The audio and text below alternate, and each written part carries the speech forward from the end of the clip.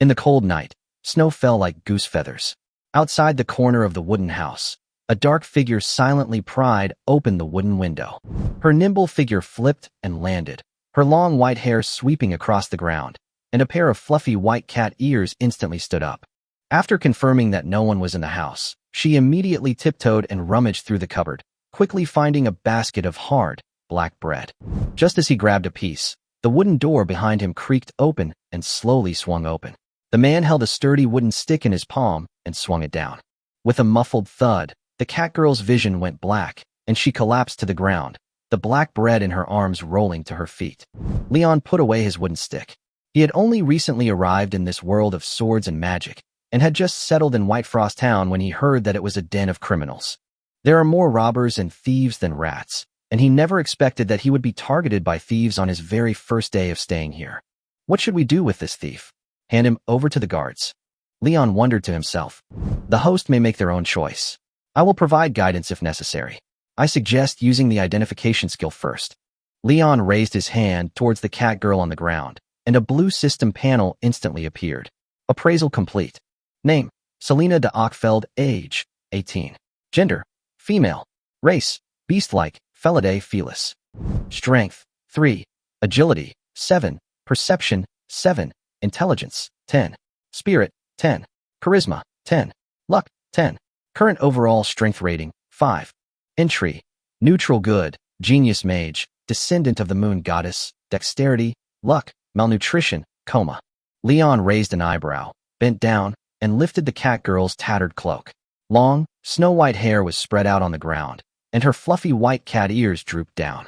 Her face was covered in mud, but it couldn't hide her delicate features. With all 4 attributes maxed out at 10, she was definitely a top-tier mage in the making, but her overall rating was only 5, pitifully weak.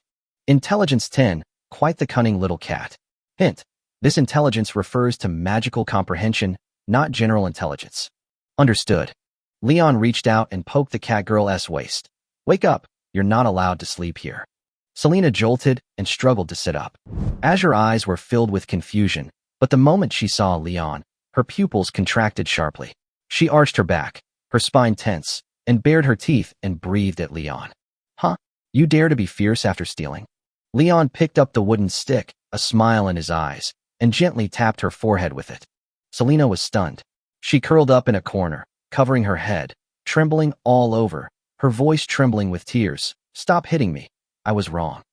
She stole a glance at Leon, and seeing that he didn't make another move, she staggered to her feet. Her cat ears drooped, but still held a slightly arrogant curve. Her face was covered in mud, her cloak was torn in several places, and she didn't even have shoes on her feet. Her small hands were tightly clutching the cloak. I'll give you back the bread. Please let me go. She picked up the black bread and carefully handed it over, her voice trembling, but she still tried to appear calm.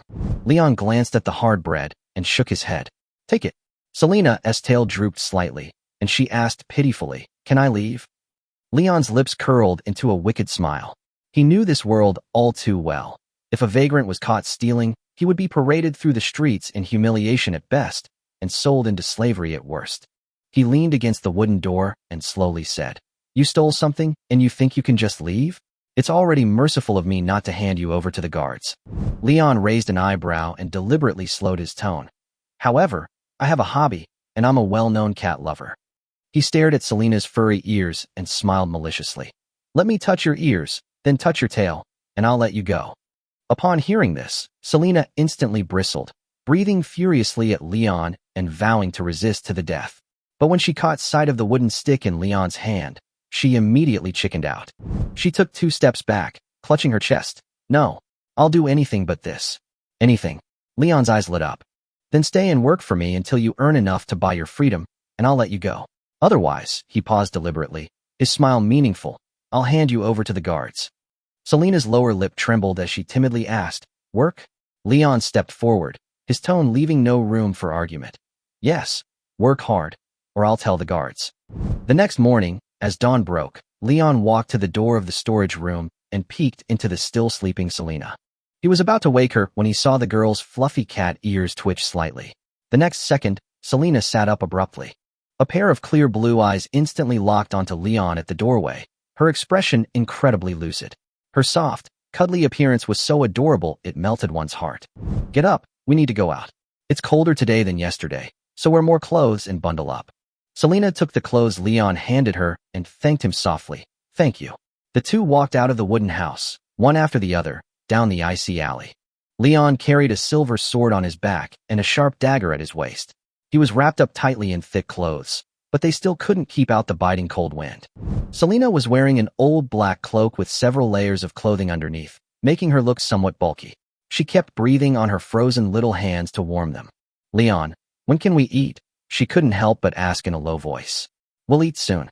Let's go to the tavern in town and check the quest notices, find some mercenary work to earn some money. Leon replied as he walked, his gaze occasionally lingering on her swaying cat ears. Are you a mercenary? Selena blinked curiously. Taverns are places where mercenaries gather. Leon nodded slightly. Yes, we don't have any other way to make a living, so we can only rely on doing mercenary missions to earn a living. But I don't know anything about this, and I'm afraid I can't be of much help to you. Selena shook her slender, weak arm. Don't worry, I've already made arrangements. Leon looked up into the distance, his gaze falling on the snow-capped ice dragon mountains, stretching for thousands of miles. The mountains were majestic and magnificent, yet exuded a chilling desolation. The two quickly arrived at the town's central square and headed straight for the Stag Tavern in the corner. Just as they reached the door, they heard a rough, shrewish female voice roar from inside the tavern. France, you bastard, how dare you play me? Leon's expression changed, and he reached out and grabbed Selena by the back of her collar, pulling her to a corner to hide behind the wall. The next moment, a burly man covered in blood was thrown out of the tavern, rolled down the steps into the snow, and lay sprawled on the ground, unconscious. Leon recognized the man. He was Franz's henchman, who usually kept watch at the tavern and dealt with the troublesome drunks. The bakers and blacksmiths across the street stopped what they were doing and gathered around to watch the spectacle, instantly turning the once quiet square into a bustling place. Selena struggled awkwardly as Leon grabbed her by the back of her collar, saying, "Put me down. You're going to tear my clothes." Leon casually released her and went straight into the crowd to watch the commotion. The tavern was a mess, with broken tables and chairs scattered all over the floor, and there was hardly a place to stand. Leon looked up into the tavern. There stood a blonde female demi-human carrying a giant axe, her figure almost as tall as Leon's. She had a pair of yellow, semicircular animal ears on her head, her brown eyes burning with raging anger, and a beast's tail sticking up behind her, with a tuft of black fur at the end that was particularly eye-catching. It was a fierce-looking lion girl. She was stunningly beautiful, with a tall and curvaceous figure. Leon, who was also a fan of beast men, was immediately captivated. The lioness gave Franz a cold look and said in a deep voice, "If you don't hand him over, nobody will get away with this. We'll see." She smashed the solid wood table beside her with her fist, turned around angrily, and walked straight towards Leon. Leon watched as the lioness brushed past him and walked away. Disputes between mercenaries and quest brokers are commonplace, and Leon is used to it. A tavern waitress was cleaning up the mess, while the owner, Franz, rubbed his bruised eye. Upon seeing Leon, he immediately forced a fake smile. A rare guest, Leon. "Look at you, still so calm after getting beaten up," Leon casually teased. Franz shrugged nonchalantly. "It's nothing. Who was that female demi-human just now? That wild girl from the south isn't very bright. Just ignore her." A sly glint flashed in Franz's eyes. "What would you like to drink?" Leon pulled out 14 copper coins and pushed them to the counter. 2 bowls of wheat porridge and some smoked meat. "I'll prepare them for you right away." Leon looked at Franz and asked bluntly, "Let's get down to business. Do you have any suitable mercenary missions for me?" Franz immediately became interested and said cheerfully, "There just happens to be a good opportunity. A nest of harpies has come to the birch forest outside Wuxi village, east of the town, and built their nest there. Harpies are commonly known as bird demons. They have human torsos, bird claws, and wings. They have white feathers in winter and black feathers in summer. They live in steep mountains year-round, and when food is scarce in the cold winter, they come down from the mountains to harass villages." Franz picked up the pottery jar and wiped it clean, then continued, "The miller's daughter from the village went missing outside the village a couple of days ago. It's most likely related to these bird demons. Help him find her, alive or dead. They're probably already inside the harpy's belly. There's no way they'd have a whole corpse left. Even if they're just tattered clothes, we can still take them back and get by. If we can also wipe out that nest of harpies, the miller will give us extra pay." Leon glanced back at Selena, who was sitting obediently, and asked after a moment's thought, "How much is the reward?" Franz rubbed his chubby hands and said, 20 silver coins for finding the trail, and another 20 for killing all the harpies. "I'll take this job." Franz immediately took out a folded, simple map from the cabinet and handed it to Leon. "You're best at tracking and hunting. This kind of thing is no problem for you." Leon took the map without saying much, then turned and walked to the wooden table where Selena was sitting. He reached into his storage space and took out 2 heavy books, placing them in front of Selena. One is an ancient magic book, and the other is a basic magic book used throughout the continent. In this world, to cast spells, one must first memorize the scattered incantations in the spell book. Then, following the patterns and phrases recorded in the magic book, one must piece together a complete incantation to successfully cast the spell. Leon directly opened the ancient magic book and pushed it in front of her. "Hurry up and learn it. It will only benefit you, not harm you." After quickly filling their stomachs, Leon took Selena away from the Stag Tavern. The two hurried along the snow-covered road, and the short 2-kilometer journey left the frail and malnourished Selena breathless and exhausted.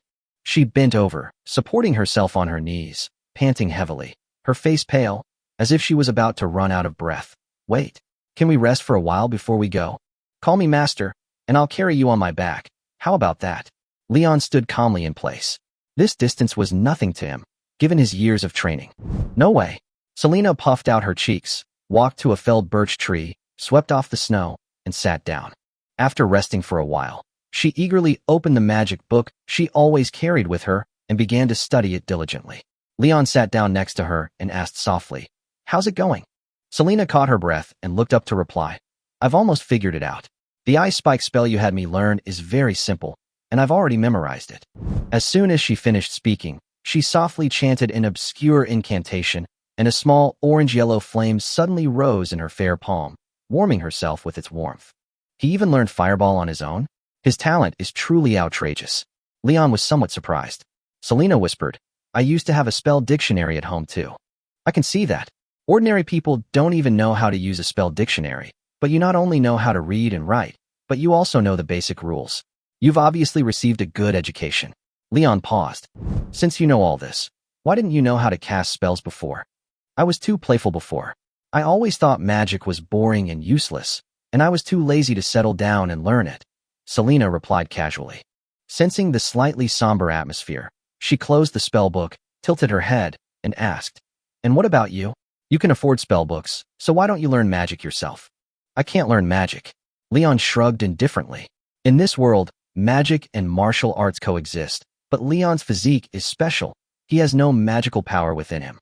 Even if he memorized all the incantations and thoroughly understood the magical texts, he couldn't unleash a single trace of magic. However, he could cultivate another power, battle aura. Battle energy flows in the blood of all living beings. Everyone possesses it, only to varying degrees. Magic power and battle energy are inherently mutually exclusive. The thinner the magic power within one's body, the stronger one's talent for battle energy, and the faster one's cultivation speed. Powerful battle aura can push the physical body beyond its limits, greatly enhancing strength, agility, endurance, perception, and reaction. Selena looked puzzled. "But you clearly know storage magic. I saw you use it just now." Leon vaguely replied, "It's a long story. There are some magic spells that I'm just not cut out for." In reality, his storage space was just a cheat code given to him by the system. The space is limited, only enough to store miscellaneous items and books, and cannot compare to true high-level storage magic. Seeing that Selena had recovered, Leon stood up and said, "It's time to continue our journey. Wait a little longer. I'll take this opportunity to learn more magic." Selena lingered, opening her book again to study. After a short while, she raised her hand and softly chanted a spell towards the distant birch forest. The moisture in the air quickly condensed, turning into several translucent ice spikes that hovered in her palm. With a soft shout, the ice spikes shot out suddenly, accurately snapping the withered branches at the top. She even hissed unconsciously while casting the spell, just like a kitten's instinct. Selena turned to look at Leon, her cat ears perked up, a hint of barely perceptible smugness in her voice, waiting to be praised. Leon smiled and nodded. "Impressive, exceptional talent. Want a reward? I can reluctantly let you touch my ears." "No, you're full of bad ideas. I won't fall for it." Selena immediately dodged away. The ice spike spell she cast was a basic level 1 simple spell, with a short cast time, low mana cost, and extremely practical in combat. Even ordinary soldiers in the regular army often knew how to use it. Leon's mind raced, and he used Appraisal on her again. Name: Selena de Ockfeld. Current overall strength rating: 205. She has only learned 2 basic spells, yet her combat power has increased by 200. Leon couldn't help but exclaim, "Your magical talent is truly the best I've ever seen." Despite being praised to her face, Selena pretended to be calm, but her tail behind her couldn't help but wag high, unable to hide her happiness. "All right, stop dawdling. Let's get going." Leon took the lead and strode forward.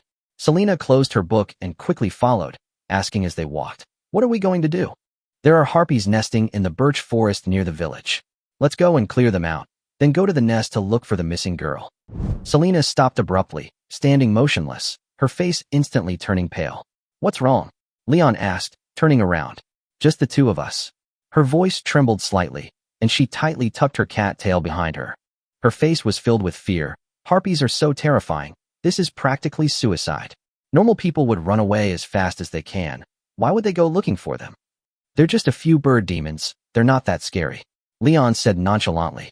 Whitefrost Town is adjacent to the Ice Dragon Mountains, where harpies are abundant.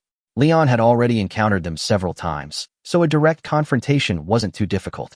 The only troublesome thing was that the harpies could fly. Once they took to the air, there were no anti-air weapons available, leaving him helpless. "My father said that the harpy's claws can easily pierce through plate armor, and when it goes berserk, it can rip open the belly of a heavily armored soldier with a single swipe." Selena gripped her cloak tightly, her whole body radiating resistance. Leon, too lazy to waste words with her, simply grabbed her arm and pulled her forward. "Don't be afraid. Just follow me, and everything will be fine." "Is this money really so important?" Selena asked, her face full of bitterness. "Otherwise what? I'm dirt poor right now. To be honest, the money I spent on 2 bowls of porridge this morning was my last savings. Do you want to go hungry every few days with me?" Leon had only been in this world for 2 months, and he had already spent all his savings on rent, supplies, and books, leaving him penniless. The 2 quickly passed through the deserted village and arrived at the edge of a large pine forest to the east of the village. Gazing at the vast forest, Leon was pondering where to begin his search for the bird demon's lair when his gaze inadvertently fell upon the obedient-looking Selena beside him, and an idea instantly came to him. He smiled at the girl, his tone suddenly softening. "Baby, come here, let's talk about something." Selena felt a sudden tightness in her chest, a strong sense of foreboding rising within her. Chapter 5. Using the kitten as bait, Selena walked alone in the open space east of the village, with the birch forest where the harpy hid not far ahead. Franz's information was inaccurate. This birch forest covers at least 100 square kilometers, and visibility is obstructed within. If they searched slowly, it might take several days to find the nest. Leon simply used Selena as bait to try and lure the bird demon out. The harpies had excellent eyesight, and with no cover in the open space, it was easy for them to spot prey like Selena, who seemed like an easy target. "Don't stray so far from me," Selena cried, turning back every few steps, her legs trembling with fear, the feathers on her ears and tail standing on end. Now, even the slightest sound or disturbance can make her freeze in fear. Leon followed behind, teasingly saying, "Such a clingy little kitten, can't even stand being away from her owner for a few minutes?" Selena replied sternly, "Be serious." Leon looked up at the sky. "If we get too close, the bird demon won't dare to come. Don't be nervous, relax." The 2 wandered around the open space for a long time, but the bird demon didn't appear. Leon then said, "Waiting like this won't work either. Why don't you shout a couple of times and see if you can lure the monster over?" Selena was still uneasy and asked again, "Are you sure you can kill the harpies?" Leon casually replied, "Don't worry, I can just kick them to death like stray dogs on the street." Just as Selena was about to shout, Leon suddenly caught a glimpse of a shadow flashing across the sky. The harpies had actually been lured out. Immediately afterward, 2 more white figures flew in from a distance, making a total of 3 harpies. After circling high in the sky for a moment, they swooped down towards Selena. "They're here. Help!" Selena cried, her voice trembling with fear, and she tucked her tail between her legs and ran. Leon drew his silver sword, his body slightly arched, veins bulging in his arms, waiting silently for the harpies to approach. The three harpies shrieked, staring intently at Selena, and in the blink of an eye, they were behind her, their sharp claws almost touching her back. Their hunger made them completely ignore Leon beside them. The next second, a flash of silver light appeared, and the first harpy was cut in half at the waist. The two hairs fell to the snow, rolled a few times, and then bled profusely. Leon charged at the second one, and in a flash, beheaded it with a single sword strike, blood exploding on the spot. The last harpy, seeing the situation was dire, turned to flee, but was wounded by several ice spikes shot by Selena, losing a piece of its white feather. It flapped its wings frantically, fleeing into the depths of the birch forest. Leon grabbed Selena and immediately gave chase. But two legs can't outrun a bird that can fly, and with visibility severely obstructed in the forest, Leon lost sight of its target after chasing for 4 or 5 miles. Stop! Ugh! Selena was so dizzy from being shaken that she vomited up everything she had eaten that morning before she was even put down. Leon patted her back and looked ahead. There were a few drops of blood in the snow, trailing intermittently into the depths of the birch forest. After being injured, the bird demon usually returns to its nest, which seems to be nearby. Leon's mind raced, and the bloodstains in his field of vision were immediately highlighted by the system, making it easier to continue tracking. Tracking mode activated. Selena followed beside him, peeking around a bit before finally asking, "Where do we go next?" Leon whispered, "Stay close to me. A nest usually has 3 to 5 adult harpies, and it may have companions." The bloodstains formed a clear red line in Leon's eyes, but after following them for a while, the trail went cold. He looked up and observed his surroundings, noticing the unusually dense trees, and deduced that the bird demon's nest must be nearby. Suddenly, Selena pinched her nose, her face full of disgust. "Leon, can you smell something rotten?" Leon frowned and sniffed. No. The cold, dry air had dulled his sense of smell. Harpies would pile up the carcasses of their prey in their nests as a reserve food source, which would inevitably rot over time. Leon asked, "Can you find the general direction?" Selena shook her head helplessly. "I'm not a dog." Before he could finish speaking, a rapid system notification suddenly sounded. "Warning, danger detected." Leon instinctively scooped up Selena and dodged to the side. Almost simultaneously, 2 bird demons lying in ambush in the birch tree swooped down, only to miss their target. Leon tossed Selena to safety, dodged the bird's claws, and seized an opening to slash with his sword, scalding blood instantly splattering all over him. Another bird demon pounced, but Leon delivered a powerful side kick, sending it flying more than 10 meters before crashing into a birch tree. Selena scrambled to her feet from the snow, staring at the harpy's mangled body, cold sweat beading on her forehead. "Wow, amazing. How did you get so strong? You really killed it with one kick." Leon didn't reply, but instead pointed to the sky. "There's another one up there. Its nest should be nearby." The bird-like creature circled high in the sky, emitting a piercing, mournful cry. Leon wanted to kill it, but it flew too high for him to reach. Selena closed her eyes, tilted her head back, and sniffed carefully. She quickly pointed in one direction. "Wait, the scent seems to be coming from over there." Leon looked in the direction he was looking and, sure enough, spotted a huge, barely visible bird's nest on a tall birch tree. Several bird demons had camouflaged it with their feathers, and the nest's color blended almost perfectly with the snowy landscape, making it almost impossible to spot without close inspection. Leon said, "Help me chase that one away from the sky, so I won't be ambushed when I'm raiding its nest." Selena found a good angle and began chanting a spell. Several ice spikes shot out, hitting the target with a single strike. The bird demon fell like a tattered kite, crashing heavily to the ground and turning into a pile of minced meat. Leon nodded and praised. "Good aim, worthy of praise. Extra chicken leg tonight." Selena looked at him questioningly. "You don't know magic, so how did you bring down the harpies that flew in the sky before?" As Leon walked toward the birch tree, he replied, "Usually you can pick up stones and throw them. If you're lucky, you might be able to knock one down." Selena looked up at the sky and muttered, "You're no ordinary person." Leon waved his hand. "We'll talk later. I'm going to search the harpy's nest first. Find a safe place to hide, don't die. Then hurry up, I'll wait for you here." Selena leaped into the bushes, only her white tail showing. Leon sheathed his silver sword and headed towards the nest. Only when he reached the foot of the tree did he smell a stench that assaulted his nostrils.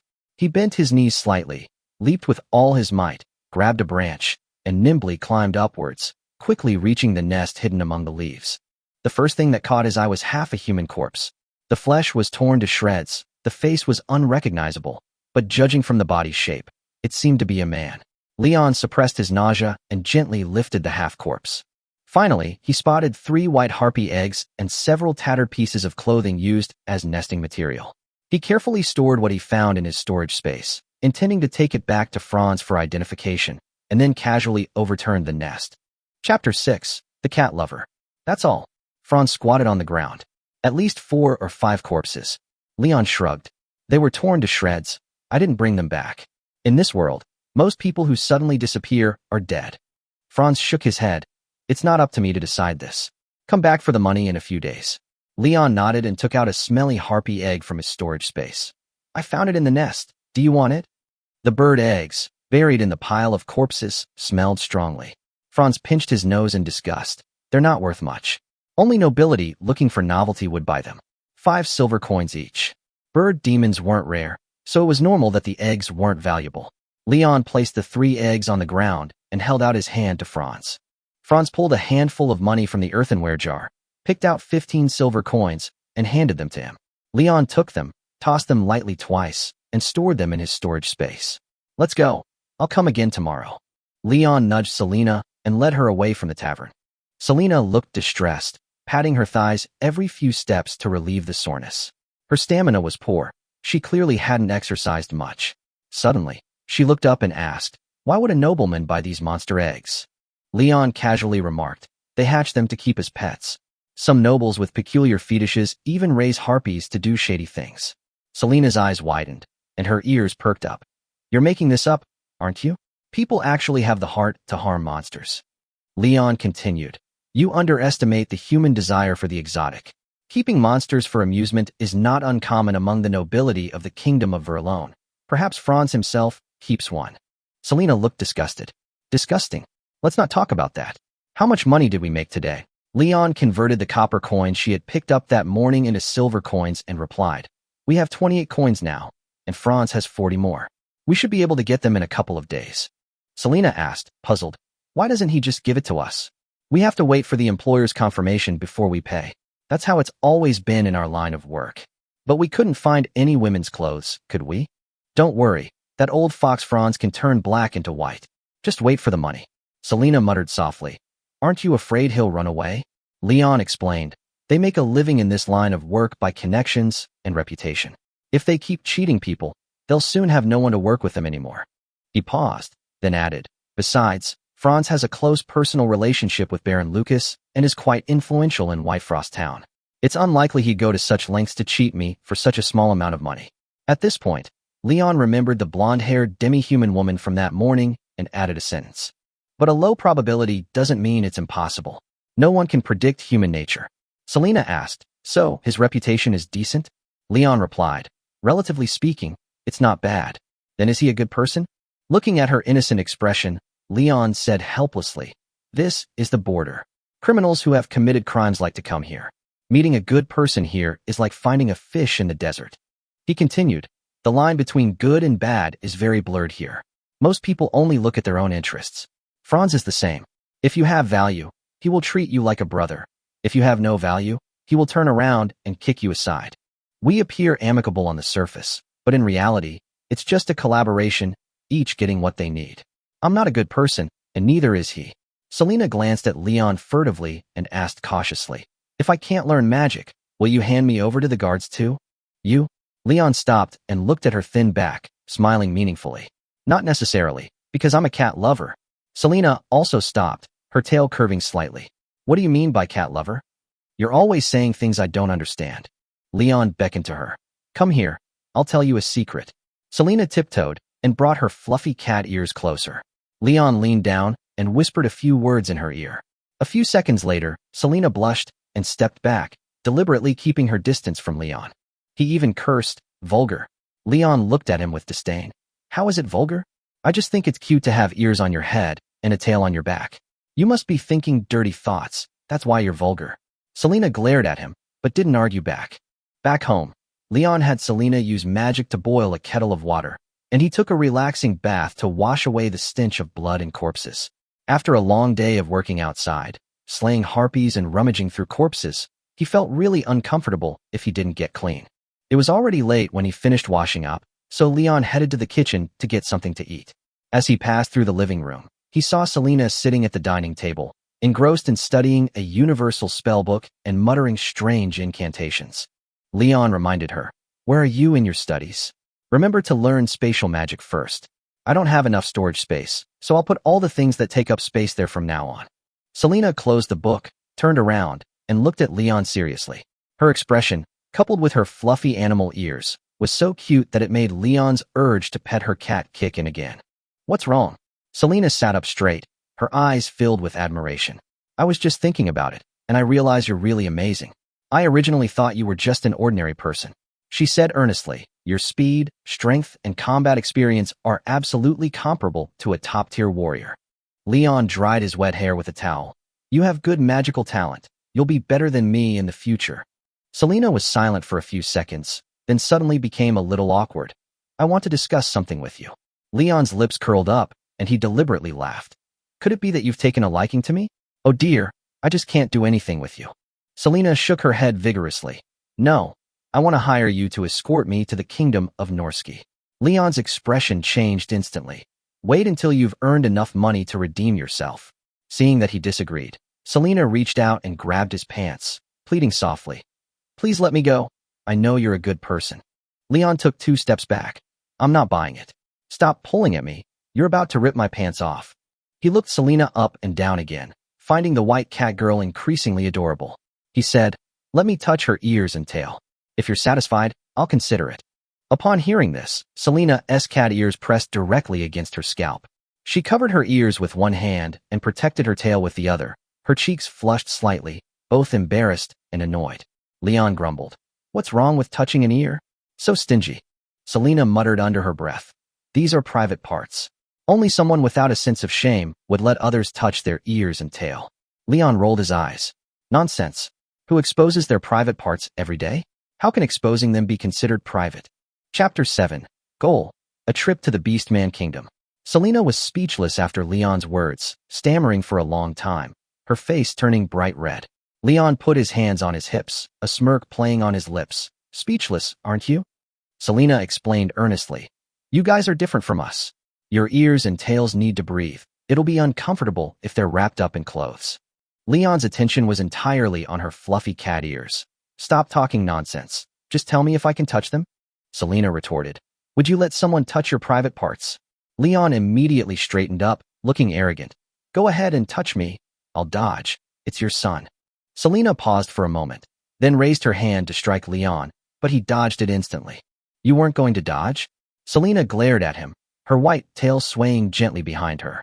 Leon defended himself, saying matter-of-factly, "I'm not made of iron.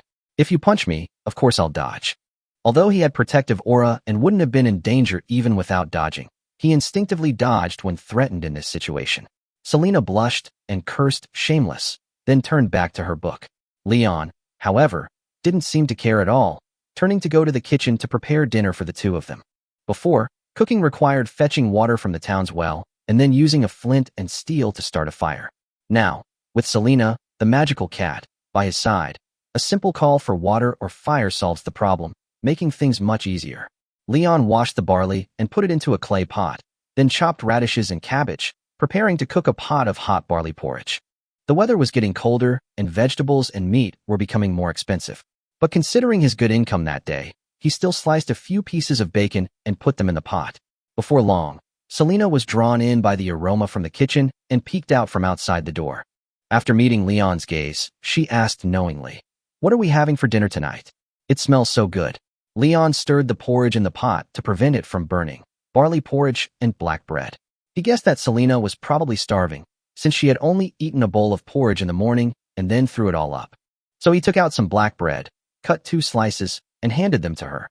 "Eat something first." Selena took it with both hands and began to eat heartily.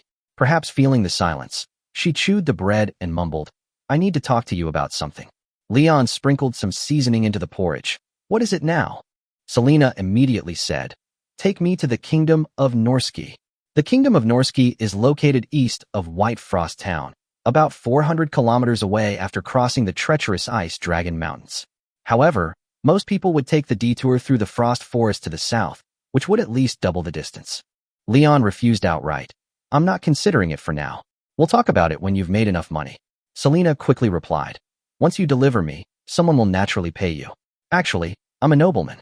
As long as you take me to the kingdom of Northgate, you'll receive a generous reward. When Leon met her yesterday, he guessed that she was no ordinary person. Selena was beautiful, with fair and delicate skin, and she was out of breath after running just a few steps, clearly indicating that she had never done any hard labor. More importantly, most commoners in this world were illiterate and couldn't even read numbers or maps. Selena was not only literate, but also knew ancient incantations and basic magical rules. Furthermore, her full name was Selena de Ochfeld, a long name usually reserved for the wealthy and powerful. Leon sprinkled 2 spoonfuls of salt into the pot, making a casual remark. Actually, I am a king. If you let me touch your ears and tail, you can become my most favored concubine. Seeing his disbelief, Selena became anxious. It's true. I am a noblewoman. My father is the lord of the Oakfield region, and he owns 2 towns. She continued, I didn't tell you yesterday because I didn't know who you were, and I was afraid you would arrest me and extort money from my family, or sell me to slave traders. But now it seems you really are a good person. Leon shook his head. They'd only known each other for a day, and she was already revealing her secrets. This white-haired cat girl was a complete hothouse flower, unaware of how dangerous the outside world was. Her survival was pure luck. Leon retorted, You were just calling me shameless, and now you're saying I'm a good person? Selena whispered, When I escaped from Furzold, people would beat me up if I begged for food on the street. You were the first person to give me food. Leon asked in confusion, Then how did you get here?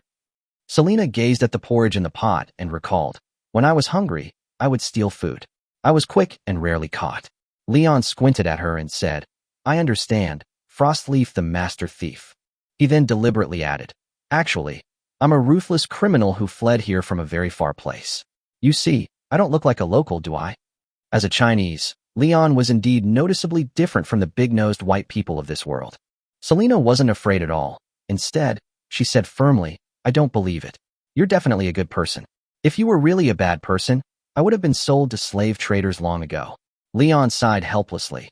With your IQ, you'd be helping the slave trader count the money even after being sold. Selena put her hands on her hips, wagged her tail, and bluntly confessed, Actually, it was the moon goddess who told me. She said you're a good person and I can follow you from now on. Leon was slightly taken aback. The moon goddess?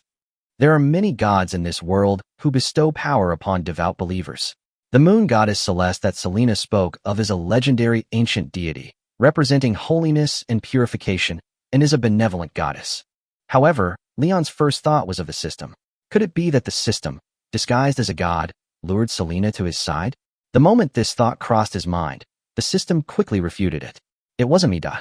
Leon ignored the system and continued, Are you a follower of the moon goddess?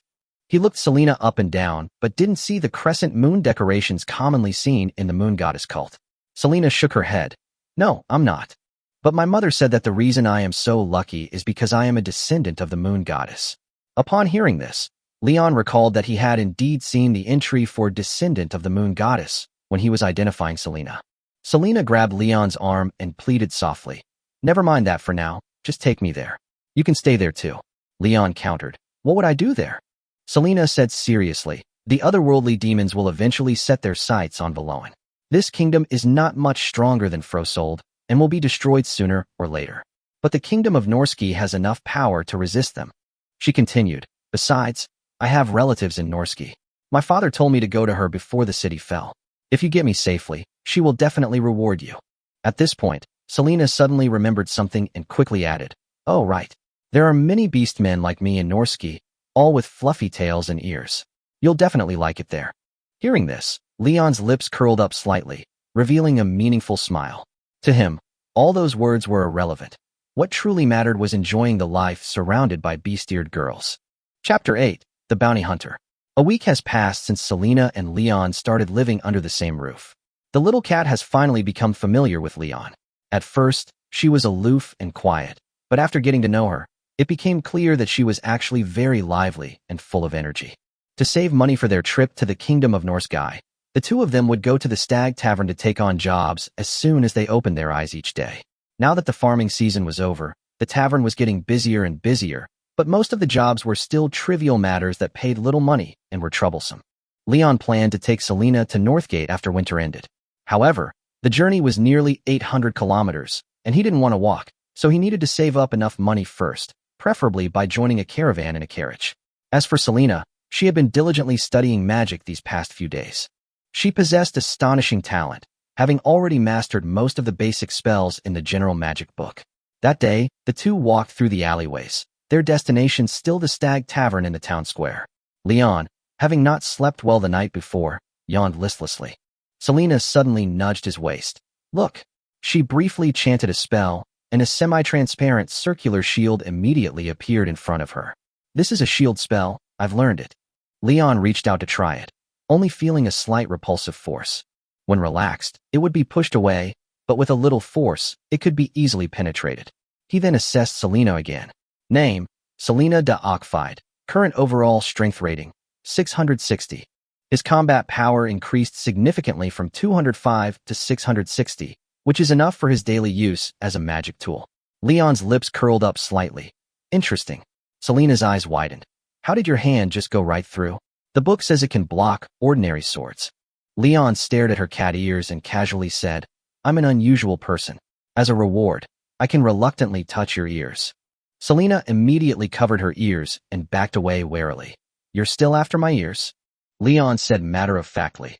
Of course, I'm a cat lover. No way, I won't let you touch me. Leon couldn't help but complain. You're so stingy.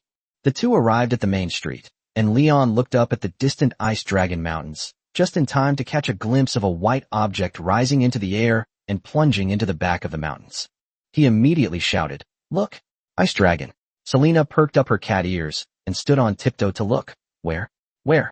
Leon took the opportunity to touch her furry cat ears, which made Selena scream and turn around to punch and kick her. But her strength was barely enough for Leon to give her a massage. Selena was furious, her tail held high. You've gone too far. You played me, and then you touched my ear. Leon said seriously. I'm not kidding you. There really was a dragon just now. When you looked up, it had already flown to the other side of the mountain. Selena glanced at him, and her cat ears, which had been standing on end, slowly returned to normal. After a moment of silence, she made conversation. By the way, how much money have we made these days? Is it enough for the travel expenses? Leon shrugged. Not much. Business hasn't been good lately. We only have 70 or 80 silver coins in total. We can't afford a horse, and it's not enough to go with a caravan. Selena immediately deflated. Only this much?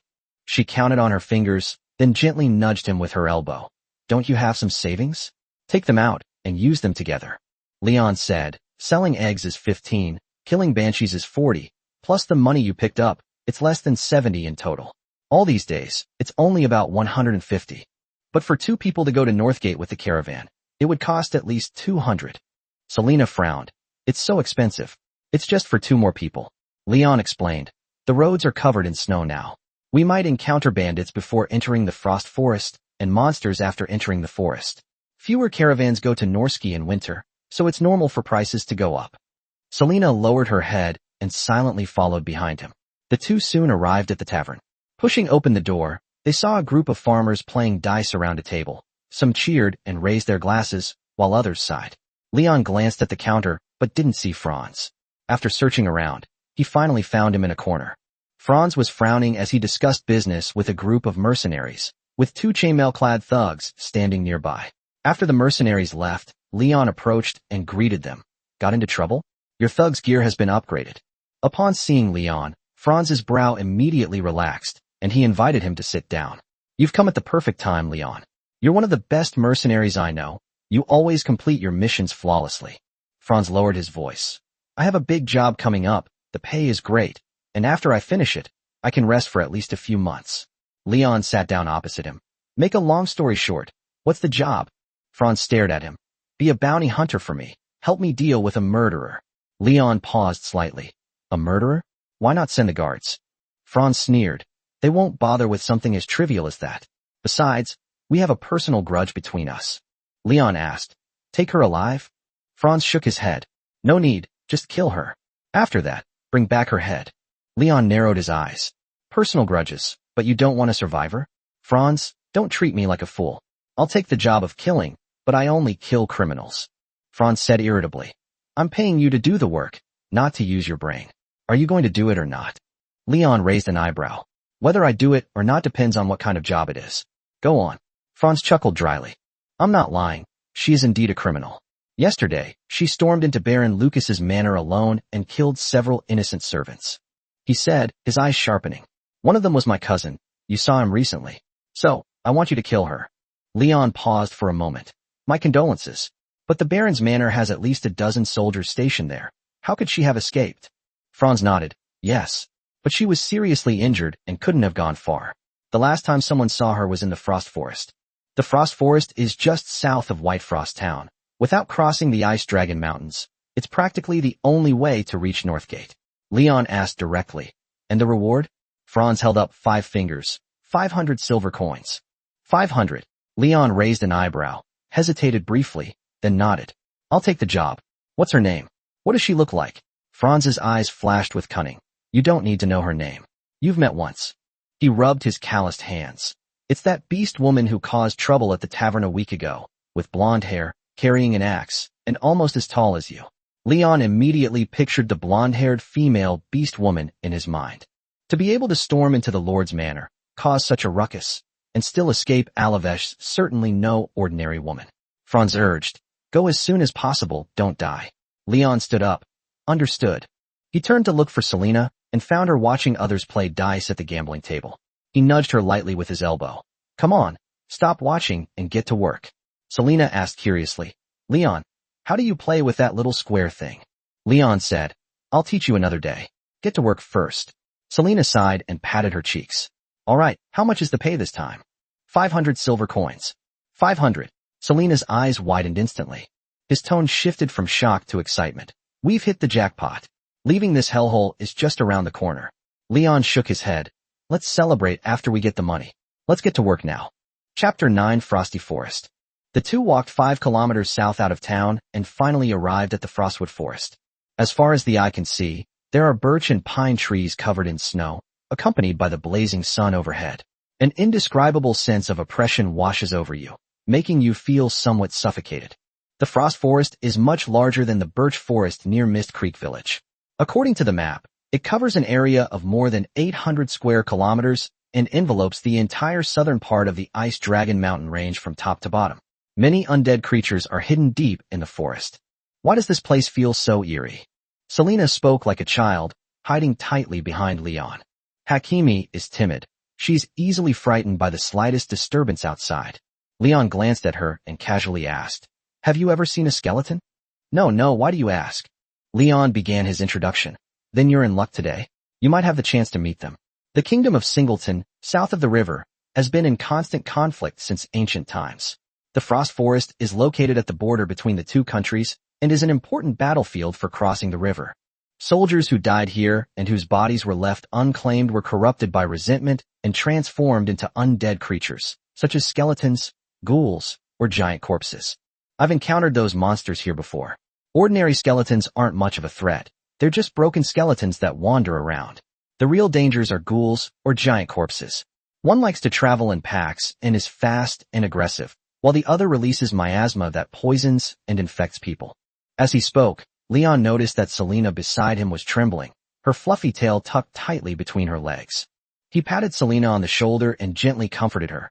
It's broad daylight. It's just an undead creature. Nothing to worry about. I'll run if there's any danger later. What? Selena's eyes widened. If Leon hadn't always teased her, she would have thought she had misheard. It's nothing. First, use a shield spell to shield both of us, then summon something to scout ahead. Selena chanted a spell briefly, and a few seconds later, their bodies were enveloped in round, transparent bubbles. Immediately afterward, the snow in front of the two melted rapidly, and the almost transparent snow water seemed to be given life. It gradually gathered together to form a water elemental with a twisted shape and a height similar to Leon's. This is a basic elemental creature summoning spell that Selena learned a couple of days ago. It can generate all sorts of elemental creatures depending on the environment. Although these weak elemental creatures are not very useful in combat, they are quite useful for scouting. How much magic do you have left? Leon drew his silver sword and followed the water elemental at a distance. I don't know, there should be many more. Selena looked around uneasily, following closely behind Leon. Because they were sticking so close together, the two shield orbs gradually merged into one. The total amount of magic power of an organism is closely related to its mental attributes. Selena's Hakimi spirit is 10, so the amount of magic she can store in her body should be far greater than that of ordinary people. Perhaps she doesn't need to worry about consumption at all. Could you summon a few more water elementals to help scout the way? 10 more, please. I'll give it a try. Selena raised her hand, and the large patch of snow in front of her began to melt. The melted snow turned into transparent water elements, which then explored in various directions of the forest. After casting those spells, Selena seemed unchanged, still looking energetic. Leon refocused his attention on finding the person. The system's visual tracking capabilities allowed his eyes to spot no clues whatsoever. Soon, he found a blurry bloody handprint on a thick pine tree, and at the same time, a line of blue characters appeared in his eyes. Demi-human blood, left 7 hours ago. The heavy snow had buried all traces of last night. Leon only knew that she had been here, but he couldn't pinpoint the exact direction, so he could only follow his instincts. Hearing the rustling sounds coming from the woods, Selena's heart jumped into her throat. She gently poked Leon's bottom twice, then pointed to the side and whispered, "Leon, there seems to be something over there." The bushes just moved. Just to be on the safe side, Leon glanced a few more times at the spot she was pointing at, and after confirming there was no threat, he looked at Selena beside him. Her legs were shaking so badly that her ears were drooping like airplane ears, and her timid appearance made Leon burst out laughing. Selena muttered with her head down, "Leon, maybe we should leave. I'm scared to give up this money." "Why are you always afraid to leave the city?" Selena's voice trembled as she spoke. "When I was little, I sneaked out to play and got lost in the woods. The soldiers didn't find me until the next day. I was terrified, and I've been afraid of forests ever since. I'm okay during the day, but I can't stand it when it gets dark." "Isn't it daytime now?" "It's not dark yet." Selena seemed a little embarrassed. She lowered her head and muttered, "But there are skeletons inside. I've been afraid of monsters since I was little. There's nothing to be afraid of with a bunch of bones that can't even hold a knife properly. One kick and they'll fall apart. I'm just scared." Leon found it hard to believe that this little cat, who was afraid of everything, could actually walk 400 kilometers to White Frost Town. If this guy's success today is purely due to luck, then his luck is terrifying. "Then I'll just leave you here. Bye-bye." Leon deliberately sped up, trying to distance himself from Selena, who eventually caught up with him at a jog. "Look at you. Are you even speaking human language? Don't bully me." Just then, Leon suddenly stopped. Selena was so close to him that she didn't react in time and bumped into him, falling to the ground.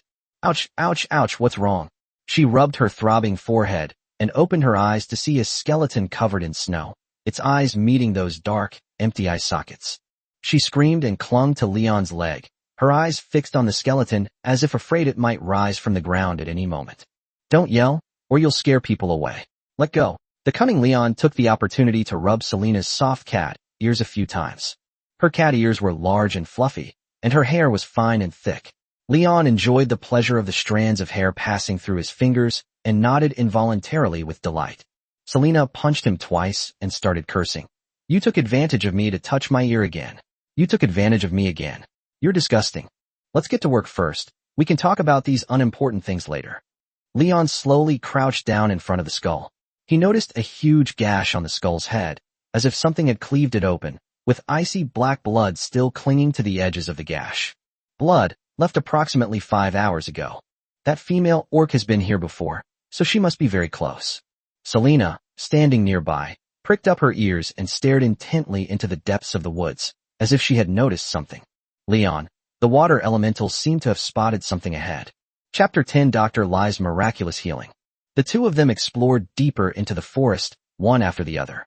A few minutes later, they found a campsite in a relatively open area. Leon tiptoed to the shed made of pine needles and peeked inside. Apart from a blood-stained snowfield and an extinguished campfire, Leon found nothing else of value. "Leon, I haven't asked you about the specific details of your commission yet. What are we here for?" "Find her. A beast-like creature attacked Baron Lucas's manor yesterday. Franz wants us to find her and deal with her." He looked around but couldn't find his target. Selena glanced at him discreetly, then tentatively asked, "Want to kill someone?" "Not necessarily, Let's wait and see. Leon squatted in front of the extinguished campfire and stretched out his hand. There was still warmth left. She had just left, and perhaps hadn't gone far. Leon looked at the bloodstains, and clear words immediately appeared in his sight. Demi-human blood, remaining within 1 hour. Look around for any footprints nearby. The snow-covered ground, which should have been flat, was now a mess, and the tracks seemed to have been deliberately destroyed. Leon's tracking mode was not working. Selena squatted down and examined the area closely, then picked up a small twig and poked it a couple of times. Hey, the snow here has been swept away. What was swept? Like this. Selena demonstrated, walking on the snow while using her large, fluffy tail to erase her footprints, creating a bumpy, uneven pattern. Like this. My tail isn't very strong enough to wipe it off properly, but it should look something like this. Leon's eyes widened. A tail can be used like that?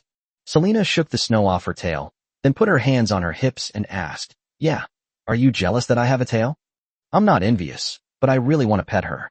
Leon looked at her fluffy cat tail and couldn't help but swallow. Without a second thought, Selena refused outright. No. Leon secretly resolved that he must achieve the freedom to pet cats in the future, and that he must find at least 100 cat girls to pet at the same time. Just as he was lost in thought, the system's voice rang in his ears. Warning, danger detected. Leon quickly grabbed Selena and threw her away. In an instant, a shadow rushed out from the depths of the forest, a sharp, giant axe slashing toward Leon's neck. He had intended to deflect the attack with his silver sword, but after sensing the intense and terrifying killing intent, he decisively abandoned the idea and chose to dodge the attack by turning to the side. The giant axe cleaved into the snow, the blow causing the earth to tremble. Leon was glad he hadn't chosen to take the blow head-on. Otherwise the axe would have definitely cleaved him and his silver sword in two. The beast man pulled out his axe and swung it horizontally at Leon with renewed force, but Leon nimbly grabbed the axe handle. The two began to wrestle. The beast woman's strength was about the same as Leon's. Seeing that she couldn't gain any advantage, she angrily punched Leon. Although it missed, it forced Leon to release his grip. Just as she was about to continue her attack, a powerful stream of water shot from a distance, sending her flying. It was Selena who was directing several water elementals to assist him. The beastman got up from the ground, glanced at Selena in the distance, and cursed, France's lackey. She suddenly inhaled and roared at Leon, the deafening sound waves piercing Leon's eardrums, shaking the trees behind her, and kicking up a cloud of snow dust. Selena's water elementals were instantly wiped out, almost simultaneously disintegrating. The beastman charged at Leon again, leaping high into the air to strike. Seeing her make a forward motion in the air, Leon suddenly kicked her away. She crashed hard into a pine tree and fell silent, her giant axe flying a great distance. Several large clumps of snow fell from the tree, burying half of her body. Just as Leon was about to go forward to investigate, a stone came flying from a distance. He accepted it without turning his head, and then slowly looked behind him. She was a demi-human girl, who looked to be only 11 or 12 years old. She was trembling all over and looked terrified. Like Selena, she also had long white hair and a pair of droopy dog ears on her head. Needless to say, these are definitely refugees who escaped from Furseld, the only kingdom on the entire continent where the beastmen are almost all white-haired. Hey, where did this kid come from? Come here and let me pet you. TSK, TSK, TSK. Leon beckoned to her. The child neither came over nor ran far. He just stood there, staring at Leon without saying a word. Seeing that she had no intention of coming over anytime soon, Leon looked at Selena, who had been thrown to the distance. The kitten was wagging its head as it walked towards Leon, then reached out and scratched its cat ears. Leon casually asked with concern, Are you all right? Selena raised an eyebrow at him and shouted, What did you say? She seems to have gone deaf. Leon shook his head to indicate that he was all right, then focused his attention on the unconscious cat girl. He immediately used his first-hand appraisal skills. Assessment complete. Name, Ignia. Age, 23. Gender, female. Race, beast-like human, lion of the Panthera genus in the cat family. Attribute details. Strength, 10. Agility, 10. Perception, 10. Intelligence, 1. Spirit, 7. Charisma, 7. Luck, 5. Current overall strength rating, 5,000. Entry. Chaotic goodness, sincerity, descendant of the sun god, immense strength, shrouded in fighting spirit, strong self-healing ability, severely injured, coma. Although in terms of combat power, she could at least take on a group of Selenas, Leon fell into deep thought as he looked at his intelligence one on the panel. Although he was an idiot, Leon still found him adorable with his fluffy cat ears. After all, a big cat is still a cat. What are you laughing at? Selena looked at Leon with a puzzled expression. Is your ear better? No, it still hurts. This guy has a really loud voice. If he shouts, you can probably hear him for kilometers around. Selena rubbed her ears in pain. If she hadn't been wearing a shield spell, that attack would probably have deafened her. What should we do now? Leon turned to Selena. Of course, we should ask her first and see how she answers before making a decision. Some money can be earned, and some depends on the situation. He bent down slightly, picked up a small wooden stick, and poked Ignia's soft animal ears. Wake up. This isn't a place for sleeping. After poking her a few times and seeing no reaction, Leon decisively reached out and stroked her cat ears. Selena's ears are soft and furry, while Ignia's ears are hard like cowhide, but they feel nice to touch. Selena chimed in. You're such a jerk, touching someone's ear while they're unconscious. So what? I'm trying to wake her up. I touched your ear like this before. Selena punched Leon twice, her face flushed as she cursed. You bastard. Before he could finish speaking, Leon felt the cat ears in his hand twitch. He miraculously revived Ignia from her coma. However, this big cat wasn't very friendly. When she opened her eyes, she seemed a little dazed, and after recognizing Leon's face, she began to hiss. Chapter 11. Borrow some money from him. Huh. Ignia roared and lunged at Leon, but before she could even get into the air, Leon lashed her with a wooden stick and sent her flying, rolling several times on the snow before regaining her footing. She turned to look at the giant axe not far away. Leon saw through her intention, put away the wooden stick, and advised, You're not as fast as me, don't waste your energy. Ignia glared fiercely at Leon, then got up and ran towards her giant axe. This guy is as stubborn as a donkey. After a brief moment of charging, Leon charged toward the giant axe. He snatched the axe before Ignia could reach it, and then casually swung it a few times. Ignia was slightly taken aback at first, then decisively rushed toward Selena. This scene terrified the kitten, and she ran away as fast as she could. But Leon was faster. He reached out and grabbed Ignia's tail. What are you doing? Trying to take hostages again? She was badly injured and had been tormented by Leon, so she had little strength left. She could only use her tail to tug the tug-of-war with Leon while breathing on him to keep warm. Franz's lackey. Ignia cursed viciously, her face contorted in a terrifying grimace. Leon let go of her hand, and she lost her balance and fell to the ground in the snow. Franz has a bounty on your head, 500 silver coins. Don't you want to defend yourself? TCH, that dog is in cahoots with Lucas. He was just caught doing something shameful by me, so that bitch Franz sent people to silence him. Ignia spat out a mouthful of bloody saliva, still glaring fiercely at Leon. Oh ho, so you're not stupid after all. Leon was somewhat surprised, not expecting her to be able to speak so logically. Although the system had stated that the intelligence attribute did not refer to IQ, Leon still couldn't help but feel a little uneasy when he saw the intelligence one on her panel and inexplicably developed some stereotypes. But now it seems that Ignia is a normal person. You're the idiot. You moron. Ignia continued to bare her teeth at Leon. Just then, the little beast woman who had just thrown stones at Leon ran towards her, and the two hugged each other tightly. Selena ran back and hid behind them, watching the two of them. Leon slowly crouched down in front of them, his eyes fixed on Ignia. Speak. I'll give you a chance to explain. What shameful thing did you stumble upon? Something that warranted Baron Lucas ordering your silence? Did you catch him sleeping with a harpy? That bastard Lucas is a follower of the god of blood. The altar used to worship the evil god is hidden in the dungeon of his manor, which is full of dismembered corpses hanging upside down. You can go see for yourself if you don't believe me. Leon turned to look at Selena, his eyes full of confusion. He had only recently transmigrated and knew only some extremely famous gods, but he knew nothing about the blood god that Ignia had mentioned. What is the god of blood? Have you ever heard of him? Selena tilted her head and thought for a moment, then said, An evil god who loves blood and takes pleasure in killing life. His followers will create one horrific massacre after another to offer to the evil god and obtain his power in the process. You know that? My mom told me. Selena shrugged. Ignia continued, Lucas's beastly dungeon holds many death row inmates, but the god of blood's appetite is growing ever larger. The blood of the death row inmates can no longer satisfy his appetite, so he has turned his claws toward innocent people. That's why more and more people have been going missing recently. Is this your speculation? You'll understand once you take a look. There are all kinds of corpses in the dungeon. He even took children, the children of that bitch. No wonder the job postings lately are all missing person notices. They're just searching for people everywhere all day long. The previous commission to find the miller's daughter, I guess that woman was also kidnapped by Baron Lucas's men and then framed for the harpy in the birch forest. After all, he hadn't found any woman's belongings in the harpy's lair, not even a torn piece of women's clothing. Leon looked at the little girl being held protectively in Ignia's arms and continued to ask, "Where did this child come from?" "I rescued her from the bandit camp a while ago. Her parents were killed by the bandits while protecting her, so I've been keeping her with me ever since. Later, I took on a job at the tavern, and before I knew it, she was kidnapped.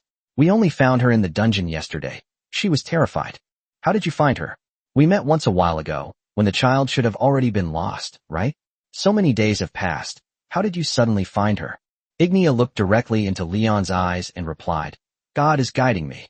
Leon was already used to these inexplicable replies. He didn't have mind-reading abilities, so he didn't know whether what this guy was saying was true or false. The main reason was that there really were gods in this world. Secondly, she has an entry similar to Selena's, descendant of the sun god. The sun god, also known as the sun god, is named Olion and is the opposite of the moon goddess Celeste. He represents power and vitality, and is a peculiar and elusive deity. Legend has it that when he is pleased, he bestows blessings that allow crops to grow to their fullest potential. When he is angry, he sends down scorching sun, dries up rivers, cracks the earth, and kills crops. "I heard you killed quite a few people at the manor. Is that true?" "That bastard Franz must have said it. I only knocked out a few soldiers who blocked my way. But that bastard Lucas prayed to the god of blood for power to deal with me, and then offered everyone around him as sacrifices to the evil god." "You guys were fighting back and forth?" Leon asked, puzzled. "He was several meters tall when he turned into a monster. After I was injured, I took this child and ran away." Ignia patted the beastman child's head. "The implication is that she can't beat him. What do we do next?" Leon asked Selena beside him. The two locked eyes, and the kitten muttered, "Although I really need money right now. Leon, you said some money can be earned, and some money depends on the circumstances." At this point, Selena pulled Leon aside and whispered, "Could she be lying to us?" Leon glanced back at Ignia and couldn't help but say, "Look at her silly face. Does she look like she'd lie?" The main basis for this is still identification. For some reason, her entry included the word sincere, so Leon decided to treat her as a sincere beast human for the time being. Selena's eyes widened. "You believe what others say? You said I'm too trusting, but it seems you're no different." Leon clicked his tongue. "Never mind that. I know how to judge people. I won't be wrong." He turned back to Ignia and gently waved his giant axe, a smile on his face. "Lend me your axe for a moment. I'll return it to you later." "What are you going to do?" "Nothing much. Just going to borrow some money from Franz to spend." Leon's lips curled into a wicked smile. Chapter 12 Foolish. It was getting dark, and there were hardly any people on the streets.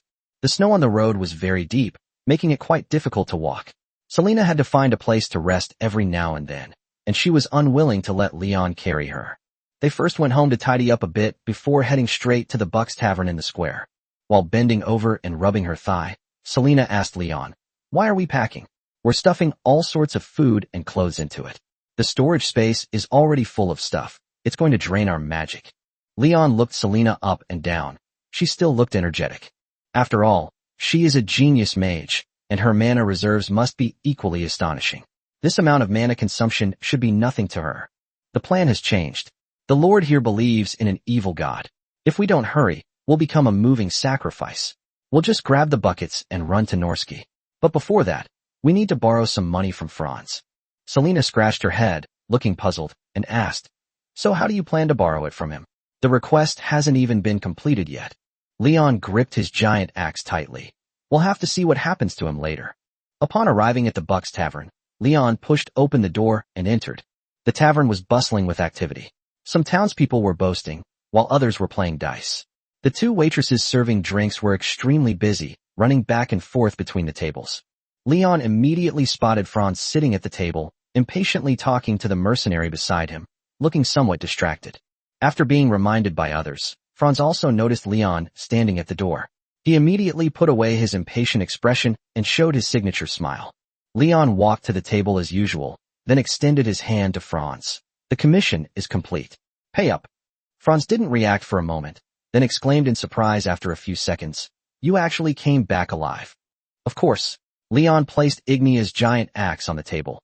The blood on it had frozen due to the cold weather. Franz chuckled dryly a few times. "To be honest, before you, I sent a few mercenaries over there, but none of them came back." Although Ignia was injured, she was still very powerful. Her strength far exceeded that of ordinary people. Based on Leon's understanding of the area, mercenaries who frequent taverns are generally half-baked, not even as good as the soldiers patrolling the streets. Sending them to kill Ignia is tantamount to sending them to their deaths. Leon immediately made up a story. "No wonder, when I found her she was already dead, with a hole in her stomach and a broken arm. She could barely walk. I killed her very easily." Franz nodded, then glanced at the customers drinking and boasting next to him, before getting up and walking toward the stairs. "Come upstairs with me. It's too inconvenient to talk here." Upon reaching the small room on the second floor, the heavily pregnant Franz laboriously squatted down, pulled a rusty iron box from under the bed, and then fiddled with the keychain. Selena peeked out from behind Leon, seemingly trying to see how much money was in the box. "Did that guy say anything to you before he died?" Leon shrugged. "What else can I say? At most, he'll just give me a piece of his mind." Franz nodded repeatedly. "That's good." Just then, Selena seemed to notice something. Her ears twitched, and she turned around, her pupils suddenly contracting. Leon. No sooner had he finished speaking than a gleaming dagger lunged toward his waist. The attack was launched by two thugs who had followed Leon upstairs. Franz slowly stood up, seemingly somewhat smug. "Don't blame me. That's how it is in our line of work. We do whatever the employer tells us to do." But he soon noticed something was wrong, because Leon showed no surprise whatsoever and was still standing straight. Leon turned to look at the two thugs. They were startled at first, then looked at the dagger in their hands with confusion. After realizing what was happening, they stabbed Leon several times in succession until the dagger broke and fell to the ground with a crisp sound. Everyone present was stunned. The thug in chainmail muttered to himself, How is this possible?" No sooner had the words left his mouth than a blur flashed out. The helmets of the two thugs dented, and their brains splattered all over the room. Selena instinctively deployed her shield and stood frozen in place. Leon shook the splattered brain matter off his fist and said without turning his head, "Franz, you've probably never seen me fight, have you?" Franz's old face was filled with terror, and his body involuntarily retreated until he tripped over the iron box and fell. His helpless appearance looked somewhat comical. "I heard that Baron Lucas worships the god of blood. Is that true? Those people you sent me to find before, they've actually become sacrifices to the evil god, right?" Leon raised an eyebrow at him. In fact, the look of terror on his face said it all. Leon didn't even need to ask. Faced with the threat of death, Franz panicked and said emotionally, "Baron Lucas forced me. He said that if I didn't do this dirty work for him, he would cut off my head and hang it on a tree. I had no choice but to do it." Leon chuckled twice. "You're treating me like an idiot again. Just a while ago you were telling me that doing business with the Baron was profitable, and now you're being forced to do the dirty work. Franz, I know the kind of person you are. You'll do anything for money. You're absolutely willing to risk your life for the Baron. You're his little bitch. No, we can actually cooperate. This box is full of money. Just let me go, and all the money inside is yours." Franz kicked the iron box to Leon's feet. He glanced down, then laughed and replied, "Foolish me. Even if I kill you, it's still mine." Leon picked up the broken dagger and kicked it at Franz. The dagger pierced his eye socket precisely, and his head slumped down, causing him to fall back into a coma. Leon bent down and lifted the heavy iron box, shook it a few times and heard the sound of silver coins, then handed it to Selena. "Put this into your storage space." Selena stared at Leon's outstretched hand and fearfully shrank to the side. "Don't be so timid. Hurry up," Leon urged.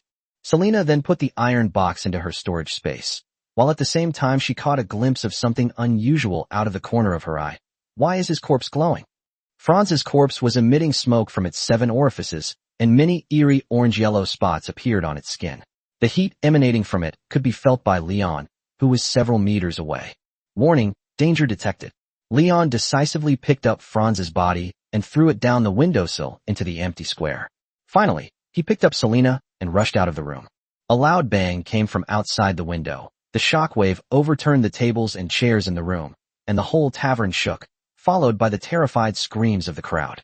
Leon stood up and looked at the messy room next to him. Flames were shooting up outside the window, and patrolling guards were running towards the square. I don't know what kind of magic this is, that it can make me feel like a bomb. Without a second thought, he picked up Selena and fled the town amidst the chaos. Chapter 13 Beast Girl Companions +1. Leon, did you already guess that Franz was going to attack us? That's why you went home to pack your things before going to the tavern. Selena used water magic to wash the blood off Leon's hands and body, while nervously looking towards the dark forest. The two had already left the town and arrived in the frost forest. Now they only needed to reunite with Ignia. It's pretty much true. The lioness said that all the servants who knew about this were killed by Baron Lucas, and Franz was in cahoots with him.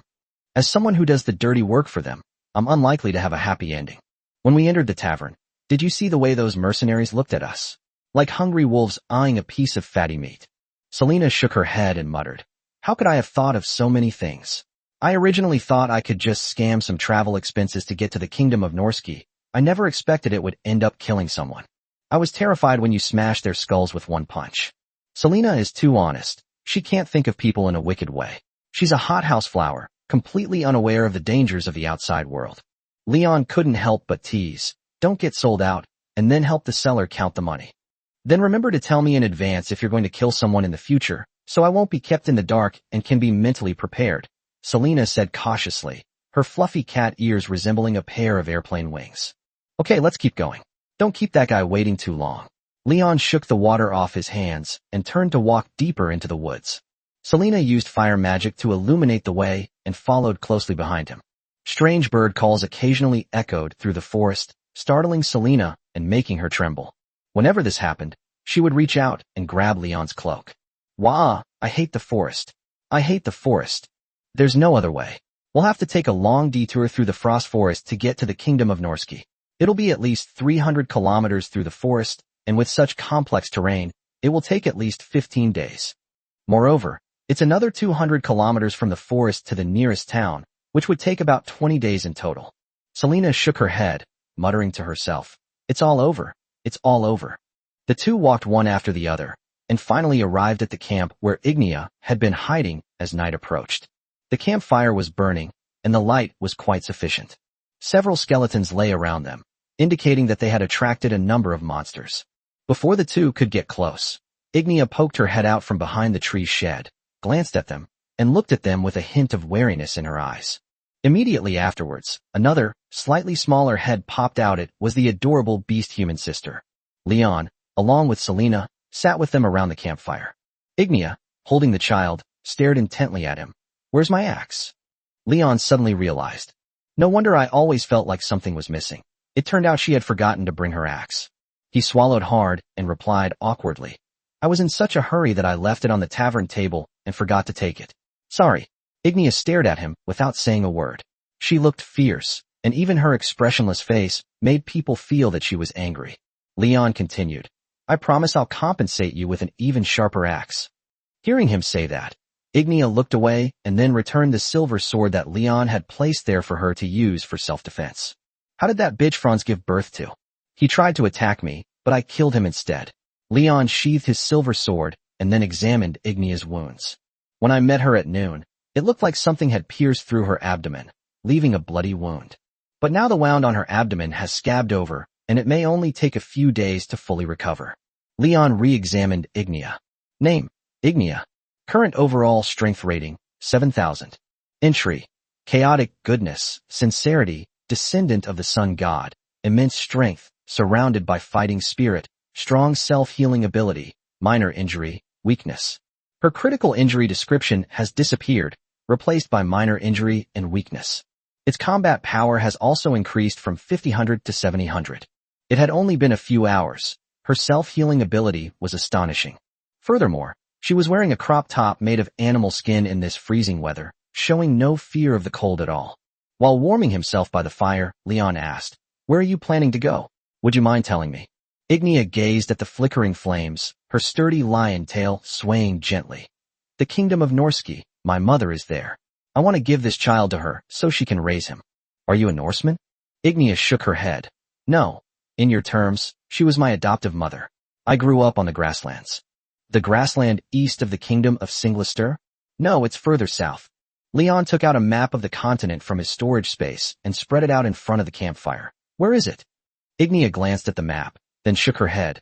I don't understand this. Leon shrugged and put the map away again. If you're going to the kingdom of Norsky, then we can go the same way, at least until we leave the forest. Selena isn't very strong and can't keep watch at night. Having several reliable companions makes sleeping at night more peaceful. Ignia nodded, her round lion ears swaying gently on her head. After a few seconds of pause, Ignia asked, do you have anything to eat? Leon took a piece of black bread from his storage space and handed it to Ignia. She took the bread, broke off half of it, and handed it to the demi-human little girl in her arms. She seems to be a cat girl who values words very little, as she didn't say a single word. How rude. Leon thought for a moment, then began to follow the procedure. Speaking of which, I don't even know your name. Although I already know her name through the system, I still want to ask. Ignia, as expected. And what about her? Leon pointed to the little girl in her arms. Before the words were even finished, the child blurted out. My name is Mia. I'm from Fursel. After saying that, she began to chew the black bread with gusto, her little tail wagging vigorously behind her, looking really cute. With so many cat lovers, it's not a bad thing to occasionally be a dog lover. Leon wanted to reach out and touch almost any furry little animal. But considering they weren't very familiar with each other, Leon gave up on the idea. He took out another piece of black bread and handed it to Ignia. Eat some more. Don't let the child go hungry. Ignia glanced at Leon, hesitated for almost half a minute before taking the black bread, and then solemnly said, I will return it to you later. It's just a few copper coins, it's not that serious. Selena reached out and poked Leon's waist, saying seriously, Leon, I'm hungry too. Eat if you're hungry. Your storage space is full of food. After receiving permission, Selena took out a piece of black bread from her storage space, blew off the dust, and began to eat it. The food Leon had prepared for winter is now coming in handy. However, he had prepared a single serving, which would definitely not be enough for 3 adults and 1 child to eat along the way. They also needed to conserve food as much as possible and catch some wild game to eat along the way. Just then, the taciturn Ignia spoke up again. By the way, be careful when you rest tonight. There's a group of goblins around here. I've seen them several times. Chapter 14 Silver Coins in the Iron Box. The next morning, Leon was gently shaken awake by Selena. The stinky cat gently tugged at his cheek, and when there was no reaction, it picked his nostrils with its finger. Time to get up, Leon, you lazy pig. Selena said in a coquettish tone. Leon slowly got up. He couldn't sleep well at all in this freezing weather. The biting cold wind made him shiver. Thinking of this, he looked at Ignia beside him. The lioness was holding Mia's little hand, looking very energetic, with no sign of fatigue on her face. Just then, a fragrance wafted into Leon's nostrils. Selena threw a handful of bacon into the pot, and then stirred it vigorously with a long wooden spoon. Mia swallowed hard after smelling the aroma, her eyes fixed on the barley porridge in the earthenware pot, her little tail wagging rapidly. As for Ignia, she sat quietly in place, waiting for the meal to be served. Selena swallowed hard, served Leon a bowl of barley porridge first, then served the others in turn, and finally served herself. Are you all right in the middle of the night? Leon casually asked Ignia, who was quietly eating her porridge. There are many monsters in the frosty forest. Yesterday, he guarded the first half of the night, and Ignia guarded the second half. A few skeletons came looking for me, but I took them out, Ignia said, pointing to the piles of skeletons next to the camp. Leon noticed a rusty scimitar stuck in the ground next to her, which he guessed he had taken from the skeleton the night before. You said yesterday there were goblins around here? Goblins, also known as gnomes, are small, cunning, and evil humanoid creatures with brown skin. They are found almost all over the continent, and their traces can be found in any remote wilderness far from human settlements. But the nearest town is only a dozen kilometers away, and unless they want to launch a raid, they usually won't appear that close. Ignia nodded. Yeah, I don't know where it came from. Goblins? They're terrifying, Selena said timidly, her ears now shaped like airplane wings. So many goblins in the north? I've heard they seem to prefer the warmer south, Leon said, stirring the bubbling barley porridge with a wooden spoon to prevent it from burning. Of course, I've heard that some goblins eat children, which is a nightmare from my childhood. Selena suddenly hugged herself tightly. Mia covered her limp ears, and her tail, which had been swaying from side to side, seemed to have been paused, remaining completely still. So cute. However, Leon was not afraid of goblins. In his eyes, these creatures were monsters, just like harpies, and because they couldn't fly, they were even easier to kill. He quickly finished his breakfast, then took out the iron box he had picked up from Franz the day before and fiddled with it, listening to the sound of silver coins clinking together. Leon glanced at the iron lock on the box and was about to smash it open when Selena snatched it away. "Let me." Selena pulled 2 wires from her storage space and bent over to fidget in the keyhole. Great opportunity. Before Leon could even draw his sword, a crisp click sound was heard. She easily pried open the iron lock. Inside were a large number of silver coins, at least several hundred. Selena looked at Leon triumphantly, her tail wagging proudly. She said nothing, yet it seemed as if she had said everything. Ignia and Mia exclaimed in admiration, "That's amazing. You can even pick locks?" Serena, the master thief of Fursold. Leon neatly arranged stacks of silver coins on the snow and carefully counted the amount.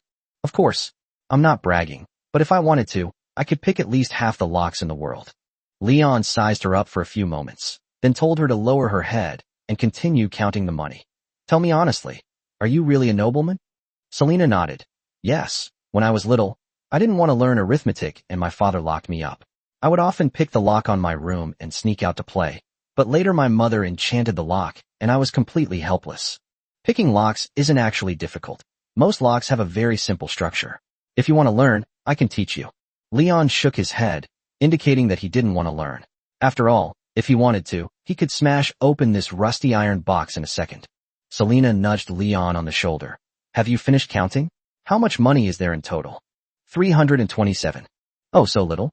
He runs such a big tavern, and yet he's so poor in the end. What are you thinking? Franz is already rolling in fat.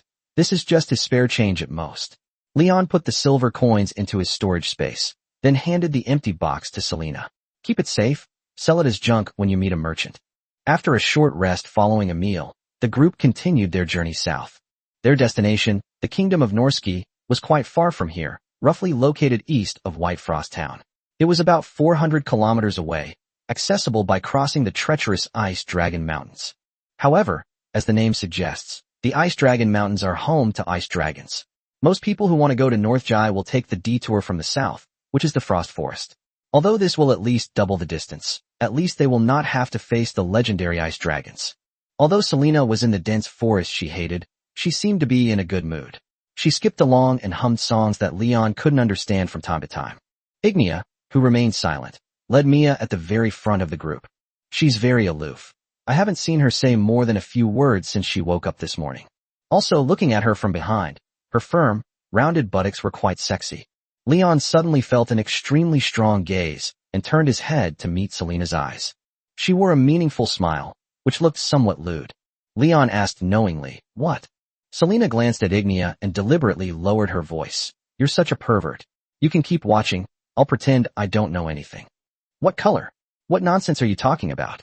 I'm admiring a work of art. Look at that perfect waist-to-hip ratio. It's so beautiful." While praising Ignia, Leon couldn't resist taking a jab at Selena.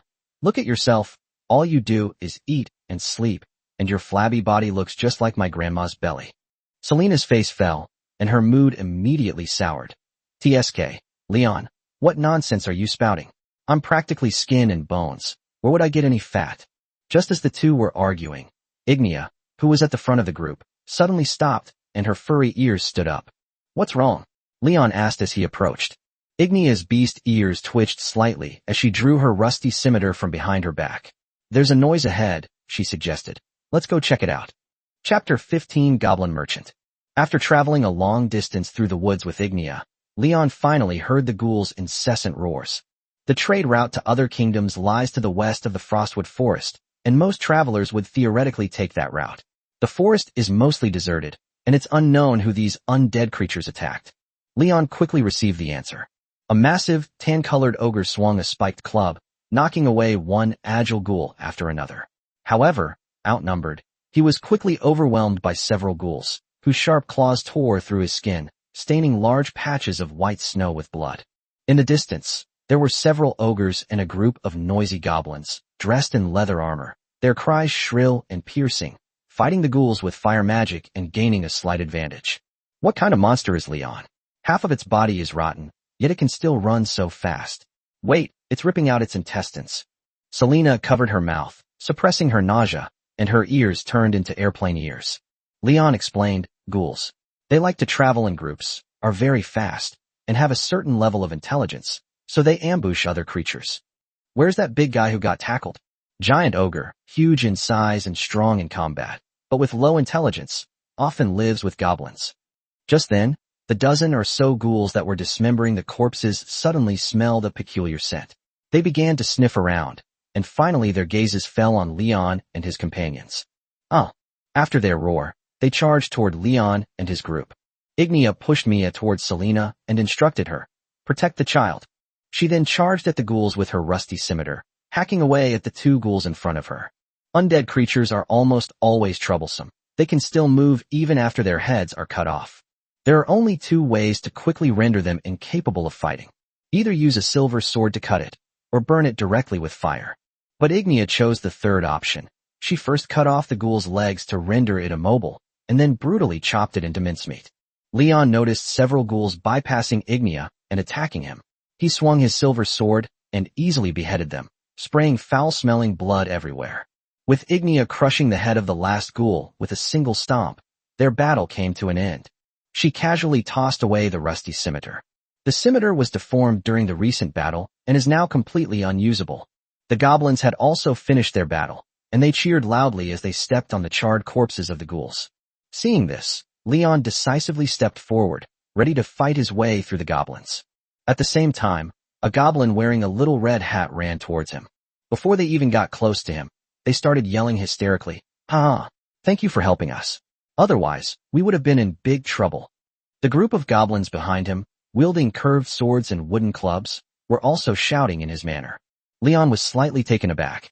If I remember correctly, the mercenaries in the tavern said that goblins usually communicate in goblin language and they don't speak the common language of the continent. Leon turned to look at Ignia, who didn't seem particularly surprised. On the contrary, it was Selena, the little cat, who widened her eyes. Leon temporarily sheathed the silver sword. You can speak our language? Little Red Riding Hood the goblin seemed quite excited, gesturing wildly as he exclaimed, of course. Not only do I speak your languages, but I also do business with you guys all the time. The shrill sound hurt Leon's ears. Suddenly, Little Red Riding Hood, the goblin, grabbed Leon's hand and enthusiastically introduced his companions. Let me introduce you. My name is Hiccup, and I'm their leader. This big, snotty-nosed goofball is called Siga. This long, thin fellow is called Zyke. This hot girl is called Sita. Within a minute, Little Red Riding Hood the goblin introduced all his companions to Leon, leaving him momentarily speechless. The plot is going wrong. Leon was planning to draw his sword and kill them all. Little Red Riding Hood Goblin Hiccup seemed to realize this as well. He took out a money pouch from his storage space and shoved it into Leon's hand. Wait. I seem to have gone off topic. Take this money. Thank you for helping us. Otherwise, several more of our brothers would have died. Leon looked at the heavy money bag in his hand, just in case, and used his appraisal skill. This is a gift from the goblins. They are grateful for your help. Damn it, is this some kind of ghost? Am I still half asleep? Leon rubbed his eyes in confusion. Little Red Riding Hood the goblin continued her animated introduction. Big guy, don't be offended. We are civilized goblin merchants. Unlike those rude and ignorant fools. Want to start a business? I can smell the money in your pockets from 2 kilometers away. Making money is getting harder and harder these days. Leon looked around at the group of goblins. Their hands were empty, and they didn't seem like they were in business. Business? What do you have? Weapons of dwarven craftsmen. Spices from the kingdom of Norski. Prickly pear fruit from the great desert. Rotten eggs of harpies. Everything imaginable. Is there any food? Yes. Little Red Riding Hood Goblin shouted, turning around. You idiot, get over here right now. Stop flirting with the girls. We have business to do. The tall, thin goblin in the group ran over. He was like a thin bamboo pole, as if he could be blown over by the wind at any moment. These goblins were surprisingly particular about their business practices. They laid out a black cloth on the snow and then took out all sorts of food from their storage space. Rye, barley, chickpeas, carrots, cabbage, eggs, and all sorts of rough breads and pastries. Even fruits the variety rivals that of the market in Whitefrost Town. Where did you get these grapes from? They were picked from the south and then brought here using preservation magic. Little Red Riding Hood Goblin pointed to the voluptuous, somewhat alluring female goblin. She even gave Leon that damn wink. How about the price? Absolutely fair. Absolutely fair. Little Red Riding Hood Goblin emphasized twice. You just said you have weapons made by dwarven artisans? Leon raised an eyebrow at him. The dwarves are renowned throughout the continent for their exquisite forging skills. The weapons they forge are made from orpiment, a material that produces weapons that are lightweight and extremely hard, far superior to those made from ordinary materials. Really, really, long swords, shields, hammers, axes, you name it. And the prices are absolutely fair. Little Red Riding Hood, the goblin, jumped up, patted Leon on the shoulder, and chuckled. Since you helped us earlier, we can give you an even better price. Leon remembered the axe he had left in the tavern yesterday, so he turned around and called out, Ignia, come here and pick out a weapon that suits you. Chapter 16 The Deal with the Goblins. Little Red Riding Hood goblins placed all sorts of weapons on the snow. These exquisite brass weapons even shimmered with iridescent light when viewed from the side, and after examining them, Leon discovered that they were indeed genuine. Ignia crouched on the ground, her eyes gleaming as she examined the weapons. After a few seconds of selection, she picked up a huge, pointed, double-edged axe and gently swung it into the air. Although she didn't say a word, Leon could tell from her micro-expressions that she was quite satisfied. Leon used his appraisal skill again. A dwarven-forged double-headed axe of orogenic bronze, of good quality. Recommended purchase price, 200 Villawan silver coins. 200 silver coins. He currently has only about 480 silver coins in savings. It was a bit expensive and hasty. He tentatively asked, how does this axe feel? Ignia nodded, looking particularly pleased. It feels good to swing, and the weight is just right for me. The moment she picked up the axe, the system automatically popped up a notification that her combat power had increased. Name, Ignia. Current overall strength rating, 10,000. This lion girl's normal unarmed combat power is around 8,000. Buying her a powerful axe can increase it by 2,000. That's the power of spending money.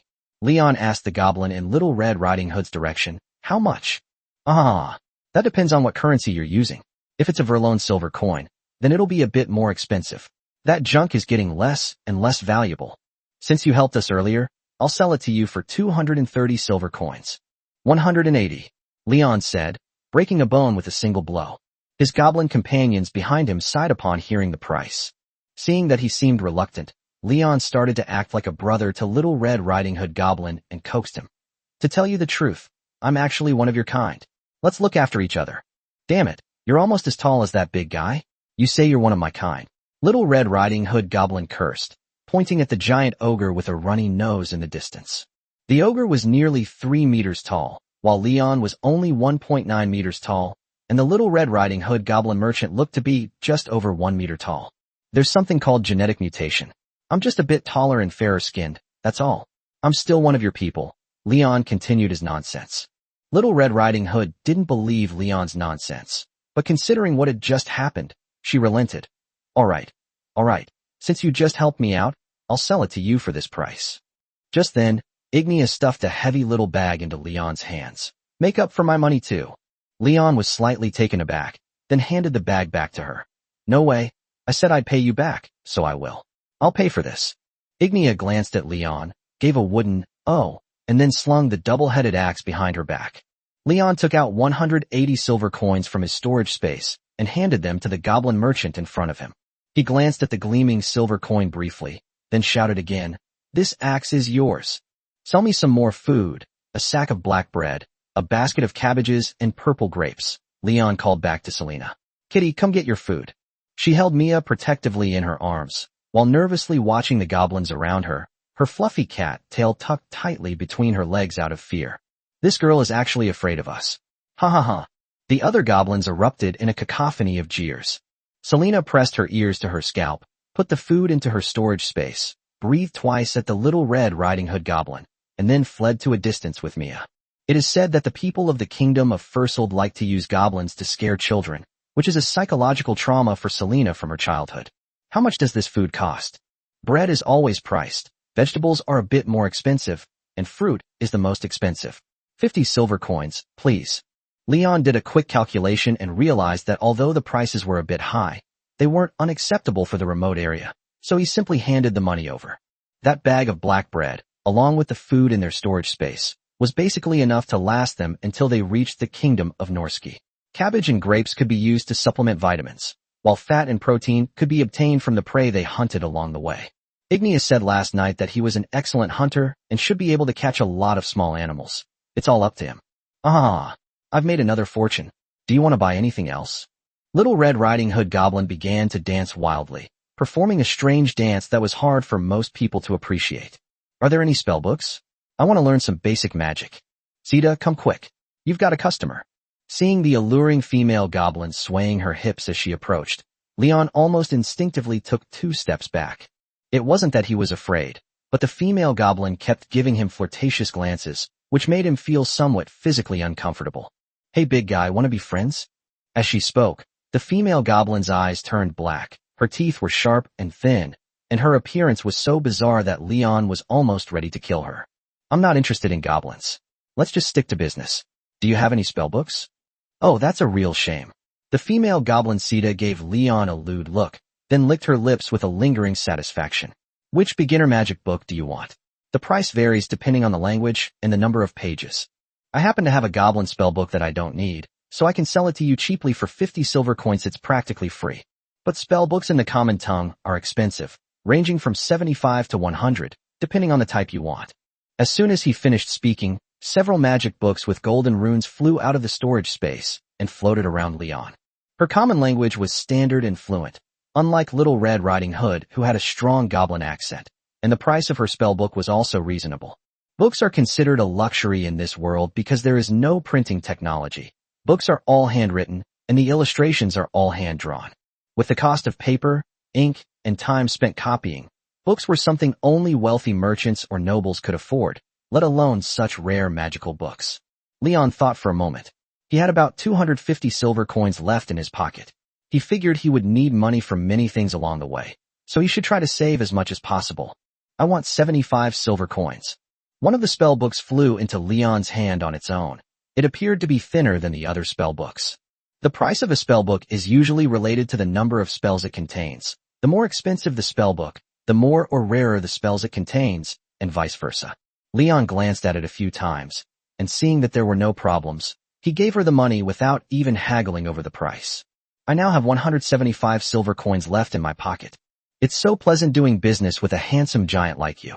How about buying something else? I can sell it to you at a low price. The female goblin started flirting with Leon again. This one book is enough. That's such a pity. Is there anything else I need to buy? Little Red Riding Hood took off her hat, touched her bald head, and complained, business is getting harder and harder these days. You humans try to attack us as soon as you see us. No, you should go ahead. We need to get going too. Ah, just so you know, a lot of our people have been appearing in this forest lately, but they're different from the merchants of my civilization. You know what I mean. Little Red Riding Hood made a throat-slitting gesture. Leon nodded. Thanks for the reminder. Then let's continue on our way, my little ones. Let's go. With Little Red Riding Hood's command, the noisy goblins, along with the snotty-nosed ogre, chattered away. After they had walked away, Selena happily ran up behind Leon. She tiptoed to observe the direction the goblins had left in, then exclaimed, "They really just left like that? I thought there was going to be a fierce battle between you. We were originally planning to take action, but since they didn't seem to have any ill intentions, we decided against it." Leon asked Ignia, "It's rare to see goblins who are relatively friendly, isn't it? I've never even heard of one." The usually taciturn Ignia nodded and then said, "It is indeed rare. I've encountered it before, but not as many as today." Leon recalled their numbers. There were at least 20 or 30 goblins. Ignia looked up at the sun hanging overhead, then took Mia's hand. Let's continue on our way. Chapter 17, The Generous Ignia. Leon and his friends were lucky. During the week of traveling through the Frost Forest, we did not encounter any of the other goblins that Little Red Riding Hood had mentioned. However, the further south they went, the more undead they encountered, with hordes of ghouls appearing almost every day. So much so that now they have to be extremely careful even when lighting a fire at night, for fear that the light will attract those annoying undead creatures from the forest. Ignia led them to an abandoned wooden hut without a roof. She had traversed the frosty forest alone several times and was quite familiar with the area. She had stayed in this cabin for several nights. It was a good place to shelter from the sun and wind. Selena spread pine needles in the corner, then took out a map from her storage space and started looking at it. She suddenly looked up, her face contorted with worry, and asked, Leon, how much longer until we get out of the forest? Ignia said there's still half the journey ahead, so don't rush. Why are there so many ghouls at night lately? Yesterday was terrifying. I opened my eyes and saw a dark shadow running towards me. I hate forests. Selena's ears drooped as she spoke. If Ignia hadn't been quick-witted, I would have died. Well, there's nothing we can do about it. Just think of it as a test of courage. Leon put the black bread on the fire to toast, and then boiled half a cabbage in salt water. This was the four of them's dinner for the day. They've been traveling for the past few days, and Ignia has only managed to hunt one snow hare. Apart from that, they haven't had any meat at all, and their mouths are practically parched. Leon decided that once he arrived in the kingdom of Norski, he would definitely go to a famous local tavern for a feast to reward himself. After finishing her black bread, Selena sat on the pine needles and flipped through the beginner's magic book that Leon had bought for her. How's your study going? It's so difficult. It's not even on the same level as simple magic. I've been learning this mind-reading spell for several days, but I still can't use it. Leon stroked his chin and immediately launched into a tirade. Damn it. Did that female goblin trick me? But that seems impossible, because he had already verified the magic book when he bought it, and it was genuine, unless there was a problem with the system. The system popped up the moment he had the idea. I'm fine. Since the system is working fine, the problem must be with the people involved. Try learning something else first. Don't get so fixated on mind reading. Of the three of us, whose mind do you want to read? What's wrong? Just because I learn mind reading doesn't mean I have to use it on my own people. Selena's eyes darted around, clearly trying to make an excuse. Leon knew very well that he was definitely Selena's #1 target. That little cat had all her ulterior motives on him. Selena suddenly grinned, and her furry ears twitched. Looking at her pair of pure white cat ears, Leon suddenly felt a surge of lust. The two have known each other for almost half a month now, but this stinky cat still won't let him touch its ears. It's so stingy. As a seasoned cat lover, seeing kittens wandering around me every day but not being able to pet them makes me feel like I've wasted my hands. Selena noticed Leon's gaze and decisively covered her head with the magic book. No touching allowed. Look at you, so stingy. Leon rolled his eyes. Just then, Ignia led Mia to sit down next to Selena. Leon, I'm going to sleep now. Wake me up in the middle of the night. After saying that, she hugged Mia and closed her eyes. Looking at the fluffy, semicircular lion ears on her head, Leon fell into deep thought. After a few seconds of hesitation, he couldn't help but say, Ignia, I want to touch your ears. Selena promptly punched him and muttered, Be normal. Don't go around asking people to touch your ears when you get to the kingdom of Norski. You hit her again. I touched her ear and it didn't bother you. Selena crossed her arms, looking smug. I just want to beat you up. Leon, a behavioral researcher specializing in Hakimi, immediately saw through it. Got it, he's jealous. He seems unreasonable, but he's actually deliberately getting close to me. Upon hearing this, Selena blushed instantly. You stop talking nonsense. Just as the two were arguing, Ignia opened her eyes and looked at Leon, then leaned her body slightly towards him and stretched her head over. Although she didn't say a word, Leon understood what she meant and grabbed her fluffy lion ears with both hands and started to ruffle them. Although Ignia's hair is stiff and rough, her cat ears are upright and elastic. Although it's not as soft as Selena's ears when held in your hand, it gives you a very satisfying feeling. Thinking of this, Leon began to pick at the downy hair inside her ear, but Ignia did not show the slightest displeasure. Honestly, although this lioness looks a bit fierce, after spending these few days with her, Leon feels that her emotions are quite stable. She never complains and speaks very little. Perhaps we could develop her into a partner and make money together. While Leon was lost in thought, Selena was completely stunned. She watched Leon's skillful cat-petting technique, and her face inexplicably turned red. Leon, you bastard, I'm speechless. It's not like I'm touching your ears. Why are you meddling? Leon grinned from ear to ear and started vigorously ruffling Ignia's hair. All right. You two can touch her, but don't corrupt Mia. Selena took Mia from Ignia's arms. The child seemed to be asleep and made no sound. About 10 minutes later, Ignia slowly opened her eyes, which were filled with sleepiness. Is it done? I want to sleep. Leon pressed his advantage. Ignia, may I touch your tail? He was just asking tentatively, but the righteous Ignia didn't hesitate and offered her tail. What else is there to say? From today onwards, Leon will treat this lioness as a brother. Brothers first, then sister, and then my darling. Just proceed step by step in this order. Good brother. Hurry up, I'm really sleepy. Leon began to savor it. Ignia's tail has only a few short hairs and is stiff, with many muscles that make it look quite strong. No wonder she can use her tail to sweep away tracks in the snow. To be honest, her tail isn't as nice to touch as her ears, but having something to hold on to is worse than nothing. Selena, who was standing to the side, finally couldn't stand it anymore. She muttered, "Ignia, you really don't care at all when people touch your tail?" Ignia yawned dismissively. "I don't think it's a big deal." She pulled her tail away from Leon's hand, turned over, closed her eyes, and began to snore. "See? You're so stingy, you won't even let me touch your tail." Sigh. Selena stuck her tongue out at him, then coaxed Mia in her arms while reading by the dim firelight. After an unknown amount of time, her cat ears suddenly twitched, and then she sat up abruptly.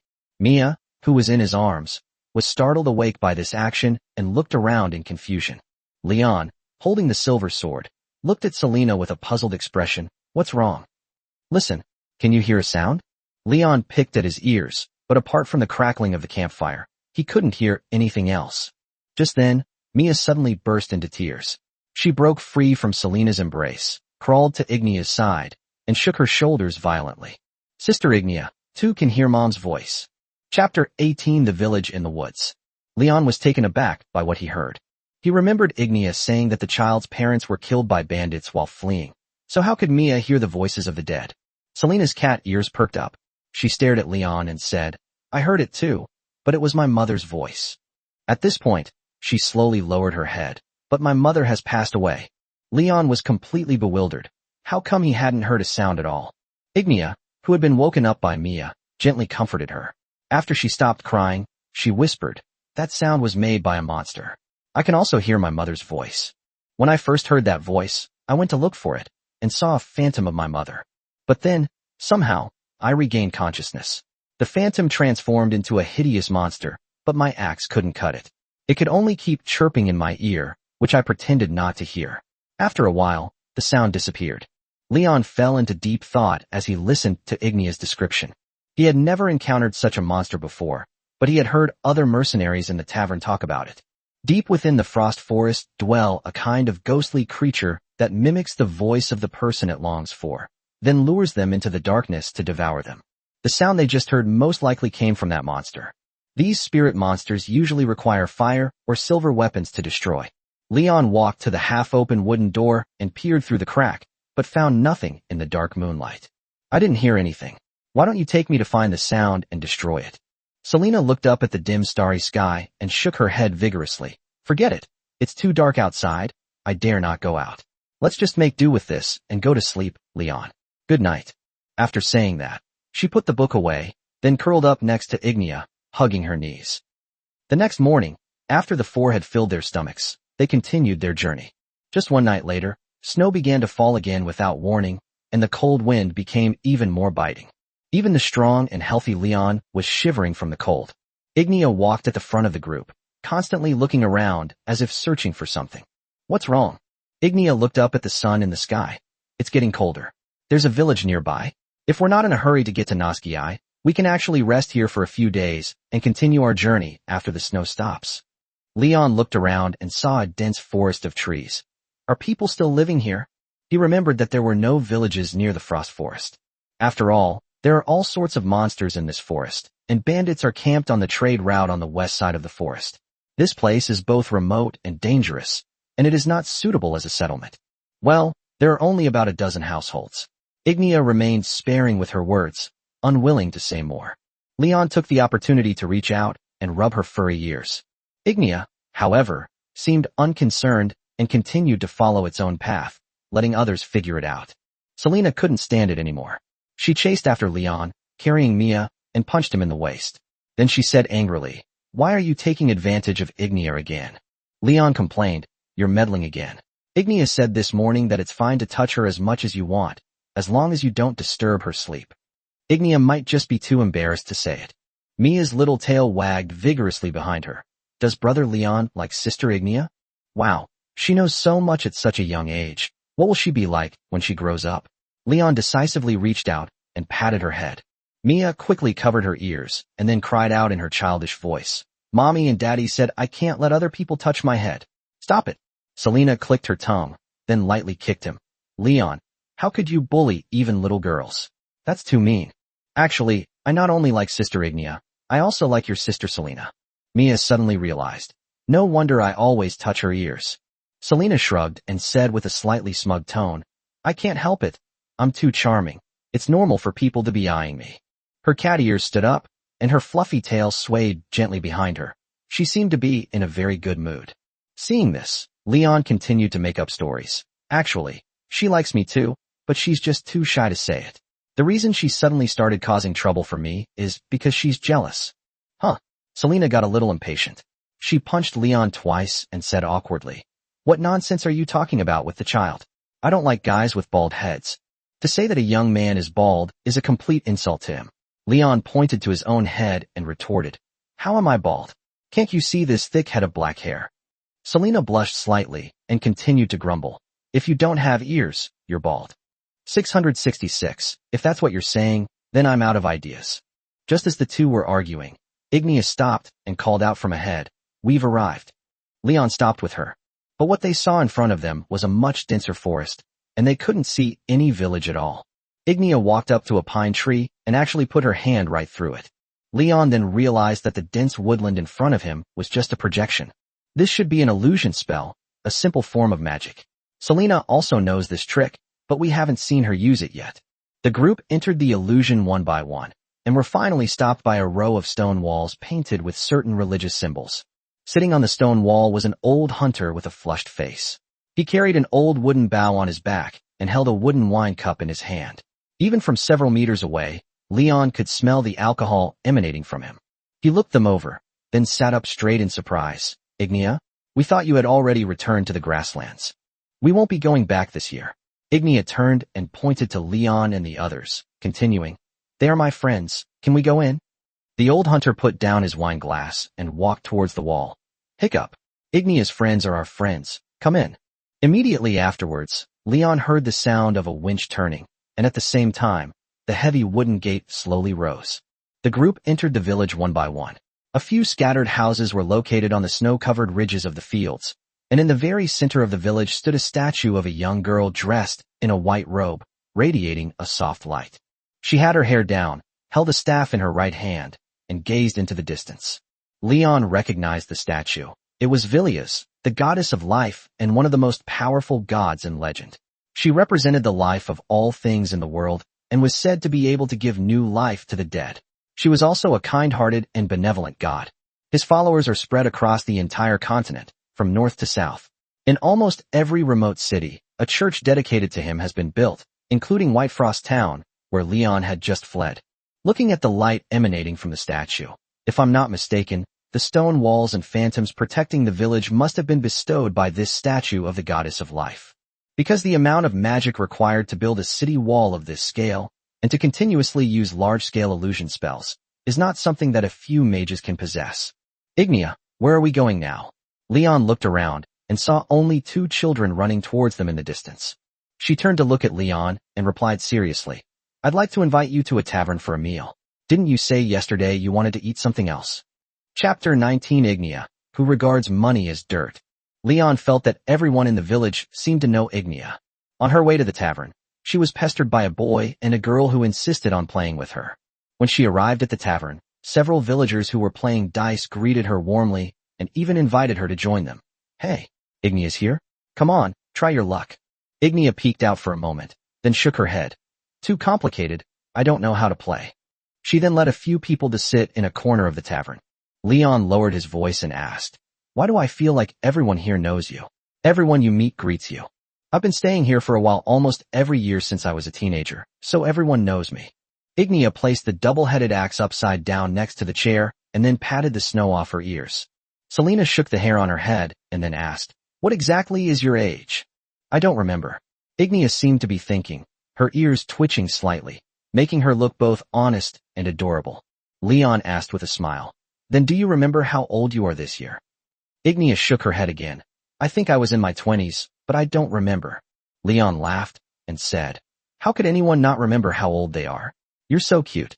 According to the attribute panel, Ignia is 23 years old this year, 1 year older than Leon. At that moment, the tavern owner and the waitress saw Ignia, and they walked over enthusiastically. Ignia, I thought you weren't coming this year. the tavern owner said, leaning on the table. The village chief said you might go straight back to the grasslands, but I said you definitely wouldn't. You come here twice a year, once in autumn and once in spring. A young and beautiful maid brought over 3 glasses of ale, while the slightly younger Mia could only drink water from the glass. Leon picked up the ale and drank half a glass in one gulp, and his body quickly warmed up. I was delayed for a while because of some things, so I won't be going back this year. The maid glanced at Leon, and their eyes met. Her smile held a deeper meaning. Ignia, could it be? Ignia replied expressionlessly and seriously. He is my companion, and we are going to the kingdom of Norski together. So you were just a companion. I thought you'd finally seen the light. The maid shook her head. What would Ignia like to eat? The tavern owner asked loudly, sitting at the table. Do you have meat? Boiled or grilled, it's fine. Coincidentally, we encountered a group of strange goblins a while ago. They not only spoke our language, but also claimed to be merchants. Old Had was terrified when he first saw the goblins and ogres. He almost summoned the entire village. Fortunately, the goblins left after finishing their business. I bought a lot of venison and mutton from them, as well as strong liquor from the south. Old Had, that drunkard, now drinks a few glasses every time he's on guard duty, getting himself completely drunk. I'm really afraid he'll break his leg someday. The goblins the tavern owner was referring to were probably Little Red Riding Hood and her companions. Leon, the goblin who does business with people, was someone I had never even heard of before. Because these little monsters aren't considered smart, being able to do arithmetic makes them among the best goblins. Ignia tossed her bulging purse to the tavern owner. Then I'll have half a venison roasted and a pot of mutton soup. Okay, I'll be right there. Aren't you going to live like this? Leon's eyes widened in surprise. Meat isn't cheap, and half a venison weighs at least 100 pounds. Can you even finish it? How much is 100 kilograms? Ignia blinked. Knowing that she couldn't count and probably wouldn't understand such basic units of weight, Leon shut his mouth. They probably can't finish it all. After roasting the 100-odd pounds of meat, there will be about 60 or 70 pounds left. They're not gluttons, they can't eat that much. But since it was her treat, Leon naturally couldn't say anything. Selena exclaimed, Ignia actually uses a whole bag of money to pay for a meal. Leon then remembered that she had just tossed the purse over, and the tavern owner hadn't returned it yet. You think this purse of money is just for one meal? Ignia showed him her money bag a couple of days ago. It's clear this guy enjoys traveling. His bag is filled with currencies from many countries, and even a few gleaming gold coins from the kingdom of Norski. Although Leon didn't know the exact value of the bag of money in Verlone silver coins, it was definitely more than the cost of a meal. I can't count. The boss will take whatever we eat and give me the rest of the money back after we finish eating. Leon found this somewhat unbelievable. Aren't you afraid of being scammed? Probably not. Ignia shrugged, seemingly not particularly concerned. Come to think of it, when we first met at the tavern, she treated money like dirt, casually tossing it all away. I'll teach you arithmetic. There are a lot of bad people in this world, otherwise you'll end up getting swindled out of your underwear sooner or later. Although Leon had never been good at math since he was a child, he was still quite confident in addition, subtraction, multiplication, and division. Selena chimed in. Leon is the worst villain, full of evil intentions. Ignia scratched her ear. I can't learn it. If I ever feel like I've been ripped off, I'll just eat at a different tavern. Leon was speechless for a moment. The cost of her trial and error was too high. How about I manage your money for now? Selena, who was observing from the side, looked at Leon with a strange expression, but didn't say anything. Ignia was a simpleton. She nodded without hesitation. Soon, the rich aroma of roasted meat wafted from the kitchen. Selena, her mouth watering, swallowed hard and whispered in Leon's ear, It smells so good. You're such a glutton. Ugh, you're giving me weird names again. Selena angrily punched Leon twice. After some time, half a roasted deer was served on the table by a maid. Ignia grabbed a piece of juicy deer leg and handed it to Mia, who was drooling, then said to Leon and Selena, You two eat too. After enjoying his meal, Leon let out a satisfied burp. Ignia took Mia, whose face was covered in oil, to wash her face. When they came back, she touched her stomach. Seeing that they had eaten and drunk their fill, the tavern owner returned the purse to Ignia. Come again next time.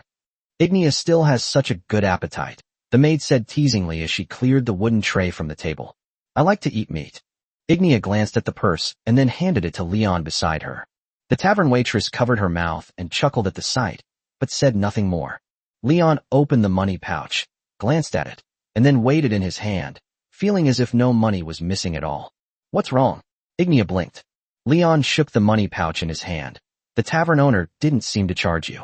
Just this meal, we just had roasted venison and stewed mutton soup. Basically eating meat, as our main dish would cost at least 40 or 50 silver coins in White Frost Town, not to mention. Before she could finish speaking, Ignia suddenly stood up, and at the same time, the money bag in Leon's hand disappeared. She walked towards the table. Hans, have you never charged me for the food I eat here? I don't want this to happen.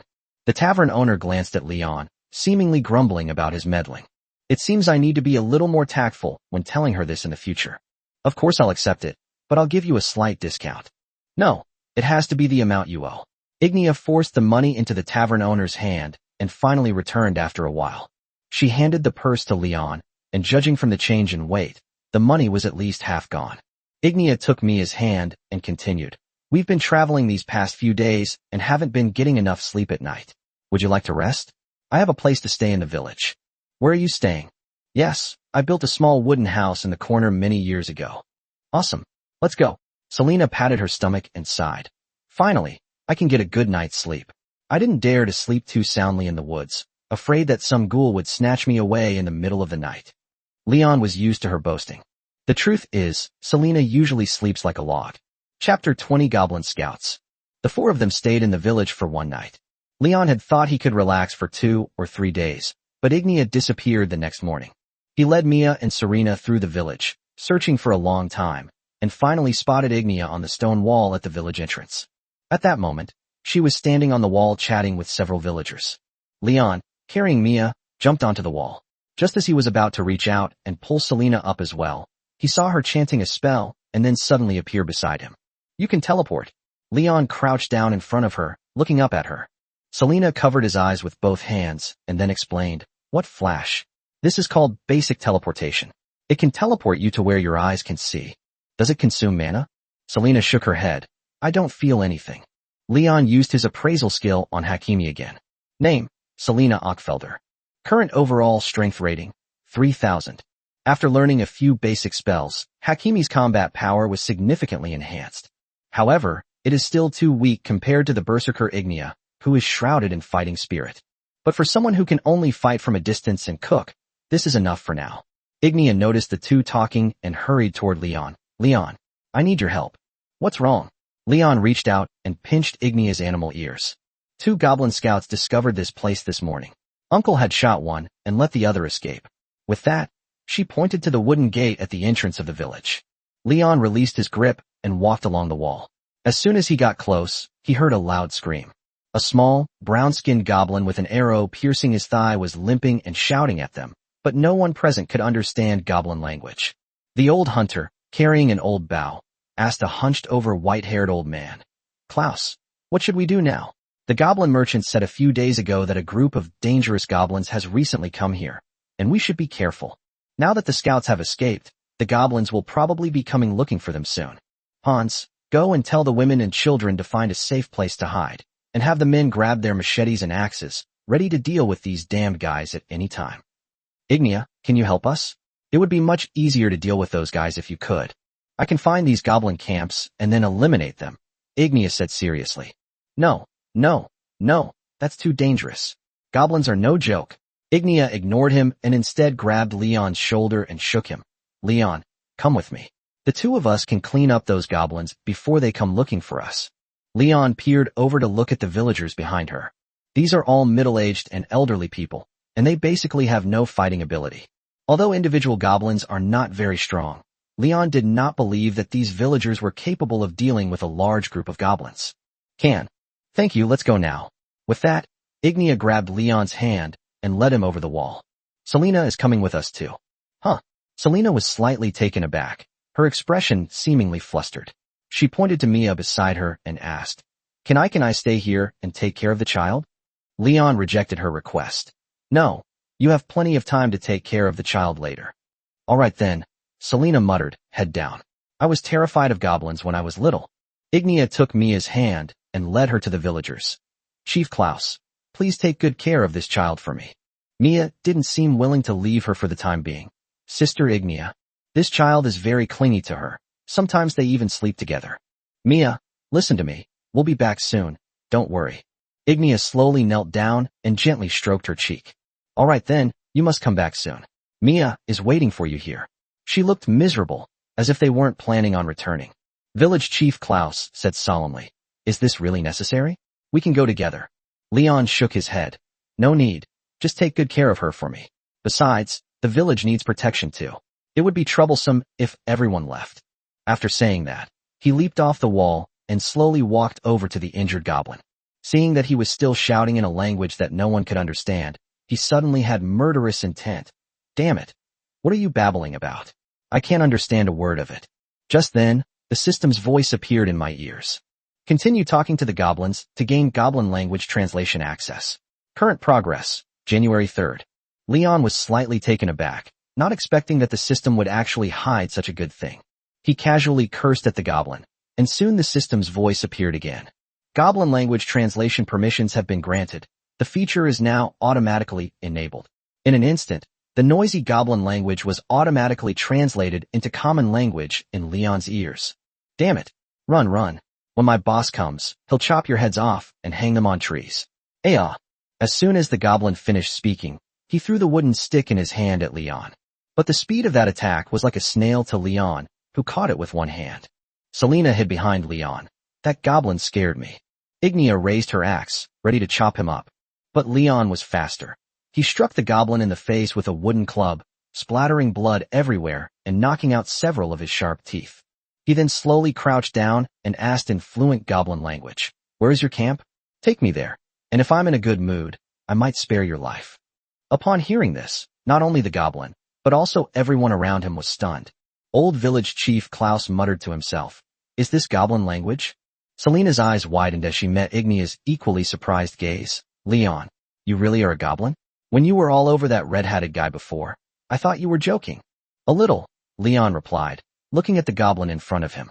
Damn it, they can even speak our language. My boss will definitely avenge me, and my brothers will raze this place to the ground. Leon interrupted impatiently. What boss? You must not understand the situation yet. Tell me the location of the camp. Wait for my boss to come. Leon's patience ran out. He took 2 steps back and then kicked the long-haired football into the air, sending it flying hundreds of meters into the sky. Let's go straight there. He tossed the wooden stick aside and led the two out of the illusion. Ignia saw the goblin footprints and crouched down to examine them closely. Let me take a good look. Make sure I'm not going in the wrong direction. Although she was indeed an excellent hunter, the system cheat was obviously more useful now. Let me lead the way, Ignia. Leon looked at the footprints in the snow, and the system instantly marked them in a striking red. Chapter 21, The Earth Spirit Chosen. Led by Leon, the three found the goblin camp about 5 kilometers east of the village. Several goblin mages wearing feathered crowns and wielding skull staffs were rapidly constructing stone walls with magic, while other goblins were cutting down the surrounding trees and sending them into the camp. Selena peeked out from behind the tree and carefully observed the camp in the distance. Leon, you're amazing. You found it even though it's so far away. However, there are at least 30 goblins around here. What should we do next? Just as Leon was about to answer, a small group of noisy goblins brought over several men who were tied up. The goblins whipped them like tops and hurled curses at them to keep going. 2 more wagons carrying goods followed behind them. A goblin with a rooster-like comb stood on the horse's back, cheering. He then took a bright green cabbage from a wooden box, took a couple of bites, and casually tossed it on the ground. They even robbed a caravan. Selena wagged her tail and turned to look at Leon. There is a trade route on the west side of the Frost Forest that connects several southern towns of the Kingdom of Villawan. Merchants frequently travel there, and these goblins must have robbed a caravan there. Leon noticed that 2 mangled corpses were being dragged behind the carriage, leaving a red trail in the white snow. Half of their bodies were worn away. These were probably guards of the caravan. They must have killed a lot of goblins in their lives, which is why they suffered such a bloody and terrifying revenge. Selena gasped, her fluffy cat ears drooping on her head. These bastards are so cruel. They're just like the goblins in the stories. Let's just charge in and kill them all, leave no one alive. Leon drew his silver sword. Agreed. Ignia, carrying her double-headed axe, stretched her shoulders slightly and rushed out. She swung her axe with all her might, and several goblins who were chopping wood were instantly cut in half at the waist. The goblin standing on the city wall spotted Ignia immediately. He rang the alarm bell and shouted, "Hey, brothers, there's a big one here. Pounce on her. Enemy. Enemy. This is the enemy. In just a few seconds, the goblins swarmed out of the camp like cockroaches, screaming as they pounced on Ignia. Leon got goosebumps when he saw this scene. There were at least 300 goblins, let alone 30. Lillian. So many goblins. Selena tugged at his pants. It's all right. These goblins aren't as strong as you. Don't be afraid, Leon comforted him. At the front of the group, Ignia frowned. As she watched the goblins closing in, she decisively unleashed her lion's roar, the deafening sound causing the surrounding goblins to bleed from all 7 orifices. Leon and Selena's eardrums were also throbbing slightly. This lioness was much stronger than when they first fought. Her voice could probably be heard several kilometers away. Seeing that Ignia had already swung her axe at the goblins, Leon picked at his ear and rushed forward as well. With a few sword strikes, he hacked away at flesh and blood, but finding this too inefficient, he changed his strategy. He kicked the nearest goblin away, and the shattered corpse could crush a whole bunch of goblins, with a thin mist of blood spreading in the air.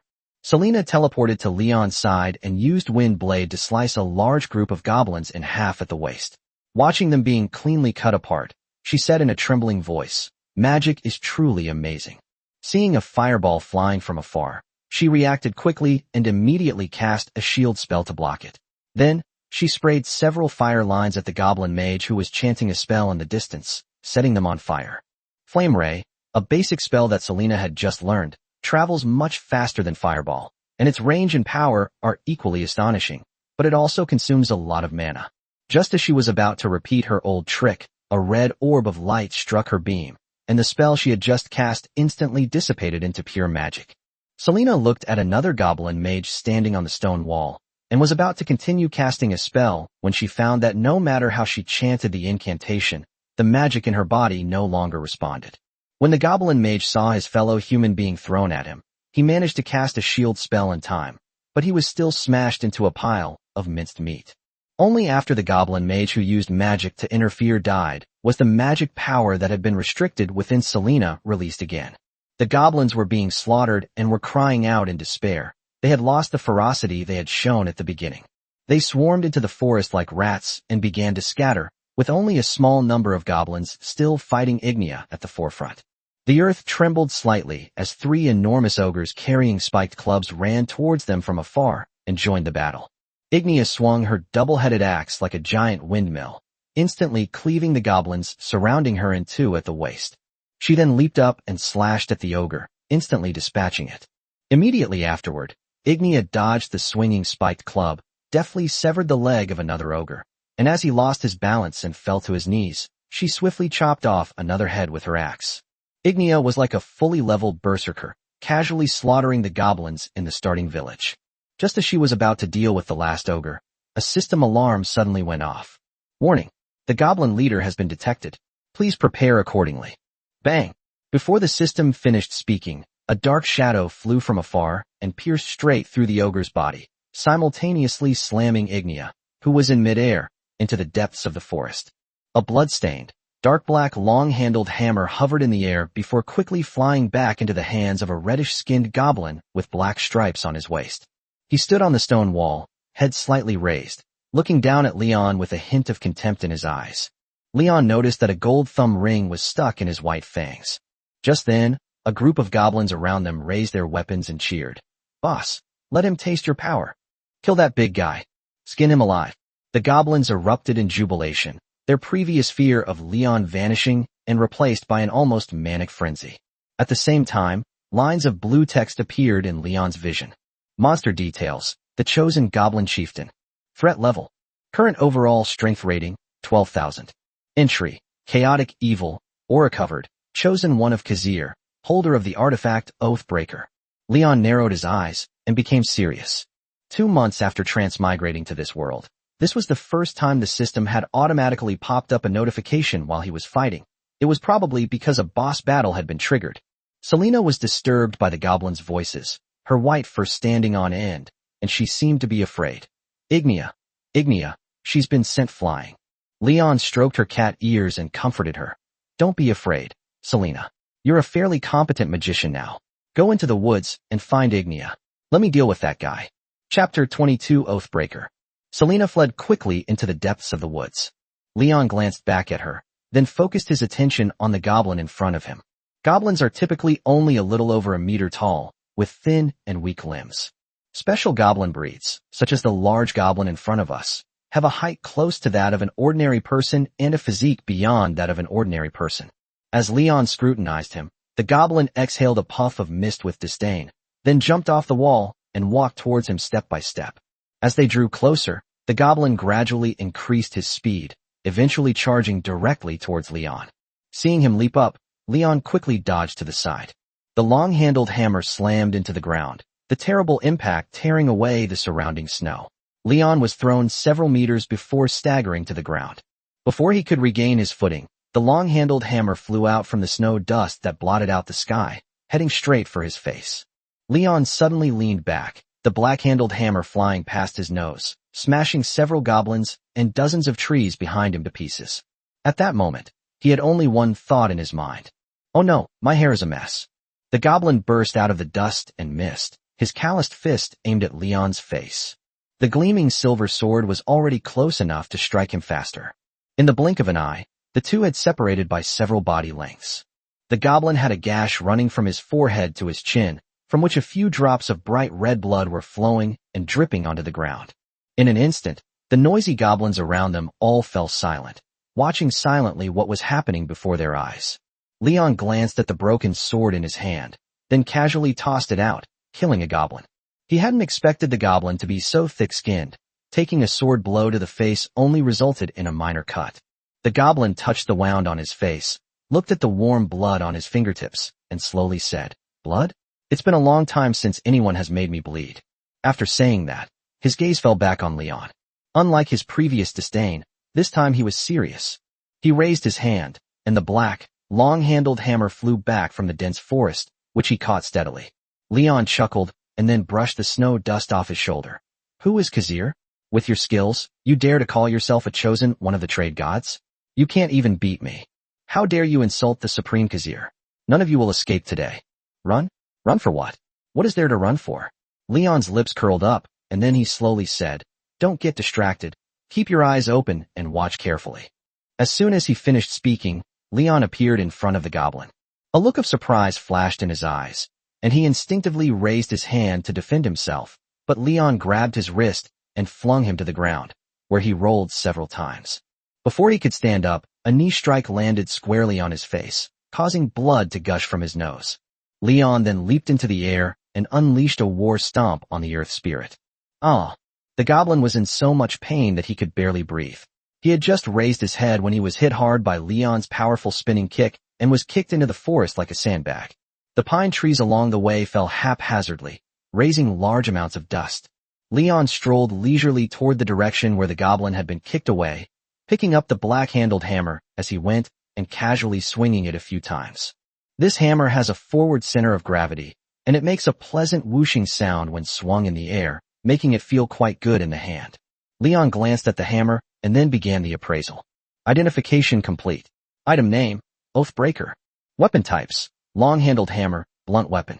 Quality, legend. Value, incalculable.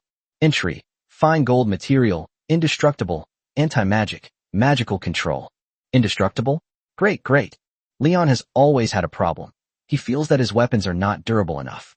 While silver swords offer a special attack bonus against evil spirits, their hardness is far inferior to that of cheaper iron swords.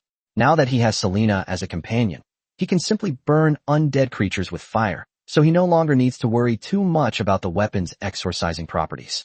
Leon gripped the Oathbreaker tightly and swung it forward sharply, instantly clearing away the surrounding snow and dust with a strong wind. The goblin's face was covered in blood, his leg appeared to be broken, and one of his fangs was missing. Blood was gushing from his mouth, and he looked like he wouldn't live much longer. The goblins around them looked at each other in dismay. Seeing their leader, whom they regarded as a god, so easily defeated, they scattered and fled without the slightest hesitation. "Is that all? You were threatening me just now, and now you can't even stand up?" Leon toyed with the Oathbreaker in his hand, and then said, "All that effort, just to deliver a weapon to me, huh?" The goblin opened his mouth slightly, about to say something, when he choked on a mouthful of blood. After coughing for a long time, he finally asked, indistinctly, "Who exactly are you?" Leon replied with a serious expression, Your father whom I have never met." The hammer fell, and the goblin's head split open. He casually flicked the brain matter off the hammer. A few seconds later, Leon suddenly noticed that a blinding orange spot of light had appeared on the guy's body, and it was also emitting heat. Warning, danger detected. Having learned from Franz's experience, he took off running. A few seconds later, the shockwave knocked him to the ground, and a large area of forest turned into a sea of fire. Leon patted the snow off his backside, then turned and walked towards the spot where Ignia had just been knocked away. After walking only a few steps, they saw Selena helping Ignia walk towards them. Ignia had no obvious external injuries, but blood was flowing from her mouth. She cried out in panic, "Leon, Ignia's been hit in the chest. She's been coughing up blood ever since. What do we do?" "I'm fine." Ignia pulled her hand away from Selena's shoulder, then slowly sat down against a pine tree. "I just need to rest a bit." "I'll rest for a bit. Let's take Ignia back first. The village chief should be able to heal her. They are all believers in the goddess of life, so there must be one or two of them who can use healing magic." Just then, several shouts came from afar. "Hey, guys over there, could you please help us get these shackles off? Please help us." Several merchants captured by the goblins approached them, their feet shackled and unable to run. "What a terrible day. First, one of our carriages got stuck in a pit, and then we ran into these damn goblins. John and Waggett had just killed a few goblins when the ogre smashed them flat with a spiked club. Everyone else is dead, and we're the only ones left." The speaker was a red-haired businessman. He was stripped naked by the goblins, leaving him with only a dirty pair of underwear. "I just saw you make a move. You're really skilled, much better than my two guards. Want to consider it?" Leon interrupted. "Pack your things and leave quickly. Those goblins probably haven't gone far yet. This place is only safe for now." After saying that, he bent down and tore off the shackles of the men one by one. "Where are you going?" The red-haired merchant shivered from the cold. He casually tore off a dirty and smelly garment from the goblin and draped it over himself. "White Frost Town, if it's on our way, we can go together. We happen to have 3 extra horses." "That would be too unlucky. Baron Lucas worships the god of blood. I suggest you don't go there, lest you become a sacrifice for no reason." The red-haired merchant stood there, stunned. "What?" "Go on, you guys. Consider the 3 extra horses as my reward for saving you." "No objections." Leon narrowed his eyes. "Oh, I'll take that as your agreement. Selena, bring the horse over. We'll take Ignia back first." Chapter 23, Leon's Dream. The villagers are guarding the village entrance with machetes and axes. Seeing Ignia swaying precariously on her horse, the village chief quickly turned around and shouted, "Hans, go and fetch Sasha. Ignia is injured." The tavern owner, carrying an axe, glanced back a few times before striding toward the church. "I'm fine." Seeing that Ignia had coughed up blood again, Leon quickly helped her off her horse, then bent down and picked her up, following closely behind the tavern owner. The village children and women were all hiding in the church when the tavern owner hurriedly knocked on the door. "Sasha, open the door quickly. Ignia is seriously injured." A few seconds later, the church doors finally opened, and the tavern waitress Sasha hurriedly led everyone into the church.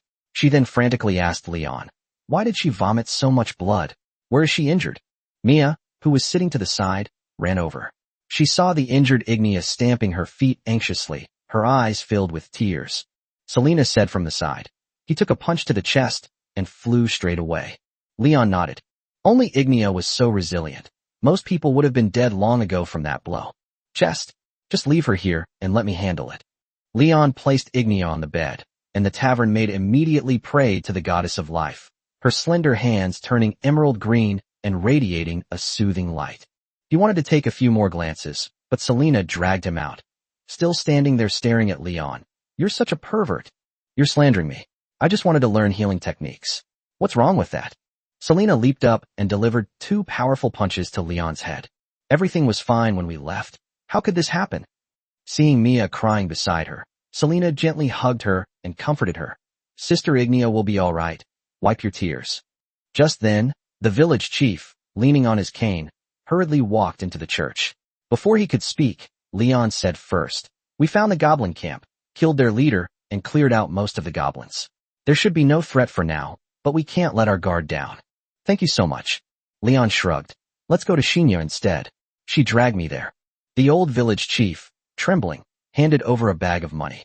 Leon was about to take it, but after thinking about it, he withdrew his hand. "You can give it to Ignia after she wakes up." I'd like to ask you something. Do you know what kind of god Khazir is? The old village chief carefully put the money away, then scratched his graying hair. Khazir is the god of goblins. He is greedy and cruel, and loves gold and killing. What's wrong? The goblin leader I killed claimed to be a chosen of Khazir. I don't know what their purpose is in coming here. I suggest you be more careful in the future. Okay, thank you for reminding me. The village chief nodded. Leon slowly squatted down and reached out to pinch Mia's cheek. Go and keep Ignia company. Selena and I have other things to do. We'll come back to see you later, okay? Mia sniffed and then ran towards the small room. Selena tilted her head slightly, asking in confusion, where are we going again? We haven't even looted the goblin camp yet. Picking up some junk and selling it to the blacksmith will be another source of income. Leon reached out to touch her ear again, but this time she dodged it and even bit him angrily. But if I go there now, it will be dark when I come back, and I'm scared. What are you afraid of? I'm right here with you. Hurry up. Leon urged Selena to leave the village and head to the goblin camp. The kitten rode in front on horseback, while Leon ran behind on 2 legs. How come you can't ride a horse? I see you can do everything, but you can't ride a horse, Selena asked in confusion. When Leon returned to the village just now, he also ran on foot. However, his movement speed is about the same as a horse's, and he can even be faster in complex terrain like a forest. I'm not an aristocrat, and my family didn't have these conditions when I was a child. Selena patted her ample chest. I'll teach you tomorrow. When the two arrived at the camp, they happened to encounter several goblins who shared the same idea. Before Leon could make a move, Selena used her Windblade spell to eliminate them, then found a tree and tied her horse to it. You're getting more and more amazing. I was originally planning to use you as a tool, but I didn't expect you to improve so quickly, Leon said seriously. No matter how good you are, you're still better than me. Selena nudged his waist and whispered, Leon, seriously, when you get to North Jai, aren't you going to consider changing jobs? With your skills, you won't be short of money in the army. I prefer a free and unrestrained life. I'd rather be a slave to nobles in the army. Even as a mercenary, you still have to cater to the whims of your employer and the middleman, don't you? Leon shrugged. If I'm unhappy being a mercenary, I can quit. But if I joined the army and did that, I'd become a wanted criminal. Do you have any ideals? Everyone has dreams. I want to find 1,000 wives. Before he could finish speaking, Leon was punched in the kidney. Selena said angrily, seriously? Okay, actually I think finding 100 would be enough. Before he could finish speaking, Leon was punched and kicked, but the force was no different from a massage to him. Without thinking, he reached out and stroked Selena's fluffy cat ears. If you touch me again, you think I won't? Leon listened to Selena's words very well and touched her a couple more times without thinking. Sure enough, he got another beating. Selena blushed and bit Leon's hand. I just finished picking my butt and you bit me. You're such a little glutton. Pa. Leon, you're so annoying. Selena was furious and, disregarding whether they were men or women, reached straight for Leon's peaches. Even though Leon had his fighting spirit protecting him, even Belial would have to dodge this attack. Stop fooling around. There are a lot of goblins around here. Let's get down to business first. Selena threatened fiercely. You're finished when you get back. The two searched the goblin camp for a while, but found almost nothing. After they left, the goblins practically emptied the entire camp, leaving behind only a few large baskets of crops and some broken ironware. The goblin chieftain's cabin was ransacked, leaving not a single thing behind. All that remained was a dirty blanket covered in footprints. We're late. These guys are quick. Selena looked around the house and accidentally stepped on a wooden plank that collapsed. She bent over and rummaged under the broken wooden plank, finally finding a beautifully crafted wooden box engraved with strange runes. Leon, there's something in here. Open it and take a look. Selena carefully opened the box and took out a map that was rolled up into a circle. Out of curiosity, the two slowly unfolded the map and saw a winding mountain range. Selena couldn't recognize what it was no matter how she looked at it, but Leon immediately recognized it as a detailed map of the Ice Dragon Mountains. Chapter 24 Equestrian Instructor. Ugh, I was busy from morning till night yesterday, and all the loot I collected was only worth 20 silver coins. Making money is so hard. Selena wailed outside the cabin early in the morning. Leon, is this all the ironware is worth these days? I thought I was going to make a fortune. Leon sat on the bare wooden stake, munching on a piece of cold black bread, and couldn't help but say, those are all rusty junk weapons. You should be grateful they're worth 20 silver coins. Selena suddenly leaned closer and nudged him with her elbow. Hey, do you think that map might be a treasure map? I saw a mark on it. How would I know? Even if I did know, I couldn't go. You know there are dragons in the mountains. Leon took a couple more bites of black bread, feeling his throat was a little dry, so he asked Selena for a glass of water. TSK, you're so strong. You might even be able to beat the ice dragons. Just ride on their necks and beat them up. Selena danced wildly around Leon like a mad woman. Bang, bang, bang. Just smash them to death in 2 hits. She's become a bit too lively now. Leon still prefers her original, unruly self. He waved his hand. Anyway, the map is on you, you go ahead. What are you saying? We're a team. Selena's lips curled up slightly. Just then, the door to the cabin opened. Ignia came out of the room, first rubbing her chest, then stretching against the wall. She looks good. It's clear she's almost fully recovered. The tavern maid's healing skills were quite good. On the other hand, Ignia is really tough. Her recovery ability is also unmatched by ordinary people. A hole in her stomach heals in a few days without leaving a scar. Selena patted her shoulder gently and said worriedly, Sasha suggested that you rest for a few days before getting out of bed. I'm all better now, Ignia said expressionlessly. To be honest, Ignia looks a bit fierce, and whenever she uses this flat tone, it's hard to tell what her true emotions are. Leon thought for a moment, then took out a piece of black bread and handed it to her. Then eat something. You haven't eaten much since yesterday morning. Ignia took it and wolfed it down. She dusted the breadcrumbs off her hands and said to Leon, Leon, let's have a strength contest. Leon's eyes widened as he examined her injury. Are you kidding me? You just got hit by a hammer yesterday, and you want to compete in strength today? Before he could finish speaking, Selena covered his eyes with her hand. Leon, you bastard. Where are you looking? Look at the wound. Everything looks dirty to the heart. Leon rolled his eyes. Selena pursed her lips and squinted at Leon. Do you even believe what you're saying? Ignia swung her arms, then replied to Leon very seriously. I'm all better now. So how do you want to compete? Leon handed the half-eaten black bread to Selena, then drank a glass of water. Ignia squatted down, then braced her elbows on the stakes and stared at Leon. It turned out to be an arm wrestling match. Leon knelt on one knee, extended his right hand, and grasped Ignia's right hand tightly. Upon comparison, Leon discovered that their hands were about the same size, and at the same time, he felt a peculiar power. Fighting spirit. All told, the two have known each other for 10 days. He had never seen Ignia use magic during this time, and her fighting spirit should be quite strong, but Leon was not sure how strong it was. Ready? Then I'll begin. The two exerted their strength almost simultaneously. Ignia was quite strong, and after a few seconds of fighting Leon, she lost the match. The difference in strength was not significant, and Leon narrowly defeated her with a slight advantage.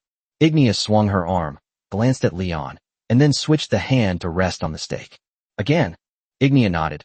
I'd like to try my right hand. This is the left hand. Oh. Leon smiled inexplicably and switched hands with her, and after a round of competition, the outcome was almost exactly the same. You're not fully recovered yet, so you're a little weak. We should be about the same strength once you're fully healed, Leon said, reaching out to touch her furry ears. If conditions allowed, he even wanted to lean in and take a deep breath. Ignia scratched her cheek. No, you're just stronger than me. I saw you fighting that goblin yesterday.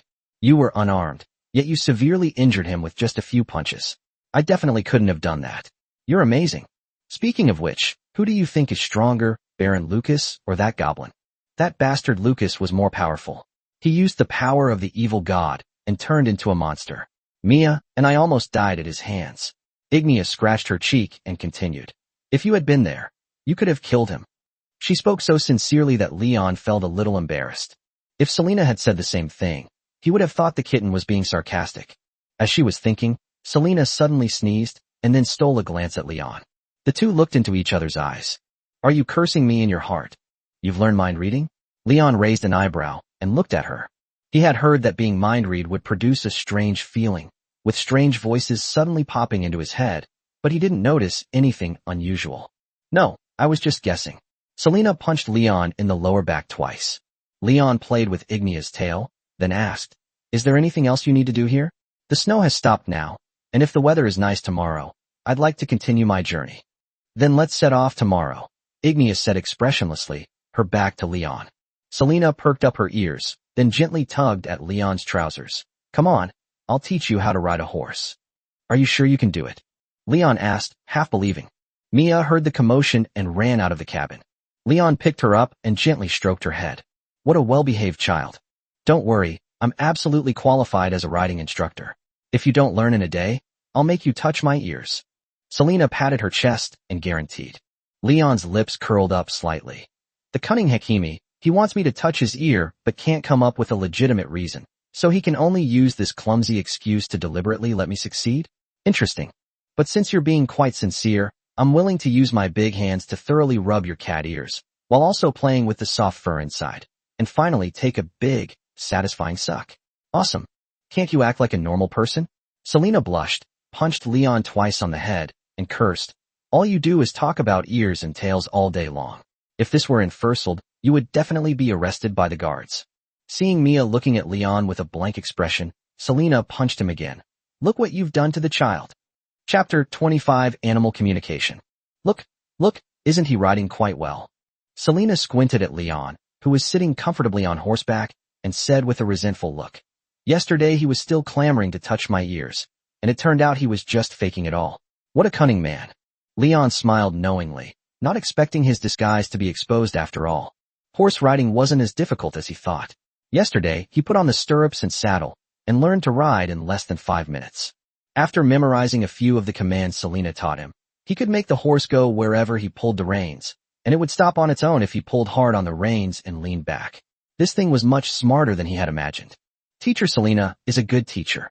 Of course, these horses are all trained by others. As long as you're brave enough, you can basically learn to ride one. Selena said with a hint of pride, her fluffy cat ears perking up. Mia and Selena were riding the same horse. Mia looked at the pony under Leon and muttered, Brother Leon, have you named the horse yet? Children have many ideas. Yesterday, when they saw 3 horses, they insisted on naming them. Selena named the white horse she rode Barley. Ignia called the gray-spotted horse she rode Little Gray. As for the black horse that Leon was riding, she planned to let Leon name it himself. Name the horse? Let me think. I forgot to name it before I went to bed last night. Leon squinted and began to think. 2.5 minutes later, he slowly said, I can't think of a good name, so let's just call him Selena. Selena pouted and said to Ignia as if she were tattling. Look, Leon is just asking for it. He's so annoying.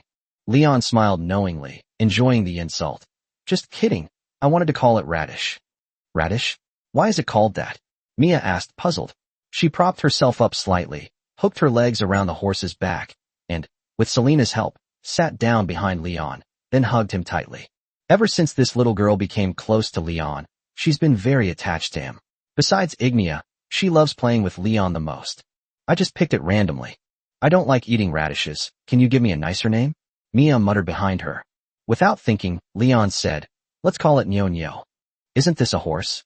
Why call it Nyo-Nyo? Leon shrugged. I don't know either. That's just what I wanted to call it. Selena seized the opportunity to disparage him, saying, because Leon isn't a decent person. As they were talking, Selena suddenly had a flash of inspiration. I have an idea. How about letting the horses name themselves? What? You can make a horse speak human language? Leon raised an eyebrow and looked at her. There's nothing I can do about that, but I do have a way to get you to communicate. Selena's lips curled up slightly, and she took out a magic book from her storage space and began to search through it carefully. A few minutes later, she perked up her furry ears. This is it, the animal conversation technique. Leon, perfect for practicing with you. Selena began chanting a spell, and her hands were immediately covered in green light. Immediately afterwards, a green beam shot out from it and struck Leon directly. The next second, he heard a strange sound, which sounded like a woman screaming hysterically. The earth is surging. The birds are sleeping. The cows and monkeys are singing in the forest. The dogs and mules are rolling in the mud. Sing, sing. Leon felt a little dizzy, and the little horse under his horse began to speak, neighing incessantly. Then 2 more voices came. It started barking again. It never stops. It's rare to have some peace and quiet. What a strange guy. We're in for a rough time. The voices were coming from Barley and Gray, who were carrying Selena and Ignia and were talking like humans. Leon scratched his ear in disbelief, wondering how he could be hallucinating when he hadn't even had mushrooms for breakfast. What the hell kind of lousy magic is this? Upon hearing this, Ignia, who was riding at the front, suddenly turned around and stared at Leon in astonishment. At the same time, all 3 ponies reacted simultaneously. Big Barley looked up at Leon and exclaimed, "My God, we actually have a brother. How come we never noticed before?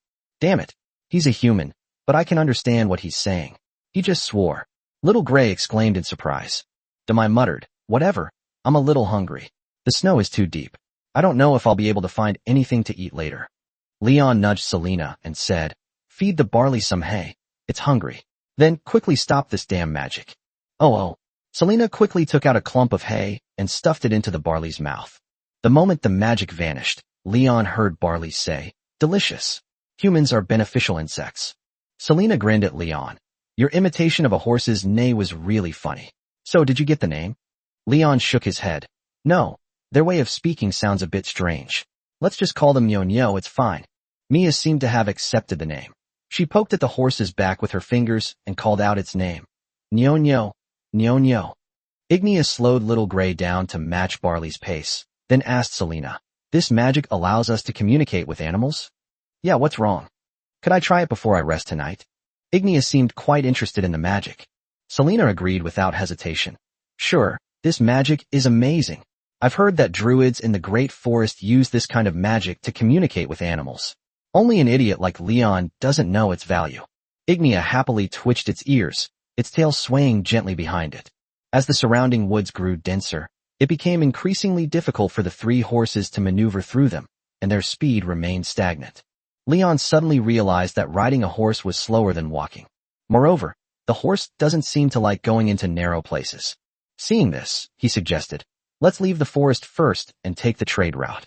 The deeper we go, the denser the forest becomes, otherwise the horses won't be able to run at all."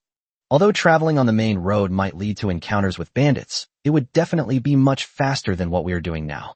The bull beneath Leon also hissed, seemingly agreeing with Leon's words. "It should have been done a long time ago. Let's go." Selena pulled on the reins, turned the horse around, and rode westward. After a long day of travel, the group left the frost forest and continued their journey towards the kingdom of Norsky along the wide trade route. Chapter 26, I Need Compensation for Emotional Distress. Leon hadn't gone far when he saw several goblin corpses by the roadside. Their heads were chopped off, and they lay naked on the ground, sprawled out. After walking a short distance, they were blocked by a charred corpse. The corpse was unrecognizable, with its limbs bent unnaturally. Judging from its size, it should be incannibal. I wonder who's cleaning up the monsters here. Selena shuddered, her ears drooping. I have a bad feeling about this. Ignia lowered her head, seemingly lost in thought. Leon guessed she was probably worried about the villagers. When they left the village, Ignia said goodbye to almost everyone, showing how much she loved the place. Leon asked in confusion, I heard the village chief say that they have lived in the frost forest for generations under the protection of the goddess. How do they usually deal with similar situations? Ignia slowly spoke. The goddess designated the village as a sacred area, where undead creatures cannot enter. If you leave the village and head west, after exiting the forest and crossing the trade route, there is a town about 70 kilometers away. If a bandit accidentally stumbles into the phantom village and sets his sights on the village, Chief Klaus will send someone to find the lord there. If the lord doesn't take action, then the only option is to try one's luck at the tavern to see if any mercenaries are willing to come and help. If no one is willing to come, they'll try to find a solution themselves, but that's relatively rare. Just as Ignia was muttering to herself, a cold wind blew by. Leon's hair stood on end. He felt uneasy all over. It was as if something was watching him from the darkness. Boom! A bolt of lightning shot out from the woods, heading straight for Ignia, who was at the front of the procession. Selena seemed to have anticipated this, as she cast a shield spell on everyone in advance, making them insulated. Lightning struck a bare tree stump by the roadside, setting it ablaze. Startled, Nyo and Xiao Hui threw Leon and Ignia off their horses and scrambled to escape into the woods.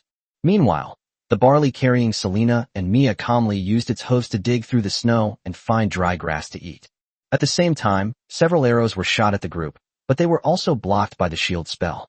Ignia rose and held the giant axe horizontally in front of her, her sharp gaze sweeping across the lush woods by the roadside. Leon examined the arrows on the ground and found that the arrowheads were all poisoned. They weren't after money. They were directly trying to kill me. Selena chanted a spell, then said to Leon, There are more than a dozen people in the forest, Leon, let's go. Before she could finish speaking, Selena clutched her head in pain, screamed, and fell off her horse. The shield protecting the four of them also disappeared at the same time. Two dark figures rushed out of the woods, their gleaming daggers aimed straight at Selena. Bang! The earth trembled violently. One dark figure was turned into a bloody pulp, while another dark figure was choked by the throat and torn in two by Leon, then slammed into the forest, turning into a foul-smelling blood mist. Apart from Leon, no one else present saw what happened. They only noticed the intestines hanging from the tree branch and half a head in the middle of the road. Seeing that Mia seemed frightened by the scene, Leon moved in front of her and said, "Close your eyes. Children shouldn't look at these things." He then shook the flesh off the oathbreaker, lifted it slightly, and pointed it at the forest. "Don't try to run away or fight back. The only way for you to survive is to obediently walk out of the forest." No sooner had he finished speaking than a figure emerged from the commotion in the woods, fleeing in panic into the depths of the forest. Leon bent down to pick up a stone, and the next second the guy was reduced to a pile of minced meat. "Who wants to be the next one?" The woods fell silent, but soon a middle-aged man with a small mustache emerged, hands raised. He looked at Leon with a terrified expression, forcing a contorted grin. "Hey, Leon, let's talk this over." Leon had seen this man before. He was a mercenary who made a living in Whitefrost Town. When Leon first transmigrated to this world, he had chatted with him for a few minutes at a dinner table. I think his name was something like D. Leon has almost forgotten. Then the mercenaries emerged from the woods one by one, and Leon carefully counted them. There were 13 in total. He nodded in satisfaction, then asked, "Who sent you?" Fernwolf, I don't know what grudge you have, but he has put a huge bounty on your head, and that female demi-human's head, saying that he will be rewarded with 2,000 silver coins for killing you. I saw you were a wanted criminal, so I took this job without much thought." The Finn he mentioned was also a matchmaker, holding a similar position in Whitefrost Town as Franz, and was quite a well-known figure. Similarly, he also had close ties with Baron Lucas, so it's safe to assume he was one of the Baron's men. But Leon couldn't understand why that bastard would send people to hunt them down when they had already come all this way. Are you afraid he'll leak secrets? It's possible. After all, Leon tells everyone that Lucas worships an evil god, and in order to secure his position as Lord, he might indeed continue to send people to hunt him down. Fan, he's a whore's son too. Ignia cursed viciously, a low growl escaping her throat. Leon asked knowingly, "How did I become a wanted criminal?" The man with the mustache said in a serious tone, "The notice board says that you, along with that female demi-human Ignia, murdered Franz, and even blew up the square with magic." He did kill Franz, but blowing up the square with magic is pure nonsense. Franz committed suicide. If he hadn't been dumped in an open square, a whole tavern would have died. "How did you find us?" The man with the mustache muttered. "A merchant said you stole 3 horses. I figured you might be passing through here, so I thought I'd try my luck." Leon curled his lip. He had just rescued those guys from the goblins, and the next second they were betrayed. If he encountered those guys again, there would be a reward. Just then, Ignia walked up to Leon and asked in a low voice, "What should we do with these people?" "Get some compensation for emotional distress before putting them back. They won't live much longer anyway. Those matchmakers are all the same. They'll kill them." Leon shrugged, thought for a moment, and continued. Ignia stepped aside to Selena's side, clearly indicating her agreement with the plan. Leon walked slowly toward them and said in a very calm tone, "I did kill Franz, but I have no personal grudge against Fane. He put a bounty on me to silence me. Ignia and I knew that Baron Lucas worshipped the bloodthirsty evil god Vakar. It's that simple." The mercenaries exchanged bewildered glances. A bloodthirsty evil god. Yes, haven't you noticed that people have been mysteriously disappearing lately? If you're interested, you can go to the manor's dungeon and take a look. As expected, those dismembered corpses should be piled up there. Alright, I've said everything I needed to say. You all scared me, so each of you will have to pay me 50 silver coins before you can leave, or you'll end up like this guy. Leon pointed the oathbreaker at the bloody head at his feet. Plans after Chapter 27. I made a small profit again, that's great. Leon weighed the silver coin in his hand, and then put it into his storage space. Almost all the mercenaries paid, but 2 of them didn't have much money, so Leon let them pay a small amount as a token and let them go. Today's total income reached 400 silver coins, and he now has a total of 600 silver coins in savings, so he doesn't have to worry about food for the time being. Just then, he felt something gnawing at his hair. I turned around and saw a horse's face. Nio Nio and Xiao Hui, who deserted their posts, have returned. Leon rubbed the horse's face and then grumbled, "Flying bull, You throw me off the horse at the slightest sound. Whoosh, whoosh. Nyo puffed out his breath and continued to nibble on Leon's hair. Ignia stroked Little Gray's mane and said seriously, they were originally used by merchants to haul goods, so it's normal for them to be startled since they weren't trained. Leon shrugged. I know. I was just joking around and insulting it a couple of times. It won't understand anyway. Nyo nodded, then lowered his head to look for dry grass to eat. Leon found an open spot by the roadside and decided to rest there for the night. He gathered stones from all around and arranged them in a circle, then patted Selena on the shoulder, signaling her to use earth magic to reinforce and build it higher. The kitten rubbed its head without moving, then muttered, My head still hurts so much, let me rest for a bit. What happened to you just now? You were screaming so pitifully. Selena said, looking aggrieved. When I was doing magic detection, a mage used a blinding spell on me. The two spells clashed, and then my head suddenly started hurting terribly, like I'd been hit by an axe. Poor Hakimi, stick your head out here. Let me rub it for you if it hurts. No, you cunning Leon. Selena stretched out her hand, and the gaps between the stones were filled with rocks. Ignia threw the dry branches she had collected inside, and Selena then used magic to light it. Leon sniffed his clothes and felt they were covered in the smell of blood. He beckoned to Selena with his finger. Bring out the wooden tub. I want to take a bath and change my clothes later. Selena looked around, somewhat helplessly, and said, Here? Are you sure you're not mistaken? Being covered in blood is so uncomfortable. I'll boil some hot water later and wash myself quickly. Leon nodded. Thankfully it's cold winter now. In summer, Leon would have to shower at least twice a day. Fine, I give up. Selena sighed helplessly. After the hot water was ready, Leon casually tossed his clothes aside and then enjoyed a relaxing bath. Selena, don't peek at me while I'm showering. Only you would enjoy doing something like this. I have no interest in it. Selena moved to a different spot, turning her back to Leon as she continued to warm herself by the fire. TCH, your words are too good for your integrity. After soaking for only a few minutes, Leon felt the water was getting a bit cold, so he called out to Selena, Hey beautiful, add some hot water for me. It's getting a bit cold. So troublesome. Selena walked towards Leon, clutching the earthenware pot. As she got closer, she deliberately turned her flushed face away and casually poured hot water into the bathtub. Don't blame me if you get burned.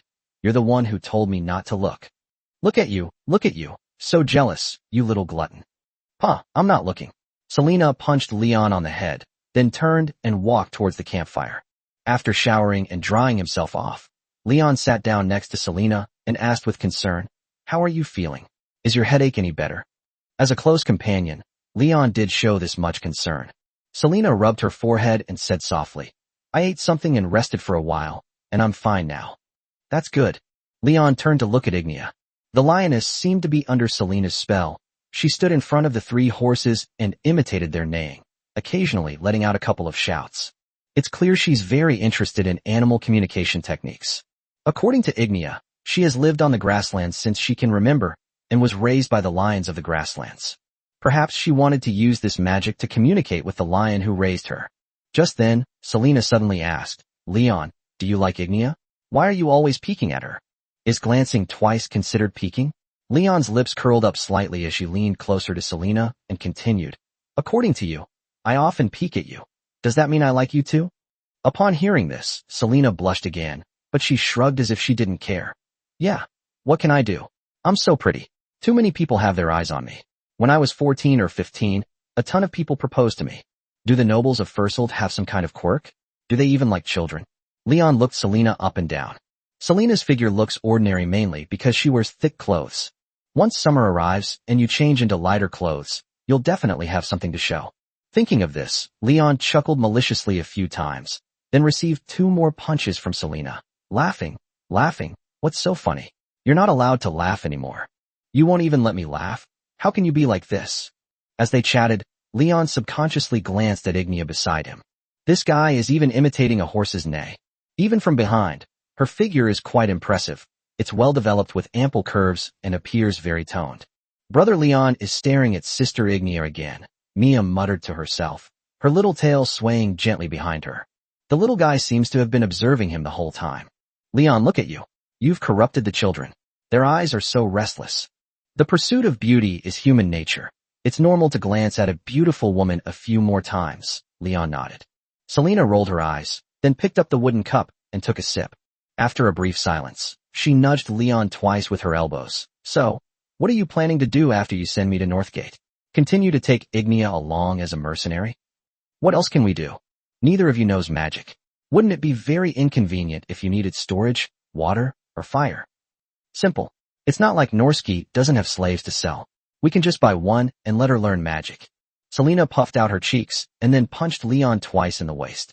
Why did you hit me again? I just want to hit you. Anyway, you're thick-skinned. I can't hurt you. With that, Selena hugged Leon's hand and kissed him, then laid down on the stone slab. I'm going to sleep. Don't bother me. Leon smirked and whispered cheekily in Selena's ear. What? Unhappy? Don't want to leave me? Sigh, being too handsome is a problem too. I've never seen anyone so narcissistic before, Selena said angrily, shoving Leon away. Chapter 28, Giant Rotting Corpse.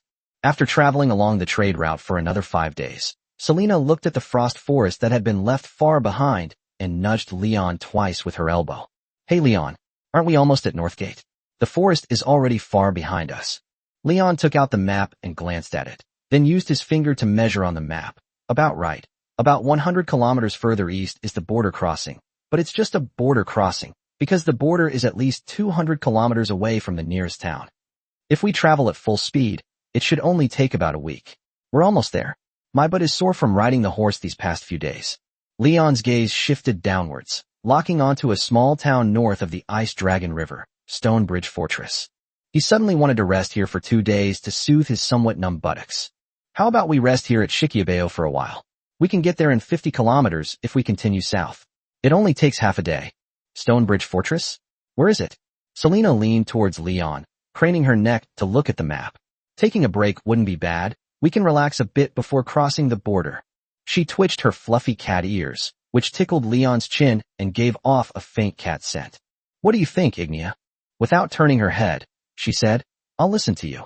Mia has been saying she wants to eat meat these past few days. She's still growing, and she can't just keep eating black bread.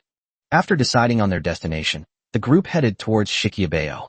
For some reason, after running for several kilometers, Leon suddenly found that the fog around him was getting thicker and thicker, and the visibility was getting shorter and shorter.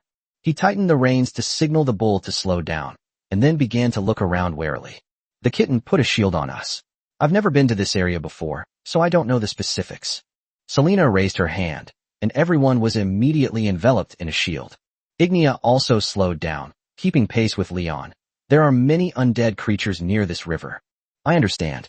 This is the ancient battlefield between Verlone and Singster. The two countries have been fighting for hundreds of years without a clear winner. It has only calmed down a bit in the last 10 years or so. Soldiers who died here and whose bodies were left unclaimed might be consumed by resentment and become undead, then head north and disappear into the frost forest. I used to hear people talk about this often in the tavern. Ignia listened with great interest, seemingly unaware of the details. I don't know about that. I only know that there are two countries that are constantly at war, and that's why there are so many monsters here. Most of the time it's fine, but fewer people travel this route in winter, so it's possible that no soldiers have ever cleared out the monsters. Leon reached out and touched her animal ears. Ignia is getting more and more beautiful the more you look at her. Although he has a fierce-looking face, the way he speaks seriously is actually quite cute, making you want to give him a kiss. Seeing Leon grinning foolishly, Ignia asked in confusion, "What's wrong?"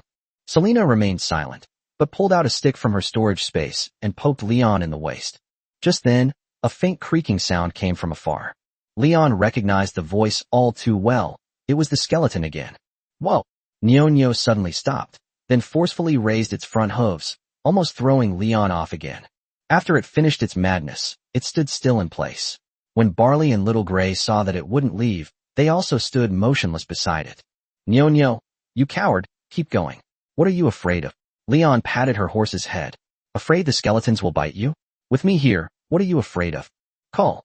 Nyo exhaled a puff of hot air, then shook his head and refused to move forward.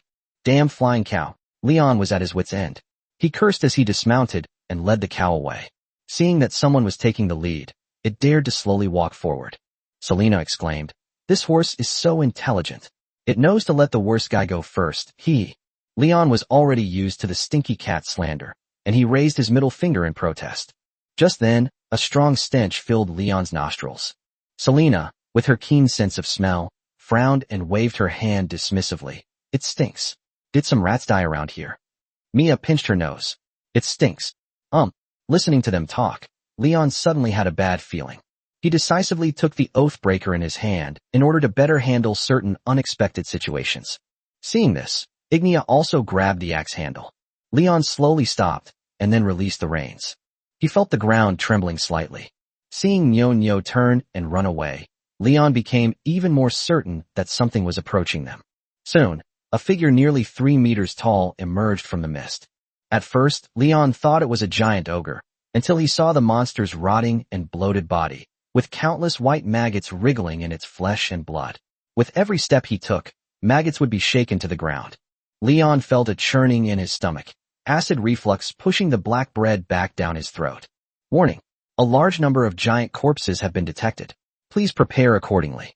Monster details: giant corpse. Threat level: current overall strength rating, 3000. Entry: chaotic evil, plague cloud, foul slime, carrying disease. As soon as the system finished speaking, several huge figures emerged from the thick fog, and surprisingly, 4 giant corpses appeared at the same time. Leon had never seen such an undead creature in person. He had only heard of it in taverns. He picked up the hammer, ready to go at it, but was driven back by the strong stench after taking only 2 steps. She bent over and started gagging. Although she didn't throw up her breakfast, she did manage to shed tears. Selena, use magic. This thing is tough. I really have no choice. You're the only one on our team with ranged attacks. It stinks so bad I don't want to open my mouth and sing. Leon urged, hey, hurry up. If I get covered in corpse fluid, you'll all be the ones who stink in the end.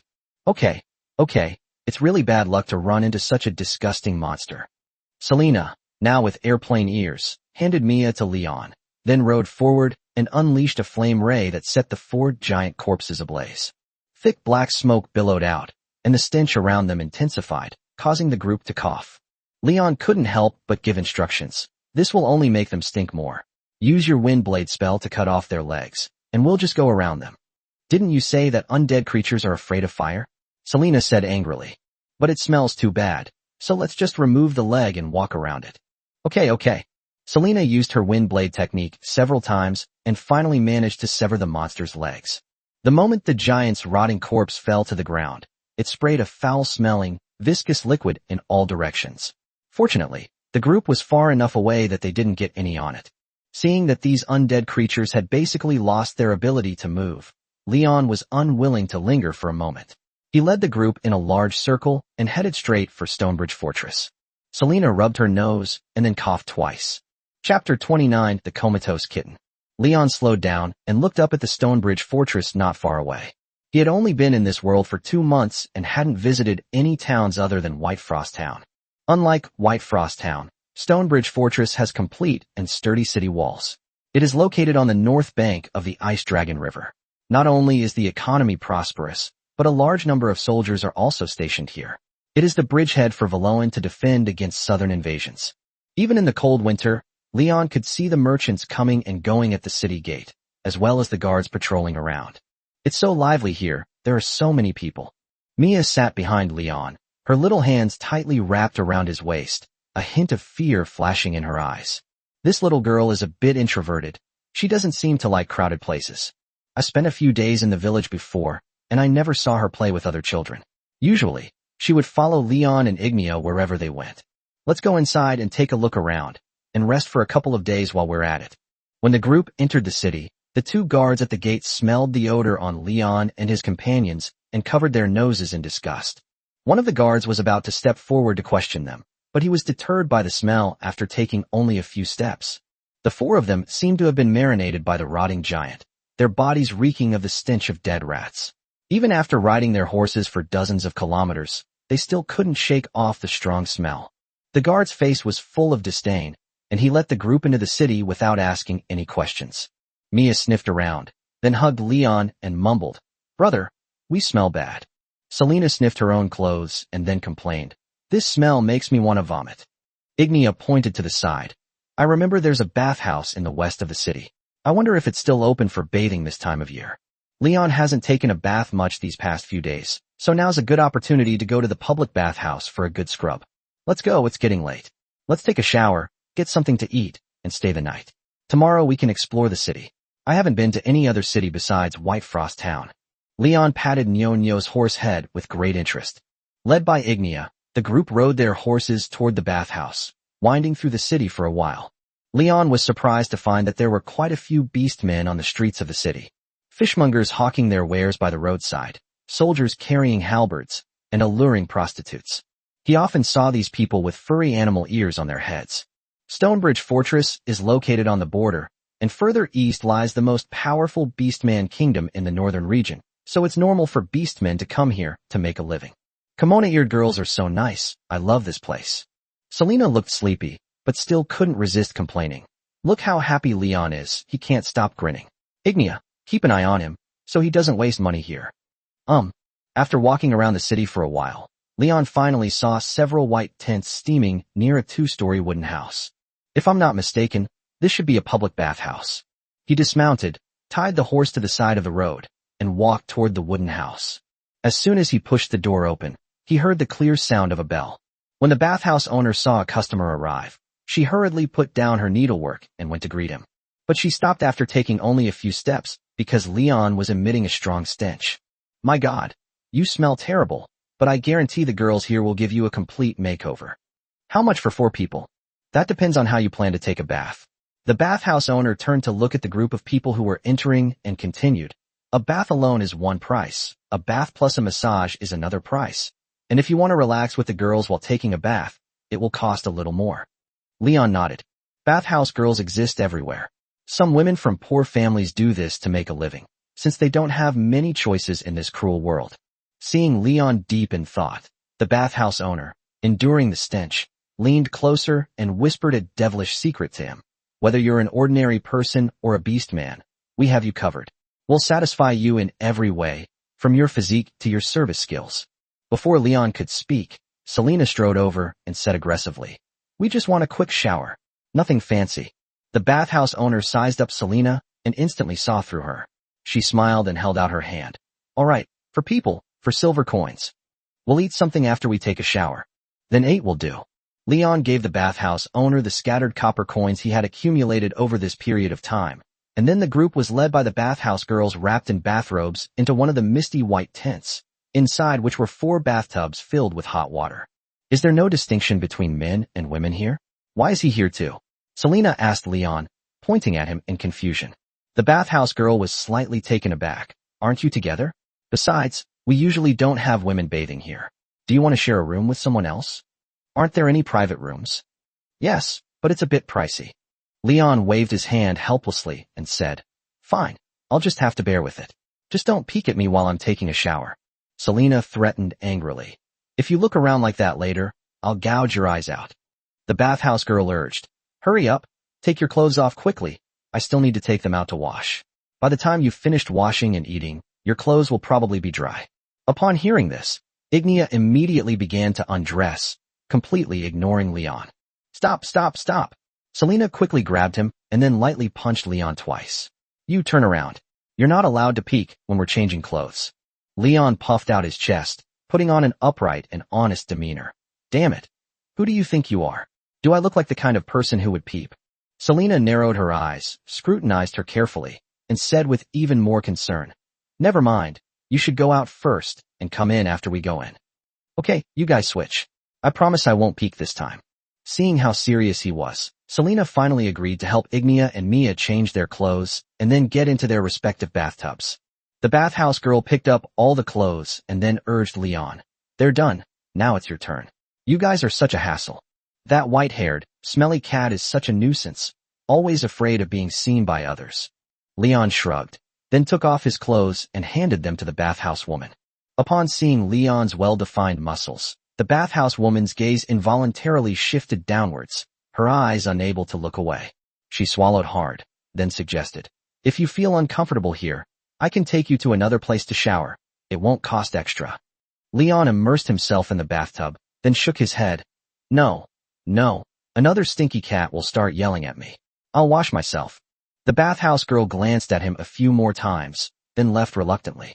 Leon lathered himself with soap and rinsed off, immediately feeling that the smell on his body had lessened considerably. It felt so good to take a hot shower in the dead of winter. Suddenly, he heard someone stand up from the water behind him and then step on the ground barefoot. Before he could even start to think, he heard Ignia's anxious voice. Leon, stop washing. Selena has fainted. What? Chapter 30. Who changed clothes? Sister, how is she? Leon, wrapped in a bathrobe, asked the nun beside him who was treating Selena. Ignia and Mia were also there. Selena suddenly fainted while taking a bath, and she would have drowned in the tub if Ignia hadn't found her in time. After Ignia pulled her out of the water, the girl started vomiting incessantly, and then she began to convulse. Leon examined her and discovered that Selena had contracted the disease from the miasma released by the giant corpses. He then casually threw on a bathrobe and ran outside. The only place ordinary people can receive treatment is a church. Leon initially took Selena to the nearest Luna church for help, but the priest there kicked them out because Leon was poorly clothed and had vomit on him, which would defile the eye of the moon. Later, they ran to the Church of the Goddess of Life, where they received healing magic. It's all right now. She'll have to recover on her own. The goddess will protect her. The light in the nun's palm faded as she walked toward the statue of Virias in the center of the church and knelt before it. Leon used his appraisal on Selena and only breathed a sigh of relief when he saw the word disease disappear from the status bar. Thank you. The nun nodded, remaining silent as she continued to pray toward the statue. Leon also used his appraisal on Ignia and Mia, and seeing that they were both all right, he left the church reassured. Back at the bathhouse, Leon put the still unconscious Selena on the bed to rest, and then the three of them took turns washing up the baths they hadn't finished earlier. As Leon walked past after his bath, the bathhouse owner instinctively asked, "What happened to her?" The young lady said she vomited everywhere. "She's sick. We encountered a monster on the road, and inhaling its poisonous gas could cause illness." Leon shrugged, then reached out to touch Selena's forehead. "Her fever has almost subsided. She'll be fine after another day of rest." Upon hearing this, the bathhouse owner decisively took a few steps back, then glared and waved her hand. "Is it contagious? You all go. I'm not doing business with you anymore. It would be a problem if we got sick too. Keep your voice down. This disease isn't contagious. What are you worried about? Go bring us our dinner. We haven't eaten anything all day. Hurry up." Leon shooed the landlady away. "Oh dear, what bad luck." Seeing the door close, Mia went up to Selena and used her clothes to wipe her wet hair. Poor Selena. Ignia sat on the edge of the bed with her arms crossed. "Those monsters can actually make people sick. I've killed a few before, they just smelled really bad, but I didn't get sick." Leon looked at her strong physique and smiled. "People have different constitutions. Maybe you've been exercising since you were young, so you have a better constitution." Selena used to be a noble woman, spending her days eating and sleeping, like a flower in a greenhouse, unable to withstand any hardship, so her constitution was weak. Ignia was stunned for a moment before saying, "I don't understand what you're saying." Just then, Selena finally reacted. She twitched her fingers first, then rolled over and began to complain. "My head hurts so much." Leon handed her a glass of water. "Why don't you drink some water first? You're a genius. You even got dizzy from taking a bath." Selena rubbed her eyes, seemingly unaware of what Leon was talking about, and mumbled, "What do you mean, dizzy from washing?" "Let her sleep a little longer," Ignia said softly. Just then, the bathhouse owner brought out dinner. There were 4 bowls of sticky barley porridge, sprinkled with some bright green chopped cabbage. Leon stirred the porridge with a wooden spoon and found that there was very little meat in it. This dinner would cost at most a few copper coins in White Frost Town. However, Leon was already hungry, so he ate with relish even though the food didn't look very appetizing. He quickly finished his barley porridge and then returned to Serena's side to stay by her side. About 2 hours later, Selena gently rubbed her eyes, slowly sat up from the bed, and looked at the group with a blank expression. She seemed bewildered. "Where am I?" She looked around, her blue eyes gleaming in the darkness. Leon straightened her cheek. "White Frost Town? You forgotten?" "Huh? Didn't I remember we already left Frost Forest? How come we're in White Frost Town again?" Selena was still a little weak, and her voice was feeble. Seeing her silly look, Leon couldn't bear to tease her for a moment. "Just kidding. We're at Stonebridge Castle now. You passed out while taking a bath, don't you remember?" Leon took the opportunity to touch Selena's cat ears. After hearing Leon's words, her gaze went blank, and then she fell into memories. After staring blankly for a few minutes, Selena seemed to finally come to her senses. "My head was hurting so badly, and I felt nauseous. I felt like the world was spinning. I wanted to tell you, but suddenly I didn't have the strength, and I don't remember anything after that. You didn't even say you weren't feeling well beforehand, and you fainted on the spot. If Ignia hadn't found you, you would have drowned. Quickly thank your savior, Ignia. After saying that, Leon took the opportunity to touch her cat ears again. Selena is in a daze right now, and she doesn't resist being touched at all, which is great. Thank you, Ignia. I just thought I might not have slept well last night, so I didn't tell you. That giant corpse is really powerful. I'll definitely stay far away from it next time. It's alright, you should continue to rest. The nun said you need to recover slowly. Ignia found a rag from somewhere and was tending to her double-headed axe. Would you like something to eat? The porridge is a bit cold. I'll go downstairs and get them to heat it up. No, I don't have much of an appetite. Selena slowly lay down, seemingly noticing something at the same time. She touched her dry clothes and slowly asked, "By the way, who changed my clothes?" Ignia said in a serious tone, "I changed it for you when we got back." "That's good. Thank you again, Ignia." As she spoke, Selena seemed to remember something. She looked at Ignia and asked, "Wait, where did you go after you changed my clothes when you came back?" "I visited 2 churches. Am I not wearing any clothes?" Selena smiled bitterly. Ignia shook her head. "No, the situation was a bit urgent. Leon saw that you were not doing well, so he wrapped a towel around your neck a few times and ran away with you." Selena looked at Leon, her face suddenly turning red. She then rolled over and lay silently on the bed. Chapter 31: The Friendship of Touching Ears. "What's wrong? Why are you staring at me first thing in the morning?" The next morning, Leon, who had just finished breakfast downstairs, came upstairs, and his eyes met Selena's. After thinking for a moment, he waved his hand in front of Selena. The next second, the kitten pounced forward, grabbed his hand, and bit him hard. As she bit, she cursed, "You bastard, Leon. I'll bite you to death."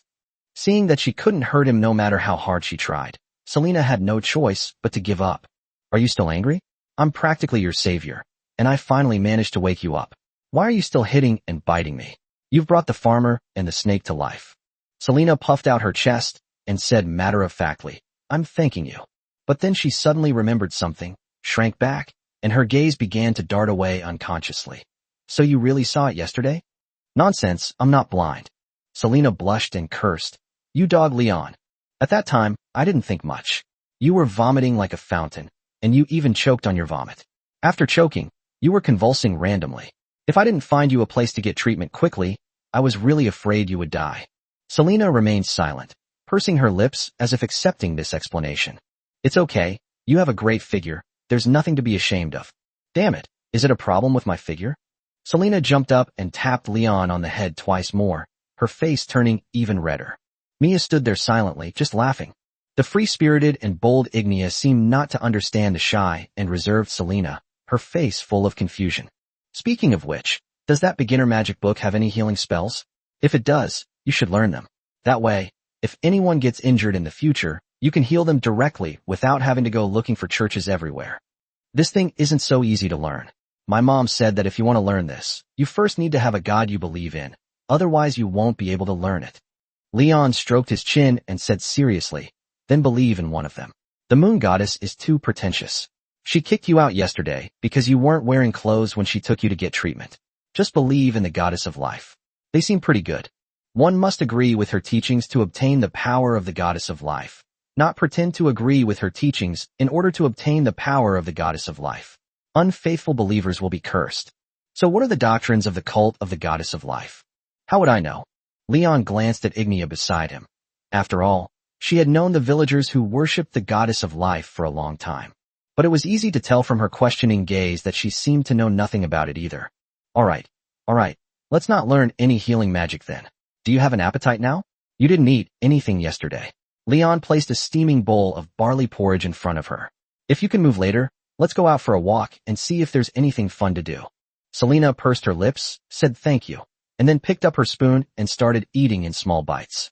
While waiting, Leon fixed his gaze on Ignia. Without thinking, he reached out and touched her ear. She took a shower yesterday, and her hair and ears were incredibly fluffy. She was simply irresistible. Touching its ears wasn't enough. Leon placed his hand on Ignia's tail and gently stroked it. "I can now completely enjoy the freedom to pet cats." Leon stopped touching him after he had had his fill, but Ignia gently rubbed her head against his hand. "Selena, who had been quietly observing, noticed this. She put down the wooden bowl, squinted at the two of them, and seemed to realize something.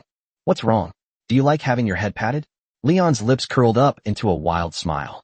Ignia didn't speak, but nodded, her tail swaying gently. Leon took the opportunity to sniff her ear. It has a faint soapy smell, which is really nice. Seeing this, Selena couldn't sit still any longer. She wolfed down her breakfast and then dragged Ignia away, saying, "Okay, let's go out for a walk." As soon as they stepped out of the bathhouse, the cold wind blowing in their faces made them shiver. Selena, in particular, immediately hid behind Ignia and Leon. Leon suggested, "Why don't you go back and rest? The nuns at the church said it's best for you to rest for a while. I'll go have some fun with Ignia and Mia." Selena crossed her arms and muttered, "No, I'm coming with you, so you won't waste money again." Leon shrugged helplessly, then led the group on a leisurely stroll through the streets and alleys. Ignia's attention was soon drawn to the blacksmith shop in the square. In the cold winter, the old blacksmith was still wearing a thin vest, holding tongs in one hand and a hammer in the other, sweating profusely in front of the anvil. The rising steam attracted many ragged beggars, who squatted in front of the blacksmith shop to keep warm.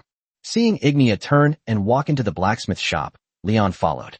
She stared intently at the axes and hammers on the shelf, clearly showing her fondness for these heavy weapons.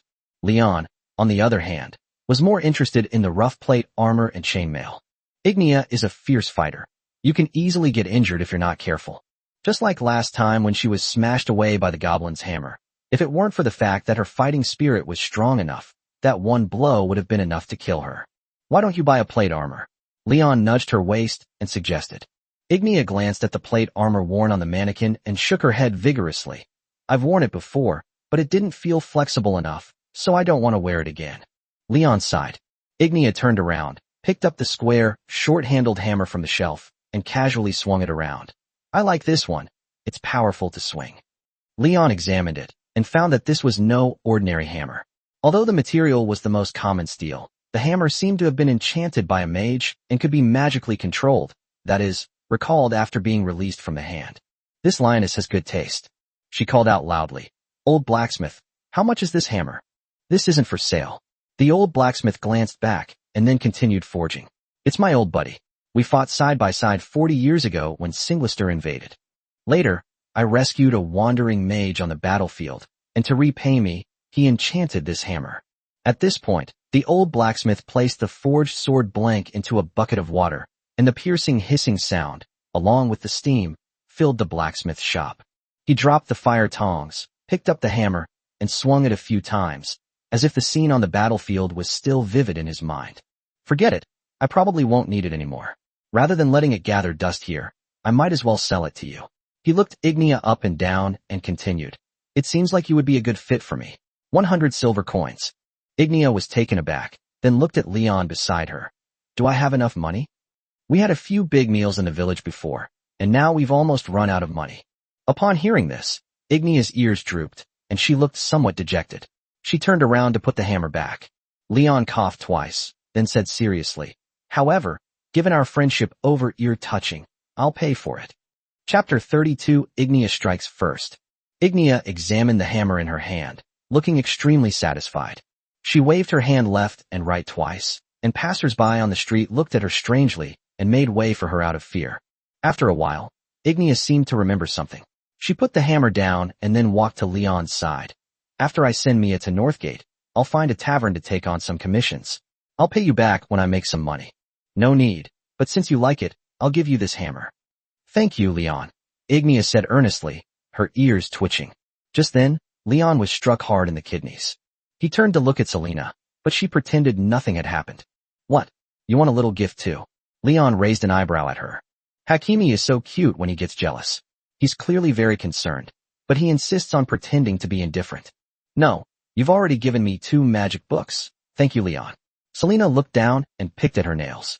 "That was borrowed from you," Leon corrected. Selena pouted and muttered unreasonably.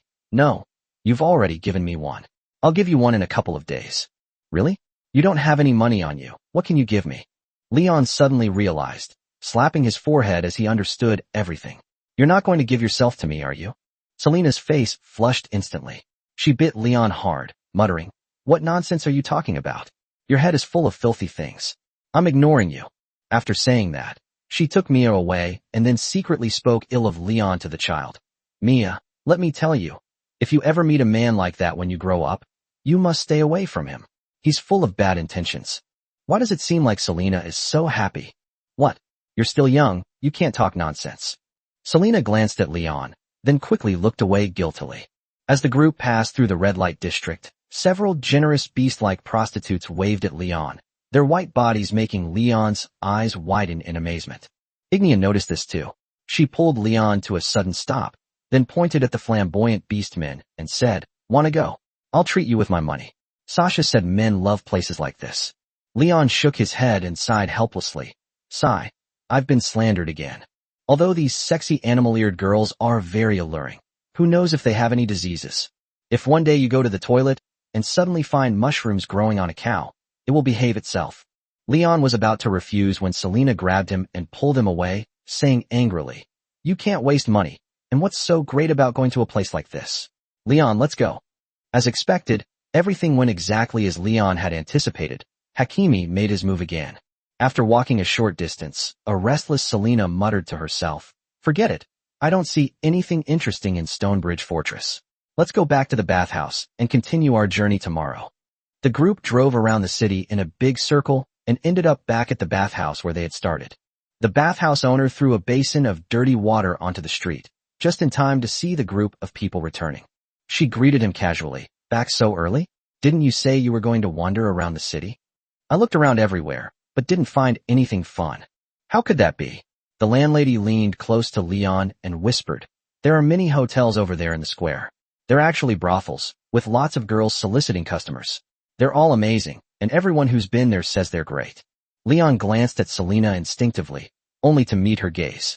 She had airplane ears, and her big blue eyes were wide open, making her look very kind. As the proprietress spoke, she glanced at Selena and was startled. "Oh, I was just saying it offhand. Don't take it to heart." After saying that, she picked up the basin and walked into the bathhouse. Selena crossed her arms and looked into Leon's eyes. "I'm sure Leon wouldn't go to a place like that, because it's pointless, right?" Logically speaking, Leon definitely wouldn't go. But seeing Selena's serious expression, Leon suddenly felt like teasing her. "We'll see if..." "State." Before he could finish speaking, Selena jumped up and delivered a critical hit to Leon. After being given a light beating, Selena began her lecture. "Leon, you must never go to places like that. They are all bad women. They only care about the money in your pocket. Once they've swindled all your money, they'll ignore you completely. And they're not clean either. Think about all those men. Who knows if they have any diseases, right? I'm not letting you go for your own good." Leon's lips curled up slightly, and he bluntly exposed the truth. "I think you're just jealous." Who would have thought that Selena wouldn't even bother with acting this time? She directly and confidently admitted, "Yes, I'm jealous, so what? Seeing you flirting with that kind of woman makes me uncomfortable, so as your good friend, I won't let you go, understand? If you dare go, I'll beat you up." Leon shook his head. "That won't do. You won't even let me touch your ears. That's too stingy. Touching Ignia wasn't enough. You want to touch me too?" "That's right. No way. Go take a shower and come upstairs. We're not staying here. We're leaving tomorrow." With that, Selena dragged Leon into the bathhouse. Seeing Selena standing to the side with a dark expression, the proprietress wisely refrained from mentioning anything about the bathhouse girls this time. The four of them took a nice hot bath and then went upstairs. Leon was a little sleepy. Since he was just staying here doing nothing anyway, he simply lay down on the bed and went to sleep. Just then, Leon suddenly felt an itch on his neck. When he opened his eyes, he saw Ignia drooping her head and rubbing her ear against him. "What's wrong?" "Sasha told me that if you have a man you like, you should rub your head against him," Ignia said seriously. "Am I the man you've been longing for?" Leon sat up abruptly, a smile involuntarily creeping onto his lips. Upon hearing this, Selena dropped the magic book from her hand. She turned around, looked at the two of them, and stared wide-eyed. "The Sasha you mentioned, is she the waitress at the tavern?" Ignia nodded. "Yes, she told me that several years ago." Selena strode up to the two of them, looking somewhat flustered, and said, "Wait, how did you two suddenly get together?" Ignia gripped Leon's shoulders with both hands, looked at Selena, and said calmly, "I feel Leon is great. Sasha said that once you find a man you like, you should tell him as soon as possible." Mia held a bowl of barley porridge, occasionally putting a few spoonfuls into her mouth. Watching the scene between the three of them, her appetite suddenly increased. After a few seconds of silence, Selena, disregarding her shyness, mustered her courage and said with a blush, "But I like Leon too."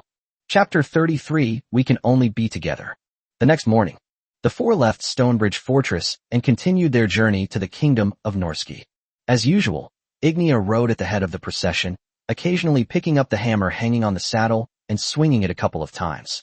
Selena, on the other hand, walked alongside Leon and kept stealing glances at him. Mia sat behind her, watching this scene with a meaningful smile. Leon turned to look at Selena and teased her with a smile. "Hakimi, you're spying on me again, you perverted peeping Tom." Selena pouted and retorted, "Don't slander me. I didn't peek. I was looking openly and honestly." After saying that, she shook her ears vigorously, then took out a small pebble from her storage space and hit Leon on the head. "What are you doing now? Let's take a break, it's noon." Selena gripped the reins, her clear blue eyes like a pair of beautiful gems. "This little white cat is getting prettier and prettier the more you look at it." After regaining his senses, Leon decisively made up a lie. "Damn it. How dare you bewitch me? Who bewitched you out of the blue? When are you going to rest?" "I'm hungry." Selena pointed to her lower abdomen, then casually took out a piece of black bread and started eating it. Leon looked around and saw a few bare tree stumps by the roadside. "Let's stop here, eat something, rest for a while, and then continue on our way." He called to a halt to Ignia at the front of the procession, led the horse to a tree stump, and, as usual, searched for dry branches before starting a fire. Seeing Selena sitting by the campfire to warm herself, Leon asked, "How are you? Are you still feeling unwell?" "Although I still feel a bit weak, it doesn't hurt as much anymore." Selena stuck the half-eaten black bread into a tree branch and put it on the fire to roast. Mia followed her example, picked up a twig from the ground, rinsed it briefly with water, and began baking bread. Just then, Ignia arrived. The lioness sat down next to Leon naturally and then gently rubbed her animal ears against his cheek. Ignia is a tall, blonde, wavy-haired mature woman, and making such a contrasting move only makes her seem even cuter. She showed no shyness in the face of Leon's embrace, and continued to calmly rub her face against his with her animal ears. Upon seeing this, Selena suddenly lost her appetite for the black bread in her hand. She strode over to Leon, plopped down next to him, and glared at him angrily. "What are you doing?" Leon asked knowingly. The feeling of being squeezed between two cat girls was so great, it was the life he had always dreamed of. Seeing that another good show was about to begin, Mia stopped baking bread and started eating it while watching the three of them. Selena gave Leon a hard elbow to the waist and pointed to her pair of white cat ears on her head. "Leon the dog, haven't you always wanted to touch my ears? Here you go." Wow, the sun has risen in the west. Leon couldn't help but tease. In the end, he was granted permission to pet the cat. "Enough with the nonsense, just touch it now." Selena's tail twitched slightly, and she seemed a little nervous. Seeing that Leon didn't react, she thought for a moment and decided to go all out, gently leaning against Leon like Ignia did. Since Hakimi has said so, Leon naturally has no reason to continue being polite. He directly and mercilessly attacked Selena's cat ears and began to pet the cat openly. This was the first time he had ever touched Selena's ear so brazenly while she was conscious. Selena's cat ears were much softer than Ignia's, and her fur was not as long, only a thin and soft layer. Selena couldn't take it anymore after a few strokes, and said in a trembling voice, "Wah, Leon, you're too rough. Slow down. This is just the beginning. We haven't even officially started yet." With that, Leon used both hands to rub the fine downy hair in Selena's ears, and then gently blew air into them. Selena's body jerked violently, her ears twitched as if they were having a spasm, her skin gradually turned wine red, and she made strange noises from time to time. "Are you that nervous?" Selena raised her head slightly, tears glistening in her eyes. She squeezed her legs together, trying to suppress her shame, and whispered, "My ears are very sensitive. I can't stand you touching them like this." "Ignia is fine." Leon played with her animal ears, gently pinched them, and then stood them up on her head. Like a little rabbit. Selena lowered her head again. "I'm fine then, you can keep touching me." Mia sat opposite her, shook her head, and then mumbled indistinctly. "Is this what war between adults is like? Terrifying, terrifying." Leon was overjoyed. He arrogantly ordered, "From now on, you two will have to let me touch your ears every day as protection money." Ignia would touch Selena in the morning and at night. After a week, they would switch shifts, with Ignia becoming the nighttime caregiver and Selena the morning caregiver. Just touch your ears whenever you want, Ignia replied calmly. This lioness is amazing. Just in case, Leon cautiously asked, Ignia, do you understand our current relationship? She nodded, then dropped a bombshell. It's a husband-wife relationship. Leon was drenched in sweat. I thought she was going to talk about a romantic relationship, but she just said husband and wife. Selena sat up abruptly, staring at the two of them in disbelief, and said in a trembling voice, What are you talking about? How did you become husband and wife? That's too fast. Ignia asked her, Do you want to come along, Selena? What do you mean, together? Don't you like Leon? I like him too, so we can only be together. Upon hearing this, the surrounding area fell silent. After a few seconds of silence, Selena widened her eyes and replied, But we can't go together, can we? Ignia nodded, and said seriously, It's fine as long as you're willing. It's very common in Norski. The beastmen are a race different from humans. They emphasize ability above all else, so an outstanding man or woman will always be surrounded by a large number of members of the opposite sex. This is why Ignia considers it normal. But this isn't common in Furselt. Selena seemed a little unconvinced. She scratched her flushed cheeks and said softly, I really like Leon, but this feeling is weird. Well, there's nothing I can do about it. Anyway, I plan to follow Leon from now on, Ignia said, gently nuzzling Leon with her ear. Frustrated, Selena sighed helplessly.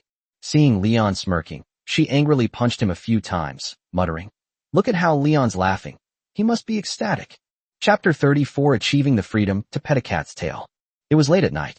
The four found a dark cave on the bank of the Ice Dragon River, where Leon planned to spend the night. For some unknown reason, Nyo was biting Xiao Hui, who was howling loudly. Ignia stood up and patted Nyo's horse on the head, then turned to Leon and said, You guys rest first. I'll keep watch for the first half of the night. Okay. Selena found a relatively flat spot, laid out the mat, and then invited Mia to come and sleep. Seeing this, Leon also went over and gently hugged the kitten. Her body was soft and pliable. Holding her in his arms felt like holding a warm ball of cotton, which made Leon unable to resist sniffing her cat ears. Selena remained silent, but her face flushed slightly. After a while, she elbowed Leon hard and muttered, If you touch me again, I'll bite you. Leon couldn't help but complain. This is outrageous. She's my wife now, but I can't even touch her tail. Upon hearing this, Selena's face turned even redder. She tucked her tail tightly between her legs and said angrily, Not for now. Go to sleep and stop touching me. You stingy, smelly cat. You've broken the heart of a cat lover. It's broken, so go to sleep. You have to keep watch in the middle of the night. Leon patted Selena's head and suddenly chuckled lewdly. What are you doing? He, still 98 wives short. Selena slowly got up, settled the dazed Mia aside, and then suddenly pounced on Leon, giving him a rough time massage. After venting her anger a little, she picked up Mia beside her again and said softly, Go to sleep. Leon wouldn't be at peace without getting a beating, so he closed his eyes contentedly. When I opened my eyes again, Ignia was the first thing I saw. She gently shook Leon awake, then yawned. I'm a little sleepy. It's your turn. Looking at the flickering campfire, Leon rubbed his sleepy eyes and slowly got up and walked towards the cave entrance. Ignia lay down in the still warm spot where he had been, exhausted, and closed her eyes, holding Selena in her arms.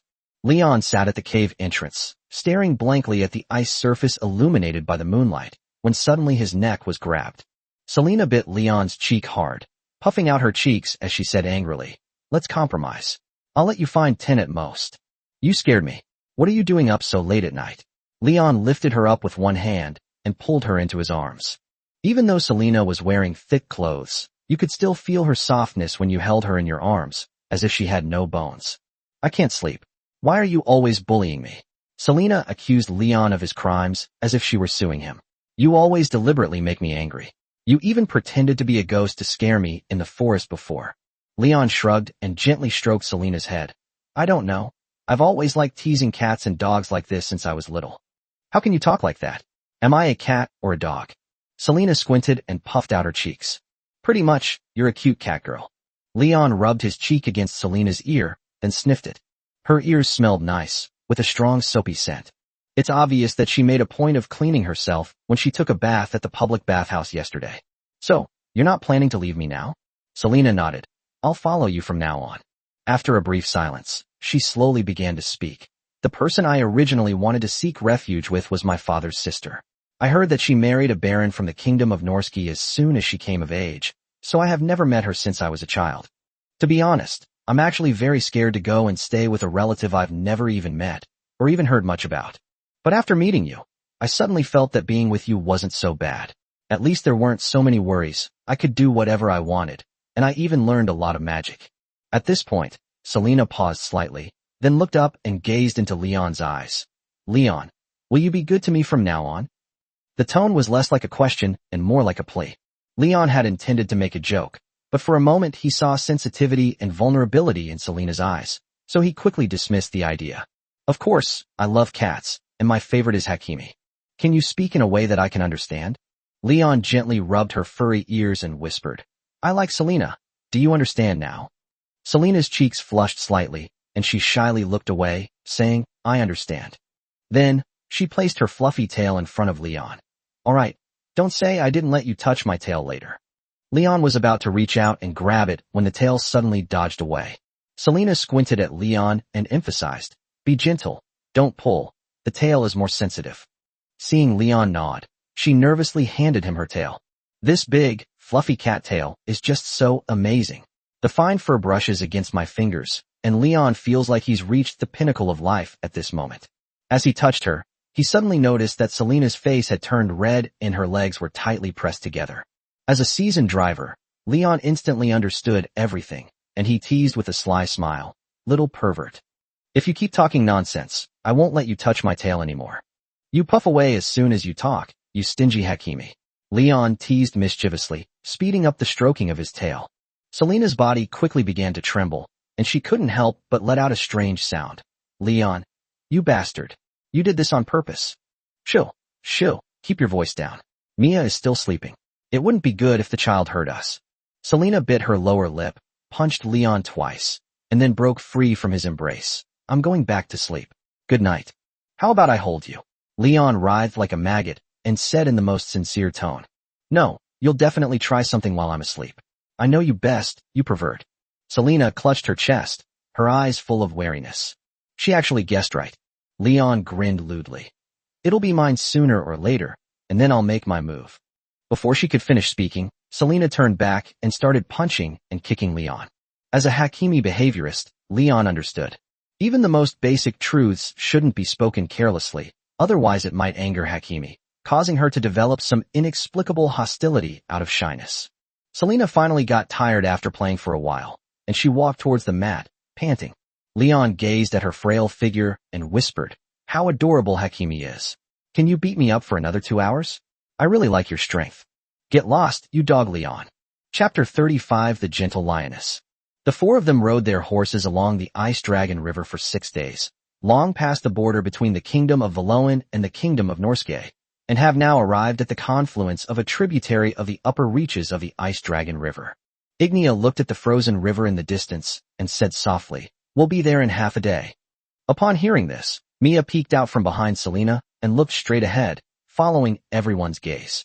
Ignia's foster mother lives in the town of River Mouth in the kingdom of Noske, which is also the end point of Leon and his companion's journey.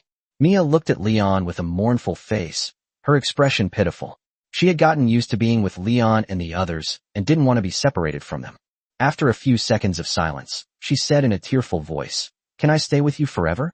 I'm scared.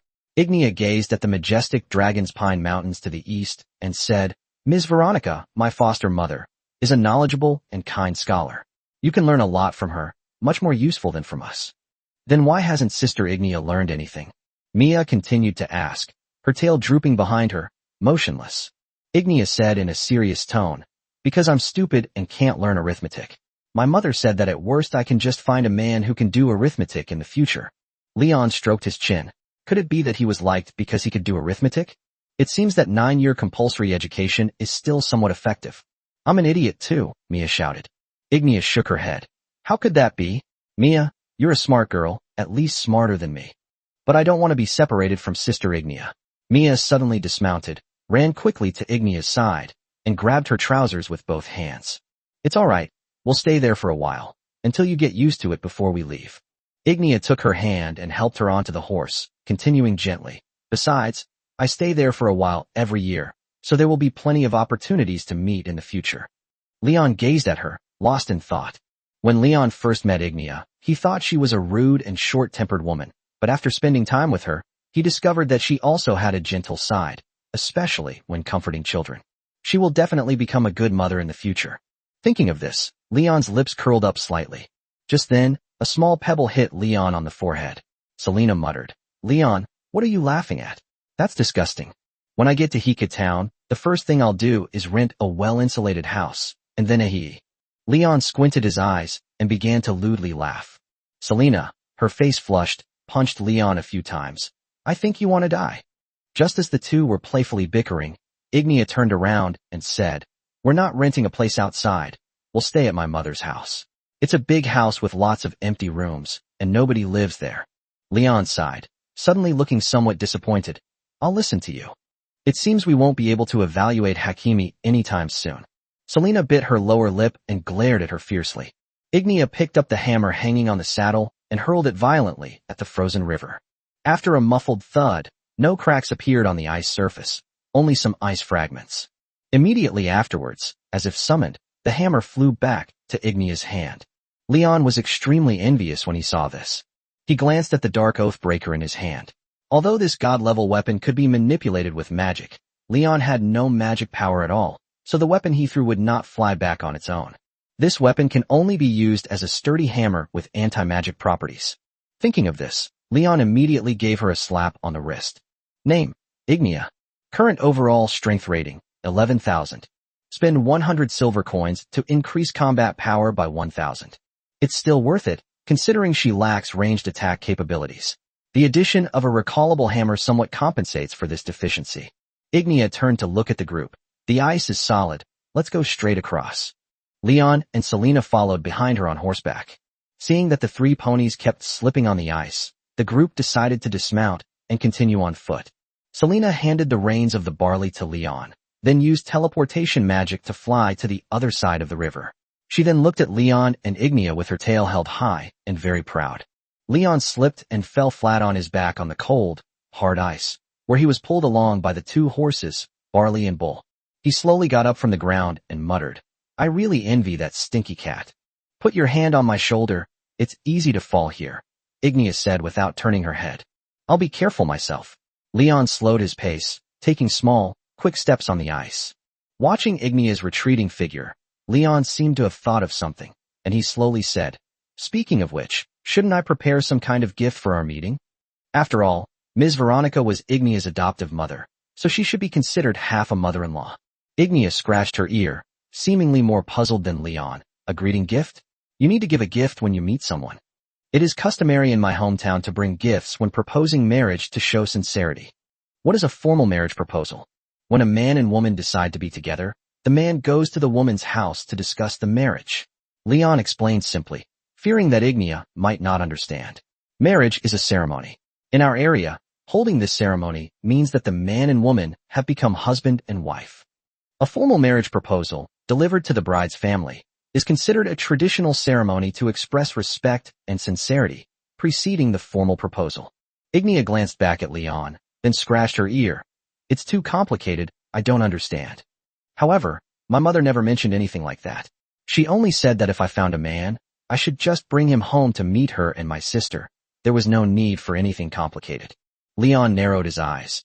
"You have a younger sister?" "Yes, she was adopted too. She's much younger than me, but older than Mia." Ignia's tail swayed gently behind her. "That is, between the ages of 23 and 12, and it's a bit of a problem that Ignia can't remember her age." "Leon, should I go to your hometown to propose marriage?" When a man proposes to a woman, it's called a marriage proposal. What you're doing is called meeting the parents. At this point, Leon shook his head. "It's too far. I can't go." Ignia turned to look at him and said softly, "It's all right. I'll go with you no matter how far." Leon was speechless for a moment. This wasn't a matter of distance, it was a matter of space. Unless he has a way to travel back in time, he won't be able to see him. Even if we could travel back in time, whether we would actually meet them is another question. Because his father passed away when he was young and his mother remarried early, he was raised by his aunt's family and entered society at a young age. He thought for a moment and then said vaguely, "It's really too far. I'll take you there another time." Ignia nodded, then suddenly stopped and nuzzled Leon with her ear. Chapter 36. Finally, she found a man. In the evening, the four finally arrived at Hiku Town. This town is different from White Frost Town. Its outermost perimeter has a low wall built by mages using earth wall magic. The cold streets were deserted, with only a few guards carrying torches patrolling. Leon craned his neck to carefully observe the guards around him, only to be lightly punched in the waist by Selena. "What are you doing? Looking around like that? You look very suspicious. I want to see if they have ears on their heads." Selena's lips curled up slightly, and then she said with a hint of pride, "Of course there are. This is the kingdom of beastmen. You humans are the odd ones out. Those with white hair are the odd ones out. I haven't seen any white-haired people on the street," Leon said seriously. As expected, Selena punched and kicked him as soon as he said that. She squinted and questioned, "What? You have a problem with the color of my hair? Just a few days ago you praised me as the most beautiful beast man in the world." Leon said slyly, "You actually believed me when I just lied to you." Selena promptly switched to airplane ears and pinched Leon's, but hard with her hand. Just as the two were playfully bickering, Ignia, who was walking in front, spoke up. "We've arrived." Leon turned to look at Ignia and saw her stop in front of a spacious two-story wooden truss house. This is the town square of Hiku Town, located in the center of the town. Across from the house were a blacksmith shop and a bakery. In addition, land in the town was crowded and expensive, so most people who could afford to build a house here were wealthy merchants, let alone such a spacious and grand mansion. It's obvious that their family is quite wealthy. Furthermore, the door was covered with many magical runes drawn with silver powder, which shimmered in the dim firelight. "Leon, this way." Ignia led the group to the stables behind the house and tied Little Gray's reins to a stake. She gazed at the two horses to Little Gray's left and murmured to herself, "It seems like we have guests." Just then, Selena reached out and tugged at Leon's sleeve, her face showing reluctance. "What's wrong, kitten? Did you wet your pants?" "No, I just feel something's off. Ignia is her adopted daughter, you're Ignia's man, and Mia is the child they're about to adopt. So what about me? Isn't that simple? The little woman of the Ignian man. Hey, be serious. I have a weird feeling about this. How about you come with me to find a hotel, and we can stay together?" "Really?" Leon's lips curled up slightly as he continued. "Just the two of us, are you sure?" Selena's face flushed instantly, and she reached out to grab the Leon magic orb. "Be serious. I'm not joking. Don't pick at it if you're not going to eat it." "Fine, I'll let you touch my tail, okay?" Selena punched Leon twice in anger. "I want to touch something else." Leon's gaze fell on Selena's slightly protruding breasts. She quickly covered her chest and said fiercely, "Don't push your luck." Seeing that the two hadn't caught up for a long time, Ignia led Mia back to look at them and asked, "Why aren't you following us yet?" Leon said directly, "Selena is shy." "I'm not shy. It's just that I feel a little strange and have a weird premonition," Selena said in a low voice. "Could you please not mention my relationship with Leon to Madam, and just say that you are a friend I met on the road? It's okay to tell the truth. This is very common in the kingdom of Norsky." Ignia took Selena's hand and led her in the right direction. Leon followed closely behind them, a slight smile playing on his lips as he watched Selena's bashful demeanor. Ignia stood in the doorway and gently knocked. Soon a woman's voice came from inside the house. "Who is it?" "It is Ignia." As soon as he finished speaking, the door slowly opened. The person who opened the door was a red-haired female demi-human, dressed in a clean and tidy-made outfit. This looks like a fox spirit, with a pair of large, wide fox ears standing upright on its head. So cute. "Miss Ignia, you're finally back. Madam has been worried about you these past few days." She was expressionless, her gaze sharp, quickly glancing at Leon and Mia, before finally settling on Selena. Something happened on the way back. Just then, another woman's voice came from upstairs. "Lyria, who's visiting so late?" The fox-eared maid looked up and called out loudly, "Madam, Miss Ignia is back." No sooner had he finished speaking than a series of hurried footsteps came from upstairs. A female demi-human wearing a black satin low-cut nightgown rushed downstairs. She had black hair, delicate features, and looked quite sexy. Just as Leon was admiring the view, she accidentally missed a step and was about to tumble down the stairs. "Madam, be careful." At the critical moment, the fox maid moved swiftly and grabbed her. "Slow down." Mrs. Veronica quickly got up and continued running towards them. "Ignia, I was so worried about you. I was wondering if you went straight back to the grasslands and didn't come here. She seemed a bit impulsive, quite different from the strict and rigid scholar Leon had imagined. In addition, Leon did not see years on her head, and her appearance was similar to that of an ordinary person, which made it impossible for Leon to tell what kind of demi-human she was. Just as he was about to use the identification, Mrs. Veronica spoke up. And who is this? Her dark eyes seemed to have a magical power. Once you looked at them, you couldn't look away. Before Leon could speak, Ignia introduced him. Mother, this is the man I found outside. His name is Leon, and he comes from the kingdom of Valoan. Little Ignia, I'm so happy for you that you've finally found a man. Mrs. Veronica looked at Leon with a gentle smile on her face. After saying that, she nodded to Leon and said, Hello, I'm Brea Veronica. It's nice to meet you. Leon didn't know what to say, and after a brief moment of hesitation, he said, Me too. Mrs. Veronica then turned her gaze to Mia and Selena. So these two are your friends? Mia, she is the child I rescued from the bandit camp. She is a refugee from Fursold. Mom, can you adopt her? Hello, Mrs. Veronica, Mia said timidly, hiding behind Ignia. What a poor little thing. A hint of sympathy flashed in Mrs. Veronica's eyes.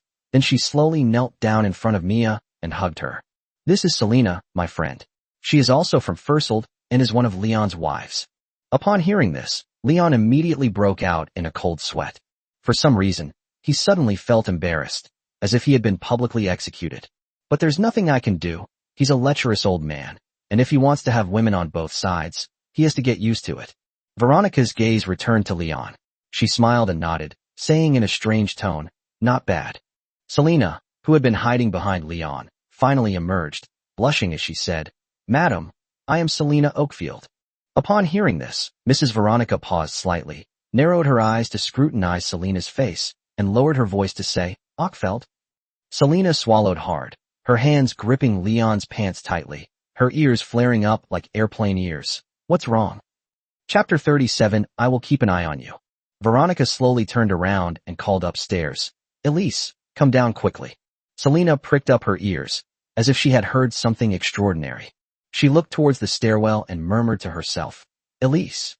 A few seconds later, a series of crisp footsteps came from upstairs. A woman dressed in gorgeous clothes and holding a golden staff walked out of the stairwell, followed by a faintly visible wind elemental. Leon noticed that this wind elemental was different from the elemental creatures Selena summoned. It had a striking emerald core on its chest. Of course, none of that is the point. The point is that this beast human named Elise has long, white hair, just like Selena. What's wrong, Veronica? Is this Ignia? Your adopted daughter? She slowly walked towards the group, asking questions, but her eyes had already noticed Selena. The two white-haired cat girls looked at each other.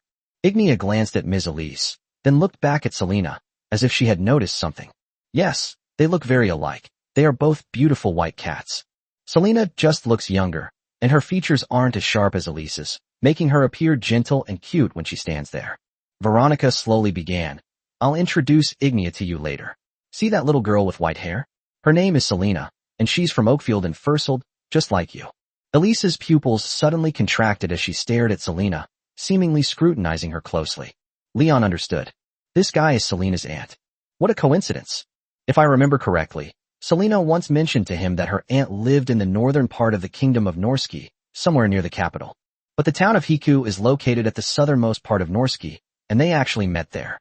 Moreover, it seems that her aunt and Ignia's adoptive mother are friends. Just then, Selena slowly stepped out from behind Leon and said with her courage, Hello, I am Selena de Oakfield, and Aglofta Oakfield is my father. At this point, she swallowed hard, then lowered her voice and asked even more cautiously, Excuse me, are you Ms. Elise Bushnaritas? Leon felt a headache coming on when he heard such a long list of names. To be honest, if he didn't rely on the system, he wouldn't even remember Selena's full name. These random names are so hard to remember. If Leon has children in the future, he will definitely give them some easy-to-remember names. Elise narrowed her eyes. Yes, my former name was Elise de Oakfield. I originally planned to go to the kingdom of Valoan, but it seems that I no longer need to. When did Grove get a daughter? I must say, you two look so alike. So where's that guy now? As she said this, she turned to look behind Leon, but didn't see anyone else outside the door. Selena gripped Leon's clothes tightly, her head bowed as if unwilling to recall that painful memory. He died in Cold Wind City to protect me and my mother. Elise gasped, taking a long time to exhale. She then asked, "Your mother must be Thalissa, right?" They were already showing signs of this before I left, and the families were also supporting it. Where is she? Selena looked up at Elise. She's dead too. Who in the family escaped? I'm the only one in Cold Wind City. I don't know about my hometown. Elise and Veronica exchanged a glance, their expressions showing some pain. Veronica smiled and then ushered them into the house. Come on in. It's so cold outside. There's no need to stand here asking questions. It's getting late. Lyria, take Ignia and Leon to take a bath. I need to have a good chat with lovely Mia. After saying that, she bent down and waved to Mia. The child glanced back at Ignia, and only after receiving permission did he timidly walk over. This way, please. The aloof fox-eared maid pointed to the end of the corridor. Leon turned and glanced at Selena. Their eyes met. She said, You guys go ahead. I want to talk to my aunt some more. Leon nodded. Okay, call me if you need anything.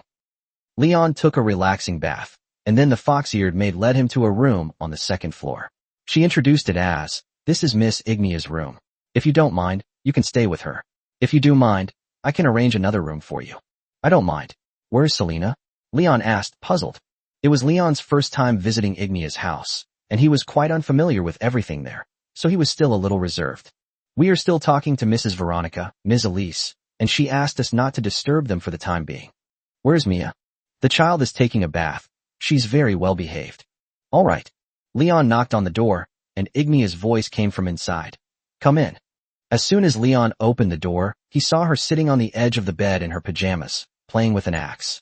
Ignia's room was quite tidy, with just a small bed and a wardrobe, and not even a table. Leon suddenly noticed a dark whetstone on the bedside table, wondering why she had put it there. Your room is very tidy. Lyria helped me tidy up. I haven't been back here for months. With that, Ignia threw the whetstone on the ground with a dull thud. It's too early to say. Lyria smiled slightly at the sight, then closed the door. So, are we going to sleep now? Leon raised an eyebrow at her. Okay, go to sleep. Mom will definitely ask you some questions tomorrow. Ignia wedged the axe between the wall and the bed, then stretched. She was only wearing a thin nightgown, and when she stretched, her two proud breasts almost burst the buttons open. Leon swallowed hard. She used to always wear thick animal skin clothes, which, although well-developed, were not particularly noticeable. Now that she's changed into her pajamas, her advantages are truly on full display. As a professional mind-clearing expert, Leon gave the correct answer after just one glance. At least E. This is a level of care that will ensure the child never goes hungry again. Leon's little head instantly took over his thoughts, and he said in a cheeky tone, Ignia, I want to sleep with you tonight. Ignia yawned, then lay on her side on the bed, her tail swaying gently behind her. Just hug me, no need to ask. Upon seeing this, Leon pounced on her and experienced the legendary face wash. Indeed, besides the expected softness, he also smelled a fragrance. Ignia remained drowsy, seemingly unconcerned about Leon's attempts to take advantage of her. They've been dating for almost a week, but they haven't even kissed yet. Thinking about this, Leon felt a little itchy. Ignia, she mumbled incoherently. What's wrong? I think. Before Leon could finish speaking, the door was suddenly pushed open. Selena peeked out like a ghost, watching the two of them, then muttered resentfully, I'll be keeping an eye on you. Chapter 38, I disagree with this marriage. The next morning, as soon as Leon opened his eyes, he saw an unfamiliar face. A somewhat dark-skinned face was scrutinizing him closely. So you're the man Ignia found outside? Why do you have such delicate skin? Leon glanced to his side and found that Ignia and Selena were gone. Yesterday, Selena, that troublemaker, insisted on sleeping between the two of them, not only separating them but also refusing to let them touch each other. If you pinched her butt, she would breathe on it. Not only did she steal the blanket in the middle of the night, but she also kicked him out of bed several times. That Hakimi is despicable. He must be properly taught and trained in the future. They're both already up, shouldn't you get up too? Sorry, I'm a lazy bum who likes to eat and do nothing. Leon rubbed his eyes and carefully looked at the black woman in front of him. She had dark skin, thick brown hair, and a pair of round animal ears standing upright on her head. It looks like a bear-type beast human. Are you Ignia's sister? Yes, my name is Valeria, and you are Leon? Contrary to Leon's expectations, she wasn't a haughty little brat, and actually looked rather rugged. Yes, I am Leon. He stretched as he said this. Does my sister often mention me? Leon tossed his messy hair. On the contrary, your sister doesn't like to talk. She won't tell me anything unless I ask her. Hateful. I should get up too. Leon slowly got up, then sat on the bed in a daze. By the way, I didn't see you yesterday. I was already asleep when you got home, and I only found out my sister was back this morning. Valeria sat down next to Leon and nudged him with her elbow. Let's have a strength contest. My sister says you're stronger than her. How do you want to compete? Leon sized her up. To be honest, he was still a little sleepy. It's all Selena's fault for being a restless sleeper and even liking to hit people. You lie on the bed, I squat in front of the bed, and then do this. She put her hands on the bed, making an arm wrestling gesture. I use both hands, you use one hand. My sister always does this with me. Leon thought about it and realized that if Ignia were to arm wrestle him with both hands like this, he might not necessarily win. Let's just declare you the winner. That's no fun. Let's have a competition and add some bets. What are we betting on? If I win, you will replace Lyria and clean the house for a week. 3 days. Leon held up 3 fingers. All right. Leon raised an eyebrow at her. And what if you lose? How about I bring you breakfast for a week? Although the stakes were somewhat unequal, Leon accepted the bet with a playful attitude. He casually took Valeria's hand and suddenly realized that the girl's palm was actually bigger than his, a man's. Then Valeria placed her other hand on top, completely enveloping the entire hand. Can I at least call start? Okay, start on 3. Leon nodded. 3. He exerted his strength suddenly and won the battle instantly. You're cheating. That doesn't count. Didn't you say you were going to count to 3? Leon's lips curled up slightly. But you can't just count to 3 right away. Valeria puffed out her cheeks, looking completely unconvinced. Okay, let's do it again. Leon got back into position, and this time he honestly started counting from the beginning. When they counted to 3, the two of them exerted their strength at the same time. It must be said that Valeria does have some strength, but the strength of her 2 hands is about the same as that of Ignia's 1 hand, which she can easily manipulate. After teasing Valeria for a while and seeing her face turn red from holding back her anger, Leon finally mustered all his strength and won the match. Wow, you're much stronger than Ignia? How come you're as thin as a tree branch? Valeria's eyes widened as she looked Leon up and down. It doesn't look like a tree branch at all. That's nonsense. Leon flexed his biceps. His arm circumference is almost as thick as Valeria's carrot legs. Valeria promptly grabbed and pinched. Wow, your muscles are as hard as rocks. Lift up your clothes and let me see. Leon was speechless. Wait a minute, your sister will throw you out the window. No, my sister isn't that petty. Valeria's bare ears twitched. Just then, the bedroom door was pushed open, and Selena strode in, standing between Leon and Valeria, but I'm stingy. Taking advantage of the situation, Leon pressed his nose against Selena's back, gently inhaling her fragrance. She didn't even take a shower yesterday, but she smelled wonderful. That's great. Valeria frowned at the sight of such a lewd scene. Leon got his wish and received an elbow strike from Selena, thoroughly enjoying the beating. Just then, Ignia walked into the room carrying a plate and handed it to Leon. Have breakfast. Leon glanced down at the plate. A soft white bread spread with cheese, a few slices of sizzling fried meat, and a perfectly fried egg, 2 bright red fresh raspberries, and finally a steaming cup of milk. Wealthy families are very particular about their food, focusing on a balanced diet. For the 2 months that Leon was transported here, he ate barley porridge, black bread, and a little bit of smoked meat almost every day. Thanks. Ignia nuzzled Leon with her ear and urged, eat quickly, then come with me to the tavern later. As soon as she finished speaking, another person appeared at the door. Selena's aunt, Elise. She still held her staff, with the wind elementals following closely behind her. She talked with Selena for a long time last night, but she didn't know what they talked about.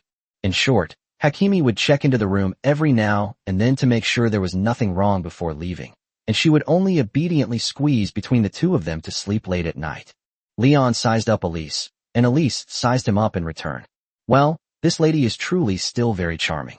Judging from her age, she must be at least 40, but she has the face of a 20-year-old girl. Just as Leon was lost in thought, Elise slowly spoke up. Selena told me that you took good care of her along the way, and I am very grateful to you. However, the Fursal people are very devoted to their relationships, and I don't want you two to be together. I'll be taking Selena back to Narita's in a few days. Annalise, I want to stay with Leon. Selena's ears turned into airplane ears again. My child, you are still young. When I was your age, I was also blinded by love. Even with my family's opposition, I married into Northgate without hesitation. But love is far from being as wonderful as we imagine, so I don't want you to make the same mistakes I did. Just then, Mrs. Veronica's voice came from outside the door.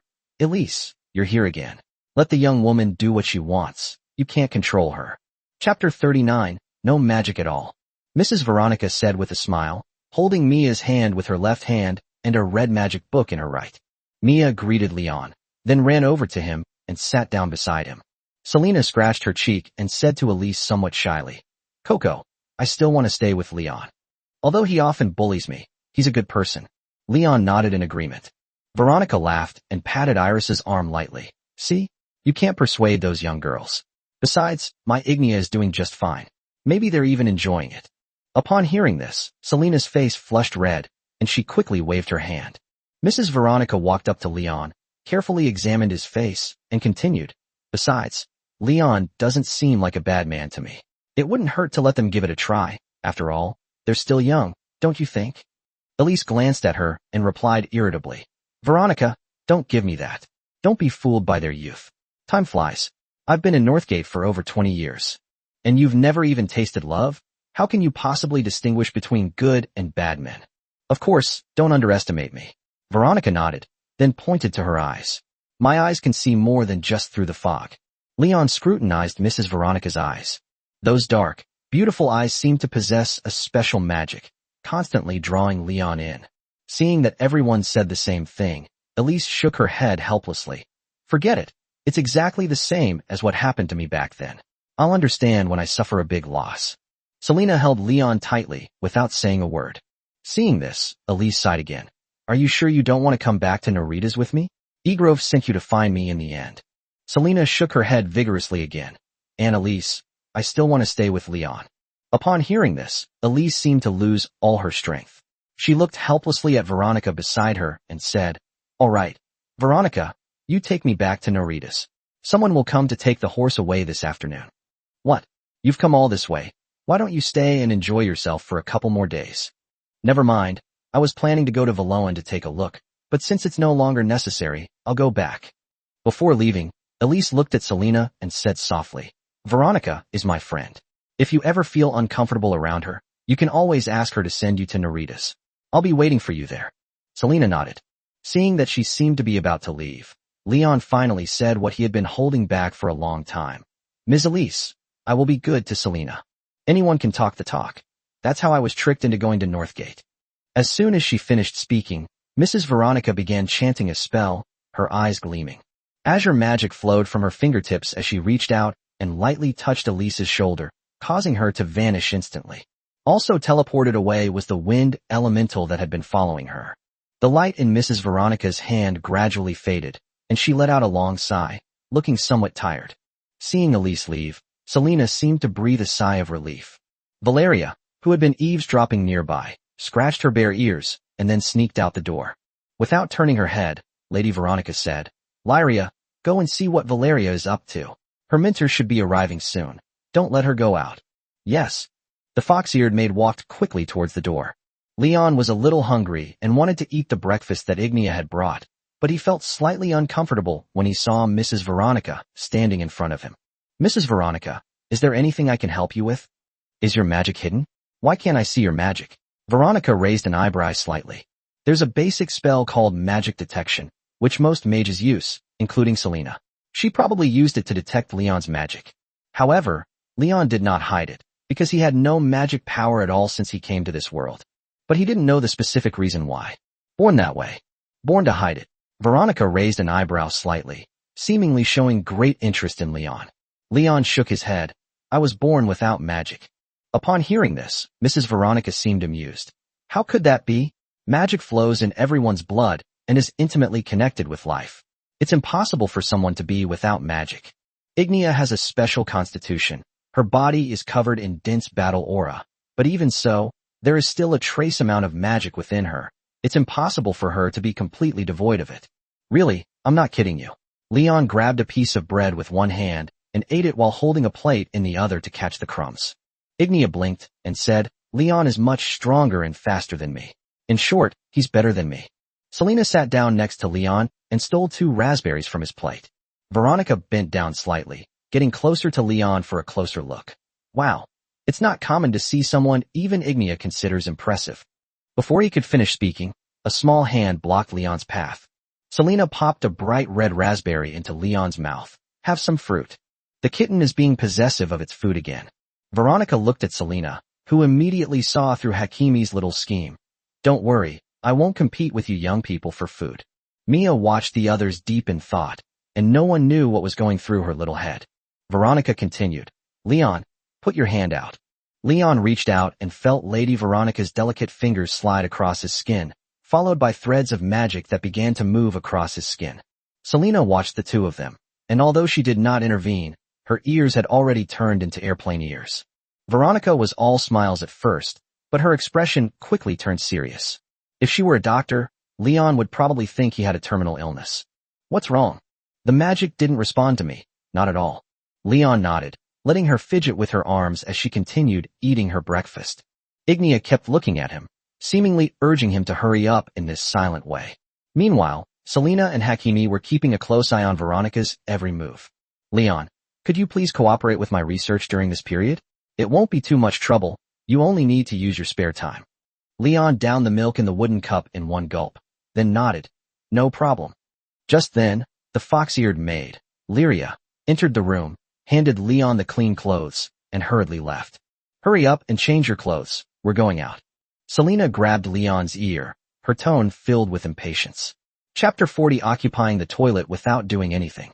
Leon took Ignia and Selena out the door. He gazed at the towering Dragon Ridge Mountains in the distance and felt a chill. Selena lit a fire in her palm, then moved closer to him. Are you cold? It's a bit cold. It feels even colder than Whitefrost Town. Leon felt the snow around his legs had gotten deeper. It must have snowed heavily last night, but they were sleeping soundly inside and hadn't noticed anything. Isn't Mia coming along? Mom said she would take her around the house, so she won't be coming today. All right, she should be able to adapt to life here quickly. Mrs. Veronica seems quite kind and approachable. Leon craned his neck and began to look around. The pedestrians on the street were all beast-like beings with animal ears and tails, which was somewhat novel to him. The beastmen seem to have a racial advantage. Everyone they encounter on the street is a handsome man or a beautiful woman, and even the most unremarkable country girl exudes a unique kind of beauty. Just then, Ignia pointed to a slightly dilapidated wooden house in the distance, her tone tinged with excitement. This is the closest tavern to home. I usually make money there. Let's go over there. Good.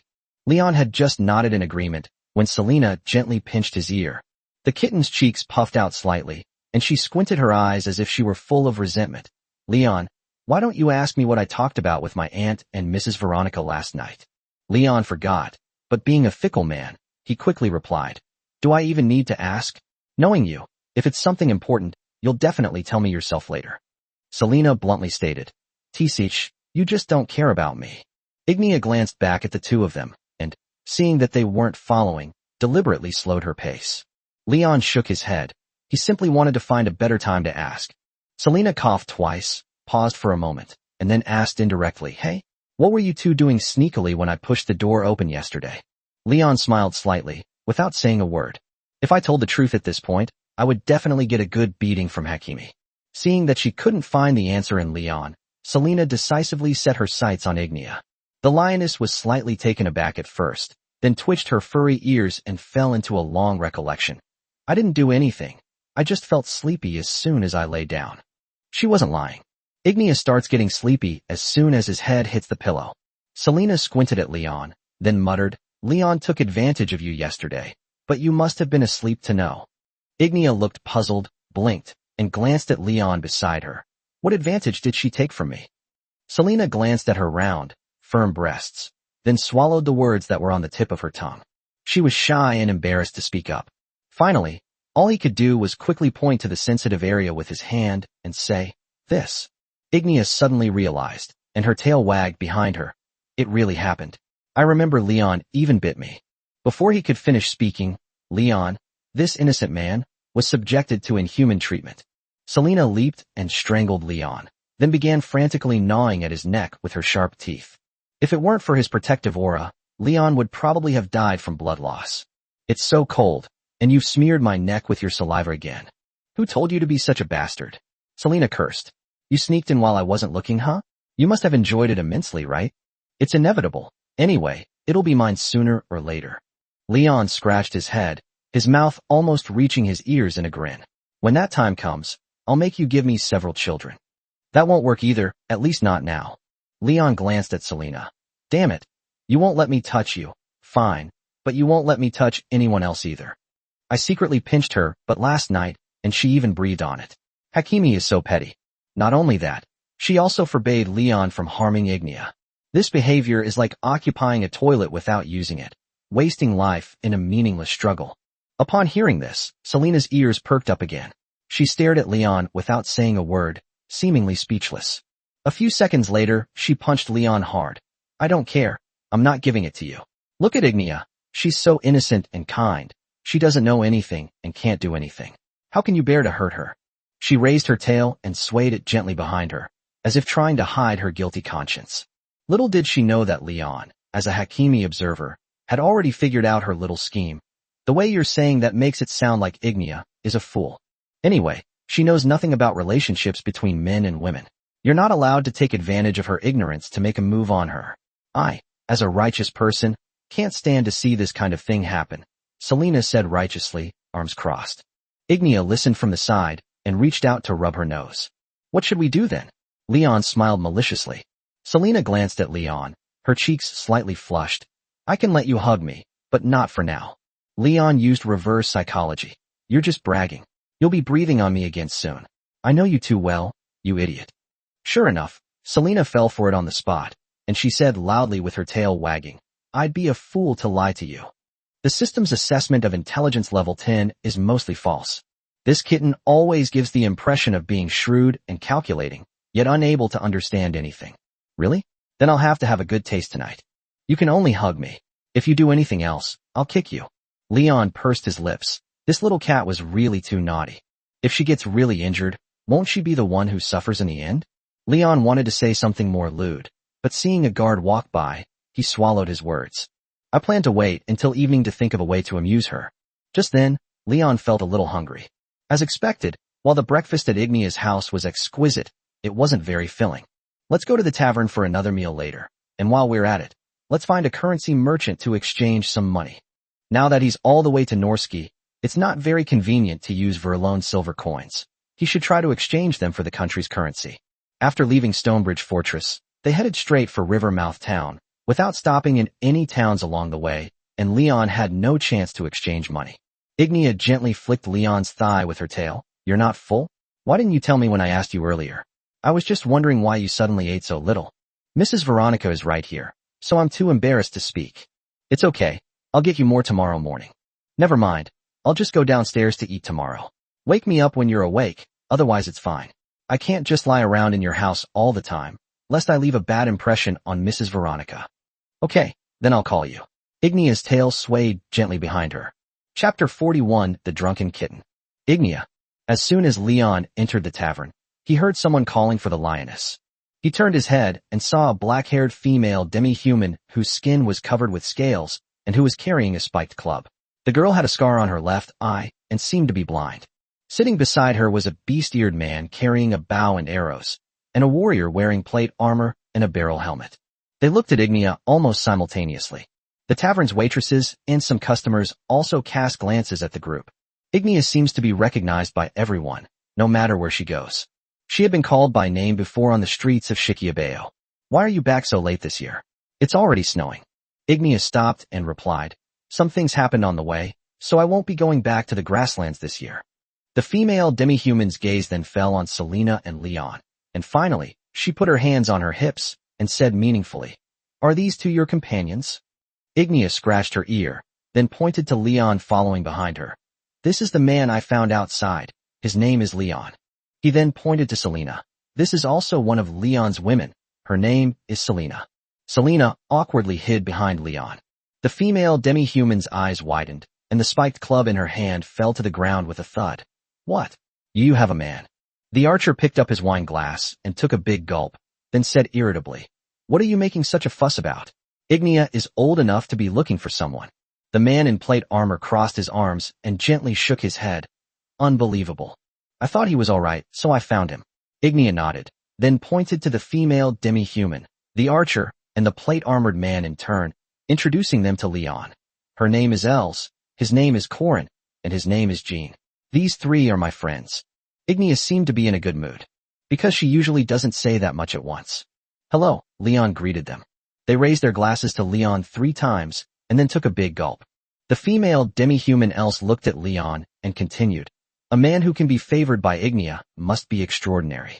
I'll treat you to a drink, and let's be friends. Hannes, bring them 3 shots of strong liquor to warm them up. Having said that, she tossed a silver coin onto the table. Leon said softly, Thank you. We're all friends. No need to be so polite. Els patted her 2 male companions on the shoulder and urged, What are you 2 still doing sitting there? Hurry up and make room. It's time to get to work. The ranger named Corin waved his hand. Understood. Let me finish this drink first. Hurry up. You're always the slowest. Tisk. He was dragged away by Els before he could even finish his last sip of wine. Leon and his group sat directly in the seats that had just been vacated. Selena nudged him twice on the waist, then leaned close to his ear and said mysteriously, Leon, can I ask you something? What's wrong? Just say it directly. You're acting like a thief. Selena narrowed her eyes and lowered her voice even further. You don't actually like men, do you? Leon's eyes widened, instantly feeling insulted. You're slandering me again. I tolerated you saying I was lecherous before, but now you're saying I like men. He was a virile, manly man who was attracted to women, but he did not have any homosexual tendencies. Then why were you staring at that man's ears? Leon was just curious. After all, most of the people here have a pair of furry animal ears on their heads. As a diehard fan of chemonomy, animal-eared girls, I can't help but feel curious and take a second look when I see a man with animal ears on his head. Leon leaned closer to Selena, and to avoid being overheard and causing public outrage, he deliberately lowered his voice and said, I just think it's a little strange for a man to have these hairy ears. What's so strange about that? My father has it too. Leon waved his hand. I can't explain it to you, never mind. Just then, a maid brought over 3 glasses of strong liquor. To quickly change the subject, Leon simply raised his glass and took a sip. The intense spiciness quickly spread down my throat, and my body soon warmed up. Ignia also raised her glass, took a sip, and then let out a long sigh. Selena raised her glass, looked at the slightly cloudy liquor, and twitched her ears in confusion. You 2 seem to be having a good time. Is this liquor good? Leon nodded. It's all right. It warms you up quite a bit after 1 bite. Selena cautiously took a bite, then stuck out her pink tongue and gasped. It's so spicy. Ignia put down her glass. This spirit is a bit strong. Have you ever had it before? Leon took the opportunity to ruffle her cat ears. Selena used to be a noblewoman, and nobles usually don't drink this kind of strong liquor. Selena retorted, Who said that? I've had it too, just not as spicy on the tongue and throat. Leon found her somewhat cute and reached out to touch her ear. Just then, Ignia nudged Leon lightly. Didn't you say you wanted to exchange money? The money changers are here. Leon turned around and saw a man carrying a box walk into the tavern, followed by a burly beastman henchman. After he sat down in the corner, Leon got up and walked towards them. The thug became alert as soon as he approached and used his body to block him from the currency merchant. Don't be so nervous. I'm here to exchange money. After Leon helped Ignia by the hammer, he had about 500 silver coins left. After expenses along the way, he now had about 480 silver coins left. He took out 440 silver coins from his storage space and placed them in front of the currency merchant. He didn't plan to exchange the remaining 40 silver coins. After all, this place wasn't far from Verlone, and he might go back in the future and perhaps use them. How much money can 400 Verlone silver coins be exchanged for? Villawan. It was recently devalued and isn't as worth as it used to be. The currency merchant stared at Leon. Once a beast man reaches adulthood, his appearance becomes fixed, so Leon couldn't quite tell how old he was, not even from his tone of voice. How did it suddenly depreciate? Leon asked knowingly, knowing it was probably related to the demons in the north. The money changer pricked up his ears. Haven't you heard? Fursold was destroyed by the otherworldly demons of the North Sea. Next should be Verlone. Their nobles with any power are all fleeing, so money is naturally worthless. How much are those 440 silver coins worth approximately? I only take 5%, which is a little over 200, which is almost 5 gold coins. Leon sighed. Before coming to Northgate, he had already sounded out the currency merchant in the tavern in Whitefrost Town. Based on the previous exchange rate, 440 Verloan silver coins could have been exchanged for at least 230 Northgate silver coins. In less than a month, they've depreciated so much. Alright, exchange them all for Northgate silver coins.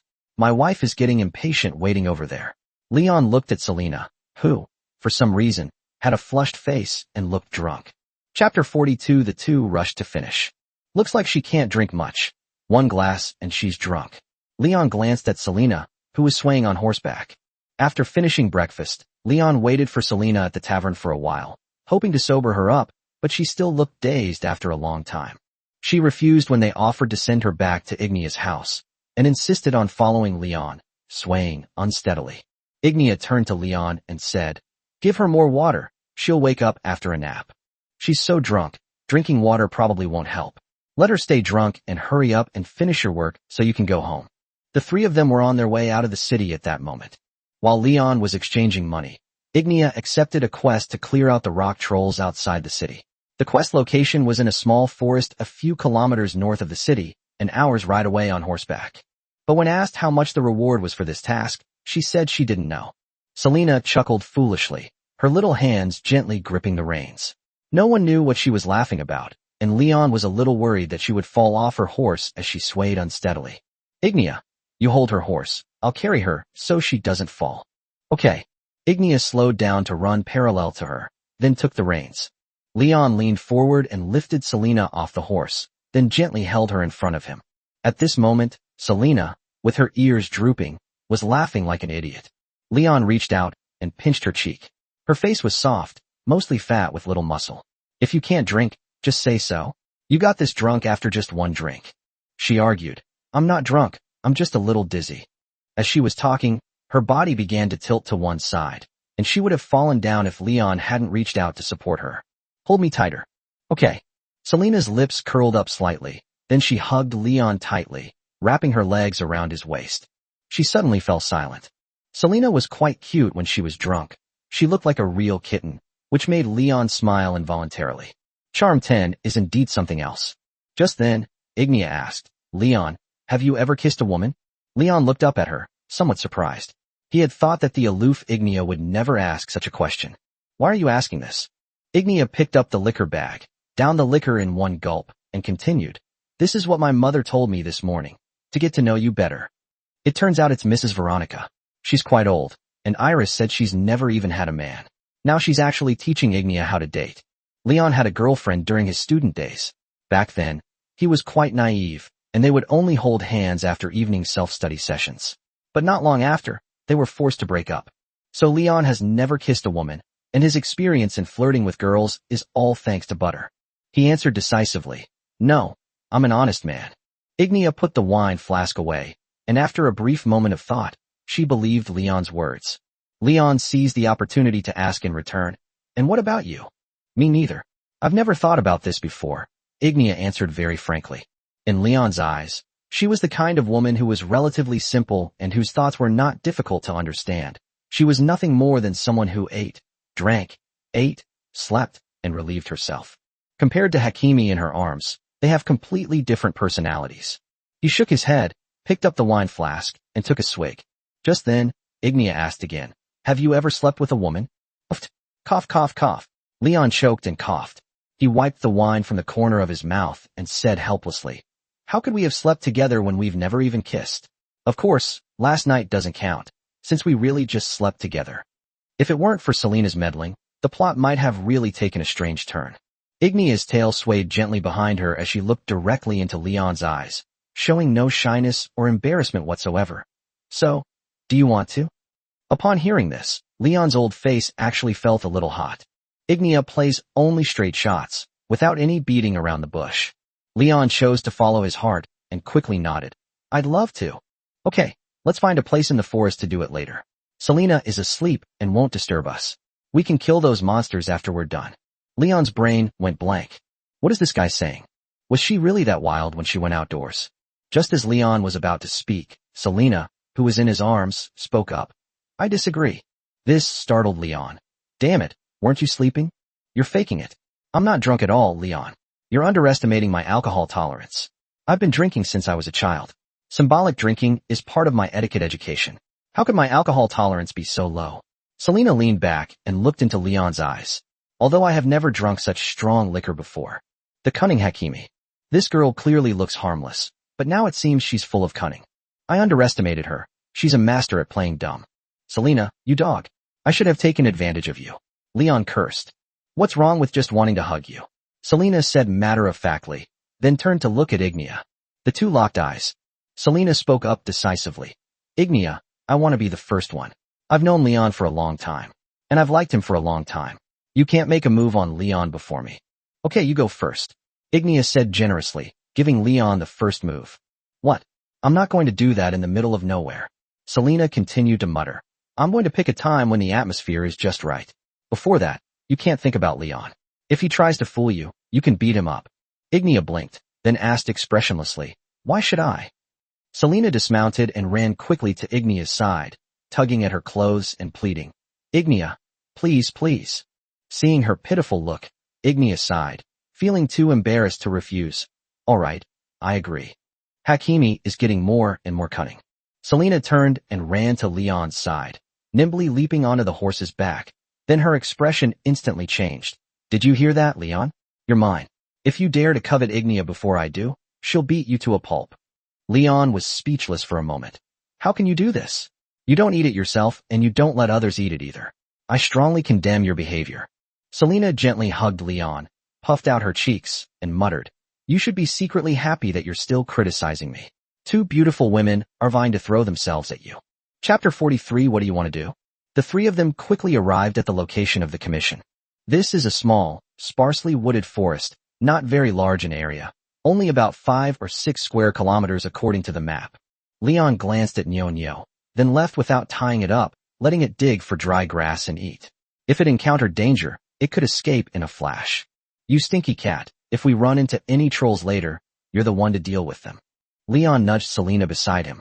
Although she repeatedly insisted that she was not drunk, her face remained flushed. Why? Leon patted her shoulder, a slight smile playing on his lips. Because you're the only one who can use magic. If Ignia and I fight, blood will splatter on us. Selena squinted at Leon and said softly, okay, but you have to save me if I can't beat you. You don't need to tell me that, don't worry. Leon rubbed her cat ears. Selena's attribute panel also appeared in his eyes. Name, Selena Ockfelder. Current overall strength rating, 4,600. Surprisingly, even after a week, her improvement was so limited, only increasing from 3,000 to 4,600. If a mage wants to improve their strength, they need to train their mental fortitude, but Leon doesn't know how to train that and can't teach Selena, so he can only rely on the kitten to figure it out on its own. Besides, she's almost finished reading her beginner magic book. Now it's time to save up money to buy her an intermediate magic book. Leon, what are you standing there for? Keep walking. Selena reached out and poked his waist. Good. Selena, holding on to Leon's clothes with one hand and Ignia's tail with the other, carefully surveyed her surroundings. I wonder where those guys are hiding.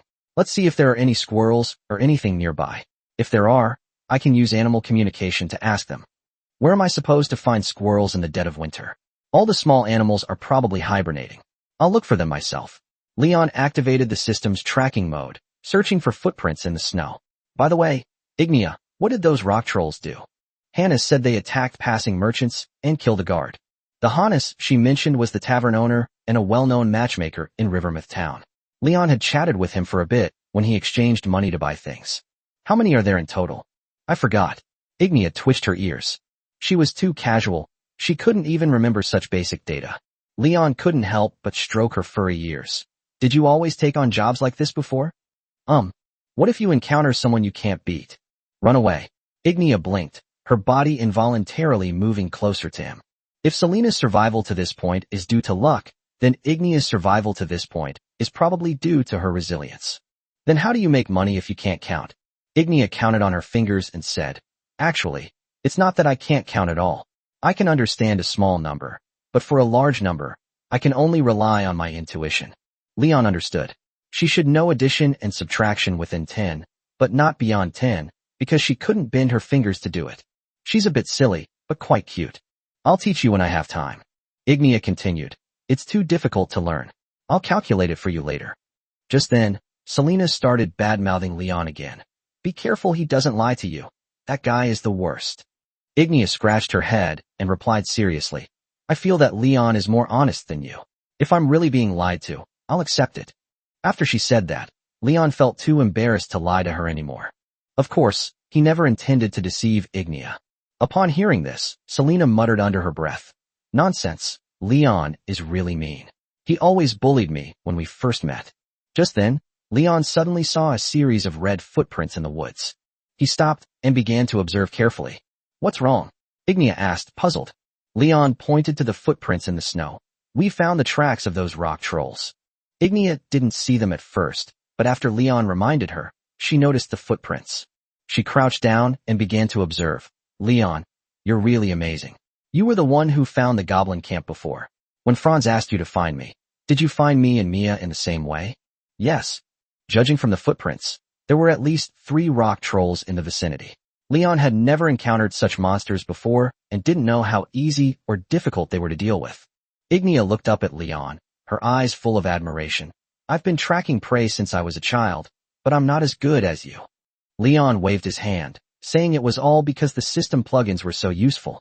He looked at the huge footprint in front of him and casually placed his foot on it to compare. These rock trolls have feet that are at least 60 yards big, so impressive. Let's go, finish the work quickly so we can go home. The kitten is still drunk. I told you it was all an act. Selena punched Leon lightly, her blush still lingering. Let's go, I'll show you something later. The 3 followed the rock troll's footprints. Soon they discovered an unidentified creature wandering in the dense forest. This thing was enormous, at least 2.5 meters tall, covered in fat, with thick arms and legs, and had a human face. Brown stones, like tortoise shells, grew behind them, completely protecting their bodies. The system didn't display any warnings, so it's not some powerful monster. Go, Hakimi. There should be some of his accomplices around here. Let's take care of her and call it a day. Then we can take a stroll around the town. All right, but if I scream for help, you absolutely have to come and help me. Okay.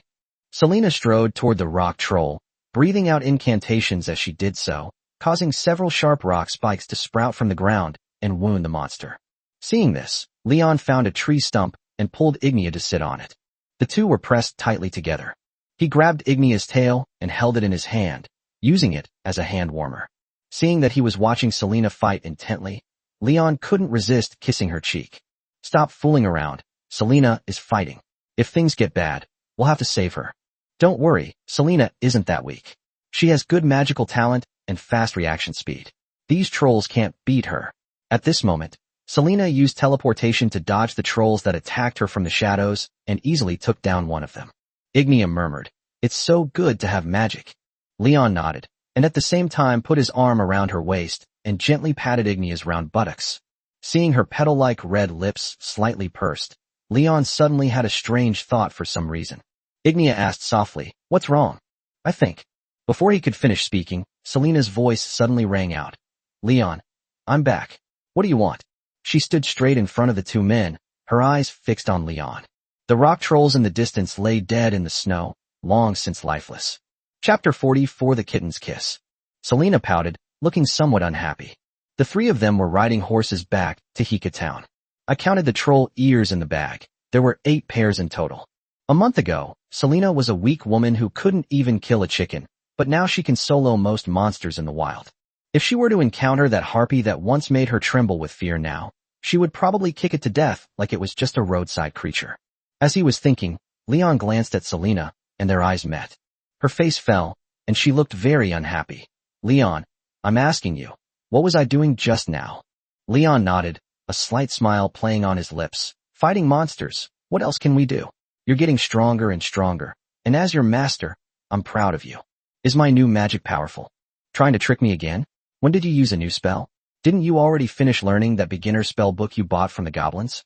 Selena's scheme was exposed, and she huffed angrily before continuing. "While that's true, you weren't looking at me at all. You were whispering to Ignia the whole time, even putting your arm around her waist and patting her butt. If I hadn't come back in time, you would have been kissing her." Leon nodded, somewhat regretfully. Ignia did seem a bit savage at first glance, but as Leon spent more time with her, he grew to love her more and more. "The silly lion girl is so cute." Selena looked at Ignia and complained, "You too. You're so untrustworthy." Ignia, who was lost in thought, turned to look at her, her face full of confusion. "What's wrong with me?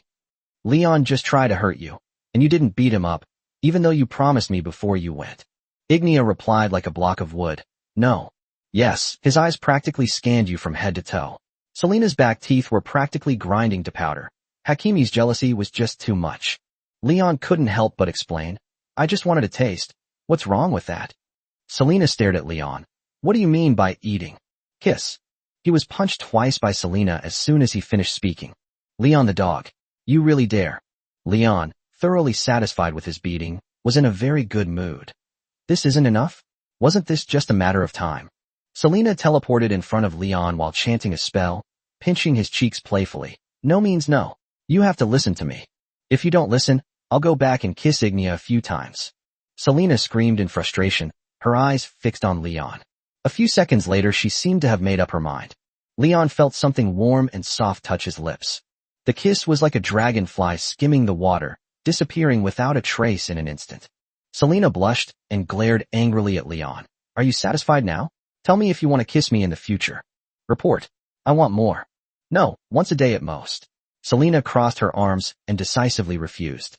"Okay, then I'll go kiss Ignia later." Ignia pondered the two of them, sensing that something seemed amiss, but her mind was too incapable of deep thought, and she eventually gave up trying to think about it. Leon was punched hard, and Selena was helpless. Leon the dog. "I give up, okay. Little Hakimi is easy to handle." Leon's lips curled up as she lifted Selena's chin, but before she could get close, she recoiled in fear. "What's wrong?" Selena swallowed hard, blushing, and said, "Let me do it myself." She slowly approached him, supporting her shoulders, but dared not look Leon in the eye, so she simply closed her eyes in the end. A few seconds later, she struggled, but quickly returned to calm. When the two parted, Selena bit her lower lip tightly, tears welling in her eyes, as if she had suffered a great injustice. "Where did you learn all this? How come you're so skilled? You even said you've never kissed a woman. You fooled me again. Haven't you ever seen other people kiss?" Leon raised an eyebrow. Although he had zero practical experience, he received a lot of guidance from teachers during his adolescence.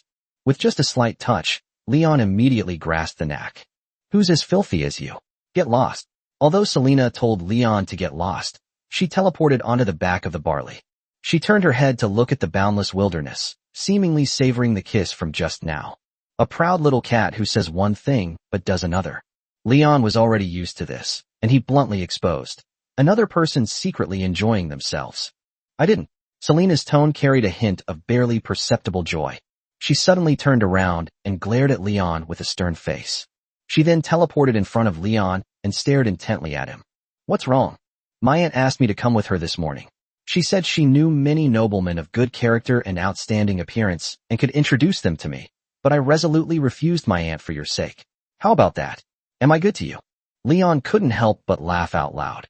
"Oh, you're actually trying to manipulate me, Hakimi. You're not learning anything good. You're just picking up crooked tricks." Selena seemed a little guilty, her eyes darting around. "What is PUA? Can you say something I can understand?" Leon lifted her chin. "You're just trying to brainwash me, trying to control my mind. You have no money, no power, and no influence, and you're still thinking about having your aunt introduce you to a nobleman? There's no such thing as a free lunch. This guy is so beautiful. He's adorable from every angle." Selena vehemently denied it, glancing away as she said, "I didn't. Don't slander me." After a brief pause, her tone became sincere. "My aunt also asked me about the details of those otherworldly beings. She said that Norski might not be able to hold on and might have to run south. She wanted to take me with her, but I want to go with you, Leon." Leon rubbed her cat ears and whispered, "If the otherworldly demons really attack, we'll run south too." Just then, Ignia interrupted their conversation. "You've kissed me. Isn't it my turn now?" Selena's ears instantly perked up, and she adopted a look of utmost seriousness. "Not for now. Let's wait a few days." Seeing this, Ignia replied firmly, "We are equals. I promise to let you go first. If you do this, you're going too far." This lioness is good. She expresses her displeasure directly, without hiding anything. Upon seeing this, Selena instantly teleported behind Ignia and gently hugged her, saying sweetly, "Leon is so mean. I was just protecting you." Ignia scoffed. "Although I'm not very smart, I just saw you smiling after you kissed me, so I want to kiss you too. Chapter 45 The Raid on Ignea. Throughout the journey, Selena kept arguing with Ignea. Unfortunately, the lioness was determined to kiss Leon, and no amount of coaxing from the kitten could change her mind.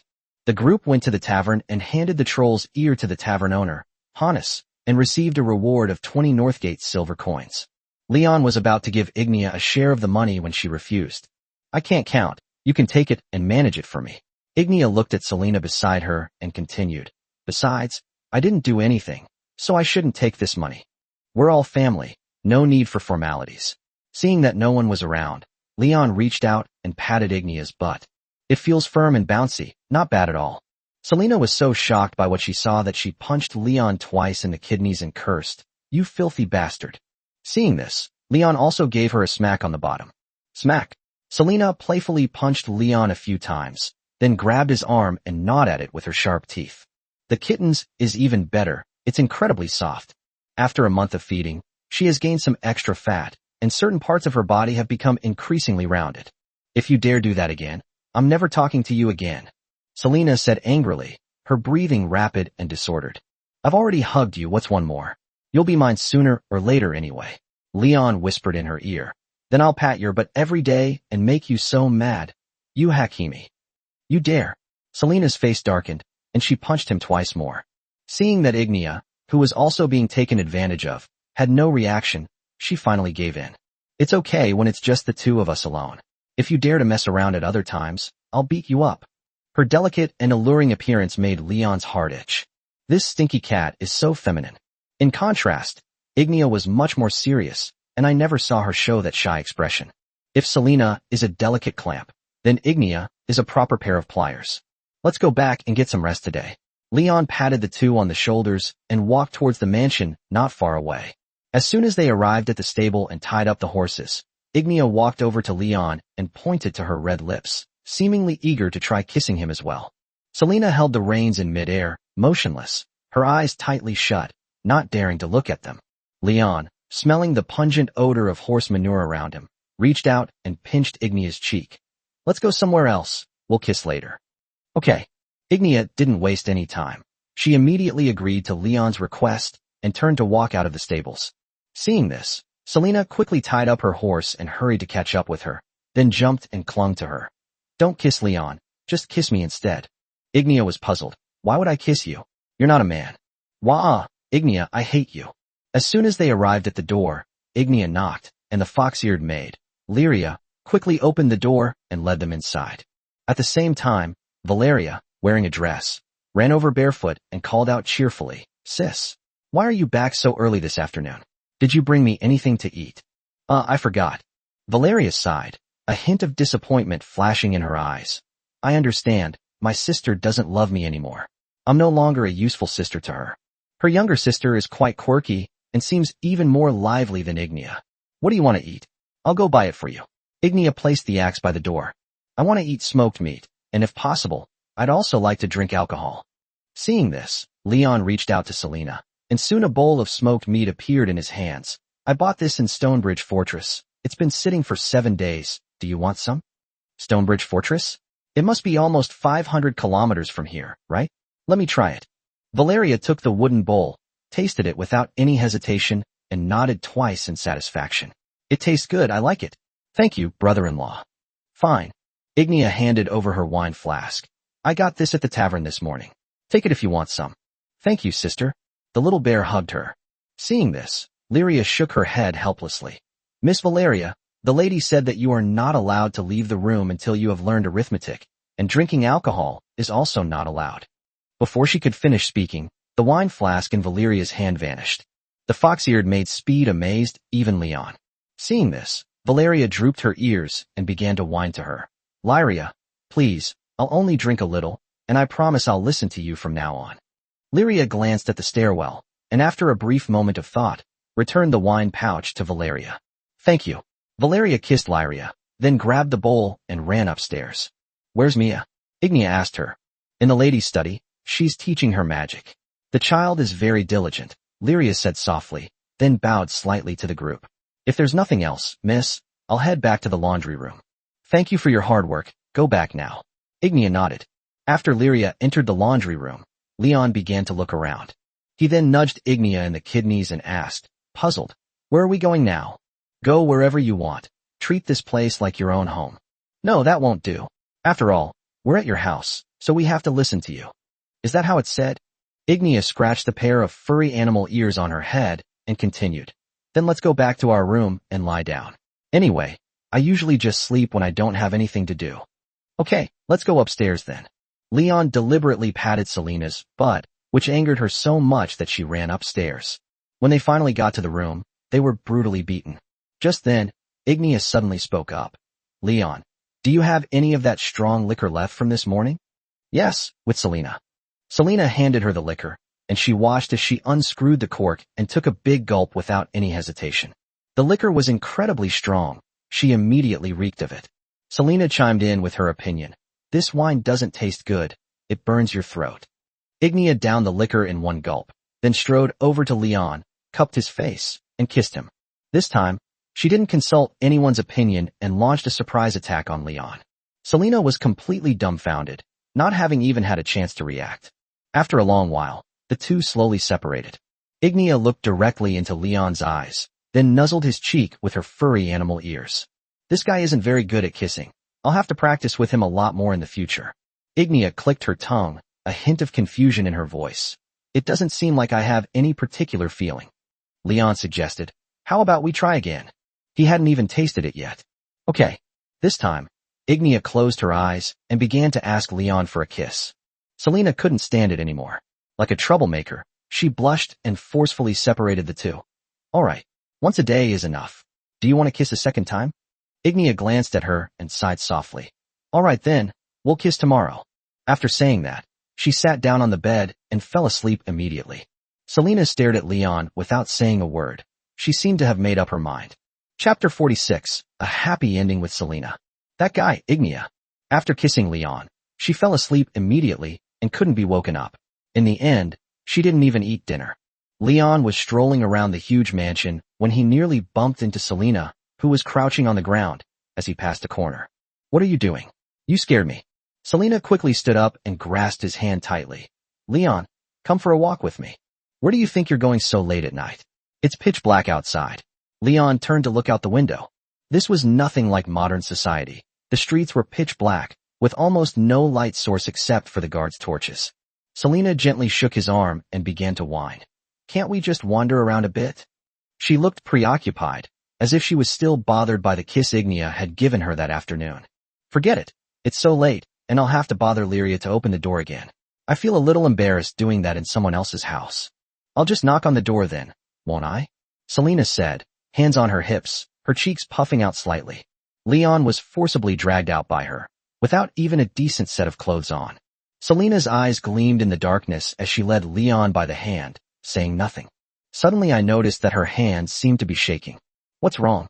Are you in a bad mood? Are you angry or cold?" Leon poked the cat ears on her head and said softly, "No, you're overthinking it." Selena held his hand and strolled around outside, seemingly unwilling to say a word. About an hour later, Leon looked up at the moon and then pulled her back. "It's getting late, let's go back. If we don't go back soon, they'll really be resting." Selena shook her head, then pointed to the brightly lit hotel on the street and said softly, "I'm not staying at Ignia's tonight." Leon's eyes widened, his eyeballs almost popping out. "Am I dreaming? Hakimi, you've suddenly become so." Before he could finish speaking, Selena interrupted. "Enough nonsense, let's go." She pulled Leon into the inn and found the owner leaning against a pillar watching the guests play dice. "I want your best room. This is not cheap." The innkeeper looked her up and down, expressing doubt about her financial ability. "There is a room on the third floor, which is usually occupied by distinguished guests. It costs 10 silver coins a day." Selena avoided his gaze and said with great confidence, "Money is not a problem." She then arrogantly slapped 10 silver coins into the shopkeeper's hand, without even bothering to haggle. "Wait until the maid has prepared hot water before you go upstairs." "We don't need these things, we should just go up," Selena said, blushing. She snatched the keys, then led Leon quickly up to the third floor. After opening the door, she stood there watching Leon, who remained motionless, seemingly a little nervous. After waiting for a while, she suddenly blurted out, "How about we take a shower first? I sweated a lot during the day." No, I want to eat it plain. Leon picked her up. Selena nervously patted him twice, muttering, "Put me down. I can walk by myself." Leon ignored her rambling and simply threw her onto the bed. "Be gentle. You're hurting me." Selena gently rubbed her wrist, which had been gripped so hard, and complained with a flushed face. Her delicate appearance only added fuel to the fire for Leon.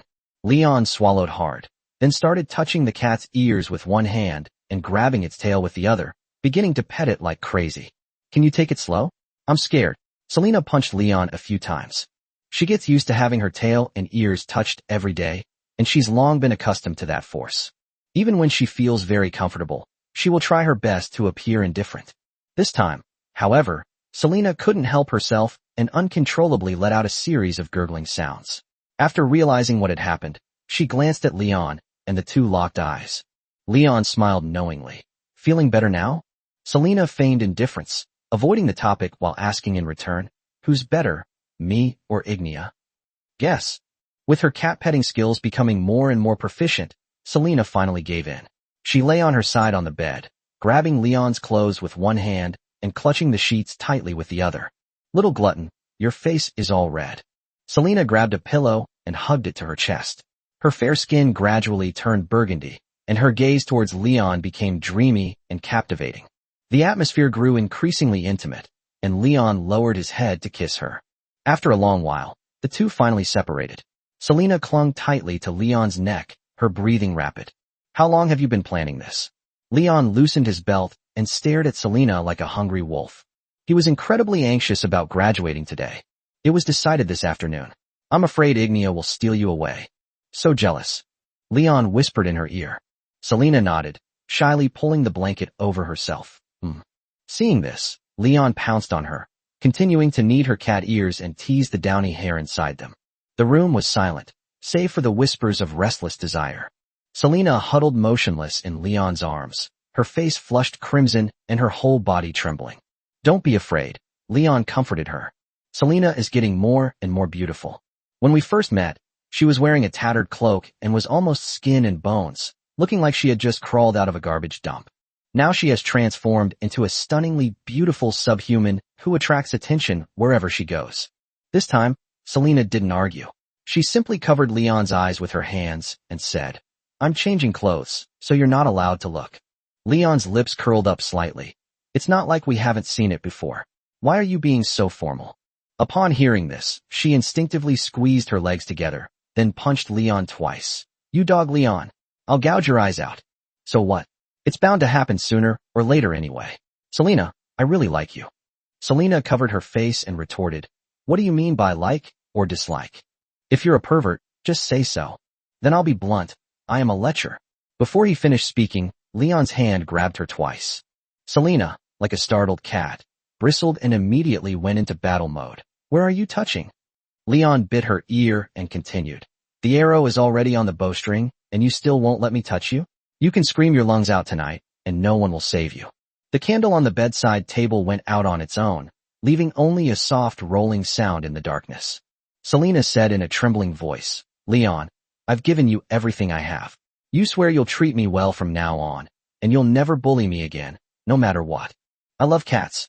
Of course I wouldn't bully you," Leon said confidently, placing his hand on her slender waist.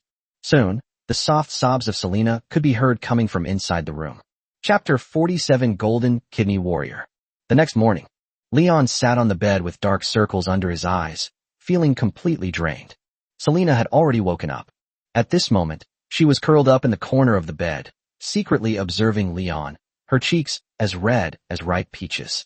"I never expected that this seemingly shy and timid kitten would be so amazing. It's truly unassuming. As expected of a gentle cat girl with a charm level of 10, she really has some skill." Selena gently nudged Leon with her leg, then softly asked, "Leon, are you all right?"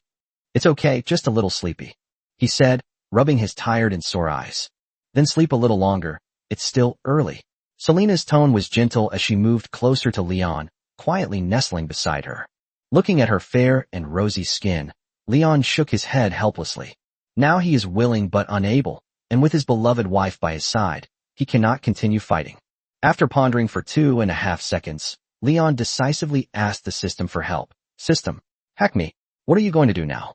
The system's tone carried a hint of helplessness. Leon coughed twice, then said matter-of-factly, as your host, to avoid being drained by Hakimi before I turn 25, I strongly request that you give me a cheat code. For example? You know what I mean. That's wrong, I don't understand. Please, system, I've never begged anyone in my life.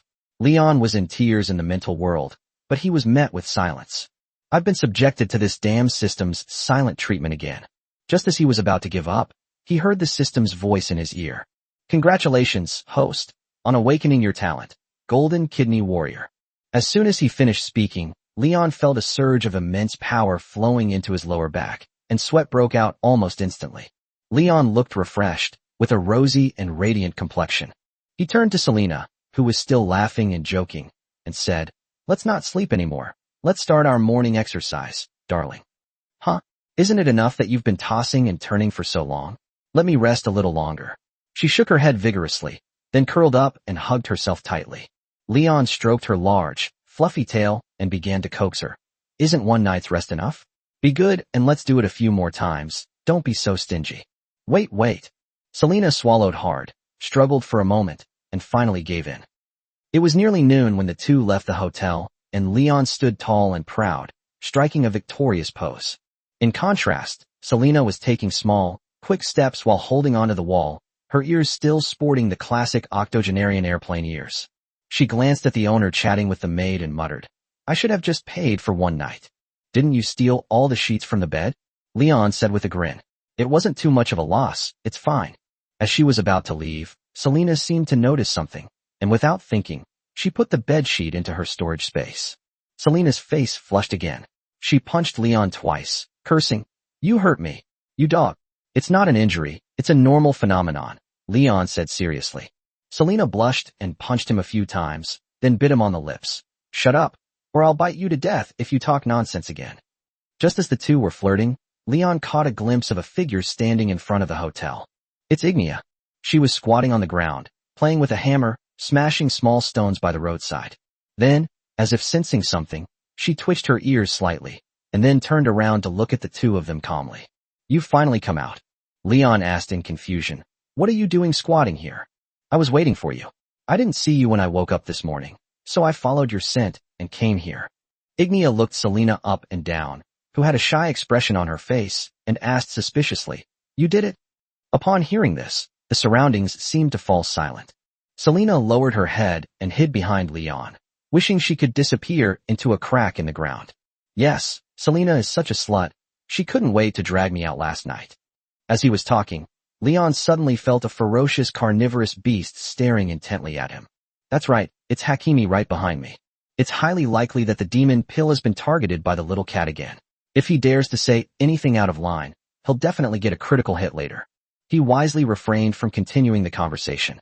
Ignia put down the hammer in her hand and said without hesitation, So, it's my turn now.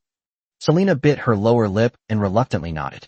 Upon hearing this, Leon's ears immediately perked up. He pointed into the hotel and said, We still have some time, we can chat.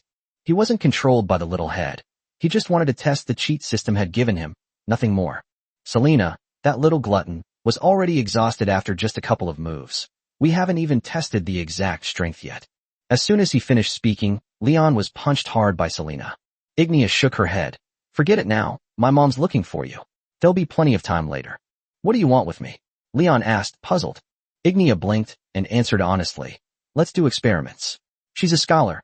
She likes to study things that seem useless but are very complicated. She took Leon's hand and started walking towards home, asking as they went, Are you hungry? Would you like to go to the tavern and buy something to eat? I'm not hungry. I just ate 2 pieces of black bread. Let's go. Seeing this, Selena quickly walked up to Leon, then leaped onto him and let him carry her away. Previously, when Leon wanted to hold the kitten, she was always afraid of this and that, and worried that she would be taken advantage of if there was any physical contact. But after a night of deep conversation, she was no longer shy at all, and clung tightly to Leon, as if afraid he would run away. Give Hakimi a kiss. As he said this, Leon patted her bottom. Selena obediently kissed Leon, then buried her face in his chest, and stole a glance at Ignia beside her. The two quickly made eye contact. Ignia asked in confusion, Why does Selena always peek at me?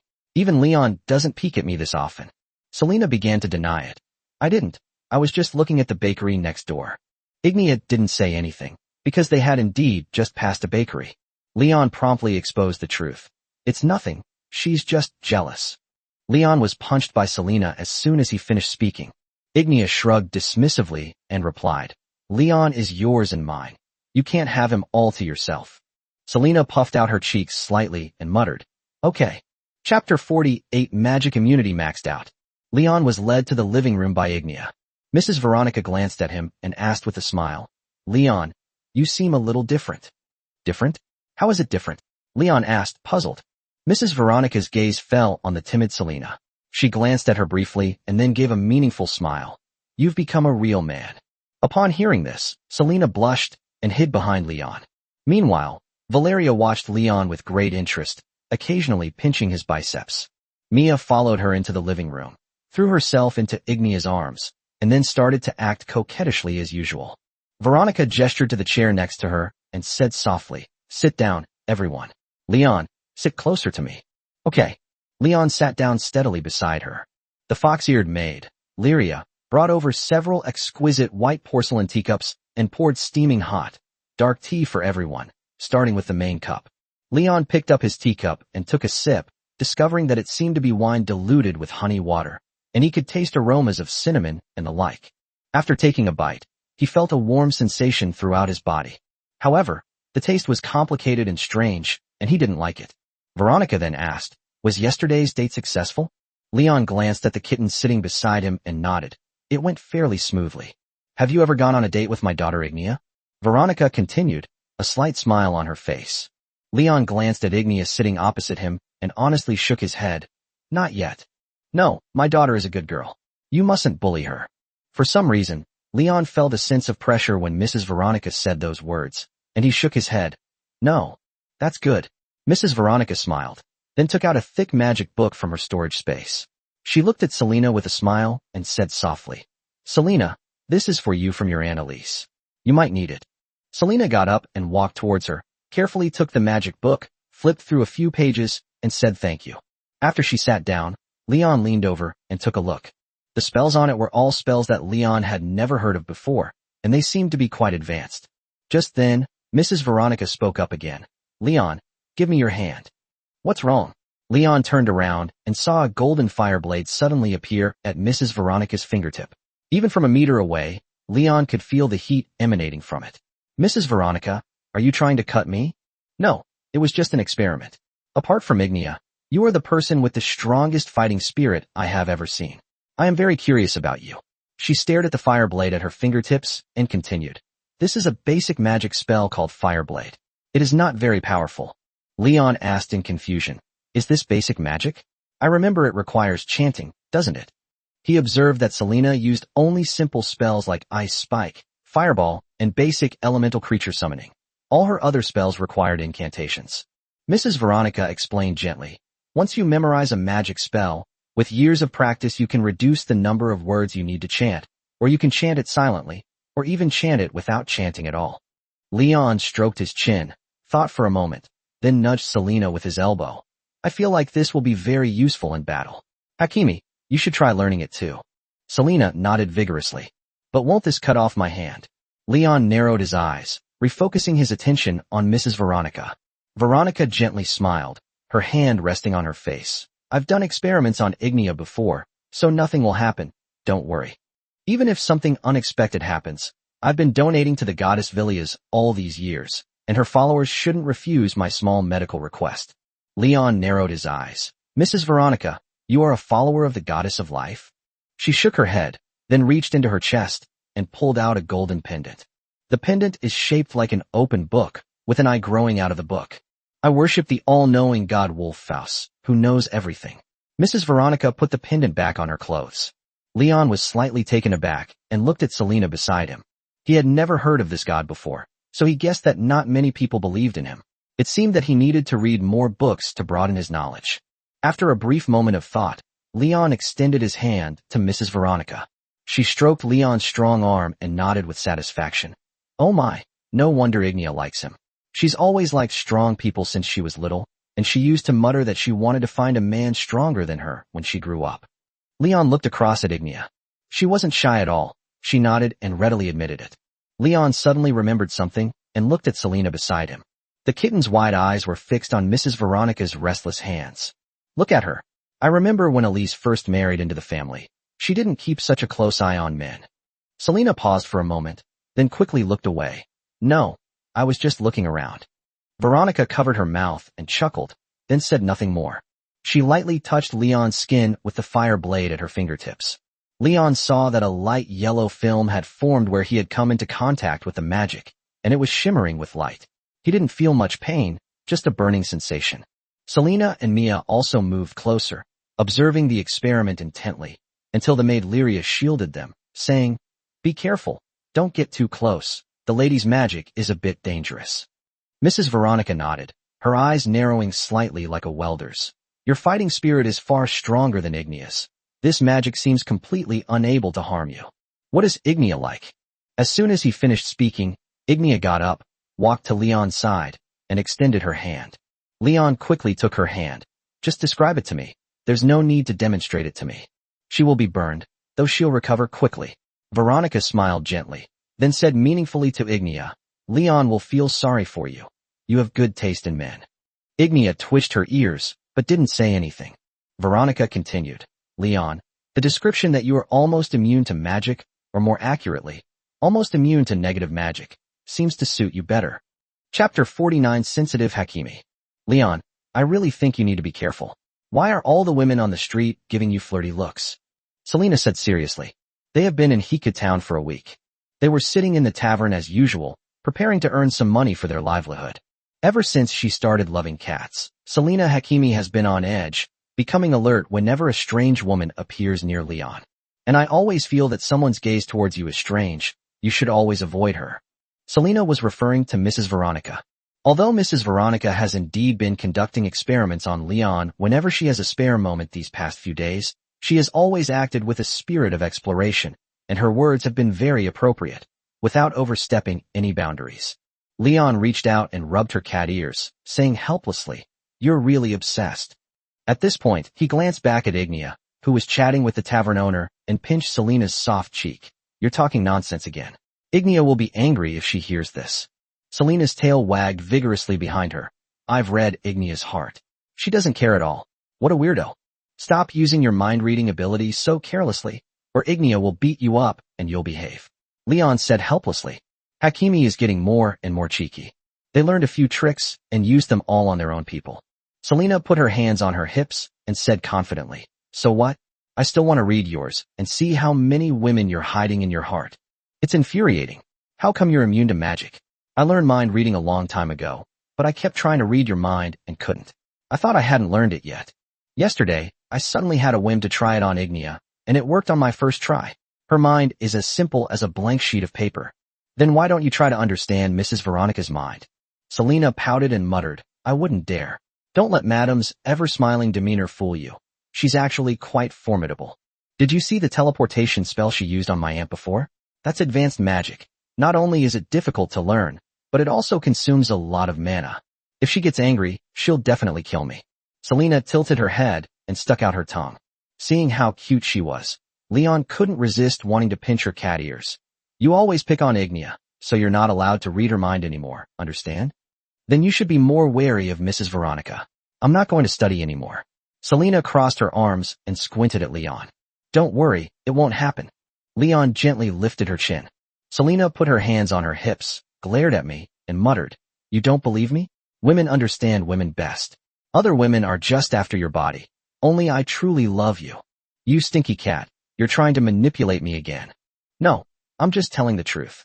Selena glanced back at Ignia and continued, At most, add her too. Only the two of us truly love you. The other women are just lusting after you. Leon shook his head. He had been reading books in Mrs. Veronica's study just 2 days ago, including books about gods, which gave him some new knowledge about lesser-known deities.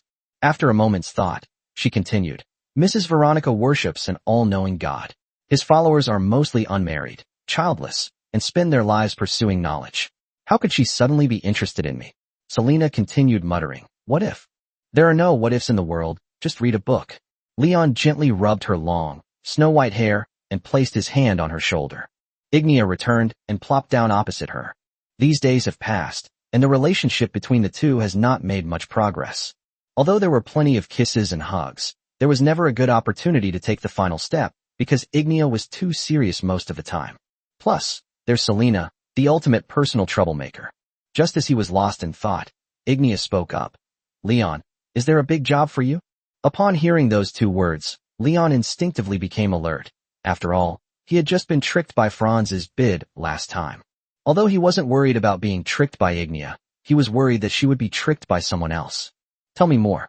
Hannes said that a young nobleman and several knights disappeared a couple of days ago. He went to the forest to the north. We have a few other mercenaries, and we're going to go in and look for him. Looking for someone again?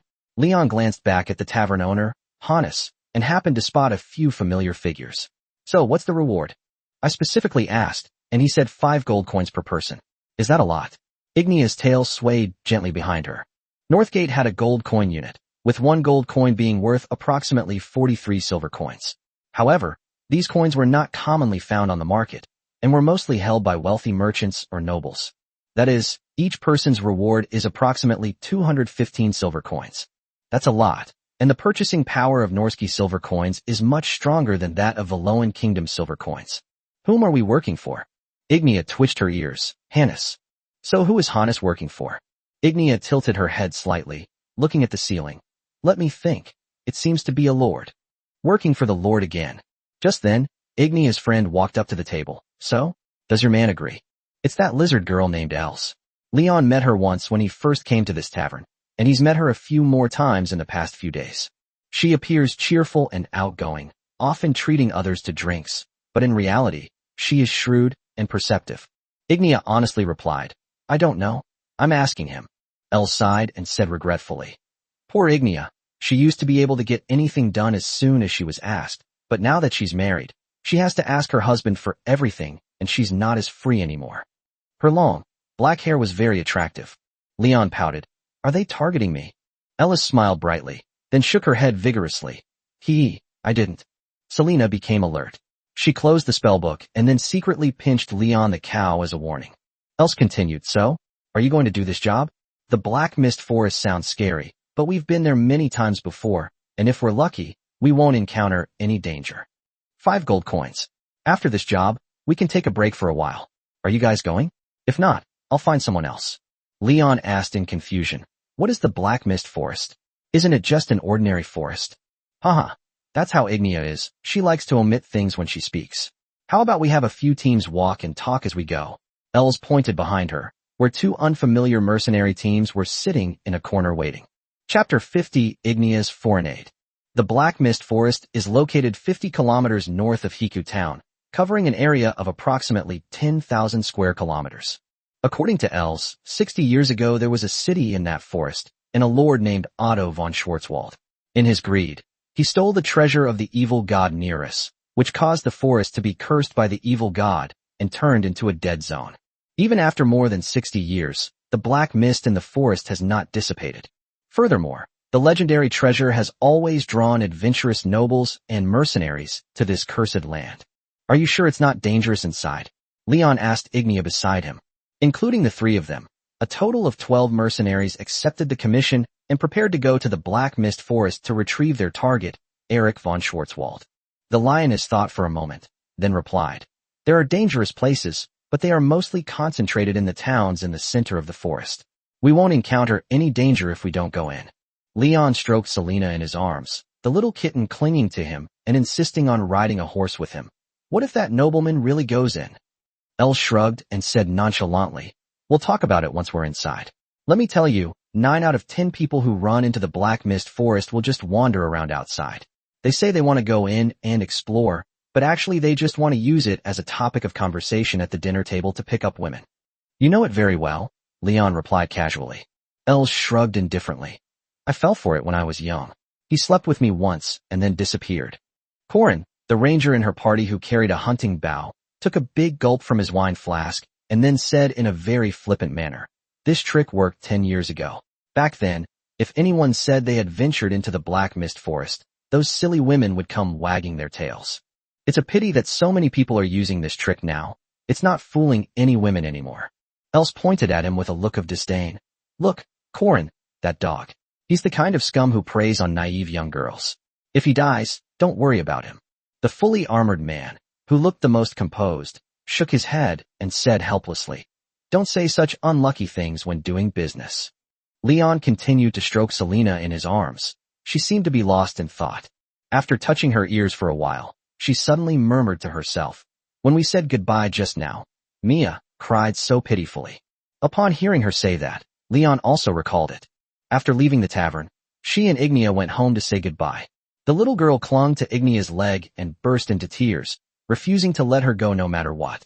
If Valeria hadn't taken her away, the group could have at least held out until dawn the next day. Although Leon isn't a Lulicon, he still felt a little sad seeing Mia cry like that. Ignia said from the side, We'll be back soon. Mia is a good girl, but she needs to learn to be independent. My mother is a kind person, as are Valeria and Lyria. They are all kind people, and they will treat Mia well. And the child had already gotten used to being with them, following Valeria around all day. As she spoke, a gentle smile appeared on Ignia's face. This lioness is undeniably adorable. Will you stay a few more days after we go back? Selena twitched her snow-white cat ears. Ignia nodded. Okay, whatever you say. Leon's lips curled up slightly, and he continued. Bring the children some small gifts when you go back. The cat girl and the lion girl said in unison. Okay. The three of them fell silent. Selena continued to snuggle in Leon's arms, letting him play with her fluffy cat tail. Suddenly, she let out a comfortable gurgling sound, which was quite inappropriate. This attracted the attention of several people around him. Ignia was no exception. She stared at Selena in silence. Mind your image. Leon felt a little uncomfortable being stared at and gently poked Selena's cat ears. I can mutter whatever I want when I wake up in the morning, but doing so in public makes me feel inexplicably ashamed. It's like a big bird relieving itself anywhere. Selena suddenly realized this as well, and she nodded, blushing. Just then, Ignia spoke up. Is it my turn? Selena turned to look at her, puzzled, and asked. What do you mean? Your turn. It's my turn to ride the same horse as Leon. Ignia said with a serious look in her eyes. That's so weird. Ignia wasn't like this before, but now she's actually starting to compete with Selena. Leon quickly turned around and glanced at Els, only to find that the lizard woman was actually winking at Ignia. How infuriating that there are still people fanning the flames. After their eyes met, Els pretended that she hadn't done anything, whistling as she rode away. But Ignia seemed to have made up her mind at this moment, staring straight at the two of them. Selena clung tightly to Leon, spouting nonsense with a straight face. Ignia, you're too heavy. If you two ride the same horse, Nyo will be crushed to death by you two. Look at her. She's having trouble breathing. Her breathing is as heavy as a bellows. You're fooling me again. Hurry up, go ride your horse. I want to sit in front of Leon, Ignia urged. Selena puffed out her cheeks and said angrily. Fine. I don't want to sit in front of Leon anymore either. He keeps bumping into me. It's so annoying. At this moment, Leon is the most innocent man in the world. After saying that, Selena chanted a spell and teleported to Barley. Ignia slowed down to run parallel to Selena and then handed her the reins. Then he dismounted and sat down in front of Leon. Ignia is not as petite as Selena, so having her sit in front of her blocked the light, forcing Ignia to turn sideways and see the road from Selena's shoulder. Nyo seemed to have no problem supporting the weight of the two people and continued to trot leisurely. But apart from that, Ignia remained motionless, clearly indicating that she wasn't very good at being affectionate. Just then, she glanced to the side, and then, as if suddenly enlightened, began to gently rub her ear against Leon's cheek, while her powerful lion tail lightly patted Leon's chest. Leon glanced back and saw that Els, the female lizard woman, was pointing at his head and gesturing wildly as she taught Ignia. After being spotted by Leon, she walked away whistling. There are even foreign players. Leon held Ignia in his arms, stroked her furry lion ears, and kissed her cheek. It feels really nice to hold this lioness in my arms. She has a really good figure. If Selena is a soft cushion, then she is a solid life-size doll. Moreover, when sitting on horseback, the two are bound to bump into each other. As he rode, Leon inevitably blushed. Chapter 51 Els, the Gossip Girl. Why aren't you coming down yet? Ignia stood with her hands on her hips to Leon's side, her face full of doubt. We're just waiting for you now. After half a day of travel, the team has arrived at the outskirts of the Black Mist Forest. But the bumpy journey left the dragon restless for a long time, and Leon secretly vowed that he would definitely deepen his relationship with Ignia when he returned. Leon gazed into the distance and said solemnly, "I'm contemplating the philosophy of life." Ignia scratched her ear. "I don't understand." With her keen intuition, Selena leaped to her feet, her gaze sweeping over the cat toy, and she was instantly enraged. "Damn it, just cut it." Leon let out a long sigh. "For Hakimi's happiness, I can't do that." The female lizard girl, Els, walked up to the group and urged, "Aren't you going in yet?" Leon felt the dragon finally lower its proud head, patted his trousers, and dismounted. Nyo looked up at him, then started pawing at the snow with its hooves, searching for dry grass to eat. What a well-behaved little pony. "Let's go in." Leon looked up at the forest directly in front of him. The forest was shrouded in a murky black mist, and the trees were withered and twisted due to the curse. The dim light at dusk made the surroundings seem even more eerie and terrifying. The black mist seemed to sense something and began to spread towards the nearby mercenaries, eventually enveloping them completely. Selena promptly hid behind Leon, peeking out to survey her surroundings. With his vision severely obstructed, Leon could only see objects within a few meters. And whether it was his imagination or not, he seemed to hear some voice whispering in his ear, but after looking around, he couldn't find the source of the sound. "Why is someone whispering in my ear?" Leon scratched his ear dismissively, thinking it was probably just the wind. Elsa's smooth, thick tail swayed gently behind her. "My grandmother told me that this place used to be a bustling city, but many innocent people died here. The sounds you heard must be the whispers of the dead." After saying this, she raised the spiked club and began to pray to the gods. A few seconds later, she released a dazzling light emanating from herself, dispelling the black mist within a radius of about 50 meters. At the same time, the sounds around me vanished without a trace. Leon felt like his eyes were going blind. What kind of magic is this? "It's not magic, it's a power given to me by God." Els pulled a round sun pendant from her collar. Leon recognized the pattern above. Els was a follower of the sun god Olion.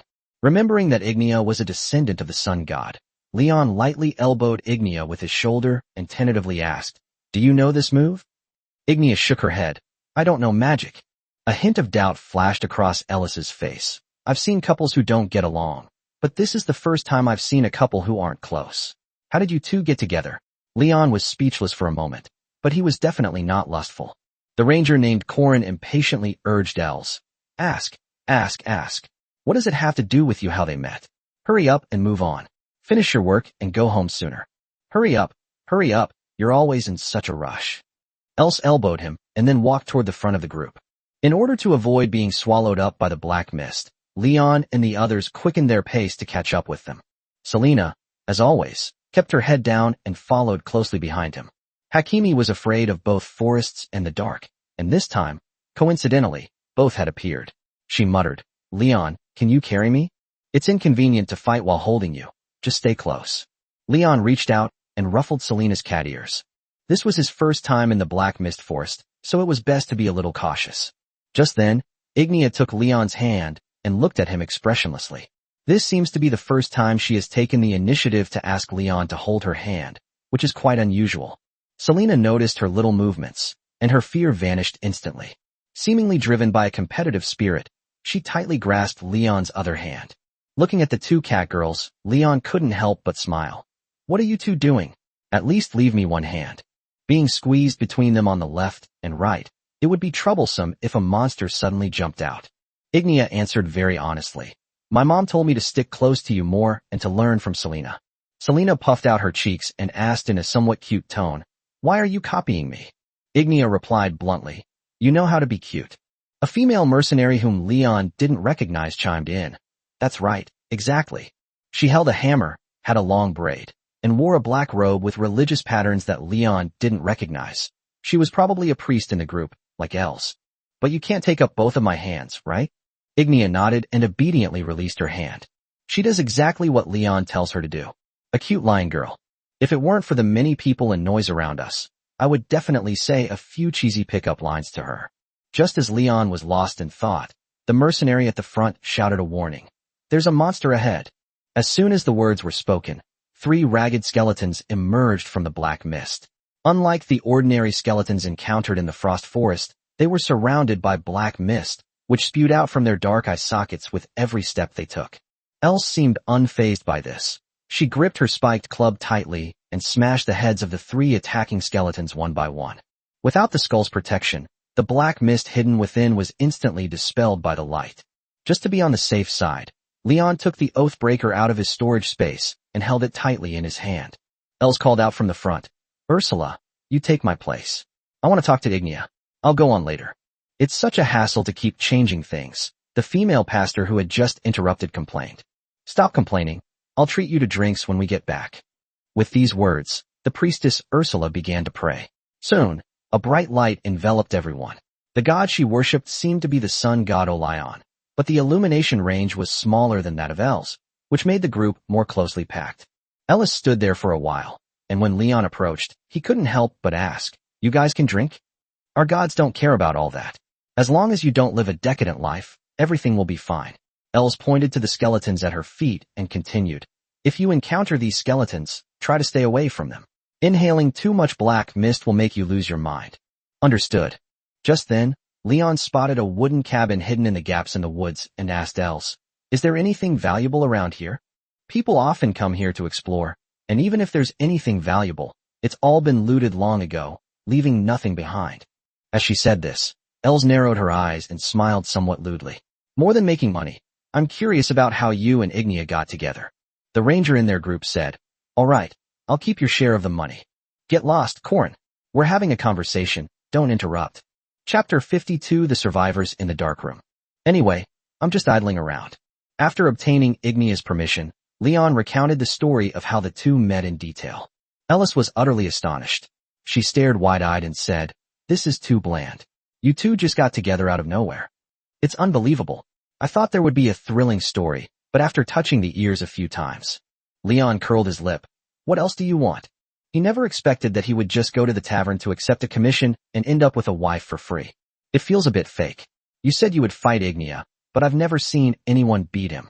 When I first met her, she had a very bad temper and would beat people up at the slightest disagreement. Back then, almost every day someone would be beaten bloody and thrown out of the tavern by her. It took several guards to subdue her, and Mrs. Veronica would often go and clean up her messes before giving her a good scolding. Back then, nobody dared to mess with Ignia. People would avoid her on the street, afraid of being beaten up for no reason." Ignia listened to the dark history of the past with almost no change in expression. "I never imagined that this lioness was so ruthless before. In Elsa's description, she seems to have gained superhuman strength. I was injured at the time and couldn't muster much strength." Ignia scratched her ear and continued, "But even if I hadn't been injured, I still couldn't beat Leon. He's very strong." "So you fell for Leon because of his strength?" Els raised an eyebrow at Ignia. Her thick tail was rhythmically tapping the ground behind her, and she seemed to be in a good mood. "Mainly, I feel very comfortable being with Leon." Ignia was also wagging her tail vigorously.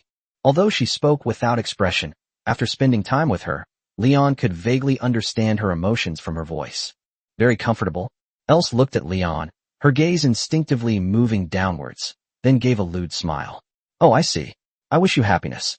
Actually, I like his type too." What Ignia said was completely different from what Els was thinking. She continued to exclaim, "Wow, that's amazing. They even conquered Ignia. What a pity, if only I had met them 2 years earlier." At this point, Els gave Leon a meaningful wink, while sticking out her long, forked tongue. Selena, who had been eavesdropping nearby, immediately reacted, "Huh, you really were after my man." Seeing that she instantly switched to her superhuman mode, Leon gently stroked her cat ears, trying to soothe her emotions. "So what? Everyone likes muscular men, right?" Els shrugged indifferently, then pointed to the ranger from her team not far away. "Look at Corin, this skinny chicken. If a woman were to exercise with him in the future, she probably wouldn't dare to be too vigorous, for fear of accidentally sitting on him and killing him." Leon discovered that the people of Northgate were anything but reserved.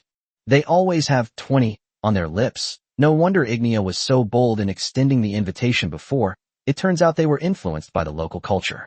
Corin glanced at her and muttered, "Damn it, I didn't do anything, and you're already yelling at me."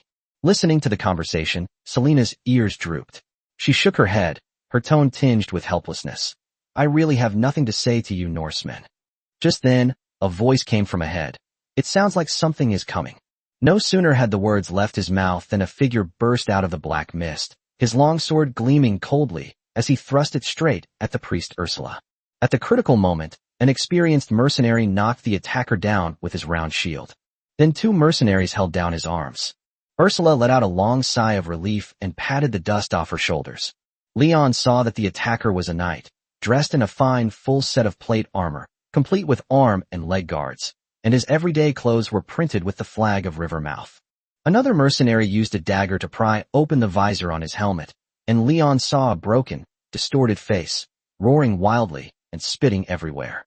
This unexpected turn of events made the group somewhat uneasy, and the mercenaries gripped their weapons tightly, looking around anxiously. He's lost. I'll try to heal him. Els began to pray, and a dazzling light gradually appeared in her palm. After a brief treatment, the knight's condition gradually improved, and he calmed down after a few minutes. However, he lay motionless on the ground, as if his soul had been taken away by something. The fully armored man in Elsa's squad spoke up. I know him. This is Eric's bodyguard. His name is Remy. I've seen him a few times at the blacksmith shop before. The female priest Ursula conjured a drop of water in her hand and poured it on Remy's face. The cold stimulus quickly triggered his reaction. He howled and curled up into a ball, rolling helplessly on the snow. Don't kill me. Don't kill me. Please, let me go. Please. The group exchanged bewildered glances, a sense of foreboding creeping over them. Corin crouched down, patted him on the shoulder, and asked, Remy, where is Eric? The Baron is looking for him. Upon hearing this, Remy's body trembled. He seemed to recall something terrible, and he scratched his cheeks so hard that he almost tore his skin off. They're all dead. Roland was smashed flat by the hammer, Tristan was torn to pieces, and Cecilia's intestines were ripped out by the ghouls. No. No. Before he could finish speaking, Remy started screaming wildly again. He suddenly stood up, and with a strength he didn't know he suddenly found, he shoved the 2 mercenaries aside like an ox, and ran towards the black mist as if possessed. Leon casually grabbed Remy's plate armor and lifted him back like a chick. What should we do with this person? Els looked up at Leon and breathed a sigh of relief. Luckily, we've only just entered the black mist forest. It seems we'll have to head towards the town next. Ursula, you and your friend take him out, then find a safe place to tie him up. Leave one of you to look after him, then come back to us. Next time something like this happens, it'll be our turn. Okay. Selena chanted a spell, and a nearly transparent stream of magic shot out from her hand, striking Remy directly on the forehead. His eyes rolled back, and he fainted. A mercenary carried him on his back and followed Ursula out of the woods. Leon gazed into the depths of the black mist forest, a feeling that something awaited them. Els, are you sure there aren't any dangerous monsters in this black mist forest? The biggest danger here is the black mist. There are basically no dangerous monsters. Jean, Corin, and I have been in and out of here many times and have not encountered any particularly strong monsters. You can ask Ignia if you don't believe me. So what's going on with them? They probably encountered a skeletal giant and were ambushed. We outnumber them and have Ignia with us, so we'll be fine. Seeing that Leon was still a little worried, Els grinned and said, Don't worry, you're just not a local and don't know much about it. Almost every mercenary has been to the Black Mist Forest a few times, so it's not really a particularly dangerous place. After saying that, she reached out and patted Leon on the shoulder. Selena squinted as she watched this scene. Chapter 53, Do you want to have a child? It was already night when Ursula's mercenary squad returned. The group found a clearing in the forest, gathered some dry branches, and started a fire to rest. The campfire was lit, and the mercenaries found places to sit down. Els breathed a sigh of relief. Casting spells for a long time was a burden for her. Leon, come a little closer to Selena. Why are you standing so far away from everyone? Els asked her, standing by the campfire with her hands on her hips. We want some time alone. Leon glanced at Ignia beside him, then corrected himself. I misspoke. It's time for 3. Ellis's lips curled up into a lewd smile. So you wanted to be romantic? Well, I won't bother you then. The mercenaries sat around the campfire, chatting animatedly about what had happened that afternoon. The 3 of them sat a little further back. Seeing this, Selena sat down on Leon and muttered, I'm tired, let me sit down. Her body was soft and light, and it was quite comfortable to hold her in my arms. Then Selena handed out black bread to the 2 of them. Leon stared at the hard, black bread in his hand, lost in thought. Now that they had money, it was time to improve their meals. This stuff is cheap and filling, but it tastes really awful. What are you thinking about? Selena squinted at Leon, as if she could see right through him. Leon nodded, thinking about other women. He got a beating as soon as he finished speaking, and felt instantly relieved. Seeing Selena panting heavily, Leon pinched her bottom. Just kidding, I was thinking about bread. Let's switch to other staple foods from now on. It's time to evolve a bit. Ignia nodded, then sat cross-legged next to Leon, munching on black bread without any regard for formalities. What would you like to eat instead? White bread? I saw they sell it at the bakery. It tastes good, and the price is within an acceptable range. Leon broke the black bread into small pieces and stuffed them into his mouth. After filling his stomach, he handed it to Ignia beside him. The lioness wasn't picky at all. She took the remaining bread from Leon and started eating it, finishing it off in just a few bites. Then she stretched and rested her head on Leon's shoulder, gazing at his profile.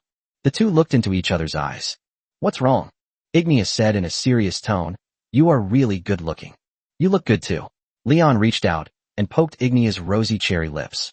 Just then, Ignia suddenly bit Leon's finger gently and stared straight into his eyes. Can't act cute. Aren't you pretty good at it? It's almost enough to wake up Leon's sleeping dragon. Ignia, completely unaware of Leon's inner turmoil, continued to gently suck on his fingers. Cute. You cunning Ignia. Where did you learn that from? Ignia blinked and released Leon's hand. What? Seeing her puzzled look, Selena guessed that she probably didn't mean it, so she swallowed back the words she was about to say. But Ignia noticed something and continued. Selena, I want to rest. I want to sit in your seat. Selena paused for a moment, then hugged Leon tightly. Leon is not comfortable at all. Why are you sitting if you're not feeling well? It's my turn. Ignia slowly stood up and continued. I'll be on watch during the second half of the night. Then you can sit on him then. Mrs. Veronica's words drew her attention to some details. Ignia had never really fought or competed before.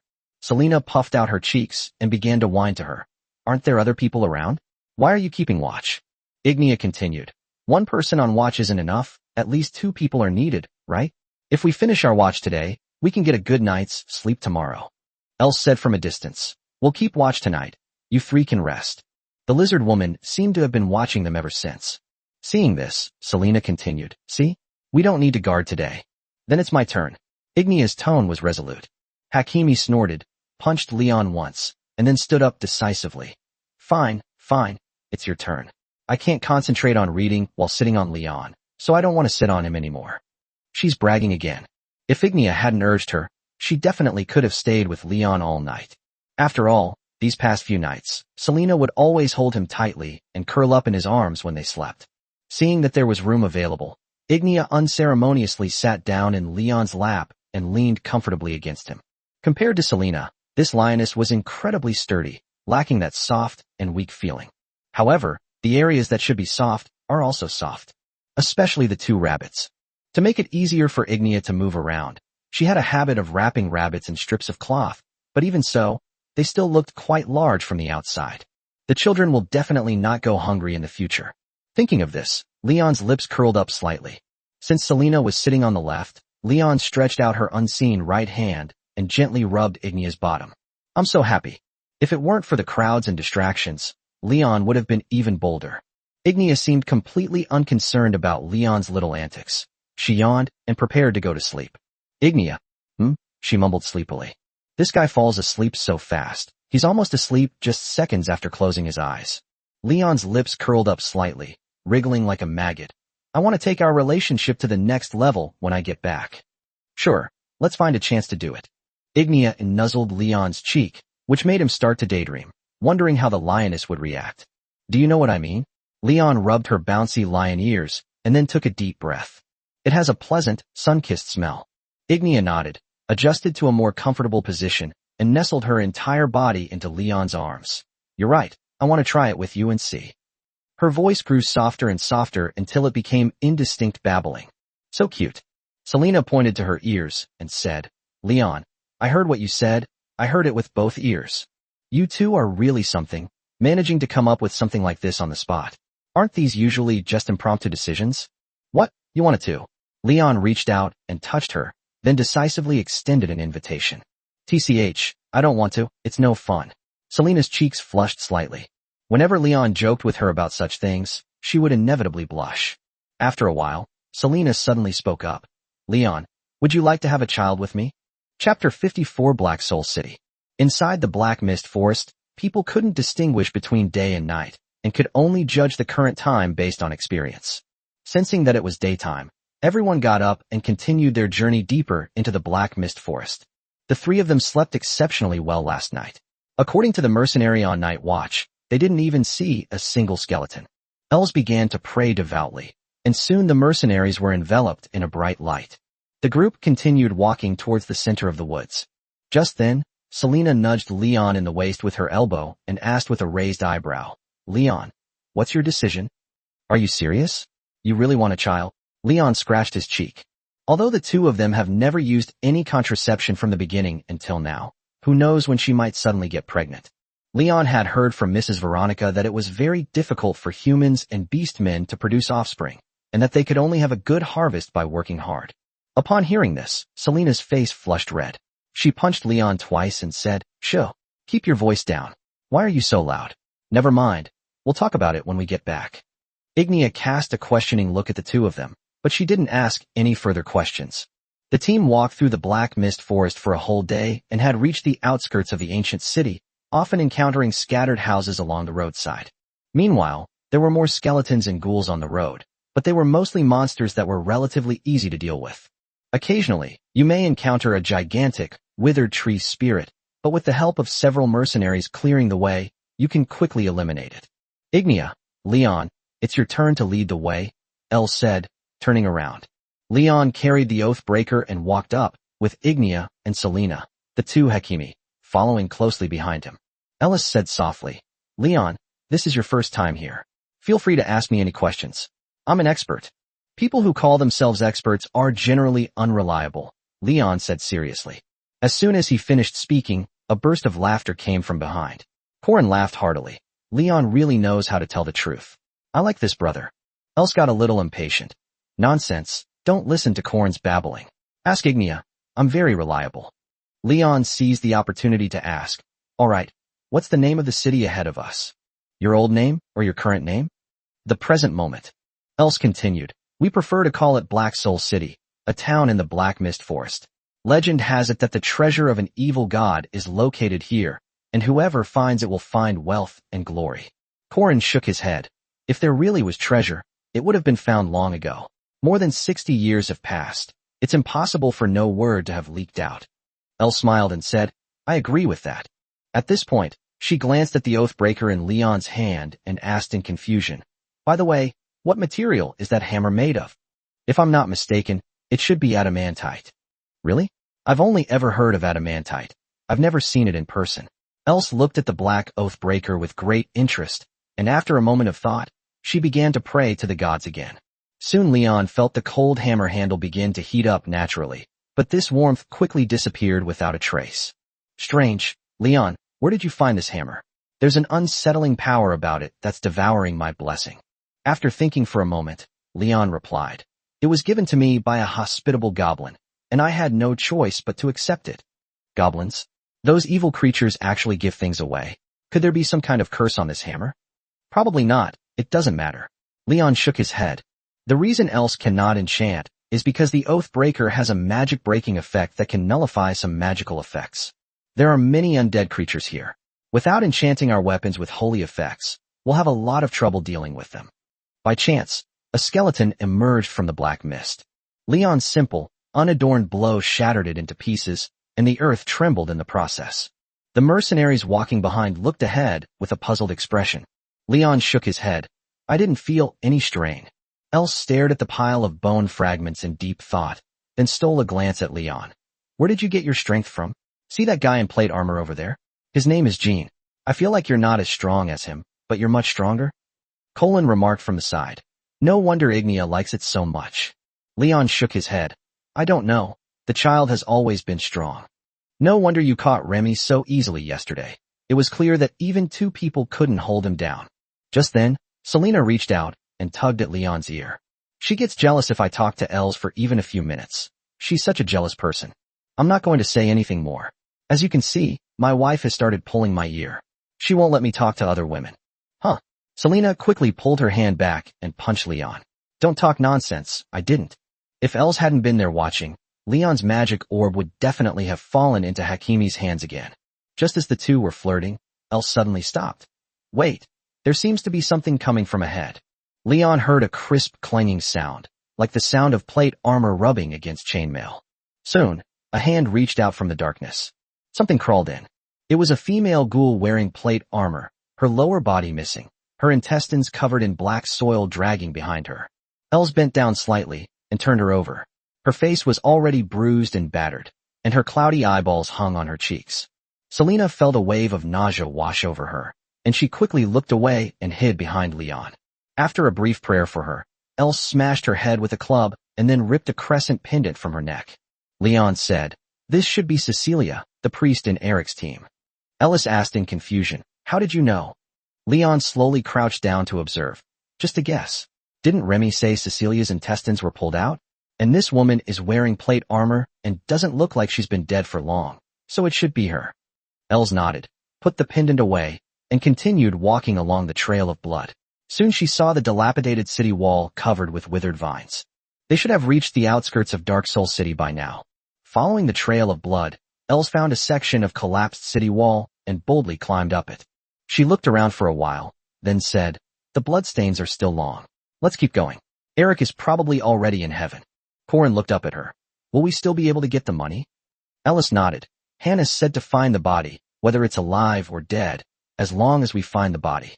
Leon picked up Selena and climbed up the city wall, then reached out and pulled Ignia up as well. He stood up and looked around the town shrouded in darkness, lost in thought.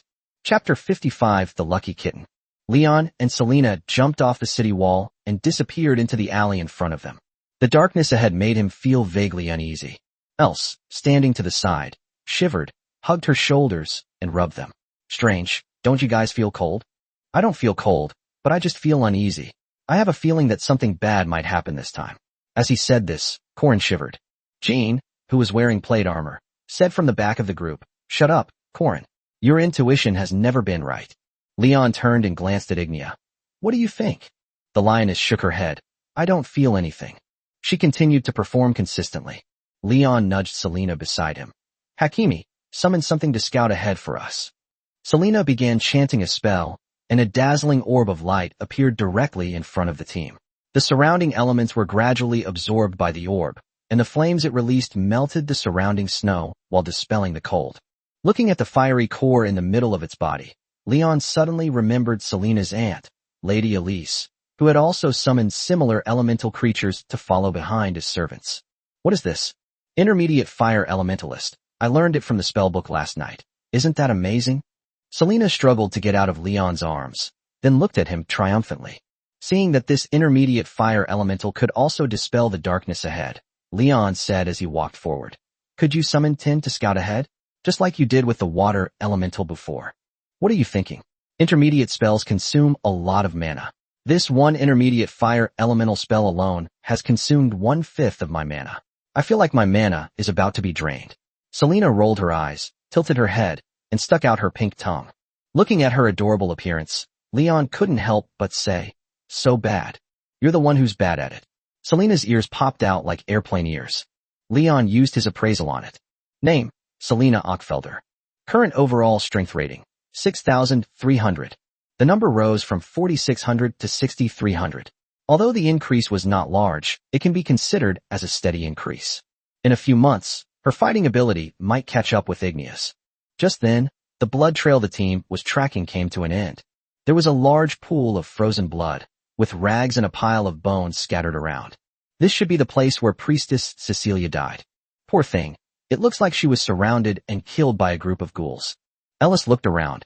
"Let's search around. Maybe Eric's body is nearby, but don't stray too far." Seeing the mercenaries using fire magic for illumination and then exploring the alley, Leon was extremely envious. He still relies on torches for lighting, while these mercenaries can immediately use their hands as torches. Just then, Selena nudged Leon lightly with her elbow. "What are you spacing out for again? Let's look around too." After saying that, she pointed to the rotten wooden door beside her. It was a dilapidated 2-story building, and Selena seemed to want to go inside and explore. Leon kicked the door open, and a cloud of dust rushed out. Selena sneezed several times in a row, then cursed, "You wretched dog, Leon. Why are you using so much force? Quick, you go in first. I'll keep watch for you from behind. I envy you people who know magic. It's so convenient. Leon shook his head and walked into the darkness. Selena ignited a flame in her palm and stood close behind Leon to provide light for him. The room was filled with old wooden furniture covered in cobwebs and looked perfectly normal. Leon led the way, Selena followed in the middle, and Ignia brought up the rear. The three of them explored the rooms on the first floor, but apart from a tattered book riddled with worms, they found almost nothing. Selena, sandwiched between the two, looked around and said, Leon, do you think there might be treasure in this house? Didn't they say that Black Soul City has been thoroughly explored and all the valuables should have been taken long ago? But the door to this house hasn't been opened yet, so there might really be treasure inside. That's unlikely. Rich people mostly live in the city center. Look at this house. It doesn't even have a few decent pieces of furniture. It's empty and looks like an ordinary family home. There's usually nothing of value there. Selena muttered. I just found a book, but who reads books anyway? Let me see the book. Leon took the book. From the tattered pages, he could roughly tell that it was a book related to alchemy, containing many strange and unusual recipes. The owner of this house may have been an alchemist or an alchemy enthusiast. Hopefully, it would be best if we could find something valuable. Then we can rest for a few days and have some quality time together. Leon stopped in the middle of the corridor, then turned around, picked up Selena, and kissed her. Selena pouted. Go away, it's pitch black in here. I'm not in the mood for anything intimate with you. Ignia stared at the two of them in silence. Seeing this, Leon walked towards her, put one arm around her waist and the other hand on her hips, and kissed her. Selena punched Leon in the waist a few times. You guys really have no taste. Can't you wait until we're outside to kiss? I give up. You'll behave yourselves when two monsters jump out. After a long while, the two slowly separated. Ignia remained expressionless as always. She put her hands on her hips and said, Let's kiss when we get back. Let's get down to business first. No problem. The three continued exploring the corridor and soon found the alchemy table in a small room in the corner. Looking at the various instruments on the alchemy table, Leon fell into deep thought. But then he turned his attention to the pile of alchemical materials in the corner. The dead giant spider, the mummified remains of a lizard, the skull of an unknown creature. After searching for a long time, all I found was trash. It's all junk. There doesn't seem to be anything good. Selena also squatted down next to Leon, and she reached out and grabbed a heavy bag. Upon pouring it out, I found it contained several pieces of dark brown metal. Leon made a cut on the surface with his dagger and found that it was silver inside. These are several silver ingots, which should also be one of the alchemy materials of the homeowner. If they were sold, they would be worth at least 70 or 80 silver coins. Leon's lips curled into a wild smile. You're so lucky. You can just casually touch something valuable. It's a shame you don't use it to draw cards. I don't understand what you're saying, but you still seem pretty impressive. Selena chuckled, then nudged Leon with her elbow and gave him a frantic look. Leon asked knowingly, What's wrong? Selena pointed to her cheek, her ears twitching. Give me a kiss. Chapter 56 The Fong of the Ice Dragon. Leon smiled knowingly. Oh, didn't you just say you weren't interested? Why do you suddenly want me to kiss you? Selena pouted, got up and walked towards Ignia, muttering angrily. Tisich, fine, don't kiss me then, you dog Leon. Leon promptly caught up with Selena and kissed her. After the two separated, Hakimi struck a victorious pose. That's too arrogant. I need to teach them a lesson when we get back. Selena pushed Leon forward, saying, Don't just stand there. Let's check out the last room. There might be something valuable inside. The group walked toward the last room in the building. Selena pushed the door, but it didn't budge, so she looked at Leon and said, The door is locked. Open it for me. No sooner had he finished speaking than Leon smashed the wooden door through it, tearing off the rusty lock. You're the luckiest one, go in. Selena smiled smugly, then slowly pushed the wooden door open. This appears to be a bedroom, containing only a bed and a wooden cabinet. A skeleton lies motionless on the bed, covered in cobwebs. Selena saw the skeleton hide behind Leon in fright, then peek out and look around before ordering. Go check if there's anything valuable in the cabinet. Leon stepped forward, opened the cabinet, and peered inside. Apart from dust and a few dead cockroaches, he didn't see anything of value. Just then, Selena shouted from behind. It looks like that skeleton has a dagger in its hand. Why don't you take it and see if you can use it? A dagger? Where is it? Leon looked at the skeleton. The skeleton lay upright on the bed, its hands clasped peacefully in front of its chest, with a light blue object pressed beneath it. Leon carefully took the item away and then gently blew off the dust. It really was a dagger, with yellowed cloth strips wrapped around the handle, and the light blue blade was almost transparent, like a shard of glass. Leon touched the blade with his fingertips, feeling that the dagger was exceptionally sharp and had a cool sensation in his hand. He decisively used an identification method on it. Identification complete. Item name, Ice Dragon's Fawn. Weapon types, short weapons, daggers. Quality, legend. Value, incalculable. Entry, sharp, penetrating, can store magic, evil spirit slayer. Leon was taken aback. Are legendary weapons really that worthless?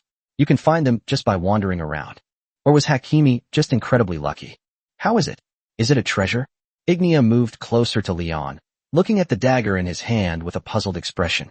She had absolutely no liking for daggers. This lioness only preferred heavy weapons, such as hammers or axes. Selena jogged over, standing on her tiptoes. Let me see. Let me see. Wow, it looks so beautiful. Leon, tear off the rag on the handle. Why tear it like that? It can increase friction. Leon skillfully played with the ice dragon fawn, then casually tossed it against the wall, where it was firmly embedded in the stone. Indeed, it is sharp. Selena hopped and pulled the dagger off the wall, then tore off the cloth strip from the handle with a look of disgust. It's ugly. It's already yellowed. I'll just get a new one later. After saying that, she handed the ice dragon's fawn to Leon. Take it. Wait a minute. Try to infuse the dagger with magic. Selena twitched her ears. What? Stop asking and just try it. Selena gripped the dagger tightly and slowly closed her eyes. Leon noticed that the almost transparent blade of the ice dragon's fawn was gradually illuminating, almost enough to light up the entire room. Selena handed the dagger to Leon again, looking somewhat sleepy. This dagger is amazing. It can actually absorb my magic power. In the blink of an eye, it drained half of my magic power. I feel so tired now. Leon took the ice dragon fawn. The weapon, now imbued with magic, emanated a chilling aura. You can hear a slight buzzing sound when you put it to your ear. He drew the old dagger from his waist and let the two knives cut each other. Bite.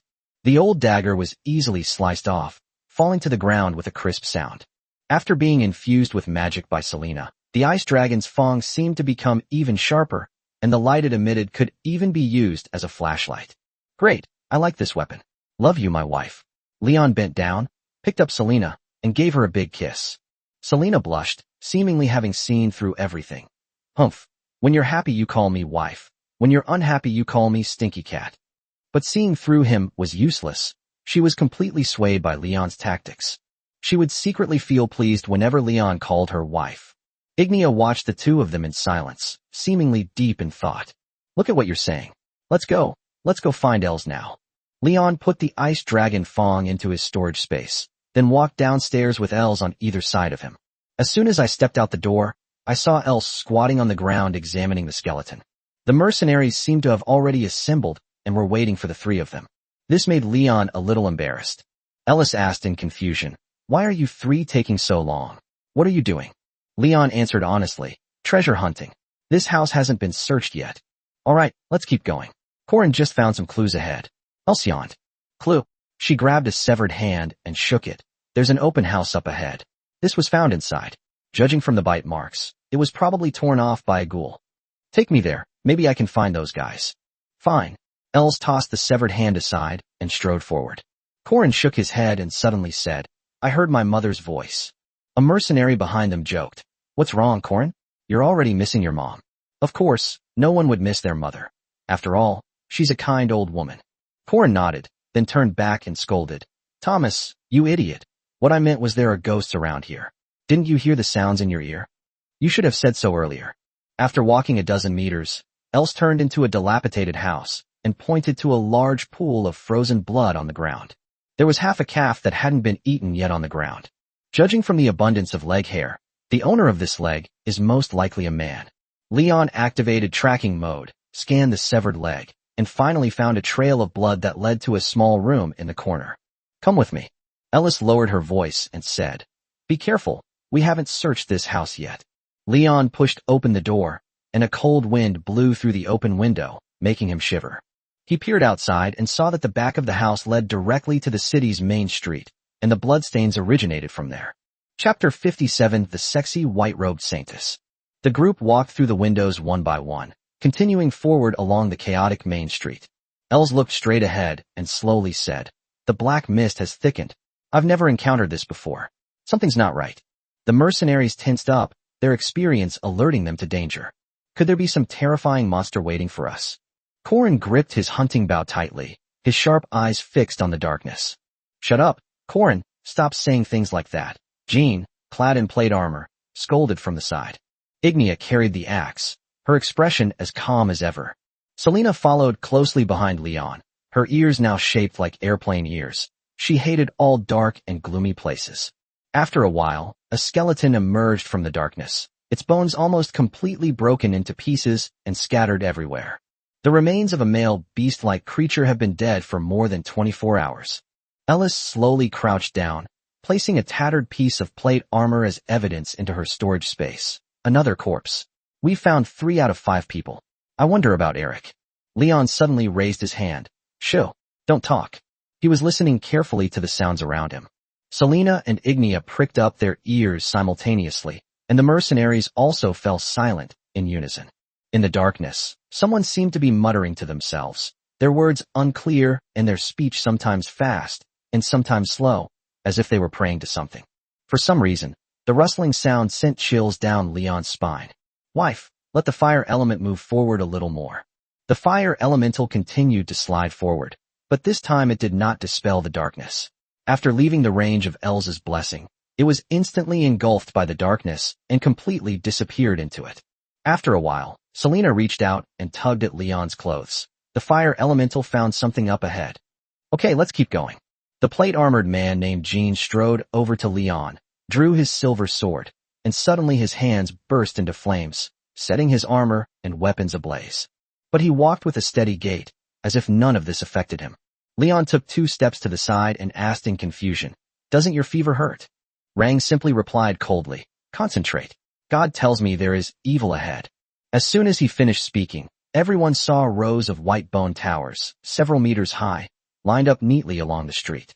Black ghosts howled as they scurried through the bone tower, and even the light emanating from Els could not drive them away. Colin asked in bewilderment, "What the hell is this thing?" Even the experienced Els shook her head. "I don't know. I've never seen it before." As the group was talking, a figure appeared directly in front of them. He stood with his back to the crowd, wearing a blue wool coat, in the middle of the chaotic street. Selena swallowed hard and hid behind Leon again.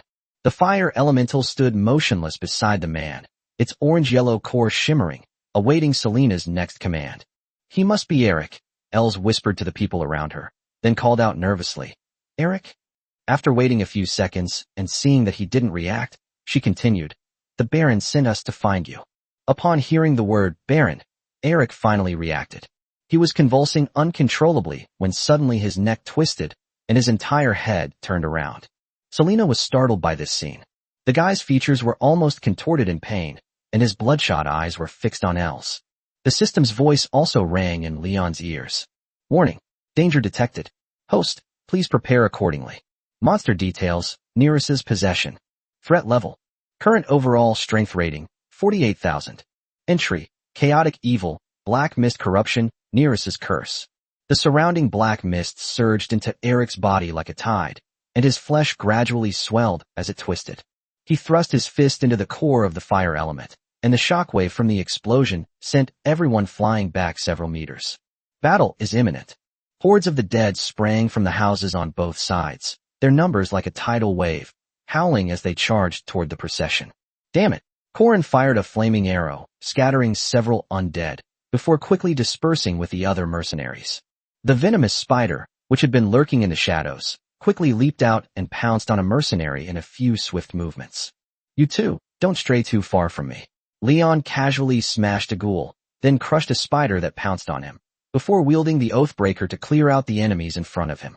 Selena chanted a spell, and several streams of fire shot from her palms, striking the wandering souls. Ignia frowned slightly as she looked at the unrecognizable Eric. "This guy is just like that bastard Lucas." She hurled the hammer with a sudden thud, knocking him to the ground. Seeing an opening, Leon's henchman charged forward, brandishing his flaming longsword, and landed 2 solid blows on Eric. "Get out of the way. Come back quickly." Just as he was about to unleash his third sword strike, He was struck by a strange force and sent flying dozens of meters away, falling to the ground unconscious. Leon bent slightly, his arm muscles bulging, and he thrust forward in front of Eric, swinging his hammer with all his might from top to bottom. Bang! The blow shattered its flesh and bones, and at the same time, a cloud of black mist exploded in front of Leon. He coughed twice, choked by the black mist, waved his hand to drive it away, and then turned back to support the others. He then smashed the skeletal giant's knee with a hammer, and while it was off balance, he delivered a heavy blow to its head, sending shards of bone flying everywhere. There are too many monsters, Leon. We have to retreat. Elle shouted. As soon as she finished speaking, blood seeped from the bone towers on both sides of the road. Then, walls of bones blocked their escape route, and the narrow alley was also blocked by piles of bones. Just as Leon was wondering what was going on, he suddenly felt a murderous aura coming from behind him, and turned around to strike with his hammer. With a violent tremor, the earth crushed Eric, who had been resurrected, to death once more. What the hell is this? Eric, now reduced to a pulp, was once again lifted up by the black mist, his body rapidly reshaping itself. Seeing this, Leon struck again, but the guy seemed impossible to kill. No matter how many times he was knocked down, he would always revive, and his body would become even harder, until he was practically a rock. Els, use your holy magic. A dazzling energy blast struck Ehrlich in the chest, but it only slowed his movements. The Tower of Bones released a little black mist once more, completely repairing his body. As Leon gazed at these towers of bones, he suddenly realized something. A slight smile played on his lips as he swung the Oathbreaker in his hand, instantly shattering several towers of bones. Wailing souls passed through Leon's body, unable to stop his actions in the slightest. Each time a bone tower is shattered, a crack appears in Eric's body, and his regeneration rate is increased. Ignia wanted to buy Leon time, so she swung her axe at Eric, but the axe was firmly stuck in the bone. Their strengths are simply not on the same level. Leon shouted a warning. Ignia, stay away from him. Before he could finish speaking, Ignia was punched and sent flying, lying motionless on the ground. Leon grabbed a ghoul and slammed it into Ehrlich, sending him staggering, before leaping forward to kill him once more. As soon as he lifted the Oathbreaker, he felt the air tremble slightly.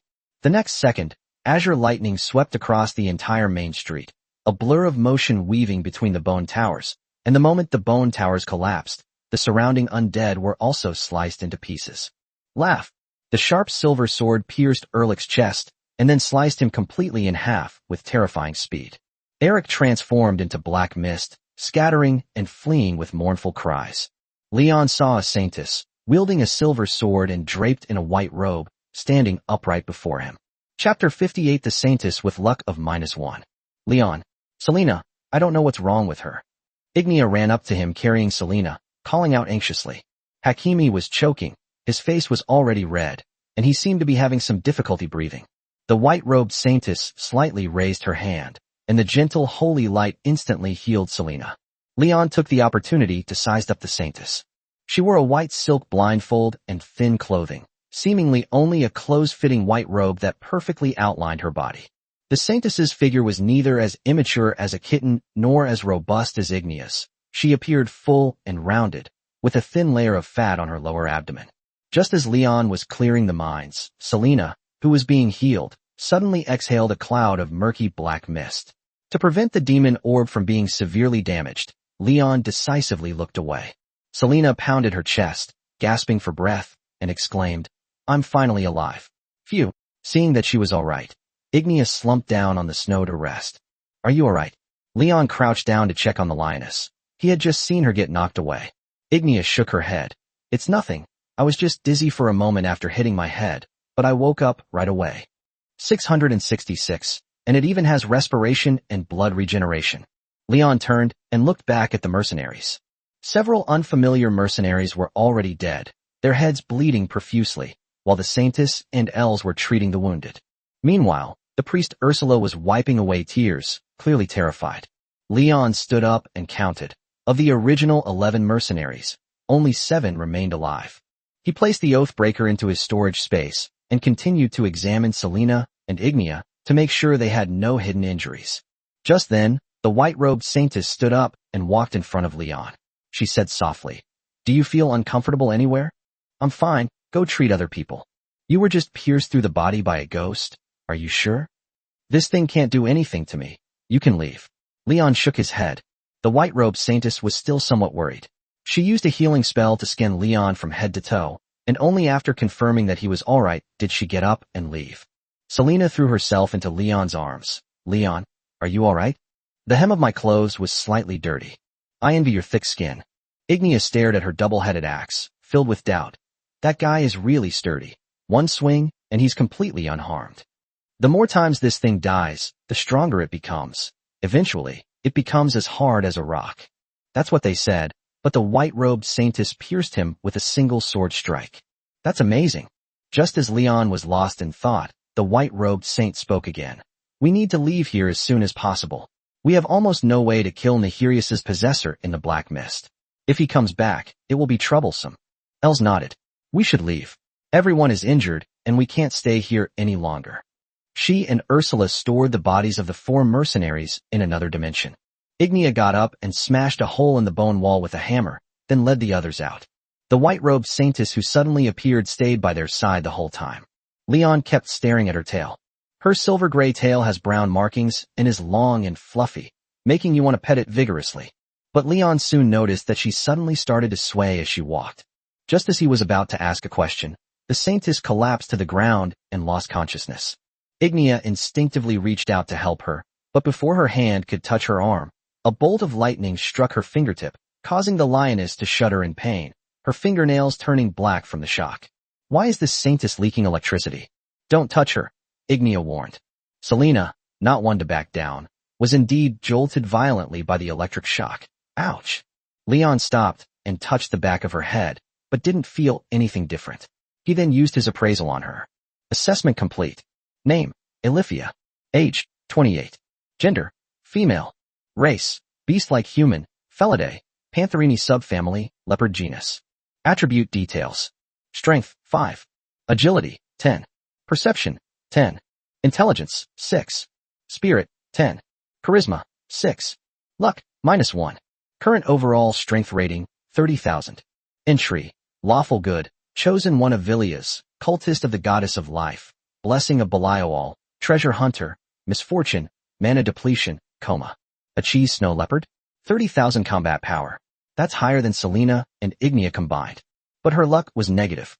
Ellis stepped forward, puzzled, and asked, what's wrong with her? She must have been depleted of magic and fainted. She just helped us out. As he said this, Leon lifted her hood and took a look. She had short, silver-gray hair with brown patterns, and her pair of furry animal ears looked very similar to Ignia's. What are you doing?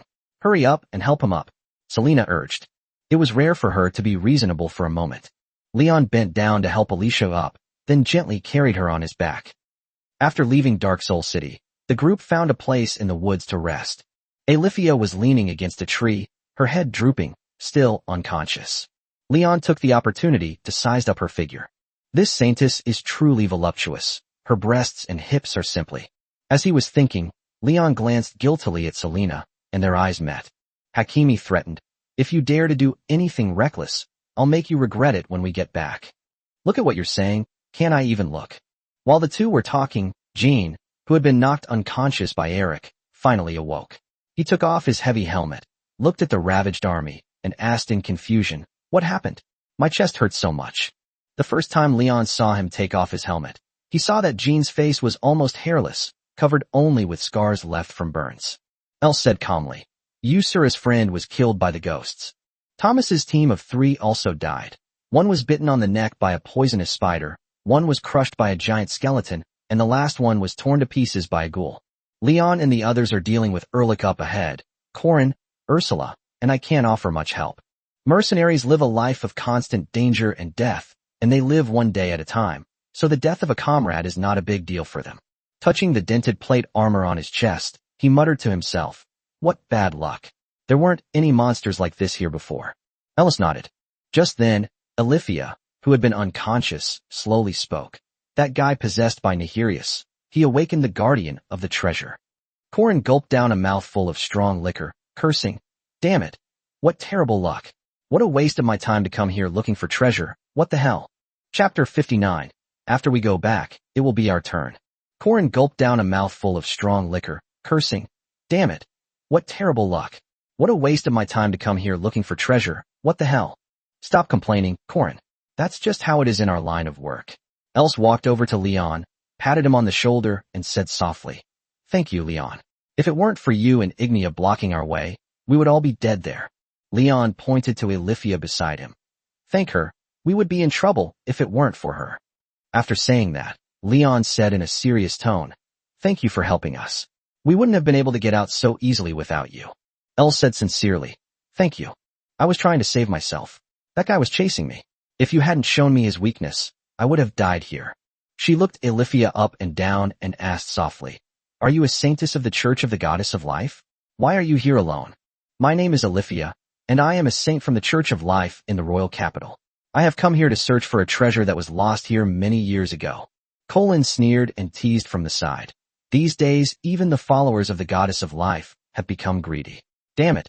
Els, you hit me again. Can't you speak properly? Els dragged him away. As Alifia watched their retreating figures, she gently explained, There are many orphans in the capital, and donations alone are not enough to fill their stomachs. I want to do what I can for them. Colin straightened his clothes, which had been pulled out of shape, and replied, I guess I was just being mean. Alifia lowered her head slightly, and she seemed to see Leon's hand suspended in the air through her blindfold. I'm sorry, I can't shake your hand. I have some special circumstances. Leon shook his head. It's okay, I don't mind. Alifia shook her head and continued, I will hurt you. Leon's lips curled up slightly as he said softly, Guess who carried you when you fainted? You carried me here? Alifia asked, her voice tinged with doubt. Of course. Leon spread his hands. Alicia extended a finger and tentatively touched his palm, finding that Leon's skin showed no change whatsoever. It's amazing that there are people like this in the world. Her fingertips slid back and forth in Leon's palm before finally taking his hand in hers. I am basically immune to magic. Seeing this, Selena's cheeks gradually puffed out. She then hugged Leon tightly and said to Alifia, Hello, I'm Leon's wife, Selena. Hakimi is being possessive of his food again, not giving him a single extra bite. Alifia paused for a moment, then suddenly realized something and quickly pulled her hand back. Sorry, I was a little distracted just now. He limped toward them and said, It seems we are the same. Some narrow-minded gods will curse a child for a careless word. The reason I became like this is because I said I hated fire when I was a child, and then I was burned beyond recognition by the god of fire. He also kept my body ablaze with flames, but thankfully I later learned to control the curse and use it to fight. Alifia shook her head with a wry smile. What I have can't really be called a curse. Every power comes at a price. Although it prevents me from touching others, it also allows me to control lightning and thus gain superhuman power. Leon scratched his head and complained, You're really unlucky. There's actually a god like this in the world? Isn't he just an idiot and a giant baby?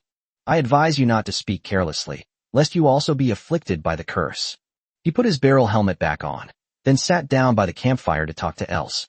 Leon raised his hand and waved it in front of her, asking in confusion, Are you blind? Or can you see through the blindfold? I was born blind and cannot see anything, but the goddess gave me a powerful sense of perception, so that even without sight I can live like a normal person and take care of myself. She was kind to me. She almost gave me a second life.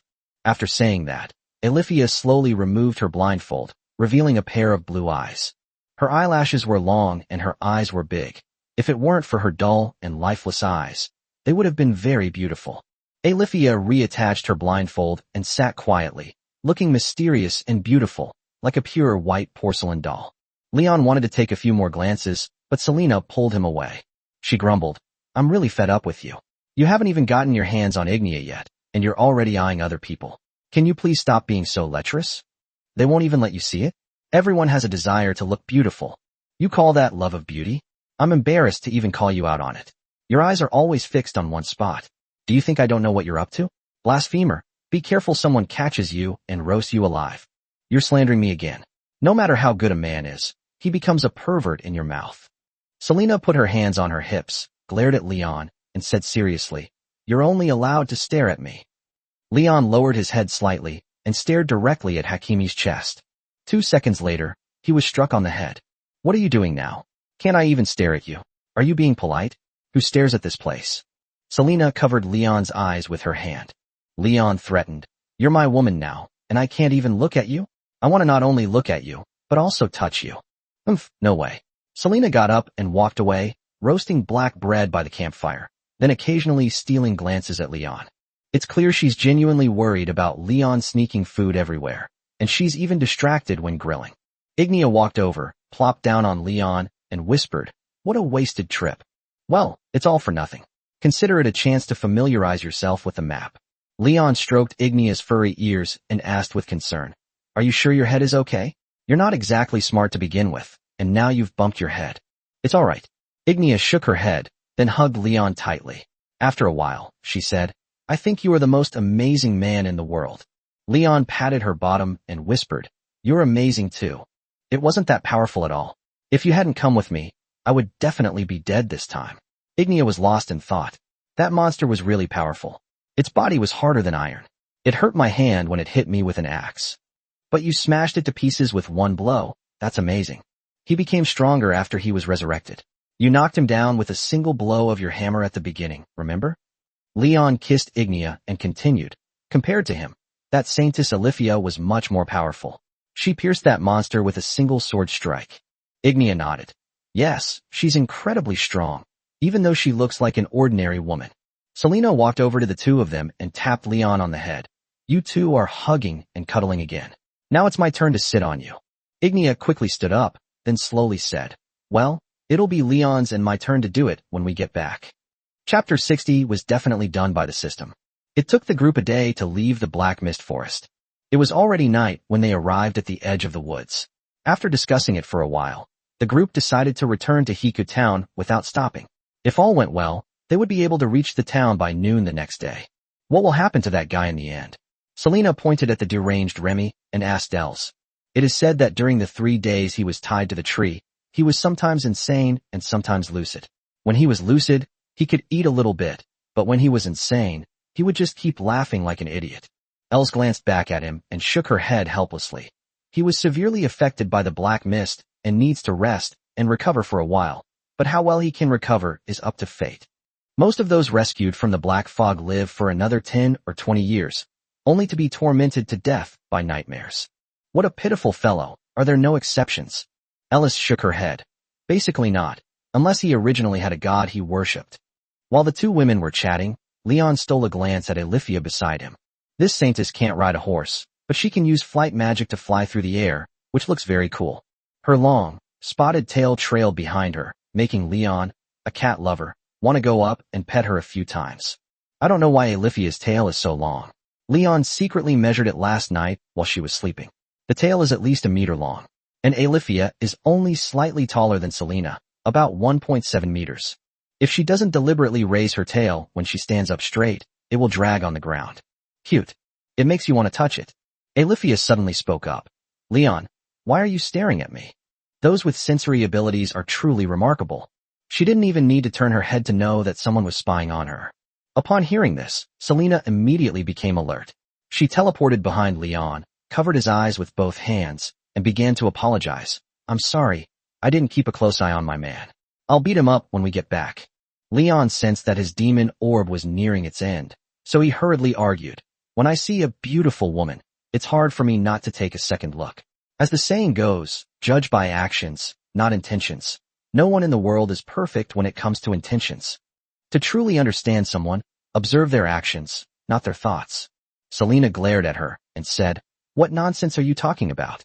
You admit you had inappropriate thoughts about him. Leon vehemently denied it. I didn't. Alifia smiled gently. I saw him last night when I was resting. Selena raised an eyebrow at her. You dreamed about Leon? Alifia shook her head. No, I dreamed of my god. He guided me and said that Leon is an important person in my life. It's God again. In an instant, Leon thought of the system. It's one thing for Alifia to dream of gods, but why were Selena and Ignia also able to dream of gods before? Although they appear to be descendants of gods, they clearly do not believe in any deity. It must be the system. Could it be that Hajitong thought that since the team had a warrior, a mage, and a berserker, all they needed was a healer to keep the enemy's health up? And that's why he brought in a healer? The moment the idea popped into my head, the system's voice appeared in my ear. It wasn't me. So can you please stop suspecting me first? Leon couldn't help but smile. Although I don't approve of your tricks and deceptions, I still have to praise you, because you're a beautiful woman. The system went silent instantly. Just then, Selena hugged Leon tightly and threatened, "He's my man. If you dare to even think about him, I'll breathe on you." Alifia shook her head and said firmly, "I didn't mean that. He doesn't allow such a thing to happen.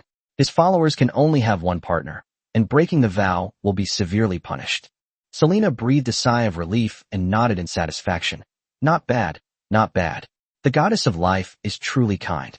She is indeed a benevolent deity. Please give her my regards when you see her next time. That Hakimi is truly despicable. Leon, I might need your help in a few days. Could you help me then? Of course, if you'll let me touch you." "State." Before Leon could finish speaking, he was struck hard on the head. Selena asked him to rephrase his words. "Ahem. If you can offer me a fair reward, I'd be happy to help you out." "All right, I'll come find you then." With that, Alifia began chanting a spell and then vanished from the spot in an instant. Ellis asked in confusion, "She just teleported away?"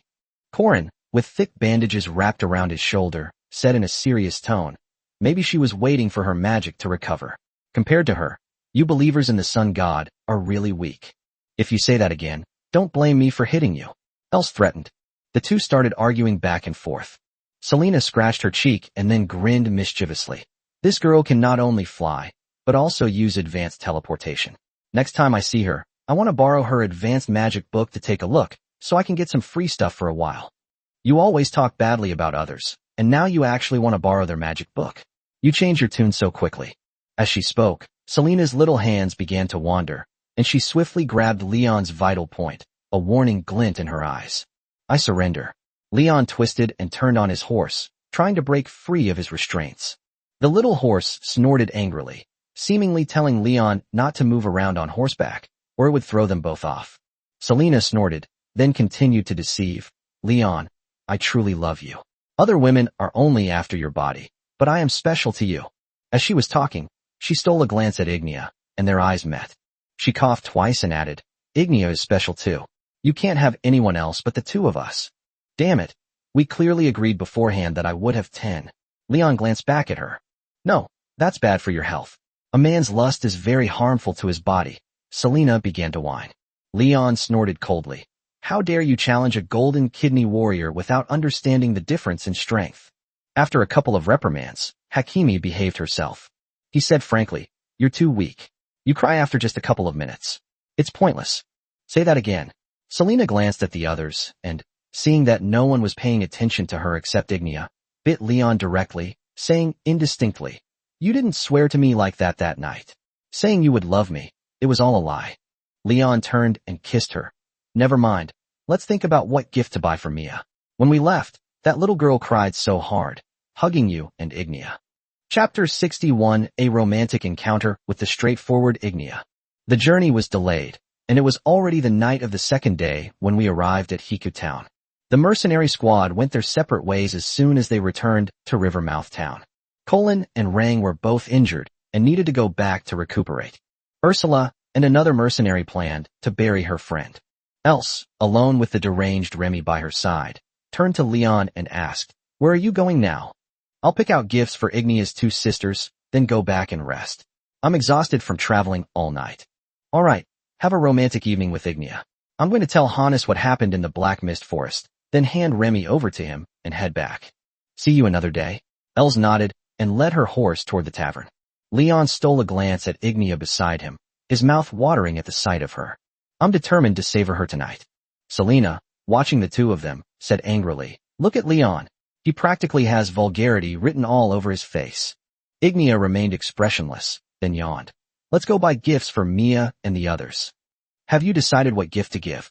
Selena crossed her arms and glanced at Ignia. Ignia pointed to the butcher shop sign. "Let's buy some food. Mia and Valeria both love meat. They'll be happy if we bring some back." "Who would give this as a gift?" Leon shook his head. He figured he should choose the gift after all. "I'll go home and get some sleep tonight, and then go out to pick out gifts tomorrow or the day after." After Ignia returned from the butcher shop, the three of them headed home. When they arrived home, the fox-eared maid Lyria, dressed in her pajamas, opened the door for them.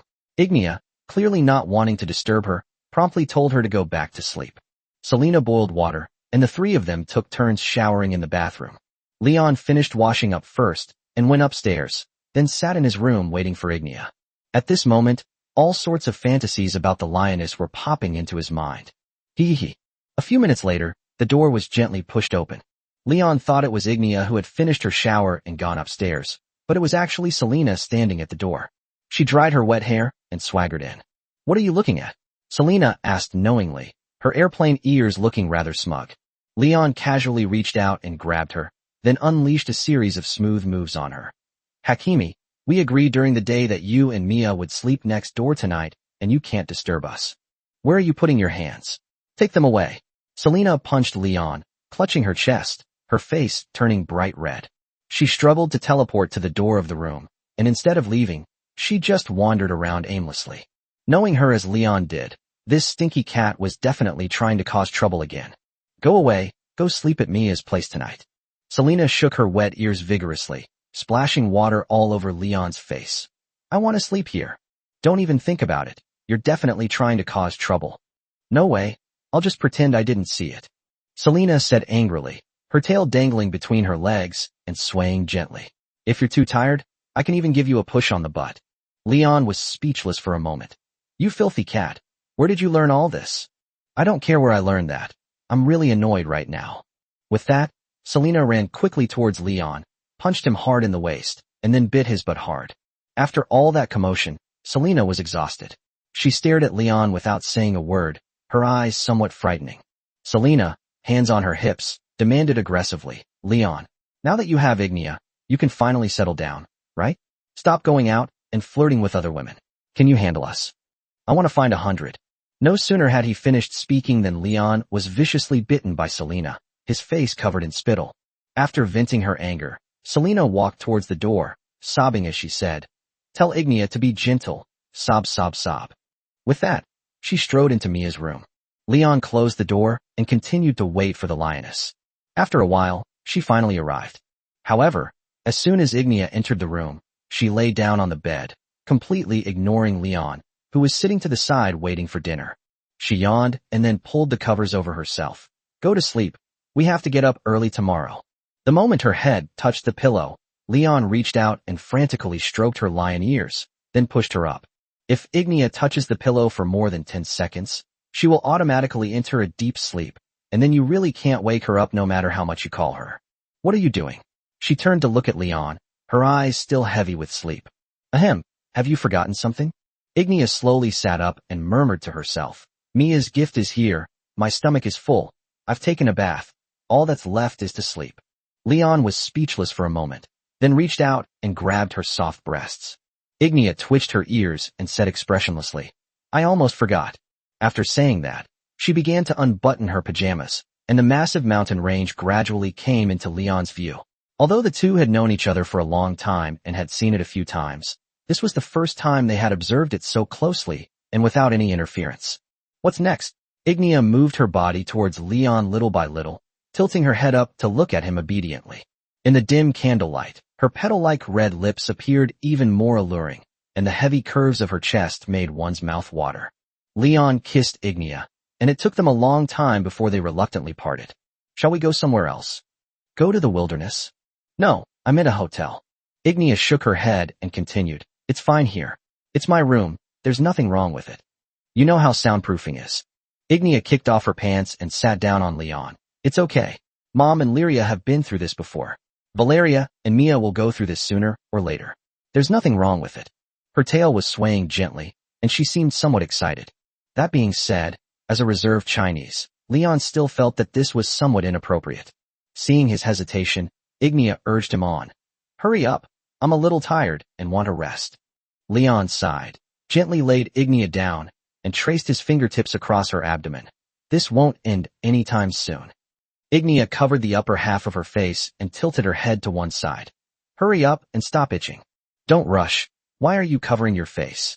Ignia lowered her hand, her face actually turning slightly red. In the month or so since they met, this was the first time Leon had ever seen her blush. When she quieted down, he could even hear her heart pounding. "Are you nervous? Your back is so tense, relax." "Oh." Ignia and Leon intertwined their fingers, blushing as they gazed at him, their breathing growing heavier. The candle by the bedside gradually went out, plunging the entire room into darkness. Chapter 62, I bought a nice dress. The next day, the moment I opened my eyes, Ignia came into view. She was still asleep with her eyes closed, her long, thick, pale yellow eyelashes trembling with her breath, and her luscious red lips tempted Leon to kiss them. What a nice view. After sighing, Leon pulled her into his arms and rubbed her lion ears with satisfaction. After being pinched so many times by Selena's clamps, which are known for their Japanese and Korean style of play, it's quite a change to switch to the pliers of a European and American style of play. Ignia is straightforward and doesn't hide anything from you. If she's comfortable, she's comfortable. If she's about to lose her grip, she'll tell you in advance. Moreover, if Leon wanted to try certain things, she would let him do whatever he wanted without even asking. She was incredibly obedient. The only drawback was that she was too hasty, jumping straight to the point without any preamble. Leon chuckled to himself as he reminisced about the wonderful time he had last night. The laughter woke Ignia, who stretched as usual, then hugged Leon tightly and began rubbing her furry ears against his chin. Good morning. How were you feeling yesterday? Leon lifted her chin and gave her a light, fleeting kiss. Comfortable. Ignia looked at Leon, a brief reply that secretly pleased him. Leon, this lioness, is getting cuter and cuter the more you look at her. Luckily, I've already made her my wife. Honey, has anyone ever told you that you're cute? Leon gently tugged at her cheek, then buried his face in her broad chest. No, Elle said I'm fierce. That's because she doesn't really understand you. Leon found a soft spot and took a bite. Ignia felt a little itchy and scratched her chest twice, trying to get up. I'm hungry and want to eat something. No, let me hold you a little longer. Leon gently lifted her chin, a slight smile playing on his lips as he suggested. How about we do some morning exercise? Okay, we'll go out after breakfast. Ignia nodded and picked up the axe that was on the bedside table. It was obvious that she didn't understand what Leon meant. That's not what I meant. Leon put her axe back down and whispered in her ear. Ignia suddenly realized, then sat down on Leon's lap and looked up at him with her head slightly raised. Then you come, but hurry up. I only ate one piece of bread last night, and I don't have any strength left. Leon hinted furiously, then show me how to act cute. This lioness is usually too serious. She only showed a little bit of her womanly side last night, but Leon wants to see her more womanly. I won't. Ignia tilted her head, recalling how Selena usually got up, then mimicked her coy manner, saying, No, I don't want to get up so early. The sentence is correct, but the voice is wrong. Ignia's voice is a bit rough, and when she tries to act cute, it doesn't feel cute at all, but she is still cute. Forget it, just be yourself. Leon sat up slightly, then pressed Ignia down beneath him. The two hurriedly got dressed and went downstairs around noon. Mrs. Veronica was sitting in her study with her legs crossed when she saw the two figures flash by. She quickly called them back and said with a smile, Young people are so energetic, getting intimate as soon as they get up in the morning. Try to control your desires. Leon scratched his head awkwardly. Ignia doesn't control her volume. She'll shout when she gets emotional. When playing Do Diju, a card game, she'll reveal her hand as soon as she sees a royal flush. The lioness nodded, put her arm around Leon's shoulder, and said seriously, Okay. Veronica smiled, raised her teacup, and took a sip. How was last night? Ignia reached out and touched her lower abdomen, as if recalling something. It feels good. This child is suitable. Veronica nodded in satisfaction, then added, Leon, treat my Ignia well. I will. Veronica put down her teacup and continued reading. Go to the kitchen for breakfast. Lyria saved breakfast for you. Don't do that again. Leon nodded. She looked around, but didn't see Hakimi. After a moment's thought, she turned to Veronica and asked, Where's Selena? Isn't she home? Veronica replied, I took Mia and Valeria out early this morning, saying we were going to explore the city. We should be back soon. Before Leon could ask any further questions, Ignia pulled him into the kitchen. The fox-maid Lyria was sitting in front of the fireplace, using magic to control the heat of the baking process for white bread. When she saw the two people enter the kitchen, she glanced back, but said nothing. Ignia picked up a piece of white bread with cheese spread on it from her plate and put it in her mouth, eating with great relish. Leon sat down next to her and started eating too. Just then, there was a knock on the front door. Lyria hurried to open the door. Then Valeria's voice came through. Lyria, is the bread ready? I'm starving. Before he finished speaking, a dark-skinned face glanced toward the kitchen. The moment Valeria saw the two of them, a smile involuntarily crept onto her face. Oh, sis and brother-in-law, you're only getting up now. This girl is a straightforward person, but her smile looks a little lewd right now. She strode into the kitchen, glanced into the fireplace, and then patted Leon on the shoulder meaningfully. It's definitely not good to use loudspeakers in a poorly soundproofed room. It has a very negative impact. We still need to go to a hotel. Mia quickly passed by the kitchen door and casually said, Brother Leon is a pervert. Without a doubt, Selena must have made her say that. The child is usually very attached to him. You don't even hug me anymore. Our feelings have faded, Leon teased. Mia turned back, blushing as she looked at the two of them. She first hugged Ignia tightly, then hugged Leon tightly, and turned away without saying anything more. Leon noticed her cute little nose, which had twitched twice just now. Just then, a familiar voice came. Leon the dog is finally awake. I thought you were going to be up all night. Leon looked up and saw Selena standing in the kitchen doorway. She crossed her arms, seemingly no different from usual. Selena continued to remind him. Ignia, he didn't bully you, did he? If he did, you must beat him up. Ignia shook her head and honestly replied. They didn't bully me. It's very comfortable. Upon hearing this, Lyria coughed twice and walked somewhat embarrassedly out of the kitchen, saying, Ignia, watch the stove for me. I'm going upstairs to check. Selena's face flushed red instantly. She lightly punched Ignia twice and muttered angrily. Why did you do that? Ignia watched Lyria's departing figure and asked Yoda Wandal. Can't we say this out loud? Of course. Although North is quite unrestrained, there's no need to keep talking about comfort all the time, is there? Selena said seriously, hands on her hips. After saying that, her gaze fell on Leon, and she snorted coldly. I bought a nice dress. I'll wear it for you to see later. Chapter 63 The Secret Between Us. Ever since he ate the lion girl, Hakimi has become increasingly jealous and possessive. She clings to Leon like a leech every day, constantly acting cute and affectionate. She even bought several sexy black nightgowns, which she would wear for Leon every night after her shower, showing her great care and attention. While eating breakfast, Mia blushed and muttered, Brother Leon is so lucky. He's surrounded by women every day. Even the king wouldn't dare to do that. Valeria watched with great interest, then picked up a brown sausage and took a big bite. Leon was about to say something witty, but when he saw that Mrs. Veronica was also watching him, he immediately stopped himself from doing so. The unassuming Ignia continued to quietly munch on her bread, her eyes fixed intently on the sizzling fried meat and eggs on her plate. Selena seized the opportunity to launch a slander. Exactly, Leon is so bad. Even Mia has been corrupted by him. Hakimi's true colors. She was wearing a lace nightgown and calling for her master last night, but now she's leading the charge and making a fuss. Today we must teach them until they beg for mercy. Just then, Ignia stuffed the fried egg into her mouth, picked up a napkin to wipe her mouth, and said, I'm finished eating. I'm going upstairs now.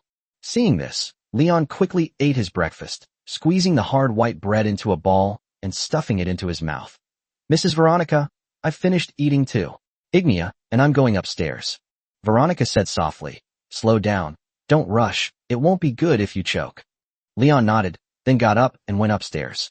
As soon as I pushed open the door, I saw Ignia sitting on the ground, sharpening his double-headed axe with a whetstone, his tail held high behind him. Sharpening it again? Your axe is already very sharp.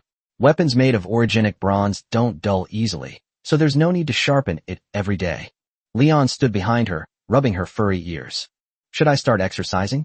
Ignia stopped what she was doing, raised her head, and looked back at Leon. Still training? Leave the child something soft.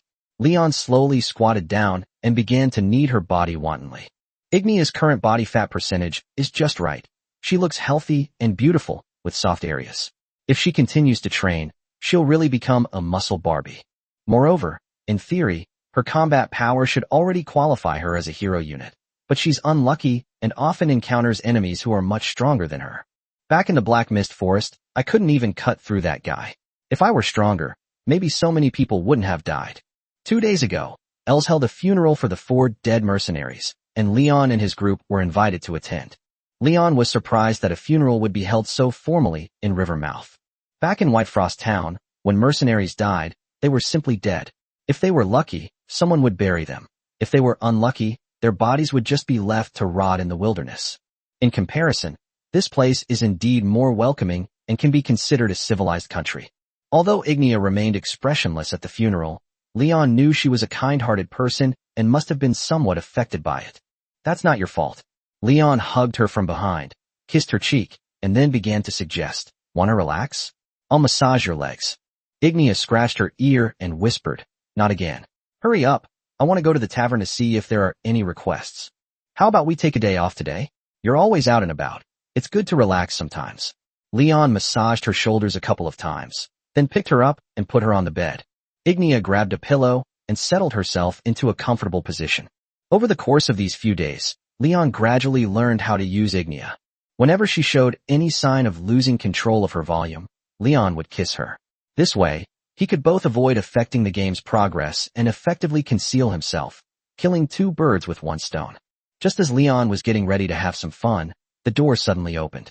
Selena, that troublemaker, is at it again. Seeing that the two had already taken their positions, she smiled slightly and said in a cocky tone, "Oh dear, it seems I've come at the wrong time. Don't think I don't know, Hakimi, you're doing this on purpose." "So what? Can't others be jealous?" Selena raised an eyebrow, then sat down in Leon's lap and whispered, "Right, master?" Leon's expression changed instantly. "That sounds nice. From now on, you're not allowed to call me by my name.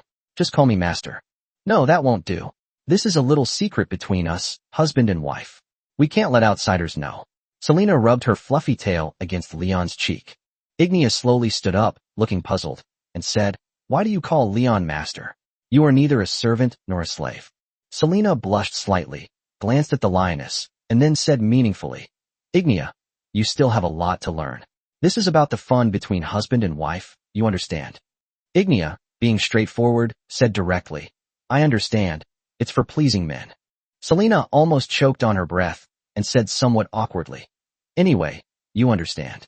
She then swung her boots off, slightly raised her delicate feet, and said to Leon in a coquettish tone, "Master, my feet are a little sore.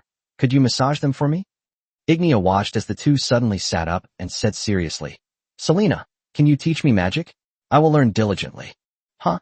Why do you suddenly want to learn magic? Didn't you say you couldn't learn it?" Selena's tail swayed gently behind her. "Because I feel like I've hit a plateau. Learning magic might make me stronger." Leon listened from the side, shaking his head helplessly. Ignia is a genius with an intelligence of one, so if I'm not mistaken, she shouldn't be able to learn magic. The only way to become stronger is to find another way. Just then, there was a knock on the door. Ignia's ears perked up, and she asked, "Who is it?" The fox-eared maid Lyria's voice came through. "Miss Ignia, a woman claiming to be the life saintess of Alifia has come to see you. Do you know her?" Ignia looked at Leon with a puzzled expression. "Who is Alifia?" Before Leon could speak, Selena replied, "It's the cursed saint we met in the woods, with black markings on her silver-gray hair, don't you remember? It's her. I'm not good at remembering names. She actually came looking for us. Let's go downstairs and see her." Leon helped Selena put on her boots, then got up and walked downstairs. Hakimi muttered under his breath, "You see, Leon gets all excited whenever it's about women." Chapter 64, Alifia's Request. Alifia stood at the door, chatting quietly with Mrs. Veronica. She only raised her hand slightly and waved when Leon and the others appeared at the top of the stairs. Leon's attention remained focused on her tail. "This guy's tail is so long, it can even be wrapped around his neck like a scarf. I really want to touch it." As soon as the thought crossed Leon's mind, he felt a pinch on his butt. He lowered his head slightly and met the gaze of a white-haired Hakimi. Although Selena didn't say anything, she gave Leon a warning look with her cute eyes, signaling him not to do anything reckless. After the three of them went downstairs, Mrs. Veronica turned to Leon and asked, "Leon, is this Alicia your friend?" "Yes, we met her in the Black Mist Forest. She helped us," Leon replied seriously, nodding. Lady Veronica's lips curled slightly upwards. She gave a meaningful, "Oh," then smiled and said, "You should know that believing in Virias is not allowed." Before she could finish speaking, Leon explained in a serious tone, "Of course, I had no such intention at all. Alifia is a very kind saint, and I am an honest and simple man." "Oh ho ho ho, then I'm relieved. Alifia is special. As a believer of the goddess of life, she also has the blessings of other gods." As she spoke, Mrs. Veronica's gaze fell on Alifia again. "If possible, I would like to conduct some experiments on you." "It's all right, madam. I've heard from the people here that you've been donating to us all these years. You are a highly respected lady, and we are happy to help you." Alifia smiled and continued, "Thank you again."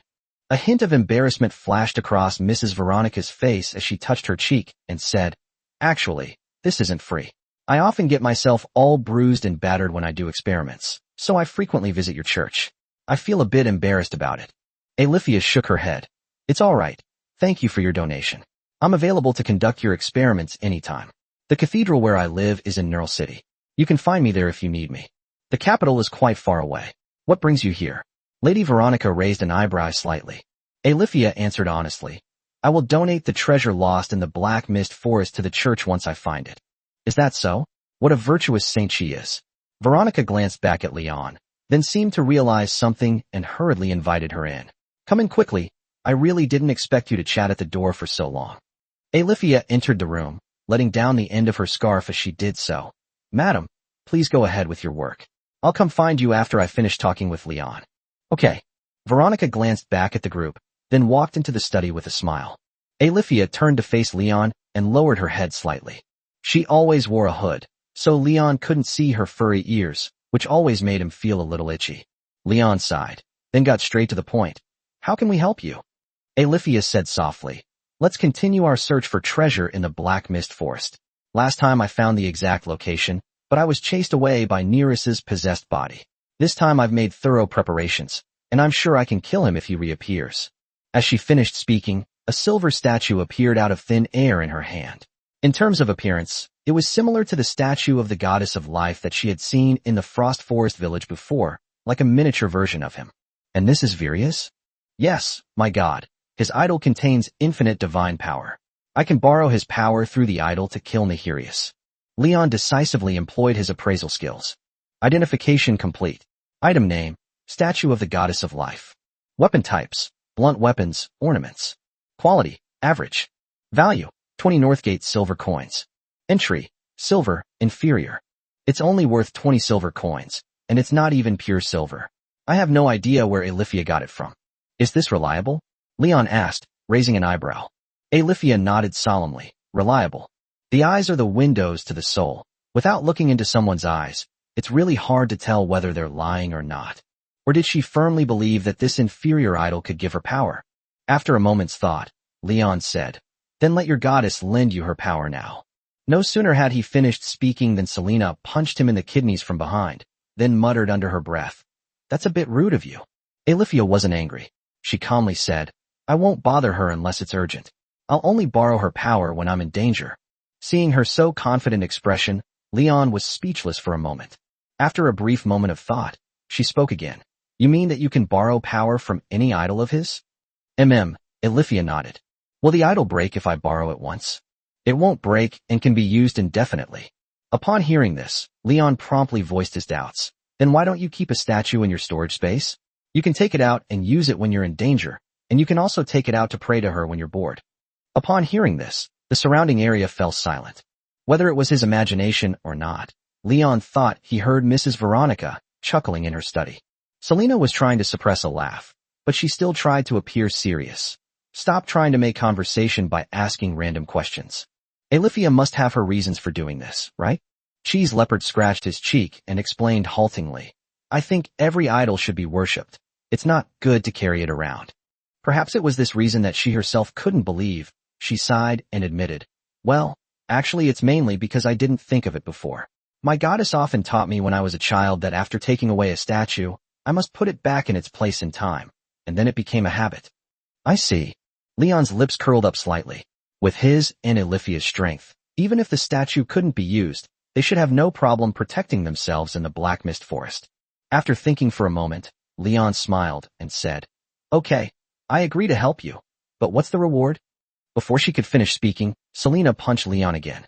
Ignia patted Leon on the shoulder and then offered, "We'll help you. No payment needed." Chapter 65. Once you've abducted her, you can freely borrow the divine artifact. The next morning, Leon and his two companions, along with Alithea, set off for the Black Mist Forest. Selena and Ignia are both kind women. When they learned that Alithea was going out to search for treasure to help homeless orphans, they were willing to go to the Black Mist Forest to search for treasure without taking a single penny. Although Leon did not object to it, the lack of payment made him somewhat unmotivated. Alithea flew on the left side of the group. Looking at the long, bushy tail behind her, Leon would be content if he could just touch it. No sooner had she thought that than Selena teleported in front of Leon. She looked up at him and asked, knowing the answer already, "Where are your eyes looking?" Leon was already used to this, and he started talking nonsense. "I'm enjoying the scenery along the way. It's so beautiful here." "Stop spouting nonsense. This area is all wasteland. Where would you find beautiful scenery?" Selena punched him twice and narrowed her eyes slightly. "I'm asking you, have you given gifts to other women before?" Leon was slightly taken aback. Yesterday, while Alifia was accompanying Mrs. Veronica to do her experiment, Leon took the opportunity to take Ignia and Selena out and buy gifts for the two little girls at home. Valeria, that bear-like girl, was influenced by Ignia. The two of them had similar tastes. Leon found a blacksmith shop and bought her a rectangular iron hammer just like the one Ignia had, but it wasn't enchanted, so it couldn't be magically controlled or recalled. Even so, Valeria loved the hammer. Mia's case is even simpler. It is said that the child is now learning magic from Lady Veronica, so Leon went to the market and found a few itinerant vendors selling trinkets. After a simple system evaluation, he bought a silver pendant that could enhance magical affinity and gave it to Mia. The child couldn't wait to put the pendant around his neck as soon as he got it, and then hugged Leon tightly. "Of course I've given them gifts." He had several close female friends during his student days, and he would give them birthday gifts every year. Selena snorted and said angrily, "I knew it. Mrs. Veronica said the pendant was useful, and you picked it out at a glance. You have a sharp eye? You must have given many women gifts. Seriously, you're not planning to do anything to Mia again, are you? You were patting her head yesterday. She's just a child." Leon quickly clarified, "What nonsense are you talking about? I'm not a lolicon. I only like big ones. The bigger the better." Leon simply remarked that after spending some time together, Mia had integrated into the family, following Mrs. Veronica and Valeria around every day, which made him very happy, so he patted Mia's head. "That's good." Selena breathed a sigh of relief, then stretched out her small, snow-white hand to Leon. "Where's my present? Do you have any presents for me?" Seeing that they were chatting so enthusiastically, Ignia also cast her gaze at the two of them. "Didn't you say before that those two magic books were a gift from me to you?" Leon's lips curled into a wild smile. Selena pouted, "That doesn't count." Looking at her adorable face, Leon continued his lewd act. "The little life inside you is a gift I'm giving you." Upon hearing this, Hakimi immediately blushed. She punched Leon twice, then glanced at Alifia not far away and angrily scolded, "You pervert! What nonsense are you spouting?" Leon succeeded. He enjoyed the beating immensely, and even managed to kiss Selena at the end. "Don't try to fool me. I want a gift too. Ignia got a hammer from you, but I didn't." Selena glanced away shyly. "I've been surprising you so much these past few days, and you didn't even think to buy me a gift yesterday. I'm so sad." Okay, I know. I'll give you a present." Leon rubbed her cat ears, and then hugged her. Selena gave Leon a meaningful look, gently bit his palm, and then teleported onto Barley's back. The four of them did not arrive at the outskirts of the Black Mist Forest until evening. This place is exactly the same as it was a few days ago. Almost nothing has changed. As the team's battle healer, Alifia's body emitted a soft light after a brief prayer to the gods. Although the light was not as dazzling as Elsa's, it dispelled the black mist much faster. "Stay close to me." Ignia held Leon's hand and followed closely behind her, carrying the double-headed axe. Selena was sandwiched between the two like a child. "When I first met you, you weren't glowing. Were you avoiding Eric at the time?" Without turning her head, Alifia said, "Yes, but I can survive in the black fog without a light source." "How did you do that? Is this also a power given to you by the goddess Vilias?" Alifia nodded, slowed down, and pointed to the white robe she was wearing, saying proudly, "This is a robe he bestowed upon me, which can protect me from the corruption of evil spirits." Leon decisively used his identification on it. Identification complete. Item name, pure white robe. Equipment type, light armor. Quality, legend. Value, incalculable. Entry, divine, resilient, lightweight, spiritual enhancement, warmth, self-repair, self-clean, Virias's blessing. Another legendary piece of equipment. Not only can it self-repair, but it can also clean itself automatically. No need to reapply or wash it. It's a real blessing for lazy people. Leon was extremely envious. He never expected that the followers of the goddess of life would be treated so well. Alifia continued, "He values me highly. He gave me this robe on my coming-of-age ceremony, and I have worn it all these years. If I remember correctly, she also had a very cool silver longsword, which Leon really liked. Unfortunately, she only glanced at it a few times before putting it into her storage space. Can I see your weapon? Without turning her head, Alifia asked, which one? How many weapons do you have? Many. Longswords, daggers, maces, spears. Longsword. A silver longsword inlaid with gold gems instantly appeared in Alifia's hand. Without a moment's hesitation, Leon used his appraisal skill on it again. Identification complete. Item name, Dawn Divine Sword. Weapon types, longsword, sharp weapon. Quality, legend. Value, incalculable. Keywords, mithril material, penetration, sharpness, hardness, evil spirit slayer, holy, magical manipulation. Leon took the divine sword from Alifia. You can feel the heat emanating from this thing when you hold it in your hand. With a couple of casual swings, the whistling sound of the blade cutting through the air was quite pleasant. Even Leon, who knew nothing about weapons, could tell it was a fine sword. This sword is called Dawn. I found it in the kingdom of Valoan by following his guidance.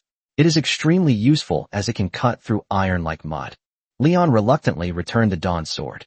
Although it's unknown what level her other weapons are, they're probably around the same level as this divine sword. He began to think that if he could make Alifia his wife, would he be able to borrow these magical artifacts at will? Chapter 66, I want to pat your head. I suddenly have a bad feeling. I have a feeling that you're up to no good. Selena habitually reached out and picked a peach from Leon's head. That stinky cat. How dare it behave so rudely in front of the Saintess? It needs to be given a good talking to when we get back. Leon swallowed hard, then mustered his courage and asked, Alifia, do you have a man you like? Upon hearing this, Leon immediately felt two pairs of gazes upon him. Ignia and Selena looked at him at the same time. Their synchronization rate was 100%. But their eyes were completely different. Selena looks terrifyingly fierce. It seems she started guarding her food again. Ignia remained expressionless, exuding an adorable charm. Alifia gave two awkward snorts, but continued walking straight ahead. I'm cursed. Forget about finding a man. Even accidentally bumping into someone could hurt them. Leon puffed out his chest and volunteered. Beautiful lady, what do you think of me? I won't get electrocuted by you. As the saying goes, it's better to guess randomly than leave a multiple-choice question blank. You can try it with me. Maybe I'm the right answer for you. As soon as he finished speaking, Leon felt two punches to his kidneys. Selena acted swiftly, without the slightest hesitation, cursing, What nonsense are you spouting? Alifia is a saint. Then she apologized to Alifia. Please don't take it to heart. Leon got kicked in the head by a horse when he was a child. Don't hold it against him. Alifia kept forcing a laugh and slowly said, Although he told me that Leon and I have a special relationship, I think the most suitable relationship between us is still that of friends. As his follower, one can only have one partner in one's life and remain faithful to them forever. Leon may not be able to do that. Selena nodded in satisfaction. That's right, that's right. Leon is such a lecher. He gets seduced as soon as he sees a pretty girl. Now he's even thinking of making a move on the Saintess. He's incredibly audacious. Leon continued to argue. Everyone has a love for beauty. I don't understand. I think you're just a lecher. Selena jumped up and tapped Leon on the head. Alifia casually slew a skeleton that was walking towards her, then slowly stopped and suggested, Why don't we rest here for the night? You've used up a lot of energy riding horses during the day, and if we go any deeper, we might encounter Nereus's possessed body. Leon looked around. There were many trees and they were dense, but there were only 4 of them, so they didn't need a very spacious place to rest. The group gathered some dry branches and stones to make a campfire. Selena chanted a spell, and stone walls rose up around the campfire, blocking out the cold wind and making the fire burn even brighter and warmer. She then settled comfortably on Leon and created a pair of small stone platforms to heat up white bread and smoked meat. Leon looked around at the impenetrable stone walls and felt quite safe. He exclaimed, Wife, you've become a proper tool now. I never thought that resting in the wild could be so comfortable. What do you mean by tool person? That sounds awful, Selena muttered. Leon kissed her. Ignia gathered a lot of dry branches and looked at the flickering campfire. She said softly, When I used to camp alone, just starting a fire was a hassle. You actually built a stone wall. That's amazing. I wish I were as smart as you. Selena was a little embarrassed by the praise. She scratched her cheek and continued, I'll teach you some practical magic when I have time. Her fluffy cat tail was already sticking up. Ignia nodded, then sat down next to Leon, rested her head on his shoulder, and slowly closed her eyes. Leon pinched Ignia's animal ears. Are you tired? Why don't you switch places with Selena and sleep on me for a while? I'll wake you up after the food is ready. Damn it, Leon, I sat here first. I'm going to sleep tonight, and it'll be your turn tomorrow, Selena said sternly, hugging Leon tightly. Ignia shook her head and continued, I don't want to sleep. I was just thinking about when I can get pregnant. Upon hearing this, the noisy Selena instantly fell silent. Alifia sat opposite the three with her head down, looking somewhat embarrassed. Ignia continued, I really want a child. Selena pinched Leon and continued, Me too. Leon shook his head helplessly. After all, they are not the same species, and it is unrealistic to suddenly create a child in a short period of time. We have to take our time and do things carefully. And he didn't actually want to have a child so early. After all, there was a little light bulb next to her, just like Mia back then. If you want to do something outrageous, you have to do it in front of the kids, so you can't really enjoy yourself. Leon started making grand promises. No rush, take your time, you'll each get 80. Ignia twitched her ears and let out a rare laugh. Selena muttered, they're bragging about having 80. Even if they only have one a year, they still won't be able to finish them all. Then 8 it is. I'll let you take care of 8 kids, you can take care of them to your heart's content. Selena blushed and tapped Leon on the head, then distributed the hot white bread to the group. After eating and drinking their fill, Selena and Ignia were both a little sleepy, and soon they fell asleep, their breathing rising and falling in Leon's ears. Seeing that Alifia was still sitting upright opposite him, Leon waved to her. Come here, aren't you cold sitting there alone? Alifia wagged her fluffy tail and shook her head. I'm not cold. Don't be shy. Come on over, Leon said warmly. Selena is in his arms now. Ignia is on her right, and there's still room on her left. To prevent Hakimi from being accidentally woken up by the electric shock, Leon slightly adjusted her legs, placing them all on her right side. Alifia hesitated for a while, but finally couldn't resist Leon's enthusiasm and carefully sat down to his left. The snow leopard kept its head down, and it was unclear what it was thinking. You should rest too. I'll keep watch tonight. No need, I can take the night watch. You're all children and need sleep, Alifia said softly. Child. Alifia was 28 years old. In her eyes, although Leon was indeed young, calling him a child was an exaggeration. Leon, I have a presumptuous request, could you grant it? What? Tell me about it. Alifia moved her body slightly and faced him, a little embarrassed, and said, Can I touch your head? I know this is rude, so if you don't want to, that's fine, I will never bring it up again. Oh. Chapter 67 The Snow Leopard's Ears. Your hair feels so nice to touch, sweetie. Alifia stood behind Leon, supporting his shoulders, her slender, fair fingers gently stroking his thick, short black hair like bamboo shoots. The snow leopard was frantically patting its head. Hearing the rustling sound coming from above his head, Leon looked at Selena in his arms and suddenly felt something was off. Normally, it's people who pet cats. This was the first time he'd ever seen a cat pet a person, which was very strange. Just as Leon was lost in thought, Alifia lowered her voice and continued. Since I can remember, I have been blessed by the god of thunder, Balio. My dream since childhood has been to be able to interact with others like a normal person. So, you actually really hate this ability? Alifia frankly said, I hated it when I was little. Although everyone in the orphanage was very kind to me, I always felt like an outsider. Not only did I lose my sight at a young age, but I also couldn't play like other children. It wasn't until I grew up and, guided by him, cleared out the entire kobold lair on my own, finding a great deal of treasure, that I bought delicious lunches and beautiful toys for every child in the orphanage. Seeing their smiles brought me peace. This is my fate. Since I cannot change it, I will accept it. I am not the most unfortunate person. Although I am blind and unable to touch others, I possess a power that ordinary people do not have. I intend to use this power to help others until I die. Although Alifia's tone was gentle, Leon felt inexplicably sad as he listened. Because she spent her whole life living for others. You think this is bad luck? Leon shook his head helplessly. Her luck was down by 1. This was the first time Leon had ever seen a negative attribute. Alifia tilted her head and thought for a moment, then smiled and replied, Actually, it's all right. After all, I have 2 gods protecting me, so I'm luckier than many people. She's quite optimistic. Alifia gently stroked Leon's hair twice, then whispered, It's getting late. Look how peacefully they're sleeping. You should rest too. I'll keep watch tonight. Leon looked at Selena in his arms, and the little cat was actually purring. Ignia slept soundly, leaning against his shoulder. We can't sleep yet. Leon turned to look at Alifia, and gave her a meaningful smile. Alifia sat down next to him, smiling. What's wrong? Leon coughed twice, and after a moment's hesitation, he slowly said, I've already patted your head. Now I want to pat yours too.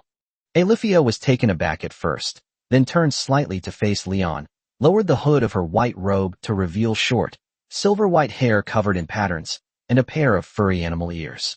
Upon closer inspection, her ears actually resembled Ignea's, almost identical except for the color.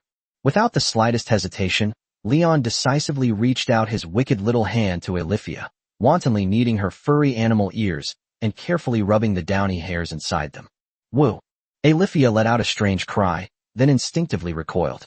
After regaining her senses, she touched her ear and said somewhat awkwardly, To him, a little sensitive, please don't touch it so hard. It feels so strange to have my ear touched.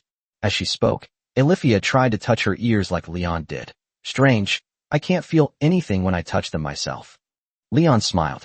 This is the same principle as scratching yourself and not feeling itchy, but feeling extremely itchy when someone else scratches you. But Alifia has never interacted with anyone since she was a child, so she certainly wouldn't be able to grasp this principle. Okay, come a little closer, I'll be gentler this time. As he spoke, Leon leaned back slightly, using gravity to let Selena lie on top of him, finally freeing up one hand. He grasped Alifia's leopard ears with both hands and began to knead them slowly. How's this speed? Alifia knelt before Leon, her expression like that of a child who had done something wrong, her face flushed. After playing for a while, Leon noticed that her body was trembling slightly, and her skin was getting redder and redder, eventually turning wine red. What's wrong? Leon asked knowingly. Alifia shook her head vigorously, taking the opportunity to break free from Leon's large hand, and then moved her body to the side. Leon, I'm a little sleepy. How about I ask you to keep watch tonight? Or you can wake me up in the middle of the night. Alifia kept her head down as she spoke, her ears twitching slightly. I'll take care of you tonight. You can rest. Leon pointed to his left shoulder and continued to persuade him. You can lean on me to rest. No need, I can just lie down. Alifia chanted a spell in a low voice, creating a stone slab on the snow, and then lay down on it. She turned around, wrapped her fluffy tail around her neck, and curled up with her back to the campfire. Good night. Leon stared at the furry snow leopard, lost in thought. After an unknown amount of time, Selena was the first to wake up in Leon's arms. She stretched, drank some water, snuggled happily in Leon's arms, and whispered, Good dog Leon. Guess what I dreamed about? Leon yawned, splashed cold water on his face, and became a little more awake. I dreamt about your dad, and he kept calling out to him. It was pitch black all around, and I had no idea how much time had passed. That sounds weird. Selena raised an eyebrow at Leon, punched him lightly, and continued. Never mind. Actually, I dreamt that we had a baby, but the baby couldn't call me dad, and I was teaching them to talk. As she spoke, a meaningful smile appeared on Selena's lips. How many children are there? 2 women and 1 man. 3 in total. Selena held up 3 fingers. Leon said slyly, Then your dream is definitely inaccurate. You will have at least 1 child a year, and no fewer than 8 children. Do you have that ability? Giving birth to 1 beast demon per year? It's not that easy for humans to have children. It would be funny if you couldn't have any at all. Selena gently tugged at Leon's cheek. Leon waved his hand. Impossible. My children are all elite soldiers. One of them is worth 1,000. Selena tapped Leon twice, then muttered, You're so vulgar. Just then, Hakimi saw Alifia sleeping beside him and immediately narrowed his eyes. That's strange. I remember she was sitting across from us. How come she's asleep next to us now? As she spoke, Selena's gaze fell on Alifia. Leon coughed twice and started talking nonsense. Alifia is afraid of the dark, and there are so many monsters here. It's better for everyone to huddle together to rest. Really? I'll ask her when she wakes up. If you do anything inappropriate, I'll deal with you when I get back. Selena's gaze fell between Leon's legs. Chapter 68, Taking Advantage of Every Opportunity. I didn't do anything. I chatted with Leon for a while after you all fell asleep, and then I went to sleep, Alifia said seriously. She was interrogated by Selena as soon as she woke up. Leon was clearly prepared for the demon orb to be attacked, but he never expected that the Saintess Alifia would cleverly skip the ear-touching part. Selena stroked her chin, pondering over Alicia who was munching on bread in front of her, and continued, They just chatted for a while? That shouldn't be the case. Leon isn't an honest man. There's no reason for that. Leon nudged Hakimi with his elbow, then turn the tables. You've wronged me. Apologize. Just then, Elifia added quietly. Oh right, I also patted Leon's head.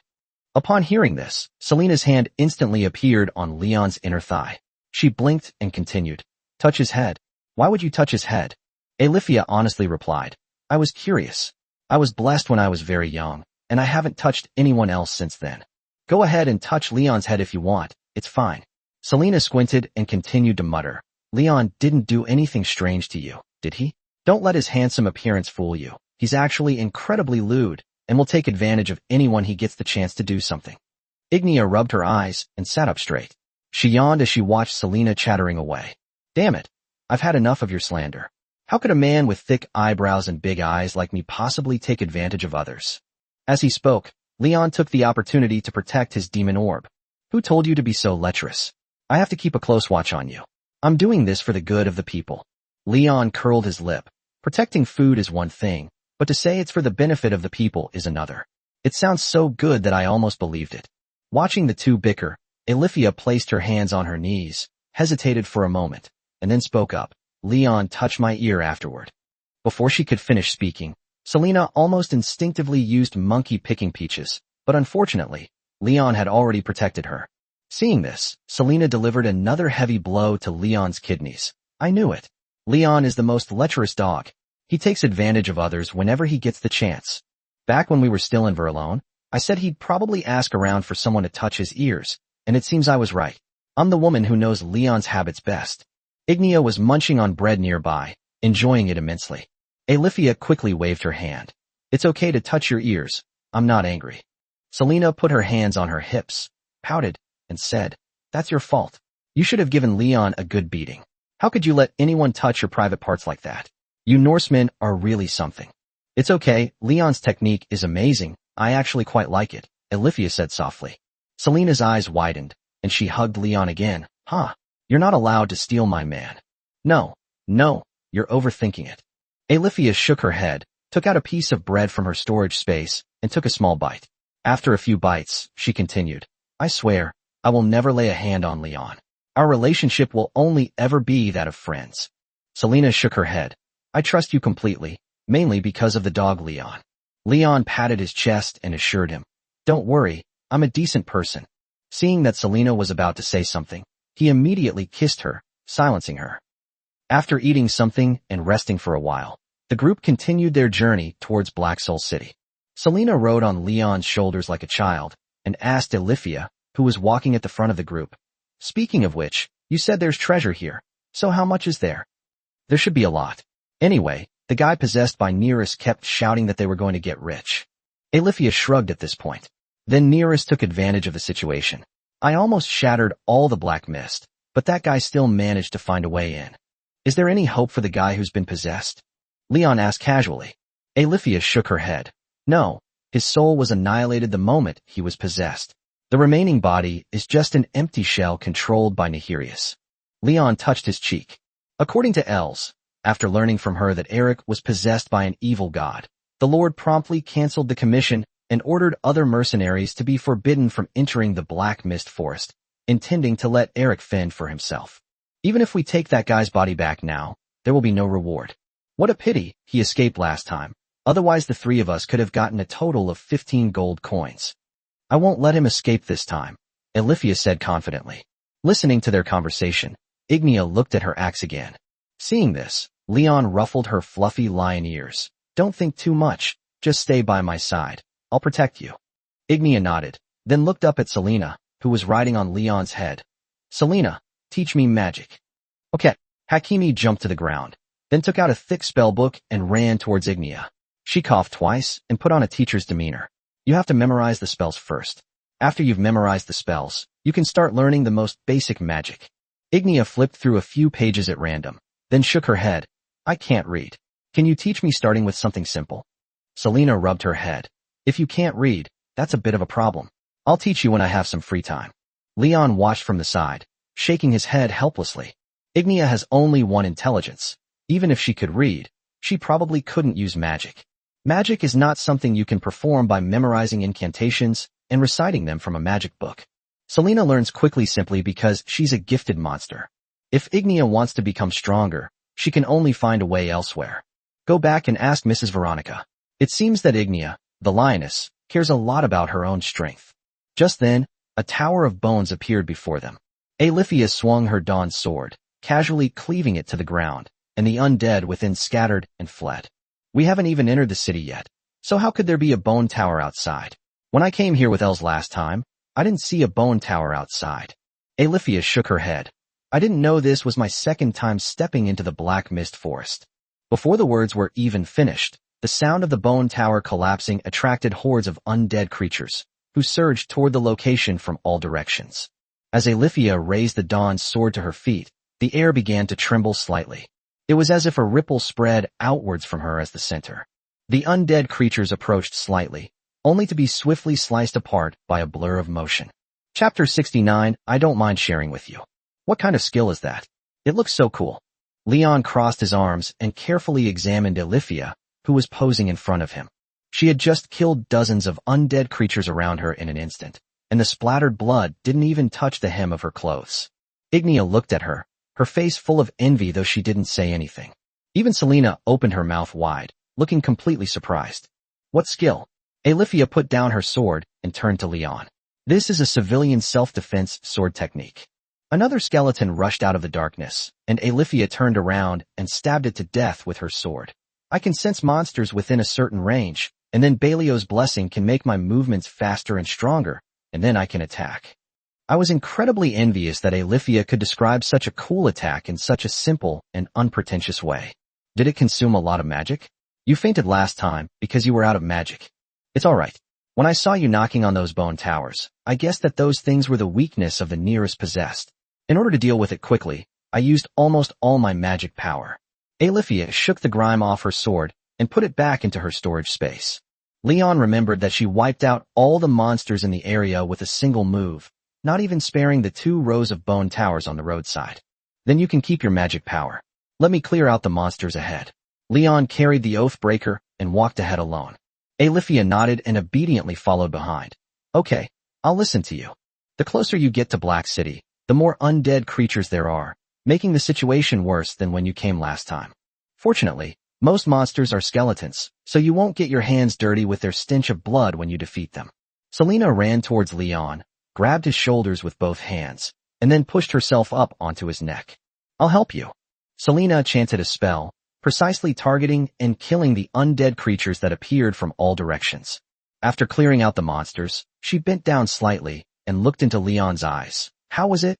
I'm good to you, aren't I? I even helped you fight monsters. Oh, suddenly so sensible?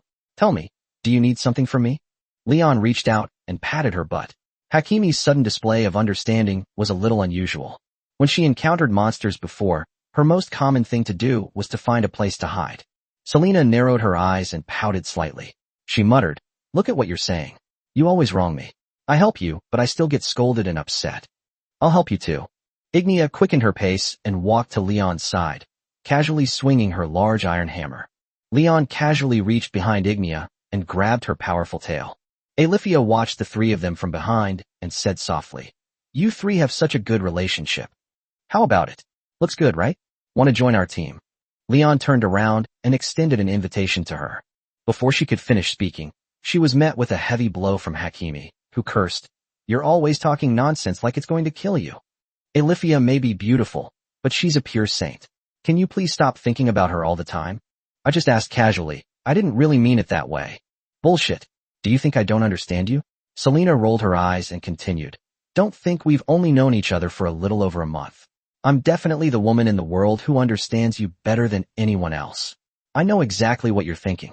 Just as Selena was reprimanding Leon, Ignia spoke up bluntly. Leon is a strong man, and you are a kind-hearted woman. If you also like Leon, I don't mind sharing him with you.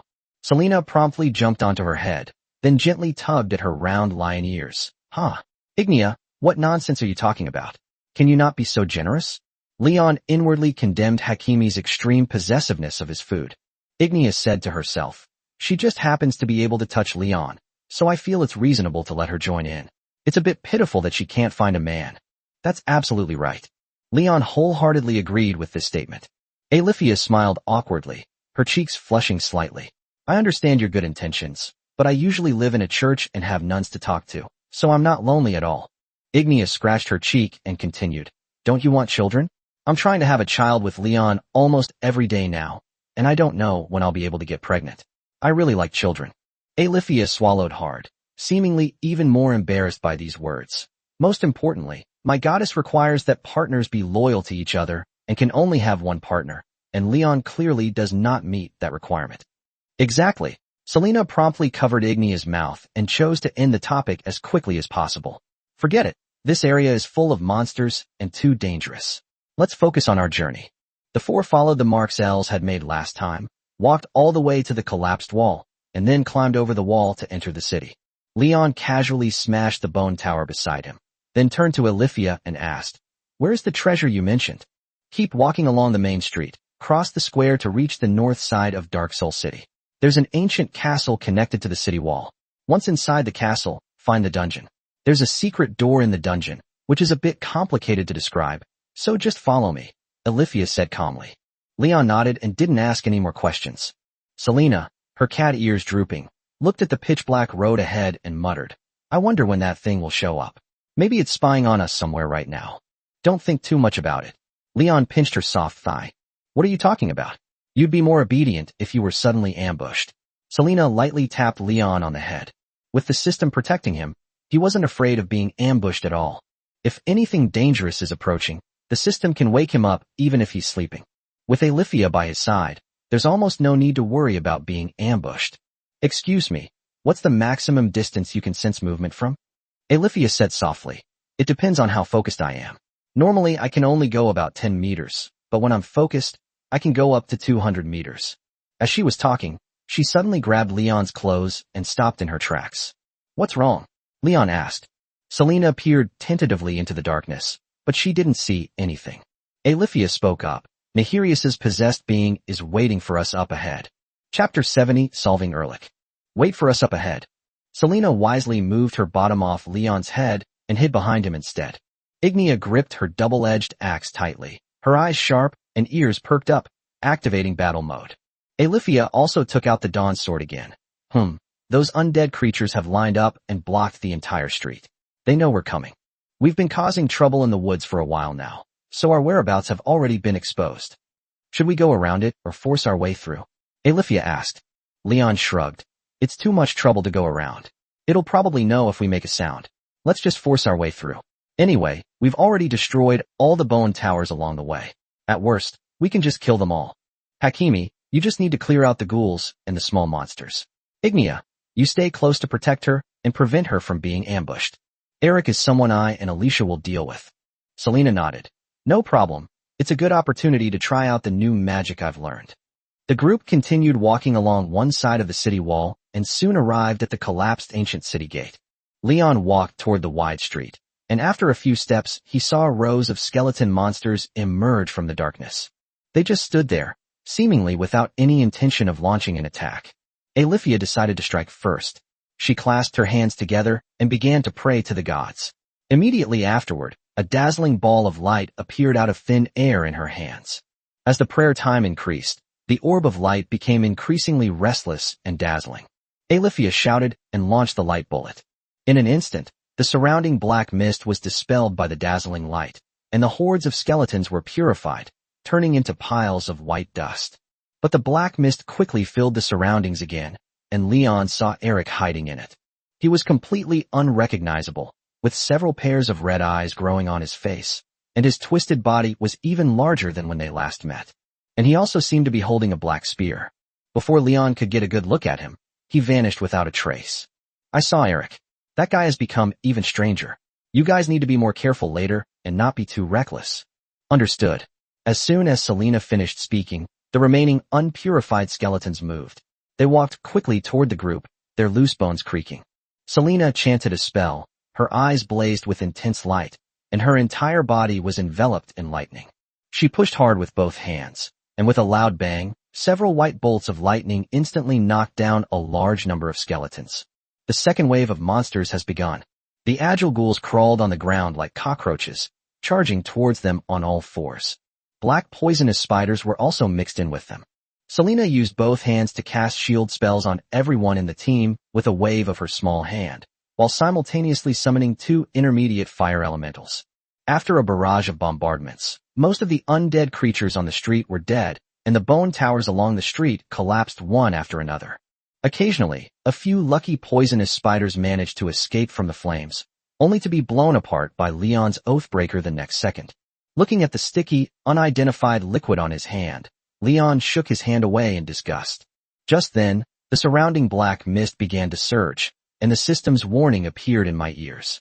Warning. Threat detected. Host, please prepare to respond. Leon. He looks like he's about to attack. Alifia held the Dawn sword in front of her, electricity coursing through her body, and the air seemed to tremble slightly. The next second, Leon saw a dark shadow stabbing straight at him. It was that black spear. He suddenly swung his hammer and smashed it open. The black spear spun 2.5 times in the air before thrusting at Leon again at a tricky angle.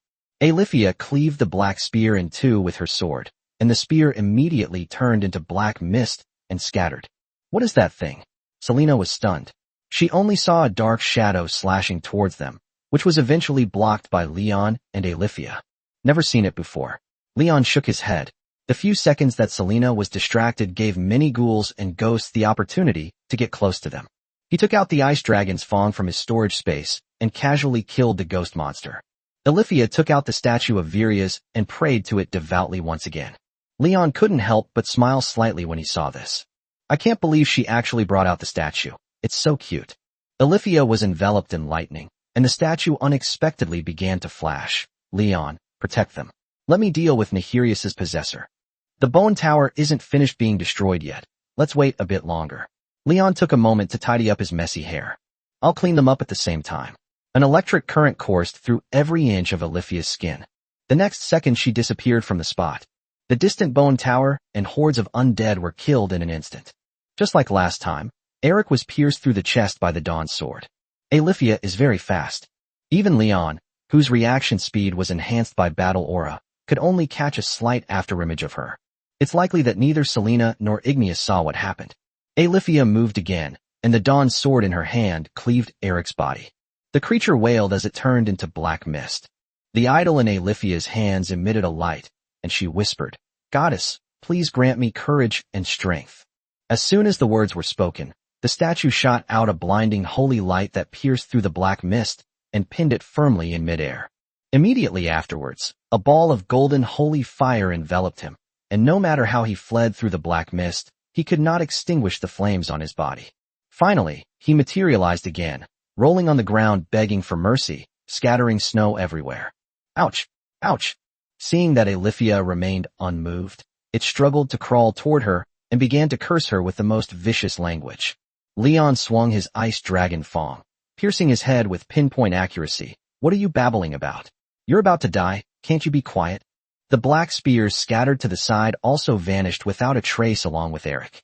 Perhaps it was because the sacred flame was too dazzling, or perhaps it was because Eric's wailing before his destruction was too tragic. The remaining ghouls around him rushed into the dilapidated houses, and within seconds, there wasn't a single one left on the street. My God, these monsters can actually run away. Selena's eyes widened.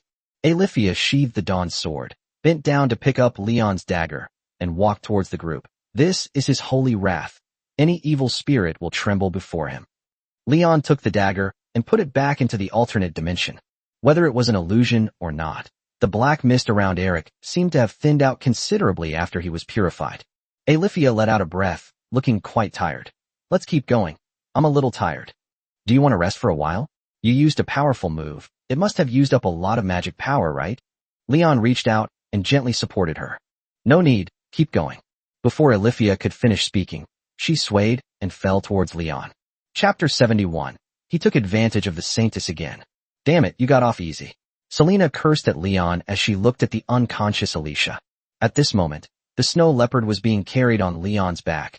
She remained unconscious due to her depleted magic. Selena held a fireball to provide light for the team, and several novice fire elementals followed around her. According to what Alifia said before she fell into a coma, the castle could be seen as long as you kept walking along the main street. The distance was about 3 or 4 kilometers, which was not particularly far.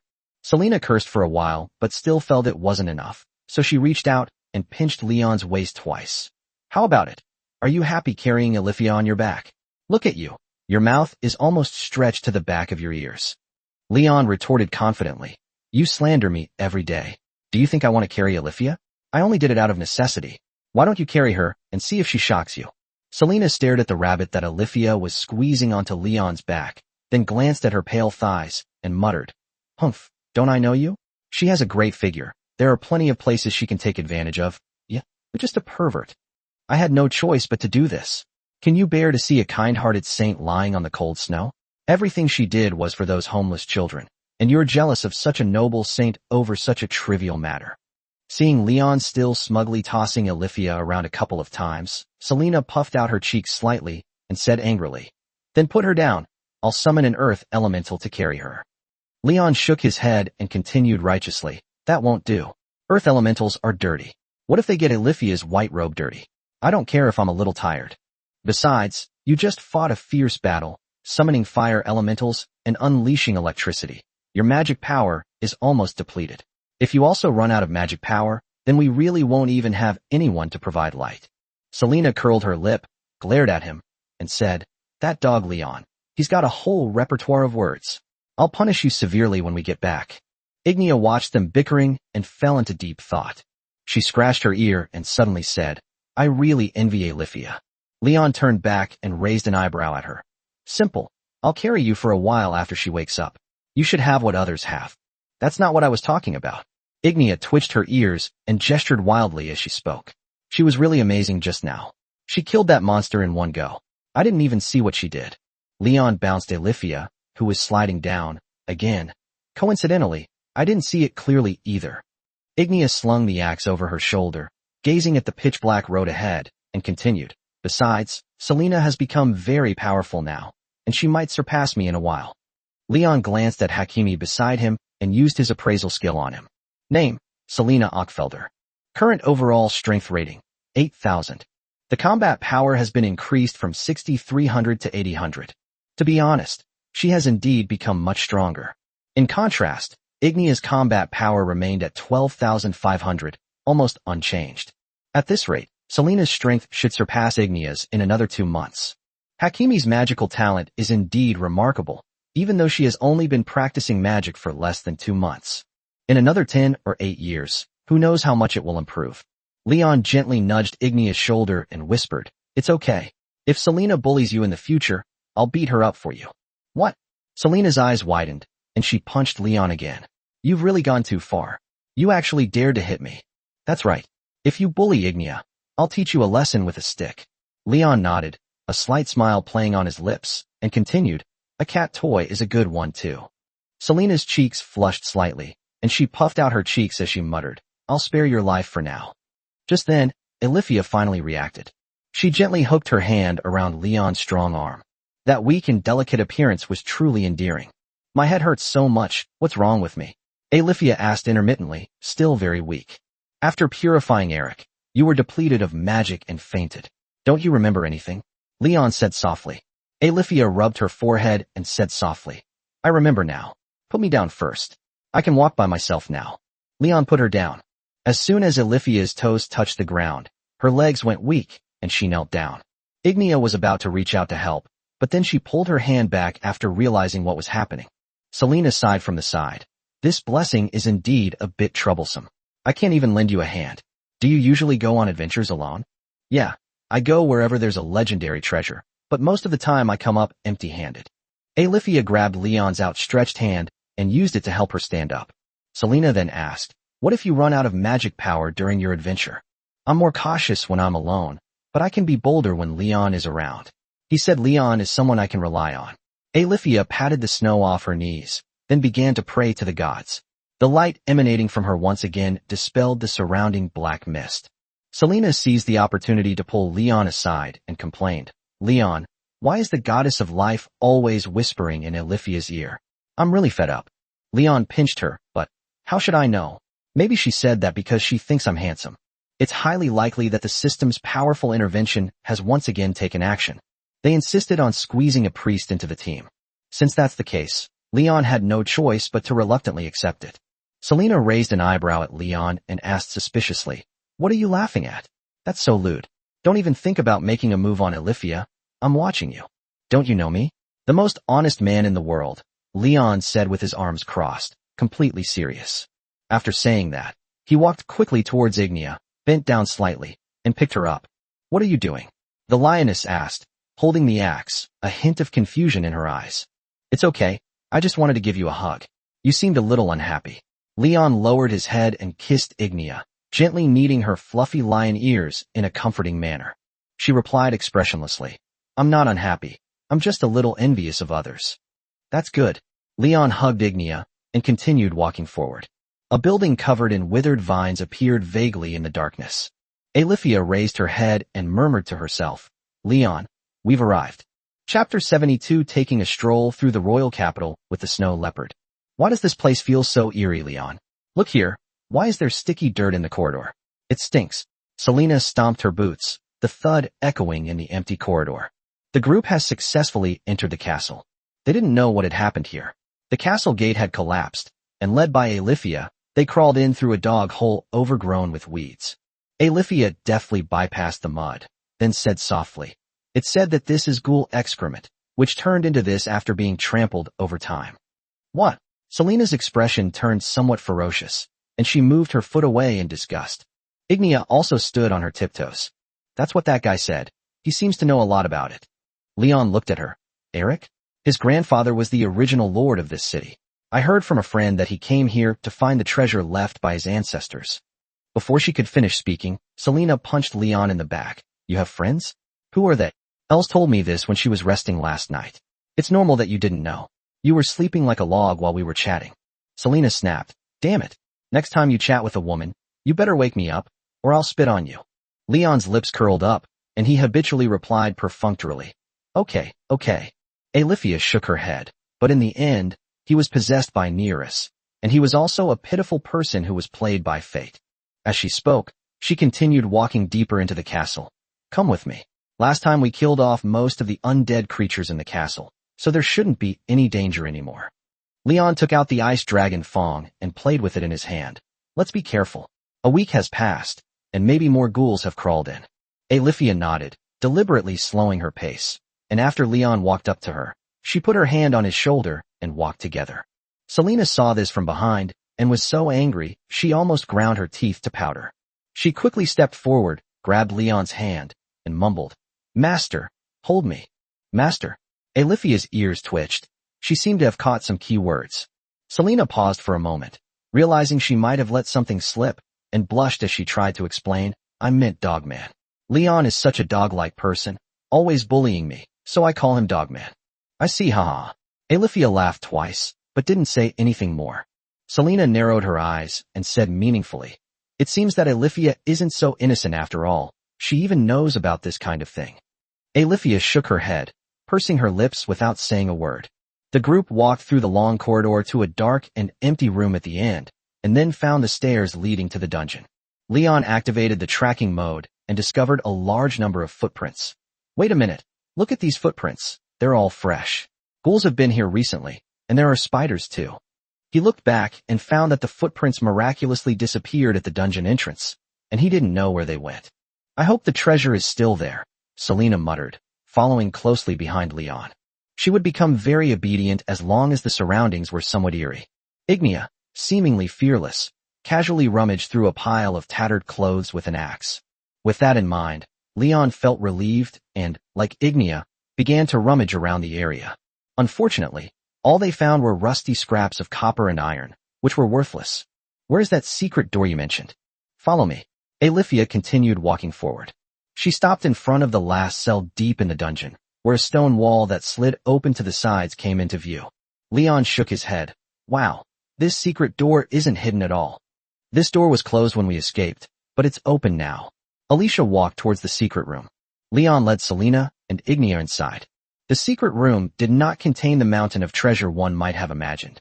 There were only a few broken wooden crates piled in the corner and a large pile of tattered linen. "Where is the treasure?" Olivia shook her head. "I don't know. It's different from last time. Maybe Nereus moved it. He is not only the Lord of Darkness, but also a very greedy, evil god. It's a pity that we got nothing this time. As she spoke, Alifia sighed. Selena shook her head. It's all been a waste of several days of work. Let's just consider this an adventure. As they were talking, Selena suddenly pulled out a gold bar and handed it to Alifia. It's not like we got nothing at all. Here, take this. It should be enough to buy the children plenty of food. Leon's eyes widened. Gold bars? You stinky cat, where did you get them? Making a fortune behind my back. I just picked it up in the hallway. The three of you walk without even looking down, stepping right over the gold bar. Luckily, I have sharp eyes. Alifia put the gold bars into her storage space, then bowed slightly to Selena. Thank you, Selena. You are a kind-hearted girl. I will tell him about this. Selena waved her hand. Hee, you flatter me. Ignia put the axe behind her and asked, Alifia, where are you going next? Are you coming back with us? I will teleport back to the capital once my magic is restored. Ignia looked at Leon and poked his shoulder. How about we go to the capital, Light City? It's the most prosperous city in the northern continent. We can wander around there. The lioness had mentioned this before. She loved to wander around, and she had traveled to almost the entire continent. Leon shrugged. Whatever you say, Mia's already gotten along well with your mom and the others, so it shouldn't matter if we're not around. Actually, Leon felt a little uncomfortable staying at Mrs. Veronica's house. It's hard to describe the feeling. It's like the invisible pressure from a mother-in-law. I happen to have some spare money right now, so I can go and see what Kimonamami, animal-eared girls, are like in big cities. We can open a hotel then, and play games comfortably with Ignia and Selena. Leon, what are you laughing at? You're so lewd. Selena punched him in the kidneys, then continued to mutter, I used to think you were good-looking, but now I guess I was just starving and my eyes were playing tricks on me. Leon roughly squeezed Selena's cat ears and said meaningfully, 666, you're so tough after a good meal. Just wait and see how I teach you a lesson. Upon hearing this, the two began to play and joke around again. Ignia looked at Alifia and invited her. Let's go together. I also happen to want to go to the capital with Leon. Alifia nodded. Then let's go together. I can take you to visit our orphanage later. As they talked, under Selena's gaze, she naturally took Leon's hand. Chapter 73 Calling for Mom. After 3 days of wandering in the Black Mist Forest, Leon and his companions left. As soon as they left the woods, they saw the cows wandering around. It was getting dark, so Leon decided to rest nearby for the night, and then head north along the outer edge of the Black Mist Forest to Light City when it got light. Selena used magic to create a stone ring, threw dry branches into it, and successfully lit a campfire. As soon as Nyo saw Leon and the others come out, he ran towards them with small, quick steps. This little pony is so cute. It seems to like me a lot. Alifia smiled as she looked at the cow that was trying to nibble on her head. This guy gets itchy all over if he doesn't go crazy for a day, and he's gotten used to biting people. As for the well-behaved Barley and Little Gray, they were eating the hay that Ignia had spread out on the ground. It was clear that they hadn't found anything to eat nearby, and had probably been hungry all this time. It's not that I like it. This horse's head isn't quite right. It always likes to bite people when it's bored. Leon waved his hand, trying to shoo the bull away, but the guy just reared up and started bellowing. Selena sat by the campfire toasting bread, muttering, Nyo is a good horse. It only bites bad people, like Leon the dog. Leon promptly launched a slanderous attack. How dare you say Alifia is a bad person? She's so kind. Hakimi, you're a snake in the heart. No sooner had the words left his mouth than Selena showered Leon's magic orb with affection. Leon puffed out his cheeks and muttered, Don't slander me. I didn't mean that. Seeing that Nyo was still wandering around Alifia, Leon sighed. Why don't you let it take a bite? Won't that electrocute him? Alicia turned to Leon and said. She nimbly dodged left and right on the snow, and Nyo couldn't touch her at all. Perfect, a little shock will shut it up. It bites people all the time, and I'm covered in its spittle. Leon nodded and grinned wickedly. Ignia sat cross-legged in front of the campfire and suggested, We can use that animal conversation spell to get the cows to leave. Lioness is a kind woman. She not only loves children, but also small animals. She often interacts with the 3 ponies when she rests. Leon shrugged and sighed. It didn't work. Nyo is like a lunatic, always saying strange things. I can't understand what he's saying, and it can't understand what I'm saying either. Alifia listened to Leon. She first apologized quietly, and then stood there and let the bull bite her. Sizzle. The moment its mouth touched the hem of Alifia's clothes, it was shocked by the electric shock and screamed in alarm.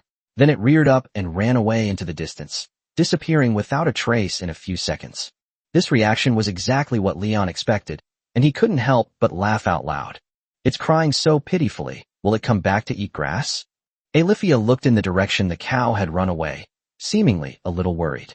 Don't worry, he'll come back when he's hungry. He always does that. Leon sat down next to Selena, casually snatched the bread she had baked, and was then punched and kicked. Leon was already used to this kind of forceful massage. He stuck out his butt and shook it in front of Selena. Give me a massage here too. It's a bit sore from walking too much. I think your OO is itchy, Selena said through gritted teeth. She raised her little fist to hit him, but Leon easily dodged it by twisting his butt. Alethea watched them from the side, covering her mouth and laughing. After Selena got tired of playing around, she started eating. Once she had filled her stomach, she snuggled into Leon's arms and said, Don't move around. I'm sleepy and want to go to bed. Ignia, carrying her axe, sat down beside her. You two should rest. You and Alethea have been keeping watch these past few days. Let me do it today. No, you go to sleep too, be good. Leon pulled Ignia's clothes to make her sit down, then pulled her into his arms and kissed her cheek. Ignia gently wagged her tail and asked very seriously, Really? Alethea nodded. You guys go to sleep. Seeing that even the snow leopard said so, Ignia didn't stand on ceremony and simply curled up to go to sleep. Before long, both the big cat and the little cat fell asleep. Just like the previous 2 days, Alethea sat next to Leon, gently stroking his thick, black hair, with a tender smile on her face. Leon was almost drowsy when Alethea touched him awake, but one sentence from her immediately snapped him out of it. You can rest your head on my lap, I don't mind. Is that really true? Leon suddenly raised his head and looked at Alethea with excitement. Yes, it's okay. So you're not going to tell Hakimi again, are you? I'm going to get beaten up again. After saying that, he stole a glance at Selena. Hakimi was sleeping soundly in his arms, and it seemed he wouldn't wake up anytime soon. Ignia, clutching her axe, curled up peacefully to one side, seemingly fast asleep. Alethea nodded almost without hesitation. I'll tell her if she asks. Damn it, you're too honest, just like Ignia. Leon looked at Alethea's long legs, constantly weighing the pros and cons between a lap pillow and getting beaten up. 2.5 seconds later, he decisively moved his body to rest his head on Alethea's lap. Anyway, Selena's hits don't hurt much, so let her hit me. Leon swallowed hard, inhaling the fragrance emanating from Alethea and feeling the touch on his head. So comfortable, my legs feel so weak. He teaches us to be honest with others, and I cannot lie. Alethea clasped her hands together, looking quite devout. Leon's lips curled up, his expression somewhat lewd. So, if I ask you something very private, can you lie? He was gently patted on the forehead, and Alethea said softly, I can choose not to answer rude questions.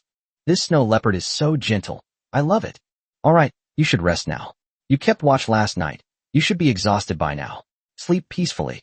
Alethea gently stroked Leon's short hair, her slender fingertips making Leon feel a surge of heat. Just as he was tossing and turning, unable to fall asleep, Alethea reached out and poked his cheek, then reached out to fix his hair. What's wrong? Leon asked, puzzled. I have a request. As soon as he said this, Leon had a bad feeling. He scratched his chin, raised an eyebrow at Alethea, and asked, What do you want to do? Alethea chuckled, then scratched her ear sheepishly. It's a little hard to say, it just feels weird. After struggling internally for a while, she finally mustered up the courage to lean down and whisper in Leon's ear, Leon, can you call me Mom? Oh. Chapter 70 for the Bold Lioness. Leon, what were you doing last night? Chatting so late at night, it was so noisy. Selena rubbed her sleepy eyes, washed her face with cold water, and instantly woke up a lot. Ignia, meanwhile, fed some hay to the hungry cows. As usual, he ran back before dawn. Leon and Alethea exchanged a smile, but said nothing more. Now he has a strange filter on this snow leopard.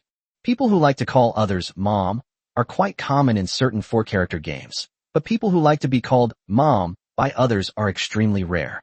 Alethea is one of them. Even so, Leon still liked her very much. Alethea is a gentle woman, and her delicate manner when she speaks evokes a protective instinct in others.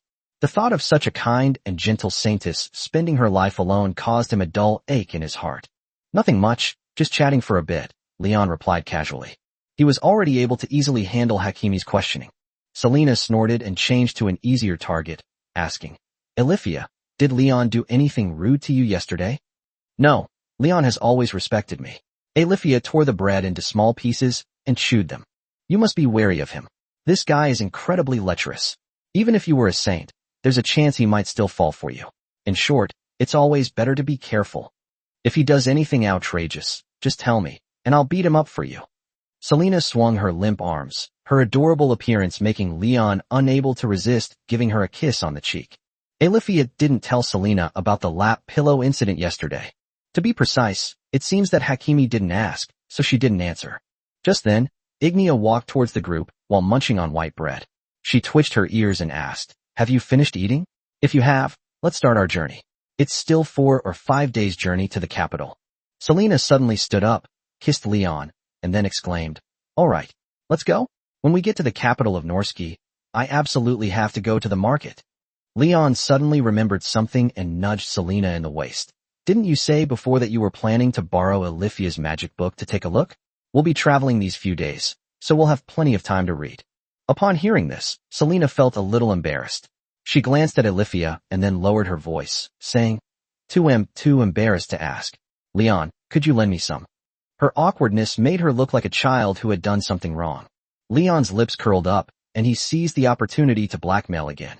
"If you say something nice, I'll help you borrow it." Selena punched him hard, then put on a pitiful act, tugging at his clothes and swaying him from side to side. Her blue eyes were teary, and her white cat ears twitched gently on her head. "Master, please help me. Selena will definitely repay you in the future."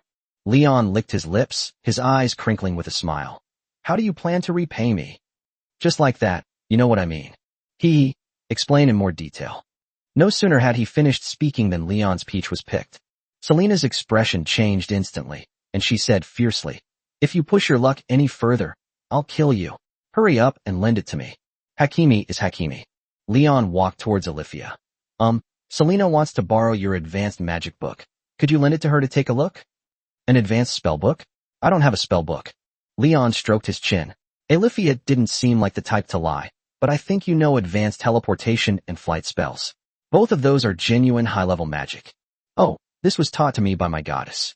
My goddess knows a lot of powerful magic." Alifia stood on her tiptoes and said to Selena, who was not far away, "Do you want to learn advanced magic?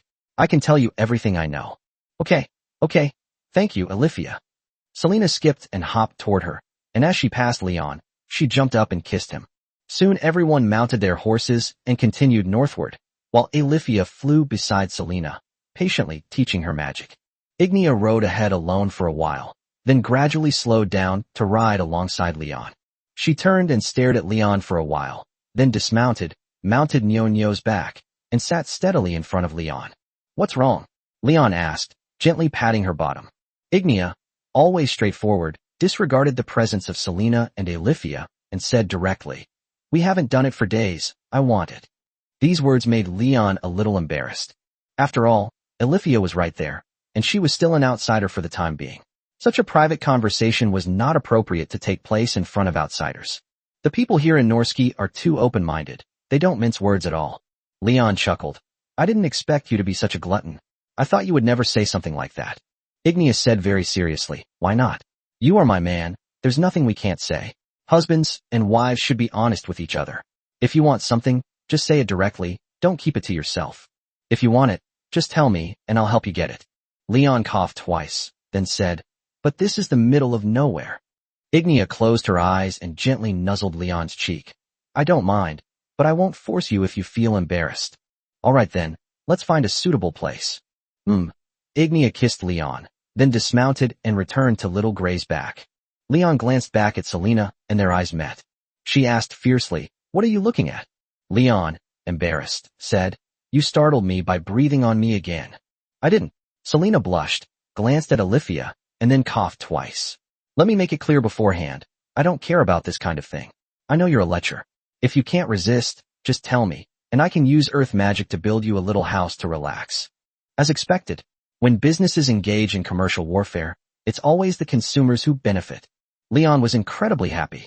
Just as he was lost in thought, several small, brown-haired figures appeared ahead on the path. They appear to be in a hurry. That is, it looks like a goblin. Ignia hoisted her double-edged axe and squinted to examine it closely.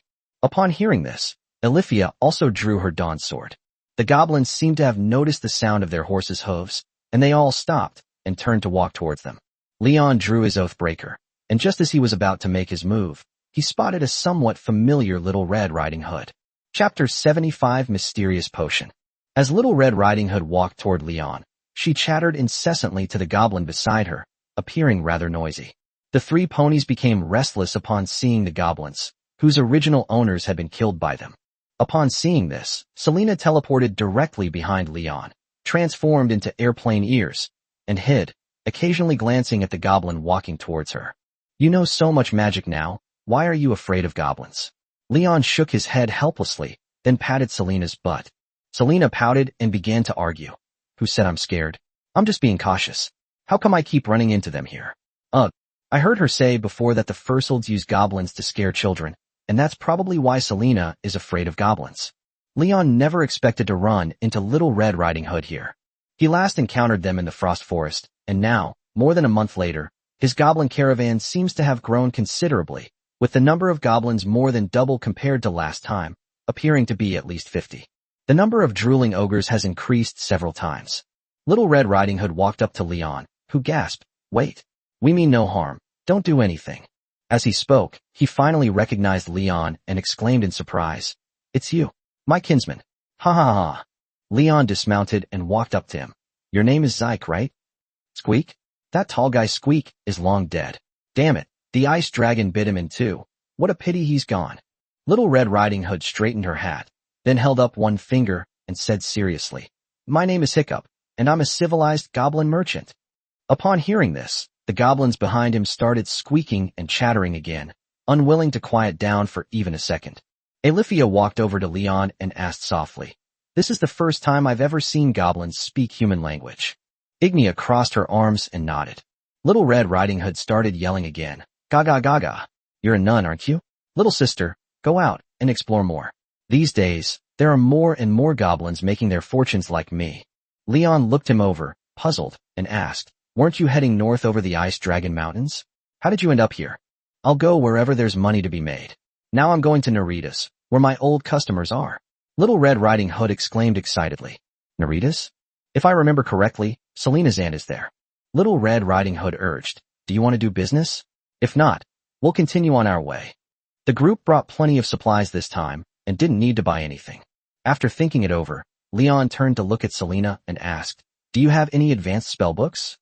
"An advanced spellbook?" Little Red Riding Hood muttered to herself, then turned back and called out, "Sita, do you have any advanced spellbooks?" The alluring female goblin was still alive. She was flirting with another skinny goblin who looked somewhat lewd. She took a moment to reply, "I don't have that kind of thing. Not only is it incredibly expensive, but nobody usually wants to buy it." She glanced at Leon, instantly locking onto her target, kicked the skinny goblin, and strode towards Leon. "It's you, big guy? I can't believe we met here. Ever since we last met, I've been dreaming about your strong body. It's so tempting." As soon as she finished speaking, Selena quickly poked her head out and breathed on her. "Huh." The goblin girl, Sita, shuddered in fright and cursed. "What's wrong with this guy? He's terrifying." Leon, embarrassed, said, "She's my woman. As you can see, she won't allow it, so you'd better not dream about me anymore." Little Red Riding Hood looked at Sita helplessly and said, "Sita, what are you doing? We're here to do business. Stop thinking about your old ways. Remember to bring a couple of advanced magic books with you next time. Damn it, you even have to control my dates with men, you bastard." The female goblin, Theta, walked away. Little Red Riding Hood looked at Leon and shook her head. "Unlucky, we don't have the magic book you want." "That's a real shame." Leon suddenly remembered something. He reached into Selena's hand and rummaged around. "Where's that map from last time? The one we found in the camp." Previously, Hakimi found a detailed map of the Ice Dragon Mountains in the goblin camp, which marked a location, but Leon didn't know what was hidden there. Selena handed the wooden box containing the map to Leon. Leon asked Little Red Riding Hood, "Do you believe in Khazir?" "Hee. You actually know about our goblin god." Little Red Riding Hood shrugged and continued, "Too bad. Although I'm just as greedy as he is, I don't believe in him. I only believe in heavy gold." Leon took the map out of the wooden box, unfolded it, and handed it to Little Red Riding Hood. "Do you know what's marked on this map?" "Let me see what's inside the Ice Dragon Mountains." "Who knows? It's full of monsters. If it weren't for someone doing business with me there, I would never have gone there, even if it meant death." Little Red Riding Hood returned the map and continued, Never seen it before. Maybe there's some treasure hidden inside. Treasure? Aliphia's ears perked up. Leon looked at her and decisively poured cold water on her idea. You'd better not even think about it in the Ice Dragon Mountains. Never mind then. Since there's no business to be had, I'll be leaving. This has been quite a while. Little Red Riding Hood saw Selena still breathing heavily on the ground. After a moment's thought, he took out a glass bottle containing a purple potion from his storage space. Big guy? I think you need this. Just one drop can turn a woman into a clingy kitten. Anyway, you know what I mean, huh? One bottle costs 20 Northgate silver coins, guaranteed to work. What is this? It costs 20 silver coins a bottle. That's so expensive. Leon's interest was instantly piqued. The mysterious potion is an aphrodisiac produced in the south, which is very suitable for taming this grumpy beast human, Little Red Riding Hood said with her hands on her hips and a serious expression. Leon nodded. She has a good temper. She just likes to breathe in her breath. Although the demon orb suffered many attacks, Selena was generally quite gentle. Little Red Riding Hood couldn't help but complain. Damn it. She calls herself good-tempered? She's about to pounce on me and scratch me. Hey, you better get over here and protect me. Don't let that woman bite me. Say that again. Selena glared at Little Red Riding Hood, straightened up abruptly, and continued to puff out air from her airplane ears. Little Red Riding Hood was startled by this scene and took 2 steps back, then pointed at her and said, What a savage beast human. Like a wild animal in the forest. Even worse than us. After a brief moment of thought, Leon bent down and handed the money to Little Red Riding Hood. I'll buy this mystery potion. Chapter 76. Drink it all in one gulp. Leon, if you dare use this kind of nonsense on me, you're dead. Selena glared at Leon, her anger rising. She continued to mutter, 20 silver coins.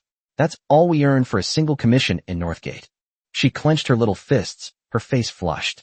Ignia was somewhat surprised. It's so expensive? Leon is spending money recklessly. I remember one commission could buy me many meals of meat. No. This isn't about wasting money. You've wronged me. Leon looked up at the sunset, paused for a moment, and said softly, Life needs some fun. We need to be romantic sometimes. You're just a pervert. Do you think I don't know? Selena crossed her arms, raised her head slightly, and said seriously, Anyway, I won't use it, so don't even think about it. Leon's lips curled up slightly. He has thoroughly figured out how to use Selena. Whenever Hakimi is unwilling to do something, another person is needed to break the deadlock. In that case, I'll have to find someone else. Leon coughed twice, then looked at the lioness. Right? My dear Ignia. Ignia nodded, then sighed softly. Since it's already bought, I can only use it. But you can't waste money like this anymore. You should use that money to go out and have a nice meal. As expected, Ignia was a kind-hearted girl. Once Leon asks, she never refuses. No problem. I promise I won't waste money anymore. Alifia twitched her ears and suddenly turned to Leon, asking, By the way, what's this medicine for? I can't understand what you're saying. Selena pouted and muttered, Anyway, it's nothing good. It's better if you don't understand, Alifia. The 4 of them continued walking for a while longer. Seeing that the sun had completely set, Leon found a decent spot and said, Is that a small lake over there? It looks quite nice. Let's rest there tonight. Selena muttered under her breath. The lake's frozen over. What's so great about it? She teleported to the lakeside and skillfully used earth magic and some dry branches to make a campfire. Then, everyone's dinner was placed on a stone platform to be heated. Leon tied up the bowl, then squatted down next to Selena and frantically winked at her. She glanced at it and asked, puzzled, What? Is your eye itchy? Pretending to be stupid again. Hurry up and build me a stone hut to rest in. Leon smiled maliciously. Selena rolled her eyes. What a coincidence. I'm a bit out of magic. I'm dizzy and can't even do a simple chant.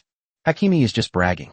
Today, apart from teleporting back and forth a few times on horseback, she didn't use any magic at all, let alone run out of magic power. You're lying again. Really? Selena blinked her big, watery eyes, putting on a cute and obedient look. In that case, Alifia, could you please build me a stone house? Alifia lowered her hood and sat obediently in front of the campfire to warm herself. Now, I was originally planning to save my magic to teleport us all a distance ahead, but since you want to live in a stone house, I'll build you a small one. She was just about to stand up when Selena stood up first. That damned Leon. Let me do it. Alifia, I'm fed up with that bastard. Hakimi chanted a spell, then bent down and touched the ground. The snow on the ground was instantly pushed aside by the 3 stone walls. eventually turning into a small matchbox. Leon peeked inside and saw a stone bed and a table. He could just lay out a blanket and sleep. How nice. Selena has become a competent tool. It takes less than 10 seconds to build a small house. Ignia's mouth dropped open, her voice filled with envy. The house just grew out of the ground. That's amazing. Leon nodded, then turned to Selena and said, "Thank you, wife. Get lost. Have fun with Ignia, you dog Leon." Selena kicked him, then sat angrily in front of the campfire, complaining to Alifia about his various misdeeds over the past 2 months. "Why don't you come and rest with us?" Leon sensed that her back looked a little lonely, so he promptly sent a team invitation. Selena pouted and turned around, cursing, "Don't even think about it. I'd rather die than drink that magic potion." Leon sighed. "Fine, since that's the case, I won't force you." He finished his dinner as quickly as possible, then led Ignia into the stone house. After laying out the mattresses and blankets, the two sat on the bed and looked each other over. "When do we begin?" Ignia bent down to take off her boots, then sat cross-legged facing Leon. Her tail was swaying gently, and although she was expressionless, you could tell she was actually quite excited. "Right now." Leon handed over the mysterious potion, smiling meaningfully. Ignia gently shook the potion and asked Leon in a low voice, "How much of this should I drink at once?" "All of it." Her tone was gentle, and her beautiful blonde hair looked even more alluring in the candlelight. Leon swallowed hard. Little Red Riding Hood said to just put a drop on your tongue or in a glass of water. "Then I'll just drip it on my tongue." Ignia pulled out the cork, carefully held it to her nose, and smelled it. "It smells so good. You smell it. It does have a strong floral fragrance, but smelling it for too long can make your throat feel tight. It really is true. You should try a drop," Leon said excitedly. Just then, the curtain used to block the wind was suddenly lifted. Selena grabbed the potion from the stone table and gulped it down without thinking, then puffed out her cheeks and glared at Leon. Staring at the empty vitreous body, Leon's eyes widened. You drank it all? Is that not allowed?" "I'll drink it all, and not leave you a single drop," Selena said, hands on her hips, seemingly quite pleased with herself. Leon blushed and said, "Little Red Riding Hood said 1 drop each time. This is a bit too much." As he spoke, he was also carefully observing Selena's changes. "Huh? Didn't you just say 1 bottle at a time?" Leon was momentarily speechless. "Are your ears plugged with cat hair?" Selena's skin turned bright red at a visible speed, and she sat down on the stone bed in a daze. Leon quickly picked her up. Quick, make yourself vomit it out. It would be troublesome if you got sick from drinking this." Selena stared at the sky with dazed eyes, shaking her head as she said, "I feel like the sky is spinning. My head is so dizzy and my chest is so hot. Leon, you smell so good." Before he could finish speaking, Hakimi grabbed Leon by the collar and kissed him forcefully. Alifia sat by the fire with her back to everyone, but her furry ears turned backward like radar. Chapter 77. Selena in a dizzy state. "Leon, I'm still a little dizzy. What should I do?" At this moment, Selena was sitting in front of Leon, her face flushed, and she was still shaking her head as she spoke. She has been in this state for the past 3 days since drinking the mysterious potion, and even now, as they are about to arrive at the capital city of the Kingdom of Norski, she has not fully recovered. Only when she is intensely loved can she briefly maintain her senses. But after a while, she would fall back into that confused state. Then just stay unconscious. Alifia has already treated you. You should be fine in a couple of days. Leon gently patted Selena's waist, and she trembled slightly. Little Red Riding Hood's medicine is really amazing. Ignia said expressionlessly. Selena is amazing. That day I only drank a little of what was left in the bottle, and I felt so hot, but she drank it all in one go. Wah, don't laugh at me anymore, I was wrong, Selena said, blushing, burying her face in Leon's chest. Alifia remained silent, but her ears were constantly darting towards them like radar. He's sneaking around, eavesdropping on other people's conversations again. Her face turned red. This snow leopard probably doesn't realize just how obvious it is. Leon's lips curled up slightly, and he deliberately lowered his voice, saying, Next time, secretly give Alicia a little too. Alifia spoke up decisively. No, I am a saint. I absolutely cannot drink that kind of thing. If you secretly feed it to me, he will curse you. You actually eavesdropped on our conversation. How despicable. Leon promptly turned the tables. Selena glanced at her and muttered, Alifia's a lecherous woman too. Alifia promptly retorted, I didn't. I overheard it by accident. Leon's lips curled up slightly, and he said with a wicked grin, He would be very disappointed if he knew you were lying. These words struck at Aliphia's Achilles heel. She stopped making excuses and admitted apologetically, "Okay, I admit I did eavesdrop. I'm sorry." Sure enough, she would lie about certain things. Only Ignia, that honest and straightforward person, wouldn't lie. After speaking, Alifia pressed her ears to her scalp and put her hood back on. Leon quickly said, "Don't do that. Just listen, I don't blame you." "All right then, since you've put it that way." Alifia took off her hood, her ears perked up, and then replied, "Two might actually be a little dry." Leon's lips curled up slightly. Perhaps this seemingly pure snow leopard saintess secretly possesses magic that doesn't require chanting. He said in a serious tone, No. What you call curiosity is not lust. Everyone has curiosity. For example, Selena and I were always full of curiosity about each other. Now I know every weakness of hers." Alifia nodded repeatedly. Yeah, maybe I'm just too curious. Just pretend I'm not here and keep talking. This guy's rosy cheeks are so cute. Leon really wanted to kidnap this snow leopard. Just as he was lost in thought, Ignia spoke up decisively. "How about I lend you Leon for a while? Maybe you won't be so curious after you try it. This is probably your first time, right?" "Ignia, what nonsense are you talking about?" "I don't agree," Selena shouted, her face flushed. Seeing this, Leon decisively pinched her waist, and Hakimi cried out in anger, but was instantly suppressed. It has to be said that Little Red Riding Hood's potion is really something else. It not only turned Selena into a sheep, but also increased her sensitivity several times over. What used to be playful banter can now easily escalate into an immeasurable disaster if not handled carefully. If he hadn't promised Ignia he wouldn't waste money, he would definitely have bought Little Red Riding Hood's potion by the case if he came across it again. When Alifia heard Ignia say that, her face turned even redder. She waved her hand in a flustered manner. "No need. I can't do such a thing. Don't mention such things again." Having said that, she flew away as if fleeing, and continued on her way alone. Ignia scratched his head, puzzled, then lowered his head and fell into deep thought. Selena sniffed Leon gently, then murmured, "Leon, you smell so good." Leon raised an eyebrow at her, somewhat surprised, and said, "Here we go again. You'd better bear with it. Once we get to Norsky, we'll find an inn, and I'll show you how much I love you." Selena blushed and bit him, saying in a coquettish tone, "You're so annoying when you talk like that." Seeing that Ignia was standing nearby, without saying anything, Leon added, "And Ignia too, don't think I'll miss you just because you don't talk." She nodded, wagged her tail, and said expressionlessly, "Anytime." As the group traveled until noon, a city bathed in holy light rose from the ground in the distance, its towering, snow-white walls immediately catching Leon's eye. Located in the heart of Northgate, Light City is the most prosperous city in the north. When he was in Rivermouth, he heard Elle say that the female beastmen who came from here all had a noble air about them. Looking at the female merchant who was traveling with him not far away, Leon couldn't wait to go into the city to take a look.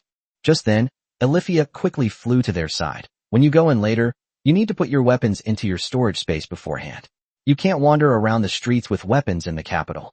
"There's such a rule?" Leon placed the Oathbreaker into his storage space. Ignia nudged Selena, who was still whining, with her hammer, gesturing for her to help put the weapon away. Alifia nodded. "Yes, otherwise the soldiers patrolling the streets will cause you trouble." Leon asked in confusion, "Ignia, you don't know magic, so where did you put your weapons before?" "There's an armory at the city gate, which I initially stored there." Ignia scratched her ear and replied. "Later, I found that my axe kept disappearing, so I hid the weapons outside the city and then went back inside." Leon found her serious expression somewhat endearing and couldn't resist reaching out to stroke her furry ears. "Leon, what do you plan to do after we arrive in Light City?" He pointed to the kitten in his arms and grinned mischievously. "Is that even a question? Of course, it's to quench the little glutton's thirst. Why don't you come with me to sell the stuff first, and then go to the orphanage to see the children?" Alifia smiled gently. "So eager." Leon lowered his head and pinched Selena's cheek, then asked, "So, can you hold on a little longer?" Selena's eyes were alluring as she stared intently at Leon. Then she nodded. "Okay, after breathing some fresh air, I don't feel as dizzy as before, but I'll need your help tonight when I'm resting." Chapter 78 The Brat. The closer they got to the city gate, the more caravans there were. The wagons loaded with goods blocked the city gate completely, so the group could only slow down and follow behind the caravans, slowly queuing up to enter the city. Alifia said she needed to pee and needed to find a place to relieve herself, and she wouldn't be back for a while. Many beastmen were selling goods to travelers who were stuck in the area, located on both sides of the trade route. Leon looked at their furry ears, and a slight smile appeared on his lips. Looking around, almost all the girls were beast-eared girls. For Leon, a hardcore animal ear enthusiast, this will definitely be a pleasant journey. Would you like some wine? A little girl carrying a basket approached Leon's horse. She glanced at the wine sack hanging on the saddle, then looked up at Leon and said softly, "It will only cost 6 copper coins to fill your sack." This looks like a female rabbit, with a pair of long ears standing up on its head. Cute. Seeing that Leon didn't reply, she looked around and then lowered her voice and said, "It's homemade, very cheap." Leon raised an eyebrow slightly. This little girl looks only 10 years old, yet she dares to sell bootleggings? If caught, they'll probably be fined a lot of money, and if they're unlucky, they might even face punishment or jail time. He bent down slightly and lowered his voice, saying, "Can I touch your ear if I want to buy your wine?" Huh. She raised an eyebrow at Leon, as if she doubted that she had heard correctly. After a brief hesitation, she nodded and agreed with a smile. "If you buy a lot, you can touch them." Not bad. Very conscientious. Leon's lips curled into a wild smile. Just as he was about to take out his money, Oo was thoroughly robbed by that mischievous Selena. Hakimi blushed and muttered, "What do you want? Don't we have wine? I'll give you some if you want some." She's somewhat sober now and not so easily fooled. But Leon still tried to argue. "Oh, don't be fooled by appearances. This wine has quite a history. I'd like to try it. You pretend to want to drink, but actually you want to touch my ear, right? She's just a child, and you won't even let her go." Selena puffed out her cheeks slightly, then lowered her head and rubbed her chin against his. "If you want to touch my ear, touch mine, you hear me?" Leon sighed, looked at the child again, and said helplessly, "You see, my wife is very strict and can't buy your wine. Go look for someone else, we have wine." Selena waved her hand. As a result, the little bunny girl pouted slightly and said in a childish voice, "You stinky woman." She ran away after yelling at her, giving Selena no chance at all. It looks so cute, but it turns out to be a demon pill. Hakimi paused for a few seconds, then frowned slightly. "Why is this child like this? Maybe you're disturbing their business." Leon patted her twice more, then hugged her tightly. Just then, Ignia spoke up. "There are a lot of children like this in the capital. They are either orphans huddled together for warmth on the streets or children from the slums. They look harmless, but they are actually very malicious." Even Ignia, who loves children, said that, so these children are probably indeed extremely bad. "I understand." Leon nodded. There were quite a few children like this in White Frost Town, and their malice was no less than that of adults. "Since I'm bored anyway, please tell me your story." Ignia tilted her head and recalled. "The first time I came here, these kids stole my purse. Penniless, I had to sleep on the street. Luckily, it wasn't too cold here back then. Another time, a child asked me for help, saying his mother had been stabbed by a robber in an alley and needed my assistance. The moment I stepped into the alley, I was surrounded by a group of children holding knives, threatening me to hand over my money." Leon sized up Ignia. Her expressionless face was utterly menacing. If Leon hadn't already established a close relationship with her, he would definitely have thought she was someone not to be trifled with. Surely no thug would target Tyson for robbery? He stroked his chin. "Robbery? Really? When you're not talking, I feel like you're going to eat me alive." Ignia gestured. "Really? I was young back then, only a little taller than Selena, and I looked short and dark-skinned. Hakimi is 1.6 meters tall, and anyone a little taller than her would be close to 1.7 meters. This height is not considered short in this world, especially for a woman." Leon continued. "And then? What happened?" "I beat them up and then let them go. Why not just arrest them and hand them over to the soldiers?" Leon's face was full of questions. Ignia didn't reply, but her expression said it all. Clearly, she couldn't bring herself to do it. "You're being a little too kind." Leon shook his head. Ignia seemed unsure if she had made the right choice, and asked doubtfully, "What would you do if you were in her shoes?" Leon's lips curled up slightly, and he held out his hand. 5 silver coins each. Pay up and get out of here." "Then you were kind too. At least you didn't hand them over to the guards." Ignia's tail swayed gently behind her. Leon shook his head and continued, "Just kidding.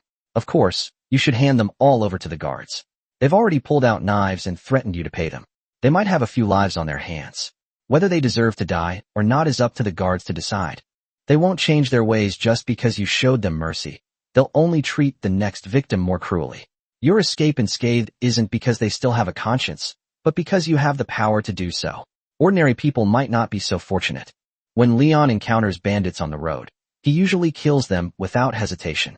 If the Virgin Mary lets these guys go, the next innocent civilian who encounters them might suffer the same fate as Mia's parents. Ignia blinked, lost in thought, and scratched her ear as if pondering something. Selena muttered, I think Leon is right about that. They should be arrested. Okay, I was wrong. I won't do it again next time, Ignia said earnestly. Just then, a patrol of fully armed soldiers stopped beside the three men. Their red uniforms, adorned with golden griffins, were typical of the patrols in the area. Is it them? The leading soldier captain asked, turning around. Leon followed his gaze and saw the little rabbit-eared girl who had been selling wine earlier. It was them. They just stole that merchant's things. I saw it with my own eyes. As soon as she finished speaking, the merchant walking in front turned around and glanced at the group, then began to inspect the goods on the carriage. The lead soldier drew his sword and beckoned to Leon. Let's check the storage space. After saying that, another soldier, whose plate armor was engraved with runes, had a white light shining from his palm. The little girl with rabbit ears smiled smugly upon seeing this. Just then, Elifia appeared out of nowhere and stood in front of several soldiers. She said softly, I am the holy maiden Elifia, and these are my friends. They would never steal. There must be some misunderstanding. The soldiers exchanged glances, clearly recognizing Elifia, before turning to look at the bunny-eared girl. Seeing that she was trying to run away, he grabbed her ear. Chapter 79 looks increasingly plump and delicious. I was wrong, I'm sorry. The patrolling soldiers handed the little bunny girl to Leon and then turned to leave, clearly not wanting to waste any more time there. Elifia is quite influential. You can tell she's quite famous in the city. If it weren't for him, the group would have been delayed for quite some time. At that moment, Leon was grabbing her ear, a lewd grin on his face. I have to say, these ears feel nice to the touch. They're fluffy and quite warm, and they get warmer and warmer the longer you hold them. The child was so frightened that he trembled all over and his face turned green. Elifia patted Leon on the shoulder and whispered in her ear, don't scare her. The child just played a prank. A little punishment will do. Leon nodded meaningfully. Don't worry, I know what I'm doing. He'll have to play with them thoroughly before letting them go. Selena and Ignia looked at Leon and shook their heads helplessly at almost the same time. The little rabbit girl cautiously looked up at him, her voice trembling with tears, and said, Big brother, I was wrong. Please let me go? I'll do anything, sob sob sob. Can you really do everything? Leon's lips curled into a wild smile. Little rabbit girl nodded emphatically. It's true, my parents died early, and I have 2 younger brothers to support. I leave early and come home late just to earn a little money for food. Leon turned and glanced at Selena. Although she wasn't quite clear-headed, she immediately understood what Leon meant. You're so boring, Sai. Selena chanted a spell and then began to read minds. She then burst out laughing. This child is thinking, as soon as you let go, she'll run far away and start cursing you. Upon hearing this, the little rabbit girl was slightly taken aback and then began to shake her head vigorously and wave her little hands. Leon raised an eyebrow at her and asked kindly, Really? You really want to scold me? The little rabbit girl raised her hands high and immediately became honest. I didn't. She's lying. I didn't think that. Her little mouth puffed out, her nose twitched slightly, and crystal clear tears welled up in her eyes, as if she was about to cry. Selena continued, but the child wasn't lying later. Her family was indeed facing some difficulties. Hakimi took out 2 silver coins and handed them to the little rabbit girl. Take them. If you're naughty again next time, you might not be so lucky. After saying that, she patted Leon's hand, let go of his claws, and let him go. Since his wife had spoken, Leon naturally couldn't say anything more. He casually stroked the fluffy rabbit ears a couple of times, and then let go. The little rabbit girl didn't even look back, and ran away in a flash. Leon watched her retreating figure and sighed. Hakimi is truly beautiful inside and out. She gave money to such a dishonest child, and was even willing to let her go in the end. I had originally planned to tease the little rabbit girl a bit, but in the end I let her go. Selena blushed and said, Actually, no, I was just lying to you. This child has been behaving himself since he found out we are Elifia's people, and he hasn't been secretly cursing me in his heart. Ignia remarked from the side. It seems Selena is a kind and good woman too. Elifia looked at the group and nodded. Leon glanced at her. Sure enough, the prettier the woman, the more likely she is to lie. Hakimi doesn't tell the truth. Let's just take that as a compliment. Selena jumped up and climbed back onto the horse. Leon took the opportunity to pinch her waist, which made her playfully complain. In the afternoon, everyone finally followed the crowd into the city. However, Linguang City was not as lively as I had imagined. There were indeed many merchants at the city gate, but perhaps because of the cold weather, there were not many ordinary people on the streets. Leon's gaze was fixed on the white palace covered in snow in the distance, where a warm and dazzling beam of light pierced the sky. He had noticed this scene when they were still some distance from Linguang City. Elifia, what's that? She smiled gently. Everyone who comes to the royal city for the first time asks this question. I've heard that it's a kind of sacred barrier, which some great mages can use to travel to the heavens. I don't understand, but it seems really impressive. Leon stroked his chin, lost in thought. He didn't understand what a barrier was, but he felt that Light City seemed a little warmer than other places. Ignia yawned listlessly, then rubbed her stomach. Leon, I'm hungry. Alifia gently took Leon's hand, then turned around and said, let's hurry up and go. First, let's go to the money merchant and sell the gold. Then we'll buy some food and go to the orphanage. Selena stared at their clasped hands, lost in thought. She decisively reached out to grab her, but forgot about the electric current surging through Alifia's body, and was shocked so badly that she screamed on the spot. When they arrived at the merchant's place, Leon stopped in front of the door, looked up, and began to sigh. The capital city is indeed the capital city. Even the money merchants have such spacious storefronts that it looks like a classical medieval bank. Currency merchants in White Frost Town and Rivermouth Town usually only appear in crowded taverns, but currency merchants in the royal capital actually have a dedicated trading venue. The two thugs at the door kept watching Leon as he hesitated to come in. Leon raised an eyebrow at them. Don't be so nervous. I'm just looking around. Just then, Selena nudged Leon twice, blushing as she pushed his buttocks. Leon, what are you standing there for? Come in together. Let's get some fresh air outside first, then we'll go back in. Leon pulled her into his arms, holding her tightly as he whispered, how are you?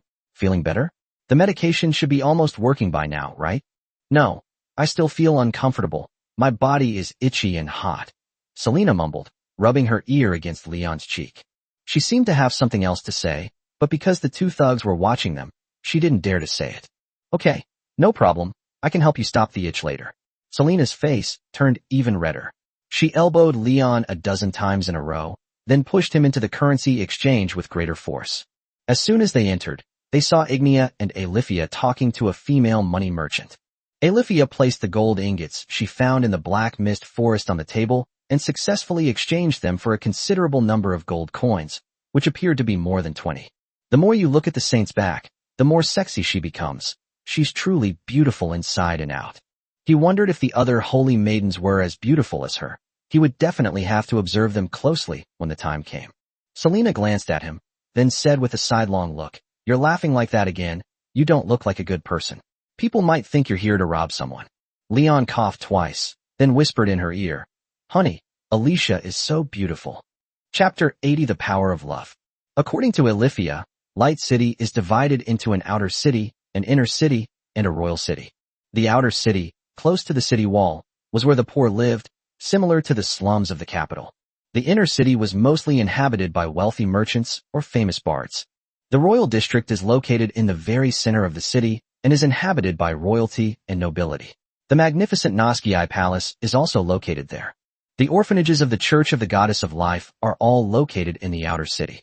The three of them followed Alifia and bought a lot of bread and cooked food at the market before heading straight to the nearest orphanage. Before long, Leon saw a church-like building in a secluded corner of the city. Many children dressed in white were running and playing in the front yard, while several nuns in white robes were watching over them.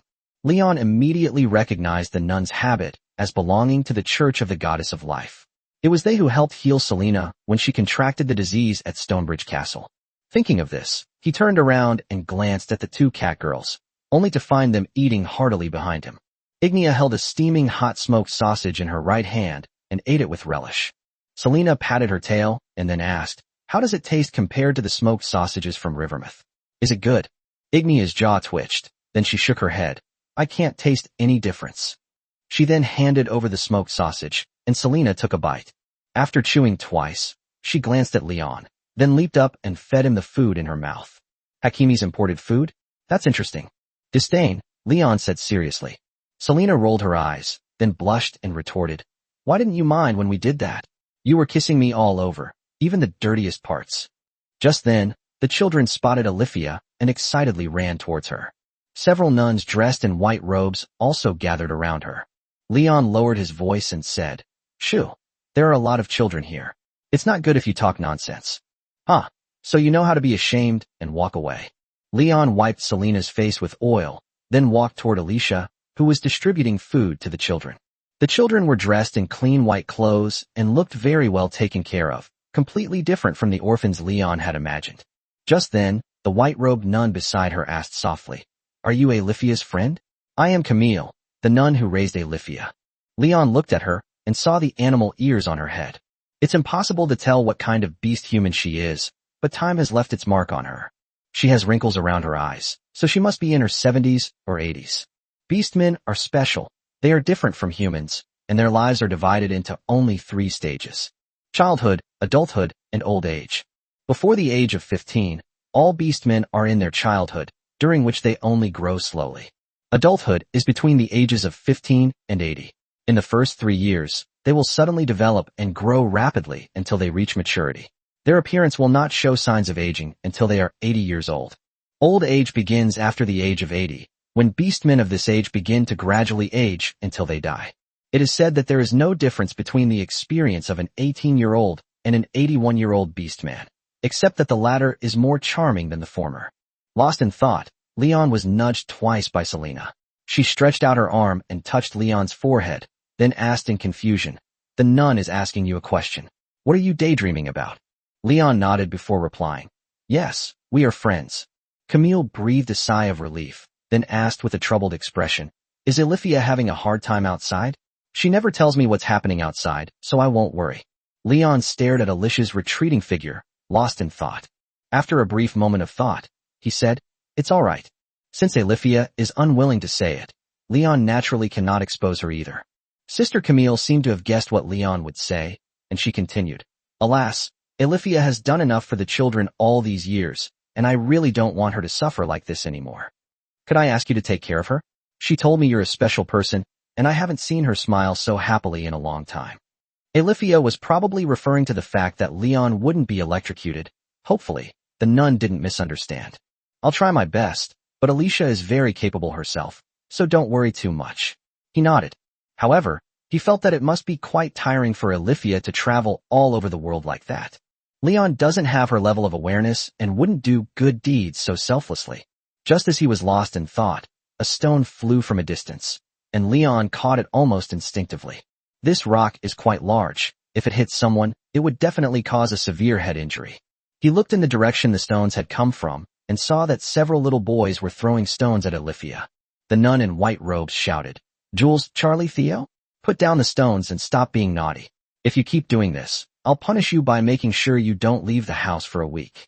The lead child shouted, Sister Camille, don't worry. Alifia is very fast. She'll always dodge the stones. Sister Camille frowned, her voice tinged with a hint of seriousness. You 3 are being naughty again. Alifia calmly caught the flying stone, protected the children around her, and said, Stop it.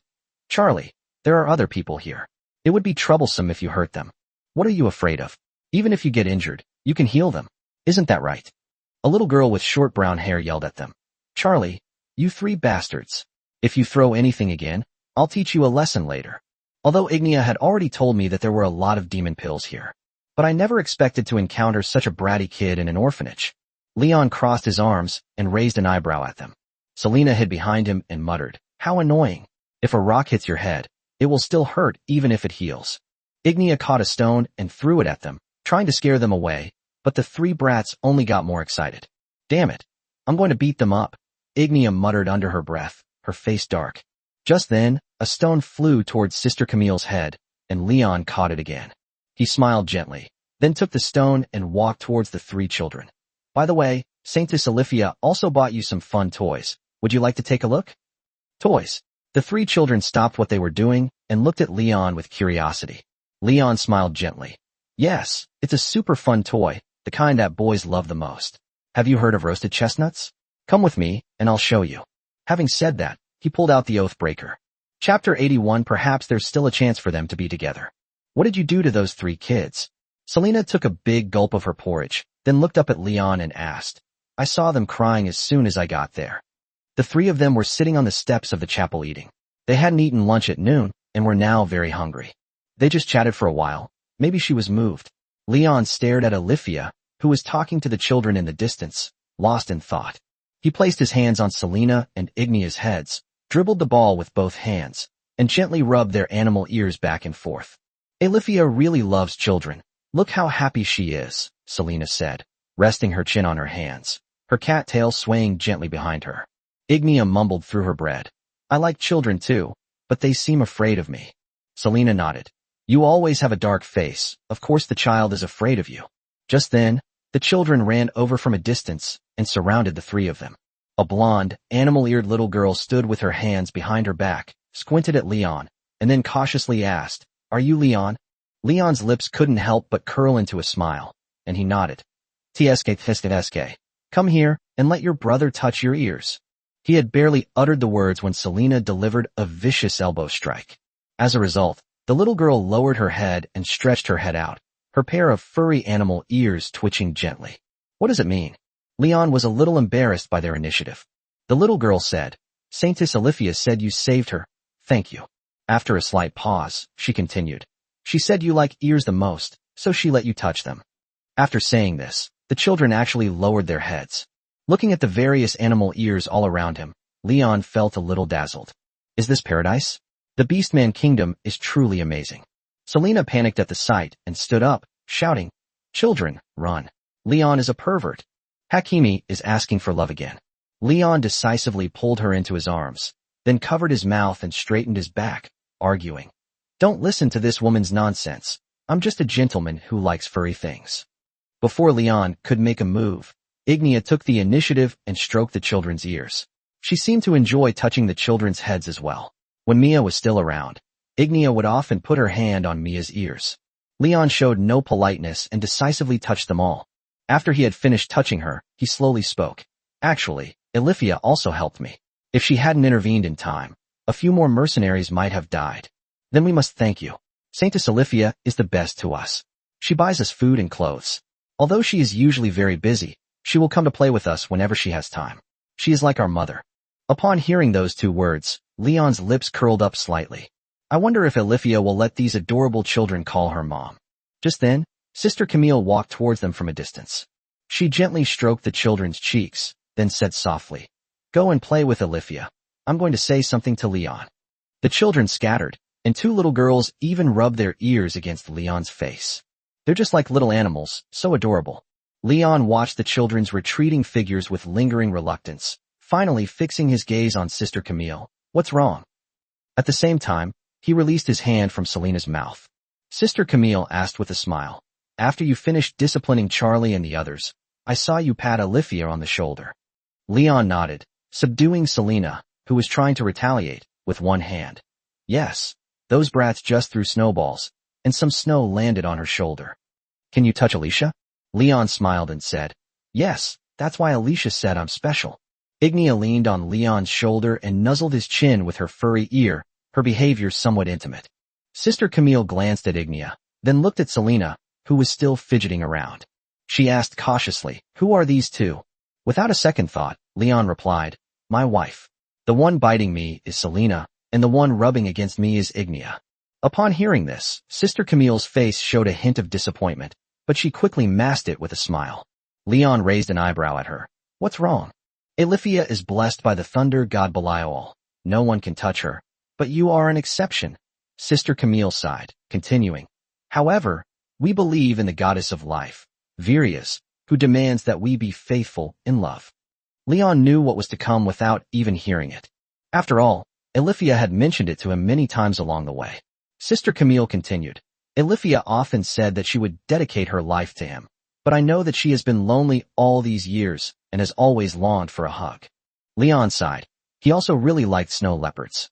Especially her tail. It was so beautiful and fluffy, but Leon could see it but couldn't touch it, which made him very anxious. Ignia nodded seriously. Olivia is a kind woman.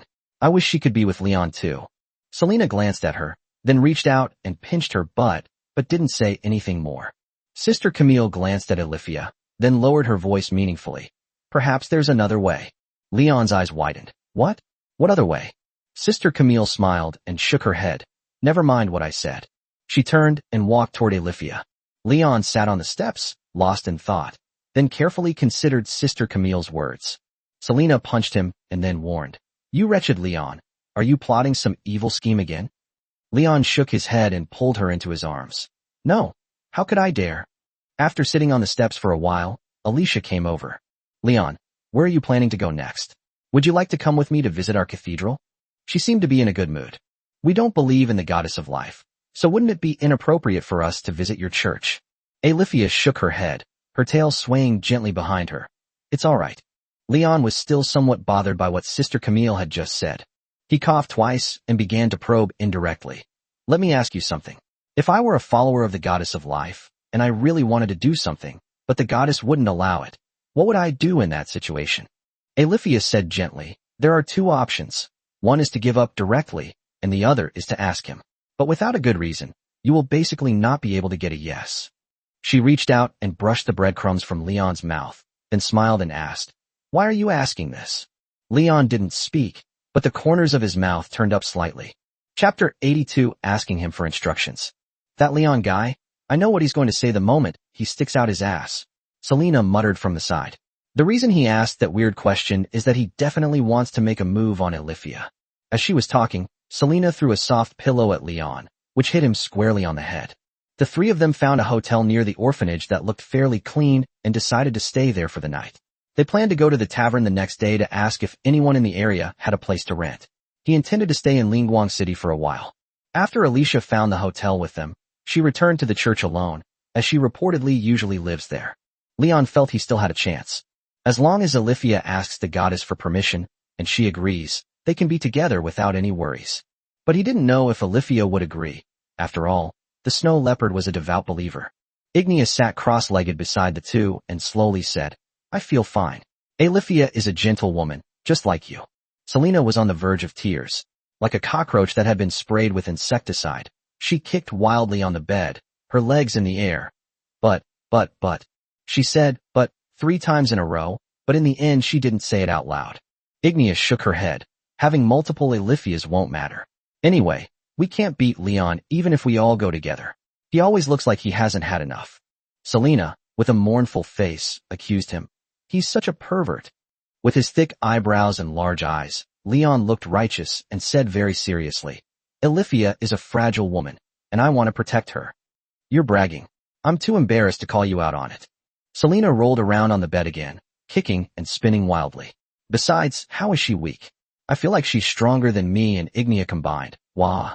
She's emotionally fragile. Didn't you hear what Sister Camille said this afternoon? She's been longing for a hug.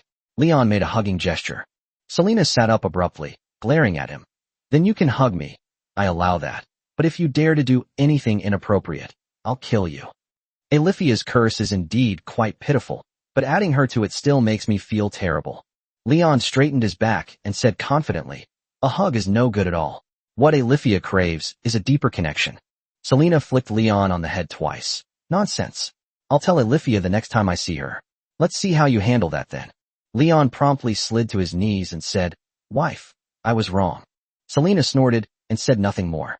Just then, Ignea attacked Leon from behind, wrapping her arms tightly around his neck and gently rubbing her cheek against him.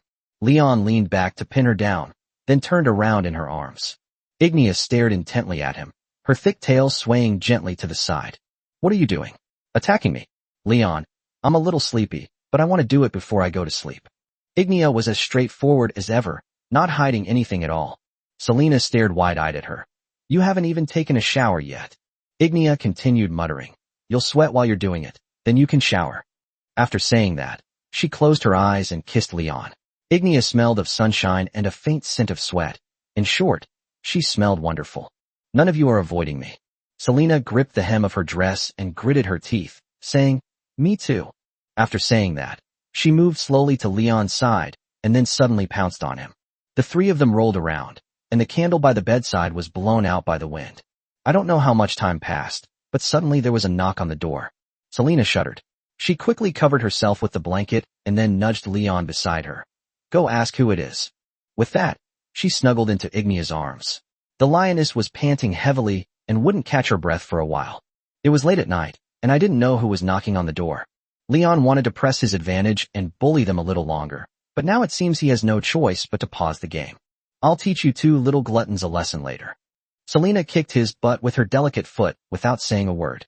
Leon coughed twice, then shouted, Who is it? It's me, came Alifia's voice. Selena was on high alert and hurriedly put her clothes back on, which had been scattered everywhere. Leon's eyes lit up, and he hurriedly got dressed and ran to open the door. When the door was opened, Alifia was standing calmly outside, her face slightly flushed. Clearly, she was fully aware of what was happening inside the house, so she chose a break in the middle of the night to knock on the door. What brings you here so late at night? Please come in. You can come in then. She coughed twice, then cautiously asked, have I been disturbing you? No, how could that be? They're both not feeling well. Come in and have a seat. Alifia waved her hand forcefully. No, I'm leaving right away. I came here just to tell you something. Leon raised an eyebrow. What is it? He had a feeling that something good might be about to happen. Alifia seemed a little embarrassed. She hesitated for a while before saying, Leon, I especially enjoy being with you because you always listen attentively and respect my thoughts and feelings. Moreover, you are a kind-hearted and principled person. Time always seems to fly when I'm with you. I'm sorry, I don't know what's wrong with me. Whenever we're apart, I can't help but think about you and wonder what you're doing right now. She looked like a teenage girl in puberty, her voice filled with longing for love. You mean? Before he could finish speaking, Alifia hurriedly interrupted. Leon, what do you think of me? Leon took a step back and looked her up and down. His mind-sweeping system started up again, his eyes always glancing in that direction. Alifia is very beautiful. She is mature and sexy and always speaks very gently. Although her eyes were not visible, her fitted white robe, paired with the white silk eye mask, gave her a particularly austere appearance. He coughed twice, then said softly, She's beautiful inside and out. I really like her. Alifia breathed a sigh of relief. Then I'm relieved. Her large tail swayed excitedly up and down behind her. Let me catch my breath. Leon didn't urge her, but waited quietly for her to speak. After a long while, Alicia finally made up her mind and, with a trembling voice, extended a solemn invitation to Leon. Leon, could you accompany me to the church tomorrow? I'll take you with me and then ask him for permission.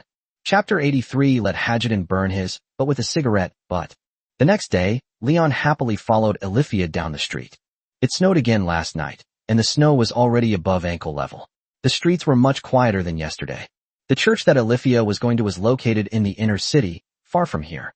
Horseback riding was not allowed in the city, so they could only walk slowly, like taking a stroll. Ignia yawned.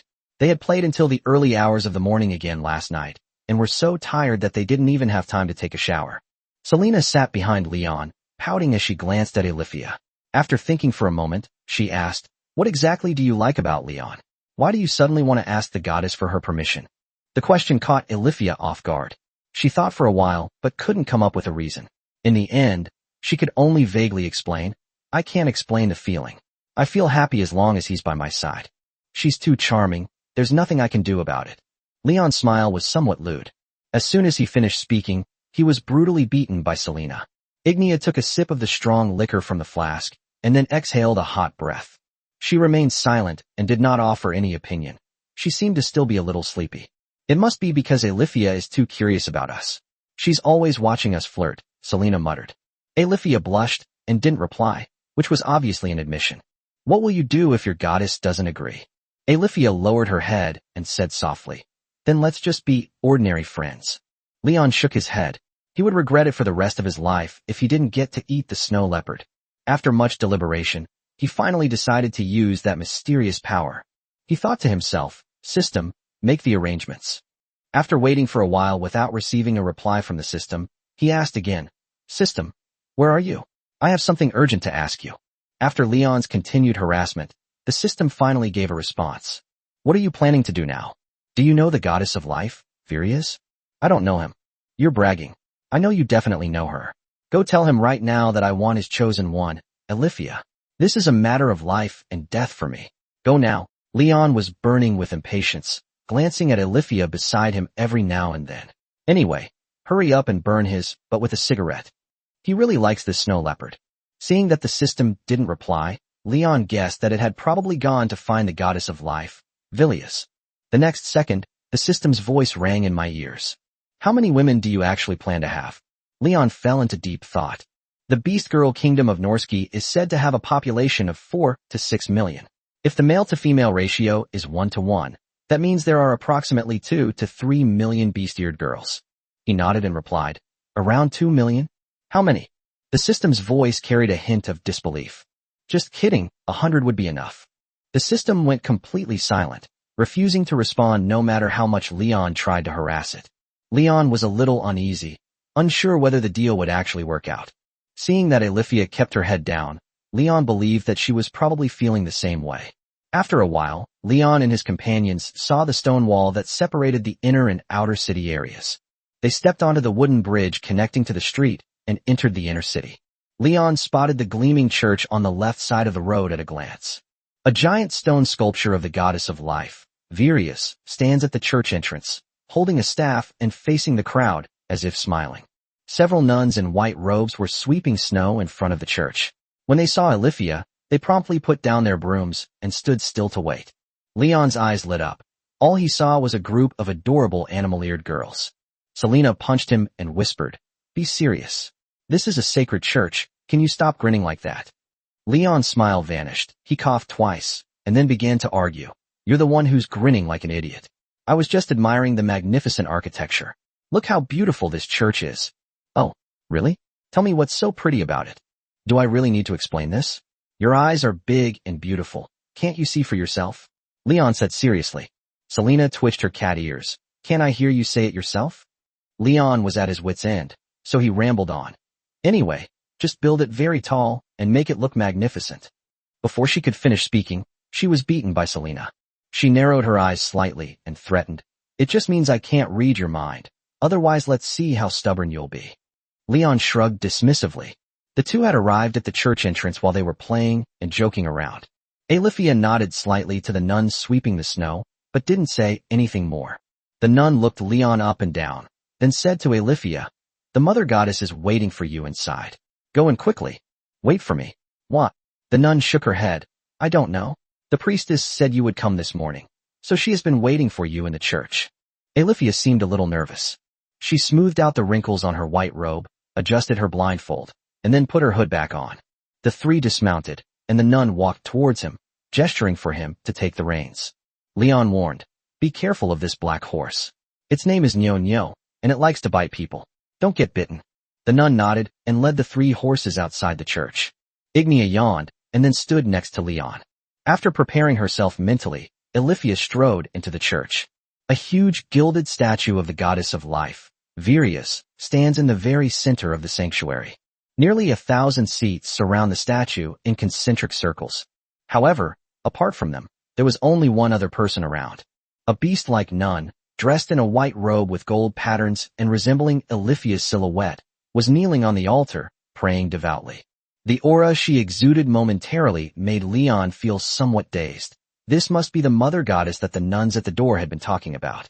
Hearing the footsteps of the group, the goddess slowly stood up and turned to look at them. The goddess also had a pair of furry animal ears, and she was much taller than Leon, practically a giant. Furthermore, her eyes flashed with a striking green light, and her expressionless face seemed somewhat serious.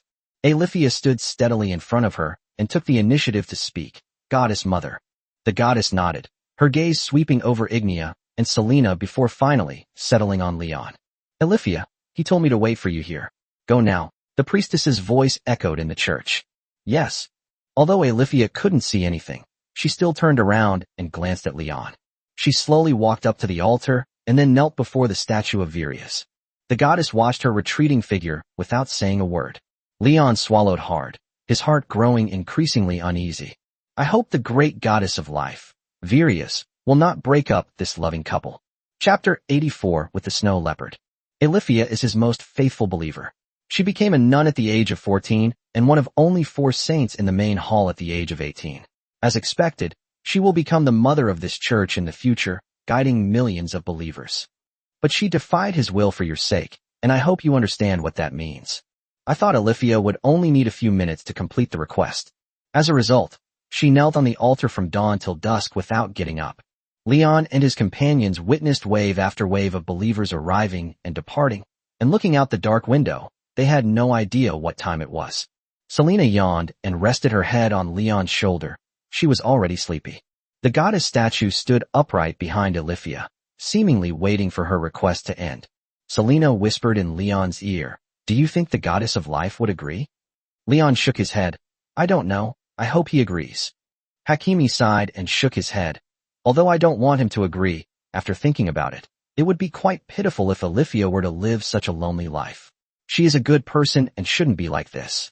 "So you actually agree?" Leon nudged her with his butt. Selena pouted and said arrogantly, "Of course not. I have no plans to agree yet." Although he said that, he had actually accepted Alifia's existence. Hakimi has always been like this, and Leon is well aware of her little schemes. "Honey, I'll treat you to a good meal when we get back." Selena punched him, then glanced at the goddess in the distance. You better tone it down. Don't you know where you are?" "I meant having a nice meal. What are you thinking about?" "Ah, that's for the best." Leon turned to look at Ignia, and saw her fishing, so he nudged her with his buttocks. She was already swaying precariously, and this almost sent her flying. "What's wrong?" Ignia scratched her furry animal ears, and then leaned on his shoulder. "Do you agree?" Leon asked her as well. Ignia yawned again. "Agree to what?" "Alifia is coming with us. Of course, she's a good person." Since everyone agrees, Leon can rest assured. He continued to wait for Alifia. After a long time, Alifia finally stood up from the altar. Her legs were numb from kneeling all day, and she could only stand up by holding onto a wooden chair. But she kept her head down and didn't move, as if she had hit a wall. Leon swallowed hard, mentally prepared himself, and leaned closer, asking cautiously, "Is your leg all right? How did the consultation go? What did he say?" Selena came running over excitedly, then jumped onto Leon with a leap. Alifia's expression was somewhat bitter, and she remained silent. Leon was getting increasingly anxious when she didn't say anything. Despite a sense of foreboding, Leon did not urge her, but waited quietly for Alifia to speak. A few minutes later, Alifia finally spoke. She gently bit her red lips and said softly, "He did not refuse." "Oh dear, you should have said so earlier. You scared me." Leon breathed a sigh of relief, finally feeling a huge weight lifted from his shoulders. Now he can play games with Alifia without any restraint, which is great. He opened his arms, intending to hug her, but she dodged away. Alifia clutched her white robe tightly in her small hands, seemingly conflicted. After a slight pause, she continued, "But he did not agree either." "Didn't agree?" "The flying system is so unreliable. Why hasn't it burned Villias's, but with a cigarette yet? Such inefficiency. How will they serve the host in the future?" Alifia continued, "This is very rare. Usually, when you ask him for permission, you only get permission or refusal. This is the first time I've seen him remain silent. I don't know what he means." As she spoke, she turned to face the goddess and bowed her head, like a child who had done something wrong and was reflecting on it. The goddess gazed at Alifia and comforted her. Perhaps he is pondering this. Perhaps he will have an answer when he comes back in a few days. Alifia shook her head and whispered, "I am the holy maiden of the main temple. Perhaps he will not allow such a thing to happen." Upon hearing this, Leon became anxious and frantically called out to the system in his mind, "Hackathon, hurry up and go to that real Villiers. I've wanted to have a snow leopard since I was a child." After a series of wailing and howling, the system's voice finally came through. "Can't you live without Alifia?" "Yes. What's wrong with just wanting to give her a home when she's lonely? You already have Selena and Ignia. So what? A good man can treat everyone equally. Our future life will be incredibly happy. Go now, don't make me beg you." The system went silent again. Just then, Alifia gently nudged Leon's shoulder, forced a smile, and said softly, "Why don't you go back first? I'll stay here and come to the inn to find you tomorrow morning." Leon shook his head. "Wait a little longer." He heard the system sigh. After a while, the system spoke. "Continuing with this morning's topic, how many women do you want to find?" "Find another 100 million. You have to keep your word. That's what you said." "In that case, let Alifia ask again." Leon was overjoyed. With the system's guarantee, Leon knew this time it would definitely succeed. He swallowed hard, then said to Alifia, "Why don't you try again? It's already very late today. I can't keep bothering him. Let's do it tomorrow." Alifia's little mouth opened and closed, as if she wanted to say something but couldn't say it. Leon continued, "Why don't we try again? Maybe they'll agree." Alifia turned to look at the mother goddess. The goddess nodded at the two of them, her face expressionless.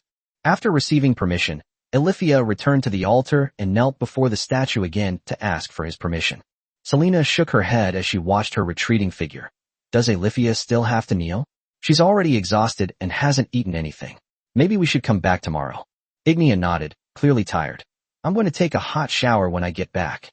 I also need to take a shower. I didn't have time to shower yesterday.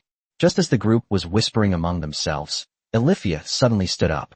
She turned and strode quickly toward Leon, embracing him tightly under the watchful eyes of the goddess, and then nestled in his arms. Selena stared wide-eyed at the scene.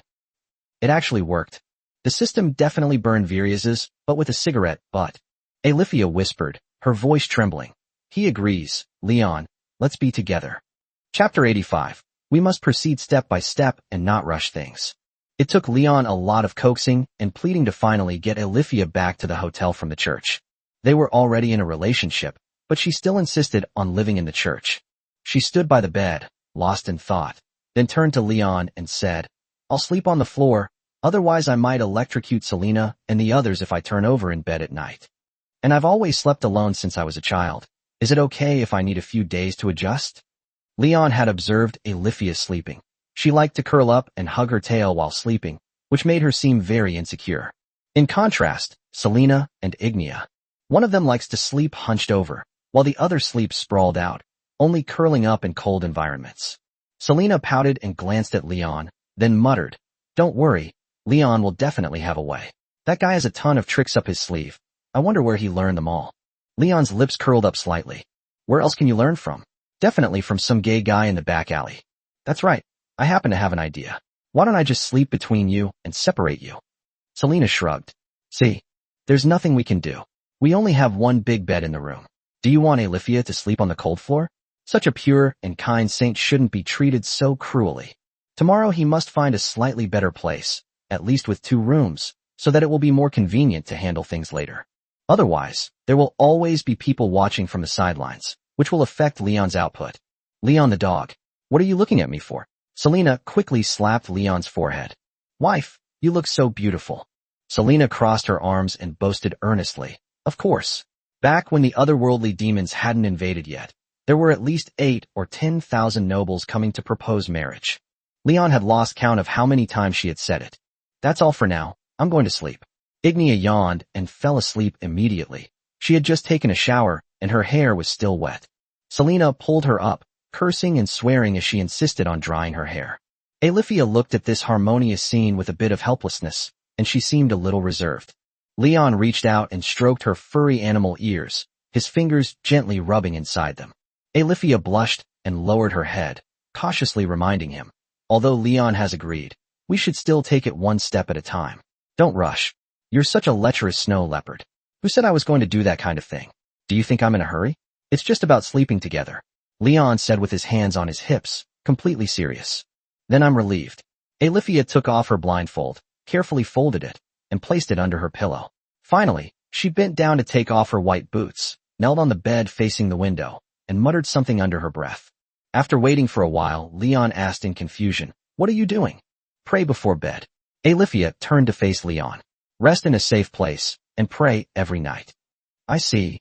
No wonder I didn't see you like this before.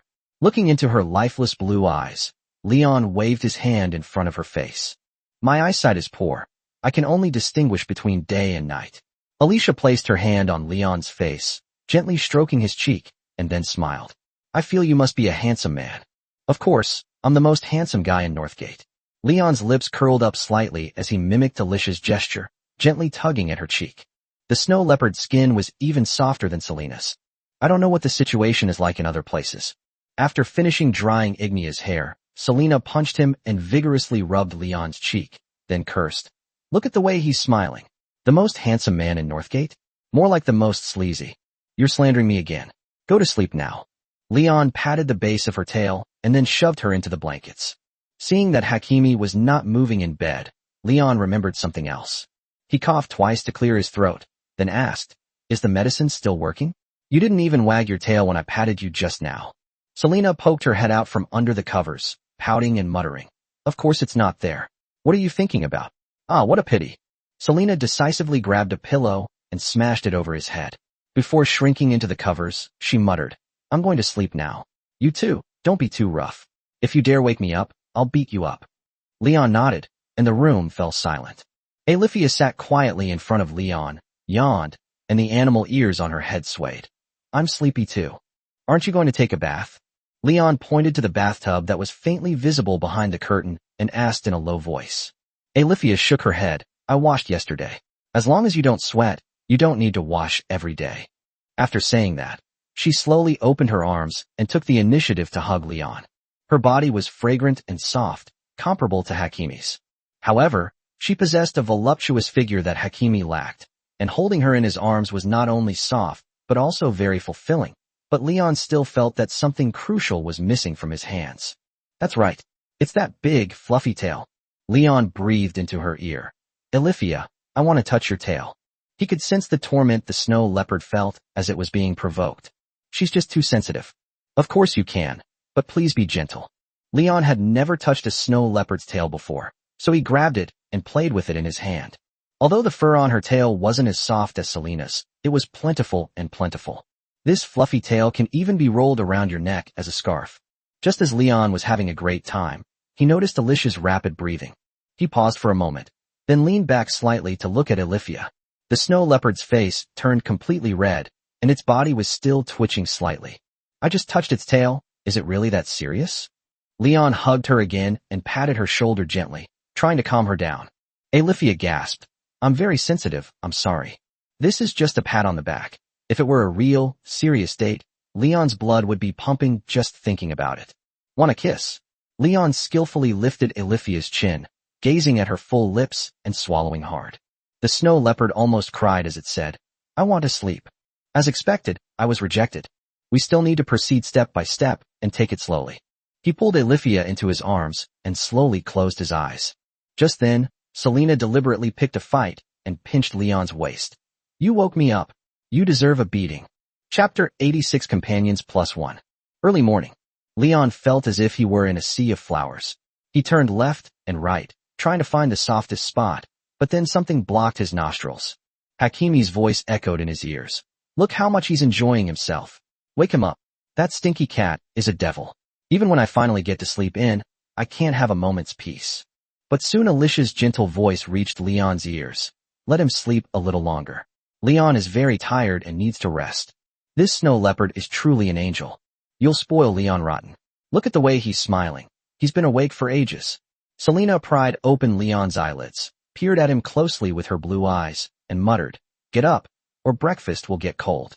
Leon suddenly fell ill, stretching and howling as he did so. After feeling better, he complained, "Damn Hakimi, let me sleep a little longer." "Sleep my ass. If you stay in bed any longer, I'll sit on your face." "It's a deal." Leon slowly opened his eyes. The first thing that caught my eye was Alethea's face. She was wearing a white-eye mask and looked very kind. "If you feel sleepy, you can sleep a little longer. I'll come downstairs later and heat up your breakfast for you." "What an adorable snow leopard." Selena continued, "Hurry up and get up. After breakfast, we still need to look for a house." Alethea said that houses in the inner city are hard to find. "If we can't find a house, we'll have to look in the outer city." "The outer city is fine too. Anyway, the inner and outer cities aren't far apart, so it's convenient to buy whatever you need. Are you worried about someone coming to our house to steal things?" Leon shook his head, turned over, and buried his face in his lap pillow. "A fragrant scent of flowers wafts towards me. How wonderful." Selena muttered, "I can't stand his lecherous look." No sooner had he finished speaking than Leon ate a roasted chestnut, his head ringing loudly as if it had been hit. But Hakimi's attacks were more like massages to him, causing no real harm. After writhing in bed like a maggot for a long time, Leon finally managed to get up. A gentle smile graced Alicia's face as she whispered, "Thank you, Leon. I haven't slept so soundly in years." Last night, Alethea held him tightly and quickly fell asleep. Sister Camille was right. She was indeed very lonely and needed someone to hug her. Leon searched for Ignia and found her eating peacefully at the table, so he turned his attention to Selena. "How did you sleep last night?" "Not good at all. I was woken up by electric shocks 3 times. Selena had dark circles under her eyes and looked quite resentful. She moved closer to Leon and poked his chest. "Tonight it's my turn to hold you while you sleep. You hear me?" Leon hugged her and kissed her. Okay. You little glutton. After breakfast, the four of them went to look for a house together. As Olivia said, it's really hard to find a house in the inner city. Not only are the rents shockingly high, but the rental periods are also in the form of years, which doesn't suit their habit of traveling around. Olivia suggested, "Why don't you stay at the church with me? There are rooms for nuns and saints inside. We can just add an extra bed." Leon thought for a moment and then decisively shook his head. He had no intention of engaging in romantic relationships with his wives under the watchful eye of the goddess of life, Vilius. Seeing that he disagreed, Olivia seemed to have thought of this as well, and then smiled and said, "Forget it. Let's find a place to live outside." Ignia glanced at the two-story buildings on the street and shrugged indifferently. "Actually, it doesn't matter where we live. We don't necessarily have to live in such a nice place. Look at that big yard. We may not even be able to use it." Leon glanced at Selena beside him. "Hakimi, what's your opinion?" "Whatever. I'm not picky about the house, as long as I'm with you." Selena poked Ignia's waist and continued. "Besides, doesn't Ignia like to travel around? We won't be staying here for long, and renting for too long would be a waste of money." Ignia said from the side, "I'd like to come with you to visit my mother once a year, and then go back to the grasslands with me once a winter. Is that okay?" Her adorable look seemed to be asking for Leon's opinion.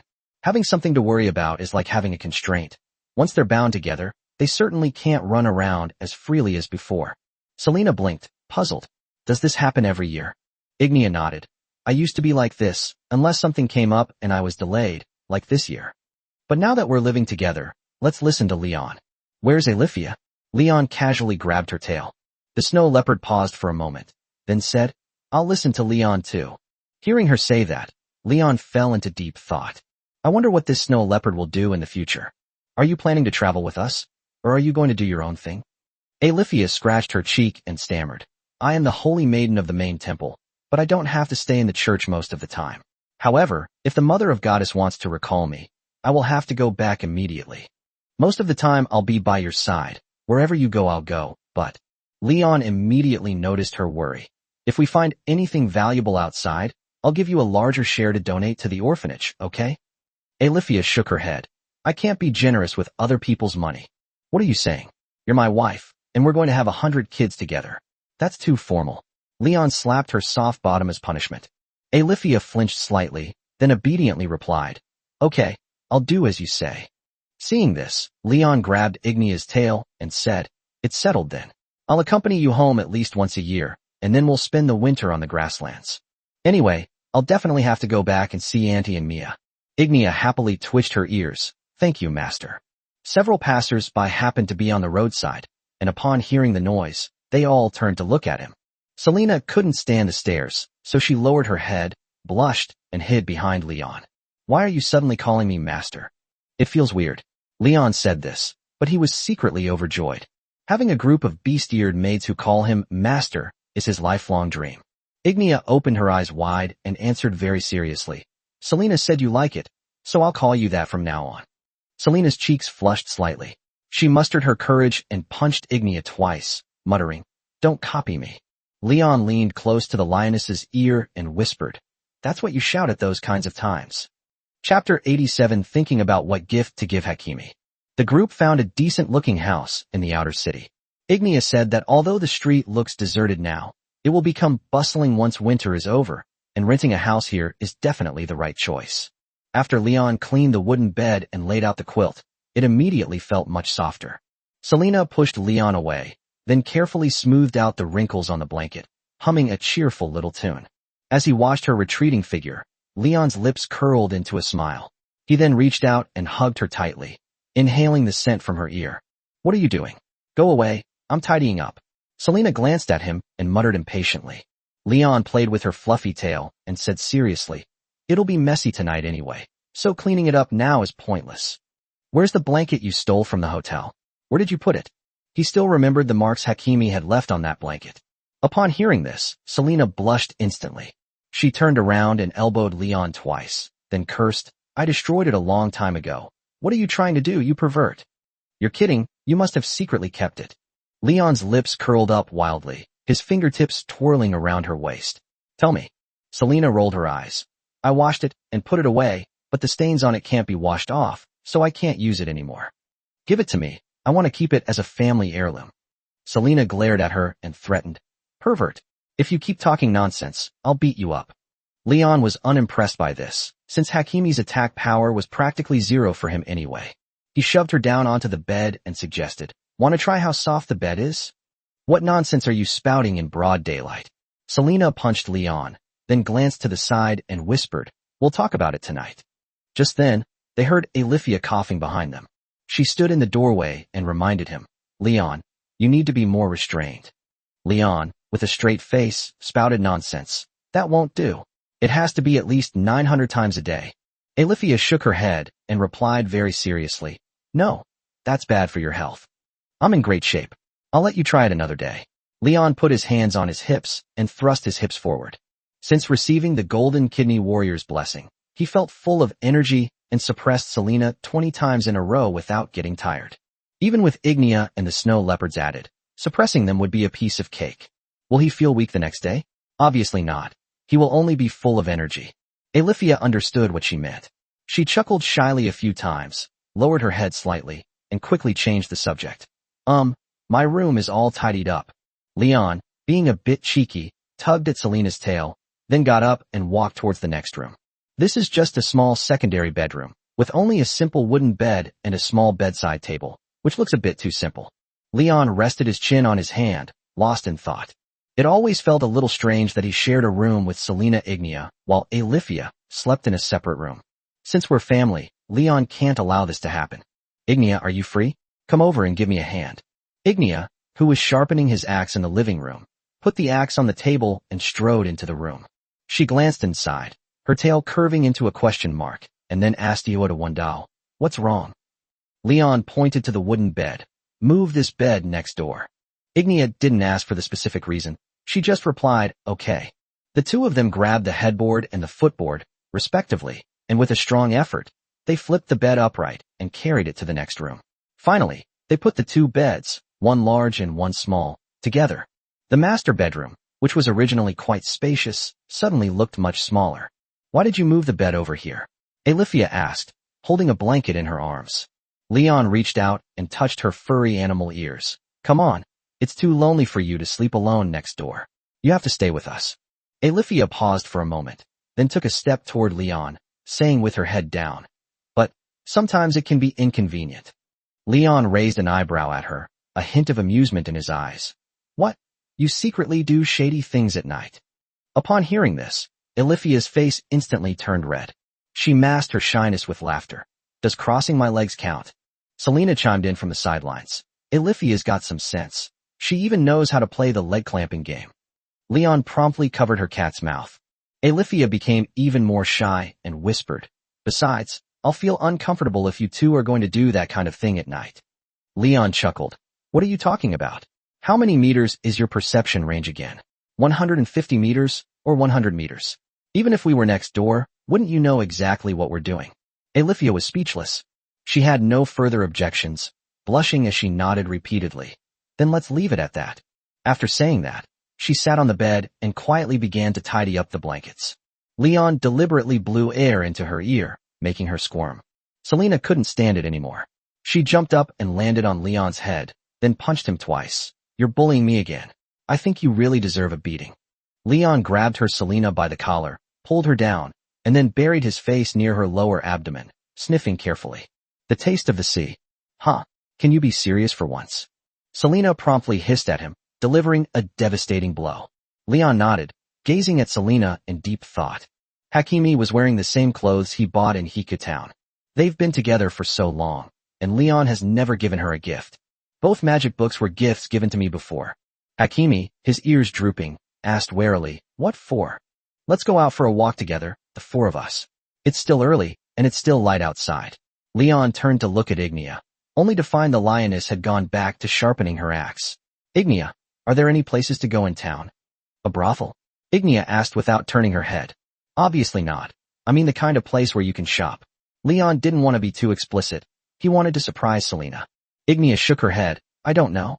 I usually just go to the tavern to eat, take on quests, and then find an inn to sleep." As expected, Leon looked at Alifia, and she instantly understood what he meant. "I'll lead the way. There are some nice places in the inner city that we can explore." Alifia pulled her hood up.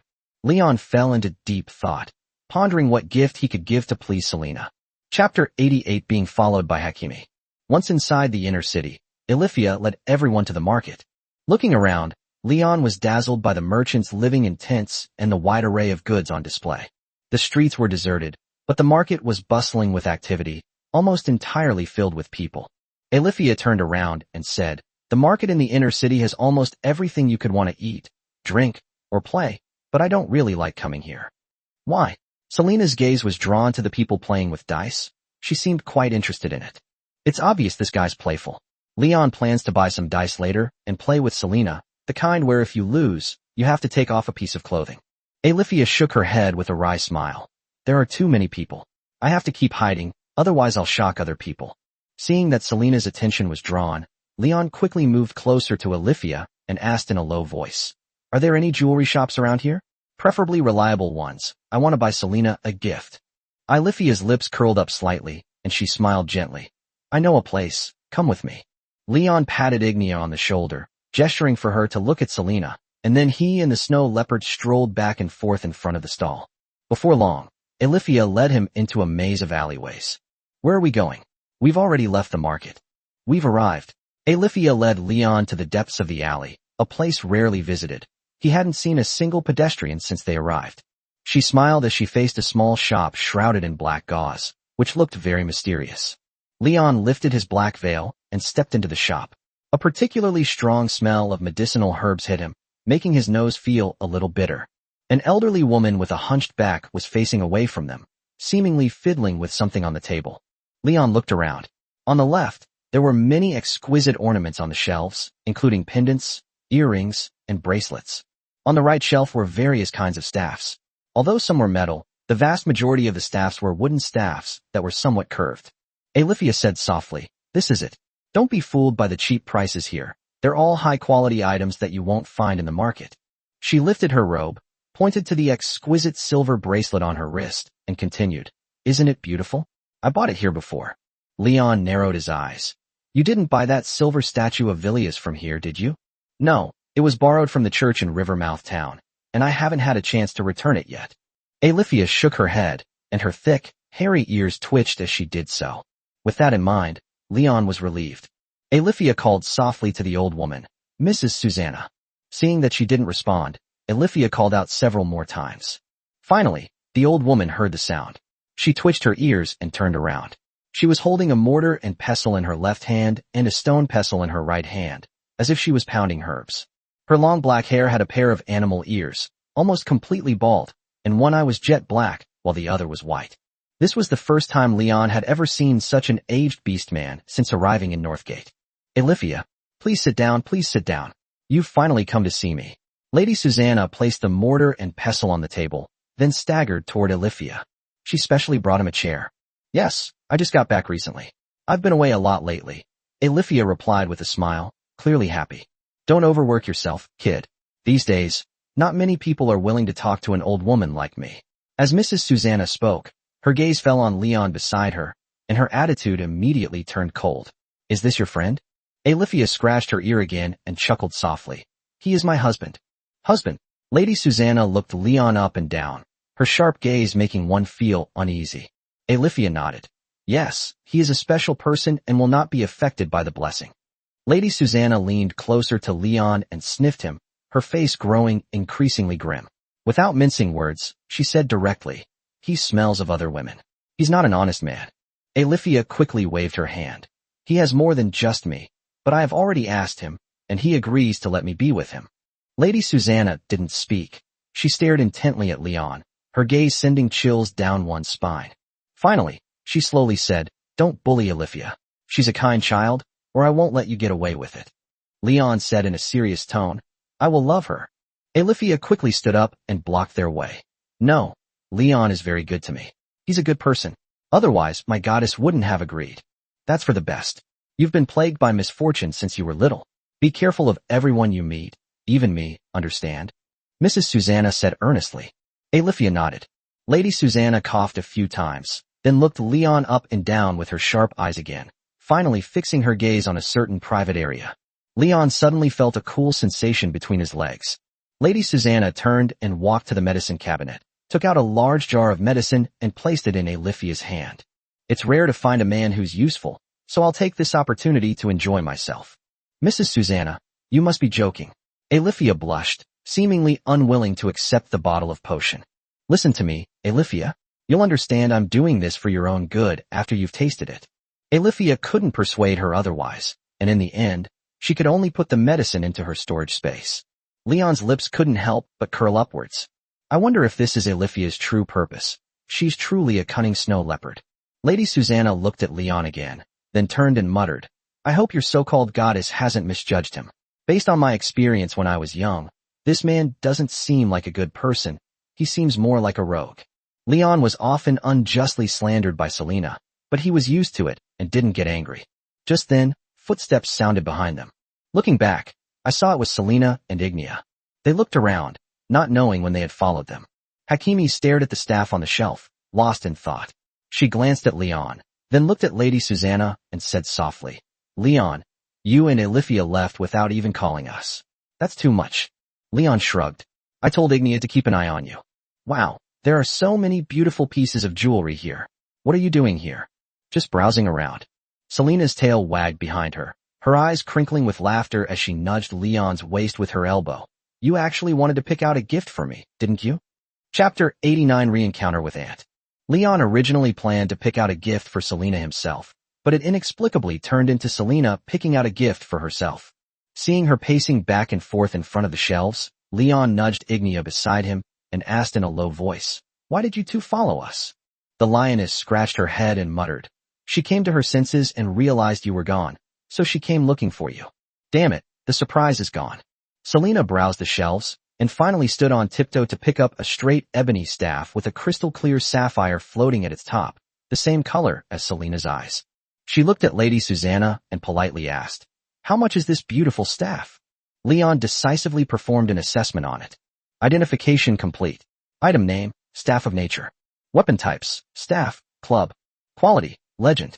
Value, incalculable. Entry, magical ebony, can be repaired by watering, magical affinity, magical manipulation, evil spirit slayer, sacred. I don't know whether to praise Selena for her sharp eye or for her good luck. I've gotten legendary artifacts by simply picking them randomly, and it's happened several times already. 200 silver coins. Lady Susanna continued when she saw Selena shake her head. Don't think it's expensive. This staff is worth far more than that. I brought it from the sacred forest when I was young. That's the territory of the elves. So many years have passed, and you're the only one who's managed to take this staff down. Perhaps you two are destined for each other. Can you make it cheaper? We just arrived in this city and don't have much money on us. Mrs. Susanna crossed her arms and said irritably, No. Take it if you want it. Put it back if you don't. Selena sighed and reluctantly put the staff back. Seeing this, Leon decisively reached out and took the staff, handing it to Selena. I'll take this one. We have plenty of money. The staff is worth the price, but the most important thing is that she likes it. Selena, with her hands behind her back, said hesitantly, 200? We don't have much savings left. We didn't earn much recently. You should have 100 here, and I should only have 150. If we pay, we'll have to live frugally. She simply couldn't bear to part with it. Despite being of noble birth, Hakimi had experienced a period of wandering and hardship, which taught her the value of money and made her quite frugal. What are you afraid of? We can earn more money by taking on more jobs. We make money very quickly now. Leon took all the money out of his storage space and placed it on the small wooden table. Selena smiled happily, nudged Leon with her bottom while holding the staff, and muttered, Thank you, master, as she took out the silver coin. Mrs. Susanna put the money away and shook her head. Is there anything else? Aren't you going to buy Alifia a gift? Leon turned to Alifia, somewhat embarrassed, and said, I'm out of money for the snow leopard. Can I buy it for you next time? Alifia quickly waved her hand. No need. I'll buy whatever I like myself. And then there's Ignia, who didn't say anything, but Leon guessed she also really wanted a gift. It's a pity I don't have any money right now, but I'll definitely make up for the gifts for them once I earn some. Mrs. Susanna, we'll be going now. We'll come to see you again next time. Alifia waved goodbye. Wait, Alifia. Come here, don't go yet. Susanna led her to a small room at the back of the shop and whispered in her ear. He whispered a few words to her, and only let her go after seeing Alifia nod. Go on, my good girl. Remember to come and see me when you have time. The four left the shop. Before Leon could speak, Selena eagerly asked, Alifia, what did that old woman just say to you? Alifia's face quickly turned red, and she shook her head while laughing. It's nothing. Selena narrowed her eyes and said meaningfully, Oh, it's something risque. This time, the snow leopard didn't try to argue. She lowered her head and remained silent. Leon clearly remembered that Lady Susanna had just given her a strange potion, and she wondered when she would be able to experience it. Selena looked up at the sky, then lightly tapped Leon's head with her staff. She exclaimed, Wow, this staff feels so good to hit people with. I'll use this to beat you up from now on. Leon shook his head. That's not how you use this gift. Use it like this. She tapped Leon's head again, then jumped onto him, wrapping her legs tightly around his waist. It's getting dark, let's go back early, master. I want to be romantic with you today. Leon was overjoyed. It seemed he would have the tender cat girl to use again tonight. Alifia lowered her head, took out the bottle of medicine from her storage space, and handed it to Selena. This was given to me by Lady Susanna. I don't need it for a while, but you can have some. Selena instantly understood what she meant, blushed and smiled. Alifia, you really are a hidden master. No, this was given to me by Mrs. Susanna. She insisted that I accept it. Don't explain, I understand. Is this for drinking? Selena shook it gently and continued. It's such a big bottle. I guess we won't finish it anytime soon. Mrs. Susanna said it was applied to the stomach. Wow, there's even a topical one. That's really enlightening. Selena swallowed hard and silently returned the medicine. Give it to me later. I'll try it on you first. After saying that, she lightly bit Leon's cheek and deliberately asked, Leon the dog, do you want me to use this? Of course. Leon nodded quickly. After all, who wouldn't like a waterfall cave? Since you've done a good job. Selena suddenly stopped speaking. She saw a familiar figure at the alley entrance. That guy happened to see her too. Selena? What are you doing here? The speaker was Elise, Selena's aunt. She stood at the alley entrance, dressed in a bright red dress and holding a golden staff, with a mid-level wind elemental following behind her, seemingly waiting for someone. This woman had sharp eyes. She looked all four of them up and down before finally fixing her gaze on the newly added Alifia. Selena quickly got off Leon, put her hands behind her back, and looked at Elise who was walking towards her. We came here to have fun, and we also stopped by the market to buy some things. What about you? Hakimi gently shook his staff, as if displaying a gift. Elise glared at Leon, then turned to Selena and said, Me? I happen to be busy. My daughter, your cousin, insisted on taking this opportunity to come and look around. Where do you live? We can have a meal together later. Chapter 90, A Caracal Cat. Leon stood to the side, looking slightly embarrassed. Seeing that Selena was also bowing her head, it was clear that Hakimi was not good at dealing with his aunt either. Elise looked at Ignia and slowly said, How is Veronica? I haven't seen her for a while. The lioness rubbed her hands together. She was perfectly fine when I left. After he finished speaking, the surroundings quickly fell silent again. Elise glanced at the snow leopard, then asked Selena, Is this Saintess Alifia? Why is she with you? Upon hearing this, Selena pressed her ear directly to her scalp. Alifia lowered her hood, and her fluffy animal ears twitched. May I ask who you are? Iris Bush Naritas. We met once 2 years ago. That summer, a plague broke out in Naritas. You were a saint who came from the capital to help the victims. You were a woman of high moral character and donated your money to the victims. I asked the priestess in the church for your name. But you probably don't remember me. The situation was urgent, and we didn't even have a chance to exchange a single word. Alifia said softly, I'm sorry, I didn't notice you at the time. Hello, Ms. Elise. Seeing that Selena did not answer, she turned to Alifia and asked, Are you their friend? I am Leon's wife. Leon saw that Elise's eyes had widened. She stared incredulously at Alifia and Leon, finally fixing her gaze on Selena. Wife? If I remember correctly, you worship Vilius, right? You should know that Leon is with my niece and my friend's daughter, right? Alifia paused for a moment, then said, Selena and Ignia? I know, they agreed. The snow leopard's large tail swayed gently behind her. She looked both excited and shy, a feeling that was hard to describe. A gentle breeze blew by, and Elise squinted, asking somewhat bewilderedly, Then is this pair right? Alifia smiled and said, I have already consulted him, and he agrees to let me be with Leon. My constitution is special, and his is also special. Elise finally fixed her gaze on Leon. You're quite capable. Even the holy maiden of the temple couldn't escape your clutches. Alifia laughed, seemingly oblivious to the awkward atmosphere, and continued, To be precise, I fell in love with Leon first. He's a kind and humble man, just different from everyone else, and I like him a lot. Elise shook her head helplessly and muttered to herself. Now they're even more capable.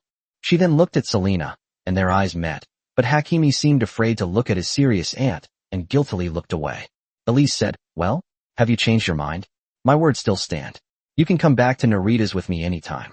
Selena shook her head. No, Auntie. I'm very happy with Leon. Look, this is a gift he gave me. After saying that, she took out the staff she had just bought and shook it gently. Elise took the staff and examined it carefully in her hand. After a while, she slowly spoke. I must say this staff is truly extraordinary. I can feel its magic is very close to mine. Is it made of ebony? It's clear that the elven craftsman who made it must have put a lot of thought into it. Selena nodded, then puffed out her chest, and said proudly, this was specially picked out for me by Leon. It cost a lot of money to buy it. You have good taste, but the person isn't so great. Elise returned the staff. Ignia listened to their conversation, crossed her arms, and replied irritably, Leon is fine. Elise shrugged. Just then, a female beast woman with long brown-yellow braids strode towards them. Like Iris, she was wearing a deep red dress. She also has a pair of fluffy cat ears, with a cute tuft of black hair on the tips of her ears fluttering in the wind. If you look closely, she looks almost exactly like Selena. The biggest difference between them is their hair color and skin tone. Her skin tone is a bit dark, a wheat color. Mom, what are you doing standing here? Come with me quickly. I found some good stuff. Can you take a look? She spoke with great enthusiasm, giving off an aura of boundless energy. Elise replied impatiently. What's so interesting about shopping here? If you like knives and swords, just have your dad bring over the best blacksmith in Narita's. There's no need to buy them here. Mom, you don't understand. If you're lucky, you can really find treasures here. Even royalty likes to dress up and come to the market. Don't be ashamed. The girl took Elise's arm and looked at Selena, who looked very similar to Elise. They are. Say hello. This is your cousin, Selena. I told you about her. Elise patted her on the shoulder, her expression serious. Cousin. She immediately spotted Selena. Hello, my name is Teresa Bush Naritas. She seemed stunned, her gaze shifting back and forth between Elise and Selena. After a few seconds of hesitation, she exclaimed, My God, Mom was absolutely right. You two look so alike. It's clear that this guy is very outgoing and friendly. Hello, Teresa, Selena replied politely. Teresa nodded, then turned her gaze to Leon. Is this your man? He's not a beast man, and although he's quite tall, he looks very ordinary. Is he a warrior? Selena nodded. Yes, his name is Leon, and we are mercenaries. Teresa chanted a spell. Although Leon didn't know magic, he had heard Selena recite this spell before. It was a magic detection spell. Sis, you found an ordinary guy to be your husband? He doesn't seem to have any magic power. I can't detect it. Selena took his arm. Leon isn't an ordinary person, he's special. I don't believe it. I can take on 20 or 30 opponents with this kind of magic. This is too arrogant. Leon decisively used his identification on it. Assessment complete. Name, Teresa Bush Naritas. Age, 18. Gender, female. Race, beast-like human, Caracaris, genus Caracaris, family Felidae. Attribute details. Strength, 7. Agility, 7. Perception, 9. Intelligence, 6. Spirit, 7. Charisma, 6. Luck, 3. Entry, absolutely neutral, energetic, determined, hardworking. Current overall strength rating, 19,000. Leon fell into deep thought. With a combat power of only 19,000, how dare she be so arrogant? Alifia could take on 2 of her. Teresa, that's enough. What nonsense are you spouting? Have you bought everything yet? I'm done shopping, are we going back now? Teresa turned to look at her. Elise whispered to Selena, take me to your place. If possible, I'd like to stay the night, and then leave tomorrow. Chapter 91 insists on a sparring match. This house is in the outer city. Did you buy it? Elise looked around and finally asked Selena. In winter, it gets dark quickly. By the time I got home, the streets were already pitch black, except for the blacksmith across the street who was still forging iron. Several children saw Elise, dressed in fine clothes, follow her all the way, and then beg from her. Hakimi shook his head. No, we're renting this house. We want to travel to other places, so buying it wouldn't be worthwhile. Teresa looked around the house with a hint of excitement, then turned to Elise, who was giving money to the children, and asked, Mom, are we staying here tonight? Yes, I need to talk to your cousin. Okay, Teresa stood by the window, banging on it. Judging from her posture, if the window wasn't locked, she would probably just climb in through it. When Leon heard that Elise wanted to talk to Selena, he immediately felt uneasy. This Annie is probably planning to speak ill of Hakimi. It's one thing to talk badly about her, but the main problem is that I can't have any romantic time with Selena tonight. Leon sighed and slowly opened the door. Elise, watching from the side, raised an eyebrow and said, "Leon doesn't seem too happy." Selena peeked over from the side and said, "He seems pretty happy." Leon nodded, a slight smile playing on his lips. "Yes, I'm very happy." The group entered the house one by one, and as the candles were lit, Elise raised her head slightly and began to look around. She glanced at the kitchen first, then at the bedroom. Upon seeing the two beds arranged side by side, her expression became somewhat complicated. She then found a chair at the dining table in the living room and sat down. And Teresa, just like her mother, patrolled around the house, her ears darting around on her head like radar. Ignia squatted down in front of the wind elemental, carefully examining the motionless elemental creature, then got up and walked toward Selena, poking her shoulder. "I'm hungry." Hakimi took out a piece of white bread and handed it to her. Seeing this, Elise said, "Let's have dinner first. I guess you're all hungry." With a wave of her hand, some bread, cheese sausage, 2 jars of deep red jam, and fresh cranberries appeared on the table. Elise quietly served everyone their meals, then pulled Teresa to the table. Although the atmosphere at the dinner table was somewhat awkward, the group still finished their dinner quietly. Teresa seems to have ADHD. She kicks her feet under the table while eating, prompting Iris to say sternly, "Teresa, a woman should behave like a woman. Behave yourself while eating." Even the most oblivious person could hear the anger in her words. Pedantic. Teresa had just finished cursing when her body jerked violently, and she yelled, nearly knocking over the entire table. Elise put down the bread, staring at her intently. "Are you never going to stop?" All of them turned their gazes to her. "I'm innocent. Something just shocked my foot. It hurts so much." Alifia quickly said, "I'm sorry, I'm cursed and can't be touched. Are you alright?" Teresa bent down to rub her feet, looking distressed, but was scolded by Elise again. "Can't you see everyone is eating? What kind of table manners did you learn?" She exclaimed in annoyance. "Ugh, it's so annoying every time we go out together. This isn't a formal occasion. Why do we need to be so polite?" After saying that, Teresa picked up a piece of white bread and stormed into the room where Leon and the others were sleeping. Elise didn't turn around to look at her, but simply said casually, "Sorry to make you laugh. This child has been spoiled by his father since he was little." Selena shook her head. It's okay. I used to be like this at home too." Alifia finished her dinner first and headed to her room, followed by Ignia, and finally Leon. His plate was almost empty, but seeing that Selena and Elise were still eating, he couldn't very well leave. It wasn't until Elise herself said, "Go to your room after you've finished eating. I'll clean up later." Leon glanced at Selena, and seeing her give him a look, he felt relieved and went into the room. After knocking twice and pushing the door open, Leon found Teresa, Ignia, and the other two sitting on the bed chatting. Ignia's tail was swaying back and forth behind her, and she seemed to be unaffected by the situation. She was wearing a formal dress and sitting cross-legged, completely unaware that her panties were on full display. Teresa continued with a playful grin. "Your name is Leon, right?" "Yes." Teresa continued, gesturing excitedly. "You're amazing. An ordinary person like you managed to marry women like Ignia and Alifia, who are both top-notch experts. Although Ignia doesn't know magic, she's incredibly strong, and Saintess Alifia is even more amazing. She just demonstrated it for me. She snatched the cranberries from my hand in an instant. I didn't even see it. She's incredible." Leon rested his chin on his hand and said in a serious tone, "I can't help it. I'm just too charming." Teresa curled her lip. "TCH, you're definitely the kind of smooth-talking man my mom always talks about." Before Leon could speak, Ignia said for him, "Leon is also very good. He's better than all of us." Teresa paused for a moment, then looked Leon over again before saying, "Nonsense. I can't see any magic on him. You have far more magic than him." Alifia explained softly from the side, "Little Shah, not everyone needs to rely on magic. Leon relies on his fighting spirit." "Huh?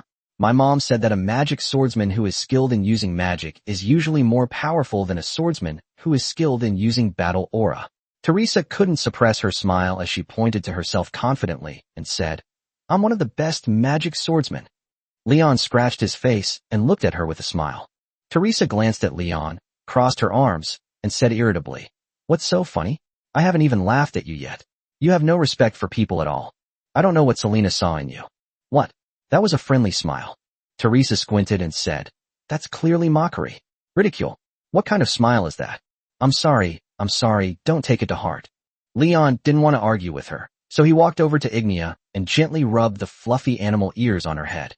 "Let's go outside and fight one-on-one. I'll show you what I'm capable of." Teresa reached out and grabbed Leon's clothes.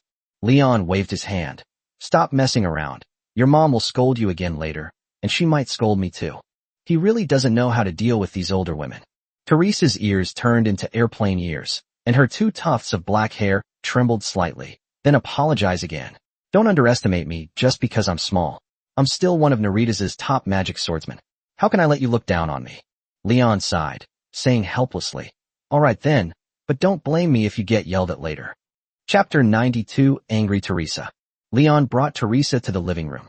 He originally wanted to go to the street, since it was more spacious and the sparring wouldn't damage anything. But the confident Teresa insisted on sparring in the living room. Selena and Annalise seemed to be talking in the next room. Their door was ajar, and you could occasionally hear their voices coming from inside. Alifia and Ignia sat to the side watching the spectacle. Teresa crossed her arms and, with her hips thrust out, said, still daydreaming, "I was just talking to you." Hey, honestly, she didn't inherit any of Ms. Elise's ladylike qualities. "What did you just say?" Leon asked, puzzled. He didn't hear a word just now. Teresa said angrily, her fierce expression making it seem like she might pounce on Leon at any moment. "I asked you how you want to compete? You don't seem convinced. Anything is fine, just don't try to compete with me in things like starting a fire or building a house. I don't know magic, so I really can't conjure up materials out of thin air. Who wants to compete with you in this?"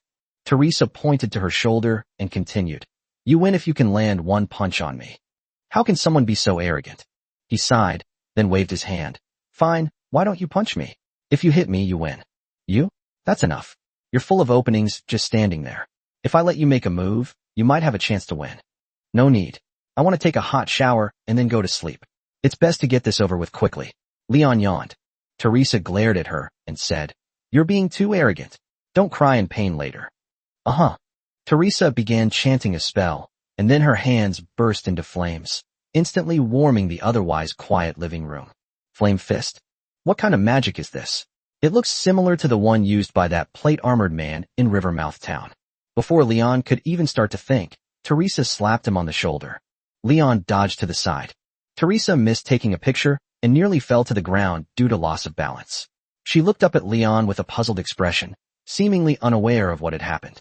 To be honest, she was incredibly fast. Although the man in plate armor could also emit flames, he wasn't on the same level as her. Of course, this speed is not as fast as Alifia's, because Leon can clearly capture her every move, while he can only see a blur of Alifia's speed.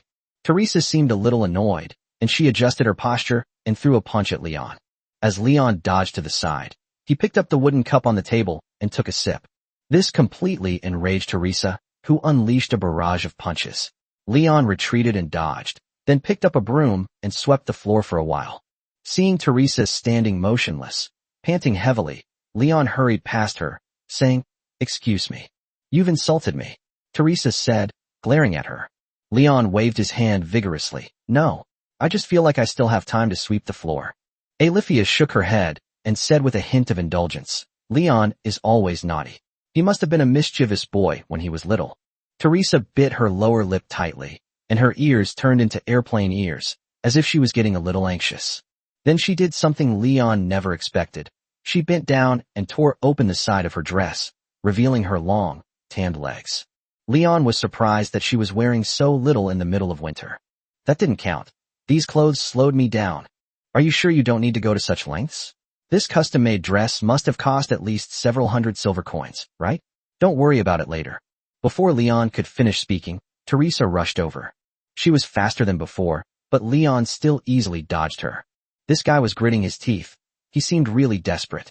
Leon sighed, and seeing the fist coming again, he stood still without dodging. Teresa was startled.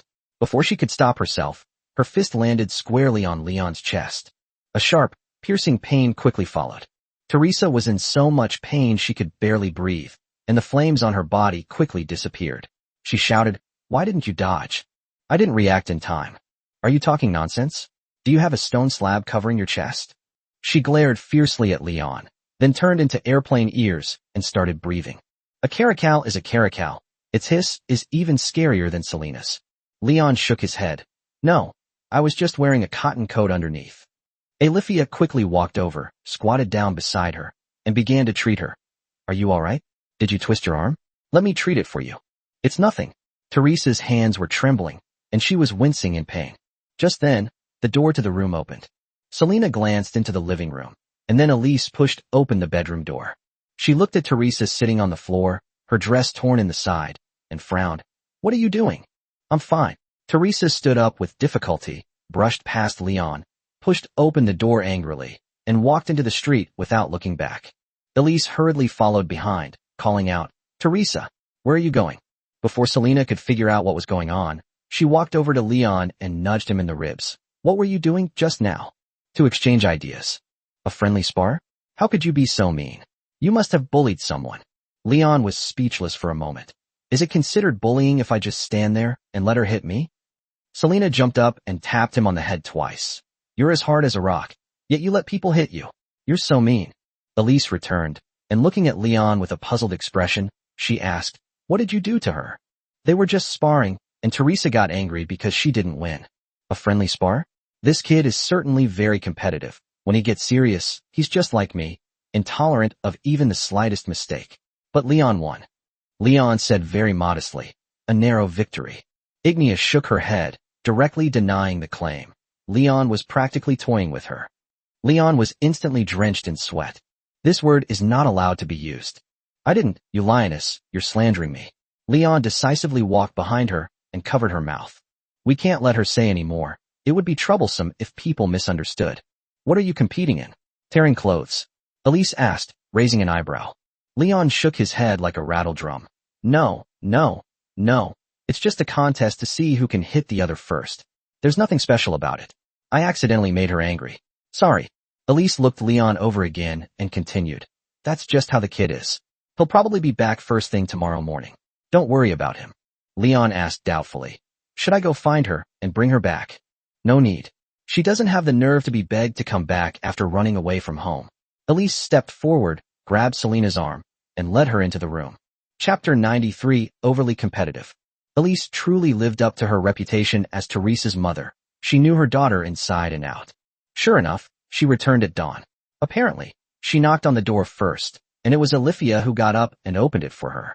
At that moment, this guy was sitting opposite Leon, staring intently at him as he ate breakfast. Leon pretended not to notice her, and then focused his attention on Selena. Hakimi remained unchanged, quietly eating his breakfast as usual, occasionally stealing glances at Leon. Her aunt, Elise, was just as expressionless as yesterday, looking like a cold and aloof ice queen. Ignia spread the jam evenly on the bread slice, then put it in her mouth and chewed it heartily. She seemed to have a good appetite. As for Alifia, for some reason she went to do laundry early in the morning and is still in the bathroom. Leon looked around and then looked up at Teresa again, only to find their eyes locked once more. This guy still seems angry. Leon swallowed the bread, then lowered his voice and asked knowingly, "What's wrong?" Teresa's eyes widened, and she said fiercely, "We'll have another match later." Leon was speechless for a moment. Why is this guy so competitive? His original intention yesterday was just to tease Teresa, but he didn't expect to be entangled with her now. He should have just pretended to admit defeat. Again? Spare me. I'm terrified of being hissed by kittens. Leon decisively raised his hands. "I give up." "A little kitten?" Teresa looked at Leon in disbelief and shouted angrily, "I am Naritas's top magic swordsman. How dare you call me a kitten? You are insulting me." Teresa started breathing again. "Isn't a caracal just a bigger cat?" He didn't think there was anything wrong with calling it that. Elise glanced at Teresa and said from the side, "Forget it, you can't beat him." Selena said that Leon's fighting spirit is incredibly strong, even to the point that he is immune to the curse of Saintess Alifia. "No way. I almost won yesterday," Teresa continued. Seeing her so serious expression, Leon almost believed her. The truth is that the old man was teasing the child. Leon was simply playing with the cat. Leon chimed in. "That's right. They would have won if Teresa hadn't had such a poor performance." Elise waved her hand, seemingly not having much patience to argue with her. Shut up, Teresa. Finish your food and come home with me. I don't have that much time to waste on you. Teresa's eyes widened, and a tuft of black hair on her ear twitched. I'm staying here. Elise put down the bread and looked at her sharply. What are you doing here? You still have things to do in Naritas. Never mind all that. I'm going to have a match with Leon. I have to beat him until he's completely convinced. Teresa, I'm not discussing this with you. Elise glared at her and stopped talking. Breakfast quickly ended in this awkward atmosphere. Before leaving, Elise called Selena to her side, took out a golden magic book from her storage space, and handed it to her. This is an advanced magic book. I think you should need it. Selena took the book, quickly flipped through a few pages, and then looked up at Elise. Auntie, is this for me? Yes, learning more magic will be good for you. Your parents are both excellent magicians, so your talent won't be too bad. Elise affectionately patted Selena's head, and it was clear that she seemed to really like her niece Selena. Leon was watching with great interest when he suddenly made eye contact with Elise. She slowly said, Take good care of Selena. She loves you very much. Leon nodded. Don't worry, I will. Elise said expressionlessly, Is that so? Then you should find fewer women in the future. It's clear that she was referring to Alifia. As soon as she finished speaking, she pinched Teresa's ear. The cat girl seemed reluctant, but in the end, Elise dragged her by the ear and led her towards the inner city. Watching them leave, Selena and Leon breathed a sigh of relief almost simultaneously. Selena pulled out her staff and tapped Leon on the head. What are you so relieved about? Leon shook his head. Your sister is too difficult to deal with. She always wanted to spar with me, and she would get angry if she couldn't beat me. Now she's finally gone. Isn't it because you provoked them? You're talking nonsense. She provoked me first. I was just acting in self-defense. I don't believe you. Selena tapped Leon on the head with her staff again, then raised an eyebrow and asked, Did you have a good time with Ignia yesterday? You're trying to trick me again. You two are right next door. How dare I make a move? Although Leon really wanted to bully Ignia, he was afraid that the two of them would make too much noise and that Iris would hear them. Selena smiled meaningfully. That's more like it. What were you all talking about? I could still hear you chattering away in the middle of the night. We talked about everything, mostly about my parents, and of course, about you too. I told my aunt about some of your situation. Leon nudged Selena with his elbow. What did she say about me? Lustful. Leon shrugged. This wasn't the first time he'd been slandered. Life is less than 30,000 days long. He just likes to watch some juicy and stunt videos. What could he have done wrong? Selena's lips curled into a smile as she leaned against Leon, her eyes sparkling with amusement. So, are we going to the tavern today? Or is there something else we need to do? Leon narrowed his eyes. Whatever you say, it's up to you. Selena glanced around and said casually, It's still early, we can rest a bit more. Leon understood immediately. He bent down and quickly picked up Selena, making her giggle nonstop. Seeing the lioness sharpening her axe, Leon called out, Ignia, come inside. Okay. She decisively put down the axe and followed Leon into the room with his tail wagging. Alifia sat to the side, scratching her cheek without saying much. She was clearly still shy. Just as they were talking about love, Leon suddenly heard Alicia's voice. What's wrong, Ms. Elise? Have you forgotten something? Where is Selena? Hakimi's face turned bright red. She listened intently for a moment, then hurriedly picked up her clothes. Oh no. This Anne actually came back from behind. Alifia hesitated for a long time at the door before finally managing to say, They're taking a nap. Elise paused, as if realizing something. She's in such a hurry. This money is for Selena. Please give it to her after she's asleep. Sorry to bother you. Chapter 90 for the unyielding Teresa. How much money did your aunt leave you? Leon made a snowball and gently threw it at Selena. After being disturbed by Elise, they temporarily lost interest and decided to go to the tavern to take on a seemingly dangerous job to earn some money.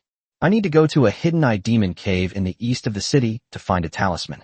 They've spent a lot of money lately, and if they don't earn some money to eat soon, they'll have to beg on the streets.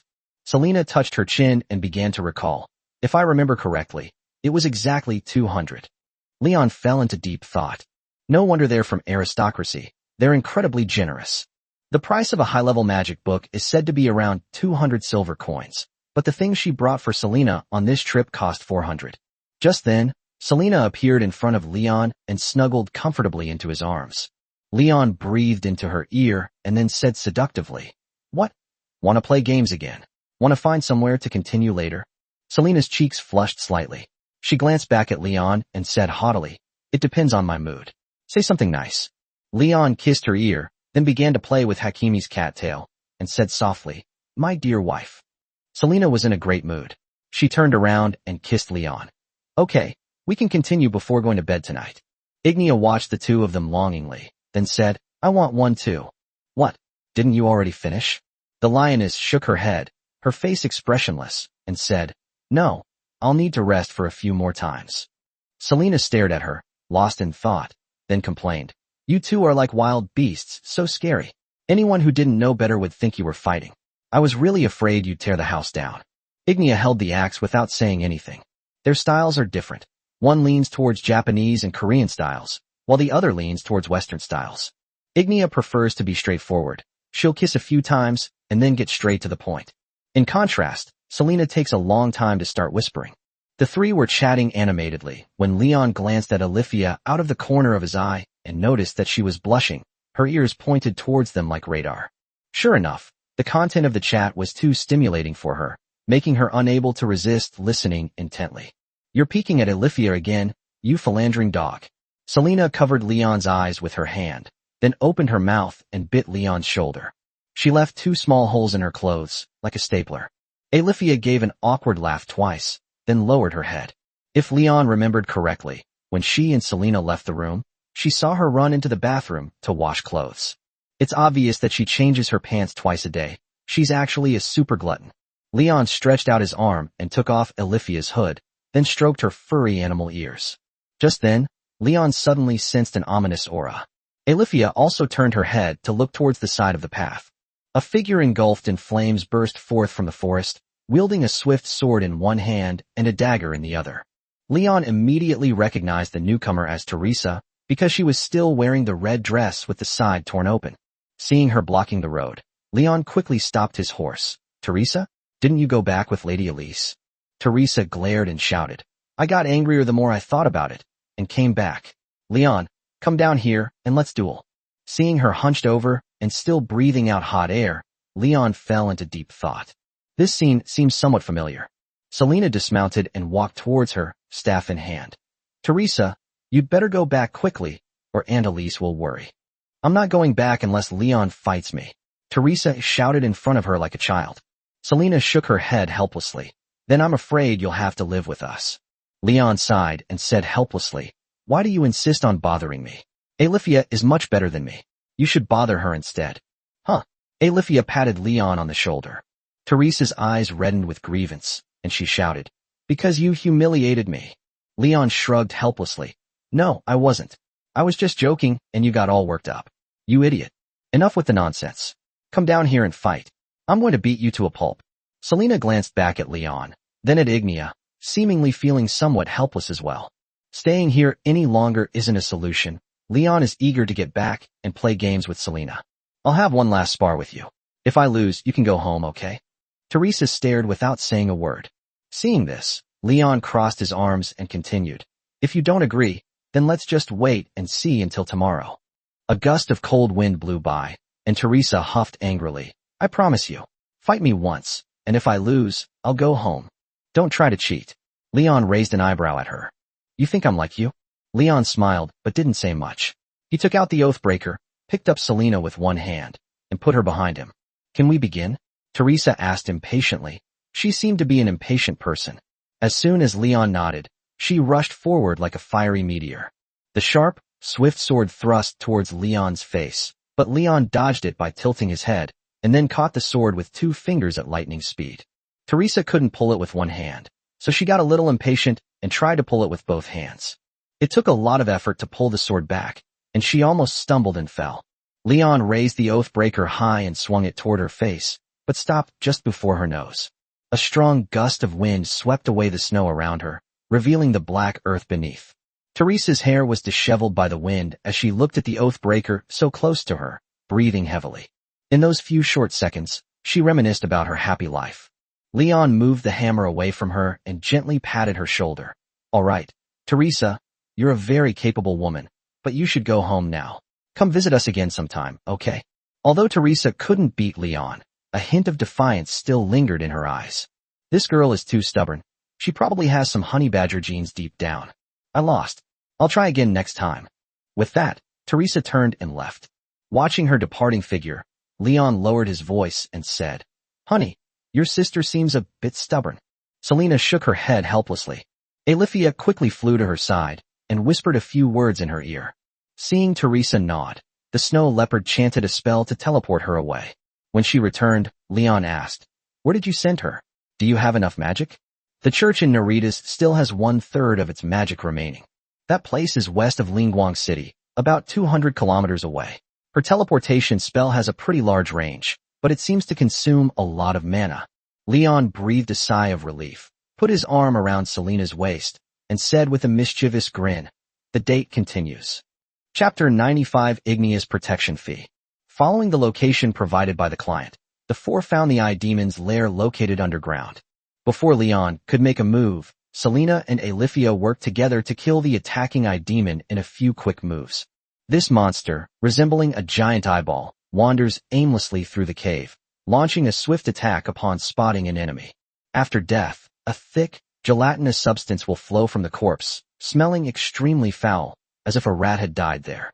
Alifia shook off the slime on the Dawn sword, then chanted a spell to instantly incinerate the beholder's corpse with flames.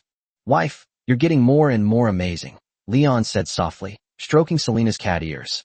She had just used magic to intercept and interfere with the Eye-Demon's petrification spell, and then struck the Eye-Demon with a lightning strike, creating a suitable opportunity for Alifia to make her move. The quest was completed in less than 10 seconds. "Leon, this staff is amazing. I feel like the power of my spells has been amplified at least twice. Did you see that bolt of lightning just now? It lit up the entire cave." Selena exclaimed excitedly, hugging the staff. "This was totally worth the money." Leon lowered his head and kissed her cheek. "Of course, my wife has always had good taste." Having said that, he used his appraisal skill again. Name, Selena Ockfelder. Current overall strength rating, 14,000. Compared to last time, she has increased her combat power by nearly 6,000. If she learns a few more advanced spells, her strength will increase even further. Hakimi is really amazing. In the blink of an eye, his fighting power has surpassed Igneous. I wonder how far she will have grown in another 10 years. Igneous slung the axe over her shoulder. Though her face was expressionless, her tone betrayed a hint of envy. Selena is getting stronger and stronger. Leon was a perceptive man. He decisively pulled Ignea into his arms and said, "It's okay. Don't dwell on this. Let's just treat this as a vacation and adventure, okay? I'll protect you from now on. You just need to pay a little protection fee." She twitched her ears and asked in a serious tone, "How much?" "It's not about money," Leon whispered with a wicked grin in her ear. Ignea suddenly understood, then nodded emphatically. "Okay, I promise you." Selena poked Leon in the waist twice. "Let's talk to Ignea when we get back. Let's look for that amulet first, and once we find it, we'll leave. There are skeletons all around here, and it looks kind of creepy." Before she could finish speaking, Alifia said, "Found it." The snow leopard bent down in the corner, picked up the golden circular amulet, blew off the dust, and handed it to Leon. The amulet was engraved with some runes that he couldn't understand. "Are you sure this is it? It doesn't look like it's worth 100 silver coins." Leon could tell from the weight that it was a silver amulet, with the gold plating on the outside. Alifia shrugged. Maybe it has some special meaning to him, so he said it's important. 2. Selena looked up at the cave entrance and teleported out first, followed by Alifia, who took Ignea with her. Leon then made a final leap out of the cave. After leaving the Eye-Demon's lair, Leon dusted himself off and noticed Selena staring at him. He grinned lewdly. "What are you doing?" "Can't wait." Selena shook her head, and after a brief moment of thought, said, "Leon, have you noticed any changes in your body?" "Yes, something is expanding." No sooner had he finished speaking than Leon was brutally beaten, as Selena banged her staff against him. "This staff is worth at least 200 silver coins. Don't interrupt it. It's not that easy to break." "Leon, you deserve a beating," Selena pouted and muttered. Alifia listened with great interest, a smile occasionally creeping onto her face. Selena coughed twice, then said very seriously, "Do you feel your strength has increased?" Leon blinked, then looked down at his hands, lost in thought. "I do feel a bit stronger." Leon remembered that when he first transmigrated, his strength wasn't as monstrous as it is now. At least he couldn't jump 10 meters high. "Does battle chi accumulate?" Selena scratched her cheek. "As far as I know, most people don't seem to, but you might be an exception, after all." Leon turned to look at Ignia, then found a tree stump nearby. Let's have a strength contest. Ignia obediently placed her hand on top, then suddenly exerted force to try and knock Leon down. Leon, however, remained as still as a mountain, his hand motionless in place. Push harder. Leon remembers feeling the pressure the first time he arm wrestled with Ignia, and it took him a few seconds to win. Now, the lioness can no longer budge him in the slightest. Use both hands together. Ignia placed her other hand on top, and then exerted all her strength again. Leon did feel her power this time, but still won the match easily. Ignia stared wide-eyed in disbelief. Selena watched from the side and then said, "Sure enough, Leon has become stronger than before." Leon promptly hugged them both. "It's okay, it doesn't stop me from loving you." Hakimi muttered, glancing sideways. "I'm really afraid you'll strangle me one day. When I'm not exerting myself, I'm just like a normal person, so don't worry about that. I will still love you gently." Leon used his large hand to mercilessly knead her ear. With his face flushed red, Hakimi punched him twice more. Ignia scratched her ear, her face full of doubt. "Did you secretly exercise while I was sleeping?" Her perspective was clearly somewhat unconventional. Leon's breathing simply became stronger. There were no fancy tricks involved. "You're overthinking it. I usually sleep even more soundly than you." Leon kissed her and gently stroked her lion ears. Ignia had a faint smell of sweat, which, combined with the warm scent of sunshine, smelled quite nice. Selena fell into deep thought. "I wonder if this fighting spirit will have any negative effects on you. I'll have to ask my aunt another day." "This is unnecessary." Leon pointed to the pine forest beside them and lowered his voice. "It's still early. How about we have a private chat?" Selena punched Leon. "Let's talk about it when we get back. Look at how impatient you are. The blankets are all at home, and I didn't bring them with me. Besides, building a house is a lot of trouble. I used up a lot of magic in the battle just now." Alifia coughed twice and said, "I brought some. You can use them. Do you want them?" Before Selena could refuse, Ignia spoke first. "Can I borrow it? I want to pay protection money to Leon." Chapter 96 Beautiful Eyes. "Ignia, really, you couldn't even hold back for a little while. Didn't you guys just exercise this morning?" Selena muttered to herself, finally poking the lion girl's thigh with her staff. "You're a pervert too. He teaches us to be more moderate, because excessive indulgence is not good for our health, for both men and women," Alifia preached from the side. Selena was furious. She raised her staff and tapped Alifia lightly. "It's all because you started this up, and I saw you listening to it with great enthusiasm." She had always wanted to tap Alifia a few times, but she was afraid of getting an electric shock, so she didn't. Now that she has the staff, she has finally found a weapon that she can use.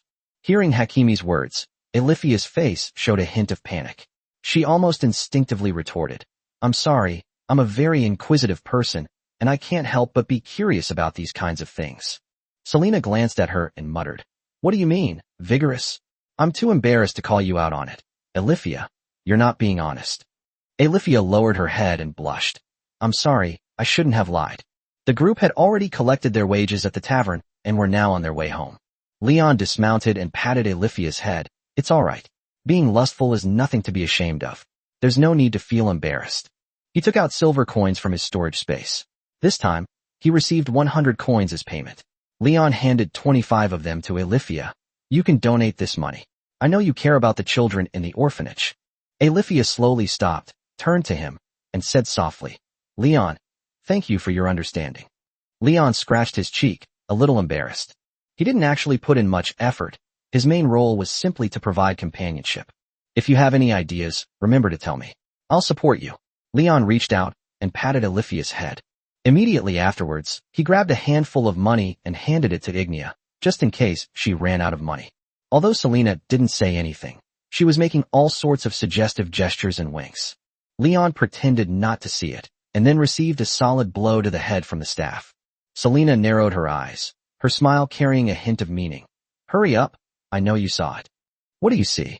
Leon asked, feigning ignorance. She stretched out her hand again. "Don't play dumb, hand over the money quickly." Reversing the heavenly stems. Back when Selena found money, she was expected to hand it over obediently when Leon reached out his hand. How come there's a bipolar reversal now? Seeing that Leon didn't react, Selena tapped Leon's head again and said in a coaxing tone, "Hurry up, inferciled, it's always the women who manage the money." Leon pursed his lips, then looked up at Ignia. "Then I'll let Ignia handle it." This lioness is simple-minded, unlike Hakimi who is so cunning.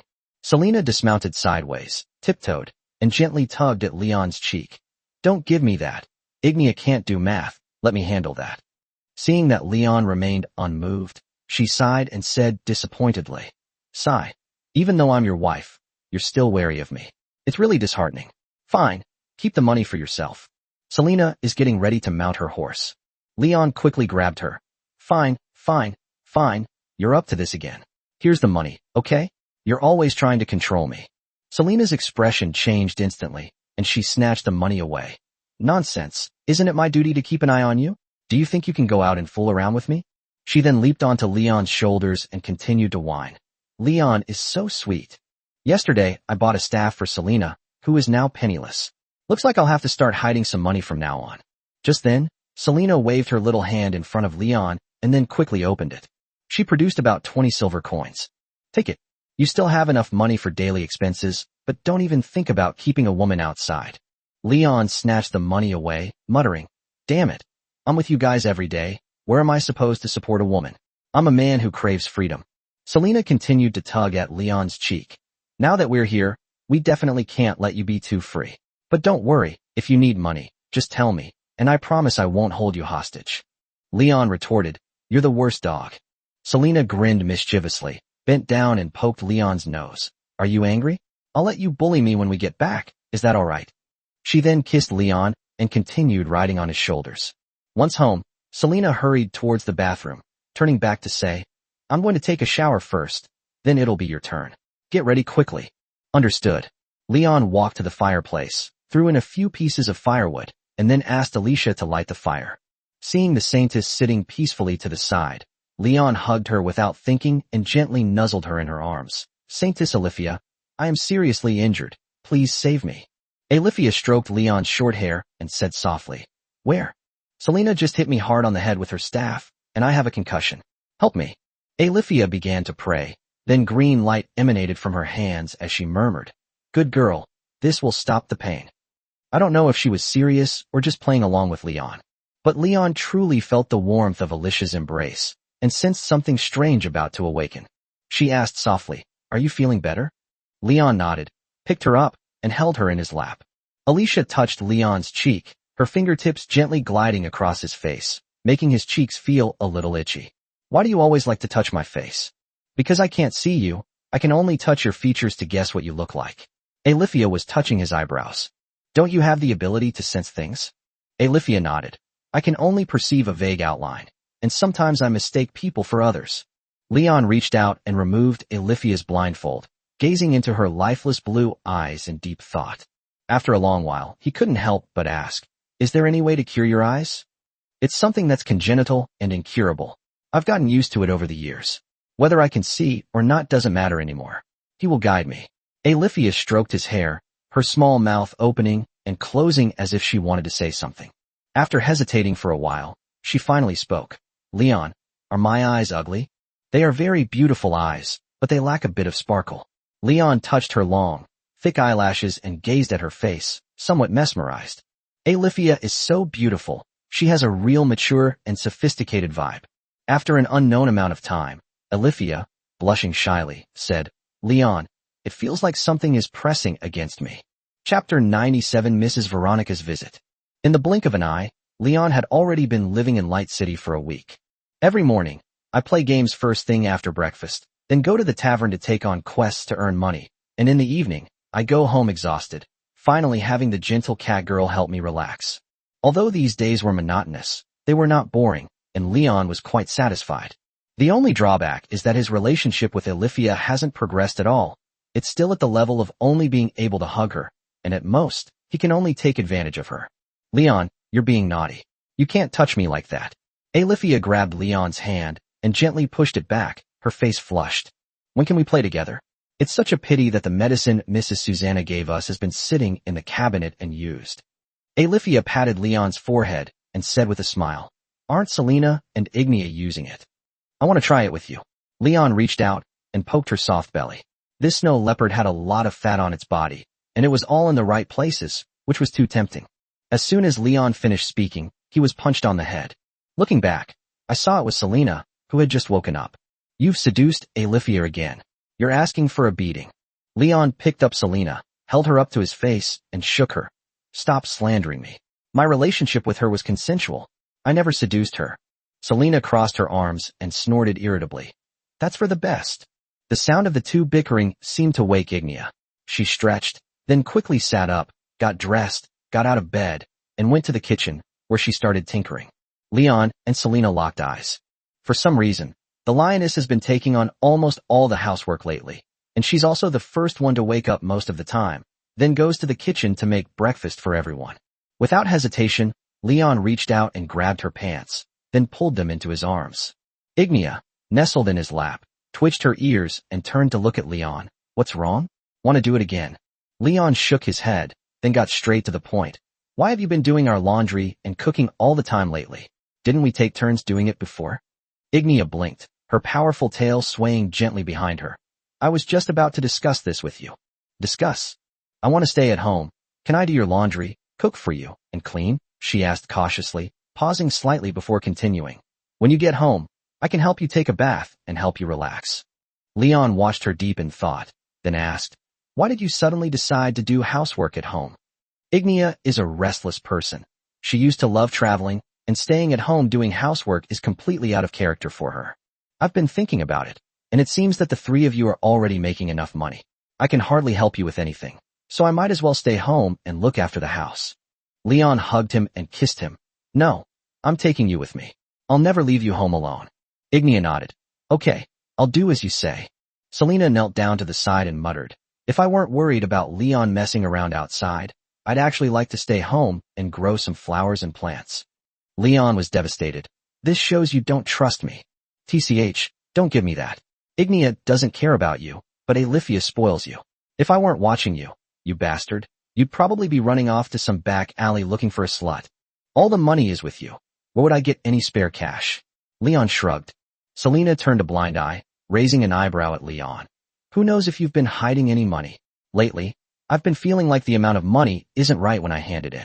I'll have to calculate it sometime. Leon was instantly drenched in sweat. He only stole a few silver coins each time, afraid that if he took too many, Selena would find out. This shows you don't trust me. I'm going to punish you severely tonight. Selena's cheeks flushed slightly, and she pouted, muttering, Humph, I'll let you be powerful for now. Wait till you get old, you'll see what you do then. You'll suffer for having so many women. After saying that, she stood up slightly and gave Leon an elbow, then stood in front of Leon with her hands on her hips. Want to come? It's still early, we can play for a while longer. You little glutton. Alifia laughed awkwardly twice, then got up and walked towards the kitchen. You guys play. I'll go to the kitchen and make you breakfast. Thank you, Snow Leopard, you're so kind. Leon grabbed Selena and prepared to have some fun with her.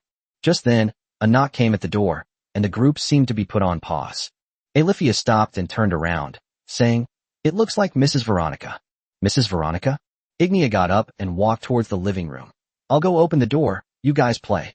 Leon was in no mood for anything else. He hurriedly dressed, and then sat on the edge of the bed with Selena in his arms.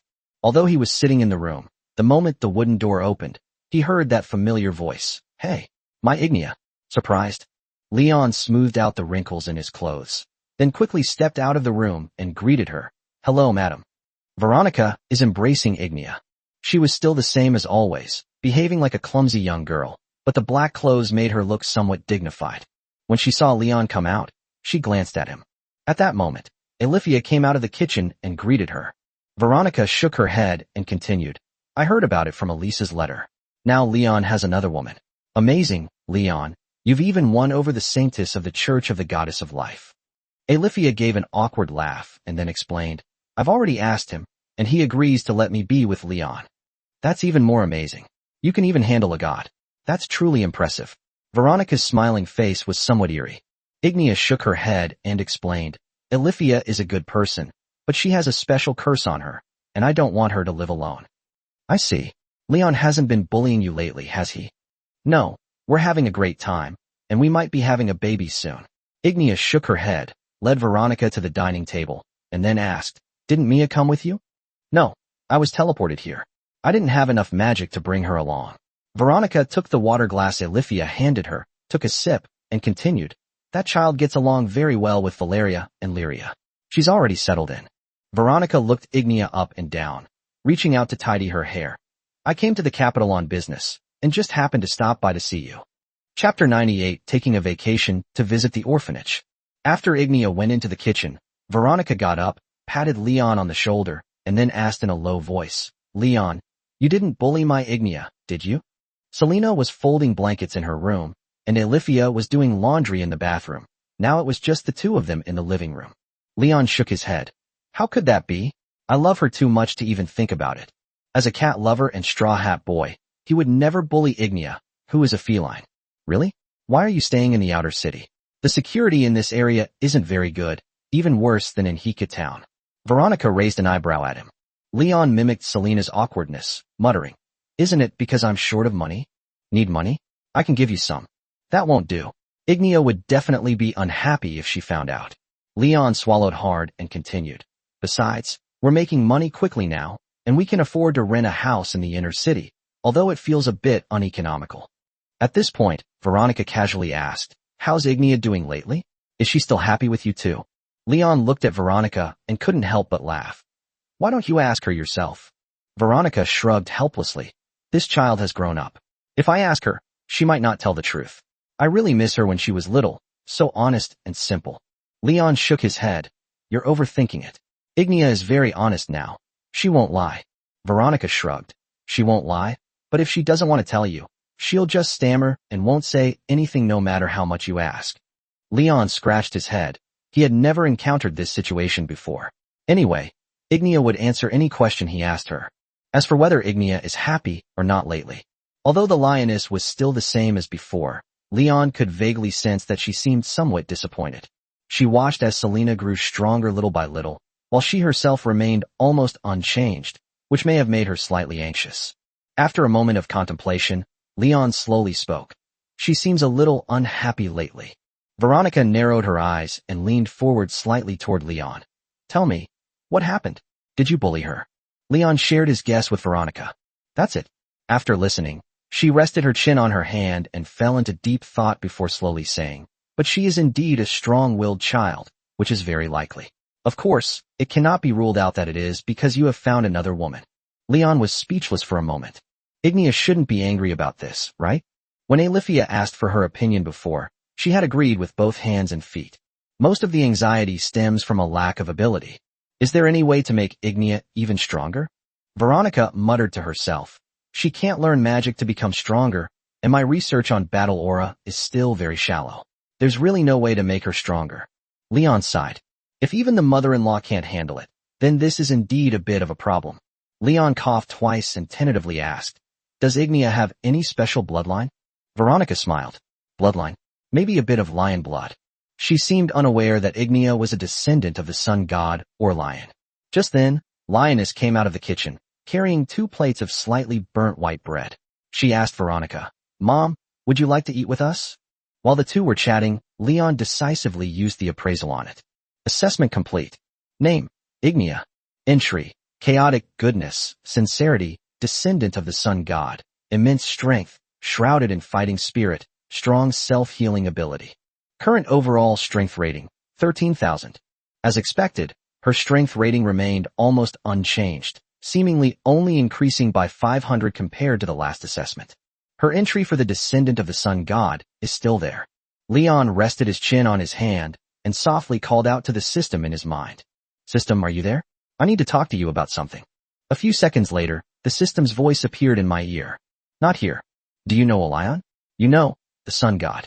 Your immediate priority is to burn her, but with a cigarette butt. My wife Ignia is very unhappy. If you have any special abilities, make sure she awakens them quickly. I don't know him. Hurry up, system, please help me, buddy. The system went silent. Leon guessed it must have gone to do something else. When Leon came to his senses, he found that his family was already sitting at the dining table, all eating bread with gusto. Selena gently stepped on Leon's foot under the table until he came to his senses, then slowly moved her foot away. Damn you, Leon. What were you daydreaming about just now? Eat quickly, there's nothing else. Ignia's bread is really delicious. Leon stuffed the burnt white bread into his mouth and chewed it slowly. Veronica finished her breakfast first, then glanced at Ignia before slowly getting up. Mom, where are you going? Ignia asked, puzzled. I have something to discuss with my friends here. It's almost time for our appointment, so you guys continue eating while I go. I'll come back to see you in a couple of days. Mrs. Veronica touched Ignia's ear, then playfully waved goodbye to the group. After she opened the door and left the house, Selena chuckled inexplicably. She pointed to the dark white bread in her hand and said softly, Ignia, I'll teach you how to heat the bread later. I can, but I got distracted today and burned it. Sorry, the lioness said sincerely. Leon reached out and touched her furry ears, then examined them closely. Ignia's combat strength has not changed at all. It seems the system has not yet succeeded. He looked at Selena beside him. Honey, how about we rest at home today? Ignia's been tired lately. I'd like to give her a shoulder massage. Hakimi raised an eyebrow at Leon. Why didn't I see you rub my shoulders? I'll massage your feet later. I won't let you massage me. I've been tired for days anyway, so let's rest. I'll have some time to calm down and study advanced magic properly. Selena sighed and slumped onto the table. You have no idea how difficult advanced magic is. You can't learn it at all without focusing. Alifia raised her hand and said to Leon, I'd like to visit the orphanage later. Then we'll go with you to the orphanage. Leon was mainly worried that the snow leopard would be bullied by the children, so he felt more at ease staying with her. I can go there by myself. It's not that far from here anyway. Leon shook his head and said softly, It's all right. I can take Ignia and Selena with me. It won't interfere with the shoulder massage, and we can also interact with the little girls. Chapter 99 Alifia's First Kiss. The four went to the orphanage. Alifia walked in front, while Leon and the other two followed closely behind her. The children at the orphanage were just as enthusiastic as last time, and they all surrounded the snow leopard when they saw it. Those mischievous kids who threw stones last time only dared to watch secretly from a distance when they saw Leon here. Alifia was surrounded by children, and Sister Camille was also asking her questions, glancing at Leon from time to time. Several blonde little girls were attracted by Leon's tall stature, and they hopped and skipped over to him. Leon sat on the stone steps, gently stroking their furry animal ears, his mouth stretched to the back of their ears in a wide grin. Selena, frowning from the side, couldn't stand it any longer and elbowed Leon twice in the waist. You're bullying the child again. You dog. No way. They clearly love having their ears touched, right, Clara? Clara is a child Leon just met. She is a feline beast human with beautiful blonde hair. She is not only very smart, but also loves to act cute, and her adorable appearance makes Leon unable to resist her. Clara nodded, her cat ears twitching slightly, and she made a pleasant purring sound in her throat. Selena was furious.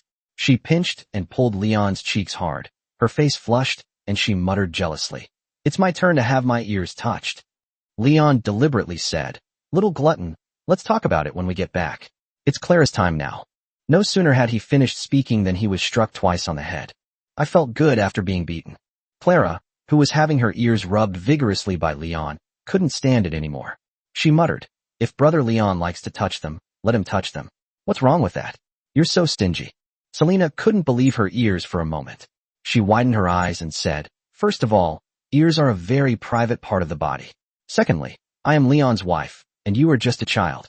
Clara muttered, So what? I like Leon too, and I want to be his wife when I grow up. Leon smiled happily. He liked the child very much, because the child had lofty ideals and ambitions. Seeing that Selena was about to explode with anger, Leon decisively activated his face-changing skill, quickly removed his hand from touching the little girl, and then hugged Selena tightly. Baby, you are the best. You are gentle and understanding. I am so lucky to have you as my wife. Clara stood beside Leon with her hands behind her back, wagging her tail and smiling meaningfully. Selena bit his cheek. You changed your mind pretty quickly. What a fickle man. Ignia, sitting to the side, suddenly said, Leon likes children. Selena quickly shook her head. Ignia, the like you're talking about is not the same as Leon's like. He's a pervert. Leon started tickling her most itchy spot, making her laugh out loud. You're slandering me again. I just think children are pure and cute. What nonsense are you talking about, Hakimi? You know I like mature women with good figures. Then why haven't I seen you touching boys' ears? You only touch girls' ears. Wrong. Ha ha.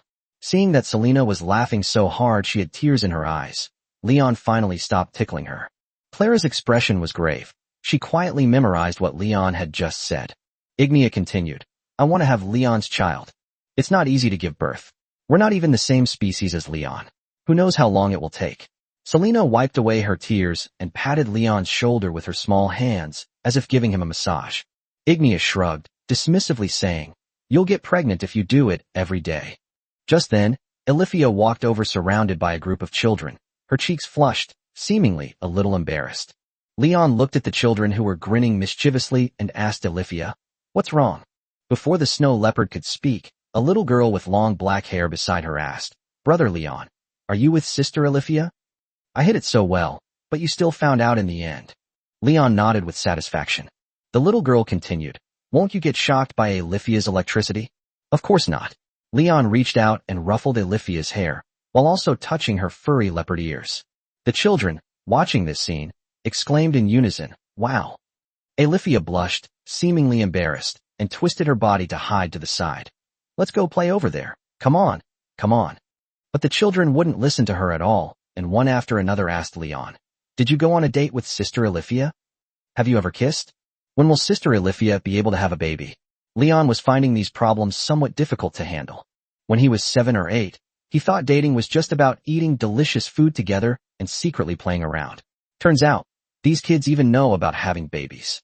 He coughed twice, then said seriously, "I'm still considering it. Don't worry, kids, I'll be good to Sister Alifia." Sister Camille stood to the side with a relieved smile. She should know that Alifia had approved the request. Then the children started to cheer again, chanting in unison, "Give Alifia a kiss. Give her a kiss." Alifia blushed even more and hid behind Sister Camille like a child. She hid for 2 seconds, then seemed to realize something, and then mustered up her courage and walked up to Leon. The children were making a racket nearby, and her voice was so soft it was like a mosquito's buzz. You had to strain your ears to hear what she was saying. "May I kiss you, Leon?" "Of course. I'm your man now. How can I not let you kiss me?" "I'm not Selena." Leon still didn't forget to disparage Selena. Back then, she wouldn't kiss Leon herself, nor would she let Ignia kiss her, either something Leon would remember for the rest of his life. As soon as he finished speaking, he was brutally beaten. Selena threatened, "I didn't say that, don't talk nonsense." Leon grinned and said, all right, then there won't be any." Alifia's ears drooped down her head. She took a breath with her mouth slightly open, and then, under the children's gaze, she mustered up her courage and bent down to kiss Leon. Woo! A few seconds later she quickly got up, and before Leon could even savor the moment, she gave in. The children burst into cheers, and even Sister Camille smiled. Alifia's chest heaved, and her voice was filled with barely concealed excitement. "All right, we've finished kissing. Let's go play over there." The children surrounded her as she continued walking to the side. Sister Camille stood beside Leon, watching Alifia's retreating figure, and said, "Take good care of her. She's a kind child." Leon nodded emphatically. "I will." He wasn't sure if it was just his imagination, but it seemed like Alifia turned around and smiled at him. Chapter 100: The Strange Ignia. The 4 of them spent a day at the orphanage. After lunch, the children continued playing with Alifia in the yard, while Leon and his 2 companions wanted to rest for a while, so they hid in the small chapel behind the orphanage to sleep. Ignia pushed 2 chairs together to make a bed, then curled up and rested her head on Leon's lap. This lioness is amazing. She can sleep soundly no matter where she is. On the other hand, Selena tossed and turned, unable to sleep. It seemed the church benches were still too hard for her. Selena sighed and quickly sat up. "Never mind, I'll go back to sleep. I'll go play with the kids for a while." "Why don't you take a look at the magic book your aunt gave you?" Selena shook her head. "Sigh. It's too difficult. I have no clue what to do and just can't learn it. I'll ask Alifia for help tonight. In the meantime, I'll relax." She slowly stood up, stretched, and then turned to Leon, asking, "Want to come along?" Leon pointed to Ignia, who was still fast asleep, and said in a low voice, "She's still sleeping. You can go ahead." "All right. Don't do anything naughty with Ignia while I'm not here, okay? If Alifia finds out, she'll be angry." Selena turned and pointed to the statue of Viria's in the center of the church. Leon was speechless for a moment. Seeing Selena's lewd smile, he couldn't help but retort, "Your lewdness is really high. How come I never thought of something like this?" "TCH, don't even try." Selena punched Leon on the head, then skipped and hopped outside. As soon as she left the church, Leon heard footsteps behind her. When I turned around, I saw it was Alifia. Seeing that Ignia was asleep, she lowered her voice and said, "So you were hiding here?" Leon looked at her and pointed to his lips. Alifia slowly sat down beside him and smiled shyly. These children are all naughty, don't mind them. No, that won't do. I request another kiss. Can we go back? He's watching me, Alifia whispered, facing the statue in the center of the church, then rested her head on his shoulder. Leon nodded helplessly. He had to respect Alifia's beliefs, so he said, Fine, come back and I'll teach you a lesson, you little glutton. Playing with the children seemed exhausting, and Alifia fell asleep soon after, resting her head on their shoulders. Her breathing was even, and a happy smile graced her face. This snow leopard is so cute. Just as Leon was about to sneakily touch her tail, Ignia, who was resting her head on his lap, stirred. The lioness twitched her ears, and then slowly opened her eyes. She sat up and looked at the statue of Virias directly in front of her. Ignia looked blank. She seemed to be half asleep. Leon reached out and stroked her lion ears, then said softly, Why are you awake? Sleep a little longer. Anyway, it's your day off, there's nothing to do. Ignia turned to look at him, without saying a word. For some reason, her expression seemed a little strange, but Leon couldn't quite put his finger on it. Although he remained expressionless, Leon could vaguely sense a hint of anger. Is Ignia grumpy in the morning? No, she was always very docile before, and I've never seen her throw a tantrum for no reason. What's wrong? Did I disturb you just now? Leon stroked her ear, trying to soothe her. Ignia remained silent, her eyes fixed on Leon. Leon decisively raised his hands in surrender. Don't hit me. I'm your husband. A good woman wouldn't commit domestic violence. At worst, I won't disturb your sleep anymore.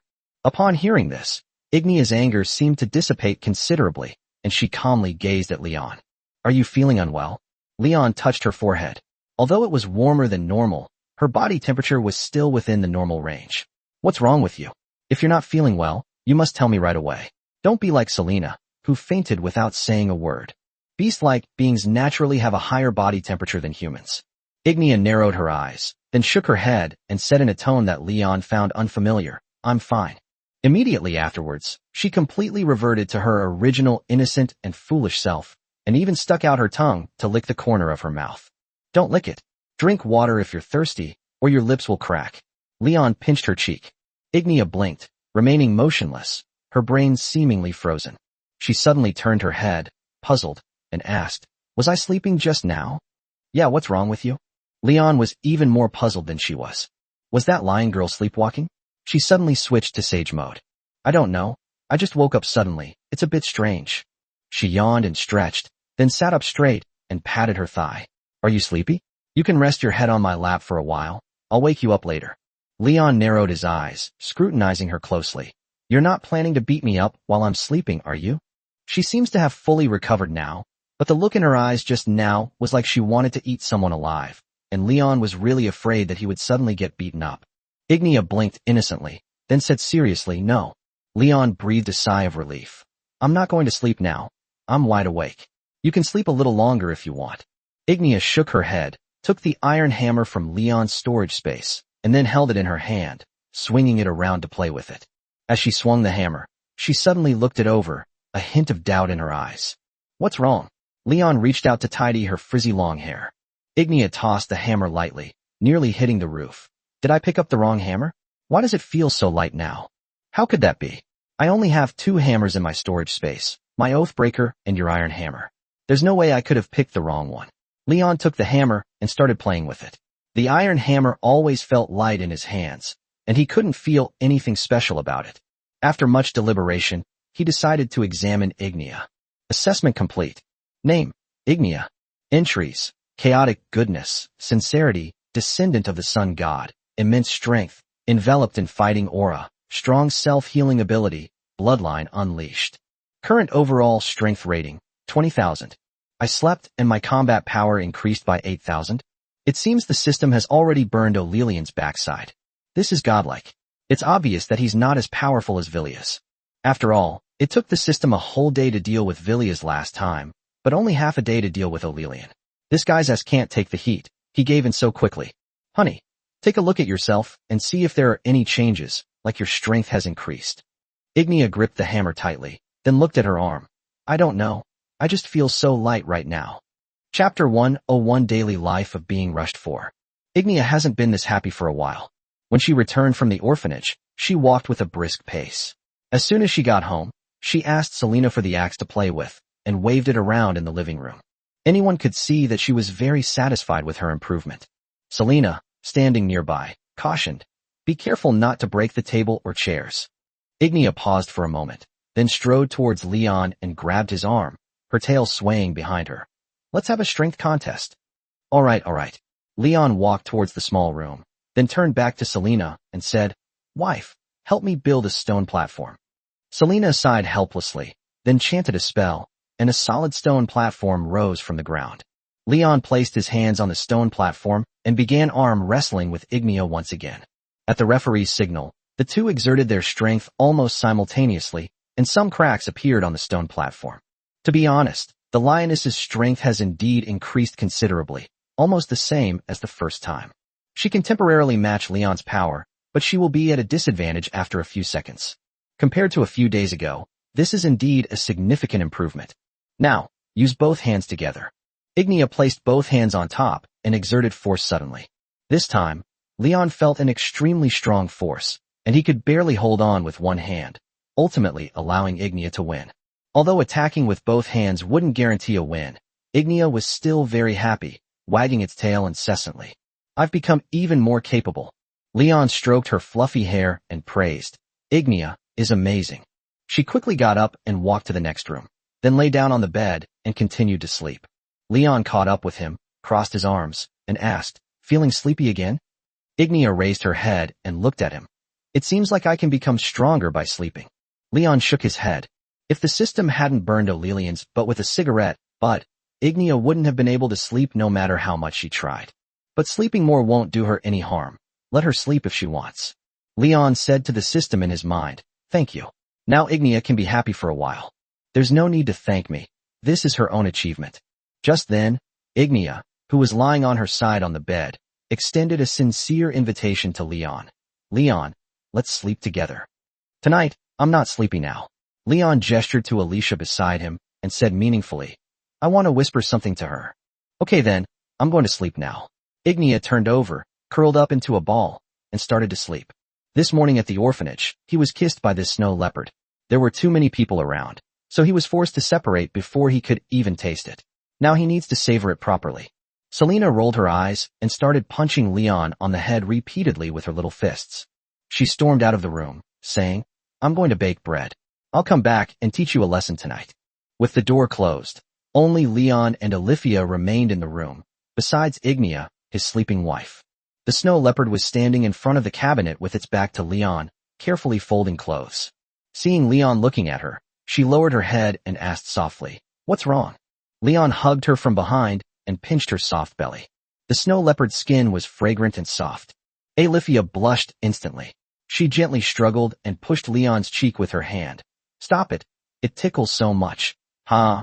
It won't be good if you wake Ignia up." As soon as Leon let go, Olivia turned around and pinched his cheek, pulling it up and down. "Naughty. Don't do that next time." "You're my wife?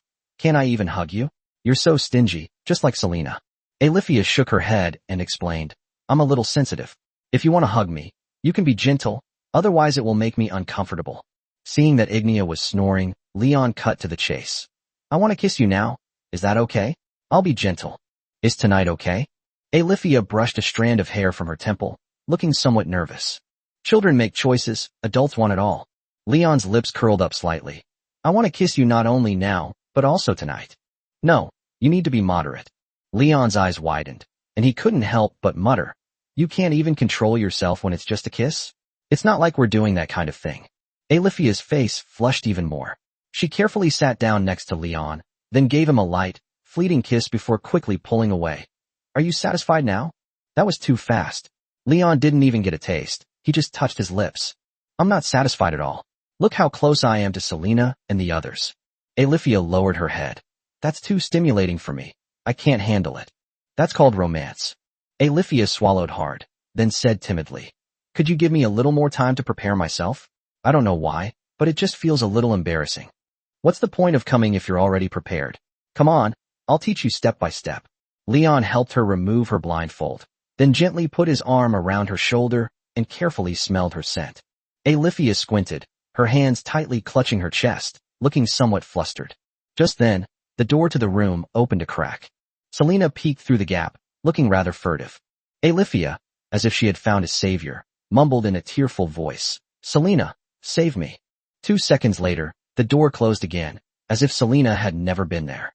Leon gently pinched Alifia's chin and slowly kissed her, beginning to savor the taste of the snow leopard. He didn't know how much time had passed before he reluctantly got up. Alifia's entire body changed color, her skin turning a frightening red. The fluffy tail was trembling between its legs, and it emitted a peculiar scent.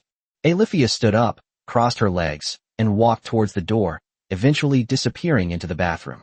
Selena hid by the door, watching her retreating figure before squinting at Leon. "Did you bully her?"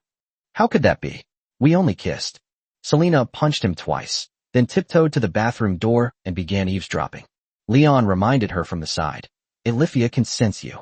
Upon hearing this, the kitten immediately sat up straight, pretending to be taking a leisurely stroll, and casually punched Leon twice before saying, "I'm a little jealous. You're not allowed to kiss Alifia tonight. I want to kiss you." "No. Ignia has already made an appointment. Remember to book earlier next time. I'm very busy." No sooner had he finished speaking than Leon was hit by a monkey stealing peaches. Selena muttered a threat. "No way. It's my turn today." Chapter 102. Help me heal. 2 more days have passed. These past 2 days have been incredibly difficult for Leon, because Alicia only allows kisses and refuses to take their relationship any further. The 4 had finished their day's work and collected their reward from the tavern. They were on their way home. Selena saw Leon peeking at Alifia and instantly understood. She muttered to herself, "That damn Leon. He's gone crazy these past few days. Spring isn't even here yet. Why is he always staring at Alifia and drooling? Spring will arrive in 2 weeks, but since this is the north, the weather will still be cold." Alifia slowed her pace, then reached out and patted Leon's head, saying gently, "Leon, be good. Shall I massage your shoulders when we get back?" Shoulder massage? Compared to this, Leon would rather eat something. Unfortunately, Alifia only allows Leon to kiss her twice a day. She will refuse if he tries to kiss her a couple more times. Leon said in a serious tone, "Alifia, I want to go on a date with you." Upon hearing this, Selena jumped up and punched Leon. "What nonsense are you spouting in the street? How embarrassing would it be if someone heard you?" Leon looked around. It was evening and incredibly cold, and there was nobody on the street except them. 这哈基米真是欠爱了，就算想揍人也不找个好点的理由，一定要找个机会狠狠爱他一次。Alifia shook her head and lowered her voice, continuing, "It's not the right time yet. I feel like we're moving too fast. We've only known each other for a little over a month, and we don't know each other well enough yet. Can you give me a little more time? But I haven't given you the medicine that Lady Susanna gave me yet. I'm just curious about its effects, that's all, really." Selena continued from the side, "You cunning Leon, you're the most shrewd one. It's all just little tricks." Alifia smiled dismissively. "You can try it with Selena first, she'll like it." Leon continued his nonsense. "It's not good to lend it to someone before you've even used it." "It's okay, I don't mind. Or you can try with Ignia, she'd be happy to." The lioness has been going to bed early lately, and she firmly believes that her increased strength is due to going to bed early, so the 2 of them haven't had much in-depth communication. Leon was about to continue his argument when Alicia covered his mouth and whispered, "Leon, be good." Upon hearing Alifia's words, Selena proudly shrugged her ego. Hakimi, gloating, decided that since that was the case, she would be the one today. "Why are you looking at me? Trying to bully me again?" Selena raised an eyebrow and looked at Leon. Leon narrowed his eyes. "That's right. I'll make you meow then." The 4 of them lingered and joked around for a long time as they walked. As soon as she got home, Ignia couldn't wait to rush into her room. She poked her head out and said happily, "Call me when it's time to eat." After saying that, she lay down on the big bed and went back to sleep. Selena, carrying a basket of white bread, shook her head helplessly. Ignia can really sleep. Now, apart from eating and making money, she spends almost all her time sleeping. In Leon's mind, lions in the animal kingdom seem to be lazy, which is quite in line with Ignia's habits. While the kitten went into the kitchen to bake bread, Leon immediately set his sights on Alifia, who was sitting in front of the fireplace knitting a scarf. He decisively snuggled into Alifia's arms and gently embraced her. The snow leopard was taken aback at first, then put down its needle and thread and gently stroked his head. "What's wrong?" "Alifia, I'm injured. Very badly injured." Leon cried, pretending to be in pain, while writhing on her body and taking advantage of her. The snow leopard smiled. Leon had used this trick many times before in order to hug her, but even so, she was still willing to play along with Leon's act. Really? Let me see where you're injured. Maybe I can help you treat it. Alifia took off her blindfold and then vigorously ruffled Leon's hair. Her big, fluffy tail swayed rapidly behind her. Leon pointed hesitantly to a certain indescribable spot.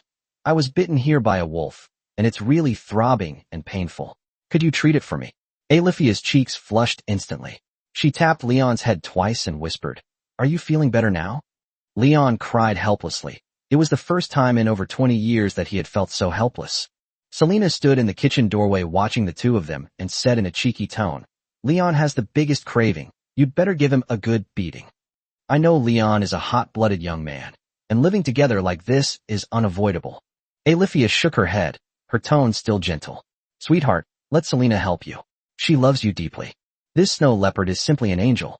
Selena snorted. You just keep spoiling Leon. After saying that, she seemed to realize something and exclaimed, I remember now. Alifia, you're actually a lustful woman. That's why you were only half-heartedly going along with it. Upon hearing this, Alifia's panic was palpable. She waved her hands vigorously, explaining, No, that's not it. He teaches us not to succumb to our desires. Selena crossed her arms, having seen through everything. You're lying again. I'm too embarrassed to call you out on it. Seeing this, Leon pressed his advantage and continued to plead. Just go on a date with me. I really like you, Alifia. I've always thought that gentle and mature women like you are particularly charming. Huh. You said before that you liked petite and energetic women like me, but now you like mature women. Huh? You dog Leon. With the magic staff about to smash into his head again, Leon continued his nonsense. Wife, don't you understand yet? When you were young and naive, I liked young and naive girls. Now that you've matured, I like mature girls. My aesthetic has been changing along with you. Selena was speechless for a moment. She put away her staff and said with a blush, Leon is invincible. He can even say such cheesy things. Alifia poked Leon's forehead, panting, and said, He's just a naughty child. Just as the three were deeply in love, there was a knock on the door. Then the door opened by itself. Mrs. Veronica stood outside the door, holding a bunch of keys in her hand. Seeing Leon nestled in Alifia's arms in an intimate position, she narrowed her eyes slightly. Am I disturbing you? Alifia gently pushed Leon away, then straightened her clothes and, blushing, welcomed Veronica in. No. Please come in. Chapter 103 We must leave this place as soon as possible. Upon seeing Veronica return, Leon quickly called out to Ignia. The lioness, still half asleep, rested listlessly on Leon's shoulder and yawned drowsily. Veronica took a sip of the mulled wine Selena handed her, then asked Ignia, What were you doing last night? You were sleeping at this hour. It's not even dark yet. Ignia shook her head. Nothing much. You just need to sleep more to get stronger. Selena stood behind Leon, her small hands gently tugging at his cheeks. Meanwhile, Alifia was knitting something with her head down. Veronica picked up her glass again and took a sip of the hot wine. Although she didn't understand what Ignia meant, she felt a little warmer now. She looked at Leon and said, I don't know if you've heard, but demons have appeared near the Ice Dragon Mountains on the west side of Northgate. They are monsters that crawled out of the North Sea. They look no different from us. They are cunning and cruel, taking pleasure in torturing life, and are proficient in all sorts of ancient magic. Selena should know this. Leon shook his head.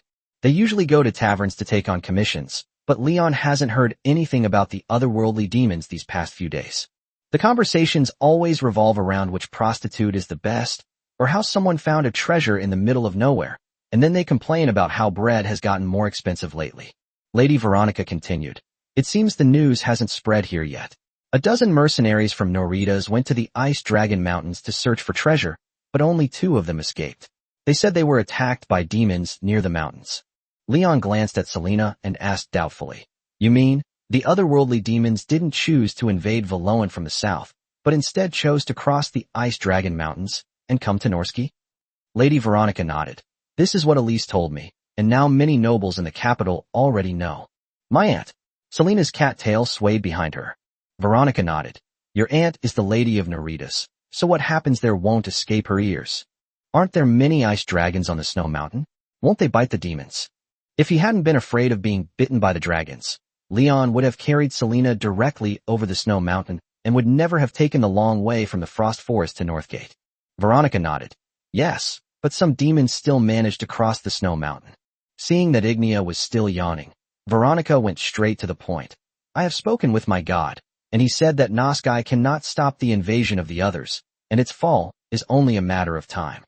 You should leave the capital as soon as possible and head south to the kingdom of Costera. It's the most powerful kingdom on this continent, and it will be the first choice for the old nobles of Noskai if they want to flee. Selena muttered under her breath. Are we going to have to run for our lives again? Yes, we should escape as soon as possible, the sooner the better. Veronica nodded and took another sip of mulled wine. Leon fell into deep thought. I originally planned to stay here for a while, but now I'm forced to travel again. Just then, Selena spoke up. Since things have come to this, why not drive the otherworldly demons back to the North Sea? Veronica said softly. They're already preparing to do that. It said that Northgate, Singust, and Tidotug have reached a consensus and are forming an alliance. In theory, they should be able to drive the otherworlders back, but my god tells me that the alliance will surely collapse. Selena continued. Is it because you can't win? Then why not try to win over a few more countries? Veronica shook her head. I don't know. That's not our business. After saying that, she slowly stood up and looked back at the dark window. It's getting late. I should go back now, and you should prepare dinner. Ignia rested her head on Leon's shoulder and whispered, Mom, you can rest here for the night and leave tomorrow. Veronica narrowed her eyes and looked at the two of them meaningfully. Isn't it inconvenient? I think I'll go home and sleep. Remember to write often. Leon can read, right? You can have him write for you, and then send them to me. Okay. Ignia sat up straight and nodded obediently.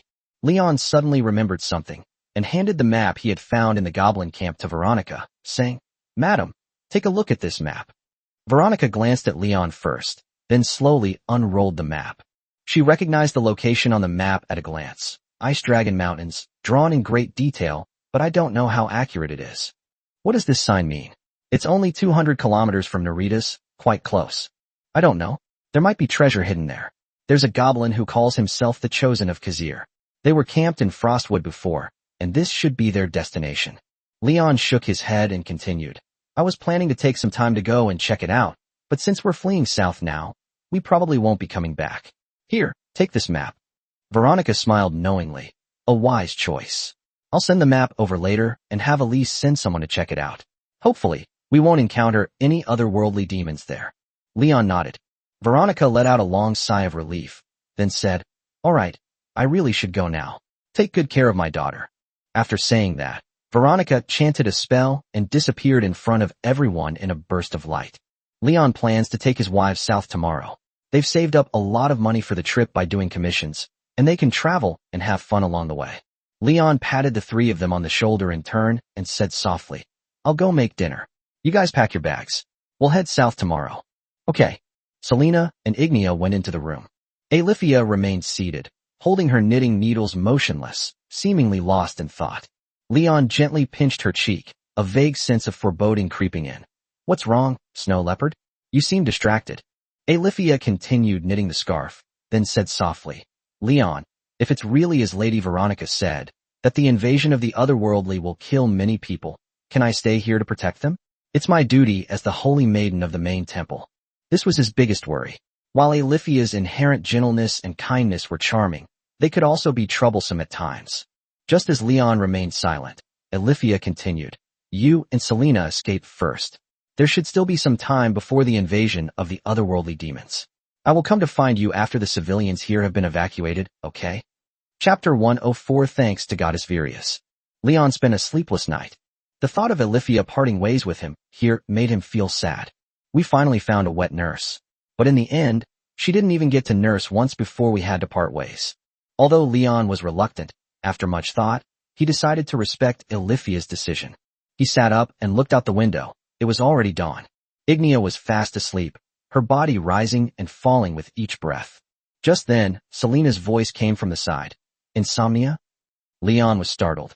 You weren't asleep either? I can't sleep either. You're tossing and turning. Selena slowly sat up, draped the blanket over Leon's shoulders, and then the two snuggled together. Is it because of Alithia that you can't sleep? Yes, she's too stubborn, Leon sighed. That's how devout believers are. They value responsibility more than life itself, let alone romantic feelings.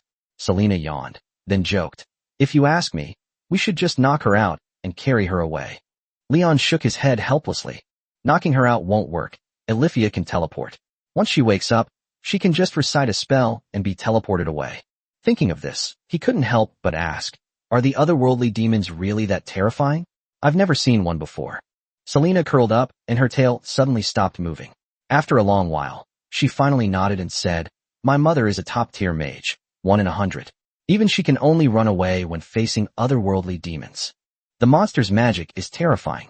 Unlike us, they don't prefer to use natural elements to attack enemies. They are better at defeating their enemies on a mental level. If I encounter those monsters, what are my chances of winning? Selena nodded. You? Of course, no matter how powerful they are still made of flesh and blood. You are too abnormal. Compared to them, the otherworldly demons are more like humans. Running fast, jumping high, possessing immense strength, and immune to magic. How can someone like you exist in this world? Honestly, if we encountered a demon, as long as their numbers weren't too high, they probably wouldn't be a match for you. Hearing her say that, Leon roughly understood that the otherworldly demons were just slightly stronger elite monsters. Selena continued, seriously, why don't we stay here? I know you can't let go of Alifia, and I'm willing to stay here with you. Ignia should be willing too. Leon was somewhat moved, but he certainly couldn't let the two of them take the risk together. Both sides are my flesh and blood. This choice is too painful. Selena saw through Leon's thoughts. She kissed Leon's forehead and whispered, don't think too much. It's almost dawn, so get some sleep. I'll talk to Alifia for you, okay? Or perhaps you want me to help you relax.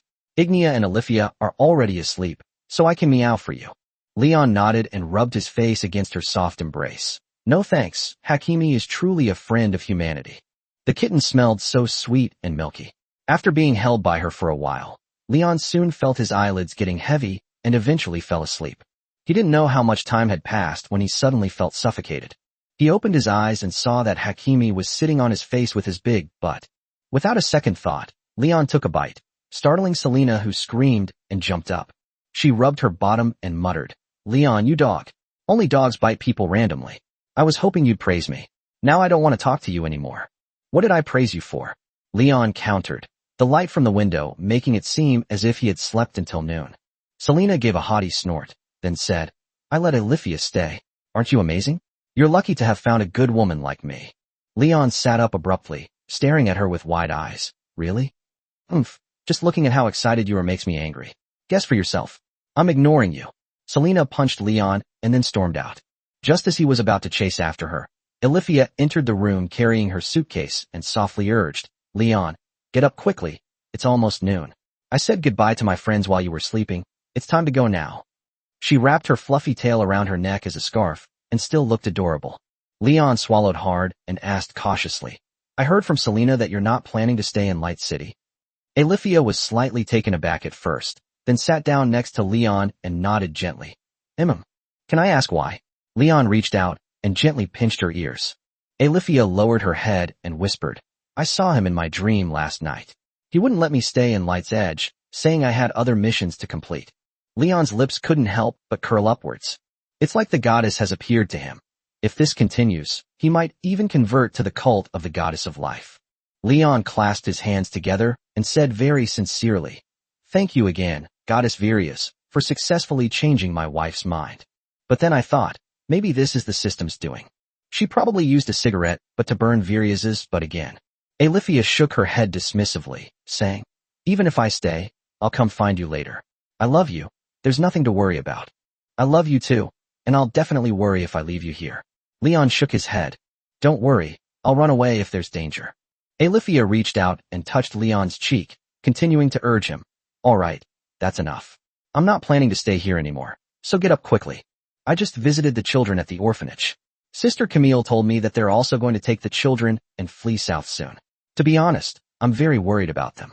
Leon paused for a moment, then called over Selena, took out a handful of large silver coins from her storage space, and handed them to Alifia. There are about 200 silver coins here. Our abilities are limited, and that's all we can help them with. Alifia's tail wagged vigorously behind her as she said excitedly, Leon, you've always been a good person. Hurry up and donate it. Leon kissed her cheek. Alifia wrote a note, then chanted a spell that instantly teleported 200 silver coins to the orphanage. Just then, Ignia brought over steaming hot white bread, and she picked up a piece and fed it to Leon little by little. Thank you, honey, but I can eat it myself. The lioness nodded, handed the bread to Leon, and then sat quietly to the side, wagging her tail and staring intently at him. What's wrong? Leon couldn't help but ask, then picked up his cup and took a sip of hot milk. Ignia twitched her ears and said seriously, I was thinking this morning, wouldn't it be very dangerous if the otherworldly demons attacked? Can I take Mom and the others with me? Mrs. Veronica should have her own plans, right? We don't need to worry about that. Ignia wiped the breadcrumbs from Leon's mouth with her hand, then muttered, That makes sense. Hurry up and eat, then we'll head out. Chapter 105. Does doing that kind of thing really make you feel better? They had packed most of their things last night. After finishing breakfast, Leon went out to the public stables to retrieve the cows, and then headed out of the city. Whether it was my imagination or not, the usually deserted streets were suddenly filled with pedestrians, carrying luggage on horseback, looking like they were planning to flee ahead of schedule. Leon stopped a kind-looking female beast woman and asked, feigning ignorance, Where are you all rushing off to?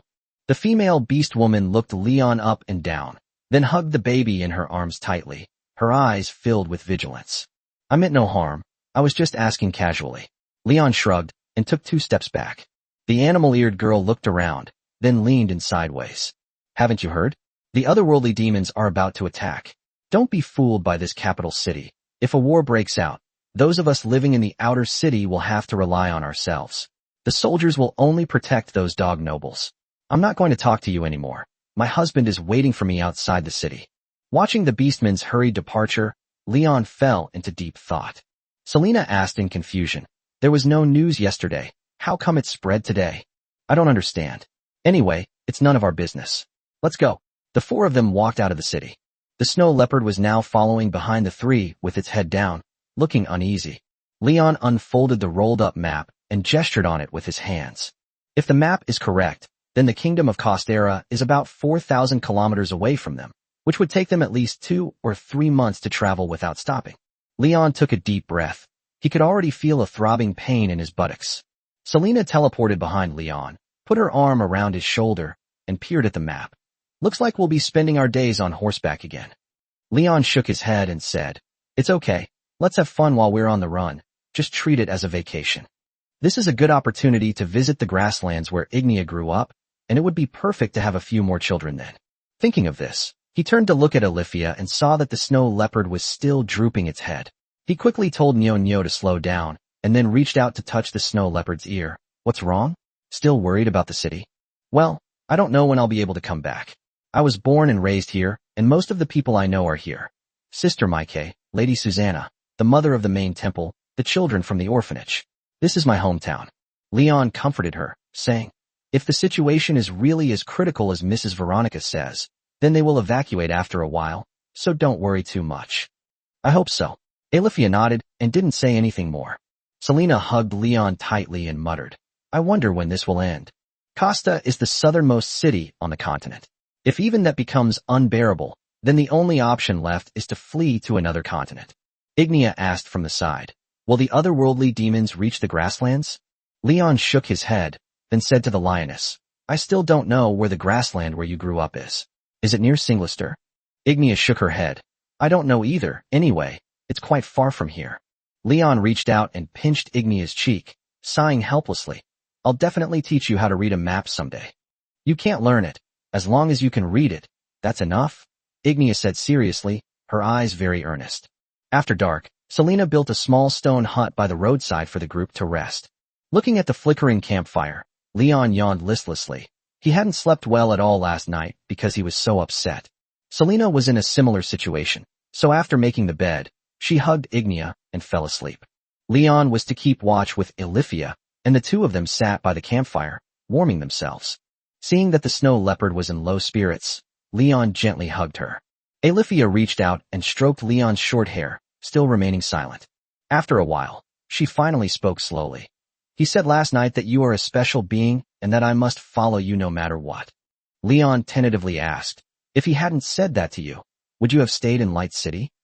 Olivia nodded. Yes, I love you very much, but I also have my responsibilities. After saying that, she lowered her head and kissed Leon, then hugged him tightly. But since he wants me to follow you, then I will follow you. This is my destiny. By the way, have you ever rebelled against him from childhood to adulthood? Alifia paused for a moment, then nodded. I've thought about it, but I've never actually done it. Her large tail swayed gently a few times, and finally wrapped around her neck like a scarf. Leon nudged her with his shoulder and asked, Why? Can you tell me? After a brief recollection, Alifia slowly began to speak.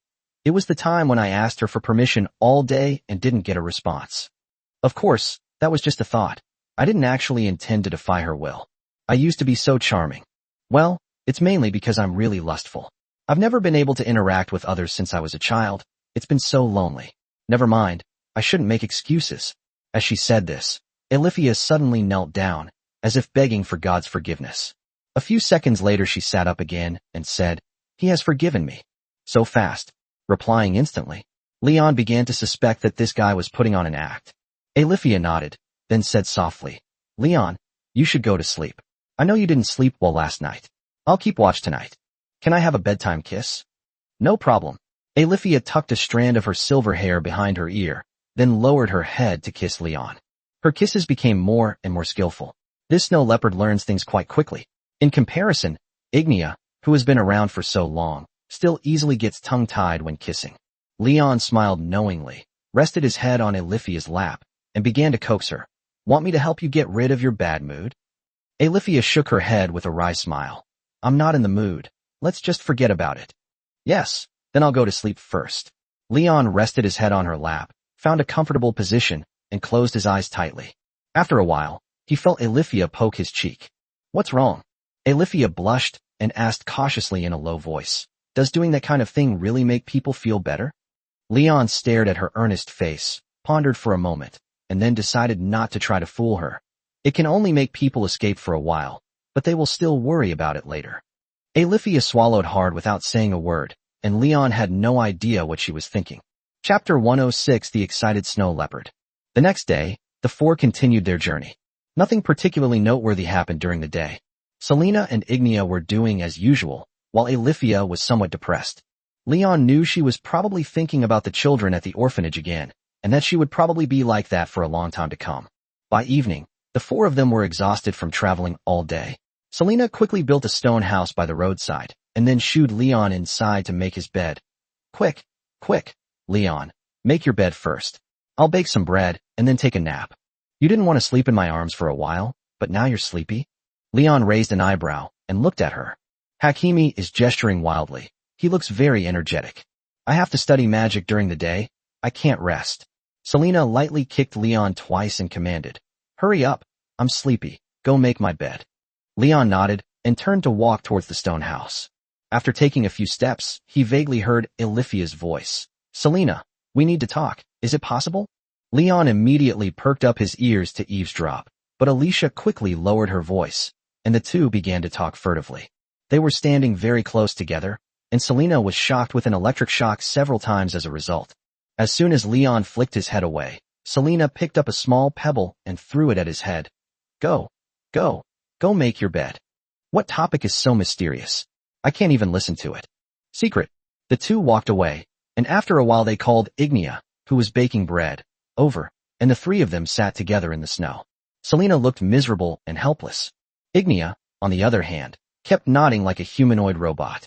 Leon finished making the bed and walked towards them, intending to join their conversation, but they immediately scattered. What are you talking about? Why are you avoiding me? Leon raised an eyebrow at them, instantly feeling isolated. As the only man in the family, his wives were actually whispering to him behind his back. Leon sighed. It's heartbreaking. I thought there would never be any secrets between us as a family. I was just being delusional. Before he could finish speaking, he was hit with a monkey stealing the peach trick. Selena glared and muttered, Stop babbling away, you dog Leon. You'll get what's coming to you later. Ignia didn't say anything more and went back to baking bread.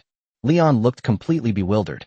She glanced at Alicia and saw that her cheeks were faintly flushed. In an instant, Leon, with his exceptionally high shrewdness, roughly guessed what the Hakimi were talking about. He coughed twice, then pretended not to know anything, quickly finished the freshly baked bread, and went into the stone house. Hakimi, you're on watch tonight. I didn't sleep well last night. Selena snorted and replied irritably. Go to sleep, sweet dreams, you dog Leon. Leon drew the curtains, and then lay down in bed. The stone slab was very hard. Even though 2 thick blankets had been laid on it, it still hurt people's backs. In this desolate wilderness, there isn't even a slightly soft bed. I hope Alifia has a good experience. Just as he was lost in thought, there was a noise at the door. Alifia lifted a corner of the curtain and then bent down to crawl in. The snow leopard took off its boots, then climbed over to Leon, hugged his waist, and lay down on top of him. The lighting was poor, but Leon could sense from her body temperature that her face must be incredibly red. I want to sleep comfortably tonight. Why did you suddenly change your mind? Leon picked her up and covered her with a thick wool blanket. Alfia is very soft, even softer than Selena, with all her fat in the right places. Igneous said I need to relax. Leon swallowed hard, but didn't seem particularly anxious. You have to flirt with them first. He decisively grabbed Alifia's tail and then used all his cat-petting skills honed over the course of his life. After a short while, Alifia became hesitant and stammered, Leon, that's enough. How is that enough? Alifia's tone was somewhat urgent. Stop touching the tail, let's rest. Leon could feel her trembling. She was being overly sensitive. Even Selena wasn't like that. Real. Alifia held Leon's hand tightly, without saying a word. The two remained locked in this stalemate for quite a while. Leon couldn't hold back any longer. He lowered his voice and asked Alifia, do you want me to give you a massage? Just a shoulder rub or something? Alifia twisted her arm, gently pressed Leon's hand, and asked cautiously, does that kind of thing hurt? Leon answered honestly, at first you will, but you won't be at that level anymore. Look how much Selena likes it now. I believe you. Alifia nodded, then took something out of her storage space, and Leon immediately heard the sound of a cork being pulled out. A strong, pungent medicinal smell instantly filled the stone house. Leon has smelled this before. It's the same scent as in Lady Susanna's shop. Could it be? Alifia carefully wiped her body with the medicine, her breathing becoming increasingly heavy. Leon waited patiently for her, swallowing his saliva the whole time. After waiting for a long time and seeing that Alifia still hadn't responded, Leon lowered his voice and asked, are you all right? I just feel a little dizzy. Mrs. Susanna's medicine is really strange. It's so hot. Alifia pulled the curtain open a crack, and a blast of cold air rushed in. Leon shivered from the cold, while Alifia sighed contentedly. By the faint light of the campfire, Leon could see Alifia's stunningly beautiful back. With her smooth skin and breathtaking curves, she was like a saint who had stepped out of a painting, a masterpiece of art. How are you? Alifia was left with only an eye patch. She took it off and then wobbled toward Leon. But I'm still dizzy and nervous. She seemed to be talking more, a reaction almost identical to that of a drunk person. Cute little Leon. Come here quickly. Rest your head on my lap. Go to sleep. Leon's mind-sweeping system was already activated, and his gaze was firmly drawn to it. Did Madame Susanna give you the wrong medicine? No, that's what she said. She said it would work quickly if I applied it to my body. I feel dizzy right now. Did you apply too much? Leon asked, resting his head on her lap and looking up at her. The snow leopard exuded a strong medicinal smell, mixed with a woman's unique scent, making Leon's mouth water. Alifia didn't answer his question, but instead said to herself, Leon, you're a good person. Thank you for being with me. The way you're saying it makes it sound like I got a huge bargain for free. Going out to make money with Ignea and picking up a fully equipped saintess as a wife, such good things only happen in dreams. He stared at the rabbit dangling from his face and couldn't resist scratching it a couple of times. Suddenly, Alifia excitedly shouted, Leon, call me Mom. Chapter 107 Confession. The next morning, Leon was awakened by a pair of rabbits. Alifia lay on her side, hugging Leon tightly. She was still fast asleep. Leon's lips curled up slightly, and he couldn't resist giving her 2 more kisses, which finally elicited a response from Alifia. She slowly opened her lifeless eyes, then hurriedly covered her chest with the blanket and sat up straight. Leon looked at her meaningfully and gave a strange laugh.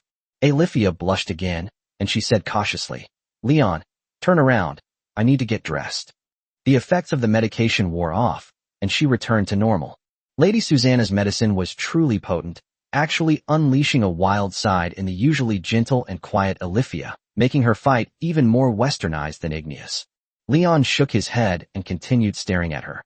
It's not like I haven't seen it before. Let me admire it again. Alifia blushed even more.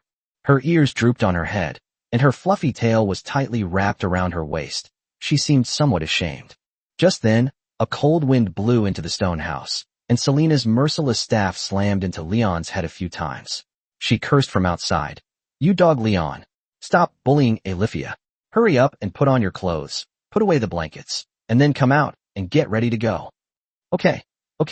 You Hakimi are really awful."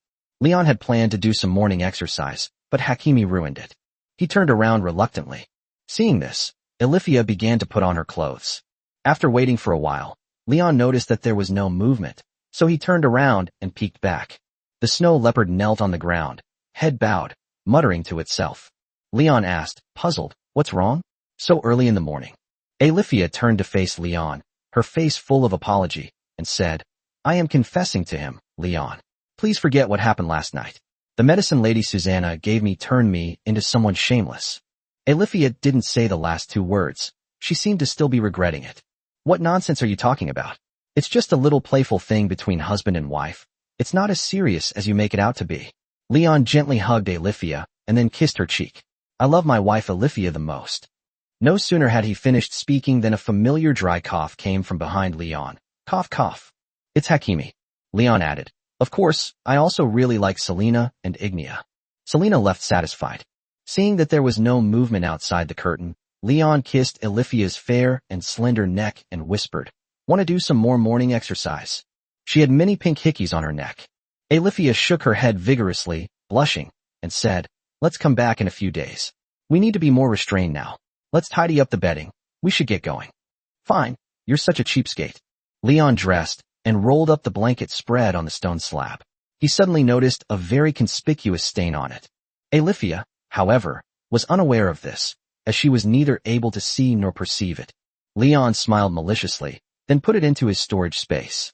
Alifia whispered from the side, "You can put the blanket here with me. I have plenty of storage space." Leon put his arm around her shoulder and kissed her again. "No, I'm keeping the blanket." Alifia tapped her head for the first time and said with a blush, "Leon, what's the point of keeping a dirty blanket if you're naughty? Give it to me. I'll wash it when I have time." Leon was adamant. "No, this quilt is sacred. It's not dirty at all. I must keep it." After saying that, he buried his face in Alifia's broad chest and rubbed against her. Seeing this, the snow leopard didn't say anything more. The two left the stone house and saw Selena and Ignia sitting in front of the campfire. Ignia remained unchanged, still sharpening her double-edged axe on a whetstone. Meanwhile, Selena was baking bread while holding a magic book. She didn't seem to sleep well last night. As soon as she saw Leon, she started muttering under her breath, "That dog Leon made you feel good again." Alifia blushed, but didn't say anything. She sat down by the campfire with her head down, wishing she could disappear into the ground. Selena didn't give up the hunt. Alifia too. "What were you doing last night?" "Calling for Dad and Mom. The whole forest could hear you." "I'm so sorry. The medicine lady Susanna turned me into a monster. I must have been bewitched by evil spirits." The snow leopard began to lie, its tail tucked between its legs with obvious guilt. Lying again. Alifia is dishonest. Selena had already seen through everything. Alifia shyly clutched her clothes, then took out medicine from her storage space and buried it in the snow. "I'm sorry, I'll never use this kind of thing again." Selena paused for a moment, then quickly dug the medicine out of the snow and put it into her storage space. "No way. That's such a waste. I'll keep it. Maybe it'll come in handy someday." "All right." Leon was in a great mood. "Looks like I'll have another chance to feast." He picked up a piece of bread and handed it to Alifia, who was standing next to him. "Eat up, honey. We'll set off once you're full." Alifia took the bread and started taking small bites. Leon picked up another piece of bread and sat down next to Selena, only to be glared at by Hakimi. "What's wrong, honey? Are you angry?" Leon gently nudged her twice. Selena puffed out her cheeks and muttered, "Today it's my turn to bully you." Leon nodded. Speaking so arrogantly now, she'll definitely be begging for mercy later. After the four finished breakfast, they sat for a while before continuing their journey south. After walking a short distance, Leon, who was at the head of the group, heard a cry for help coming from the pine forest by the roadside. Leon dismounted and looked into the woods. Before he could finish understanding the situation, Alifia spoke up. "It's a few children, and they seem to be in trouble." Then she transformed into a bolt of lightning and disappeared into the forest. "You two wait here for me. I'll go with her to take a look," Leon said, turning around. He took the Oathbreaker and ran into the pine forest. She hadn't run more than a few steps when she saw Alifia protecting four terrified children, then pointing her sword at six tall, thin, beast-man men. They were dressed in rags, their faces were covered in soot, and their hair was matted, making them look like homeless people. Alifia coldly questioned, "You don't even spare children. Do you have any bottom line?" The man in the lead waved his hand, an awkward smile on his face. "Misunderstanding, misunderstanding, it's all a misunderstanding. We were just playing around." Another man said, "Hey, I know you. You're a saint from the church. As long as we don't hurt us now, you won't harm us, right? We'll leave now and promise not to show up here again." After saying that, they raised their hands and slowly backed away. Leon, carrying the oath breaker, peeked out from behind the tree and asked in confusion, "What's going on?" He recognized some of the four children. Alifia explained softly. They were highway robbers who tried to rob these children. The robbers took off running. Watching their retreating figures, Leon's hammer hardened. "Honey, you take the kids away first. I need to talk to them." Chapter 108, Giving the Little Rabbit Girl a Ride. Leon carried the bleeding oathbreaker back to the road. Selena and Alifia were trying to calm the children, who were clearly terrified and trembling as they cried. For children, 2 girls and 2 boys. The older girl, who looked about 15 or 16 years old, was a rabbit-eared beast human and was very well developed. Leon remembered the younger one, who was about 10 years old. She was the child who sold wine at the city gate. The last 2 little boys were about 4 or 5 years old, one with rabbit ears and the other with black wolf ears. They were crying loudly in the arms of the big rabbit mother. Leon placed the oath breaker on the snow and then greeted the little bunny girl. "We meet again. Let me touch its ears." Selena nudged Leon with her elbow, signaling him to stop talking nonsense. The little rabbit girl looked up at Leon, tears streaming down her face, snot bubbles coming out of her nose. Ignia moved closer to Leon and asked suspiciously, "Did they encounter bandits?" "Yes, Alicia arrived in time and rescued them." Leon nodded. "What about the robbers?" Alifia asked, puzzled. Leon pointed to the oath breakers beside him. "You know me. They've become fertilizer." The skin fragments of the bandits were still stuck to the hammer. As a cat lover, Leon is extremely tolerant of the beastmen species, but he is absolutely ruthless when it comes to bandits. Seeing that the large rabbit girl had stopped crying, Leon stepped forward and asked, "I remember your sister was selling wine outside the city, wasn't she? How did you end up here?" She rubbed her eyes and looked at Leon. "I heard at the tavern that the otherworlders were going to attack, so I led them south, but we just ran into these bandits. They captured my sister." Leon looked at the little bunny girl. She sat on the snow, still sobbing, her eyes red from crying, her body trembling. No wonder the child was terrified. Leon shook his head. "You don't even have an adult here. Originally, a couple was with us, but they abandoned us and ran away after encountering bandits." Big Rabbit Mother's nose tingled, and she started to cry again. Leon quickly wiped away her tears. "What's your name?" "Lena," she said, pointing to the little bunny girl beside her. "This is my sister Anya. I saw your sister at the city gate before. She was selling wine." Leon looked her up and down, then continued, "Where are you headed? If it's convenient, we can give you a ride. This place is about 40 to 50 kilometers away from Linguang City. There are no guards patrolling in this area, and we often encounter bandits with ill intentions. We cannot let them go unchecked." Lena sniffled. "We want to go to the kingdom of Taito Tuga." The kingdom of Taito Tuga was located south of Norski and east of Singust. South of Hiku town, once you cross the river, you've entered Taito Tuga territory, a journey of approximately 400 kilometers. However, that wasn't the kingdom of beast men, and the children would likely have a very tough time making a living there. "Alright, we're going the same way anyway, so we can give you a ride. But you'll have to stay close, okay?" Leon patted Lena's bunny ears, only to get a whack on the butt from Selena's staff. As Leon walked past Anya, he also touched her rabbit ears with his hand. Selena, standing nearby, cursed, "You dog Leon, you're such a jerk." Then she walked over to the 2 younger children and lifted them onto Demai's horse. "Can you ride a horse?" Little bunny Anya raised her hand, choking back tears, and said, "I will." "That's perfect. You and your 2 brothers can ride my horse." Selena helped her onto the horse and handed her the reins. "Lena, can you walk? We'll slow down." Lena lowered her head and said, "Thank you. You are all kind people." Leon and Selena rode the same horse, leading the way. He looked back at the children and asked the question that had been bothering him. Why does that child look different? The other 3 children all have rabbit ears, but he has wolf ears. Selena glanced back and saw Alifia talking to them. So either dad or mom is a wolf. Leon continued. Then shouldn't their children be a combination of both genes? For example, not only would they have rabbit ears, but they would also have a wolf tail. Nonsense, you've been in Northjai for a while now. Where have you ever seen anything like this?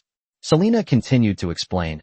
Appearance can be inherited from both parents, but features like tails and ears are only randomly inherited from one parent, not like what you're saying. So that means your aunt's husband is a caracal beast demi-human, and your cousin Teresa inherited that from your uncle, right? Selena nodded. Yes, that's pretty much the idea. Animal traits are only inherited from one parent at a time, not from both parents. It's that simple. So, our future children will either be human or beast-like, right? Selena coughed twice and continued. Humans and beast men are a different matter. My aunt once told me that if we have children, the children will definitely inherit some of my characteristics, such as having a tail or cat ears. I hope you can give birth to a kitten girl, Leon gently teased her. Selena immediately unleashed her dragon claw attack, glaring at us and saying, the kids are watching us from behind. Are you asking for a beating again? As soon as she finished speaking, she nimbly flipped behind Leon, choosing a relatively safe position where she wouldn't be taken advantage of.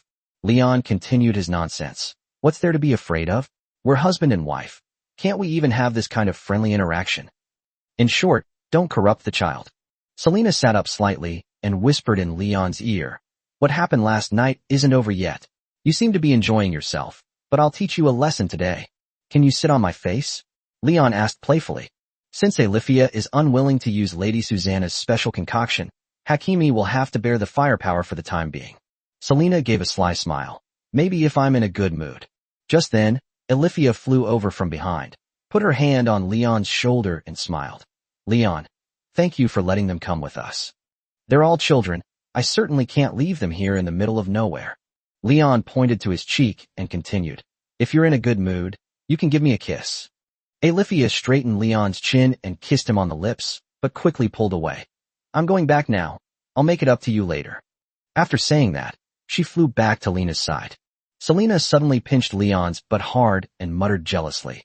You seem to be enjoying that just now. Chapter 109, I'll keep you company. 5 days have passed in the blink of an eye. Because they were traveling with a group of children, they slowed down their pace. What used to be a 5-day journey now takes at least 7 days to reach. They were currently at the northern end of the Black Mist Forest. They only needed to go around the forest and then travel a short distance south to reach Rivermouth Town. Leon sat in front of the campfire, staring at Anya, the little bunny girl. The girl was very mischievous and often played pranks on others. Her sister, Lena, suffered greatly because of her. However, she was quite cute when she was quiet, with a pair of straight bunny ears standing on her head, which would twitch from time to time. If Selena hadn't been watching Leon, he would have already gone up and touched the little bunny girl's ears. Little girls are so cute and soft. Leon's gaze quickly caught Anya's attention. She twitched her rabbit ears, squinted at Leon, and asked, What? Leon bluntly stated, Your ears are beautiful. I want to touch them. The next second, he was struck on the head with a staff. Selena cursed. You dog Leon, you're harassing people again. Ignia, you better control him. I need to bake bread now. Alifia, you can do whatever you want. I'm sharpening my axe now. Ignia placed the black whetstone in front of her, then bent down and began to grind it, sparks flying as she did so. The snow leopard was praying devoutly to the side, clearly too busy to pay any attention to Leon for the moment. Anya sighed, then strode over to Leon and gently bumped his shoulder with her head. Since you saved our lives, you can touch it. Good girl, good girl. Leon casually patted her ear twice. If Selena hadn't been glaring at him, he probably would have continued touching her for a while longer. Anya glanced at Leon, then nudged him again, and cleared her throat. I'm sorry about what happened at the city gate earlier. Leon shrugged. I don't care about that, but Selena was heartbroken for a long time after you called her a stinky woman. Anyway, he had already enjoyed touching his ears, so it didn't matter to him.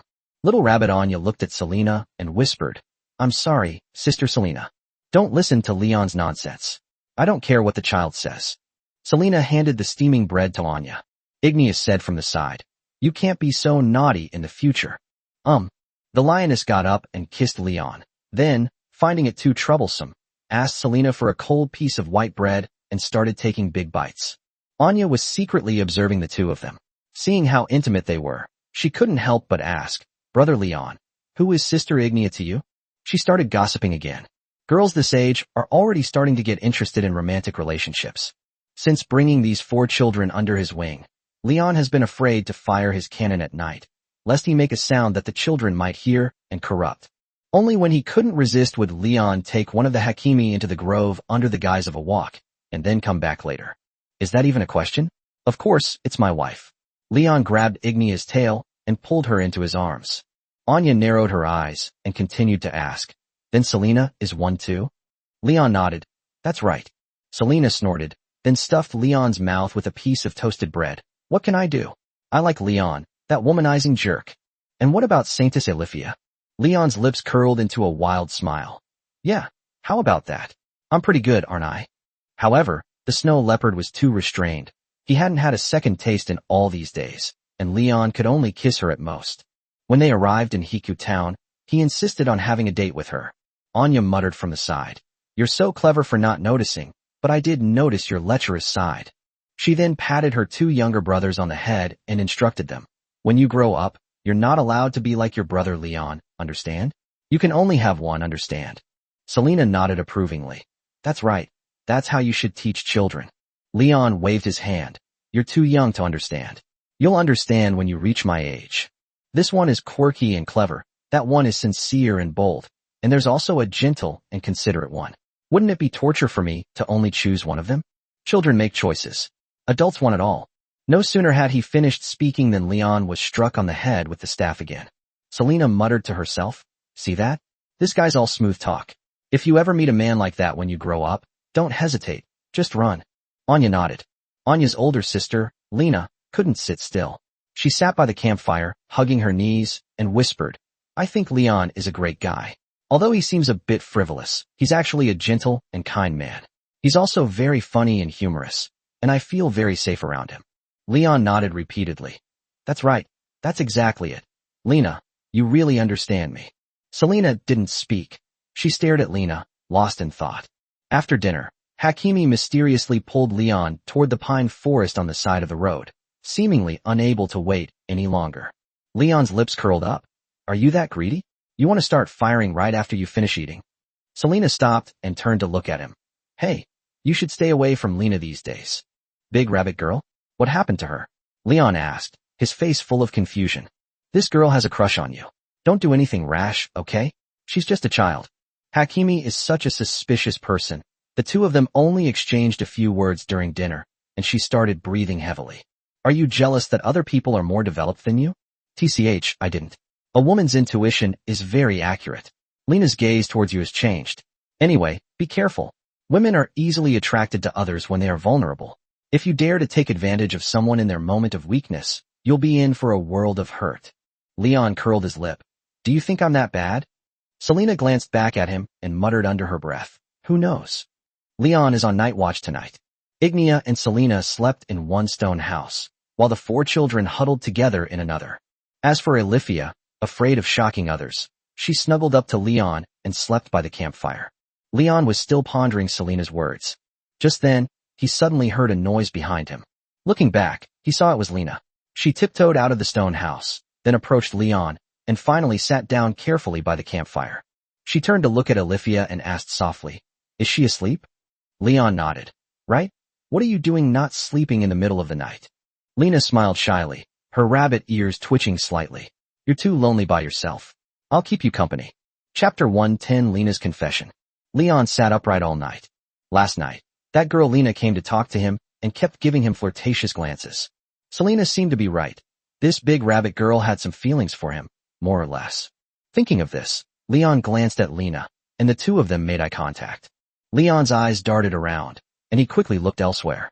Selena, munching on bread beside her, asked in confusion, "Did you get sand in your eyes?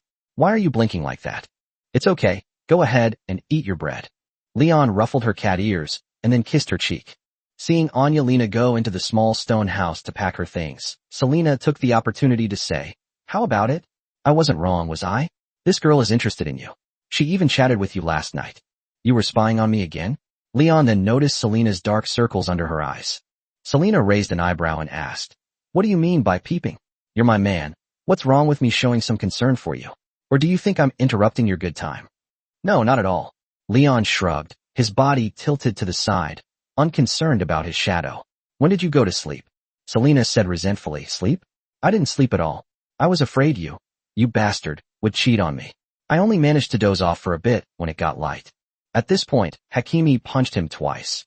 If you could just behave yourself, would I be so worried? This can't be blamed on me, can it? Leon felt utterly innocent. He hadn't done anything philandering, so why couldn't he gain Selena's trust? Selena opened her blood-red maw and bit at Leon. Who else is to blame but you? Don't you know how lecherous you are? Leon did not refute this point. But he doesn't use his color on just anyone. You've wronged me. Selena continued. TCH, I don't care about all that. I'll ride the same horse as you later, and you can hold me and sleep for a while. Is that okay? Leon nodded and decisively pulled him into his arms. He glanced back and saw Alina spying on the two of them. Leon felt a chill run down his spine. Whether he was pursuing Selena or Alifia, he was always the hunter and they were the prey. At that moment, Karina's eyes were like those of a hunter, and he had become the prey. After they finished packing, the group continued their journey on horseback. During their lunch break, Leon randomly picked a spot by the roadside, and then carried Selena to a grove of trees to collect dry branches. Although winter is almost over, this is still the cold north, and the temperature has hardly changed. Lighting a fire can warm everyone up a little. Just then, a voice came from behind Leon. Is Selena asleep? Leon glanced back at Rena. The big rabbit girl had followed them again. He nodded and replied, She's sleeping soundly. You go and rest. I'll collect the dead branches. It's all right. We're just killing time anyway. I'll help you pick them up. Lena bent down, picked up the dead branches, and then hugged them to her chest. Whether it was his imagination or not, Leon felt that the big rabbit girl was deliberately lingering in front of him, occasionally showing off the curves of her body. Although she was still a bit green, her size was already comparable to Ignea's. It was hard to imagine that this rabbit girl, who couldn't even get enough to eat and had to raise her younger siblings, could have such a figure. However, the Minesweeper software was forcibly shut down by Leon after only 1 second of startup. Lena handed the firewood in her arms to Leon and took the opportunity to touch his hand. Seeing that Leon seemed to have no reaction, she was not in a hurry and continued to pick up the dead branches on the ground. We already have enough firewood. There's no need to collect so much. I'll gather the firewood for tonight too, so you won't have to go later. Lena hugged the firewood to her chest and then handed it all to Leon. The two locked eyes. The next second, Lena launched a surprise attack on Leon, kissing him on the cheek. Unfortunately, Leon reacted incredibly quickly, and he dodged the kiss by tilting his body slightly back. Luckily, I dodged quickly, otherwise I would have been tortured by Hakimi again. Lena was slightly taken aback. She asked softly, Why are you hiding? I'm not going to bite you. My wife is strict, so please be understanding. Leon pointed to Selena in his arms and continued, Don't be fooled by her stillness. She might be pretending to be asleep. That's the kind of thing he likes to do.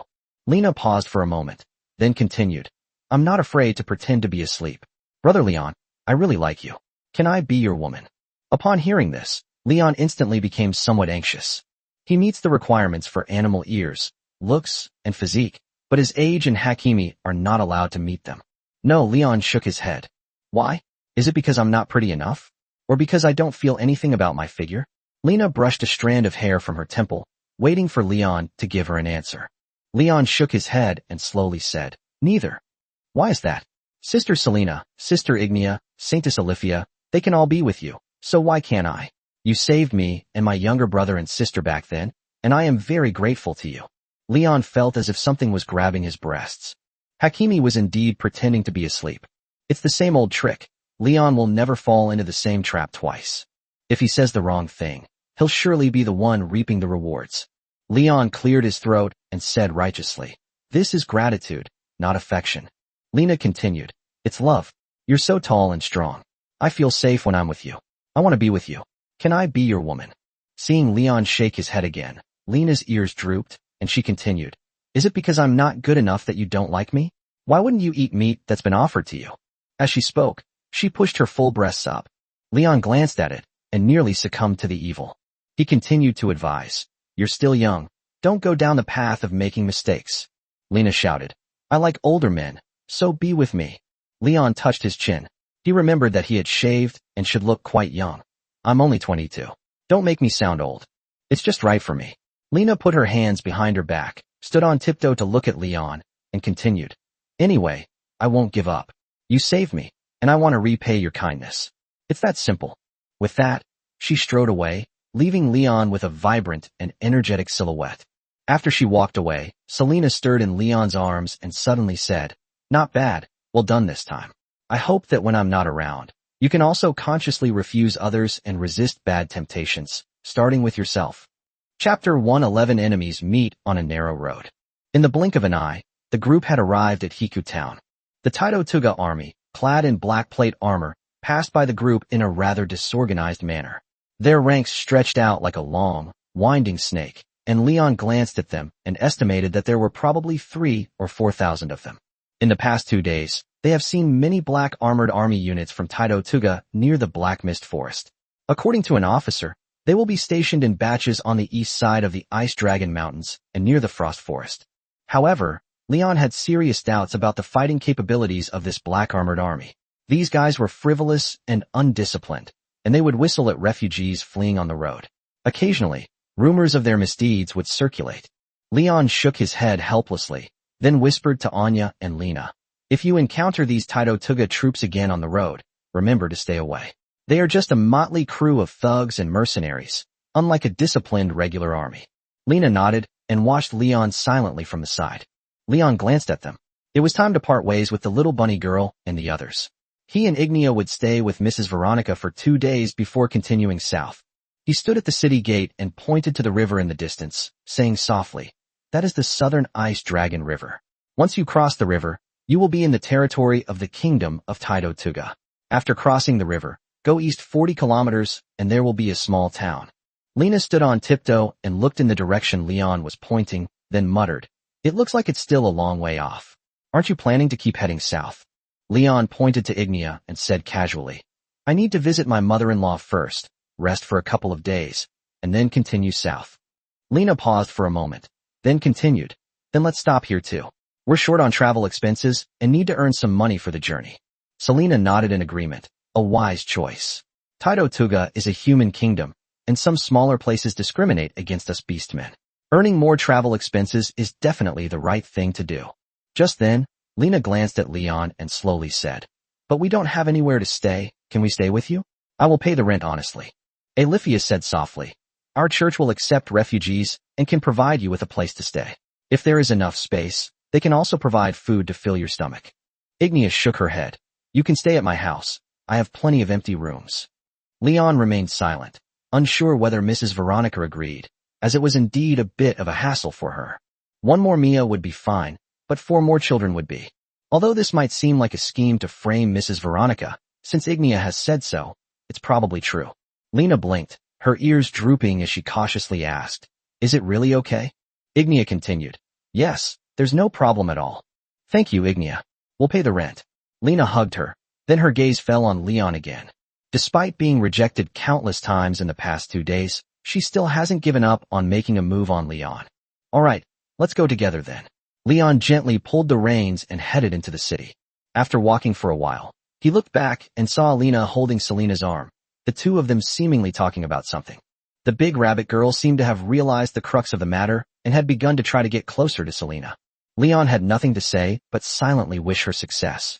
Seeing Ignia standing nearby, he lowered his voice and seized the opportunity to ask, "Are you sure your mother will agree to them coming to live with us?" Ignia glanced at Leon, then nodded confidently. "Of course, my mother is very kind." Since she had already said that, Leon decided not to ask any further questions. When they arrived home, the group first tied up the horses, and then followed Ignia to wait for her to knock on the door. Anya stood behind Lena, hands on her hips, surveying the mansion in the square. She exclaimed, "This house is magnificent.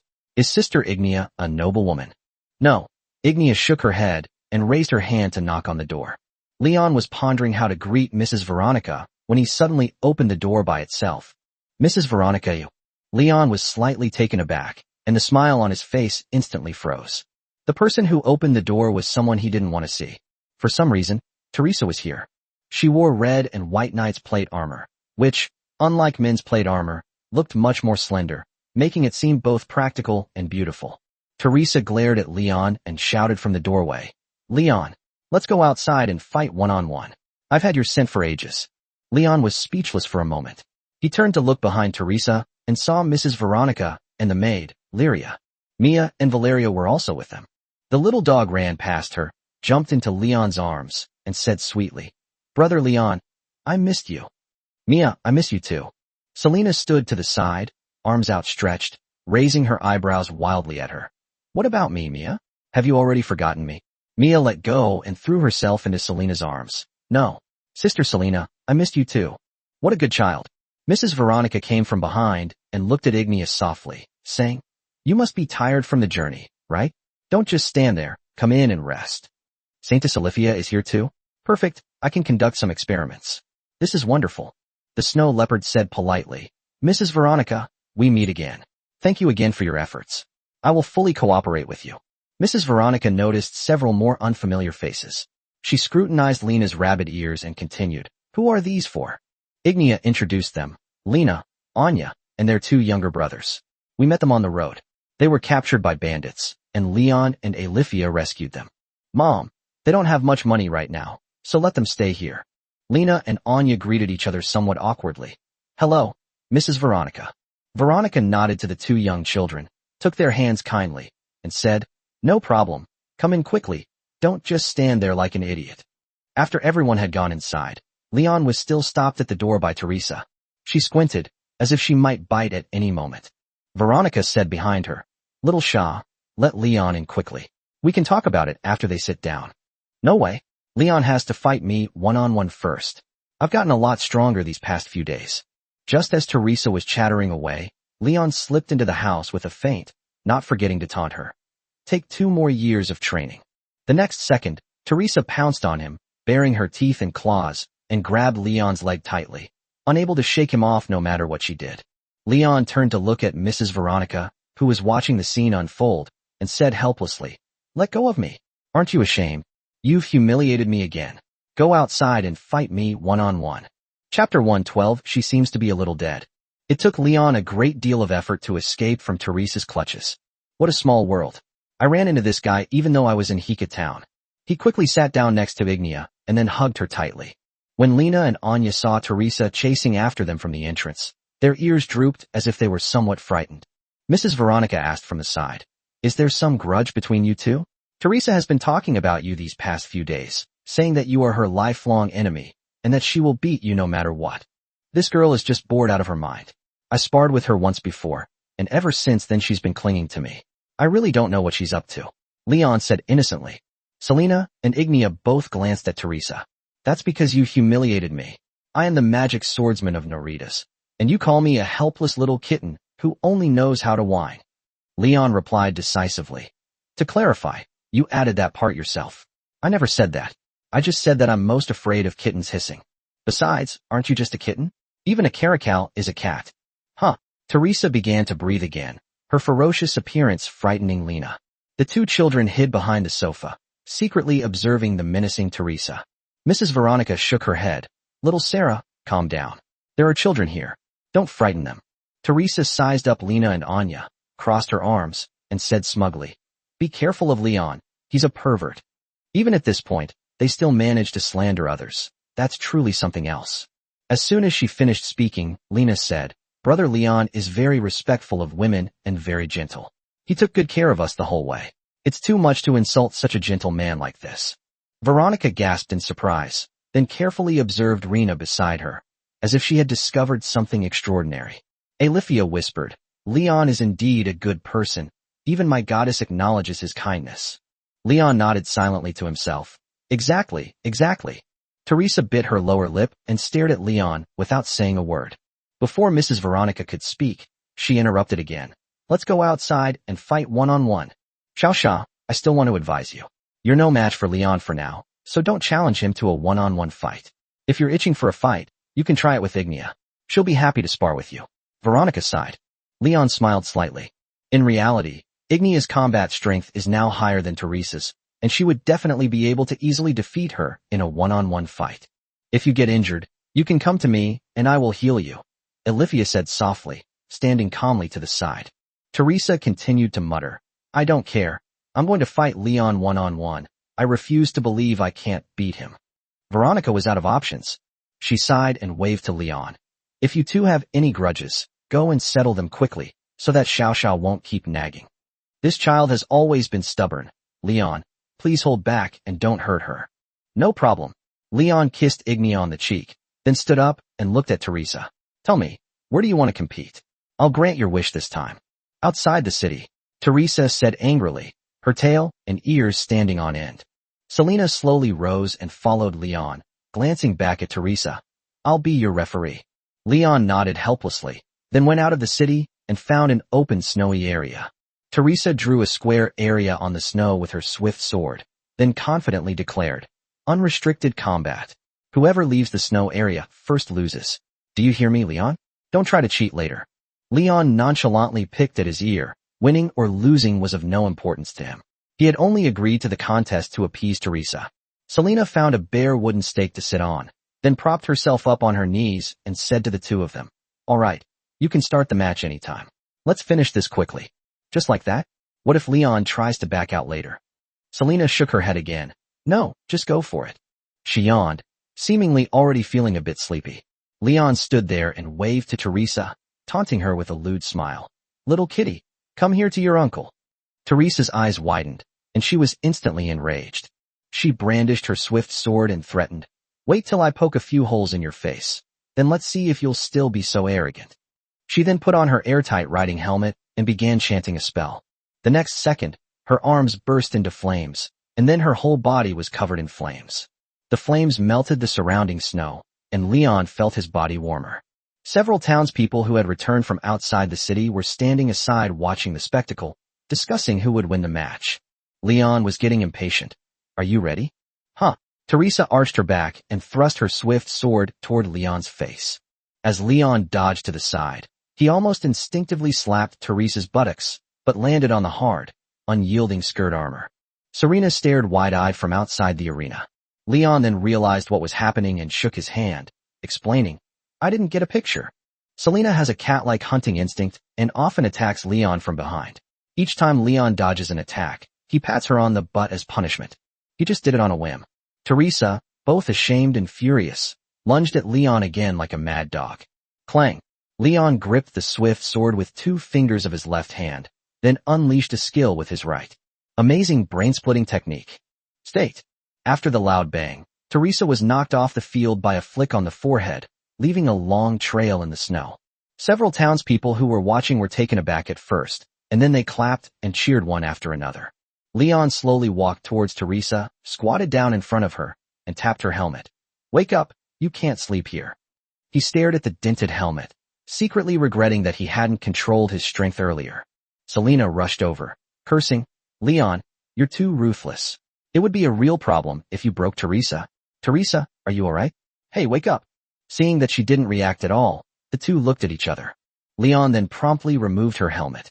Teresa's eyes rolled back, and blood was gushing from her nose. She had clearly been injured by the impact. Selena looked up at Leon, seemingly at a loss. It seems Teresa is a little dead. Leon was also startled. He quickly lifted Teresa off the snow and ran towards home. Chapter 113, only slightly better than me. Leon, you really went too far. I told you to teach her a lesson, but what did you do to Teresa? Mrs. Veronica looked at Teresa lying on the bed and shook her head helplessly. Olivia was healing him with a healing spell. Really, I just flicked her head. I thought she'd be able to take it off since she was wearing a helmet, but she just passed out. No matter how Leon explained, it all seemed rather weak in front of the unconscious Teresa. Selena, gesturing wildly, said, Leon wasn't lying, but he sent Teresa flying 10 meters in one go. Veronica chuckled. Take it easy next time. You could kill someone with your pinky right now, let alone flick someone's head. Leon nodded, remembering Mrs. Veronica's teachings. Olivia slowly lowered her hand and breathed a sigh of relief. It should be fine now. We just have to wait for her to wake up on her own. After saying that, she stood up and tapped Leon on the forehead. What a naughty child. Be careful next time. The door behind them slowly opened, revealing Ignia and Mia peeking in from outside. She lowered her voice and asked, Is Teresa all right? Lady Veronica walked toward Ignia.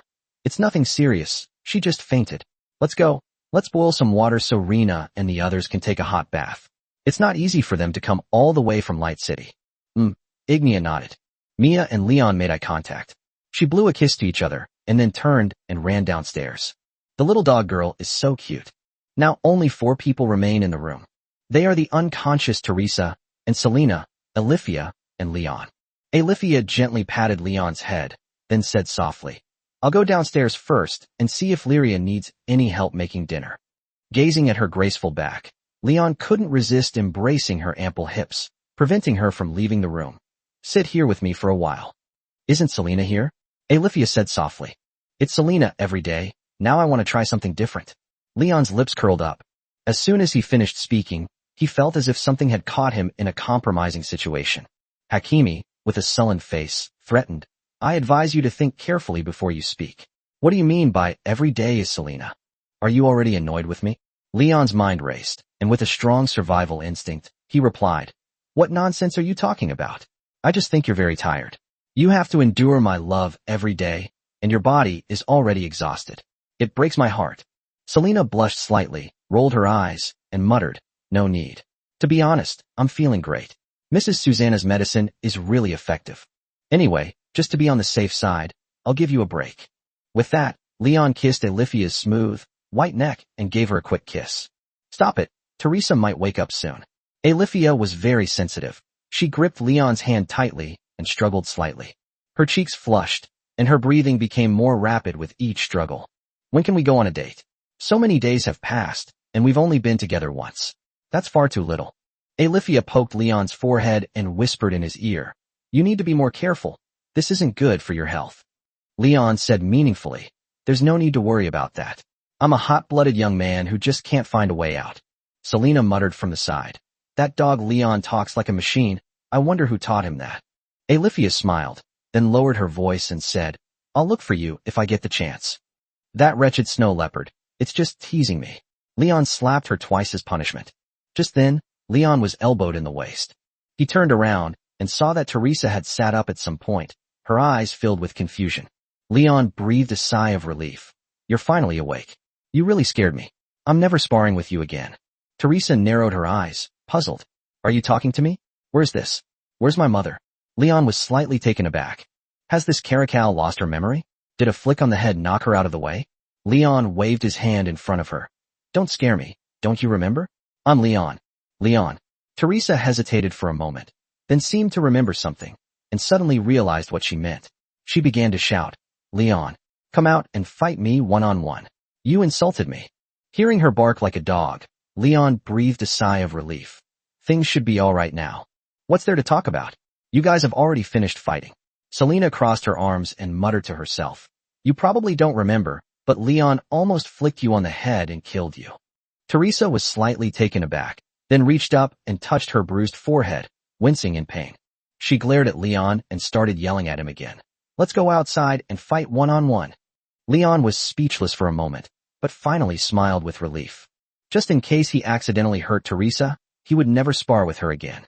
The two were not evenly matched. He was completely bullying her, and there was no point in comparing them. Just then, the door opened. Mrs. Veronica glanced into the room and then came in. "Little Sarah, you're finally awake. You really scared me." Teresa continued shouting, "One-on-one." Veronica sighed and couldn't help but pour cold water on her. "Don't fight him one-on-one. You can't beat Leon. Even if you train for a few more years, it'll be the same, because he's not an ordinary person at all." Teresa pouted, looking at Leon as if she was still unconvinced. Selena reached out and patted her head, saying softly, "Sweetie, we won't compete with Leon. If you really feel the urge, just ask Alifia." Alifia produced a silver fork and lightly poked Selena in the waist. Mrs. Veronica looked at the group and continued, "Teresa, didn't you come here with other things to do? Tell Leon quickly, don't waste time." Teresa's tail wagged, and she reluctantly began. "Remember the map you gave Lady Veronica? Our warriors discovered demons at the location you marked. They seem to be guarding something there, though there aren't many of them. I want you to come with me to deal with them, and while you're at it, scout around a bit more." "Why do you want me to go there? Are you trying to set me up?" Leon raised an eyebrow and looked at Teresa. Teresa rolled her eyes. "Tisich, I'm upright and honest. I wouldn't stoop to doing something like that. I just think you're pretty impressive. After all, monsters like the otherworldly demons are terrifying, and relying on ordinary warriors might result in significant casualties. How about it? Want to consider it? The pay is very generous. Not everyone has the opportunity to make this much money. Leon's lips curled up slightly. Oh, so you admit I'm good? Teresa snorted and blushed, saying, what's there to be proud of? You're only a little better than me. Chapter 114 Going with her. To be honest, Leon didn't really want to go with Teresa. He wanted to stay in Hiku town for a couple more days to spend some quality time with his wives before continuing his journey south. Moreover, they had already reached the south of Norski and would soon arrive at the kingdom of Dotaga. Now, it would take another 6 or 7 days to travel back to Naritas, which was too troublesome. Thinking of this, Leon coughed twice and replied, it's really too far. It's about 400 or 500 kilometers west of Naritas, and it's almost 1,000 kilometers round trip. Teresa looked at Mrs. Veronica and said in a coquettish tone, Aunt Veronica, could you send us there? Use teleportation magic. Veronica sighed. My magic can only send 2 people at a time. Teresa nodded.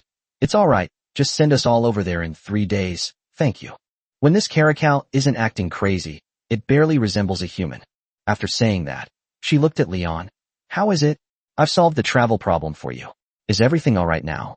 Leon instinctively looked at Selena, trying to get her opinion. Hakimi shrugged. I don't care. You can come if you want. Didn't Teresa say there would be a reward? At this point, she looked at Teresa and asked, by the way, how much was the payment again? Teresa held up 5 fingers, 50 gold coins. Tempted. As she spoke, her cat ears twitched violently, and the 2 tufts of black fur swayed in response. 50 gold coins. Leon quickly calculated in his mind that 1 gold coin in Norski was equal to 43 silver coins, which meant that the reward of 50 gold coins was roughly equivalent to 2,000 silver coins. They can go straight to Costa Ra by pulling off one heist, without having to stop at taverns to earn travel expenses. To be honest, Leon was tempted. With money, you can enjoy a sweet honeymoon with your wives. The thought of opening his eyes on a bed covered in flower petals and seeing 3 beautiful beast-eared girls made Leon's lips curl into a smile, and a certain part of him began to rapidly recharge. However, considering the possibility of encountering the legendary ice dragon, Leon still needed to think it over carefully. He looked at Mrs. Veronica beside him, hoping to get some professional advice. Their eyes met, and Veronica understood what Leon meant.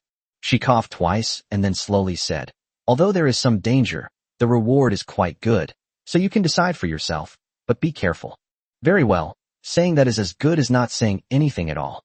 Leon sighed and offered his opinion. It involves both ice dragons and otherworldly demons. Although the rewards are substantial, I'm afraid I might earn them, but not live to spend them. What are you afraid of? There are only a few demons in total.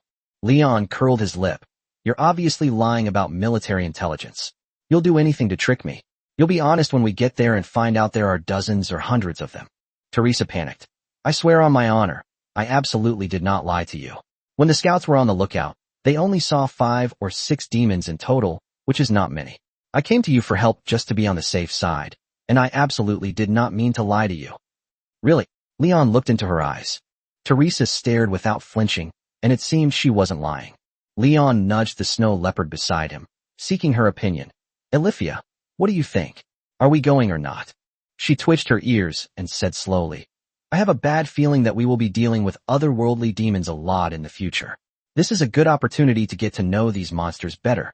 Leon nodded, then shouted at the top of his lungs, Ignia, are you free right now? Teresa frowned, standing to the side. Are you going to ask everyone? Leon rolled his eyes at her. Of course, they're all my wives. How could I not ask? A few seconds later, Ignia pushed the door open, trotted over, and nuzzled Leon's cheek with her ear. You were looking for me? How about we go with Teresa to the Ice Dragon Mountains to fight the alien demons? The reward is quite generous.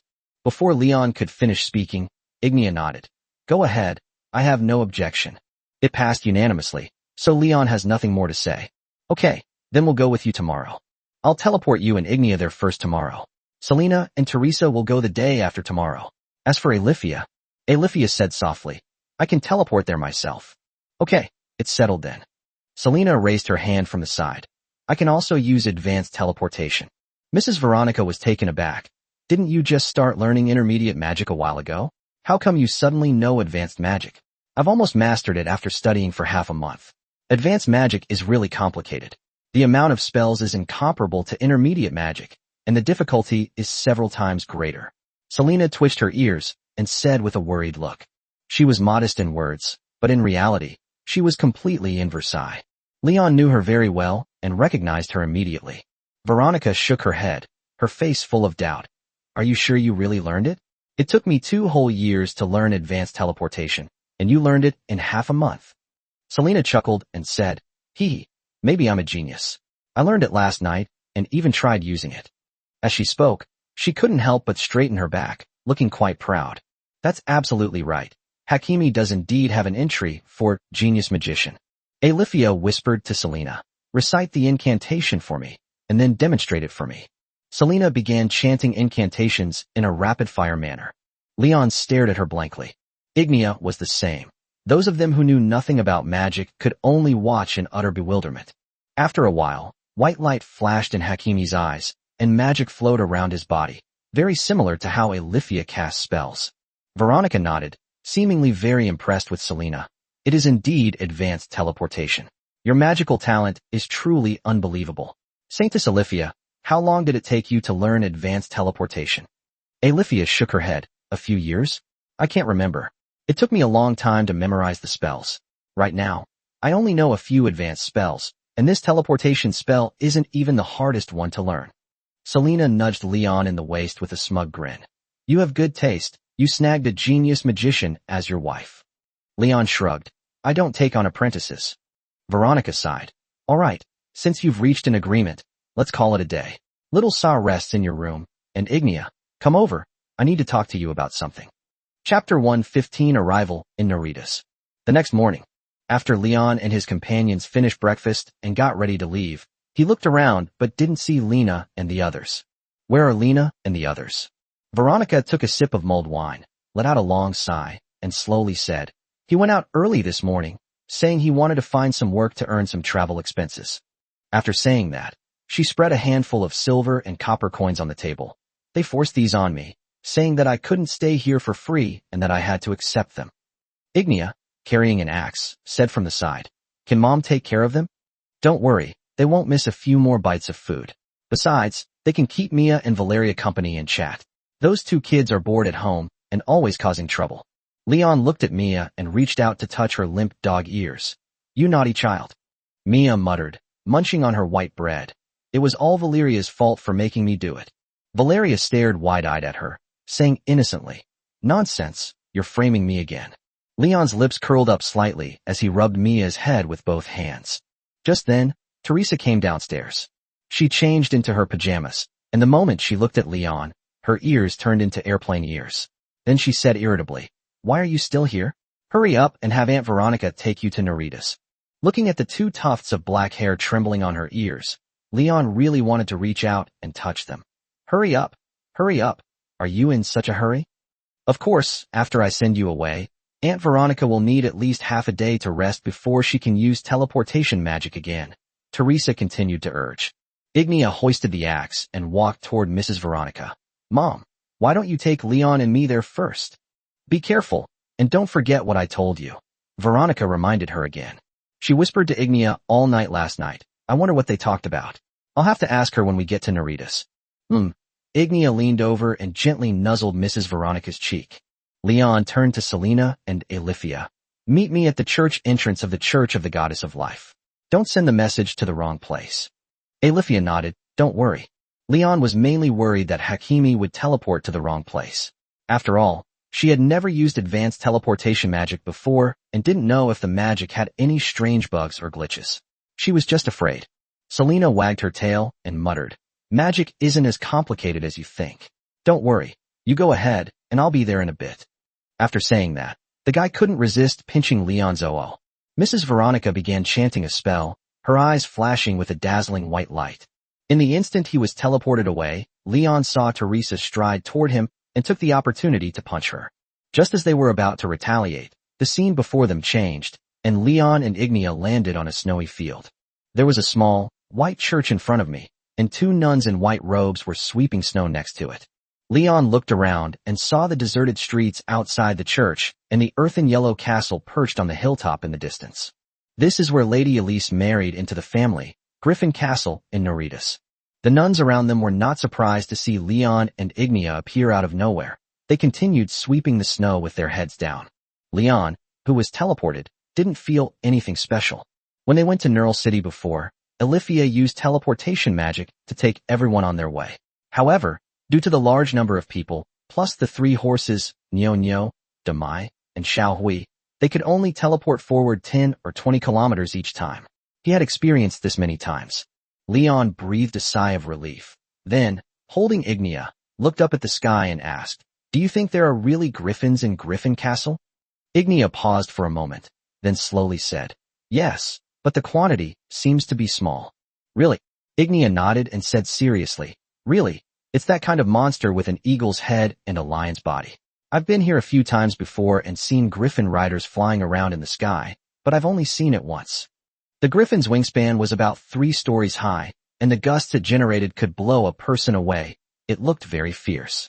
Just as the two were talking, another white light appeared, and Alifia instantly appeared beside everyone. She landed on a snowdrift, and Leon, seeing her lose her balance, quickly reached out to steady her. "Don't fall." Alifia reached out and tapped Leon's head, saying sweetly, "Where are you touching? You're being naughty again." Leon smiled slightly and removed his hand from her hip. He looked around, then asked in confusion, "Why hasn't Selena arrived yet? Where's that stinky cat?" Alifia pulled up her hood, then lowered her head and said softly, "He teleported right after you left. Didn't you see him just now?" Leon shook his head. Besides the 2 of them, Leon only saw Alifia in the vicinity. Damn it, did that stinky cat send it to the wrong place? Alifia didn't speak, but the corners of her mouth turned up slightly. "What are you laughing at?" Leon reached out and poked the snow leopard's soft belly. She coughed twice, then said loudly, "Selena, stop playing around and come out now." As soon as he finished speaking, Leon saw a head peeking out from the wall. Selena, her head covered in snow, muttered, "That wretched Alifia, she betrayed me. I was planning to play a trick on that dog Leon." Leon sighed, saying with great disappointment, "So you didn't lose it? I was thinking of taking this opportunity to play with a few more beast-eared girls. What a pity." Selena instantly transformed into airplane ears. She scaled the wall and strode menacingly toward Leon, raising her staff to deliver 2 powerful blows to his kidneys. "Look at you, you're getting angry again." Leon grabbed Selena's wrist and easily subdued her. After a bit of playful fighting, Selena glared at Leon angrily and stopped talking. "Playing all high and mighty again. Where are you going now?" "To find your aunt." Seeing that she didn't speak, Leon couldn't help but pinch her breasts, which resulted in him getting a beating. Alifia shook her head from the side. "You two are like children." Selena was panting heavily. She muttered, "How should I know? Let's go see Annie tomorrow. Teresa hasn't even arrived yet." Leon then asked, "And now?" Ignia, fiddling with her hammer, said from the side, "Let's find a place to stay." Hearing her say that, Leon couldn't help but smile. Now that it's just the 4 of them, they can find a well-soundproofed hotel to relax tonight. "That's true. I didn't sleep well last night. Let's find a hotel to relax."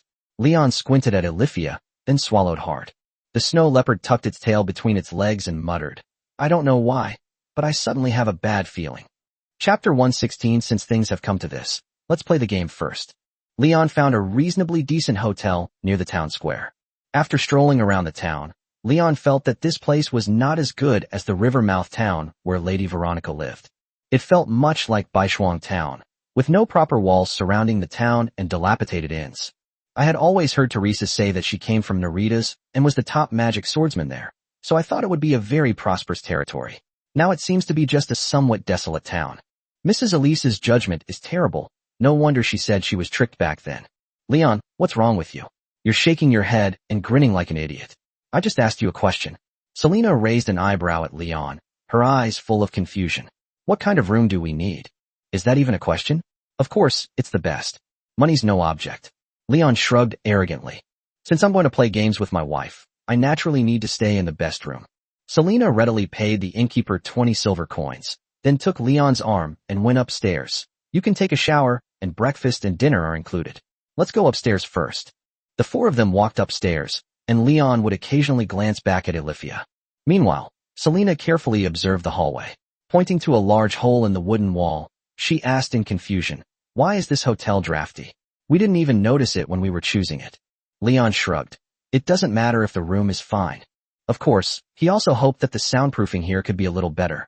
They went up to the 3rd floor, opened the room the hotel owner had mentioned, and then breathed a sigh of relief. It's fairly spacious here, and there are 2 dry double beds. Behind the curtain in the corner is a bathtub that can accommodate 2 people at the same time. It's a bit small. It would be great if it could fit 4 people at the same time. Leon sat down on the bed and said in a serious tone, "Wife, boil some water for me. I'm going to take a bath later." Selena reluctantly agreed, then tapped Leon's forehead a few times with her small hand. Ignia put the whetstone on the ground and began sharpening her double-headed axe again. Leon reached out and rubbed her ear. "You'll have to take a shower later too." Ignia turned around and asked in confusion, "Me? It's so cold now. I already showered yesterday and haven't exercised at all today, so I don't need to shower anymore, right?" "That's fine then." Leon played with her thick, powerful tail. Ignia was still as obedient as ever. It doesn't matter whether she washes it or not. This lioness has almost no body odor, and Leon can accept her natural scent. Leon knelt down beside her and kissed her cheek. "By the way, what did Mrs. Veronica talk to you about yesterday? It seems like you didn't sleep a wink all night." Ignia slowed down her axe-sharpening pace slightly, then rubbed her fluffy lion ears against Leon. "Mom told me to stick close to you and not run around if I encounter any others. She said you're strong and can protect me, and she also told me to be careful and things like that." Leon raised an eyebrow. "That's it? You think we can talk about this all night?" "My mother also asked me when I could get pregnant, and how many times a week we should have sex, and other such questions." Leon was embarrassed, but this was within expectations. In the open kingdom of beastmen in Norski, it's normal for a mother to be concerned about her daughter's private life. "What was your answer?" Ignia said seriously. "I said I didn't remember, but it seems like I do it whenever I have time. So I did it more than 20 times, right?" Leon nodded, feeling inexplicably awkward. "What else did Mrs. Veronica ask?" "Mom also asked me if I was happy living with you, and if I had any opinions about Selena and Olivia, and so on." Ignia was very honest. She answered every question Leon asked. Leon couldn't resist kissing her. "So what was your answer?" "I'm so happy. It's much better than when I was living alone. You love me, and I love you too." Ignia put down the axe and answered earnestly. Leon breathed a sigh of relief, got up and massaged Ignia's shoulders. "Wife, you can continue sharpening the axe." After rubbing for a while, he noticed that Olivia was standing by the window with her back to everyone. Leon bypassed Ignia, then stealthily approached Olivia, finally embracing her, as if in an attack, and kissing her neck. She struggled to get away from the window, then laughed and said, "Leon, you're tickling me." Leon fiddled with her fluffy cat ears while unbuttoning her white robe. "Wife, how long has it been since we've had any romance?" 7 days? Or 8 days? Looks like I can't escape today, right?" Olivia's cheeks flushed slightly as she gently stroked Leon's head. "That's right. I couldn't hold back yesterday, but considering that Ignia's house was there, I managed to suppress my desire." Ignia put the axe on the table, then put her hands on her hips and said to the 2 people who were flirting, "Do whatever you want. My mother won't blame you." No, that feeling is too strange. It's much more comfortable outside." Leon shook his head. He didn't want Rena Mia and the others to hear strange noises. Although everyone knows the truth, they try to avoid it as much as possible, since he is not that open-minded yet. You should try to control yourself a little. Doing it too often is bad for your health. "Aren't you tempted?" Leon's fingers circled around Olivia's stomach. The fat on her lower abdomen was very soft and felt quite nice to the touch. Olivia covered her mouth and mumbled, "Let's not talk about this for now, or things will start to get weird. These kinds of days are very rare. We don't usually have such a leisurely time, so we're going to play all day today." Leon picked her up and let her sniff freely. "Olivia smells so good. She'll definitely be a good mother in the future." Olivia swallowed hard and gently stroked Leon's head. "No, you have to be more restrained, you know?" "Moderation." Leon grabbed Olivia's hand and shouted, "Hakimi, apply the medicine. This snow leopard is acting strange." It was calling for its mother a moment ago, but now it's suddenly turned into a saintly mode. "It's here." Selena took out Lady Susanna's medicine and forcefully pulled out the cork, causing Olivia's cheeks to flush red. She shook her head repeatedly in refusal. "I don't want to use this, but if you like it, Leon, I can consider it. If you really don't like it, then forget it." Selena sighed and then put the medicine on the table. "What a pity, you don't even use such good stuff. I'm going to take a shower first, and I'll teach Leon a lesson later." She filled the tub with hot water, put the clothes on the rack one by one, and then climbed into the steaming bathtub. Hakimi is not as shy as before. She is now very open, although not to the same extent as Ignia. Leon narrowed his eyes. He was already getting impatient. After closing the doors and windows tightly, he beckoned to Ignia, then pounced on Alifia. Chapter 117. I'm fine. Leon, you're at it again. It wouldn't be good if you woke up Ignia and Selena. Behave yourself. Alifia gently pushed Leon's cheek. Her face flushed as she squirmed back and forth on the bed. Yesterday, because they played so late, Selena and Ignia didn't wake up until noon. The energetic Leon woke up early in the morning, coaxed Alicia awake, and then they fought for several rounds. This snow leopard is like a fresh, juicy peach. You want to eat a second one after you've had one. Without the aid of the medication, this guy was incredibly sensitive and couldn't even last 5 minutes. Leon coaxed and lied. Let's do it again. Who told you to be so weak? I'll help you become stronger. Alifia sighed, covering her flushed cheeks, and loosened her grip on the bedsheet, gradually giving up her resistance. Leon, you're not being good at all. Wait. Not there.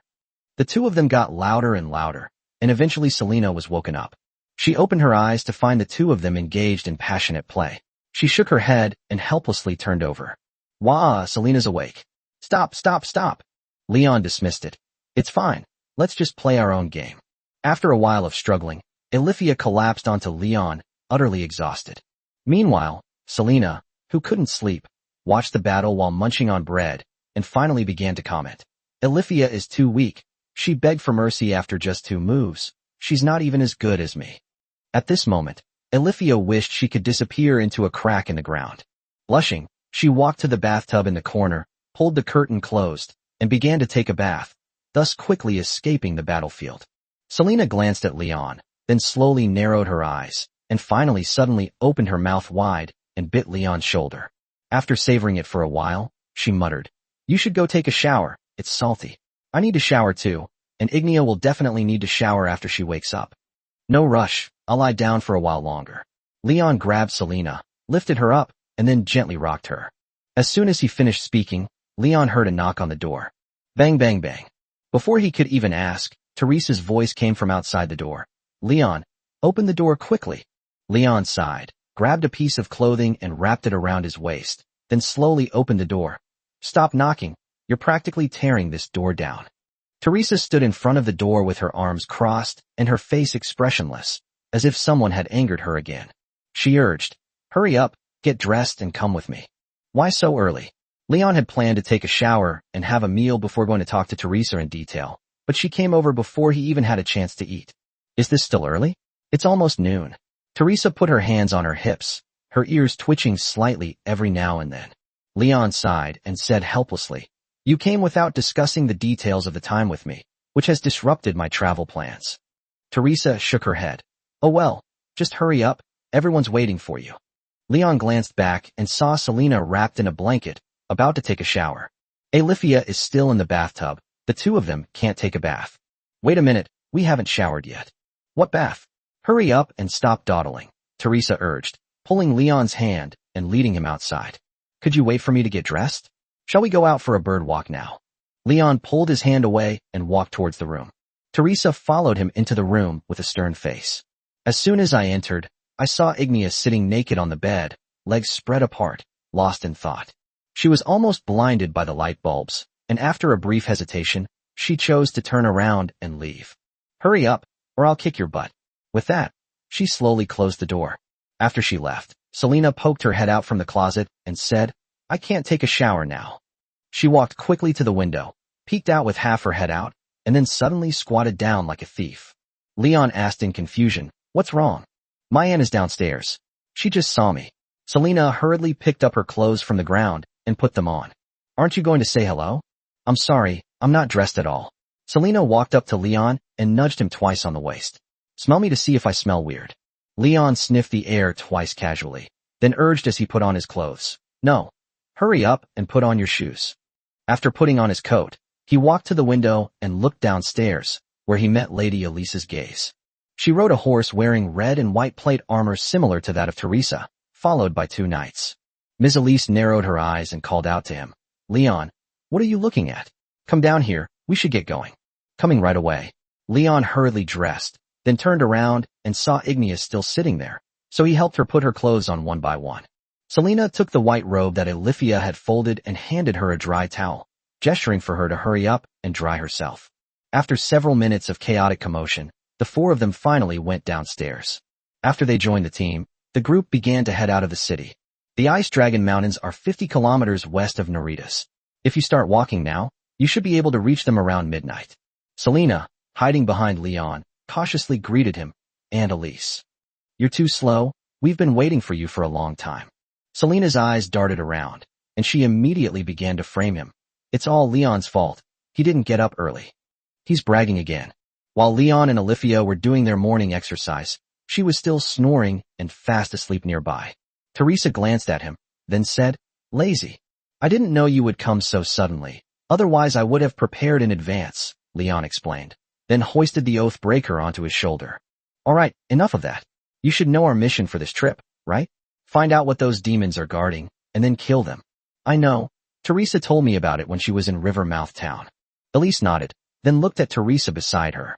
After a slight silence, she asked, How did it go? Didn't you say you were going to spar with Leon? How did it go? Upon hearing this, Teresa's face darkened even more. She pouted and reluctantly replied, Leon won by a narrow margin. It's clear this guy is still not convinced. But Leon didn't bother to expose her. He looked around and then asked, Are there only 8 of us? Elise nodded. Yes, near the Ice Dragon Mountains, a large group can easily cause unnecessary trouble, and I don't want to be noticed by the ice dragons in the sky. After saying that, she noticed Olivia next to Leon and asked in confusion, Why is Saintess Olivia's face so red? Is she all right? Olivia lowered her head and stammered, Thank you for your concern. I'm fine. Chapter 118, Can I Touch Your Ears? After leaving Griffin Keep, the group followed the frozen river towards the Ice Dragon Mountains. The 2 knights quickened their pace to scout ahead. Elise reached out her hand to Selena and whispered, Let's speed things up. Selena, get on and ride with me. Saintess Olivia, you can fly. Leon and Ignia, you two can follow behind. After saying that, she reached out and pulled Selena onto the horse. Leon shrugged indifferently. He put the hammer away and started jogging. He looked at the 2 knights at the front of the column and couldn't help but ask, Lady Elise, are even lords' wives leading troops in a battle these days? Elise snorted and shook her head. There's nothing I can do. That's what happens when you marry a good-for-nothing. Although he's the nominal lord, I've been the one managing Naritas all these years.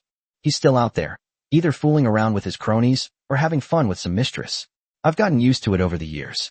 Teresa shook her head and advised, Let's not talk about that old man anymore.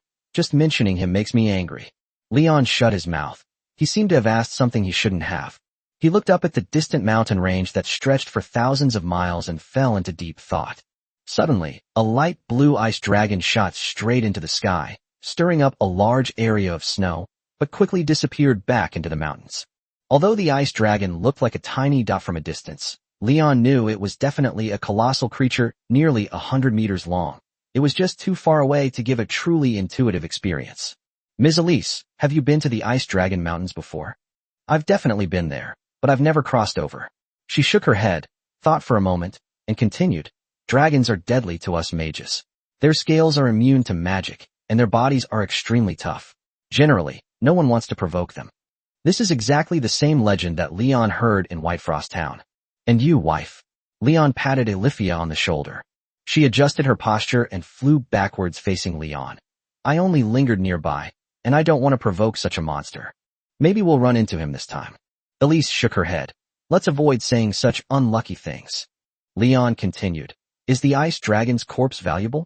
Scales, teeth, bones, muscles, internal organs, almost anything you can imagine is valuable.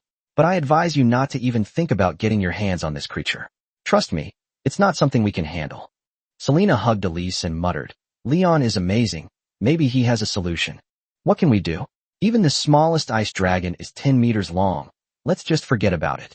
Elise shook her head. Leon thought for a moment, then took out the ice dragon's fawn from his storage space. Take a look at this. Elise glanced back casually, then her pupils dilated sharply. She pulled on the reins to slow down, then took the ice dragon's fawn and played with it in her hands. This is an ice dragon's tooth?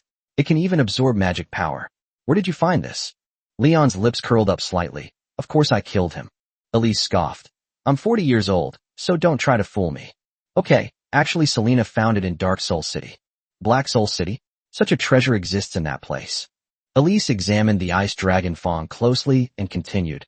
This is not a dragon tooth that fell off naturally. What? Someone else pulled this out. Perhaps. Ice dragons live for thousands of years and are said to shed a new set of teeth every 100 years. However, naturally shed dragon teeth cannot store magic power. Only healthy and intact dragon teeth can store magic power. Really? It's just a legend. I don't know if it's true or not, but this thing is definitely valuable. Elise returned the ice dragon fong to Leon. Let's not talk about it anymore. Let's continue on our way. Leon followed the horse all the way, and seeing that they were getting closer and closer to the ice dragon mountains, Lady Elise noticed that Leon and his companions hadn't even had breakfast, so they took a short rest near the pine forest on the side of the river. Seeing that the two knights had already disappeared from sight, Selena, holding a loaf of white bread, asked, "Aren't we hurrying to catch up with them?" Elise shook her head. "No need, they're in charge of reconnaissance. If they find anything, they'll come back to us." Leon asked Selena for a cold piece of white bread, brushed the snow off the stone with his hand, sat down, and began to eat the bread. Ignia, meanwhile, was chewing on dried meat strips, seemingly hungry as well. "Didn't you eat anything this morning?"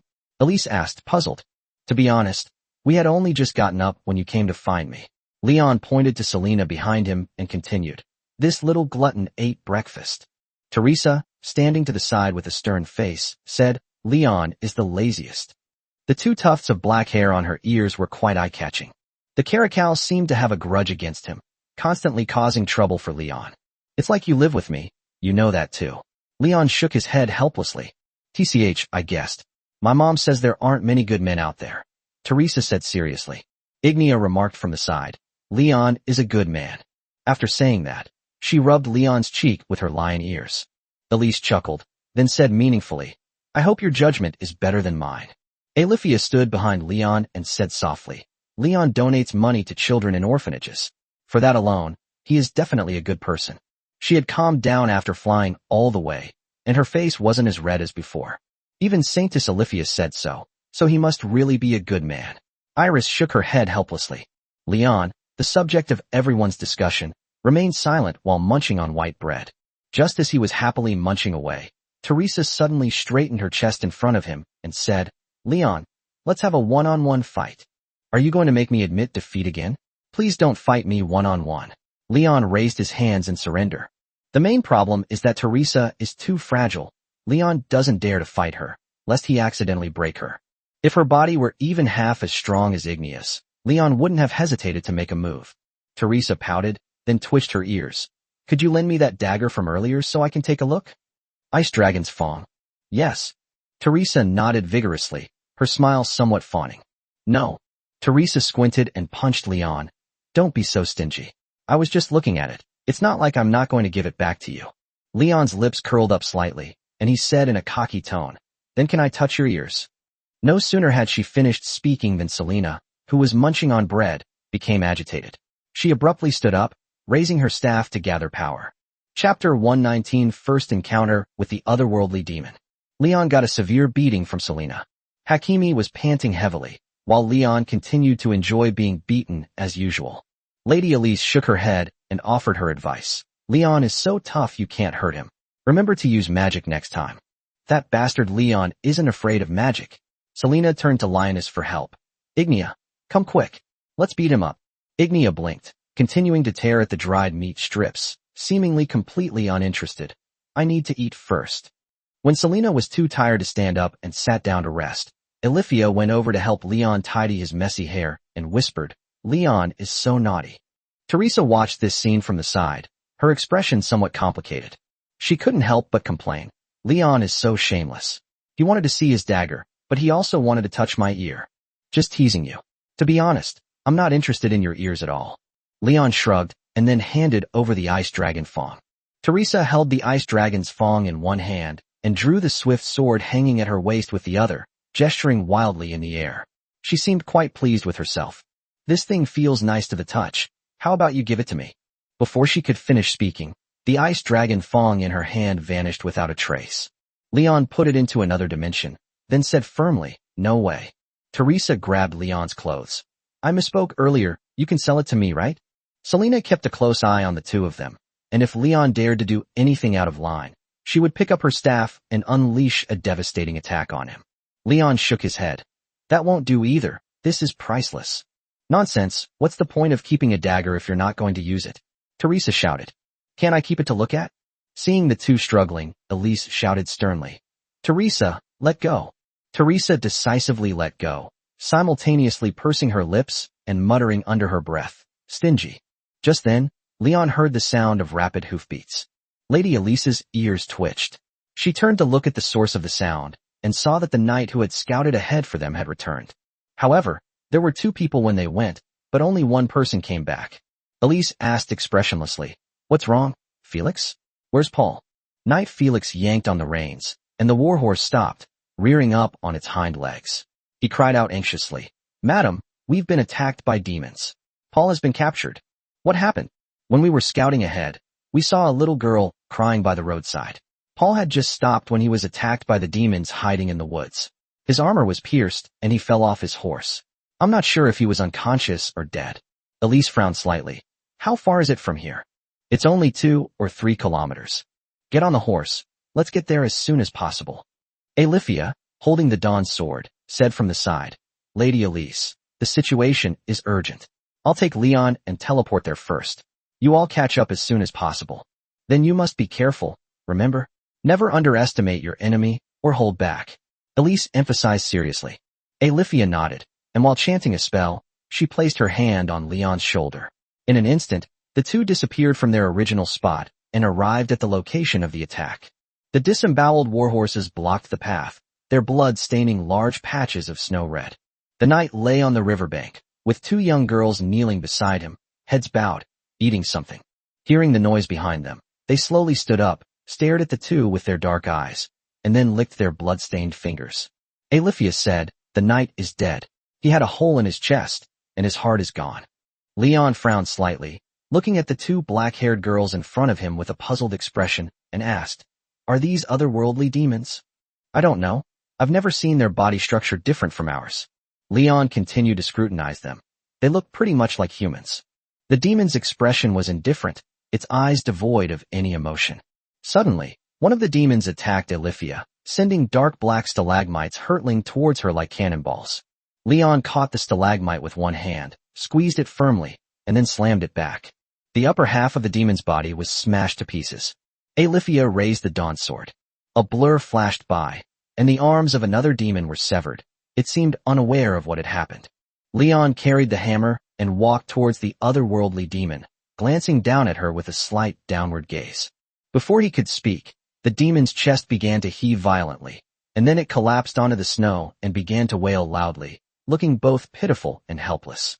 Leon glanced at Alifia, the otherworldly being's actions leaving him somewhat bewildered. Alifia slowly said, It cried. Leon nodded. They're putting on quite a show. 1 second they're about to kill someone, and the next they're sitting on the ground crying.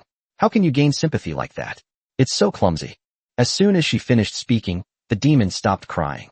She stared at Leon coldly, without saying a word. Let's wait for Elise to arrive first. A living otherworldly being might be worth studying. As soon as Leon finished speaking, he noticed a crack appear on the head of the demon. Then, the entire head split open, like a gaping maw lunging at Leon. In a moment of shock, Leon instinctively kicked it away, and the demon crashed into the rocks, turning into minced meat. You scared me. Did you just see that? Alifia shook the blood off the Dawn sword and walked to the dead knight's side. I didn't see it, but I felt it. The bodies of the otherworlders are different from ours. They don't have internal organs. They're like a pile of flesh that keeps writhing. Leon bent down, picked up a twig, and poked at the still wriggling flesh on the ground. It doesn't seem quite dead yet. The otherworldly demons must also be a kind of evil spirit. Only fire or silver can completely kill them. With that, she shot fireballs at the writhing flesh. In the raging flames, they twisted into a ball and finally turned into lifeless, charred flesh.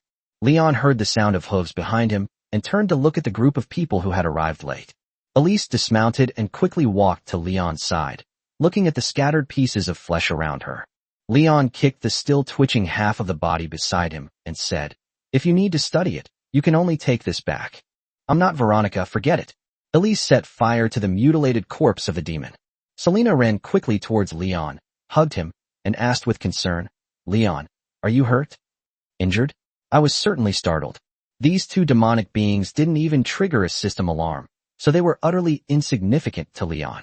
Chapter 120. Do you like my aunt? Poor Paul, this guy just died like that. Upon hearing what Knight Felix said, Leon instinctively looked at Paul's corpse. His plate armor had a hole punched through it, and there were signs of it being gnawed on at the edges.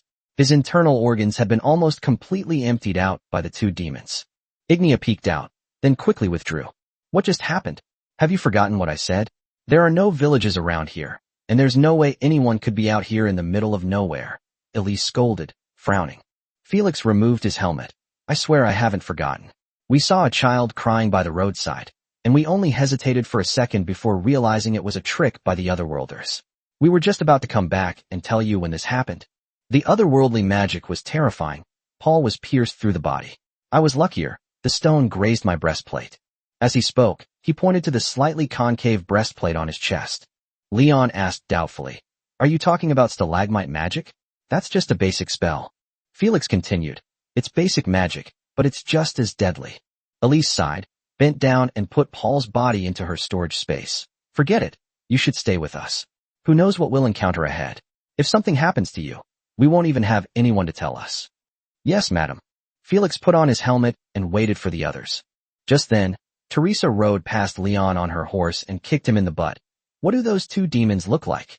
After a brief recollection, Leon slowly spoke. Black hair, fair skin, no animal ears. She looks like a girl of 15 or 16 years old. Nothing special about her otherwise. Teresa nodded. Understood. Black-haired human. Elise interrupted. The otherworldly can transform into any appearance, and they can also transform into our appearance. After saying that, Lady Elise chanted a spell, then wiped her face with her hands, instantly looking several years younger and her face becoming much rounder.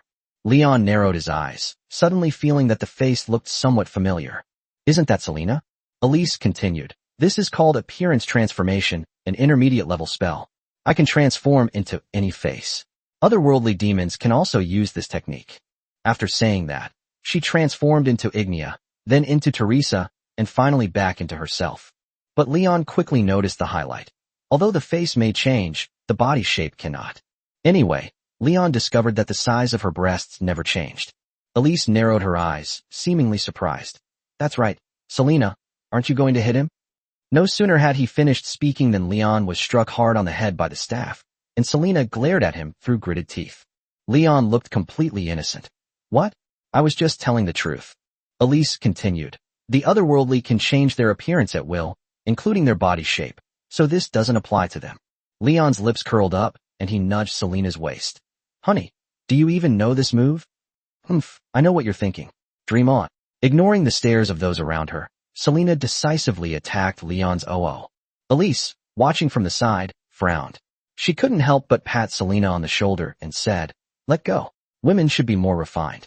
Selena pouted and let go of his hand. She would most likely use some torture on Leon when they went to sleep tonight. Teresa continued. Are those otherworldly beings powerful? I don't think he's that great.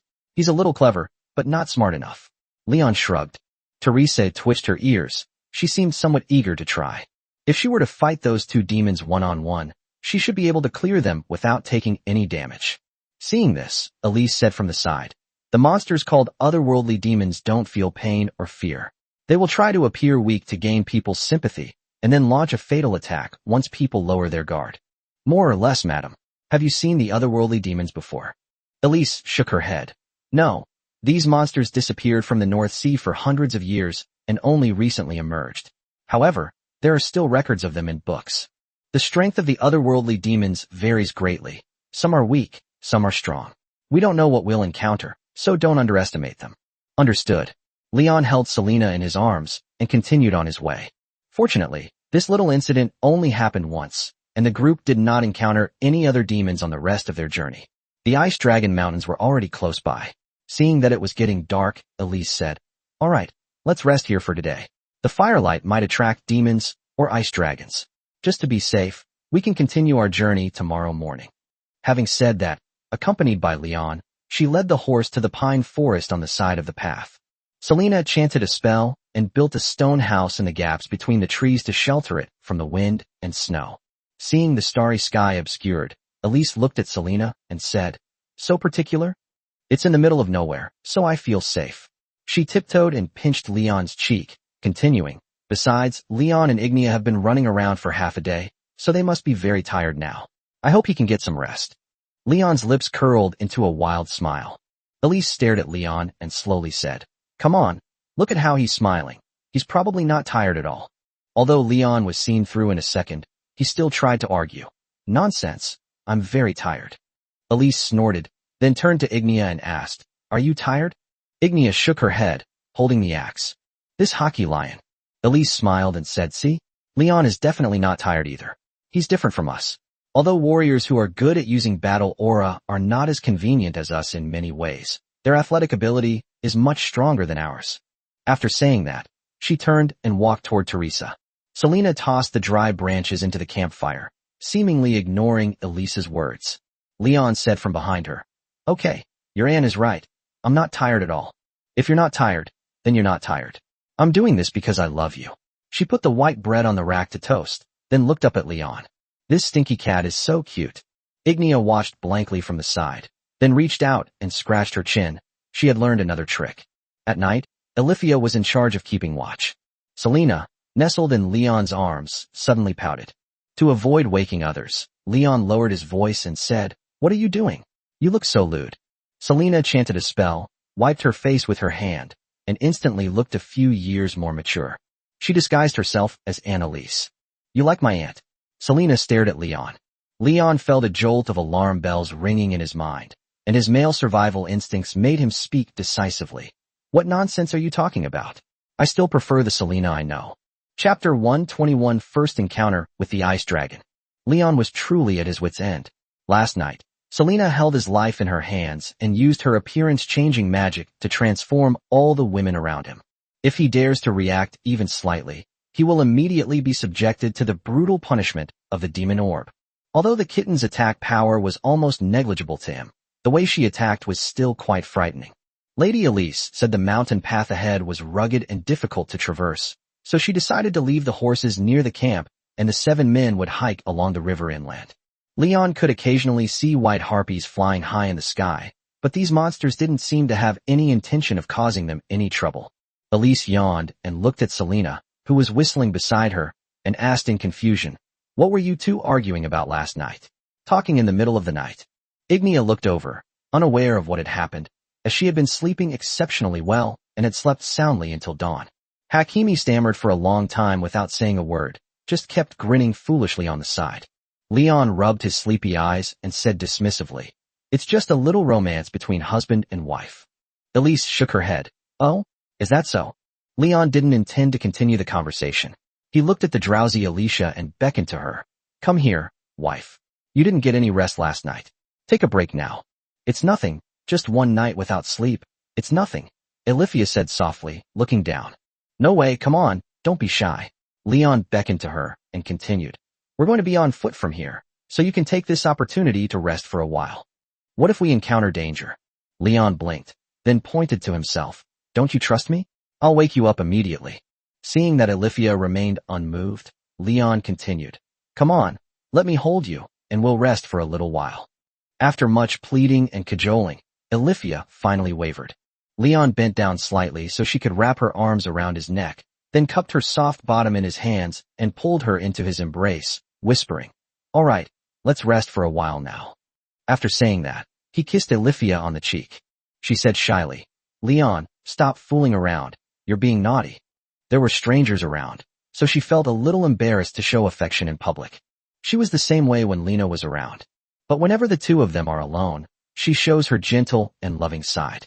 "Okay, you should get some rest now." Elifia nodded and said nothing more. Elise glanced at the group, shook her head helplessly, and teased, "Leon is really amazing. He can even handle the saintess of the Church of the Goddess of Life. I admit I underestimated you before. There's no way around it. He's not only handsome, but also upright, witty, and humorous. It's hard not to be liked by women." Leon helped Elifia put on her hood and then gently stroked her. Elise shook her head. "Huh, don't try to make me laugh." Leon glanced at her and caught sight of the griffin pattern on her shoulder badge. "Do griffins really exist in Naritas?" Elise turned to look at him and nodded. "Of course, there is a griffin nest in the territory east of Griffin Castle, where a dozen or so griffin cubs are born every year, but the vast majority of the griffins are eventually sent to the capital. Leon narrowed his eyes. Can I buy one and raise it? He had never seen this legendary creature in person, but he had always liked furry little animals. What are you thinking? These griffins are supplied directly to the royal family. Only the royal guards or highly respected knights in the capital are qualified to ride them. At this point, Iris glanced at Teresa beside her. My daughter dreams of becoming a griffin knight, but she is clearly not qualified yet. Leon chuckled. Teresa is really bad. Teresa pouted and gritted her teeth, saying, Leon, you're really asking for it. Let's fight one-on-one. Leon nuzzled the sleeping Alifia with his cheek and continued, I was just teasing you. It's so cute how you get angry when I tease you. Teresa took a deep breath and her body turned red at a visible speed. Immediately afterward, Selena tapped Leon on the kidney with her staff, and Hakimi squinted, warning, you better behave. She tripped over a stone before she could finish speaking and almost fell. There are many protruding rocks on the road, and you can easily trip over them if you're not careful. Don't fall. Be careful, Leon said, patting her cat ears. After walking a distance into the valley, Leon noticed that a thin mist seemed to be rising nearby. He asked Elise, is this area safe? It's relatively safe before the demons come out. Only some bird demons come to harass us, and we occasionally encounter snow monsters or snow bears. But if we continue deeper, we might encounter some smaller ice dragons. My scouts encountered the ice dragon on their way back. Felix was with them at the time. Felix was at the front of the group. He heard Elise call him and turned around to look. Yeah, it was very dangerous. We almost died here. That monster was rampaging, and none of us could beat it. We could only run away for our lives.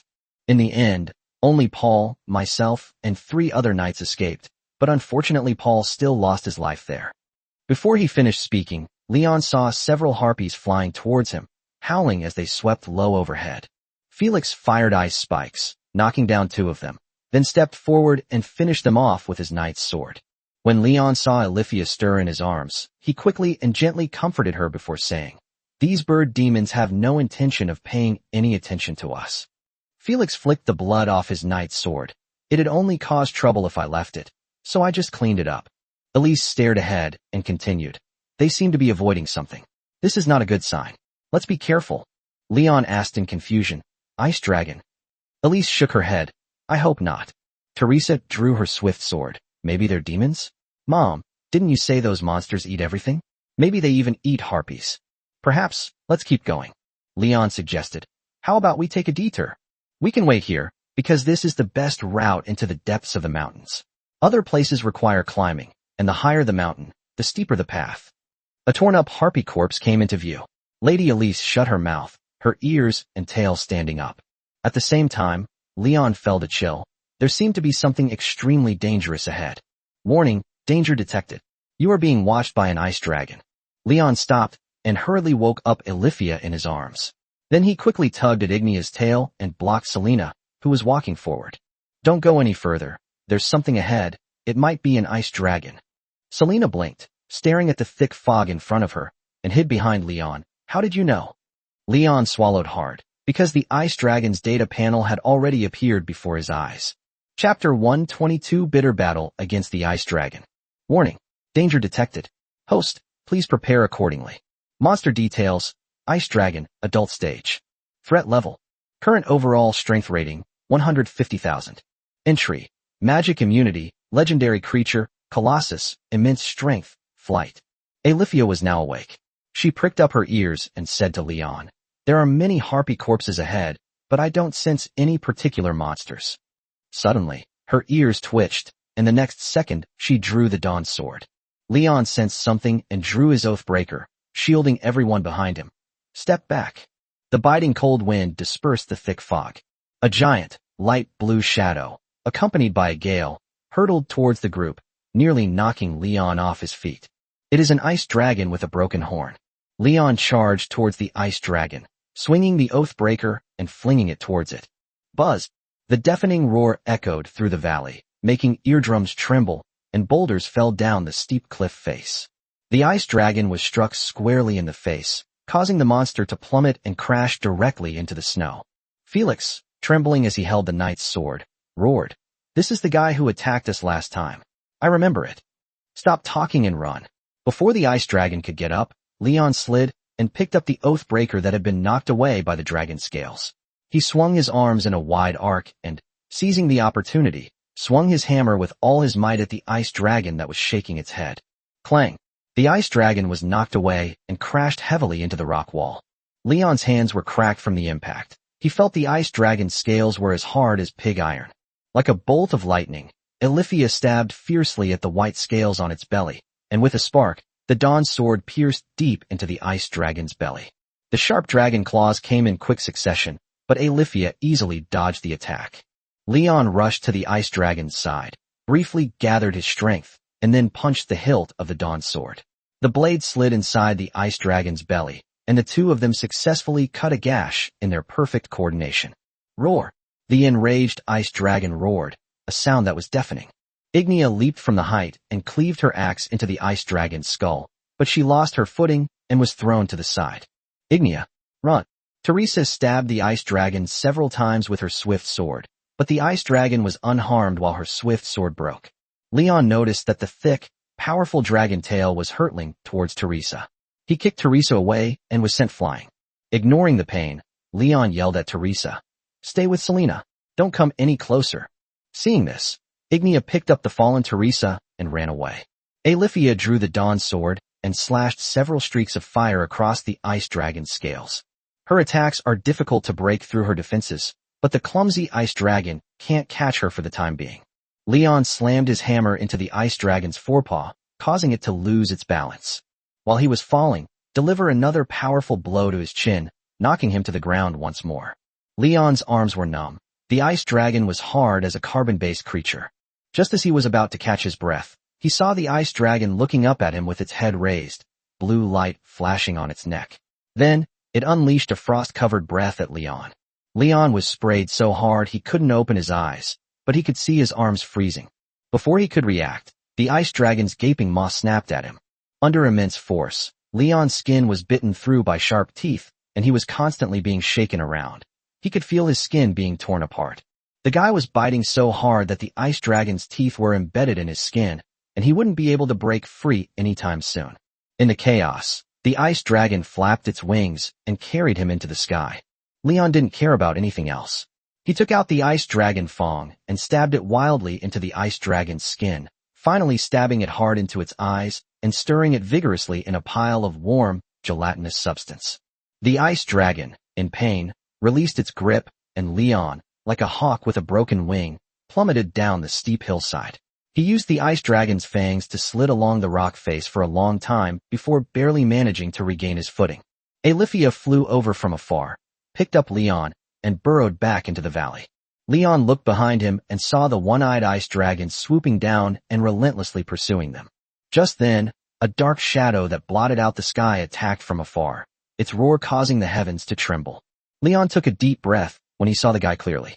It was a giant ice dragon that was 100 meters long. However, its target was not Leon, but the broken-horned ice dragon that was swooping down. Bang! Creak! It opened its blood-red maw and bit at the broken-horned ice dragon, the impact of which sent the two people flying through the air. The giant ice dragon crushed every bone in its jaws, then carried it away into the distance. Even the whistling sound of this guy flying can be heard all over the sky. After regaining her balance, Ilifia carried Leon and landed in the valley. Leon was exhausted and could barely stand. "Are you all right, my wife?" Leon checked Ilifia's body. She didn't seem to be injured, but there was a lot of frost on her white robe. She said breathlessly, "I'm fine. I just used up a lot of magic and need to rest for a while." At that moment, Ignia ran over from a distance, warily watching the canyon above, and then grabbed Leon and ran back. "That ice dragon is dead." Leon's kidneys throbbed with pain as he touched warm blood. "We'll talk about it later." After running for a while, Leon saw Selena waving at them, and then they disappeared into a cave. Elise breathed a sigh of relief. "Thank God you're all right." "Leon, you're bleeding so much." Selena's voice trembled as she looked at the blood on her hands. She stood there helplessly. "I'm fine, just a little dirty at the hem," Leon reassured him, while taking off his clothes one by one. He counted the people and found that one person was missing. "Where is that knight?" Elise shook her head. "Felix was killed by falling rocks when he was running away. When you were fighting, the ground shook and rocks fell into the valley like rain." That guy should have run away earlier, but he wouldn't. Leon sighed, and then began to examine his injuries. The skin on its back and abdomen was torn, and blood was gushing out. The muscle fibers were faintly visible. The ice dragon's teeth were too sharp. He only felt some pain after his adrenaline levels dropped. Leon looked at Selena, sizing her up. Are you all right, wife? Selena nodded vigorously, her eyes full of concern. My aunt and I ran fast, so we weren't hurt. And you? Leon carefully examined Ignia's body. She had just been thrown off by the ice dragon. It's just a scratch, nothing serious. Ignia twitched her ears and said softly, looking at Leon's wounds. I'm sorry, I couldn't be of much help just now. Leon breathed a sigh of relief and sat down on the ground, continuing. Next time you encounter this kind of danger, run as fast as you can and don't get hurt. Elise shook her head. We're really unlucky to run into an ice dragon here. I've walked this road many times, but this is the first time I've encountered an ice dragon. Alifia recovered and quickly walked to Leon's side to begin treating his wounds. The healing flesh made Leon feel a little itchy. Chapter 123, Finding a Dragon Egg. After treating Leon, Alifia knelt down to rest, exhausted, her furry ears drooping on her head. Leon looked at the wound on his abdominal muscles. Although it had healed after treatment, it still left a light red scar. Selena sat to the side watching expectantly, then cautiously asked, Does it still hurt? It doesn't hurt anymore, but it feels a little itchy. He shook his slightly numb arm, feeling that his strength had almost returned. What do we do next? Are we going to keep going forward or turn back? Leon asked Elise, then asked Selena for some clean clothes and quickly put them on. Elise glanced out of the cave and then said, Let's rest for a bit before continuing. We shouldn't encounter any more ice dragons, unless we're unlucky. Alifia, the snow leopard, is having bad luck, but Selena should be able to somewhat mitigate her misfortune. I just saw an even bigger ice dragon, at least 100 meters long. It seemed like the sky got dark when it was flying over our heads, but it killed the ice dragon with the broken horn that was attacking us. Elise said expressionlessly, Legend has it that ice dragons will hunt their own kind when food is scarce. Perhaps it was starving. Leon shook his head. I mean, we probably won't run into that guy again, right? The valley floor is very narrow, so it probably can't get down there. Besides, we're like ants to a 100-meter-long ice dragon, so it won't deliberately hunt us. Elise shrugged, then looked at Leon and praised. You were very brave just now. I'm quite impressed with you. I have to be brave. My wife is here. I can't just abandon them and run away, can I? Leon pulled all three Hakimi into his arms. If they weren't here, I would have run away as soon as the ice dragon appeared. They directly applied asphalt to the mud. Elise curled her lip and retorted, Well, you're quite honest. Just then, Teresa walked towards Leon, her head bowed like a child who had done something wrong. Thank you, Leon. You just saved my life. Next time you encounter an enemy like this, just run away. It's stupid to go and stab it even though you know you can't beat it. If Leon remembered correctly, her swift sword seemed to have broken. This time, Teresa surprisingly nodded. The group rested in the cave for a while, and after Alicia recovered some of her magic, they carefully walked out of the cave. Looking up at the valley filled with rubble, Leon warned, Watch out for falling rocks and icicles. Teresa gently patted Leon on the shoulder. Do you have any unused weapons? My sword broke, and I'd like to use it for self-defense. Elise conjured a knight's sword and handed it to her. Then you can use this. This is Felix's keepsake. You should give it to his family when you get back. Leon nodded and continued. Yes, don't you have a small dagger? It'll go perfectly with this knight's sword. Teresa shook her head. I'm not used to using a knight's sword, and a dagger can only be used as an auxiliary weapon. It's not very useful. Leon only had a hammer and a dagger on him, and he didn't have any other weapons to lend her. I'm sorry, I don't have any other weapons either, so you'll have to go empty-handed. Teresa swayed her body, as if she were pleading. Don't you still have the ice dragon's fong? Can I borrow that? Selena pricked up her ears and quickly became alert. A woman's intuition made her vaguely feel that something was wrong. She squinted at the two of them, ready to launch an attack on Leon's OO at any moment. Leon raised an eyebrow and said, Didn't you say daggers weren't good? Ordinary daggers aren't very useful, but yours looks pretty good. Teresa widened her eyes and said seriously, Lend it to me. I'll return it to you. Seeing that Leon didn't seem to be willing to give in, she suddenly tempted him. I can let you touch my ears. Elise clicked her tongue, then called out to her sternly. Teresa. Teresa promptly shut up. Leon sighed and handed her the ice dragon fawn with a helpless expression. Here, take it. Return it to me when you get back, or I'll beat you up. Teresa nodded seriously, then said, I swear on my honor. I will repay you. Leon shrugged, then led Alicia to scout ahead of the group. After walking a distance, Leon smelled a faint stench of decay and discovered that there were many white skeletons nearby.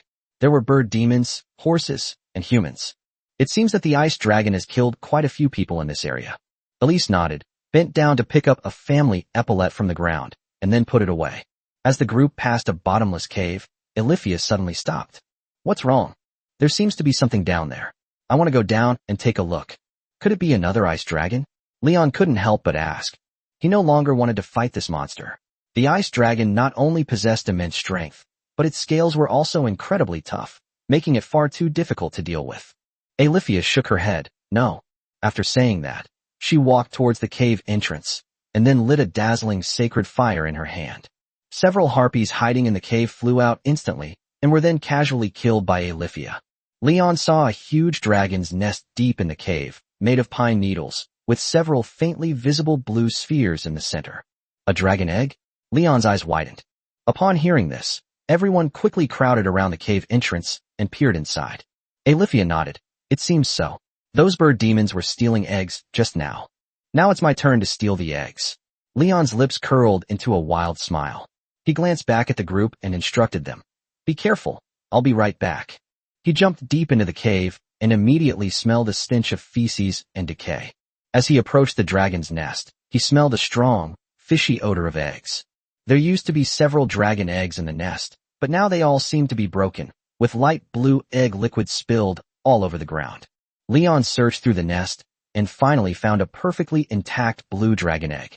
The egg was oval-shaped and about half a meter in diameter. The shell was covered with tiny dragon scales and felt somewhat rough to the touch.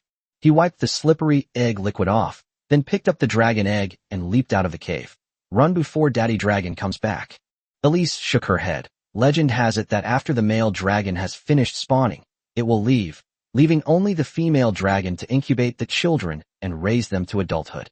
After saying that, she looked at Teresa beside her and continued. See? Whether they're male or female, they're basically all bad. Leon was ashamed. This was another veiled attack. Elise glanced at Leon, then asked in confusion. What? I wasn't talking about you. Chapter 124 Dragon Egg Hatching. Leon placed the dragon egg on the ground, then nudged Selena beside him. Honey, hurry up and put the dragon egg away. This thing should be worth a lot of money. We'll just sell the egg later. Then we'll find a place in the south to have a romantic time. Selena blushed and poked Leon with her staff, muttering, Ugh. At the same time, she put the egg into her storage space. If you're planning to sell the eggs, could you give me priority? I'm quite interested in them. So how much are you planning to offer? Leon narrowed his eyes. He could smell the scent of money. Elise shrugged and tentatively asked, I don't know. This thing is priceless and unavailable. 100 gold coins. Selena's eyes widened. 100 gold coins for an egg? But it should be worth that price. Leon was fighting that ice dragon so fiercely just now, so it's okay for such spoils to be a little more expensive. Suddenly, Leon remembered something and asked Iris, By the way, can I hatch this dragon egg myself? Elise shook her head, her answer uncertain. Logically speaking, as long as the temperature is right, it should be possible to put eggs in clothes and hatch them into chicks after a while. Dragon eggs should work the same way. I've never seen anyone hatch a dragon, and there's very little record of it in books, so to be honest, I don't know much about it. Leon narrowed his eyes, a bold idea forming in his mind. Let's stop selling dragon eggs and hatch them ourselves. How do you hatch such a big egg? Selena asked, her face full of doubt. She looked at Ignia and Olivia beside her. Even if it hatches, what if the dragon cub bites someone? That's easy. Stir-fried chestnuts or stir-fried bamboo shoots with meat, there's bound to be one that's suitable. Leon will personally train him then, so he's not afraid that the dragon cub will be disobedient. If this thing really doesn't understand human nature, we can just sell it again in the end. He estimated that there must be quite a few nobles who wanted to raise dragons. Don't you guys want to raise a dragon for fun? Leon nudged Ignia beside him. The lioness scratched her ear. Anything is fine. Selena sighed, then shrugged indifferently. A pet worth 100 gold coins is a bit extravagant, but I'll listen to you. Just don't break the dragon egg. The group continued walking for a while until they reached Selena, who suddenly stopped. She had a serious expression and squatted on the ground anxiously, seemingly feeling unwell. Wait, Leon. I feel like something's not right, she said. What's wrong? Does your stomach hurt? Leon got up and rubbed her cat ears. Selena quickly got up and ran to the roadside. Suddenly, she put the dragon egg from her storage space on the ground and squatted down in front of it to examine it carefully. What's wrong? Leon asked, puzzled. Ignia and Alifia also joined in. Selena shook her head. I don't know. I just have a strange feeling. It's like the storage space can't hold this egg. I've never had this feeling before. Could it be that it's about to hatch? Elise walked over to Selena and patted her shoulder to comfort her. The storage space can't hold living things. I've seen merchants suddenly release an egg before, and then the chick hatched right in front of everyone. Leon's face was full of question marks. He instinctively looked at Alifia, wanting to know what had happened inside the egg. Before he could even speak, Leon saw the dragon egg in front of him move, and then begin to crack along its edge. Teresa stared wide-eyed at the scene. It's cracked. It's cracked. As soon as she finished speaking, Leon saw a pair of light blue horns push open the eggshell. A baby ice dragon, covered in slime, cautiously poked its head out of its egg. Its two chubby claws were gripping the edge of the shell, and its big, round eyes were fixed on Leon at the front. Its pink little tongue licked the slime from its mouth. You know what? Ice dragons look ferocious and terrifying, but the newly hatched dragon cubs are quite cute, although they smell a bit. Quack quack. The group looked at each other and then fell silent. Selena spoke first, muttering. It actually hatched on its own, but it looks a bit disgusting. Let's get it out of the egg first. Leon held his breath and grabbed the slippery little paws to pull it out of the egg. It was covered in a thin, milky white membrane streaked with blood, and Leon had no idea what it was. In addition, this little guy smells fishy and stinky, a smell that makes people frown. Quack quack. The little dragon croaked twice more, like a toad. It stinks. Wife, rinse it with water and then roast it over a fire. Leon waved his hand dismissively. Selena's eyes widened, and she asked again and again, seriously? Don't kill it. This is the first time I've ever seen such an expensive pet. He shouldn't die. Anyway, hurry up. His body is slippery and it's hard to grab him. Selena released a stream of water to wash away the slime from the dragon cub's body, and then used fire to dry the water off its scales. Leon seized the opportunity to use his appraisal on him. The system's voice soon appeared in my ears. Assessment complete. Name, none available. Age, 0.001, young dragon stage. Gender, mother. Race, dragon, ice dragon. Attribute details. Strength, 10. Agility, 9. Perception, 9. Intelligence, 1. Spirit, 10. Luck, 5. Entry, magic immunity. Current overall strength rating, 1. It was actually a little female dragon. After cleaning it up, Selena wrapped the dragon cub in Leon's dirty clothes and handed it to him. This thing is quite heavy, probably about 10 pounds. Selena wiped the water off her hands onto her clothes. Quack quack. Ignia crossed her arms and asked with a puzzled look, why does it always squawk? I don't know. Let's keep going. Making money is the priority. Leon rubbed the dragon cub's body. The little guy was just born, and his scales were still soft. They were still warm when Selena heated them with fire. Let's just keep it like this for now. It might come in handy later. Elise shook her head. It's really unexpected. We came all the way to the Ice Dragon Mountains and actually got an ice dragon egg, and most importantly, the ice dragon hatched. Alifia whispered from the side. Let's give it a name. She held her hand out in midair, as if she wanted to touch the ice dragon. Go ahead and touch him. He should also have magic immunity, so he won't get shocked. Alifia tried poking it with her finger, and seeing that the little dragon didn't react, she smiled with satisfaction. As for the name, Leon scratched his head for a long time, but couldn't figure it out. Until the little dragon cries out twice more, quack quack. Leon squinted at it, then said, from now on, let's call it quack quack. Chapter 125 Dragon Breeding Expert Leon. As night fell, the group found a secluded spot in the valley and set up shelter to rest. After Selena finished chanting the spell, she rubbed her hands together and then breathed hot air into it, muttering, why is it getting colder and colder around here? After saying that, she took out a piece of clothing from her storage space and put it on. Elise warmed herself with fire magic and whispered, that's how it is in the mountains. Wear a few more layers to keep warm.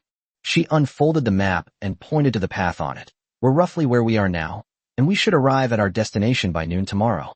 Leon nodded. This was good news. They could use their reward money for a romantic getaway tomorrow. Just then, the baby in my arms cried out twice more. It slapped Leon's cheek with its paw, seemingly struggling. What are you doing? Behave yourself. Leon stuffed it back in and wrapped it up again with his clothes. Croak, croak.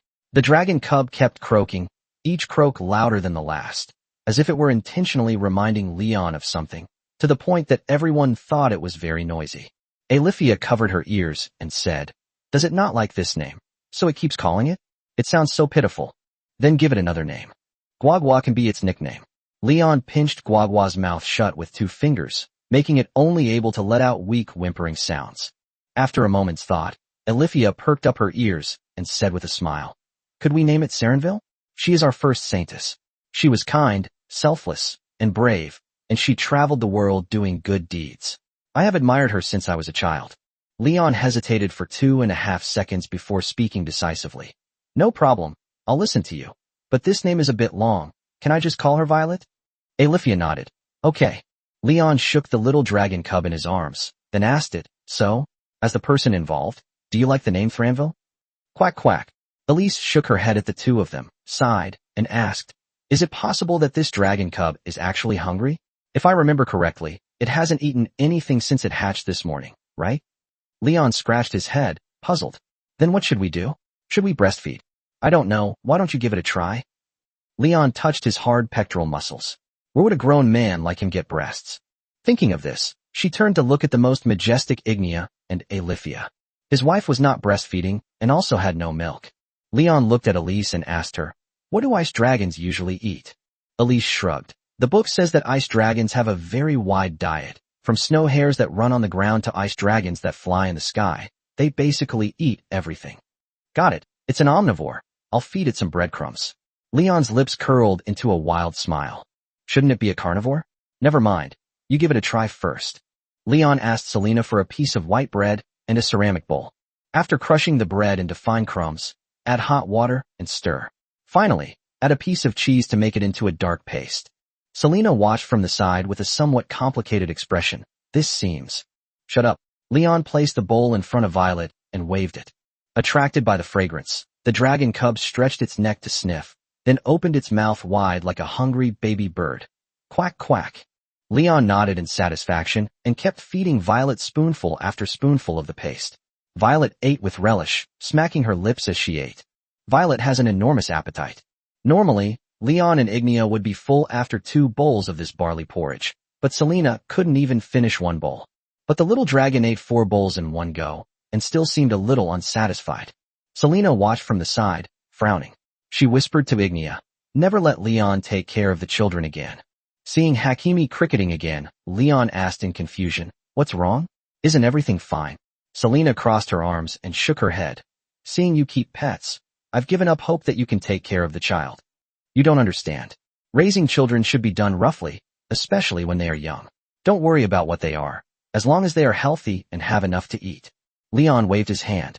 "Nonsense. I had several servants around me when I was a child, and I ate a different kind of food every day. Look how healthy I am now." Selena crossed her arms. Seeing this, Leon started talking nonsense. "Healthy? You're weak and sickly. You catch a cold as soon as the wind blows. While I was a child and all I needed was food and drink. Look how strong I am." Selena's eyes widened. "How can these be the same?" Leon continued with an example. "Then look at Ignia. She was raised by a pride of lions on the grasslands from a young age. Isn't she very strong?" Selena ran over and punched Leon lightly. "I'm too lazy to argue with you. I'm going to sleep now. You should get some rest too." Leon patted Alifia's waist and whispered, "Did you hear that? Selena told you to go to sleep early and get some rest."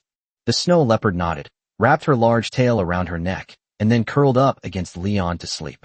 Just then, Ignia walked over, gently nudged Leon's shoulder, and lowered her voice, saying, "Actually, I was dark-skinned, short, and skinny when I was little. It was Veronica who raised me to be like this." Leon chuckled. "I was just talking nonsense. Don't take it seriously." Ignia nodded and nuzzled Leon's cheek with her ear. She looked at Alfia, who was already asleep, and said softly, "You and she should go and get some rest. I'll keep watch tonight." After saying that, she picked up the sleeping Violet and kissed Leon. Teresa walked towards them and said very seriously, "I can also keep watch." Ignia looked at her and shook her head. "Let me do it." You don't seem very reliable. Teresa pursed her lips and touched Leon's head before leaving. Leon carried Olivia into bed, accidentally waking her up. She wriggled in Leon's arms like a spoiled child. What's wrong? How about we have a romantic moment, and then have a baby? Leon gently pinched her waist. Olivia squirmed and complained coquettishly. Leon, stop it. Wah, it tickles. We can only do it when we get back. Selena shuddered violently. Even though Leon was between them, she seemed to be electrocuted. This will help you relax a bit. Are you really not going to come? I'll give you a shoulder massage and a foot massage, Leon whispered devilishly in her ear. Wah, stop bewitching me. Just as the two were playfully fighting, Leon heard a discordant sound. Ahem. I'm not asleep yet. Elise sat in the corner, watching the two of them with her bright eyes. Chapter 126, Take Action. The next morning, Leon was awakened by something sticky being licked. When he opened his eyes, he found that it was Vera licking him with her big blue tongue sticking out. Leon felt that its saliva smelled bad, so he quickly asked Selena, who was baking bread, for some water to wash his face. After washing his face, Leon saw that Violet was still following at his feet, so he took out a shoe brush and started brushing Violet's teeth. After a while, the smell in her mouth finally became a little fresher. Leon instructed, from now on, you'll brush your own teeth after you get up, understand? Quack quack. Selena handed him a steaming piece of white bread, then lightly kicked Violet at her feet. Want me to teach you animal conversation skills? It probably can't understand what you're saying right now. Leon shrugged. Forget it. This little guy was only born yesterday, and he can already walk today. I won't ask for too much for now. Seeing that Ignia was sleeping in the corner, Leon lowered his voice. Everyone was up and sitting around the campfire eating breakfast. She probably wanted to rest for a while, so let's not disturb her for now. Selena nudged Leon's arm and asked with concern, Does your wound still hurt? Leon lifted his shirt and looked down, finding that the scar on his abdomen had disappeared, and the itching was gone too. Selena's eyes widened. How come your self-healing ability is even stronger than Ignia's? You didn't even leave a scar. Olivia healed me. Leon shrugged, looked at his arm, and clenched his fist. But I feel like my strength has weakened a bit. Is it just my imagination?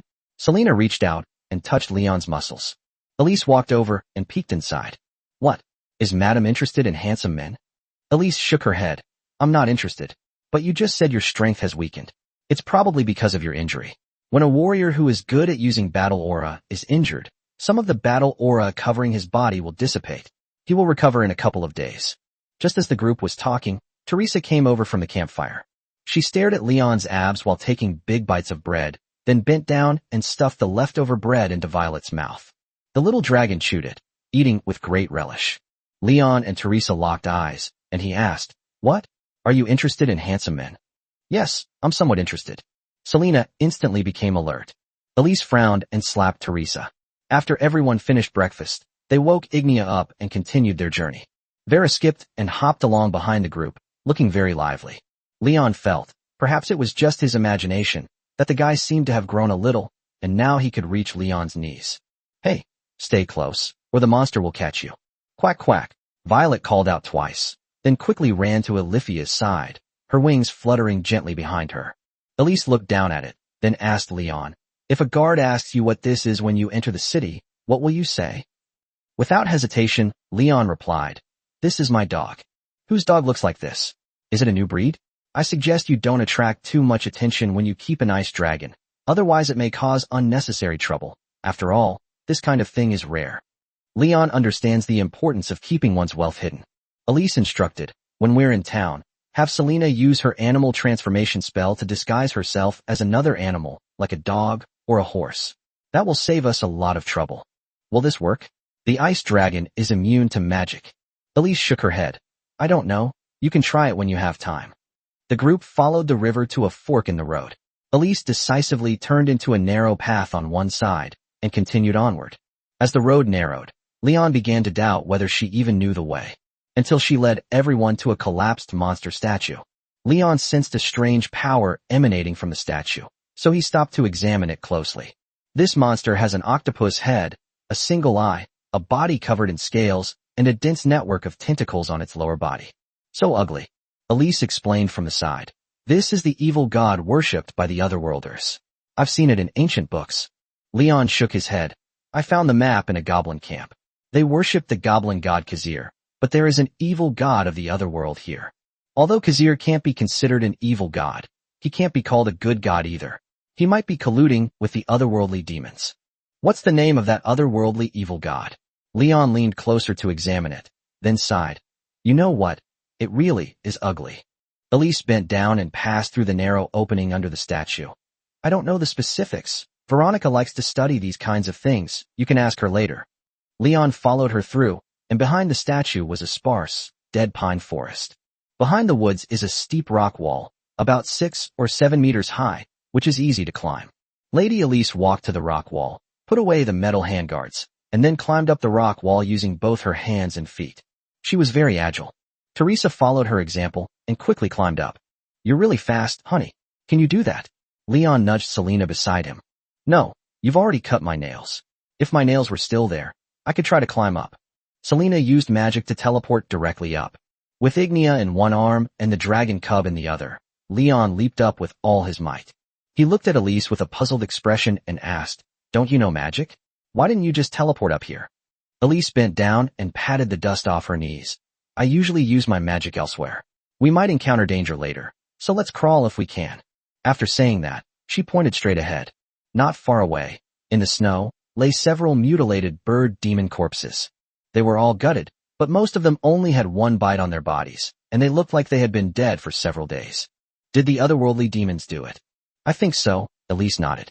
Violet broke free from Leon's embrace and hopped over to the harpy's corpse. It sniffed first, then stood still and opened its mouth wide, waiting for Leon to feed it. Leon stepped forward and tapped it, then picked it up and carried it away. It's already rotten. Don't eat this filthy stuff. Quack quack. Teresa bent down and tapped her thigh. Mom, how much further? 5 or 6 kilometers. We'll be there soon. As soon as Elise finished speaking, a noisy voice came from the thick fog. Then several short figures appeared. Leon pricked up his ears. He could understand goblin language. Those guys stink. I really don't want to be around them. Keep your voices down. There seems to be someone up ahead. Who said there's a group of beastmen wandering around nearby lately? Leon nudged Alithia in the waist and said in a low voice, Wife, do it. How about giving me chapter 127? Without the slightest hesitation, Alithia drew her sword instantly. She swiftly and efficiently eliminated several patrolling goblins, moving so fast that her sword didn't even get stained with blood. Seeing that Violet was about to go forward and feast again, Leon grabbed its dragon tail and lifted it up. Leon was about to continue when Elise called out to him. Wait a minute. What's wrong? Elise stood before the dead goblin and began chanting intricate and complex incantations. A few seconds later, her eyes flashed with green light, and a powerful magic surrounded her body. She selected one of the relatively intact goblin corpses, slowly opened her palm, and magic flowed from her palm into the goblin corpse. Immediately afterwards, the goblin slowly stood up from the ground as if he had been resurrected, his 7 orifices emitting green light while he was wailing. Leon could understand his goblin language. It hurt so much. Who is it? Alithia paused for a moment, then said, Lady Iris, you are using forbidden magic. Elise said expressionlessly, Magic is just a tool for people. There are no taboos or restrictions. As long as you are comfortable using the tool, that's fine. Alithia pursed her lips, wrapped her fluffy tail around her neck, and didn't say anything more. Elise clenched her fists. The dead goblin groaned in pain, its body convulsing, blood gushing from its heart. Speaking fluent goblin, she asked, How many of you are there? The goblin slowly opened his mouth and said in a hoarse voice, 50 of his people, 16 monsters. Elise continued in goblin language. How strong are the otherworldly beings? The goblin remained silent for a long time without speaking, seemingly unaware of the situation. Everyone around was completely baffled. Apart from Leon, no one knew what Elise was asking. Selena exclaimed from the side, Auntie, you can even speak goblin language. Leon can too. Veronica only taught me a few simple sentences, Elise shrugged, then continued. There are about 50 goblins and 16 demons in their camp. Their exact strength is unknown, so we need to be careful later. After saying that, she turned to look at Leon. Can you handle it? Leon scratched his head. I don't know. If all 16 demons are the same strength I encountered on the roadside before, then I should be able to deal with them. Elise glanced at the group around her, then said to the goblin, Take us there. The group continued forward, following behind the goblins. The surrounding fog grew thicker. Selena swallowed hard, bent down to hold the little dragon in front of her as a shield, and then hid behind Leon. Why are you afraid of everything? Afraid of forests, afraid of the dark, afraid of goblins, afraid of this and that. Selena muttered. Do you think everyone is like you? You're as hard as a rock, and I'd definitely be scared if I were surrounded by something gloomy. After saying that, she hit Leon on the head with the little dragon cub. After following the goblins for about 5 minutes, Leon spotted a glimmer of light in the thick fog, and at the same time, a noisy sound came from ahead. Everyone slowed down their pace without prior arrangement. Alifia lowered her voice and said, It's a group of goblins. They seem to be dancing around a campfire. There's a temple behind them, and I've never seen the runes on the stone walls before. We've arrived. This should be the place. When Paul and Felix came here last time, there weren't many goblins around here. Leon shrugged. They must have come from the west. The goblin camp I encountered before was in the frost forest of Villawan. Perhaps there's a hidden path leading here. No matter what, let's get rid of them first. Elise began to chant a spell in a low voice. She then patted the goblin corpse on the shoulder and looked down at her. Go. Embrace your brethren. Leon noticed that many orange spots had appeared on the goblin's skin and that it was radiating heat. Without the slightest hesitation after receiving the order, it strode quickly toward the camp like a puppet on a string. Leon crossed his arms and asked in confusion, What kind of magic is this? I've been blown up twice before. Elise continued, Trap inscriptions can attach to living beings. When a living being triggers a certain condition, it will produce a special effect. Some martyrs who worship evil gods will be branded with this magic. It is very fast and very powerful. If you are not careful, you will be hit. Selena muttered, Auntie, I want to learn this. If Leon ever dares to mess around outside, I'll make him explode. Leon was speechless for a moment. This little cat is all cunning, especially towards its own people. It's disheartening that a man as discreet as Leon has to be treated with such suspicion. Excuse my bluntness, but wildflowers that live in the open can never compare to the fragrance of carefully nurtured homegrown flowers. My dear wife, you're overthinking it. Selena pursed her lips. That's not necessarily true. Some people might have unique tastes. Elise shook her head helplessly.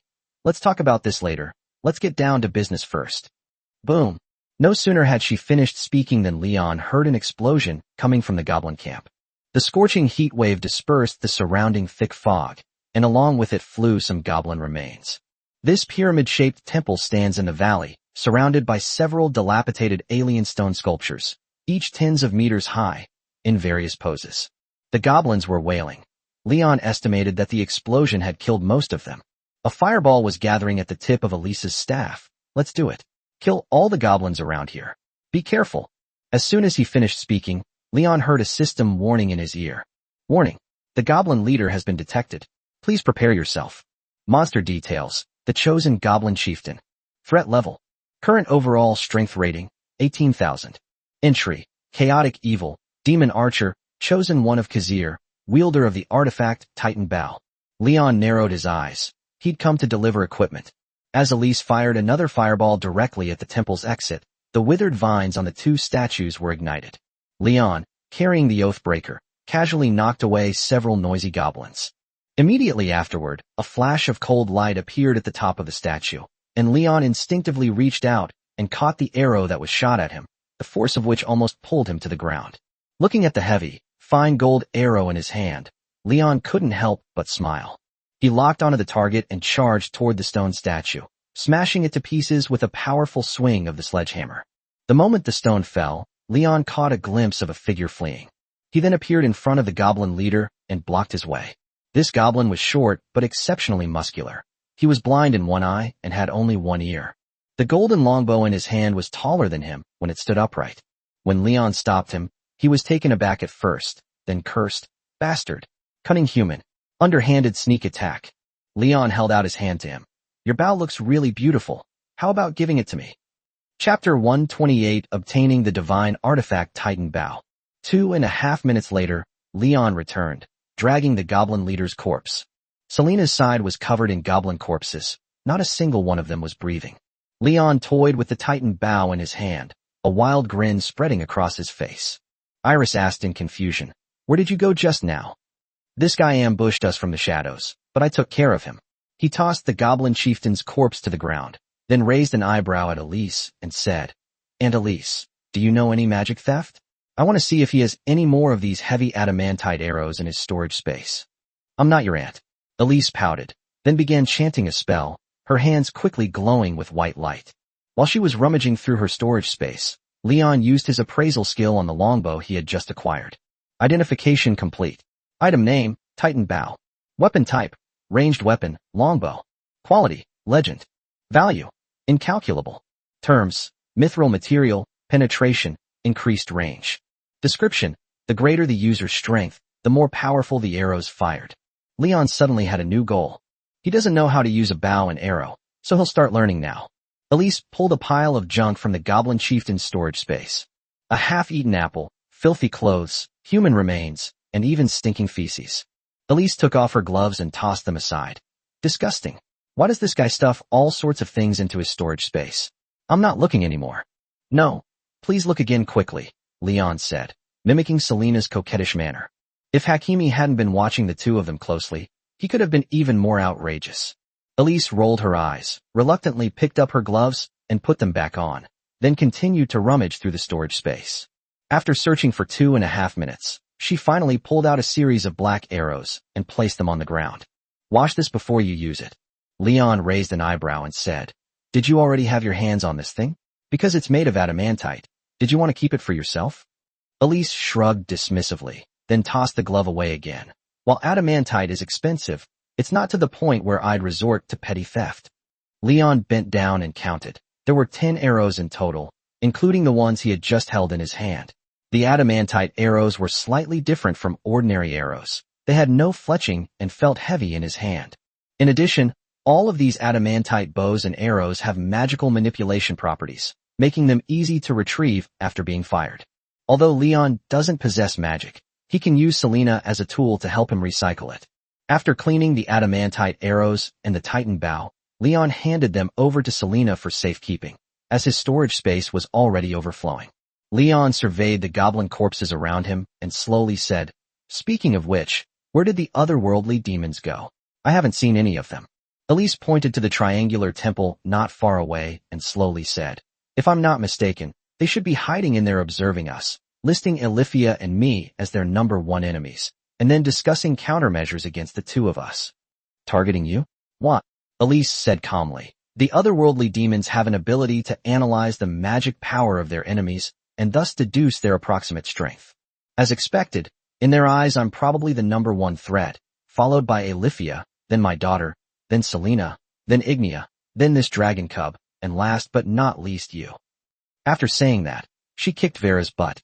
While Leon wasn't looking, the little dragon cub was secretly sniffing the goblin's remains again. Leon touched his chin. No wonder when they encountered those two demons on the roadside, they attacked Elifia without hesitation, completely ignoring Leon who was closer to them. Elise said expressionlessly, "Such deceptive warriors who are good at using battle aura are all natural-born demon hunters. But they must have seen me make that move." Leon shrugged. Elise's eyes widened. "I didn't even see where you were. How could those otherworldly demons hiding in the temple see you? Even if I saw them, it wouldn't matter. I didn't sense any particularly strong magic. I should be able to kill them easily." No sooner had he finished speaking than an alarm sounded in Leon's ears. "Warning. Demonic beings have been detected lurking nearby. Please prepare your defenses." The next second, the information about the otherworldly demons was displayed one by one in front of Leon. Monster details, Demon Scout. Threat level. Current overall strength rating, 21,000. Entry, Chaotic Evil, Alien, Evil Spirit, Worshippers of the Demon God Nagel. The 16 demons, each of them seemed to be stronger than Selena, Ignia, and Teresa. Elise winked at Leon. "I'm about to start chanting the spell. Protect me later. I'll do my best." Elise took a deep breath and began chanting a spell. Complex magic circles began to appear around her, and the gradually materializing magic began to merge and bloom into restless green spheres. The demons reacted as if they were dogs smelling shit. Several incredibly fast red magic spears shot out from the temple, heading straight for Lady Elise. Elifia and Selena attacked almost simultaneously, their intercepting magic shattering the magic spear. The demons seized the moment when the two were still in motion and launched a teleportation attack almost simultaneously, instantly surrounding everyone. They focused all their attention on Alifia and the others, completely unaware that Leon was holding the Oathbreaker aloft, striking a whack-a-mole pose. Bang, bang, bang. The earth trembled, and flesh and blood flew everywhere. Teresa used a shield spell in time to protect everyone's innocence, except for Leon, who was covered in blood. The 6 demons that had just been teleported out were smashed to pieces by the Oathbreaker. Leon shook off the still wriggling internal organs hanging on the hammer, his face full of disgust. That's the downside of not being able to use magic. It takes a long time to cleanse yourself after each battle. There should be 10 more demons left. They're hiding and not coming out. What should we do next? Leon wiped the blood from his face.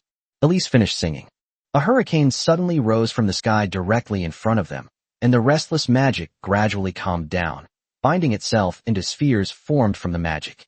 A large elemental creature, 5 meters tall, appeared before them, and with a mere lift of its hand, it ruffled Leon's hair.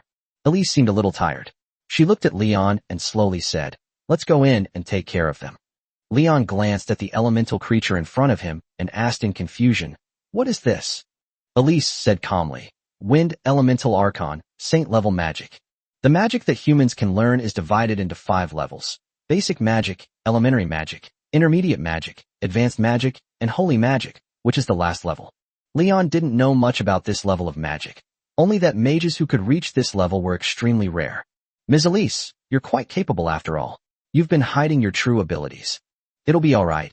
Let's finish what we're dealing with first before we talk." Elise pointed to the otherworldly temple not far away. Chapter 129 wants to travel with Leon for a while. Leon carried the Oathbreaker toward the temple. Before he could get close, the heavy stone door slammed shut, blocking the entrance to the temple. Seeing that these demons were not hospitable at all, Leon walked to the stone gate, swung his arm, and then began to smash it with his hammer. 80, 80. With 2 hammer blows, rubble flew everywhere, and the heavy stone door collapsed with a crash. Several red orbs of light shot out from the temple and struck the wind elemental governor standing in front of the crowd, causing its huge body to tremble slightly without affecting its movements. The wind elementalist raised his hand, and a gust of wind swept into the dilapidated temple. Dust mixed with blood mist sprayed out from the entrance, splattering Leon's face. Leon felt the wind was like a knife, stinging his face. Elise blinked and said, "Sorry, but you're covered in blood anyway. A little more won't hurt. I need to take a shower later." Leon wiped his face and then peered into the temple. The interior of the temple was dark and quiet, and even the slightest sound would echo. The air was thick with a fishy smell, and the ground was covered with a layer of fluffy material. If you stepped on it even slightly, you would feel blood. If I'm not mistaken, this should be the corpse of an otherworldly being. Only it was just chopped into mincemeat by the wind elemental ruler controlled by Elise using wind blades. Selena tiptoed to Leon's side, and then lit a fire to illuminate his path. "Why is the ground all sticky?" "Because these are all fragments of the skin of the otherworldly demons," Leon replied after looking around. After confirming that it was safe, he turned around and beckoned the others to come in.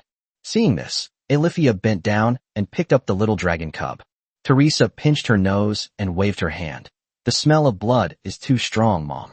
Let's leave as soon as we're done." "Don't worry, I don't want to stay here any longer either." As soon as Elise entered the temple, she craned her neck and began to look around.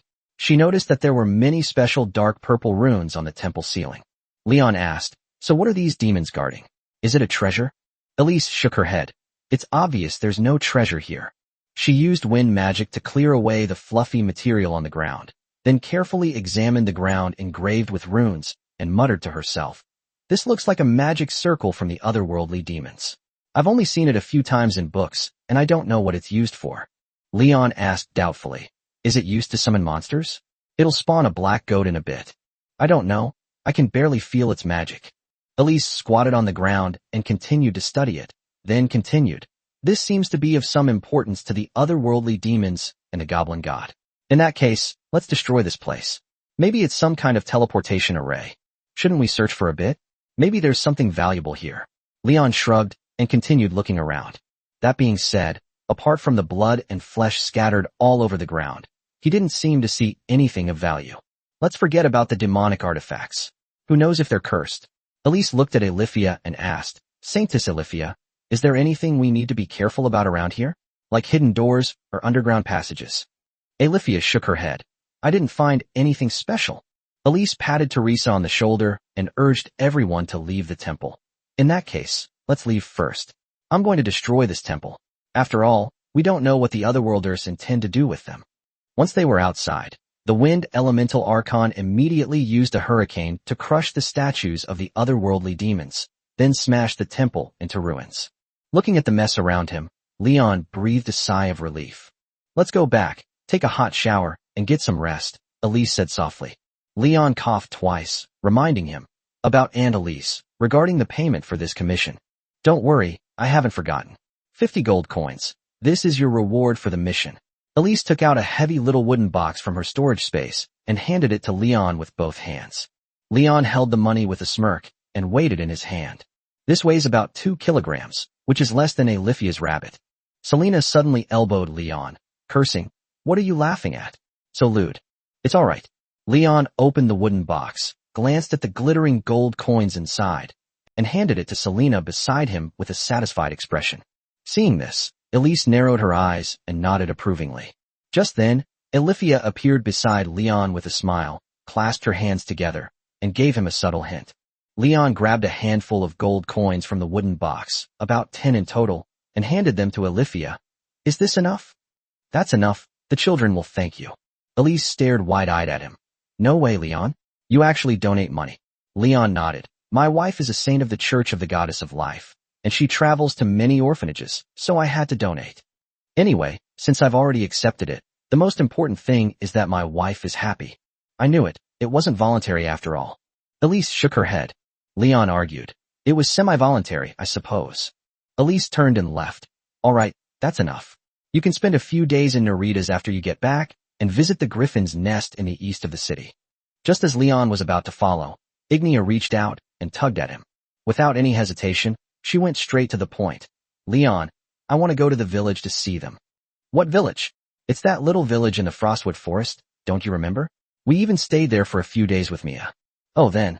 There are demons in the Ice Dragon Mountains now, and the Black Armor Army is also active in that area. I'm a little worried about them. Don't worry, they're not stupid. If they're in danger, they'll definitely seek help from nearby towns or just run away. They shouldn't encounter any danger. Ignia scratched his head and said nothing more. What are you talking about? Elise asked, puzzled. Ignia has a group of friends, and now that things are a bit chaotic in Veralone, she expressed some concern and wants to go and check on things. Seeing that the lioness looked worried, Leon fell into deep thought. After thinking for a moment, he relented. All right, let's go take a look. Okay. Ignia's ears twitched. Annalise, let Alethea and Selena teleport you back to Griffin Castle. We plan to take another route tomorrow. She narrowed her eyes. Are you sure? This Ice Dragon Mountain range isn't safe. Leon glanced at Selena and Alethea. Although neither of them spoke, they seemed to be showing their support. All right, then take care of yourselves. Elise shook her head. Just then, Teresa cautiously spoke up. Mom, can I go with Leon to take a look? I want to travel for a while. Chapter 130 Little Dragon Cub isn't allowed to look. Teresa got a severe beating from Iris. This calm and rational lady suddenly flew into a rage for some reason, which startled Selena. Don't let her delicate appearance fool you. She's ruthless when it comes to beating children. Teresa was screaming in pain from the beating, and Leon was too terrified to even open his eyes. Once Elise had calmed down, Selena and Alethea saw the two of them off. Leon returned the way he came and found a secluded cave near the river where he built a stone house to rest. He planned to wait until Selena and Alethea's magic recovered, then use teleportation magic to leave this awful place to avoid another unlucky encounter with the ice dragon. According to Alethea, this Ice Dragon Mountain range is winding and twisting. Using a high-level teleportation spell once would deplete her magic power by traveling 70 or 80 kilometers, greatly reducing the teleportation distance. Selena had even less magic power than her. She was exhausted after teleporting Ms. Elise away, and even the sanctuary was built by Alethea. Leon squatted by the door and chatted with Selena. Hakimi shook his head and mumbled weakly. In my opinion, Teresa definitely has feelings for you. There's something wrong with the look in her eyes. Leon felt like something was missing. Upon closer inspection, it turns out that the kidney wasn't hit earlier. Oh, you're not going to hit me anymore. Selena said weakly, I'm too weak now. I'll pinch you again tomorrow morning when I'm feeling better. After seeing Elise off, She was completely listless and weak. Looking at her, Leon suddenly remembered something. It was that smug grin on the face of the raven. Oh no, I haven't gotten the ice dragon Fong back yet. I must get it back next time I see her. Leon shook his head. Selena muttered to herself, since she likes it so much, we might as well just give it to her. You don't usually need a dagger anyway. Leon shook his head. No, this weapon is a good thing. Even Annalise said it was good. It must be worth a lot of money. Besides, you were the one who picked up the ice dragon's Fong. It's such a beautiful dagger. I can't bear to give it away. Selena yawned. You decide. I'm feeling dizzy again. I'm going to take a nap. Honey, boil some hot water for me after you've calmed down. I want to take a bath. Leon stood at the door, picked up a small stone from the ground, and threw it at Selena, who was slumped on the bed, and continued, being covered in blood is really uncomfortable. Leon couldn't sleep until he had washed himself clean.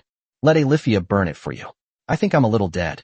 The snow leopard nodded, took out a bathtub from its storage space, and said softly, let me boil some water for you.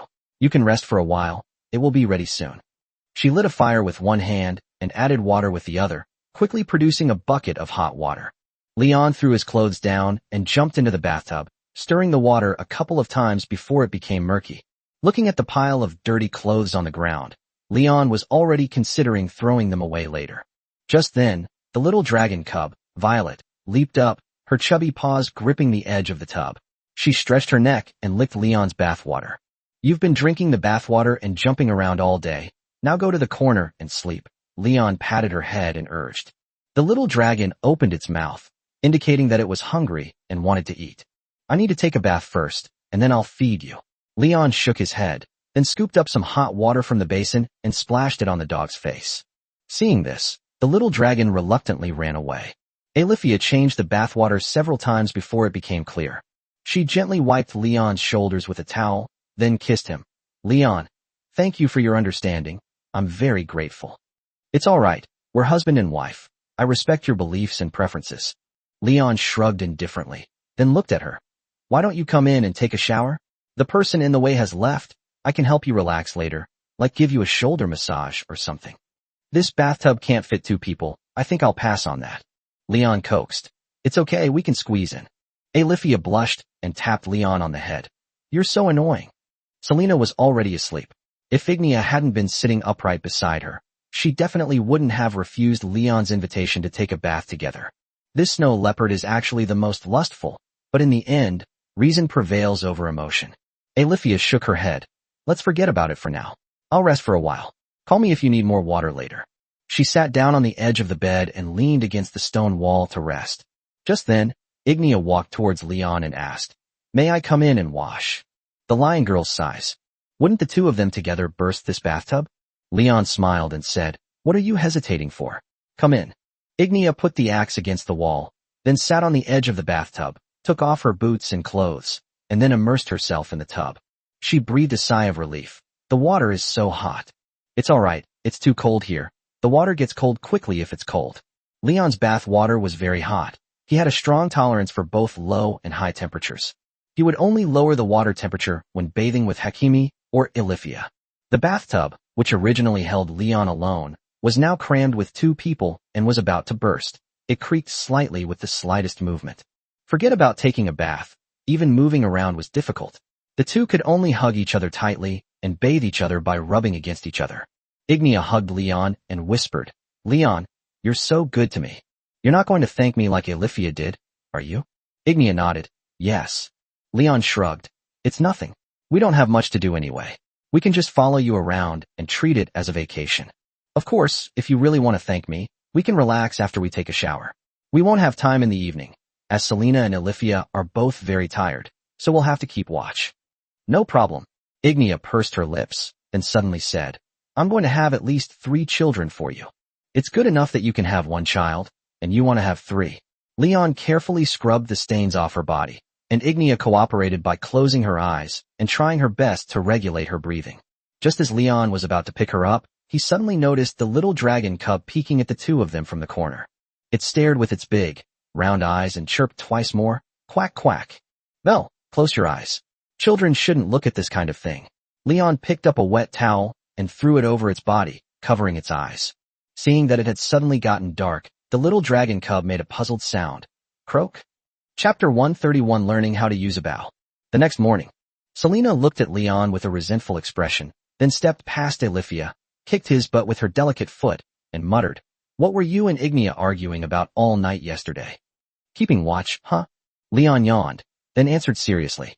He grabbed Selena's legs and began to fondle them. "Nonsense. Why is Ignia crying?"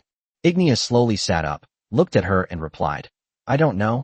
I just started crying for no reason, even though it feels very comfortable. Hakimi always makes a mountain out of a molehill. How's your magic recovery? Can you use teleport again?" Leon narrowed his eyes and looked up at the catgirl. Selena sighed, sat down in his lap, and closed her eyes. "I've recovered about half of my magic power. I should be able to teleport by this afternoon." "Where's Alifia?" Leon reached out and poked her butt crack, causing her to shriek. "That's half true. Leon, you're so naughty. Don't do that again next time." Leon's lips curled into a wild smile. They were already husband and wife. How could he not let her touch him? He would train her hard whenever he had a chance later. Just then, the little dragon cub that had been squatting in the corner walked over with a resentful look on its face. It looked at Leon and cawed twice, while patting its shrunken belly with its chubby dragon paws. Its reminder made Leon realize that he had been so engrossed in playing yesterday that he had forgotten to feed it. So he quickly asked Selena for 2 pieces of white bread and placed them in front of it. "Eat up." The little dragon glanced at Leon, then decisively opened its mouth wide, like a fledgling bird eagerly awaiting its mother's feeding. "What? Do you want me to feed you? I ate by myself when I was your age. Are you bragging? You think you can take advantage of the fact that she can't understand human language? Veer has only been hatched for 3 days, and you can eat by yourself on the 3rd day." Leon nodded. "I am exceptionally talented."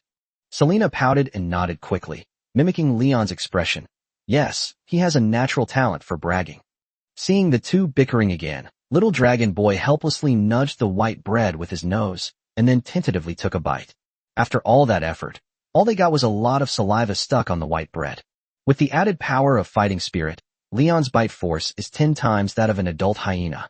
Crushing white bread is easy for him, but it's a bit difficult for the little dragon cub. Seeing this, Selena kicked Leon twice more. "Hey, hurry up and help it. Can't you see it can't bite it?" Leon asked Selena for a bowl, then crushed the white bread into crumbs and put them into the bowl. Upon seeing this, the little dragon cub immediately began to munch and slurp. It learned to feed itself on the 3rd day after hatching, and its future looks promising. Leon nodded in satisfaction. He then asked Selena for a bowl of water and placed it next to the little dragon cub. "If you feel choked by just eating bread, you can drink some water." The little dragon nodded and continued to bury its head in the bowl and eat heartily. Leon lowered his voice and said, "I think it can understand me, unlike that inhuman Nyo-Nyo. That's perfect, it'll be easy to raise." Selena looked at the little dragon cub eating bread and continued to mutter, "But something feels a little off. What's not quite right? Where do wild ice dragons find white bread to eat?" "Don't worry about that. Wild ice dragons are definitely fed by savages." Selena tapped Leon on the head with her staff. "I mean, shouldn't dragons eat meat? Why are we feeding Viol white bread?" Leon shrugged. "Because we didn't bring enough food. If we feed him meat, we won't have enough to eat ourselves. Actually, I could let it eat harpies or goblins, but you know, those monsters aren't very clean, and they're disgusting to look at. I don't want it to eat them." Once they leave the Ice Dragon Mountains, Leon must buy plenty of meat in the nearby towns, roast it, and feed it to Violet. After all, they have now received Ms. Elisa's payment, so they are not short of money for the time being.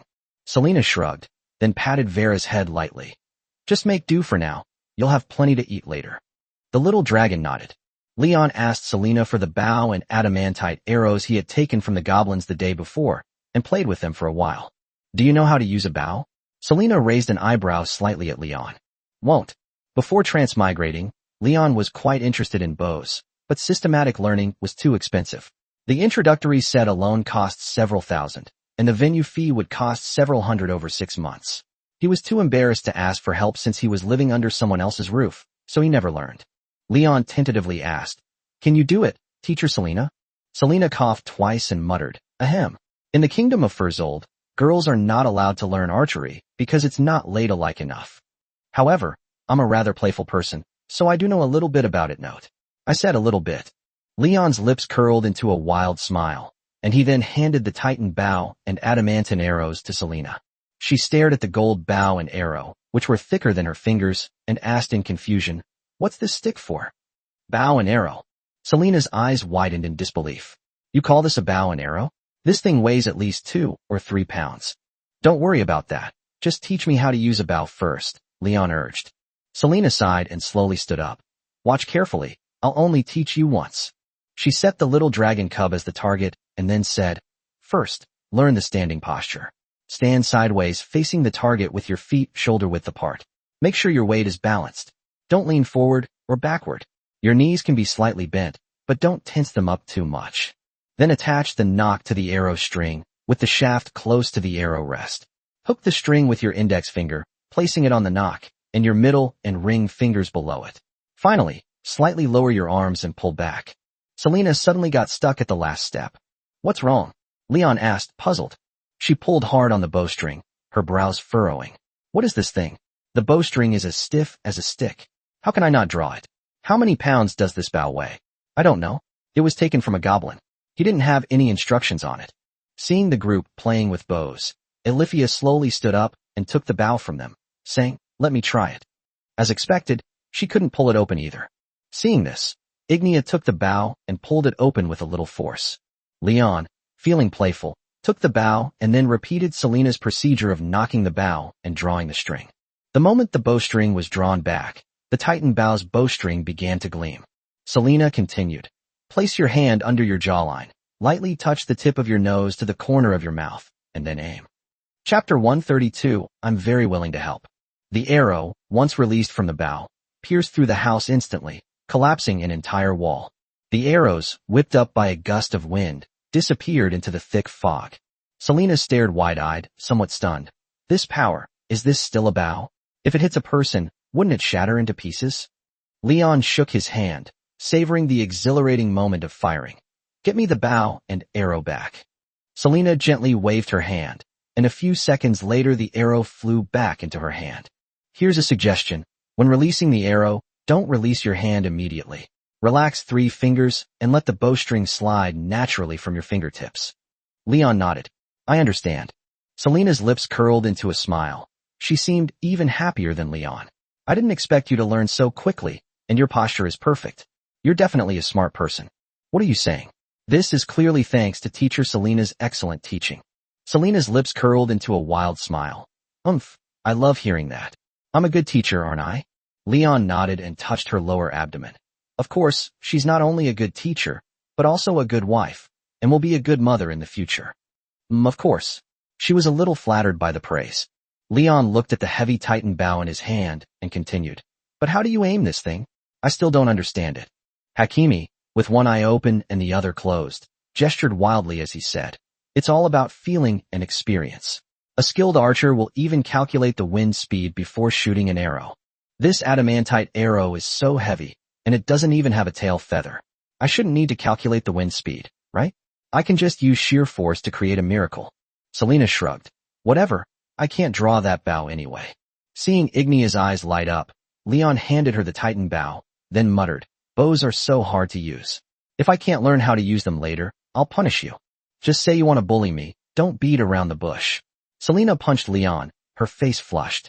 Leon bluntly stated, "Fine, I want to bully you, so get ready to stick your head up." Elifia shook her head.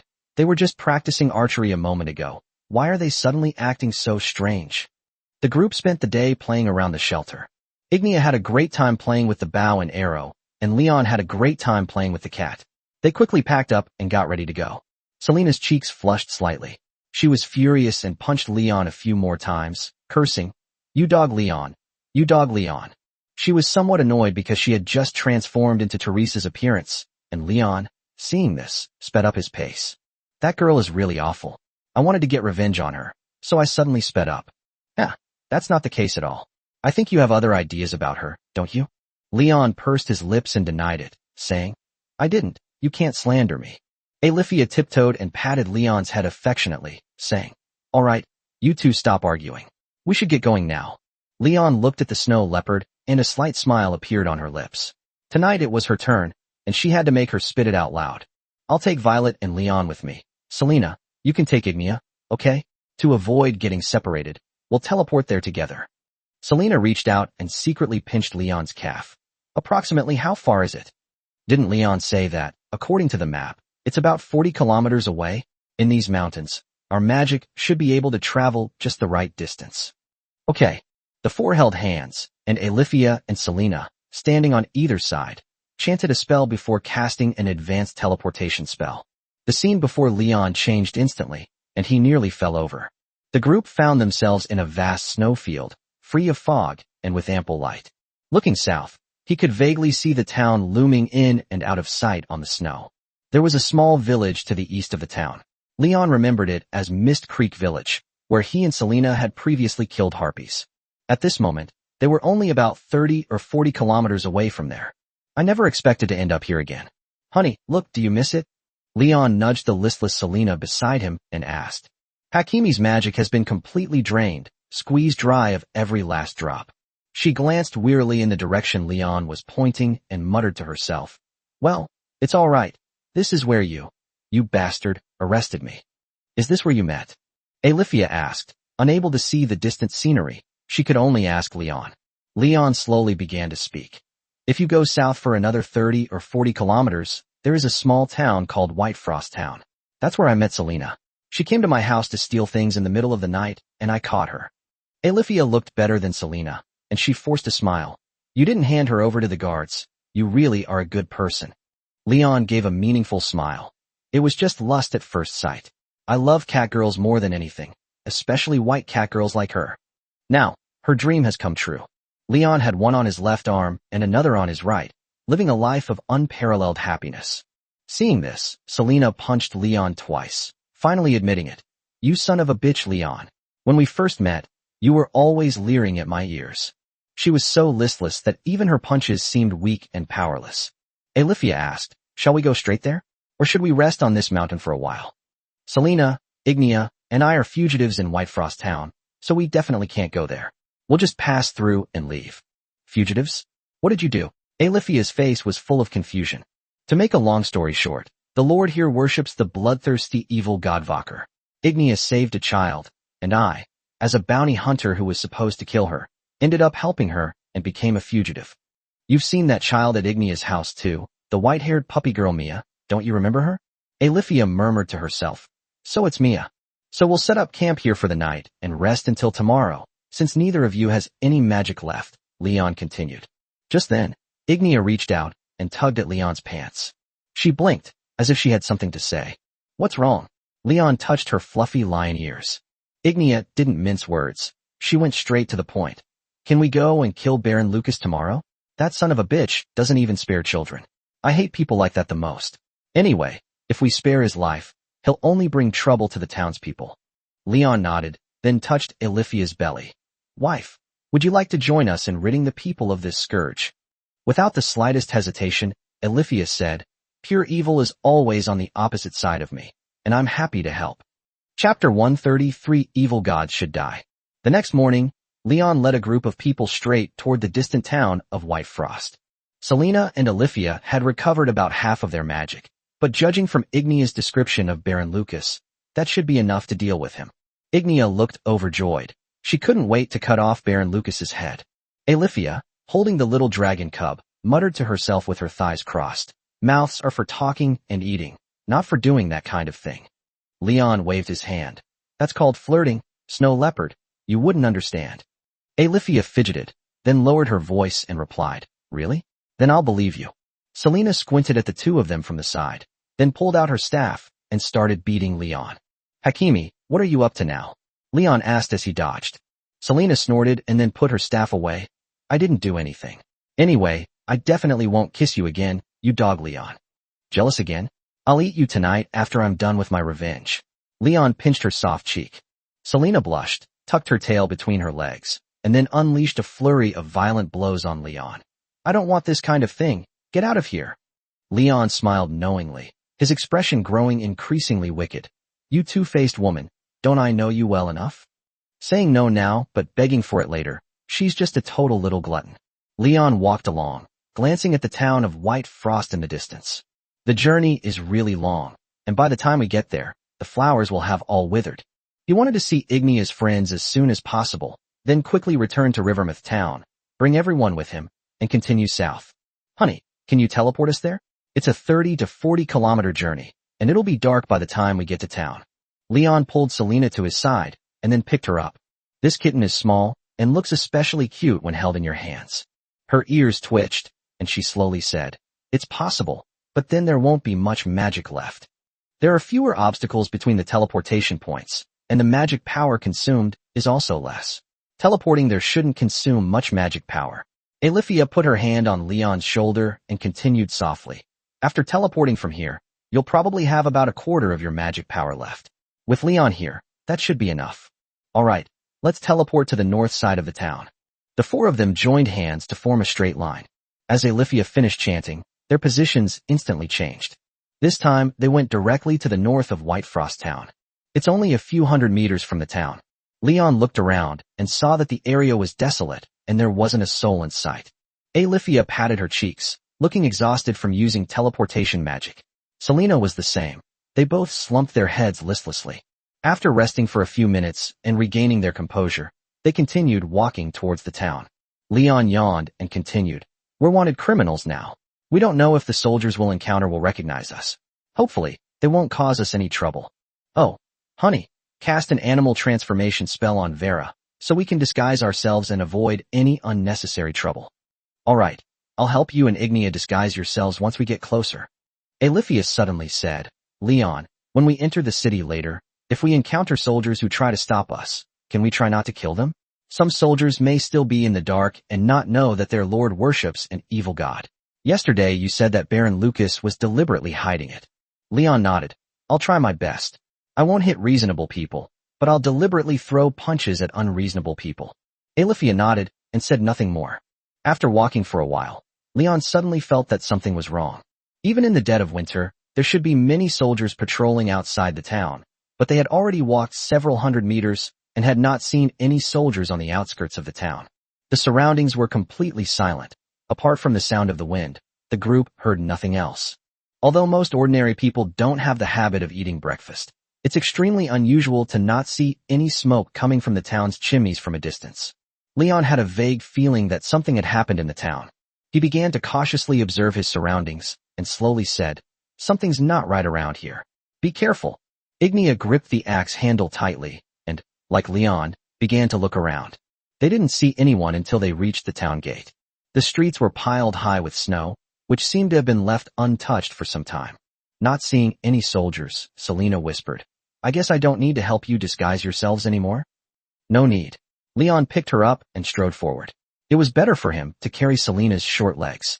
Suddenly, Alifia grabbed Leon, then lightly dug through the snow with the Dawn's sword, eventually finding a piece of clothing. To be precise, it was a corpse covered in clothes. Leon pulled the frozen body from the snow and discovered that it was a headless corpse. Alifia slowly began to speak. "There are many such corpses on the road, but they are all covered by the heavy snow." Leon walked toward the wooden house by the roadside, which, if he remembered correctly, used to be a shop. He wanted to knock on the door, but found that it was only slightly ajar and not locked. At the same time, he smelled a strong stench of decay. He forced himself to push the door open, and what came into view was a headless male corpse, hanging upside down from the ceiling by ropes, with frozen blood forming icicles on his neck. Beneath the ice cone was a magic circle drawn with blood, its twisted runes like insects carved into the wooden floor, suggesting that someone had performed some kind of evil ritual there. The merchant's children and wife were murdered in the bedroom, and their bodies were also treated in the same way, their heads cut off and then hung upside down to bleed. Ignia followed her in and took a look, then frowned and said, "It must have been that bastard Lucas's doing. His manor's basement is full of these hanging corpses. That bastard doesn't even spare children." Selena cautiously glanced into the cabin and whispered, "It's a ritual, offering the blood of the victims to the evil god to please it." Leon couldn't understand this. He looked at the scene before him and felt a chill run down his spine. If I'm not mistaken, there shouldn't be any living people left in this town. Let's go straight to the manor outside the city later. Having said that, out of respect for the evil god, he began to pull down his pants and urinate on the evil magic circle. Chapter 134. He will die a gruesome death. Leon followed Ignia to the Lord's manor on the outskirts of the city. The situation was similar here. The ridges were covered in snow, and there was no one to be seen on the narrow paths. Baron Lucas's mansion was built on a hill, overlooking all directions. Ignia frowned, always walking at the front of the group, seemingly eager for revenge. The group climbed over the wall and entered the mansion one by one. Leon was somewhat surprised to see two servants sweeping snow in front of the door. The two servants were equally surprised to see the group arrive. They stopped what they were doing and stood still, stealing a glance into the house. They stared intently at Leon, then shook their heads in unison, signaling for the group to leave quickly. Leon cautiously approached them, then lowered his voice and asked, "Is Baron Lucas home? We need to speak with him." One of the older maids shook her head vigorously and urged in a low voice, "Hurry up. Unless you don't want to live anymore, there's no one left alive in Adeline except us sisters." Adeline is the name of this territory, and Baron Lucas actually sacrificed the townspeople here. Leon raised an eyebrow and said, "Just to confirm, you don't believe in the bloodthirsty evil god Vakar, do you?" The younger maid shook her head. "We don't believe in God." The older maid continued to urge them on, her voice growing louder and louder, and she seemed somewhat deranged. "Get out of here. Why are you still here? Get out of here." Leon shook his head and asked the young maid, "What's wrong with her?" "The Baron murdered her husband and children. She's gone mad." "But she's right. You should leave now." Alethea lowered her head and whispered, "May the goddess bless you." Ignia, carrying an axe, said, "Tell me where Baron Lucas is. I've come to rid the people of this scourge. He has become a terrifying monster. You are no match for him." Ignia turned and pointed at Leon, saying with great pride, "I don't believe that bastard is stronger than an ice dragon. My husband severely injured a 10-meter-long ice dragon on the mountain." The young maid looked Leon up and down without saying anything more. She took out a small bunch of keys and handed them to Leon, and continued, "The Baron is asleep in the dungeon, but I still don't recommend that you wake him up." "It's all right, beautiful lady. Would you mind showing me the way?" The young maid shook her head, refusing Leon's request, and continued shoveling snow as if she had never seen Leon. The four looked at each other. Then Leon led the way as they entered the mansion through the open gate.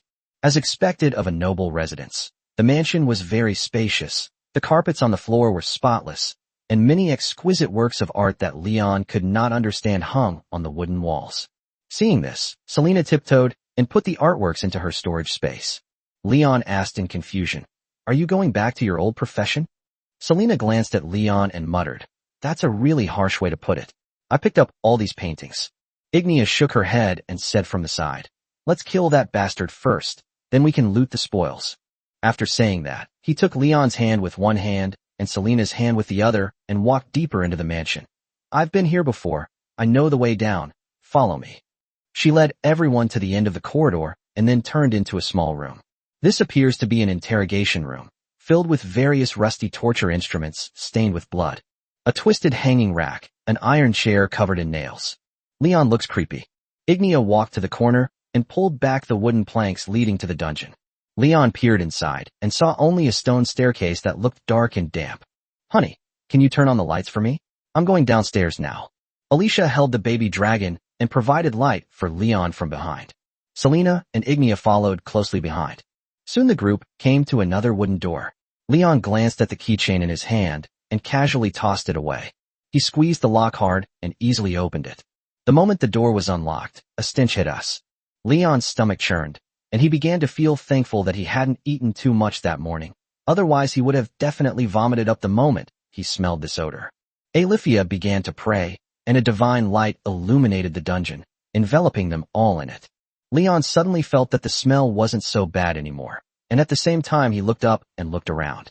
The dungeon was filled with corpses hanging upside down, their bodies riddled with wounds, clearly indicating that they had been subjected to inhumane treatment before their deaths. Moreover, this evil god seems to prefer women and children as sacrifices. Ignia paused, looking up at the corpse, then pointed to the iron cage beside her and said, "When I broke in, that bastard had just slaughtered a mother and daughter. Mia was locked in the cage by him. She was his next sacrifice. Enough talk. Let's find that guy and kill him quickly. I don't want to stay here." Although Leon had killed many bandits, seeing so many strangely shaped corpses for the first time still made him feel nauseous. Selena followed behind with her tail between her legs, muttering under her breath, "Help. This place is full of corpses. It's so creepy." Leon stroked her cat ears to comfort her, saying, "Don't be afraid. Aren't we here?" The group continued to explore deeper into the dungeon, and soon found a man lying flat on a stone coffin soaked in blood. The system reported his information almost instantly. Monster details, Baron Lucas. Threat level. Current overall strength rating, 50,000. Keywords, chaotic evil, bloodlust, blessing of the evil god, chosen one of Valkyr, possessed by Valkyr, blood manipulation, regeneration, bloodlust. Ignia's eyes widened, and she said through gritted teeth, "It's this bastard." Before she could finish speaking, she grabbed an axe and swung it at his head. Thump. After a muffled thud, a crack was cleaved in the sarcophagus, and Ignia's double-headed axe became stuck in it. Baron Lucas's head rolled to the ground, the spurting blood flowing into the blood pool, and the twisted runes glowed. The next second, his body turned into crimson blood and dissolved rapidly. Ghosts wailed, and the dungeon trembled. The blood in the pool quickly intertwined, and the head, torso, and limbs eventually coalesced into a gigantic humanoid monster. His face had no features, only a strange vortex of blood. Leon gripped the Oathbreaker tightly and whispered, "Let me do it." Just then, Baron Lucas spoke, his voice thick and hoarse, his words muffled and unclear. "Leon, I've seen you. You will die a gruesome death. Isn't that obvious? After I die, my descendants will definitely cremate me, of course, without a complete body." Leon narrowed his eyes, scrutinized his eerie face, and smiled meaningfully. "So are you done? If you are, I'm about to make my move." Chapter 135. You two are wearing the same pants. Leon quickly and easily crippled Baron Lucas. Ilifia seized the opportunity to use holy magic to destroy the Baron, who turned into a pool of blood and disappeared without a trace after his death. He searched the mansion but found almost no currency, only some collectibles that looked somewhat valuable. Where exactly did the Baron hide his money? Ilifia, do you know? The snow leopard shook its head, its furry ears swaying gently on its head. Leon turned to look at Selena, who was standing absent-mindedly by the window. She seemed to have lost all interest in looting. "What's wrong, honey? Something on your mind?" Leon poked her waist. Selena turned around, tilted her head back to look at Leon, and pouted. "Baron Lucas just said he saw you, and that you will die in the end." "It's normal, everyone dies." Leon shrugged indifferently, then bent down and picked up the little dragon. Some stubborn bandits would curse him before they died, but he was already used to it. His words didn't seem like a curse on my mother. She said many gods have the ability to foresee the future, and now I'm a little worried about you. Predicting the future? No need to worry, I shouldn't die anytime soon. Leon stroked his chin, a slight smile playing on his lips. Transmigrators, commonly known as extraterrestrial demons. Then we can have the system burn the goddess of lives, but with a cigarette, but maybe even if she dies, she can be resurrected. Selena narrowed her eyes, then sighed deeply. "I haven't asked you yet. Do you have any last wishes?" Leon raised an eyebrow and said, "I'm still perfectly healthy, and you're asking me what my last wish is? That's not very nice, is it? If I had to say, it would be to collect 100 different kinds of gentle cat girls." Selena was furious. He clenched his fist, jumped up, and punched him in the head. Ilifia suddenly said from the side, "I just asked my goddess, and she said Leon is fine. See, I told you so. Let's hurry up and ransack the place. See if there's anything valuable left, and we'll just empty it out." Leon pinched her bottom and urged. Just then, Leon saw Ignia carrying a pile of firewood and hurrying toward the dungeon. He asked in confusion, "What are you doing?" Ignia stopped and turned to Leon, saying, "The dungeon is full of corpses. I don't want them hanging here. I want to set it on fire." After thinking for a moment, Leon nodded, then called out to Selena, who was about to leave. "Honey, don't search anymore. Go help Ignia first. It's too much trouble for her to carry things up and down all by herself." Selena muttered, "Okay." Leon lazily walked towards the door, and as soon as he stepped outside, he saw the two maids still shoveling snow. He raised his hands and began shouting, "Throw away the brooms. Baron Lucas is dead, you are free." The young maid stopped what she was doing and looked up at Leon. "Really?" Leon nodded. "It really is, it's as dead as can be. If it hadn't turned into blood after it died, I could have taken you to see the body." The maid was taken aback at first, then dropped the broom, took the old maid's hand, and led him outside. Leon narrowed his eyes and asked suspiciously, "Where are you going?" The young maid stopped and turned around, saying, "Mist Creek Village. We lived there before I came here to work as a maid. We were neighbors." At this point, she smiled helplessly. "My parents went to great lengths to send me here. thinking that becoming a baron's maid would bring me a good life, but it turned out like this. Leon raised an eyebrow at her. You should head south. The otherworldly demons might attack soon. We can give you a ride. This place is probably uninhabitable. The young maid shook her head. I want to go back and stay for a few days, and also bury my family. I have a younger brother who loves me very much. Leon didn't say anything. 2 women lived in an abandoned village littered with corpses. Just thinking about it is terrifying. We might stay for a week or 2, and then we'll head south. Leon scratched his head and casually asked, Do you have money? The maid shook her head and didn't say anything. He took out 30 silver coins and shook them. Take these, this money is for your travel expenses. The snow hasn't melted yet, and it's still several hundred kilometers to Singlistor. Be careful. The young maid took the money and then bowed deeply. Thank you. You're a good person. Seeing them leave without looking back, Leon turned and went into the house, only to bump into Alifia. The corners of her mouth turned up slightly, as if she had been eavesdropping the whole time. What's wrong? What's so funny? Leon wanted to pinch her cheek, but seeing that his hands were covered in blood, he gave up the idea for the time being. Alifia tiptoed and touched Leon's head. Secretly taking your own money to give to others? You really are a kind person. Leon lowered his voice and said, Don't tell Selena about hiding the money, or I'll get stabbed again. Why are you hiding money? If you need money, just tell her, and she'll give it to you. Alifia wrapped her fluffy tail around her neck. Leon said seriously, If it's the anniversary of the teacher training program, I want to secretly buy you a gift to make you happy. If I ask Selena for money again, she will probably guess it, and then the surprise will be gone. Alifia smiled and slowly said, Even if you don't tell her, she'll guess. Selena secretly observes you every day, and she knows your every move. Damn it, how could such a thing happen? Leon's eyes widened. Of course, she knows about your secret stash of money, and she's known about it for a long time. Alicia smiled lovingly, her little hand stroking Leon's hair. Leon fell into deep thought. He thought he had done it perfectly, but the Hakimi still found out. But thinking about it carefully, it makes sense.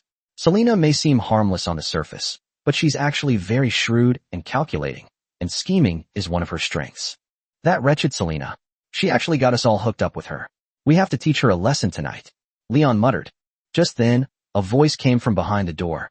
Dog Leon, I heard you talking bad about me as soon as I came in. How am I so wicked? The next second, Leon's OO was firmly grasped in his hand. Leon struggled to defend himself, saying, I was talking about lovely Selena. Honey, if your ears are blocked with cat hair, just clean them. Don't always wrongly accuse me. A good person.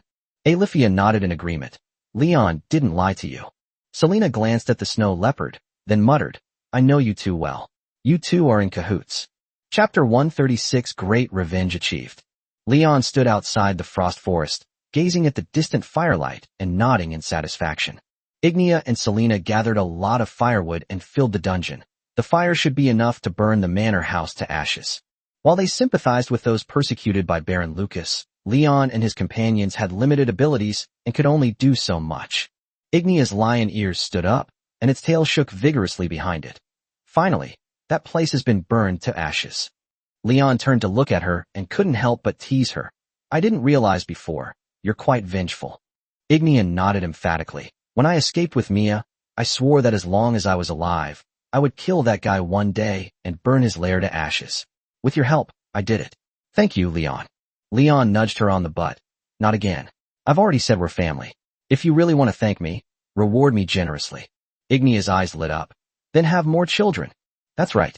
Leon smiled meaningfully, then patted her on the shoulder. If you've had your fill of watching, come inside quickly. It's cold outside. Don't catch a cold. Although she knew Ignia was physically strong, she still habitually gave her that advice. Leon entered the stone house and saw that Selena had already taken out the bathtub. He couldn't wait to throw his clothes on the little dragon cub and then jumped into the empty bathtub. Selena replied while spreading out the blankets. The water hasn't been turned on yet. Don't worry. How can I not be anxious when I'm covered in blood? Please, wife, I beg you. Leon pleaded. Selena glanced back at Leon, then released the hot water. The bloodstains were washed away after the water was changed several times. Watching the steam rise, Selena remarked, Your skin is so thick, you're not even afraid of boiling water. Let's take a bath together, honey, Leon said, raising an eyebrow in a cheeky manner. Selena pouted and said disdainfully, I want to live for another 2 years. After she finished running hot water for Leon, She continued to sit on the stone bed, spreading out the blankets. Ignia remained standing at the doorway, gazing into the distance. Judging from the frequency of her tail wagging, she seemed exceptionally happy. Isn't it cold outside? Why are you still standing there? Ignia turned to look at Leon, a slight smile playing on her lips. Leon raised an eyebrow and said, Baron Lucas was killed, the manor was burned down, and Ignia had a wonderful day, didn't she?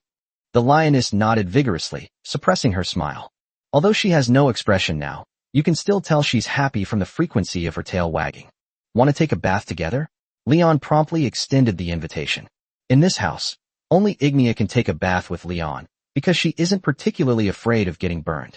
Ignia nodded, took off her clothes, and quickly got into the tub, making it instantly crowded. The grating creaking sound was the tub's wail. Leon shook his head. Looks like we'll have to buy a more spacious tub in the future. No need. We can just fold them together and wash them, like this. Ignia held Leon tightly, moved her body little by little, and finally slowly closed her eyes. Selena sat on the stone bed and muttered, You two can't even behave in the bath. Can't you wait until you're done before you play? If we play and wash at the same time, we won't need to shower afterwards, which is convenient. Leon's lips curled up wildly, and then he hugged Ignia tightly and began to enjoy the feast. The water in the bathtub overflowed rhythmically. Alifia blushed and shook her head, saying understandingly, Leon is such an energetic young man. Selena quickly walked up behind Leon and tapped him on the head. He's just a womanizer.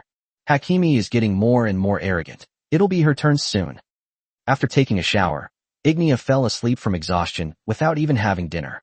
Selena sat on the edge of the bed, watching her, and sighed helplessly. I really envy Ignia.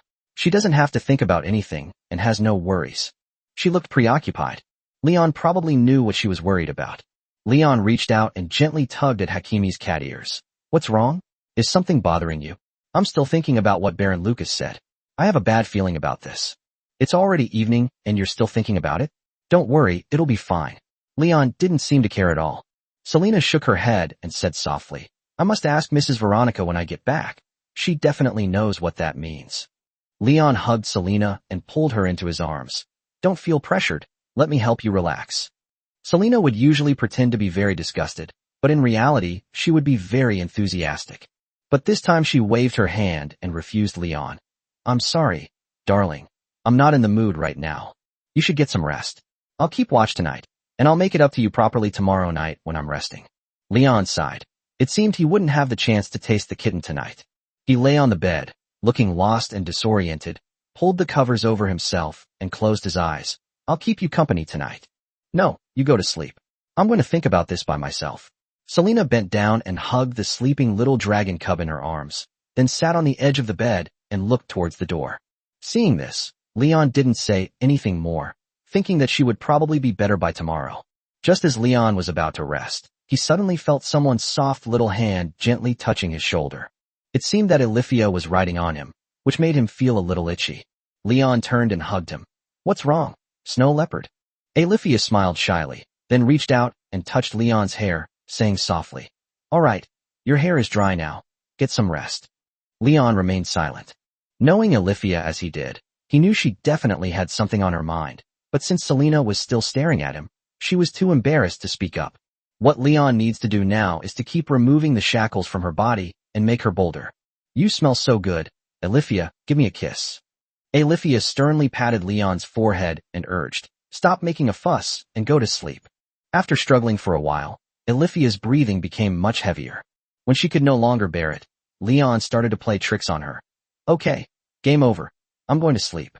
Alifia paused for a moment, then lowered her head and lay sideways in Leon's arms. At first she behaved herself, but it wasn't long before she started rubbing against Leon's calves. Seeing that Leon remained unmoved, she finally couldn't hold back any longer. After a few seconds of hesitation, she said cautiously, Leon, stop teasing me. Just give it to me. I admit defeat. Selena turned to look at the two of them and muttered, Leon, you're even using this trick on Alifia? Chapter 137 They Are All Mine.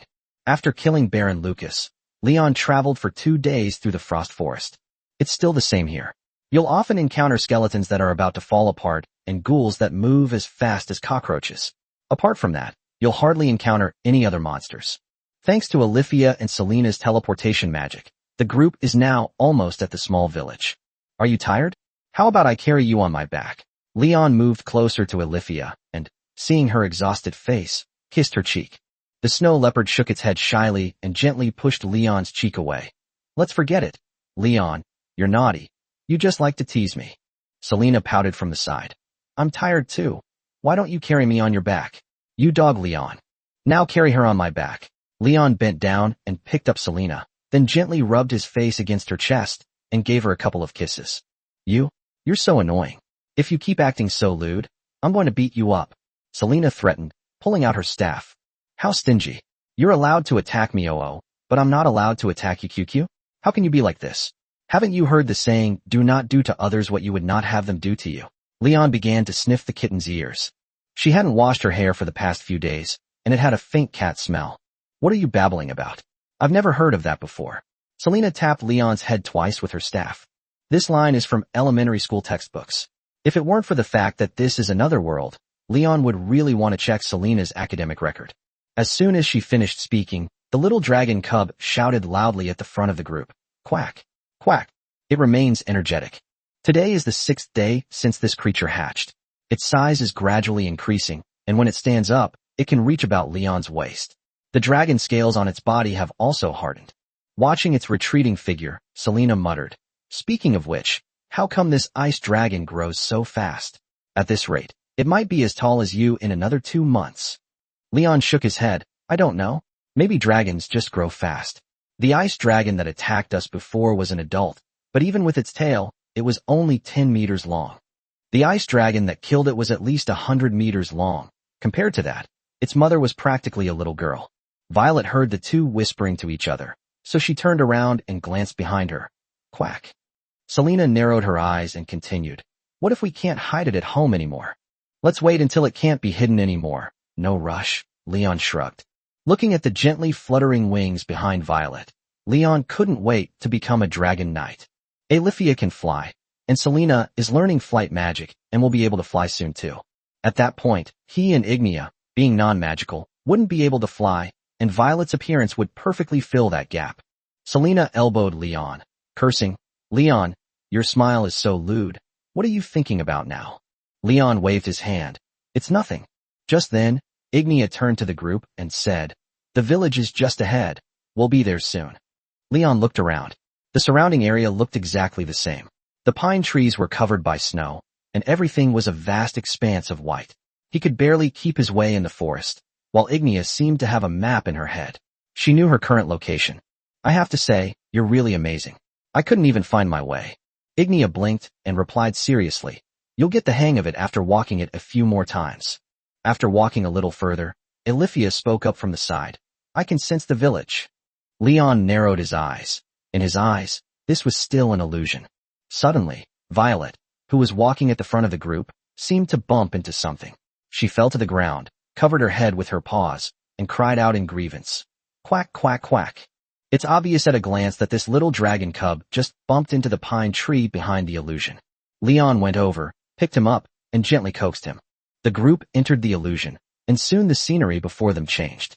Leon saw the village's stone walls again, and the old hunter had, sitting on the walls drinking. He hadn't changed at all, still sitting there drunk and guarding the gate. Seeing this, Ignia breathed a sigh of relief. A weight seemed to have been lifted from her heart. The old hunter also saw Ignia, then staggered to his feet and shouted, Ignia and Leon, weren't you guys supposed to go to Northgate? With the little dragon in one hand and Ignia in the other, Leon leaped onto the stone wall. Considering that the lioness was not good with words, Leon decisively stepped in to speak for her. We came from the Ice Dragon Mountains. Ignia was worried about you and wanted to come and see you. After saying that, Leon turned to look at the houses on the ridges of the fields and the huge goddess statue in the middle of the village, feeling that this place was no different from what he remembered. Are you all alright?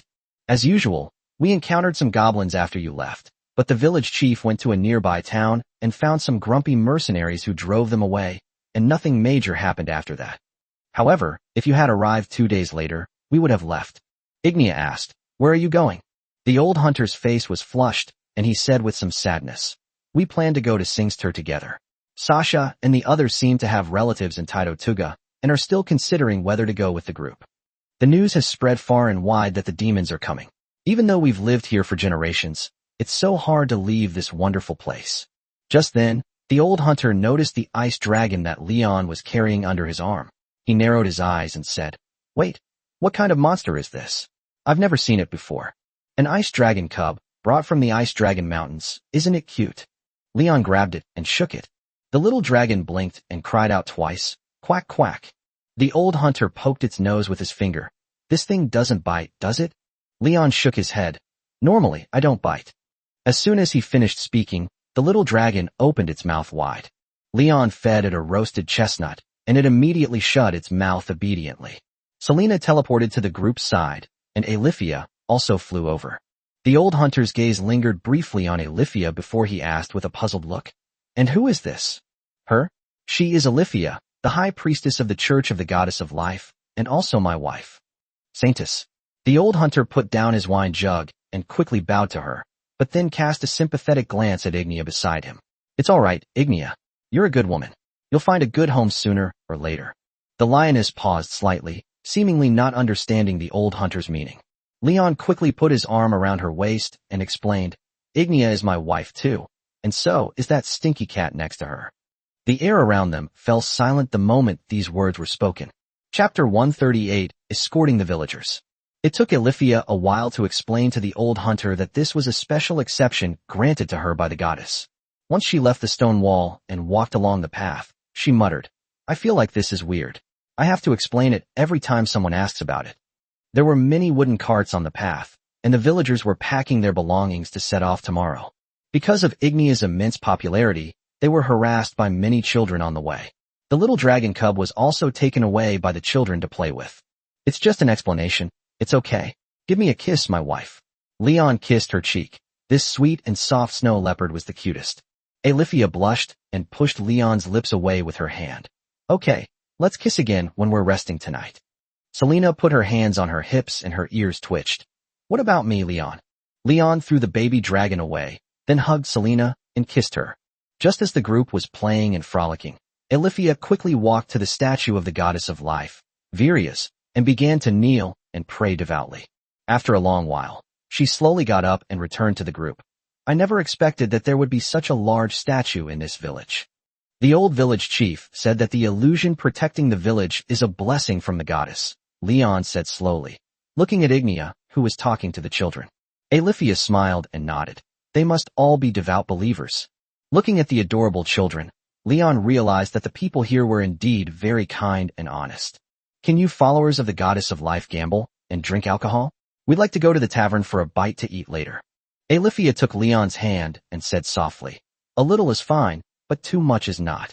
So, are you planning to have our children convert to the goddess of life religion?" "That's for them to decide. I won't interfere." Alifia suddenly smiled, then turned to Leon and said, "Leon is such a lecherous father. They'll probably have a hard time following the rules, won't they?" Selena nodded repeatedly from the side. It would be troublesome if the child took Leon as a role model in the future. Leon shook his head. "That's absolutely impossible, since they most likely don't have any system support. Without outside help, it would be difficult to deal with even one of them. Take Ignia as an example. Her large, Western-style seat can flatten a person's back." Leon's lips curled into a wild smile as he decisively launched a counterattack. Alifia is also lustful as a mother, but she usually doesn't show it. She only reveals it when they're alone. Alifia quickly covered Leon's mouth with her hand. "You're naughty. Don't say it again." That said, this snow leopard is becoming more and more unrestrained. Lately, she's been very proactive. Whenever everyone is asleep, she starts hinting at things to Leon. As Leon was lost in thought, he was punched by Selena, who squinted at him and asked suspiciously, "What are you grinning about?" The four entered the tavern, and several children also ran in carrying the little dragon cub. The tavern waitress named Sasha was cleaning when she heard someone enter. She turned around, then her eyes widened in surprise as she exclaimed, "Ignia?" She put down the rag, wiped the water off her hands on her clothes, and then hugged Ignia tightly. "I never expected you to come back. I thought that would be the last time we saw each other." Seeing that Ignia wasn't saying much, Leon chimed in. "She was very worried about you and came all the way from Northgate." "Thank you."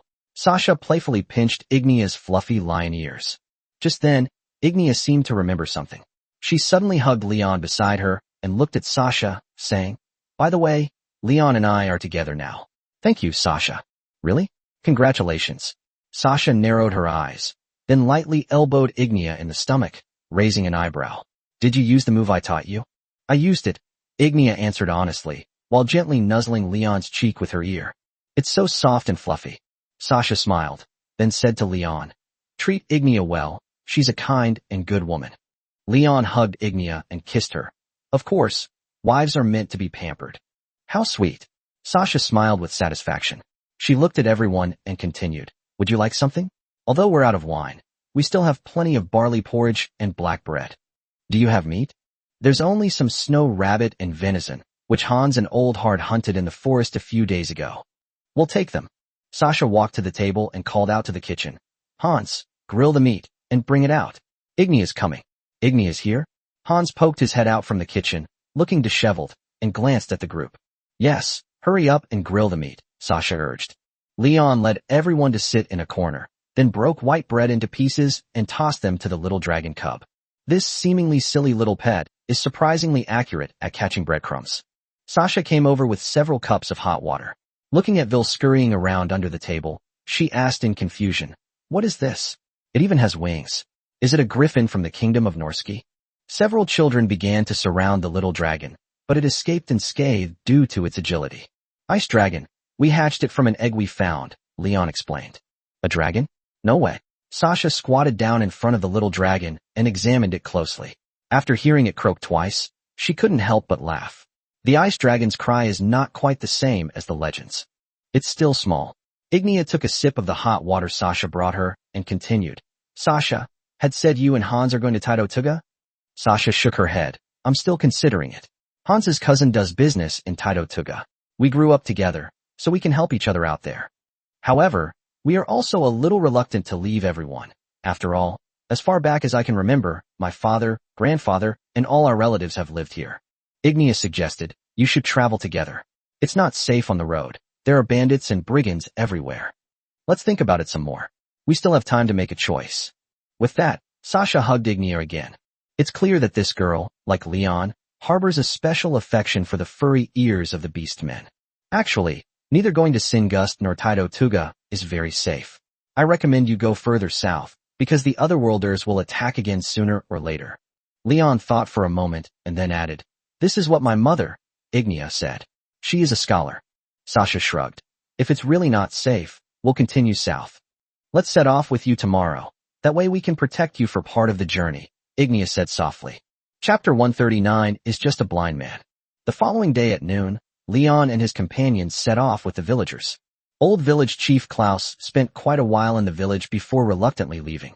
The 40-odd villagers left the village and headed west, discussing that they would travel south along the trade route after leaving the forest. Selena stretched and followed behind the group, a smile on her face, seemingly in a very good mood. "Last night was great. I fell asleep as soon as my head hit the pillow." Leon stroked her fluffy cat ears. "It's about time. You haven't had a proper rest these past few days." Selena pursed her lips, squinted at the listless Alifia beside her, and slowly said, "Speaking of which, what's wrong with you guys lately? It's one thing to not let them go at night, but you have to do it in the morning too. Didn't we say we shouldn't indulge ourselves?" Upon hearing this, Alifia immediately blushed. She lowered her head and muttered, "Leon is a lecher and won't let me leave."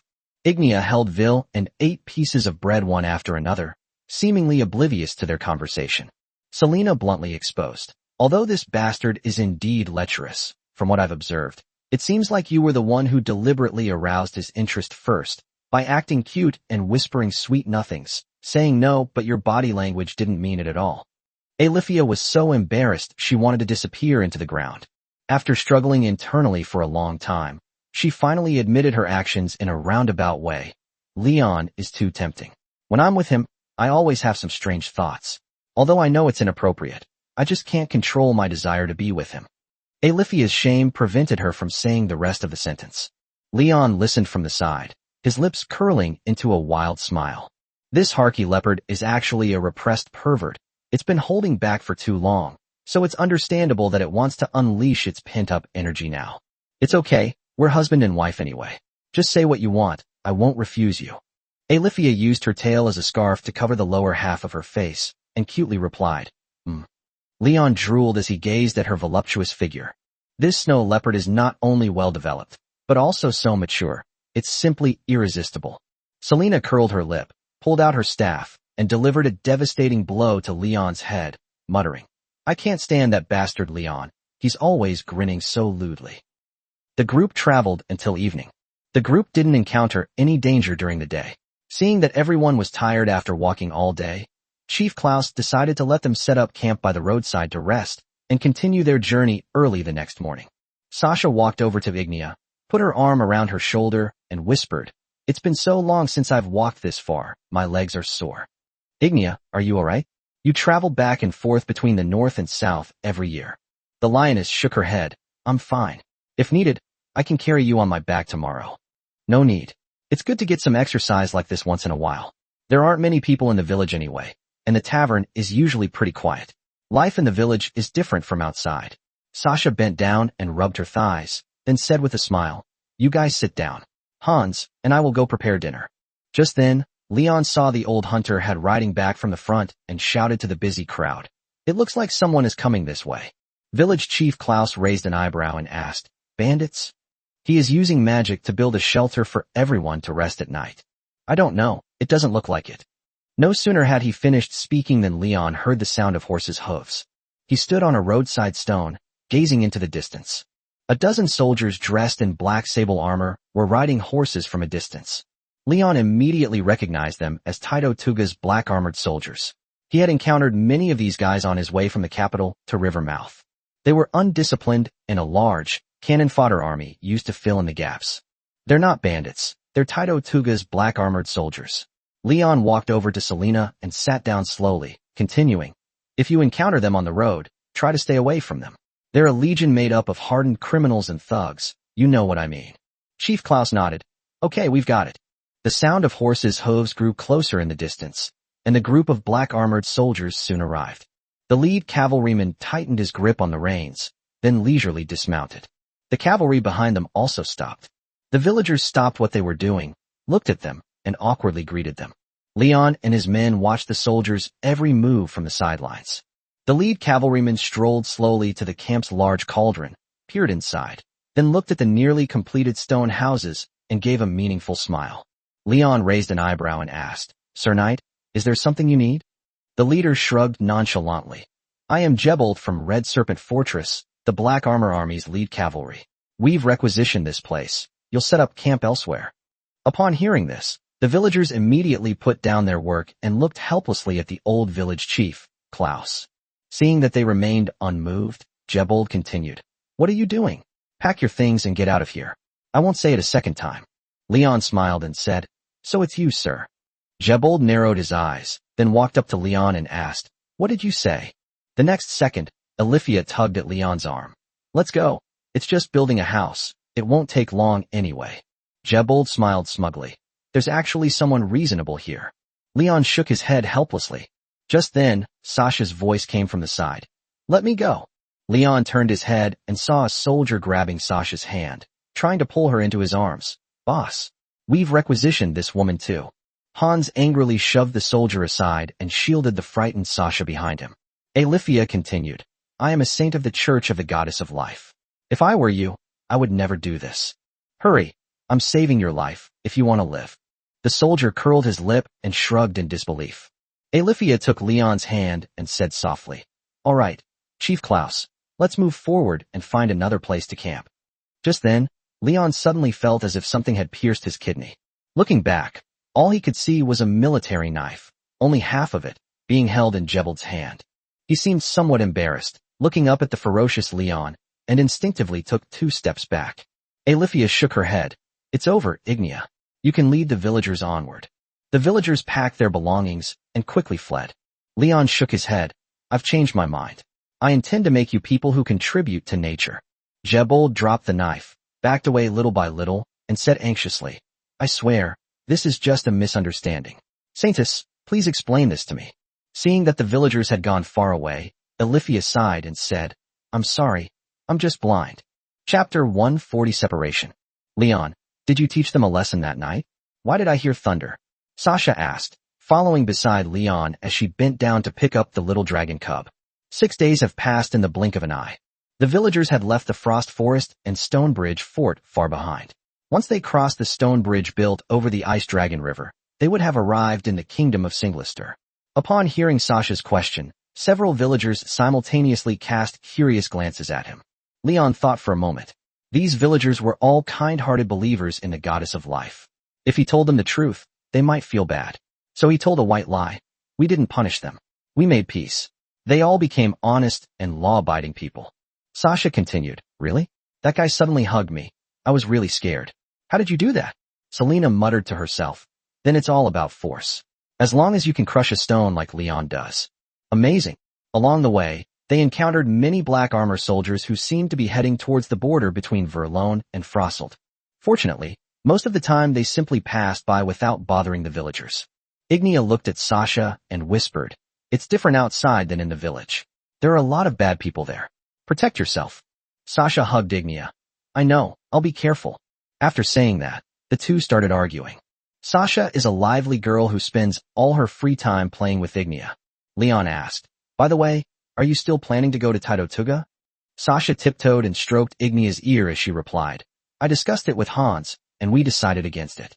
We plan to go to Singlistor with the rest of the group. The roads are so chaotic, it'll be good to have someone to look out for us. Leon nodded, a wise choice. They soon arrived at the stone bridge. Soldiers from both countries guarded either end of the stone bridge. Winter has passed, and although it is still chilly, the frozen Ice Dragon River has melted and is flowing under the bridge. The soldiers of Verlone looked at the villagers without saying a word and let them pass. Village Chief Klaus walked up to Leon and said softly, Let's part ways here. Thank you for your help on this journey. Ignia, Leon. Goodbye. Goodbye. Leon waved. The villagers came one by one to say goodbye to Ignia. Several 4- or 5-year-old children ran over and hugged her, murmuring in their childish voices, Goodbye, Sister Ignia. Although the lioness was not good with words, she still said symbolically, Yes, I will listen to my parents. What about me? What about me? Aren't you going to hug your sister? Selena opened her arms, frantically gesturing to the children. A little girl she had teased muttered, Selena is a bad girl, but goodbye anyway. Hakimi is about to breathe out again. Alifia also loves children, but she can't hold them because of the curse. These children are so cute. Leon nodded. Indeed, they're much cuter than those bratty kids in the capital. As they were about to part, Sasha slowly released her hand and whispered, Ignia, you have helped us a lot. Thank you for taking care of us along the way. I will always remember you. Ignia nodded and said softly, I'll miss you, Sasha. Sasha smiled and said, Don't think about it too much. You have a man now, so as not to make Leon jealous. Leon shrugged. It's not that bad, I can handle that. Ignia's tail stopped wagging, and although she didn't speak, Leon knew she was sad. After all, it's uncertain whether we'll ever see each other again after this parting, since there are no cell phones in this world that allow us to stay in touch anytime. Sasha raised an eyebrow at Leon. Treat Ignia well, she's a good woman, don't let her down. You've said that hundreds of times. Don't worry, I'm a cat lover. Leon waved his hand and continued to ask, So where do you plan to settle down in Singlistor? Perhaps Ignia will write to you. Sasha shook her head. I don't know yet.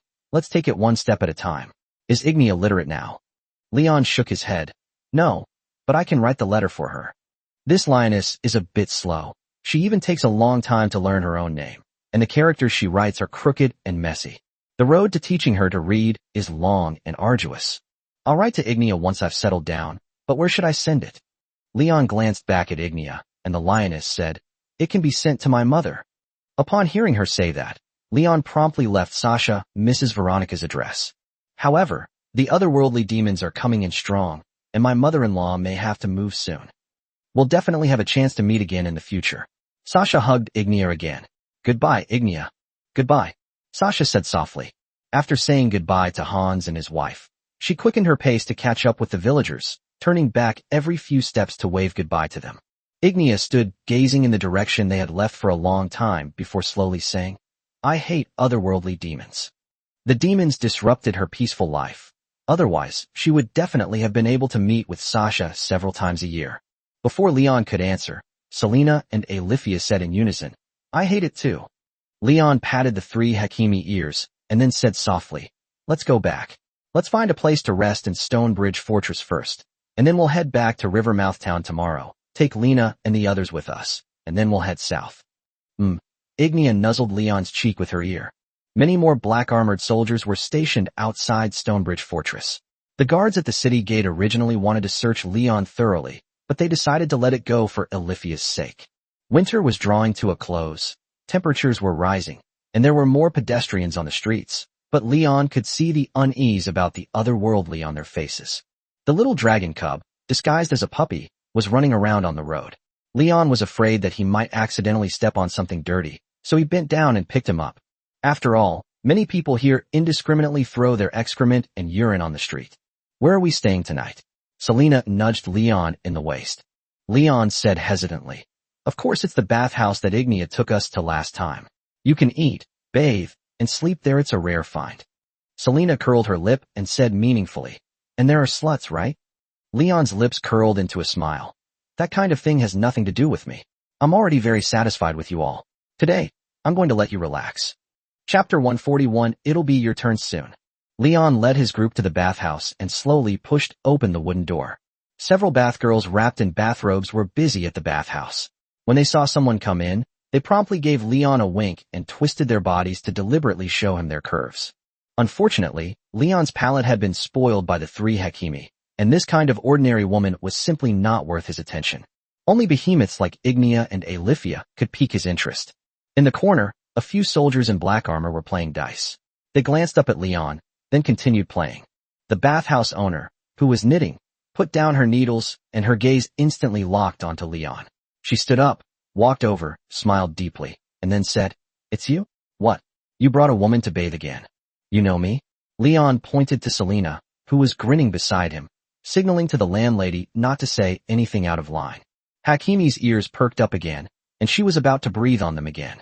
"Of course, although we get hundreds of men a day when business is good, it's rare to see a man as strong as you.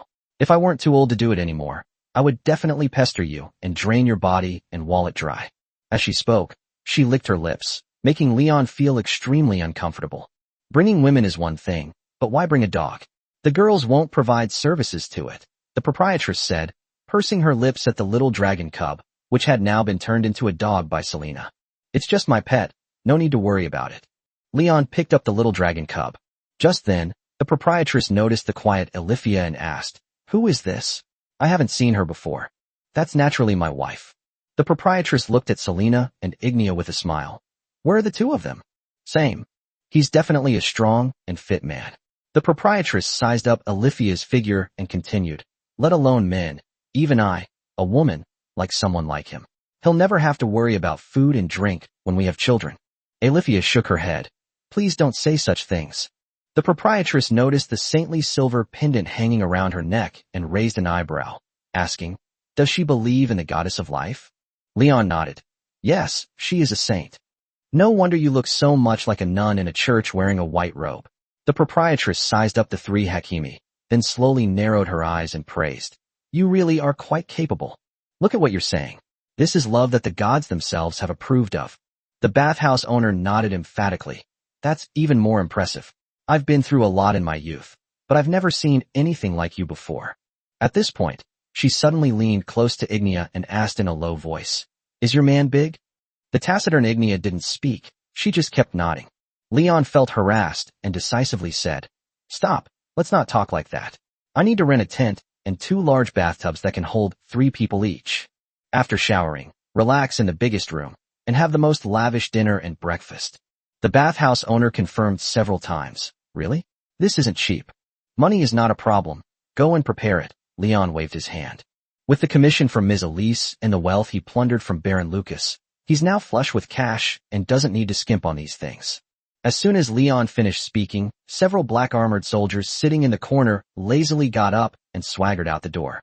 Seeing this, the bathhouse owner put her hands on her hips and shouted, "Hey, you guys haven't paid yet." The black-armored soldier in the lead glanced back at the proprietress and said dismissively, "We've come all the way from Taitotuga to Valoan to help you kill the otherworldly demons. This is the treatment we deserve. Besides, don't you have guests? Just have them pay a little more." The proprietress frowned. looking at the several black-armored soldiers with a complicated expression. Ignia glanced back at the group, then said, "I can help you get your money back." The proprietress waved her hand. "Forget it, there's no need to get involved with these scoundrels. If they target us, we'll have a lot of trouble." Leon asked doubtfully, "These guys often don't pay?" "Are you kidding me? Pay? We're already being kind by not asking us for money." The proprietress sighed and shook her head. "I'm fine, but my girls have it tough. They do all the dirty and hard work." Leon smiled. "Don't you care about the guards on the street? They just turn a blind eye to it. We can only put up with it. We're used to it." The proprietress told the maid to prepare hot water for Leon. Ignia crossed her arms and muttered to herself, "Those soldiers aren't human. They've been committing atrocities all along the way." Leon nodded. After sitting there for a while, the group was led by a maid to a tent. Selena finally returned to normal. She hid behind the curtain and changed her clothes, muttering, "I don't like this place. What a wonderful place. You can take a relaxing bath, stay overnight, and even have meals provided. Those women kept staring at you, and it really annoyed me. It's just a look, no big deal." With that, Leon pulled back Selena's curtain, looking her over with a mischievous grin. "Let me take a look too." Selena screamed, then covered herself with her small hands and hid in a corner, yelling, You get out. It's not like you haven't seen it before. Why are you being so stingy? Let me see it now." Leon grabbed her small hand, his expression becoming increasingly lewd. After playing around for a while, Leon finally let Selena into the bathtub. In contrast, Ignia was much more uninhibited. She didn't care about Leon's gaze at all, and casually took off her clothes and went into the bathtub to start taking a bath. As for Alifia, she quickly changed her clothes and then quickly crawled into the bathtub, not giving Leon a chance to observe her closely at all. The little dragon cub was gently nibbling on the bench leg.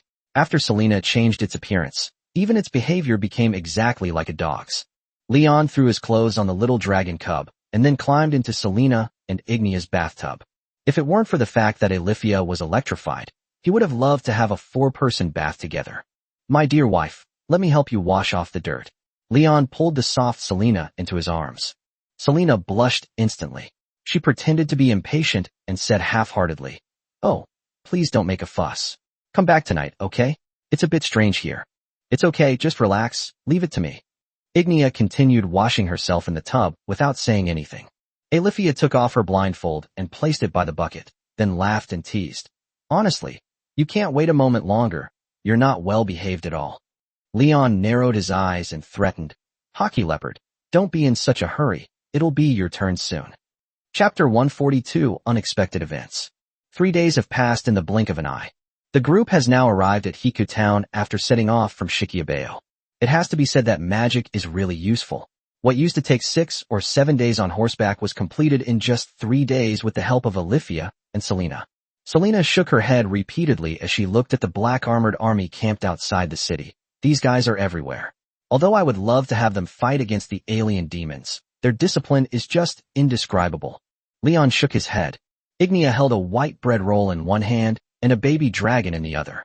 She ate the last bit of bread and fed it to the little dragon cub in her arms. He originally planned to buy more meat in Stonebridge Fortress to store for the little dragon cub, but after enjoying himself that night, he forgot all about it. Leon looked at the little dragon cub that had been transformed into a dog and shook his head helplessly. This guy really doesn't pick and choose anything. He eats meat and bread, and he eats them all with great relish. Selena shook her head. "I'll remind you to buy meat tomorrow." Just then, Ignia reached out and poked Selena's shoulder. "Is there any more bread?" "Good heavens, Ignia, you've already eaten almost 10 pieces of bread, and you're still hungry?" Selena's eyes widened. Looking at the little dragon's round belly, she continued, "Look at Violet. Her belly is as round as a ball. She can't eat anymore, can she?" Ignia was slightly taken aback. She blinked and asked, "I ate that much?"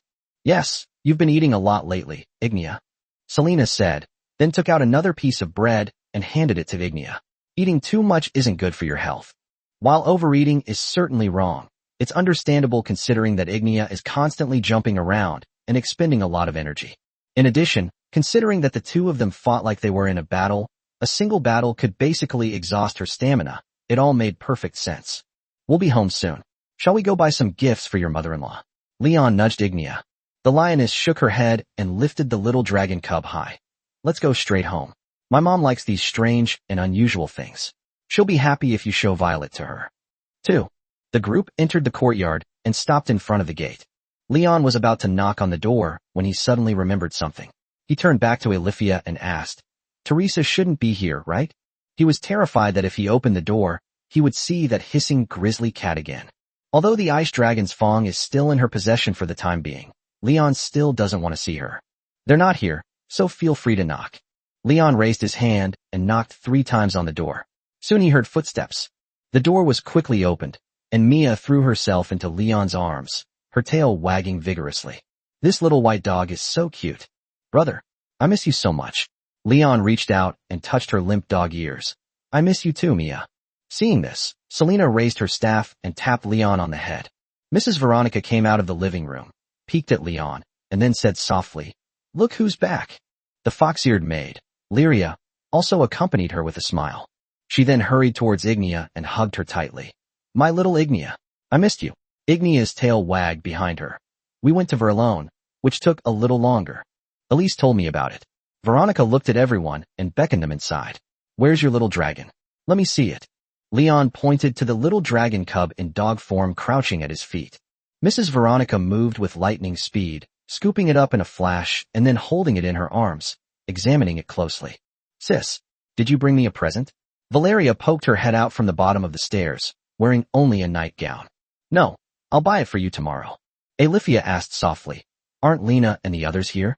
Those girls go out to do business early in the morning and return late at night. Oh, and she borrowed your horses.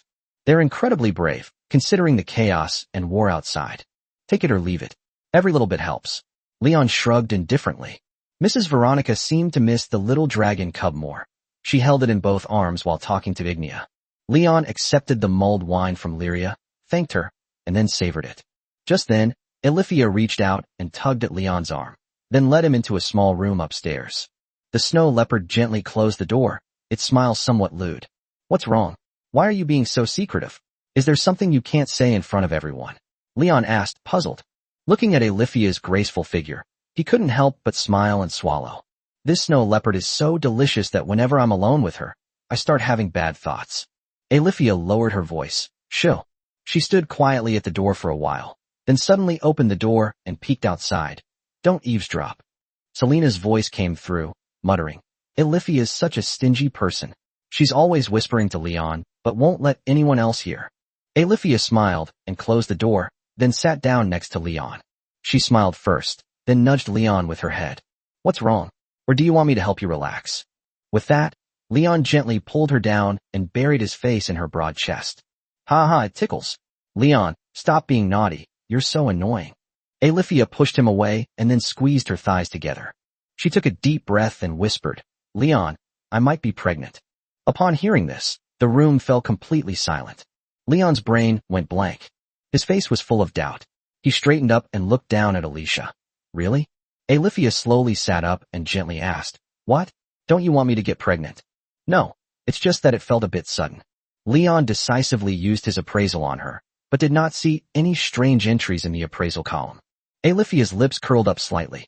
She smiled, then stood up and kissed Leon. I was just kidding. I just wanted to see your reaction. You're so cute. Leon breathed a sigh of relief. Although he was constantly shivering uncontrollably, he still hoped that this world of 4 could last a little longer. Becoming a father at 22 seems a bit too early for him. Naughty Alifia, it's no use begging for mercy tonight. Leon narrowed his eyes, determined to give the snow leopard a good beating. Alifia scratched her cheek and laughed happily. Okay, I won't tease you anymore. Actually, it's Ignia who's pregnant. I can feel it. Leon. Chapter 143, I want it too. Leon went into the hallway and peeked his head out from behind the door into the living room. Veronica was examining the baby dragon, chattering excitedly and grinning from ear to ear. As for Ignia, she was smiling as she stroked Mia and Valeria's heads. Looking at the axe she carried on her back, Leon couldn't imagine what it would be like for her to become a mother. And this lioness didn't seem to realize she was pregnant. Just in case, Leon used his appraisal on her. Assessment complete. Name, Ignia.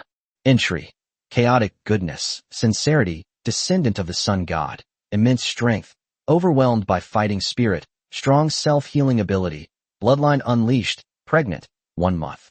Current overall strength rating, 35,000. I'm really pregnant. Aliphia's radar is really accurate. It can detect even this.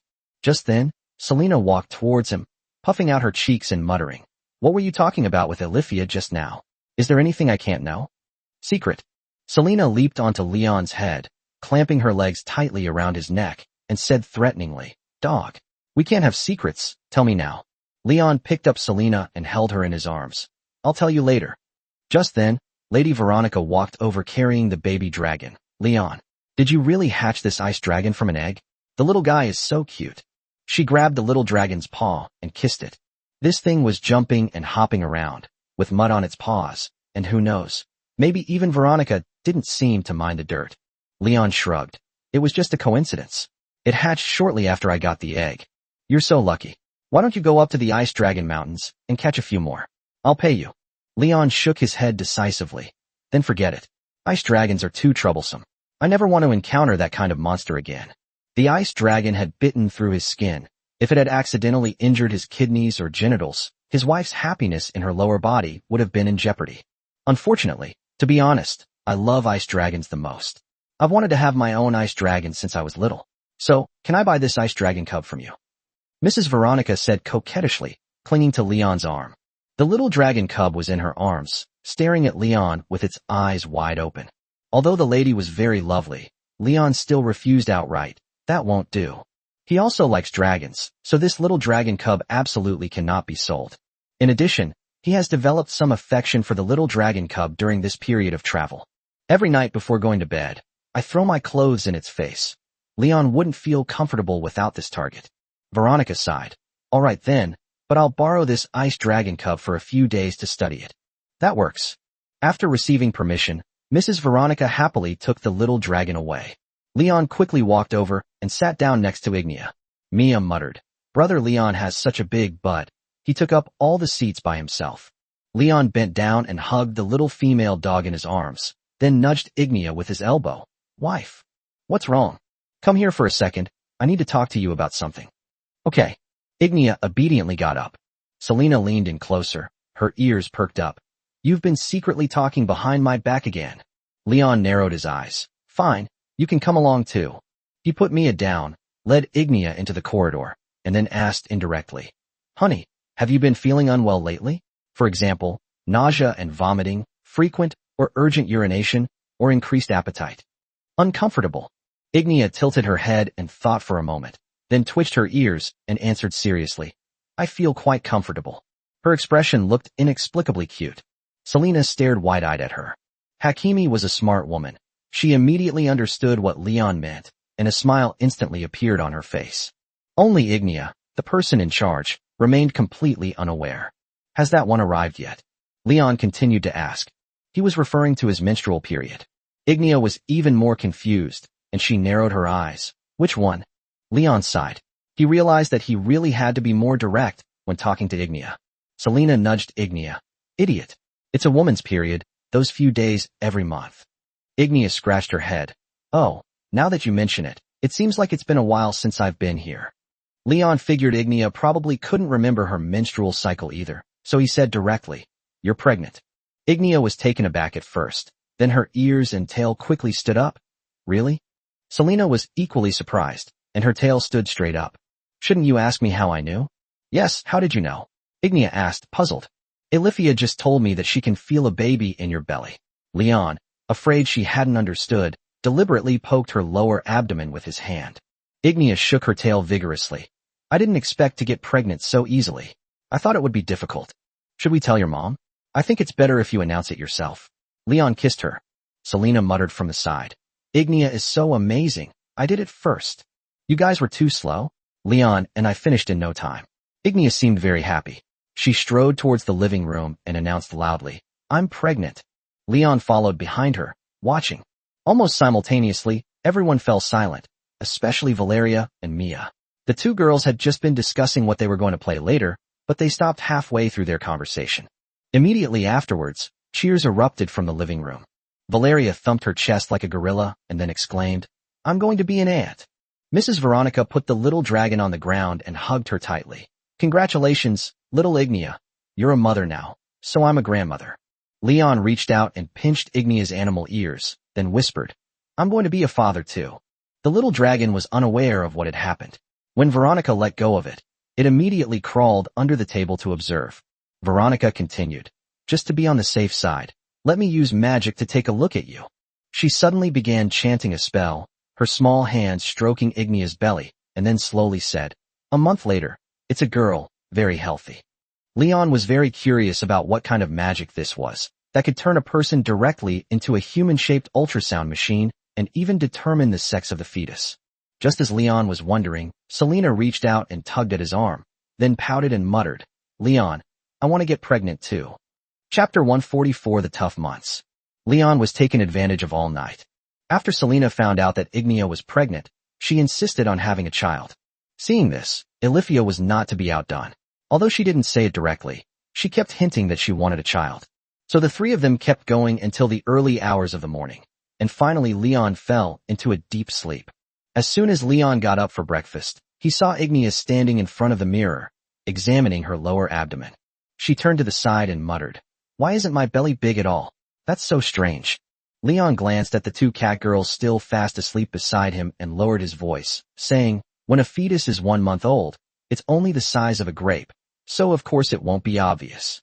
Besides, you'll be exercising, and those strong abs will make your belly less noticeable.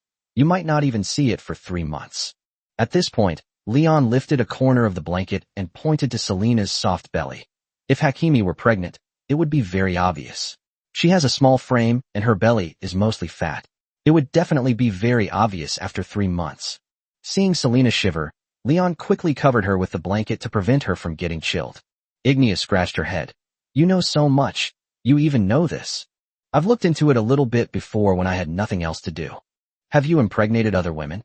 Ignea continued. Leon was embarrassed. What nonsense. I've never even kissed anyone before you guys. Ignea twitched her ears, then put down her lifted shirt. I'm hungry. Want to come downstairs for breakfast together? Leon waved his hand. You go first. I'll sleep a little longer. Okay, I'll take it upstairs for you later. Ignea was in a great mood and strode towards the door. Leon rolled over and buried his face in Alifia's rabbit. He didn't know how much time had passed when he suddenly felt an itch in his ear, as if something was poking him. As soon as he lifted his face, he saw Alina squatting by the bed, poking him with her hand, her fluffy rabbit ears twitching slightly. Lena, what time did you get back yesterday? Leon went into his room around 7 o'clock yesterday to start exercising, and Lena and the others hadn't returned yet. Anya, the little rabbit girl, glanced at the door. She seemed to want to go in, but then saw something she shouldn't have seen and quickly closed the door. Anyway, I came back before curfew. You were doing it, so I didn't want to disturb you. She smiled as she said this, then added meaningfully, Brother Leon is so strong, I could still hear him late into the night. Since the Black Armor Army stationed itself near Rivermouth Town, the local security has been affected to some extent. The Lord here has ordered a curfew during this period, from about 8 p.m. to dawn the next day. During this time, no one is allowed to go out, and violators will be fined or imprisoned. Before Leon could change the subject, Lena spoke first. I heard from Madam that Ignea is pregnant. She's finally pregnant. It's very difficult for us beastmen and humans to have offspring. You guys are really amazing. Leon nodded in satisfaction. Quantitative change leads to qualitative change. Although he was a little confused when he learned that Ignea was pregnant, he thought that having a child was actually a good thing. After all, a daughter is a father's little darling. I wonder if this child will have animal ears in the future. Lena smiled along with Leon, but said nothing. By the way, I heard from Mrs. Veronica that you're in business? How's business? This is bad. The local businessmen are ostracizing us because we are newcomers. They are always causing trouble for us. Anya is arguing with them every day. It's like a war. Leon paused for a moment, then said, if there's anything I can do to help you, please let me know. Don't be shy. Lena waved her hand. No need. We can handle our own affairs. You've already helped me more than enough. After saying that, her gaze lingered briefly on Selena. After a moment's hesitation, she slowly began. By the way, Brother Leon, Anya and I are off today. If you have any worries, feel free to tell me. I'll do my best to help you with anything. After saying that, she gave Leon a meaningful look. Leon got goosebumps. Lena is so good at flirting, it's absolutely chilling. I'm already a husband, so please don't test me anymore. Leon quickly waved his hand. Lena smiled and said, it's just a friendly chat. Leon, please don't think about anything inappropriate. I almost believed it. Let me bring your breakfast up. No need. No need. You go do your thing. Ignia has already gone to get it for me. Leon hugged Selena. I'm going back to sleep. Lena nodded and carefully closed the door. Suddenly, Leon's body trembled. He felt a small hand gripping his lifeline tightly. Hakimi, stop messing around. Don't you want the baby anymore? Selena slowly opened her eyes and muttered discontentedly. Why do I feel like every woman is eyeing you? Leon, you better behave yourself. Am I not being honest? Leon squirmed on the bed like a maggot. Selena snorted, then carefully slipped into bed and started fiddling with Leon. Suddenly the door was pushed open, and Ignia appeared like an acrobat, holding a plate in each hand and another in her mouth. With her thick tail piercing through the handle, she carried 3 glasses of milk and served the 3 of them breakfast. Selena slipped off Leon like a water snake and then curled up in the blankets, pretending to be asleep. Ignia poked her but with her finger, then said seriously, Selena, make room for me. It's my turn. Hakimi poked her head out from under the covers and muttered, weren't you pregnant? Why are you still taking food from me and Alifia? Ignia said seriously, I'm used to it, but it's more comfortable to do it this way. You can't do this while you're pregnant. Ignia, be good, just bear with it until the baby is born. You're trying to fool me again. Selena raised her hands and said earnestly, I swear, there really wasn't one this time. Ignia swallowed hard as she looked at the group, then said firmly, we'll talk about it tomorrow.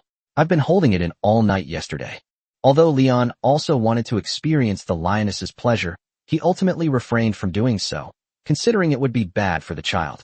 We can't do it in the early or late stages. Honey, listen to me. Let's wait.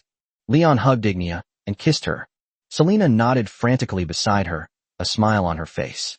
Seeing that Leon had spoken, Ignia sighed, her ears drooping. How long will this take? Just thinking about it is agonizing. Chapter 145 Sensitive Selena. After finishing breakfast, Leon took the 3 Hakimi dogs downstairs. As soon as I entered the living room, I saw Lena and Mrs. Veronica groping the little dragon cub. Lena gently lifted it up from behind by its dragon claws, while Mrs. Veronica stroked its white belly, and the other little rabbits watched silently from the side. It's clear that Mrs. Veronica really adores Violet. I've been messing around with it all day. Don't move, sweetie. Let me see the scales on your belly. They'll be fine soon, Veronica coaxed. As soon as the little dragon heard Leon's voice, it struggled and began to cry for help. Quack, quack, quack. It cried out in a heart-wrenching voice several times until it summoned Leon and then shut up. What's wrong, you stinky dragon? Why are you croaking again? Can't you behave yourself? Leon bent down and scratched the little dragon's belly. Veronica shook her head. That little guy is so naughty. He slips away the moment you're not looking.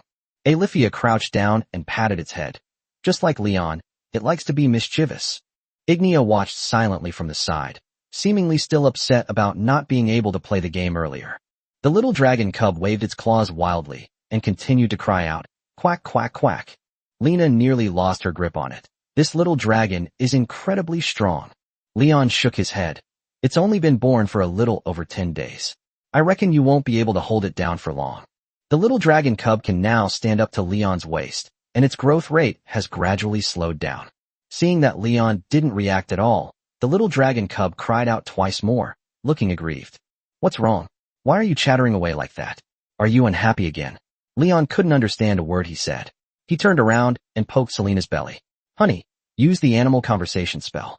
I want to see what this stinky dragon is yelling about. Selena chanted a spell, and green light appeared in her hands, which then struck Leon. In an instant, he heard a childish voice. Mommy, save me. They're holding me and won't let me go. They're bullying me. Leon narrowed his eyes. He looked around and confirmed that the little dragon was calling him Mom. It was made by Dawabada. I'm your dad. You have to call me Dad from now on. Leon had barely opened his mouth when he saw several people around him laughing. Without a doubt, to outsiders at this moment, he probably looks like a ferocious beast roaring wildly. What is a father? The little dragon asked in a childish voice, his eyes filled with grievance as he looked at Leon. Leon suddenly remembered what Lady Elise had said. Ice dragons are solitary creatures, and the males are mostly scumbags who leave quickly after sleeping with the females, without taking on the responsibility of incubating the eggs or raising the cubs. Therefore, the concept of fatherhood does not exist in the eyes of this little dragon. But to be honest, his wide-eyed, goofy look was actually kind of cute. Leon reached out and scratched its chin, then started spouting nonsense. "You're a milk dragon, Dad," means Mom. "Okay, Daddy." The little dragon suddenly broke free from its restraints and pounced on Leon. He pounced on Leon's legs like an excited puppy. "All right, you stay home for a while. Dad's going out hunting for you now. I'll be back in a bit. Don't make any noise during this time." Leon scratched his head. He's going out today to buy meat for the little dragon cub. After all, dragons are apex predators in this world and are said to be carnivorous. It's definitely not good to keep feeding him bread. "Dad, I want to go with you." The little dragon cub was especially excited when he heard that Leon was going hunting. Leon glanced at Mrs. Veronica, who was sitting pitifully on the carpet, gazing at the little dragon cub. Even at this age, the lady is still so adorable.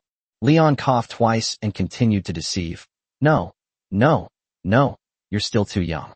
You're not a qualified hunter, and you'll disturb the prey. You don't want us to go to bed hungry, do you?" The little dragon sat on the ground, looking up at Leon, and muttered, "But those bad guys will catch me. I don't want to be with them."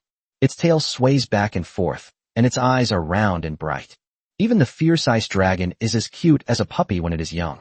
Leon pointed at Mrs. Veronica and said seriously, "A bad guy? No, he's Daddy's." Leon choked up at this point. He wasn't sure if the little dragon cub could understand what a mother-in-law was, so after thinking for a moment, he said, "She's Daddy's mom." Vera's eyes widened, and she mumbled, "Daddy and Mommy?" Leon was embarrassed. "Of course. I can't just spring out of a rock, can I? Okay, I'm leaving now. You stay with her until I get back." As if receiving a command, the little dragon replied with a serious expression, "I understand, Dad." Leon waved his hand, signaling for Selena to end the call. The moment the animal conversation spell wore off, Leon heard Anya and the other children laughing, their rabbit ears twitching. He tossed the baby dragon into Veronica's arms, then asked, puzzled, "What's wrong? What are you laughing at?" Anya replied with a smile. "Brother Leon looked like a frog when he was squatting on the ground just now." "That's how the magic works, you little bunny. You're so ignorant."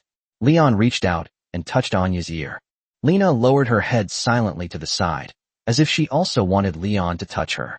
With Selena watching from the side, Leon couldn't make a move. "Wife, let's go out and buy some more meat at the butcher shop.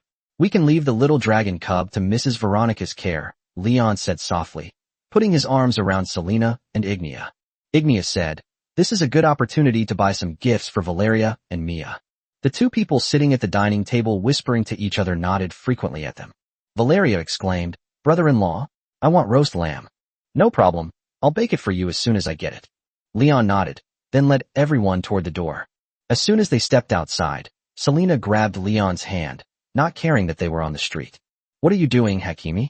There are people coming and going here. Why are you grabbing me? Aren't you ashamed at all?" Leon finally managed to break free from her grasp. Selena muttered jealously, "Lena's eyes were practically drooling over you just now. I'm going to beat you up, you bastard." Leon sighed. "There's nothing you can do about it. That's just how it is when a man is too charming." Selena continued, "Why are Mia and Valeria looking at you so strangely? With eyes like that, you think you can play with eagles? You're just talking nonsense. I think you're just looking for trouble." Leon curled his lip. Alifia laughed and said, "Selena is too sensitive." Selena, on the verge of tears, said, "Wah, how can I not be sensitive? Before, I wasn't careful, and Ignia and you ended up together. Now Ignia is pregnant, and my belly is still empty." Chapter 146, The Lingering Ghost. Leon selected over 100 kilograms of chicken, duck, goose, and pork from the butcher shop. They even bought some expensive lamb and beef for Valeria and Ignia. This lioness is pregnant. She needs to eat plenty of nutritious food during this time. Selena put the meat the butcher handed her into her storage space, then whispered, "Can we finish all this meat? It would be a waste if it went bad. Even though we have some money now, we can't waste it like this." Leon raised an eyebrow at Selena and couldn't help but tease her. Oh ho, a noble lady who is used to extravagance would actually say such a thing. It seems that going from extravagance to frugality is not too difficult. Selena shook her head. "I wouldn't say I'm extravagant. I won't waste money on things I shouldn't." Ignia stared at the meat, her eyes gleaming. Leon nudged Selena in the waist. "Look at Ignia. Even if Violet and we can't finish it, she should be able to clean it up completely. She's pregnant and needs to replenish her nutrition." Selena narrowed her eyes, muttering jealously, "I hope you'll be just as attentive to me when I'm pregnant." She pricked up her ears, seemingly very concerned about the matter. "What are you saying? You're my wife. If you get pregnant, I'll be your full-time maid and take care of you. making you comfortable," Leon said, reaching out to pinch her plump bottom. "Ugh." Selena blushed and raised her staff, delivering a powerful blow to Leon's head. Alifia stroked her lower abdomen and whispered, "I wonder if I'll be able to get pregnant." Leon stroked her leopard ears and comforted her. "Don't worry, the child will adapt on its own, and will definitely give birth to a legendary electric king." The weather is getting warmer, and there are more pedestrians on the streets. Leon, leading his wives, dodged left and right, when he was suddenly drawn to two female beast-like beings arguing over trivial matters. The two women started arguing, and then began to fight, and then started tearing each other's clothes. Suddenly, Leon spotted a familiar face in the crowd. Without a second thought, he grabbed the three catgirls beside him, turned around, and left, muttering, "All right, let's stop watching and go home." Selena exclaimed in surprise, "Wow, the sun has risen in the west? Shouldn't this be the most exciting part for you?" Before he could walk more than a few steps, Leon was punched in the kidney. Someone ran up to them, spread their arms to block the four of them, and then questioned, "Why did you turn around and leave when you saw me? Did I offend you?" "It's that scoundrel Teresa." She wore a rough animal skin coat on her upper body and black linen trousers on her lower body, with a knight's sword at her waist, dressed like a female mercenary.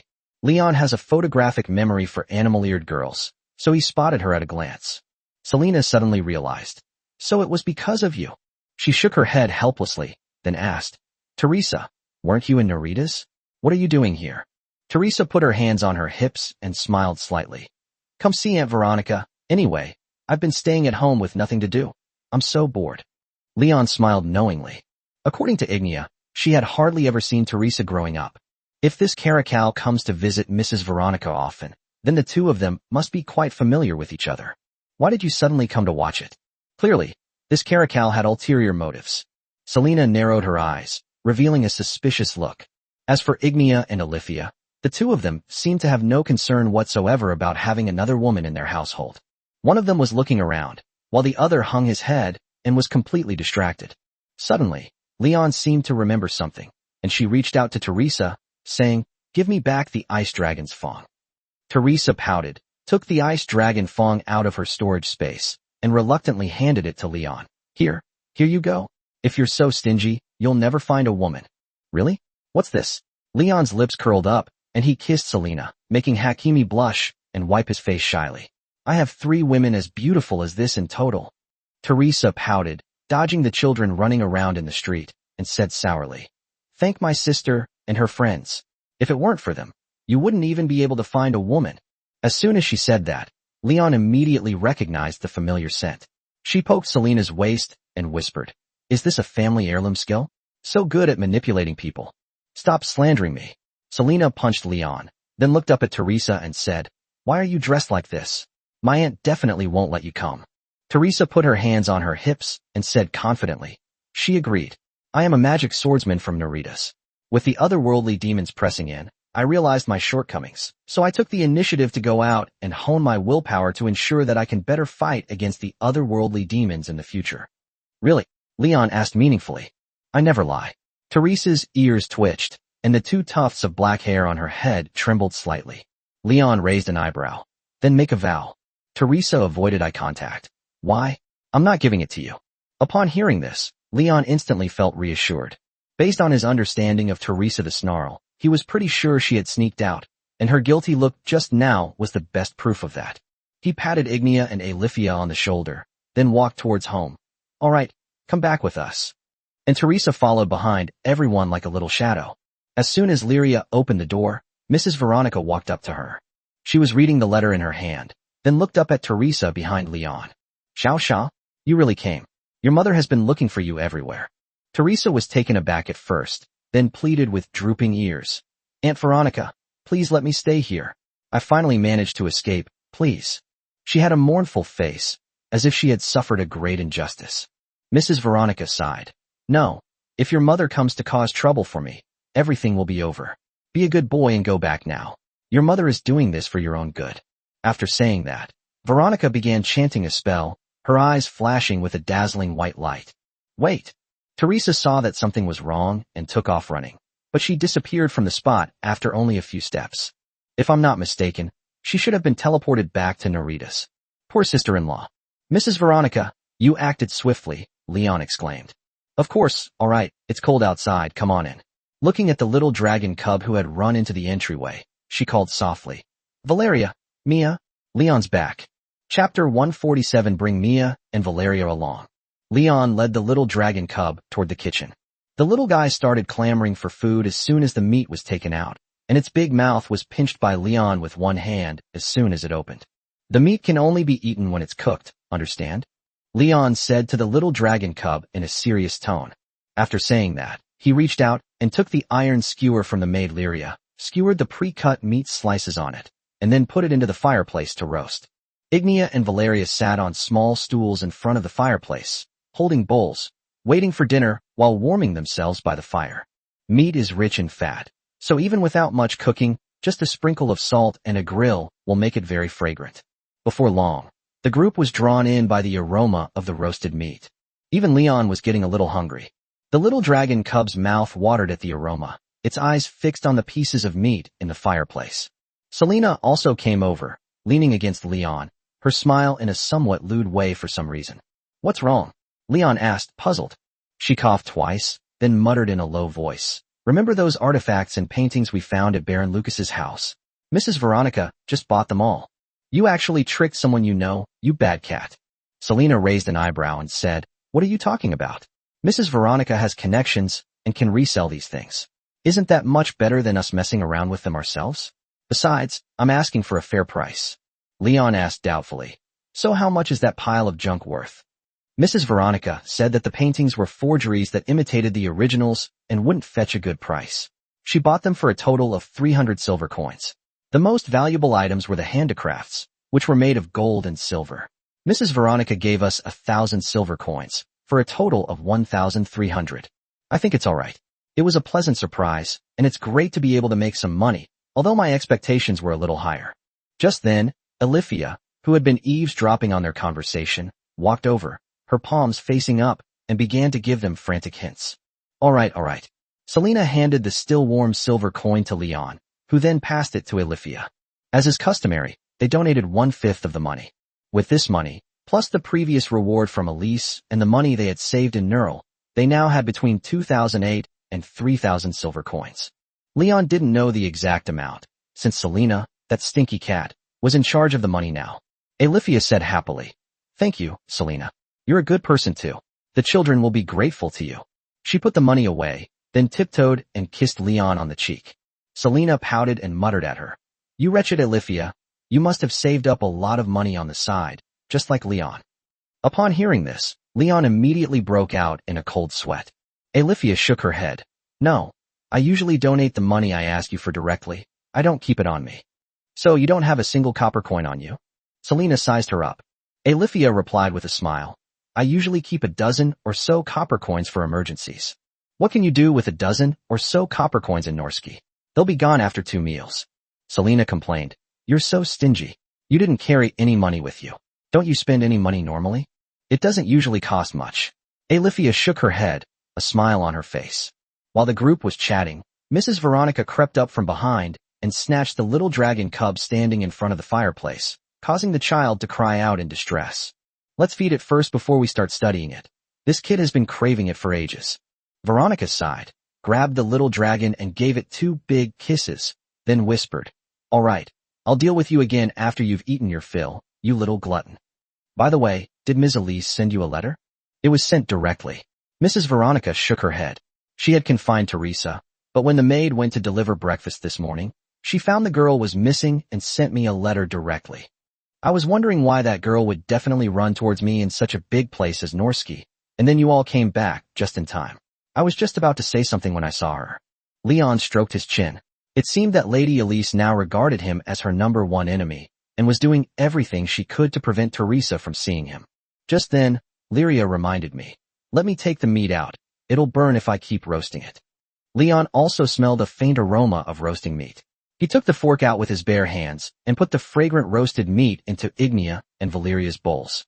The 2 little gluttons immediately started eating heartily. Meanwhile, the equally greedy little dragon cub opened its mouth wide and waited patiently. After a while, seeing that no meat fell into its mouth, it protested loudly. Quack, quack, quack. Let them eat first, Then it'll be your turn next time. No rush. Leon skewered the 2 prepared pheasants onto iron skewers and then put them back into the fireplace. The little dragon cub looked at the roast chicken with a pitiful expression, as if it was about to burst into tears at any moment. Mrs. Veronica continued, "Did you provoke that girl? When she was with me, she kept saying that you bullied and tormented her. How could I dare? I avoid her whenever I see her now." Leon waved his hand. Selena muttered from the side, "Let me be frank, Teresa seems to have a thing for Leon." "Darling, you can't say things like that." If it weren't for the oil on his hands, Leon would have covered his mouth immediately. "I'm not making this up." Upon hearing this, Mrs. Veronica narrowed her eyes and nodded meaningfully. "So that's why Iris was in such a hurry." "Leon, you're truly irresistible. Not only do you go after Elise's niece, but you even want to eat her daughter. And then there's Ignia and Alifiat's TSK. Let me guess who's next. It can't be me, can it?" Leon was embarrassed. "Auntie, you're so old. Please don't joke with me." Veronica's eyes widened. "Oh? You think I'm too old?" While the two were chatting idly, the chicken in the fireplace was already roasted. The moment Leon took it out, the little dragon hopped around like a kangaroo, then opened its mouth wide, eager to be fed. He tore the chicken and bones into small pieces and put them in a bowl, then bent down and placed them in front of him. "Eat by yourself. You're such a big guy. Why do you need someone to feed you?" The little dragon cub was taken aback at first, then buried its head and began to eat heartily. Veronica looked down at it and continued, "By the way, when do you plan to set off again?" "We'll rest for 2 days and then leave. What's wrong?" Leon tore off 2 chicken legs, blew on them, and stuffed them into Selena and Alifia's mouths respectively. Lady Veronica continued, "Then you should take Mia and Valeria with you too. It won't be safe here once the war starts." Chapter 148. There's no need to worry about being poached. After resting for a few days in Hiku town, Leon embarked on his journey again. Early in the morning, Mia and Valeria were squatting at the door, packing their luggage and looking very happy. Valeria casually swung the hammer Leon had given her, exclaiming, "Yo-ho! Finally, I can go on an adventure. I've been cooped up at home for so long. I'm practically growing grass on myself." Mia was excited to hear that she was going on a trip with Leon, but she said almost nothing and just sat quietly to the side watching Leon. To make their journey easier, they even went to the market yesterday to pick out a few travel horses. Lena and the others used the money they earned in the past 2 weeks, along with Leon's donation, to buy 2 pack horses and make a simple carriage, so that she and the children wouldn't have to squeeze onto the same horse. Lyria, who was serving as a maid, reached out and patted Valeria and Mia on the head, and said softly, "This is not an adventure, but an escape. Remember to listen to Ignia and Leon on the way, and don't run around. My mom has said this to me so many times, I'm sick of it." Valeria picked at her ear, her eyes brimming with excitement. Just then, Mrs. Veronica came downstairs in her pajamas. She seemed to have just woken up. She hugged each of her children in turn, and finally hugged the little dragon cub squatting on the ground. "I will miss you." Lena lowered her head and said gratefully, "Mrs. Veronica, I will always remember you. Thank you for taking care of us during this time. We are truly grateful. You are our benefactor. It's all right. Just be careful when you get to Taidotuga. Write to me when you have time. And Anya, don't be so naughty." "Okay." Anya shook her rabbit ears and agreed. Ignia, carrying an axe, stood to the side and asked, "Mom, can't you and Lyria come with us?" Her tail was swaying gently behind her, and she seemed somewhat worried. Mia chimed in, "Yes, Aunt Veronica, come with us. I have my own things to do and can't get away for a while. Lyria and I will catch up with you in a while." Veronica paused, then continued, "By the way, if your friend writes a letter here, I will bring it to you later."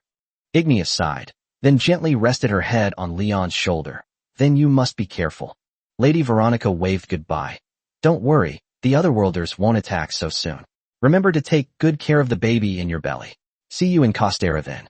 After saying that, she still seemed a little worried, so she turned to Leon and instructed him, "Take good care of Ignia and be a good husband." "Don't worry, I'll definitely spoil my wife." Leon hugged Ignia and gave her a kiss. Veronica continued, "Do less after you get pregnant. Don't keep doing things endlessly every day." Leon was very embarrassed. He felt his cheeks burning, so he nudged Veronica's waist with his elbow and said, "Auntie, the child is right here. Don't say things like that. There's nothing shameful about this. I know you young people have strong desires." Leon was extremely embarrassed and wished he could shut Mrs. Veronica up. After saying goodbye, the group rode away on horseback. Leon rode on the bull's back for the first time in a long time, and then used his foot to hook the little dragon cub on the ground. He believed that the dragon would be able to live peacefully with the cow. Quack, quack, quack. Leon picked up the little dragon cub disguised as a dog, held it to his face, and smelled it. It smelled like roasted meat, very fragrant.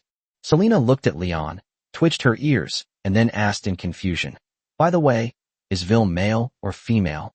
Leon picked up the little dragon cub, pried open the dog's tail that was tucked between his legs, and then pointed to the inconspicuous seam in the illusion. "This is a little female dragon."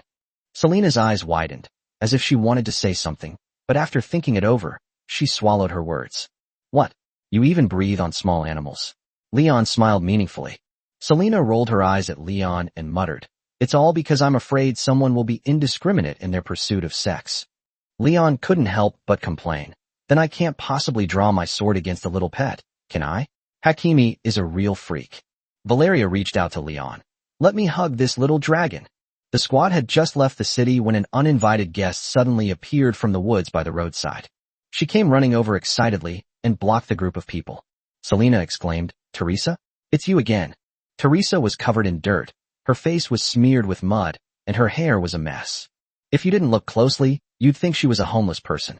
Ever since Leon got involved with her, this caracal has been like a randomly spawning NPC, inexplicably appearing anywhere and suddenly blocking his path.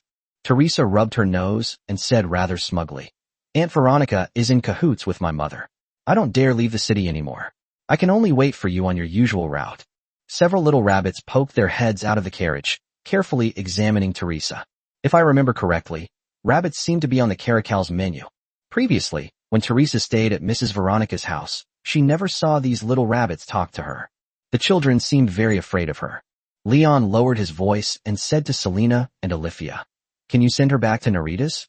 Otherwise, it will be difficult to explain to Lady Elise." Selena shook her head. "That definitely won't work. Olivia and I aren't that powerful.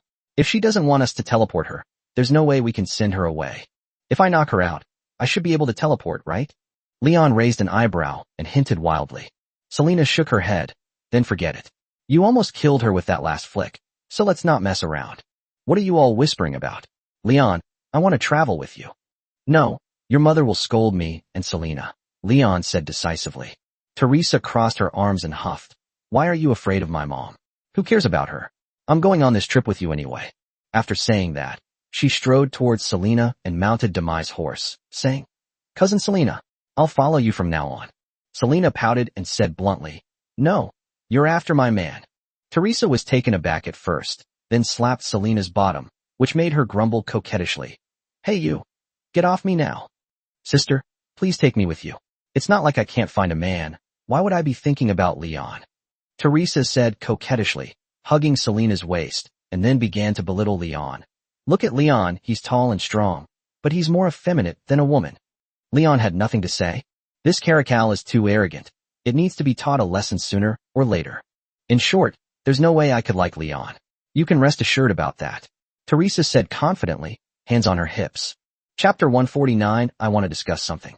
Leon reluctantly took Teresa with him and headed south. Taitotuga is not far from Hika town. It's just across the Nambinglong River. The road was lined with Taitotuga's black-armored soldiers, who continued to enter Naskiai along the road. Seeing a group of soldiers walk by, Lena quickly told Anya and the others to lower their heads and hide. She had heard a lot about the army's bad reputation and was afraid of being targeted by them and getting into trouble. Teresa sat behind Selena, turning back to glare at the soldiers' retreating figures and muttering, "Look at them, so lazy, they're such bastards."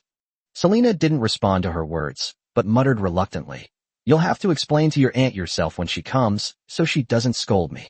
Teresa shrugged and said nonchalantly, "Don't worry, she's been incredibly busy lately and has hardly had time to talk to me, let alone search for me all over the world." Those otherworldly demons seemed fearless, emerging again from the ice dragon mountains. Once the armies of Taitotuga and the kingdom of Singust are in position, they'll likely prepare to attack. Selena lowered her head and thought for a moment, then turned back and asked, "Then Auntie shouldn't be in any danger, right?" "Probably not. She works in the castle every day. If she really encounters danger, she can escape with a teleportation spell." Teresa looked relaxed, seemingly not worried at all. After saying that, she turned her gaze to the little dragon cub and stretched out her hand to Leon forcefully. Let me hold it. Violet glanced at it, hummed reluctantly twice, then closed her eyes and continued to curl up in Leon's arms. Teresa scratched her head, feeling awkward, and then her little hands started fiddling with Selena's body.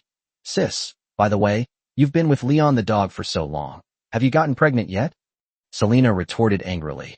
No, we don't get pregnant that easily. She squinted and glanced sideways at Leon beside her. Alifia whispered from the side. But Ignia is pregnant, and Mrs. Veronica said it's a girl. Teresa glanced back at Ignia and muttered, How long has it been? I can't tell at all. Leon quickly calculated and replied, About a month. She conceived when I left the capital. He still remembers that during that time, he and Ignia never wasted any time they had, whether it was morning or night. They're either making a baby, or on their way to making a baby. As a result, they succeeded in conceiving their child. Thinking of this, Leon grinned mischievously at Selena beside him and said, Lady Susanna's medicine is still more than half full. We'll have some fun on the way. She lowered her voice and muttered, Get lost, Leon. Are you looking for a beating? What nonsense are you spouting? She was probably a little embarrassed because Mia and the others were standing nearby. Teresa pricked up her ears, catching the key information, and asked in confusion, Medicine? What medicine? That is. Just as Leon was about to speak, he saw Selena give him a threatening look. Valeria, noticing that Leon stopped mid-sentence, asked in confusion, What's wrong? Is Selena sick? Leon smiled knowingly, and looking at Selena's embarrassed and annoyed expression, his desire suddenly surged. After a moment's thought, she said meaningfully, It's hard to say. I'll explain it to you later. Just then, Valeria sped up and rode up to Leon, placing Mia behind him. Mia is clamoring to sit behind you, so you take her with you and let me hold the little dragon cub. Here you go. Leon decisively tossed the stinky dragon over, then hugged Mia in front of him and frantically stroked her little ears. This fluffy little white dog is the cutest. I love Leon. Mia hugged Leon tightly and said sweetly, The sweet and soft little girl is so cute. I like Mia too. Leon's lips curled up into a wild smile as he gently tugged at Mia's soft cheek. You touched my ear, so you have to take care of me when I grow up. Mia looked up at Leon with a slightly disdainful expression. Selena, who had been eavesdropping, instantly became alert, her ears and tail standing up. Mia, you can't even think about this guy, you know? He's a scumbag. Mia remained silent. She did not speak. Leon waved his hand and couldn't help but tease. Hakimi is just Hakimi. Even a child has to breathe on him. Mia was just joking. She won't do that when she grows up in a few years. Selena pursed her lips, carefully observing Mia's every move. Who knows? She's already on high alert. Leon and his companions crossed the bridge and entered the territory of the kingdom of Taito-Tuga. Around noon, they found a place to rest by the roadside. Seeing Ignia and the others preparing lunch, Leon took the opportunity to call over Selena. Wife, give me the bow. I want to practice archery. Selena raised her staff and smashed it over Leon's head, then muttered, Don't talk nonsense in front of the children anymore. I know, you little glutton. Leon took the tightened bow from Selena, then hugged it, and sniffed it for a moment. When are you going to get pregnant? Selena blushed and nudged Leon with her elbow, then said shyly, I don't know. Then we need to work harder. No way. You're just trying to bully me. Selena gave Leon a violent tap on the head. All right, stop messing around. We'll talk about this tonight. Now practice. Practice what? Leon's fingers circled around Selena's lower abdomen. As a result, he received another heavy blow to the head. What else can we practice? Archery, of course. Selena bit Leon's cheek, then pointed to a pine tree 10 meters away and said, Leon, go. Smash that tree. Seeing that no one was around, Leon began to follow Selena's instructions to knock an arrow and draw the bowstring. The golden bowstring gleamed in his hands. Speaking of which, even if I shoot it really far, you can still retrieve the arrow, right? Selena nodded. Yes, don't talk while aiming, just concentrate. Leon relaxed his fingers, and the bowstring slid naturally from his fingertips. A frenzied force tore through the air, roaring as it rushed toward the pine tree 10 meters away. Unfortunately, nothing happened afterward, because the arrow that stirred up the wind did not hit the pine tree, but disappeared directly into the boundless wilderness. The ballistics of this bow are veering to the left, Leon explained. Selena complained, not only can you not shoot, but the trajectory is also off to the left. She used magic to guide the arrow for a while before finally finding it again, which Leon had shot away. Just as the two of them were enjoying their time alone, Lena tiptoed up behind them and cautiously asked, "What are you doing? I want to discuss something with you." Chapter 150 Discrimination Against Animal-Eared Girls? "What's wrong, Lena?" Leon asked, turning around. Selena pouted, deliberately tiptoed and kissed Leon, then sat on a large rock nearby to eavesdrop on their conversation. Lena smiled, then said hesitantly, "Can we continue south with you? Don't worry. Anya and I will definitely not cause you any trouble. We'll share some of the money we make with you, okay?" Leon handed the bow to Selena and continued to ask, "What? You're not planning to stay in Tuga anymore? I was going to ask you what your plans are next. Those soldiers on the road frightened me, and a few days ago I chatted with some merchants in Rivermouth Town. They said the Tuga people are very xenophobic, and the beastmen might be bullied." Selena sighed, then nodded. "Human kingdoms generally discriminate against us, but this is less common on the border between two countries." To be honest, seeing what the Black Armor Army had done along the way, Leon really couldn't bear to leave Lena and the other rabbits behind. Anya and the other two are just kids, and although Lena is a bit older, she's still a child at heart. In chaotic times, the fate of children like them is usually tragic. Lena stood before Leon with her head bowed, awaiting his judgment. Leon nudged Selena beside him, seeking her opinion with his eyes. Hakimi was ultimately kind and soft-hearted. She sighed and said, "All right, then you can follow us all the way, but don't try to steal my man. Leon is mine." "Thank you, Sister Selena. I won't cause you any trouble." Lena hugged Selena tightly, happily pouting. All right, go and rest. You must be tired after riding horses all morning," Selena said softly, patting her shoulder. Lena left happily. Leon quipped from the side, "Wow, my wife is so kind." Selena looked down at Leon's cow and threatened, "If you dare to do anything reckless, don't blame me for being ruthless." Even though Leon was practically made of steel, he still shivered.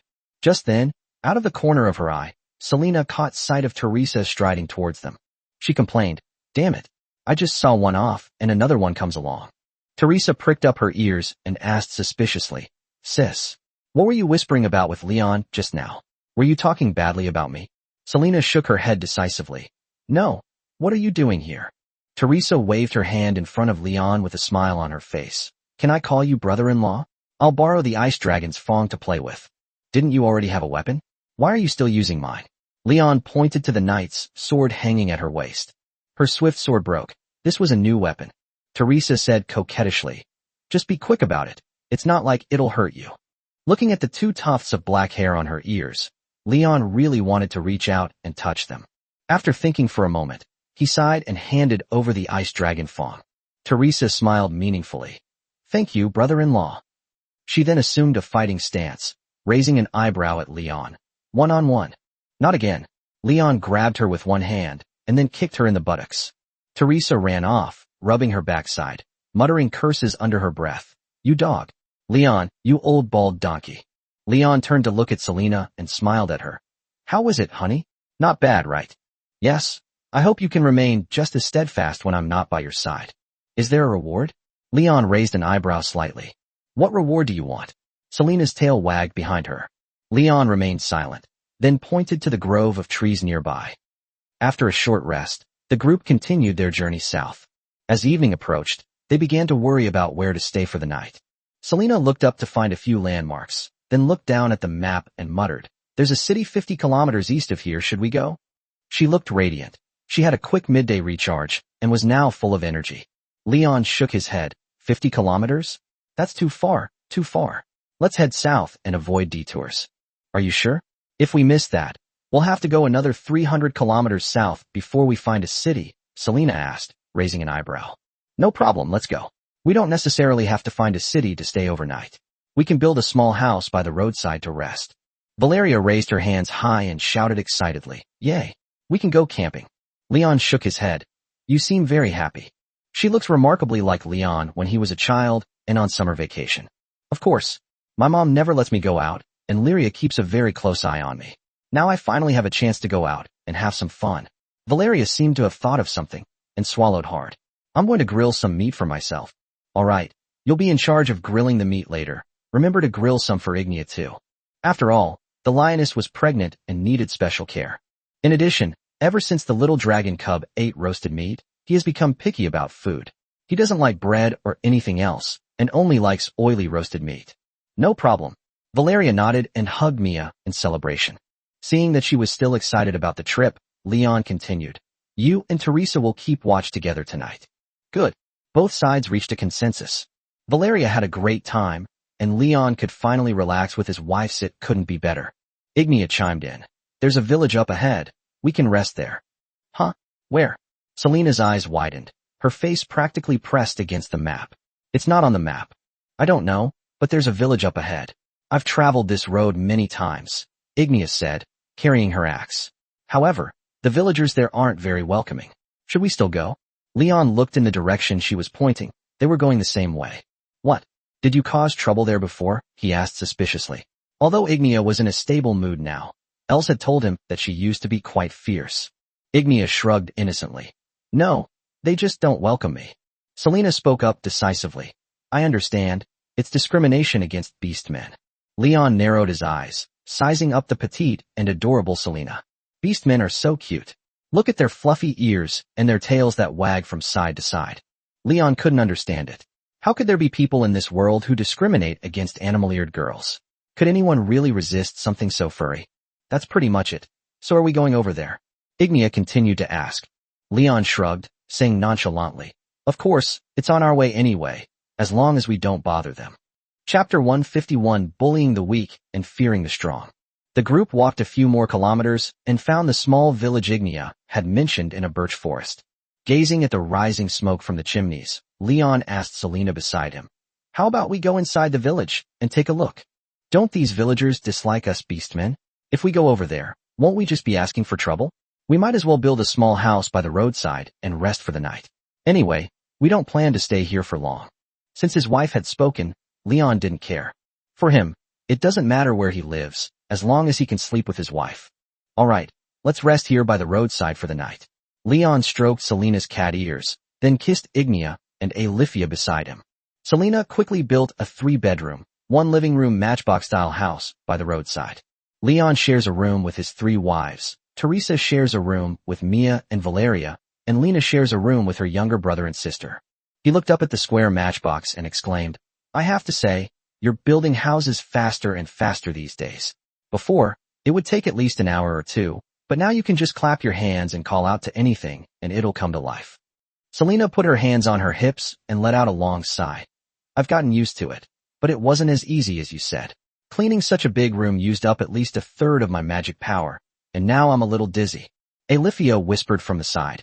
Next time you can slow down a bit. Using up magic too quickly will make you dizzy. After saying that, the snow leopard squatted down and chanted a spell, creating a pile of windproof stones in front of the house. Then, it took the little dragon cub and the little rabbit to the birch forest next door to collect dry branches. Teresa followed behind them, pulling Valeria and Mia along, saying they wanted to hunt some rabbits. Selena watched their retreating figures, then suddenly turned to Leon and said in a coquettish tone, Alifia was right. I just used up a lot of magic power, and now I need someone to hug me to recover. Little glutton, I'll help you relax when you go to sleep later. Leon bent down and picked him up. Just then, Lena popped out from somewhere and poked Selena's shoulder. Selena, can you teach me magic? If I learn magic, I can help you with some of the work in the future. Hakimi glanced back at her and mumbled in Leon's arms. What do you want to learn? Building houses. Lena nodded. This is intermediate magic. You probably won't be able to learn it in a short time, but I can teach you. Selena struggled to get off Leon, then took out her spellbook and magic dictionary, and led her toward the campfire. Leon noticed that Lena glanced back at him twice. I wonder what this big rabbit girl is up to right now. Ignia came out of the house and saw Leon standing alone in a daze. She patted Leon on the shoulder and decisively extended a game invitation. I've made the sheets and blankets. Want to play? This guy is a little glutton too. Leon waved his hand and decisively refused. No way. Ignia, you'll have to hold back for a while. Given the intensity of their fight, they could probably tear the house down if they really got going, which would be a disaster for the child. They can start trying things slowly once the situation stabilizes. Ignia blinked, puzzled, and asked, why? Leon was speechless for a moment. Veronica had clearly given him those instructions that morning. She had completely forgotten about it in just half a day. He gently pinched and tugged at Ignia's cheek. Have you forgotten what your mother said again? You have a kitten in your belly now, so you need to behave yourself. Ignia placed her hands on her lower abdomen, then pouted and said reluctantly, Isn't there any other way? Almost none, just keep it to yourself. Leon touched Ignia's ear. Seeing that the lioness seemed a little dejected, Leon hugged her and asked, How did you handle things before I came along? Ignia shook her head. There's no need to resolve it. I don't have that desire. That makes sense, considering her previous life consisted of traveling around and endlessly cycling between eating, sleeping, and fighting monsters like an NPC. I awakened you. Leon narrowed his eyes. The lioness nodded expressionlessly. Yes, I want to. Leon hugged Ignia and sighed helplessly. Then go back to your room and sleep. I'll call you when dinner is ready. Okay. Ignia turned and walked into the house. Leon suddenly remembered something and quickly added, Digging a well won't work either. No. Just then, Alifia and Teresa returned. The little rabbits were carrying lots of firewood, while Teresa was carrying a snow rabbit. She said in a serious tone, I just saw a deer in the forest. Leon, why don't you go and catch that deer? Valeria tugged at Leon's arm, her eyes gleaming with longing. Yes, yes. Leon has fresh venison. Before Leon could answer, Alifia shook her head. This is poaching. Let's not cause trouble. Teresa's lips curled into a wild smile. Alifia, you're such a coward. Just kill the deer and put it into your spatial storage, and no one will know. Alifia shook her head. When you do something you shouldn't with a Jiaoxing lead, a sense of luck or chance, the result is usually not what you want. Teresa sighed. Fine, never mind then. As everyone sat around the campfire chatting, Selena suddenly noticed something. She sat up straight and looked slightly upwards toward the village. Leon followed her gaze and saw several villagers carrying pitchforks walking towards them. Lena also noticed the villagers, and she called the children to hide next to Leon.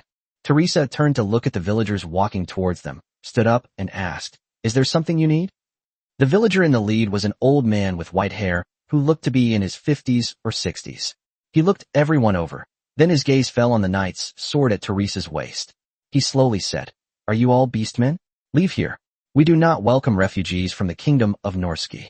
This old man, seeing that almost everyone here was a woman, seemed to think he could take advantage of them, which is why he was being so mean and rude. The animal-eared girls looked at each other. Then Selena spoke up. We won't cause any trouble. No, let's go quickly. Leon pointed at the rabbits and narrowed his eyes slightly. They are all unarmed women and children. They are not stealing or robbing. They are just spending the night at this intersection. Why are you making trouble for them? Besides, aren't we far enough from the village? At least 200 or 300 meters away shouldn't be enough to allow us to camp here, right? The old villager shook his head and continued, No.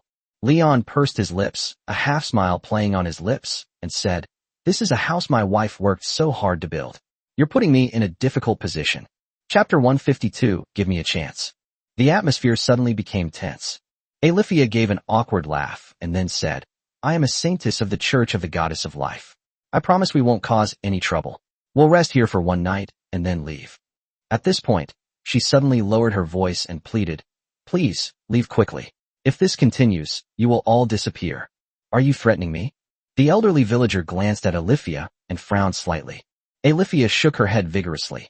No, I don't want you to do anything rash that could hurt yourselves. Leon felt that the snow leopard didn't need to be so humble. He has plenty of ways to get Shafu to calmly reason with everyone. A young villager said. A few years ago, 2 beastmen from Norsky said the same thing, and as a result, they secretly stole our sheep at night. Leon took out a large handful of silver coins from his storage space and deliberately showed them to them. We have money and plenty of food. Unless the sheep in your village can turn into succubi, I won't be interested in them. Teresa chuckled. Selena nudged Leon in the waist, signaling him to be serious. Perhaps it was Leon's sarcasm that angered the villagers, for they frowned and gripped their pitchforks. One of the villagers incited. These beastmen look fierce and menacing. They might be fugitives from Noski. We should arrest them. Upon hearing this, Leon's eyes widened in surprise. The cunning demon dared to disguise itself as a kind-hearted villager. Before Leon could even speak, the hot-tempered Teresa, her ears practically flying off her head, began to hiss. Bullshit. My father is the Baron of Northgate. How dare you call me a fugitive? Get out of here if you don't want to die. She was quite agitated. Her hand was already on the knight's sword at her waist, and she practically shouted her words. Leon had no doubt that the grizzly cat would kill them. After all, in this world, the difference in status between nobles and commoners is enormous. Even if she were to kill someone in Tuga, at most she would only have to pay compensation. The villagers were clearly startled by Teresa's breath on the ground. They looked at each other and then put down their pitchforks without prior agreement. "I'm sorry, sir. This is a misunderstanding." "Very well. Take your things and get out of here. If you dare to mess with me again, I guarantee you'll regret it." Teresa cursed. Upon hearing this, the villagers turned and ran. Mia was also frightened. She hid behind Leon and muttered, "Sister Teresa is so fierce." Teresa extinguished the flame in her hand and snorted, "A bunch of cowards who bully the weak and fear the strong. You have to be tough on these guys. If they had any backbone, I would respect them. But they all cowered when they heard I was a nobleman." Leon patted her head and teased, "Who wouldn't be scared when you're breathing on them in anger, right, little kitty?" Teresa glanced at Leon, pursed her lips, and said nothing. Alifia walked over to Leon and tapped him on the head. "Leon, next time you encounter this situation, you mustn't use your fists. I could feel your murderous intent." "It's not that exaggerated. They're all villagers. I'll just teach them a lesson. It won't kill anyone," Leon shrugged. "He's not a psychopathic killer. If blood gets everywhere, it'll just be a hassle to wash clothes." Lena muttered, "Actually, I was planning to go to the village to sell things first thing tomorrow morning, but I'll pass now." Leon shook his head. "Didn't Selena say that there is discrimination against demihumans here? And in these chaotic times, you shouldn't run around. You should report if you leave the group, otherwise you won't even know if someone captures you." "Okay." Lena nodded obediently. Just then, a sleepy-eyed Ignia came out of the house. She rubbed her eyes. "Did I miss something?" Leon shook his head and sat down in front of the campfire. "No, the broth is almost ready. Since you're awake, come and have some." At night, Leon rested in the house with the cat girls in his arms. Although Ignia had slept for a while before the meal, her sleep quality was still good. She fell asleep as soon as her head hit the pillow and snored so loudly that she couldn't be woken up. Meanwhile, Selena and Alifia were playing games with Leon.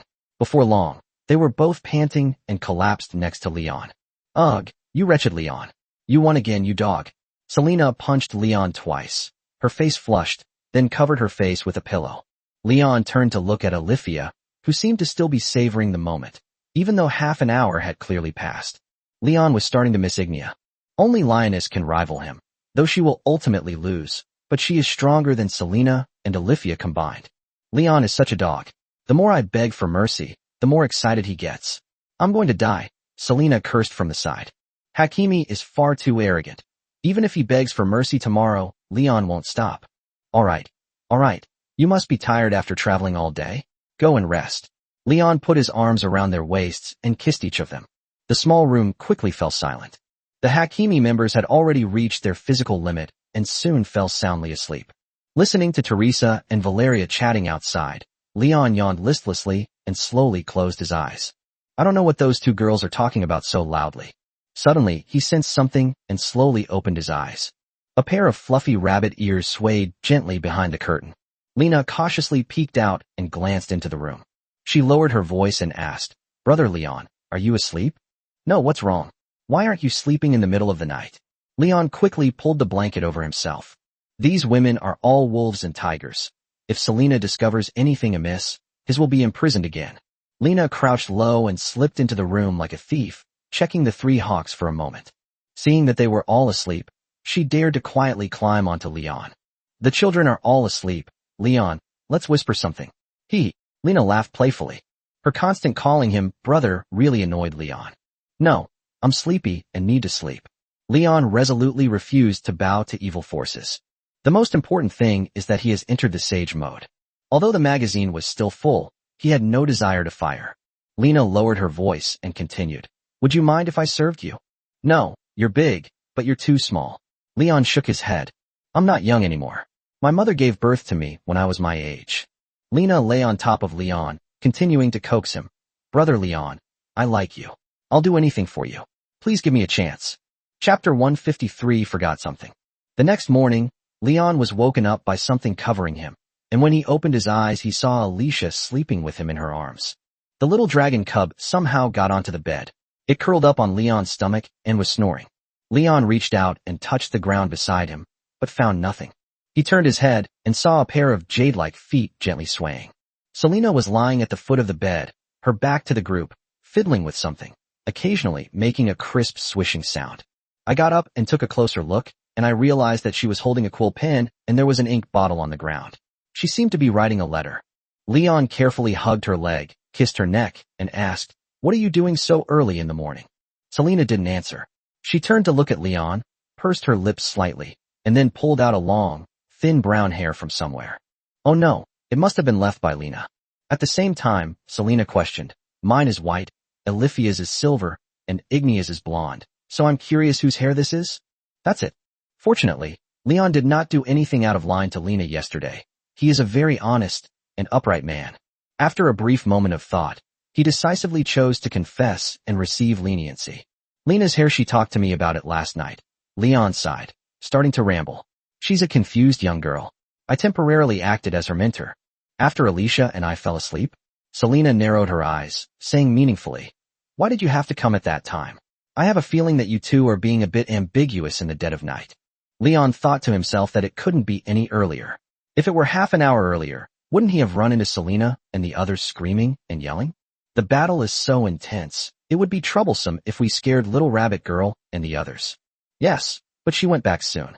"Don't worry, I'm a chaste man." Leon patted his chest and assured him. Selena blew on the hair in her hand, then pouted and threatened, "If I smell anything strange on Lena, you're dead. And don't even think about me calling you master again." "You don't believe me? What about trust between people?" Leon said helplessly, pursing his lips. Selena snorted, flicked the ink off her pen, and continued writing. Leon leaned closer again. "So what exactly are you writing?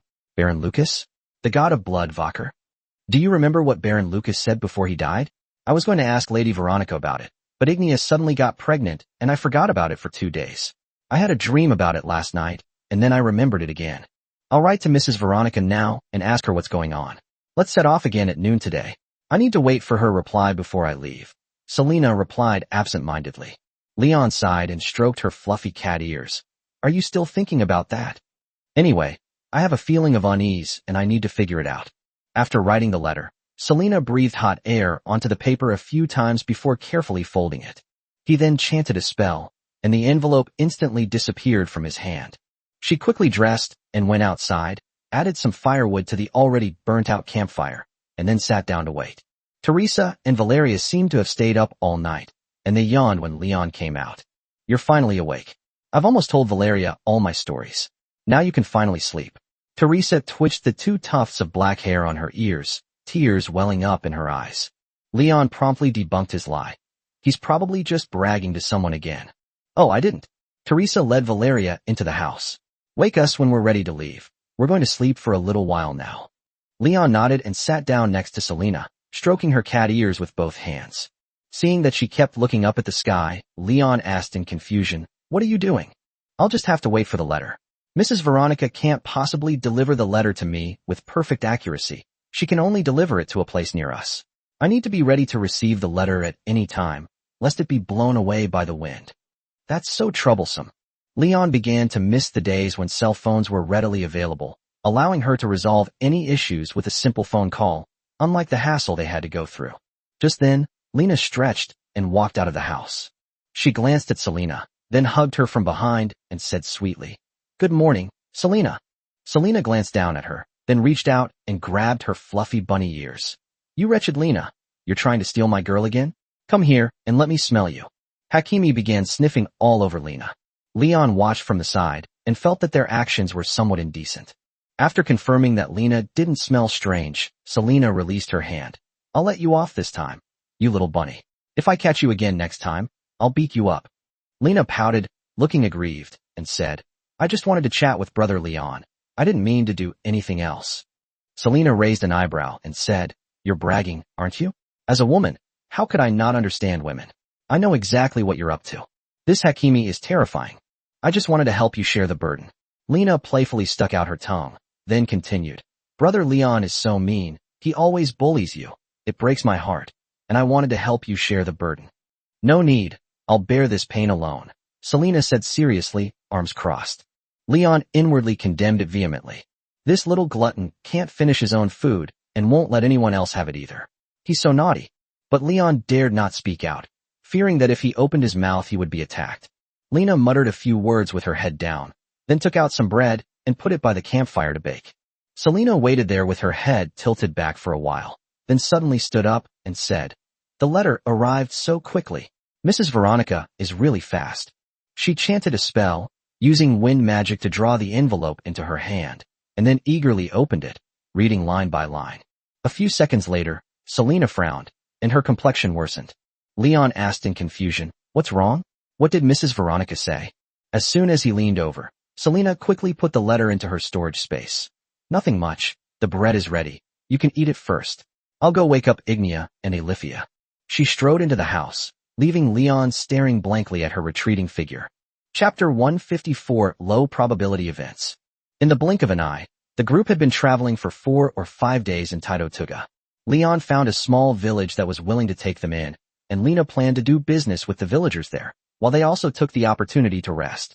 Before coming to Taitotuga, Lena bought many farm tools from Norske, and she is now enthusiastically promoting them to the villagers. Seeing children gathering around, she started selling them a type of Norske wood-carving doll. Leon shook his head. To be honest, Lena has a good business sense. She's made at least 50 silver coins along the way. Anya twitched her rabbit ears and said while taking care of her 2 younger brothers, "It was Mrs. Veronica who helped us. She gave us some money to start a business."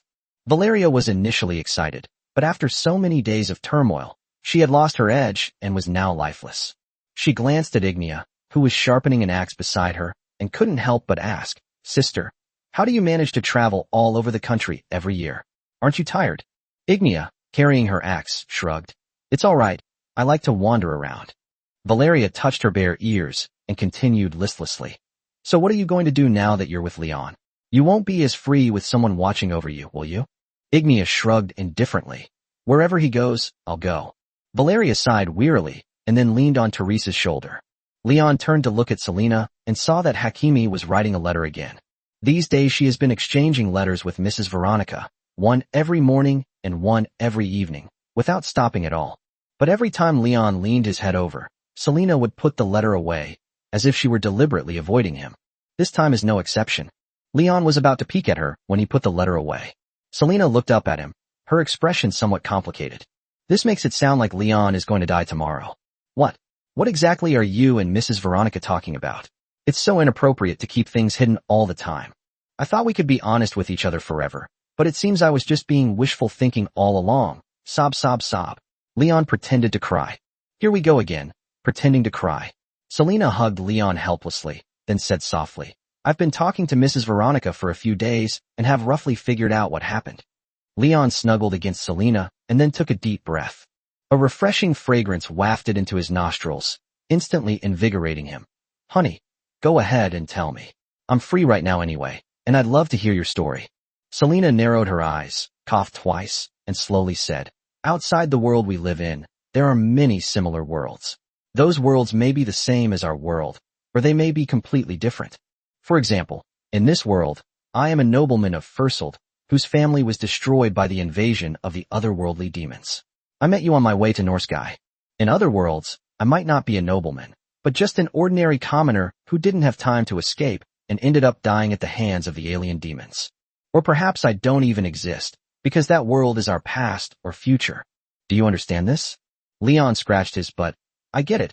It's a parallel universe." "Huh? What are you talking about?" Selena pricked up her ears, her face full of confusion. Leon waved his hand, signaling her to continue. After a moment of hesitation, Selena continued, "Whether they are benevolent or malevolent gods, they all originated from a place called the primordial realm. The bloodthirsty evil god Vakar came from there. Gods possess a certain degree of observational ability over other worlds, but they cannot directly intervene.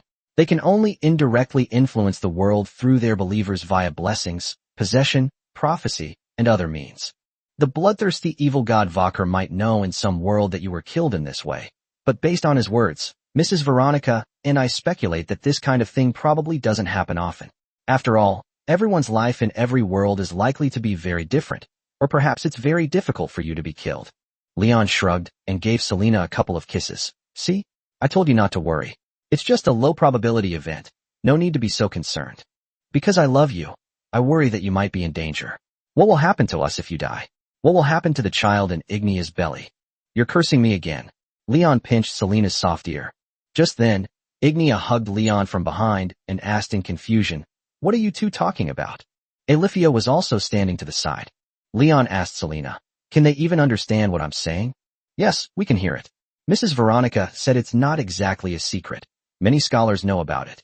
Selena turned around and tapped the two of them on the thigh with her staff, then continued, "Ignia Alifia, you two need to keep an eye on Leon and not let him mess around, or we'll be widows if he dies." Oh. Ignia nodded, then gently hugged Leon. Selena tapped Ignia on the head. "You're just giving me the runaround again."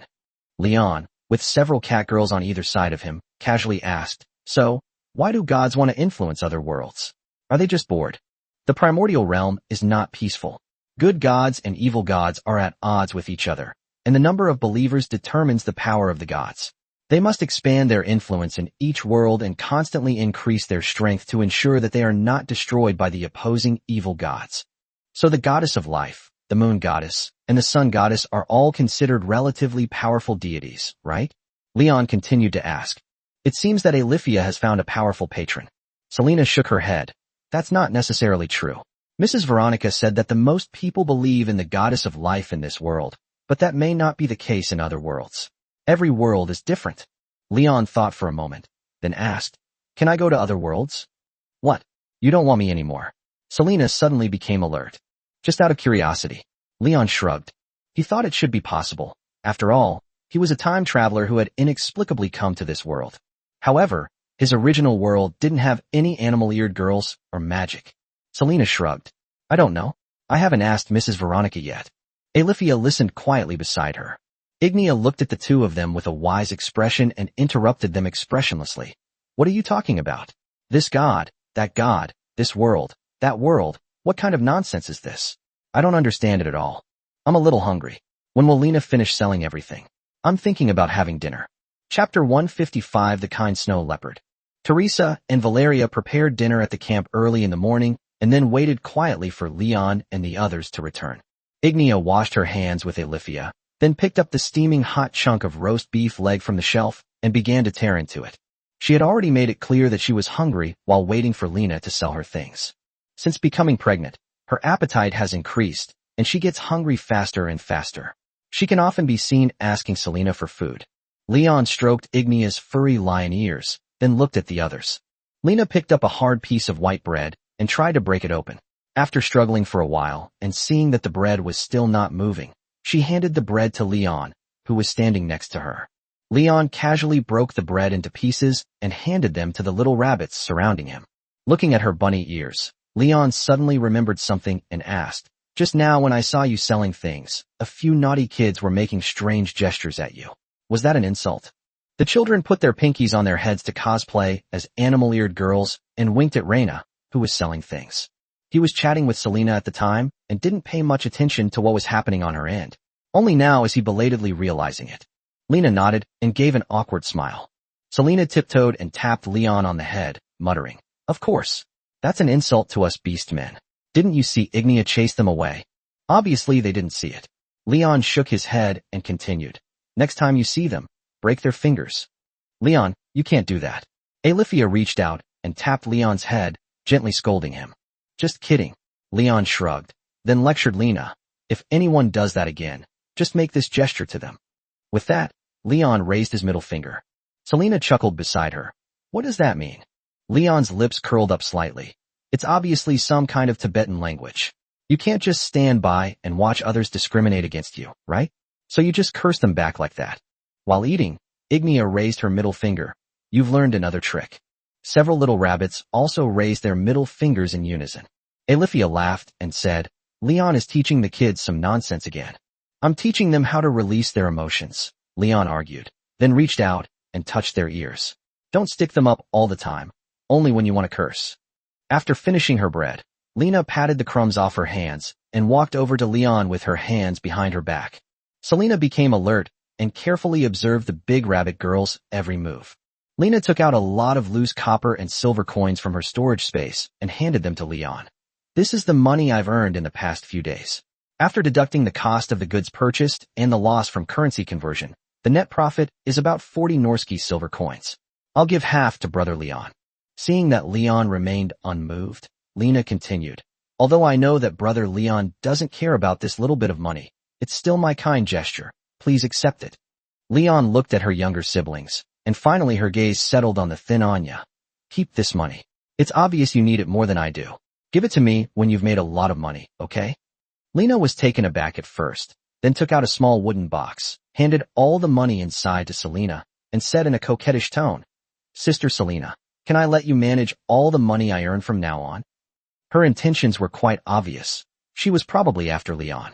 Selena reached out and pinched her cheek, then decisively refused. No, you should manage the money yourself. It's already too much trouble for me just to take care of this family.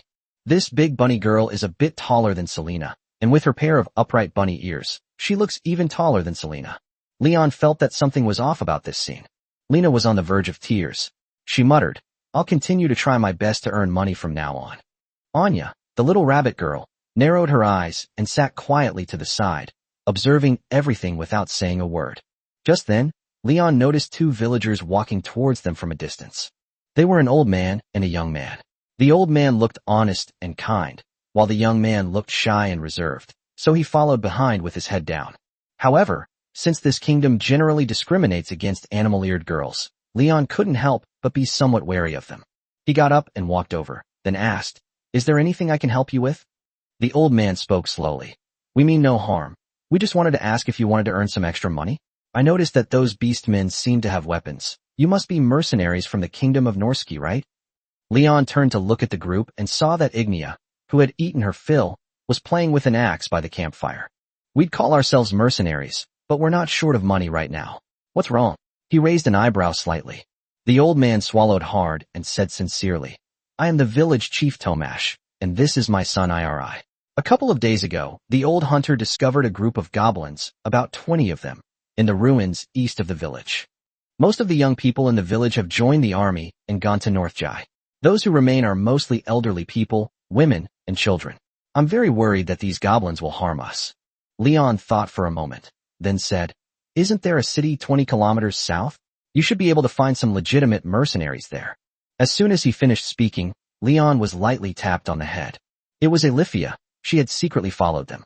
The kind-hearted snow leopard asked softly, Is the ruins you mentioned far from here? The old village chief continued, It's in the birch forest on the east side of the village, about 2 or 3 kilometers away. Usually, not many people go there. Is there any reward? Alifia continued to inquire. She used to help others without expecting anything in return when she encountered similar situations. The shy young man asked cautiously, Would 60 silver coins be enough? If not, we can give you some crops. Leon felt there weren't enough. Taito Tuga's silver coins weren't as valuable as Norsky's, and their actual purchasing power was roughly the same as Valoan's silver coins. Alifia nodded. Okay, we will help you. Now please go back. Watching the two villagers walk away, Leon asked in confusion, Don't the people here discriminate against beastmen? Why are you willing to help them? Alifia smiled, put her hands on Leon's shoulders, and said softly, I know you're upset, so I just asked them for money. How about I help you vent your anger tonight when we're resting, my dear husband? Chapter 156. My turn today. Leon got up before dawn the next day. Lena and Teresa were on watch last night, but Leon didn't see any signs of tiredness on their faces. Good morning, brother-in-law. Teresa was toasting bread with her legs crossed, looking quite content. Meanwhile, Lena, the big bunny girl, was helping out from the side, and she always seemed to be full of energy. After getting dressed, Selena yawned, then gave Leon's backside a hard whack with her staff. She pouted and complained, What were you and Alifia up to yesterday? All that whining and whining. Upon hearing this, Alifia blushed immediately, but she only smiled awkwardly and did not refute it, because she was indeed quite noisy yesterday. Ignia squatted to the side eating breakfast, looking at them with a hint of confusion in her eyes. The lioness was sleeping so soundly that even if Leon and Alifia were to wreak havoc on the house, they wouldn't be able to wake her. Since Leon made it clear that he couldn't play the game during this period, she hasn't sent any more invitations and has simply held back. It's clear that Ignia has pretty good self-control. When the day comes that she emerges from quarantine, Leon will make sure she has a good time to relax. Selena looked at Ignia and continued to mutter, Honestly, at least you used to know how to be shy and hold back your noise. Now you're getting more and more unrestrained, not holding back at all. Alifia, have you changed, Or has your true nature just been revealed? Alifia hid behind Leon, looking ashamed, and whispered a defense. I just want a child. Selena bluntly exposed him. You're bragging again. Don't I know you? You're actually a bit more lecherous than me. You keep saying you want children, but you've gotten down to the wrong path. Alifia blushed even more and replied in a coquettish voice, I didn't. Leon dribbled the ball with both hands and gently rubbed the heads of the two felines. All right, stop arguing. Hakimi, you usually bark a lot too. Hurry up and get ready to leave. If we come back early, we might be able to go another 20 kilometers to Red Snake Castle. Selena blushed and punched Leon twice. Just then, Valeria ran out of the house, waving her hammer and shouting, Let's go fight the goblins. Mia ran out too, hugged Leon tightly around the waist, and said in a spoiled tone, Brother Leon, I want to go too. Lady Veronica taught me some magic, and I can help out. Leon waved his hand. Go away, what are you two doing? Stay here with Lena and Teresa and wait for me to come back. Don't wander off. Why? This is a rare adventure. Valeria immediately deflated. I was hoping to experience my sister's life. After riding horses for several days in a row, she had lost interest in traveling. Now she'd rather go on an adventure with Leon and the others. You guys will only cause trouble. I don't want to be watching you while we're fighting. I'll take you to experience it when we get to Red Serpent Castle. Leon shook his head. Ignia patted her head and said expressionlessly, Stay here. We should be back by noon. We can rest for a few days once we get to the city. Teresa walked up to Leon and volunteered. What about me? I should be able to come with you, right? I'm a warrior. You didn't sleep at all last night. Are you sure you can manage? Leon asked, looking at the slightly tired Teresa. Teresa pouted. So what if you didn't sleep? I used to go for days on end without sleeping. So what? Seeing her arrogant expression, Leon couldn't help but mutter. How come you haven't died of overwork yet? You son of a bitch. Teresa shrugged. Because I'm a good person. Before she could finish speaking, Selena interjected. Teresa, you should stay here. After all, Taito Tuga isn't a good place for us. If someone comes looking for trouble, it'll be a problem if we don't have someone capable by our side. Upon hearing this, Teresa scratched her head helplessly. All right then, I'll reluctantly stay at the camp. You all go and come back quickly. The caracal was surprisingly obedient. Lena yawned, then waved goodbye to the group, saying, Take care on the road. The four of them walked eastward in the direction indicated by the village chief. After walking for about 2 kilometers, they saw a small, dense birch forest. Leon nudged the team's radar, Alifia, and asked, How's it going? Have you spotted any goblins? Not yet. Let's keep going. Alifia drew her dawn sword and led the way at the front of the group. Leon was captivated by her graceful figure and couldn't take his eyes off her. How could such a beauty exist in this world? Not only is she beautiful, but her figure is also unbelievably perfect, and she's incredibly juicy. Just as Leon was admiring the artwork, he was struck squarely on the head with a staff. Selena pouted jealously, then muttered, It's my turn today, Leon. Once we get to Red Serpent Castle, I'll find a spacious and clean inn, and then play around with Lady Susanna's medicine. Oh, didn't you say you didn't need it? What changed you? Leon looked her up and down, his eyes like those of a jackal or a tiger. I'm a little glutton, okay? Selena blushed, clutched her clothes, and raised her staff to hit Leon twice. I wonder who will be next, her or Alifia. Looks like we've arrived. Leon's gaze was drawn back to Alicia. Several dilapidated statues appeared in the birch forest, covered by black, withered vines. Behind the statue is a collapsed ruin. This once appeared to be a temple of some god.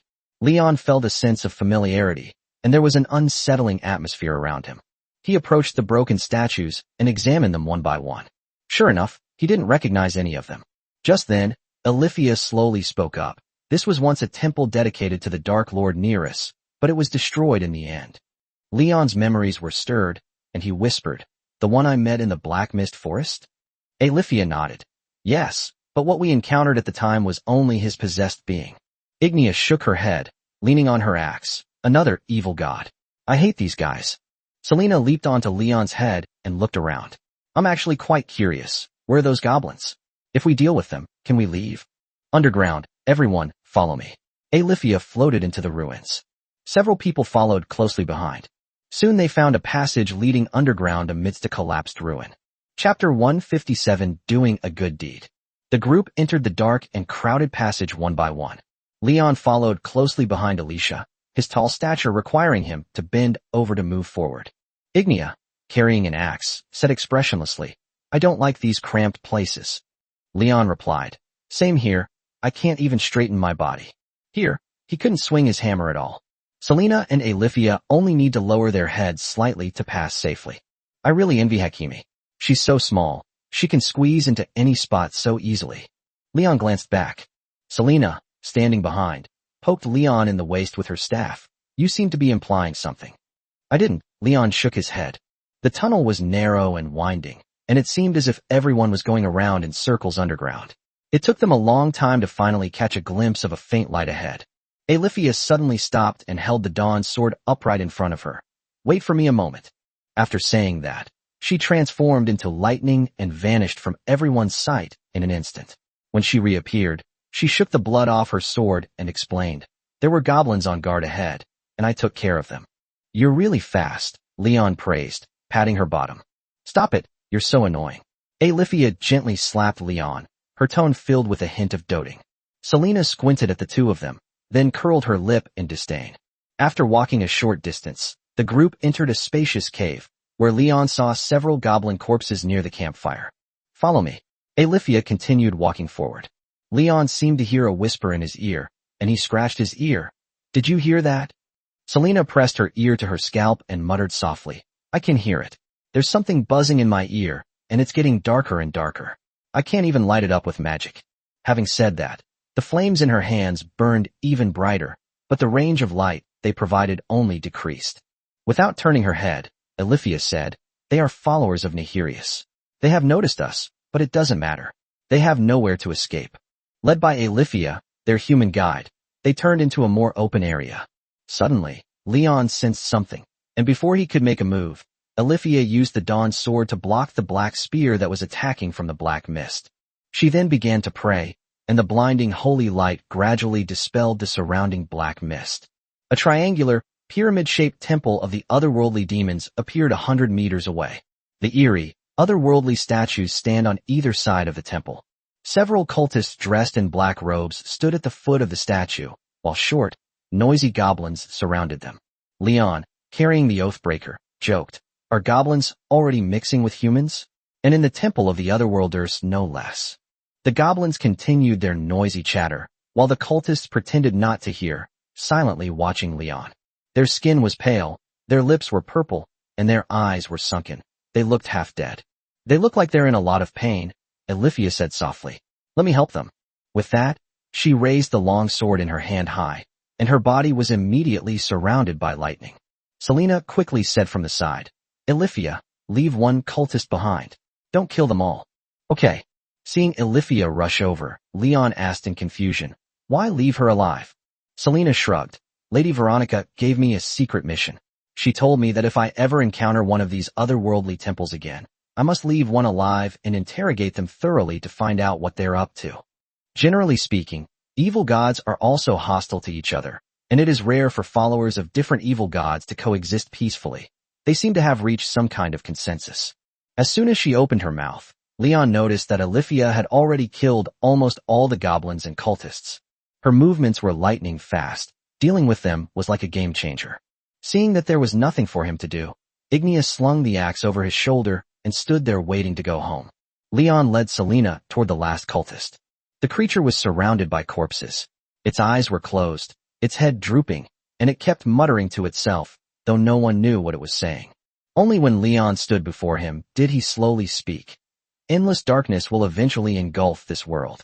Leon scratched his head, then went up and slapped him hard across the face, stunning him instantly. He stared wide-eyed at Leon, his bloodshot eyes wide, and then took 2 more punches. Selena asked in confusion, why did you hit him? Aren't we supposed to interrogate them? Beat them half to death first, so we don't waste time on unnecessary trouble. Leon punched and kicked the cultist, trying his best to control his strength. Just let me do it. You're making things too complicated. Selena chanted a spell, using her mind-reading ability. Alifia shook her head. The evil gods will protect their minds from correction, so they shouldn't be able to find anything. Let's give it a try. There's nothing to lose anyway. She squatted down in front of the fallen cultist like a child and asked, what is your purpose in coming here? Why are you with goblins? What is the relationship between your evil god and the otherworldly demons? The cult member struggled to sit up, sobbing silently. Leon just punched him and the sound came out. Selena narrowed her eyes, then suddenly grimaced and collapsed to the ground, her ears turning into airplane ears. She clutched her head and struggled, saying, "Ouch, my head hurts so much." Alifia was right. Alifia said softly, "I've done something similar before, and later I found out that it was an evil god protecting them. Since magical interrogation won't work, then we'll have to resort to physical interrogation. Honey, lend me your little hammer." Leon turned to Ignia and said, intending to use the torture instruments to give her a good interrogation. Alifia stopped Leon, shook her head, and said softly, "These cultists are unusually resolute. We won't get anything out of them. Let them go." Selena rubbed her forehead, slowly got up, and patted the dirt off her bottom. "Never mind." Leon sighed, then twisted the cultist's neck to the right, ending the cultist's sinful life. He looked up at the otherworldly temple in front of him and asked Alifia beside him, "Wife, are there otherworldly demons inside?" Alifia shook her head. "Nothing at all." Leon tilted his head and thought for a moment, then hoisted the oath breaker onto his shoulder. "Since that's the case, then I'll just smash this otherworldly temple to pieces. Those guys must have other reasons for coming here. Since I don't know what they want, I'll do a good deed and let me destroy this place."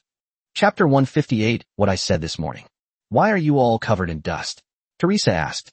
After dealing with the temple of the otherworldly demons, Leon brought a few people to the village to claim their reward. For Leon now, making money is as easy as drinking water, as long as he's willing to spend the time and effort. After receiving their reward, they prepared to return to the camp, only to bump into Lena selling things at the village entrance. Teresa the caracal stood beside the little rabbit like a bodyguard. Occasionally, a few disobedient children would make discriminatory gestures towards them, and they would retaliate by raising their middle fingers. Leon also gave the kids the middle finger, then casually replied, "I stumbled upon a shrine to an alien god, and I just smashed it up." Teresa exclaimed, "Wow, that's amazing. You almost caught up with me. You? All you do is brag all day? Hurry up and pack your things. We'll rest for a couple of days when we get to Red Serpent Castle." Leon waved his hand dismissively. "Oomph, you think you're so great." Teresa came up and started playfully fighting with Leon, but was eventually subdued by him with one hand. Selena watched the two bickering from the sidelines, her eyes gradually narrowing. Seeing this, Leon decisively restrained himself, took out a rope from his storage space, and tied Teresa up like a dumpling. "You bastard, Leon. Let me go." Leon pulled out a piece of white bread and stuffed it into her mouth, then looked at Selena beside him. "How was it, wife? Did I do the right thing?" Selena looked Leon up and down meaningfully and said, "You like bondage? In Fursold, some nobles with bad habits also like it." Just as the group was fooling around, Lena quickly packed up her stall, said a brief goodbye to the villagers, and the group returned to the camp to pick up Mia and Valeria and continue south.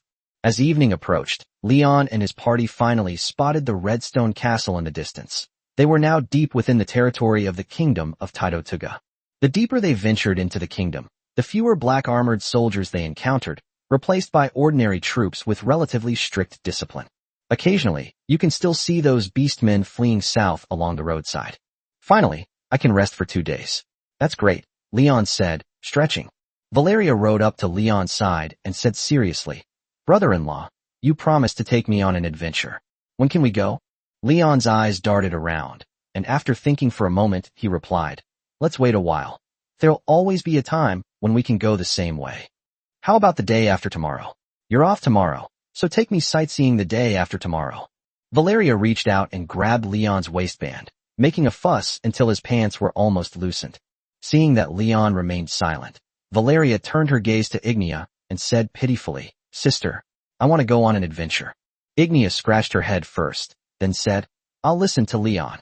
Hearing her say that, Leon was in a great mood, and the corners of his mouth naturally turned up slightly. "This lioness is really great." Valeria immediately deflated when she heard Ignia say that.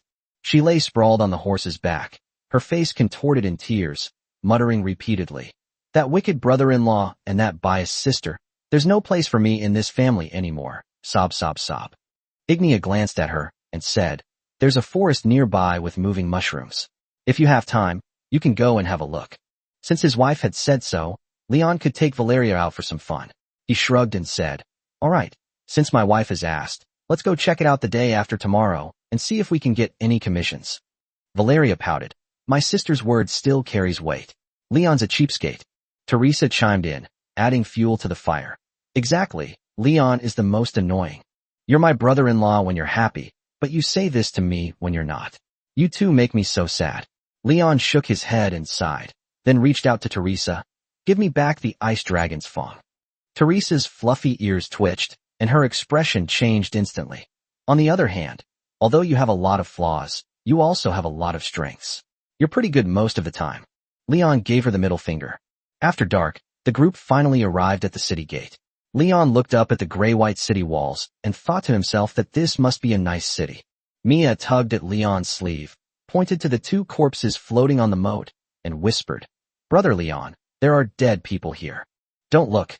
Leon hugged Mia, silently taking back the words that had just crossed his mind. The guards at the gate saw the several beastmen behind Leon and immediately used their long-handled axes to stop them. The leading guard was a man wearing a chainmail helmet that almost completely covered his face. Leon could only see his eyes. We don't welcome refugees here. Go away and go somewhere else. Leon tucked the little dragon under his arm and pointed at himself, saying, Do I look like a refugee? The guard looked Leon up and down and nodded. You're covered in dust. Who else looks like you? It seems he should take a shower before going back at noon.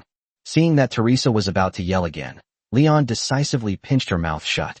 He rarely had a place to rest for 2 days, so he didn't really want to cause trouble. We're not refugees. We're just here for a few days, and we'll leave soon. Leon let go of the guard's hand, dismounted, pulled the guard aside, and stuffed some of his morning's pay into his hand. Standing guard is too hard. Use this money to buy some drinks for the brothers. The guard looked around suspiciously, then put the money in his pocket. You can come in, but don't cause trouble. If you get caught stealing, you'll be hanged and thrown into the river. Don't worry, I'm a good person, Leon said, raising an eyebrow. He returned to the group and led everyone into the city. Teresa crossed her arms and muttered, You actually bribed them. It's better to avoid trouble. If money can solve everything, there's no need to lift a finger. It's better to save your energy. Leon shrugged indifferently. All he wanted to do right now was get some rest. Ignia stared straight ahead at the road and said, I've been stopped here a few times before. They just won't let any beastmen in. I just led the horse and didn't do anything. But they were just looking for trouble. They let in many people who looked worse than me, but they stopped me. So what are you going to do? I guess you won't bribe them, will you? Leon reached out and touched her ear. Ignia wagged its tail and said honestly, If they won't let me in, I won't go in. I'll just find a place to sleep near the city gate. Leon laughed. This wasn't like Ignia's style. Logically, she should have chopped down anyone who got in her way. After entering the city, Leon found her reasonably clean and near the city gate. He stood at the door, looked at Selena beside him, and gave her a sweet smile. What are you doing? Leon said meaningfully. Do you remember what you said this morning? Chapter 159, She Actually Has a Man. The sun was shining brightly outside the window, but the room was pitch black. Even though it was almost noon, the curtains were still not opened. A dark shadow was moving in the darkness. I surrender, I surrender. I'll never be arrogant again. Leon, you dog, stop right now. Oh ho, you're already begging for mercy, and you still dare to curse me. Leon exerted his strength again, pressing Hakimi down with one hand and supporting her waist with the other, ready to bully her even more. Seeing this, Selena immediately began to beg for mercy, on the verge of tears. I was wrong, master. I won't scold you anymore. I won't scold you anymore. A blushing Selena kept begging for mercy. She had been provoking Leon since early morning and was eventually exhausted. Seeing that Selena was exhausted and would definitely faint on the spot if they continued playing, the magnanimous Leon decided to let her go, and then added with great pride, Hakimi is nothing special. Selena lay on her side, covering her large buttocks, too afraid to utter a sound. Seeing that they seemed to have finished, Ignia got out of bed and drew back the curtains, letting in the blinding sunlight. She exclaimed, The weather seems nice today, shall we go out? This was the second day that the group had been resting at Red Serpent Castle. After checking into the hotel the day before yesterday, Leon, Selena, and Alifia spent the entire day inside without leaving the hotel. It was time to go out and get some fresh air. Leon pulled Selena into his arms, kissed her soft cheek, and replied, Go ahead, or Valeria will throw a tantrum again. Her novelty hasn't worn off yet, and she'll find the adventure boring after a while. Then I'm going to take a shower. Alifia, who was sitting on the corner of the bed, quickly got up and walked towards the corner. Do you want me to help you? Leon quickly sat up and raised an eyebrow at Alicia. No, You're not being good at all. If we shower together, we won't be able to go out today. Alethea shook her head, blushing, and quickly pulled the curtain closed. Selena covered her face and let out a long sigh of relief. Phew. I'll take a shower after Alethea finishes hers. That damn Leon. Her delicate and charming appearance was so adorable that Leon wanted to continue the fight for a few more rounds. The kitten is so cute. Let me give it another suck. Ignia stood by the window watching the two flirt and pursed her lips. She slowly walked towards Leon, gently shaking his shoulders with both hands. Leon, when will it be my turn? It's so hard for me to just watch you guys do this every day. I really want to do it. Leon slowly narrowed his eyes. It seems I'll have to hide from Ignia for now. I can only look but not eat, and this lion girl is almost crying with envy. Just bear with it. The seal will be lifted in 50 days. Ignia was taken aback at first, then looked down and started counting on her fingers. After a while, she asked in confusion, how long is that? About 2 months. Her eyes widened, her voice filled with disbelief. How can there still be 2 months after all this time? It's clearly been a long time. It's clear that she's really finding each day unbearable. Leon explained. Actually, we've only been away from Rivermouth for less than 10 days. Selena rolled over and sneered. Stupid Ignia can't even remember the date. Huh? Leon glanced down at Hakimi, then reached out and pinched her cheek. Don't talk about her like that. She's so cute. Ignia sighed, a rare hint of sadness on her face. All right, I'll bear with it a little longer. The three of them didn't leave the room until noon. As soon as Leon stepped out, he was immediately hugged by Mia, who was crouching in front of the door. Valeria then darted out from the other side and grabbed Leon's other leg tightly. Valeria demanded, Brother-in-law, Mia and I have been waiting for you all morning. You promised to take us on an adventure today. Why are you only leaving now? The little dragon wiggled back and forth between Leon's legs, moving his bottom and dancing lively. Quack, quack, quack. Why didn't you knock? Leon asked, puzzled. Knock on the door? Saintess Alethea was making a lot of noise inside, and Mia and I were scared after listening outside for a while. How could we dare to knock? Upon hearing this, Alethea immediately bent over, blushed, and hid behind Leon, then argued. It's the medicine that's the problem. Selena glanced at her and immediately exposed her. You're bragging again. Leon touched his chin, realizing that the hotel's soundproofing was terrible. I had hoped to let her have some free time, but it seems I'll have to keep her mouth shut for now. It's not too late to go out now. Let's go see if there's any work we can do at the nearby taverns. Leon patted Valeria on the shoulder, and seeing that only the two girls were there, he asked, Where are Teresa and Rena? They didn't go. Lena went to the market to sell things, but because she was afraid of causing trouble, she took Teresa with her. Leon stroked his chin, hoping the two of them wouldn't cause any trouble. Lena is a smart girl, but Teresa may not be. Although this caracal possesses normal intelligence, it is relatively prone to stress. Let's go then. The group left the inn and headed towards the tavern, with Valeria skipping and hopping along the way, looking very happy. Mia held Leon's hand tightly and obediently followed beside him. Upon entering the tavern, Leon picked up the little dragon cub that was begging for food, and the tavern owner noticed them immediately. He peeked out from beside a mercenary and greeted him. Ignia, come on over. I'll buy you a drink. The mercenaries glanced back at the tall group of men, then wisely stepped aside. Ignia got straight to the point, asking the tavern owner, Is there any work we can do? After saying that, she took the wine glass that was handed to her, then turned back to look at Leon and confirmed it with her eyes. Leon shook his head, then explained scientifically. The fetus's liver has almost no ability to metabolize alcohol before 20 weeks, so you know. I don't understand, but I still won't drink. Ignia pouted and then handed the glass to Valeria. Wow, I can definitely get good drinks when I go out with my sister. Valeria's eyes lit up as she took the glass and downed it in one gulp. The tavern owner stared wide-eyed at the sight, exclaiming in surprise, Am I hearing things? Ignia is about to become a mother. He then looked up and sized up Leon, and exclaimed, He does look like a ruthless person, much like Ignia. You two know each other? Leon asked, puzzled. The tavern owner's lips twitched. Of course, Ignia used to come to me for jobs whenever she could get into the city, and she was very skilled at killing monsters. I honestly never expected that this tough guy, whose head is full of muscles, would actually have a man. Chapter 160 My brother-in-law is so handsome. After leaving the tavern, Valeria looked at Ignia with admiration and exclaimed, Sis, you're amazing. There are actually people here who recognize you. Do you get to drink with someone every time you go to the tavern? Ignia tilted her head and thought for a moment, then replied expressionlessly, occasionally. Leon shrugged and looked at Ignia, saying softly, "Your sister is known everywhere. People even call her name on the street sometimes." Valeria nodded. "I envy you. I want to be like my sister and go on adventures to find work." Leon couldn't help but retort, "You? Forget it then. You're complaining about your sore, but after riding a horse for just 2 days. Your sister has been traveling all over the country for years." To be honest, he was also curious about how Ignia had managed to do this for so many years, since there was no mention in the animal documentary that lions have a seasonal migration habit. Valeria punched Leon, then put her hand on Ignia's shoulder and muttered, "Brother-in-law is such a jerk." Selena nodded in agreement, adding, "Leon is indeed dog-like. That wretched Hakimi, he must be taught a lesson tonight." Ignia turned to Leon and continued, "By the way, there are moving mushrooms in the forest we're going to later." "A moving mushroom?" Leon narrowed his eyes, briefly contemplating the idea in his mind, then asked, "Is it edible?"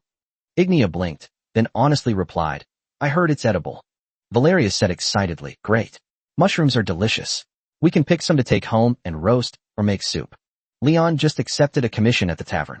To the west of Red Serpent Keep lies a place called Whispering Forest. It's a small place, only 7 or 8 square miles, but it's quite far, about 10 kilometers away.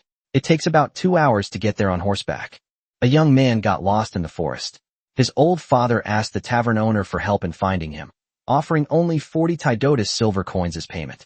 However, the Whispering Forest happens to be teeming with monsters, so no mercenary is willing to take on this high-risk, low-reward business.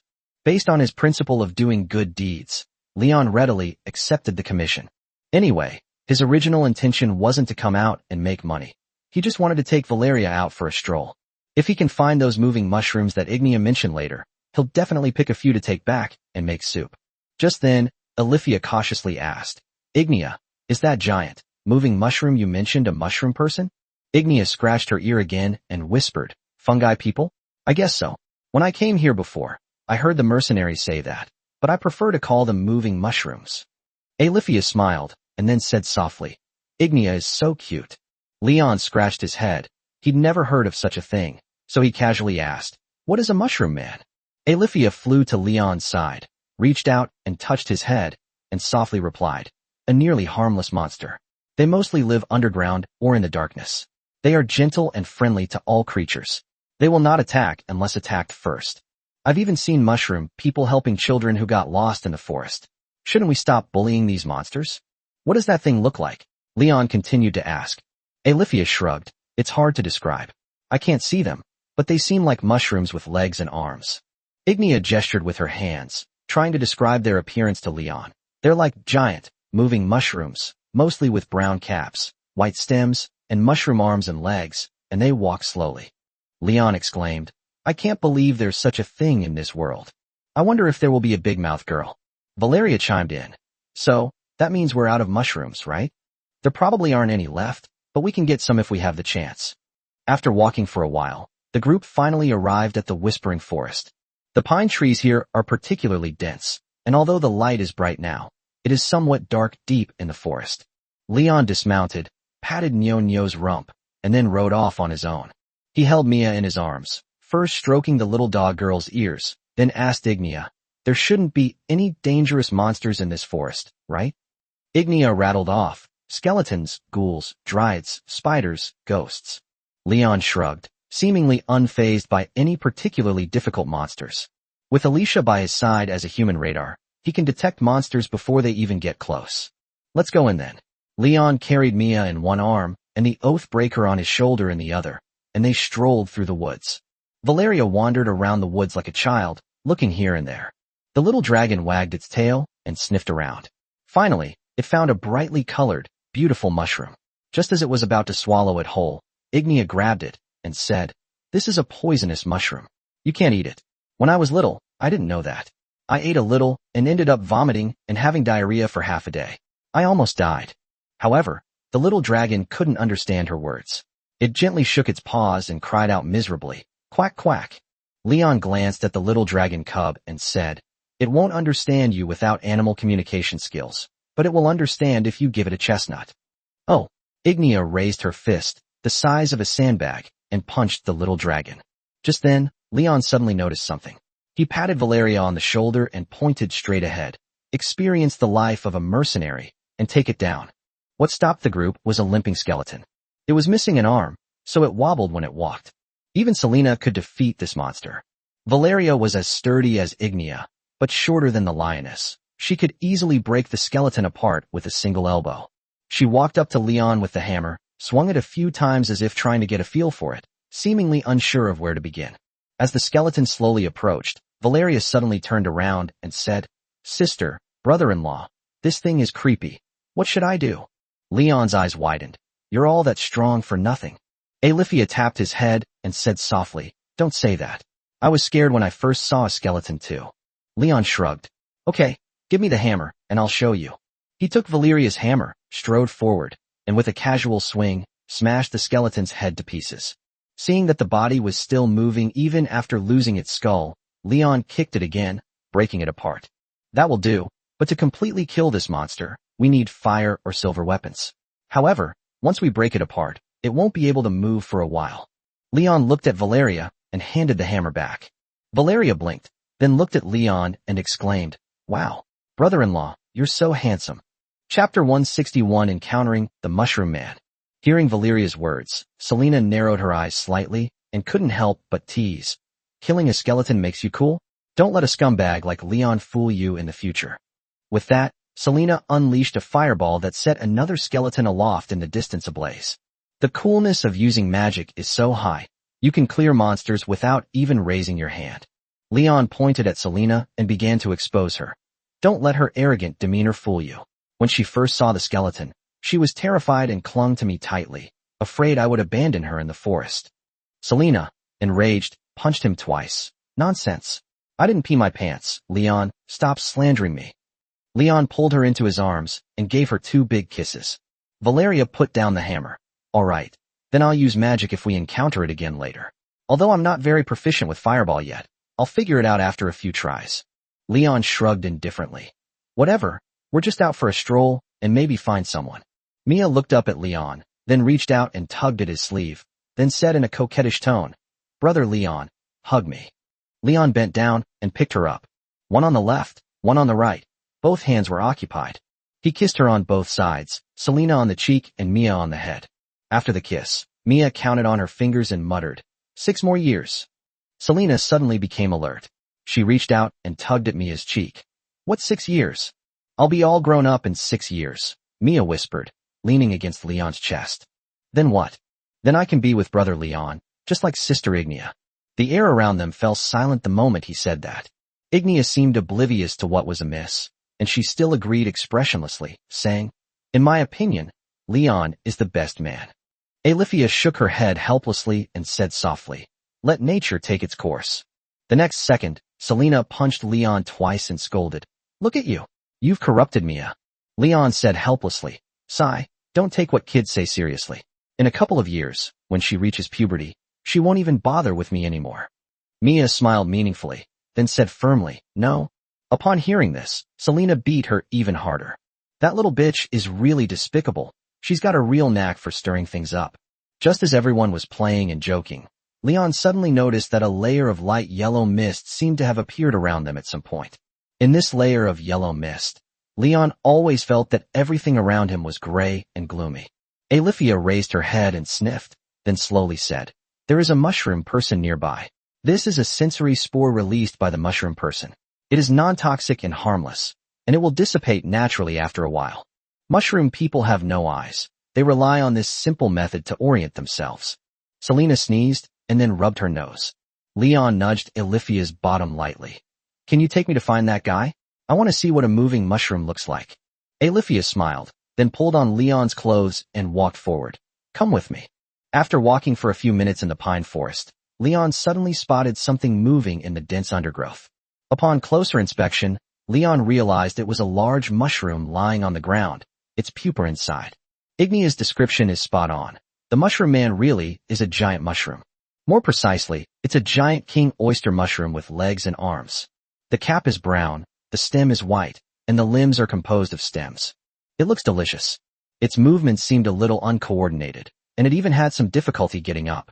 After struggling for a while, It finally turned to face Leon and the others, its fungal cap on its head still jiggling, appearing quite elastic. The mushroom man was carrying a pile of dead wood, and when he waved to Leon and the others, all the dead wood fell off. "Can it hear us when we talk?" Leon asked Ignia and Alithia in a low voice. Alithia shook her head. "They can't hear, they can't see, they can't hear, and they can't make a sound." Leon let out a long sigh, looked at the docile mushroom man in front of him, and couldn't help but say, "This thing doesn't seem very smart." The little dragon seemed to have never seen such a big mushroom before. It curiously circled around the mushroom man, sniffed it, and opened its big mouth to eat it, but was grabbed by Alithia. "That's how mushroom people are. They're not smart, but they're kind-hearted. You can learn from them and wave to them," Alithia said softly. "But it looks scary, a giant moving mushroom," Selena muttered from the side. Just then, the mushroom cap of the fungus man began to swell, and then suddenly sprayed out a cloud of white mist in all directions. The moment Leon inhaled, he suddenly felt that he heard many strange sounds. Selena spoke, but her mouth didn't move. "Why does this mushroom man look so eerie? If you encountered something like this at night, you'd be scared to death." Then came Valeria's voice. "Wow, what a huge mushroom. If we roasted it, it would last us a long time." Then came the little dragon's voice, exactly the same as the one heard when using the animal communication spell. "Hungry. It looks like it can eat." Leon shook his head vigorously, then said to Alithia, "I don't think I ate any mushrooms, so how could I hear you?" Alithia replied telepathically, "These are communication spores. Fungus people rely on these spores to communicate with other organisms, and they are harmless." As soon as he finished speaking, Leon heard a little girl's voice. "Hello, people, I am a harmless mushroom." Clearly, the sound came from the mushroom man in front of them. Although Leon wasn't a fan of voices, upon suddenly hearing a cute voice, he suddenly felt that the mushroom man in front of him was somewhat handsome. Immediately afterwards, the mushroom man in front of him suddenly pulled out a handful of white mushrooms and handed them to Leon. "You can eat these, but please don't eat me." Leon took the mushroom and examined it carefully in his hand. "These are oyster mushrooms. They're delicious whether stir-fried or used in soup, and the flavor is incredibly fresh." Leon stored the mushroom in his storage space and then thought to himself, "Thank you, mushroom man." Valeria leaned closer and touched the mushroom man's cap, a slight smile playing on her lips. "This mushroom man is quite fun. It seems like we always run into good stuff when we come out." Alithia bent down to pick up the withered branch the mushroom man had just thrown away, handed it back to him, and whispered to Leon, "You can ask him if he's seen the person we're looking for around here. If so, let's find him first." Chapter 162, The Fungi Leader. There's someone who's lost in this forest. His name is Prokop, a man, about 20 years old, not wearing armor, and much shorter than me. Have you seen him around here? Leon gestured briefly and asked. After saying that, he reached out and touched the mushroom cap of the mushroom man, feeling that it was wet and slippery. Soon, a voice entered his ears. "I'm not quite sure, but I haven't encountered anyone other than you on the ground for a long time. You can come with me underground and ask my boss, maybe it will know." Leon scratched his head. "Go to the mushroom people's lair?" He looked at Alithia, trying to get her opinion. "Shall we go?" "Go ahead. It's better than us wandering aimlessly through the forest like headless flies." Alithia put her hand on Leon's shoulder and continued. "Besides, Valeria would love to see it. The mushroom people are very hospitable. They'll be happy to have someone visit." Leon turned to look at Valeria, whose eyes were shining, as if she couldn't wait to visit the mushroom people's lair. "Okay, take us there, thank you." Leon patted the mushroom-shaped head of the mushroom man a couple more times. "Come with me." The crowd followed closely behind the mushroom man. This mushroom man is clumsy. He doesn't even know to step over a tree root in front of him, and he trips and falls every now and then. Alithia is also a gentle and kind person. She even helps the mushroom man pick up dead branches when he falls. After picking up the dead branches twice, she put them into her storage space, intending to return them to the mushroom people once she reached the underground. Leon asked himself, "Do you have a name?" "Yes, my name is Big White Mushroom." "What's yours?" His name is rather illegible. "My name is Leon. The one in my arms is Selena. The other one is Mia. The woman who is the same height as me is Ignia. The slightly shorter one is Valeria. The last one is Alithia, and the dog is Violet." The large white mushroom paused for a moment, then replied, "Hello." Leon guessed she probably couldn't remember their names. After stumbling and falling along the way, the search party arrived at the foot of a small hill covered with brightly colored mushrooms. Upon seeing this, The little dragon opened its mouth to eat, but ended up eating 2 of Leon's roasted chestnuts. Little glutton, these are poisonous mushrooms, you can't eat them. Quack, quack, quack. The little dragon wagged its tail in protest. Ignia bent down and picked up the dragon cub, then looked at the large white mushroom and asked, "Why isn't it moving?" As soon as the words were spoken, the cap of the white mushroom began to swell and sprayed out a large number of spores in all directions. Upon sensing the spores, the colorful poisonous mushrooms seemed to come alive, quickly moving to both sides and revealing a narrow, dark path leading straight into the ground. Leon peered inside and could see many mushrooms emitting a faint blue light, but the light was still somewhat insufficient. Just then, the big white mushroom reached out to him and said, "It might be very dark ahead. If you hold my hand, you won't be afraid." Leon was ashamed. Is that really the case?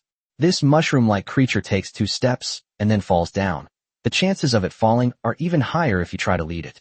But seeing how friendly the mushroom was, he felt embarrassed to refuse, so he grabbed its soft, weak little hand. Selena lit a flame in her hand to illuminate the way for everyone, and then slowly walked down into the ground. As you go deeper underground, you see more and more of those glowing blue mushrooms, and gradually you can see the way ahead without any lighting. Valeria squatted down in front of one of the mushrooms and thought to herself, "This mushroom is so beautiful. I want to pick it and keep it with me." The big white mushroom replied, "Sure, just pat it before you pick it, it will grow back in a while." Valeria patted the glowing mushroom, knocking off the spores, and then picked one and stored it in her storage space. After walking for a while, the group left the passage and entered a spacious and bright cave. The air here is humid and has a faint stench. There are huge bioluminescent mushrooms, 2 or 3 meters tall, everywhere, and a small group of mushroom people are busy with their own tasks.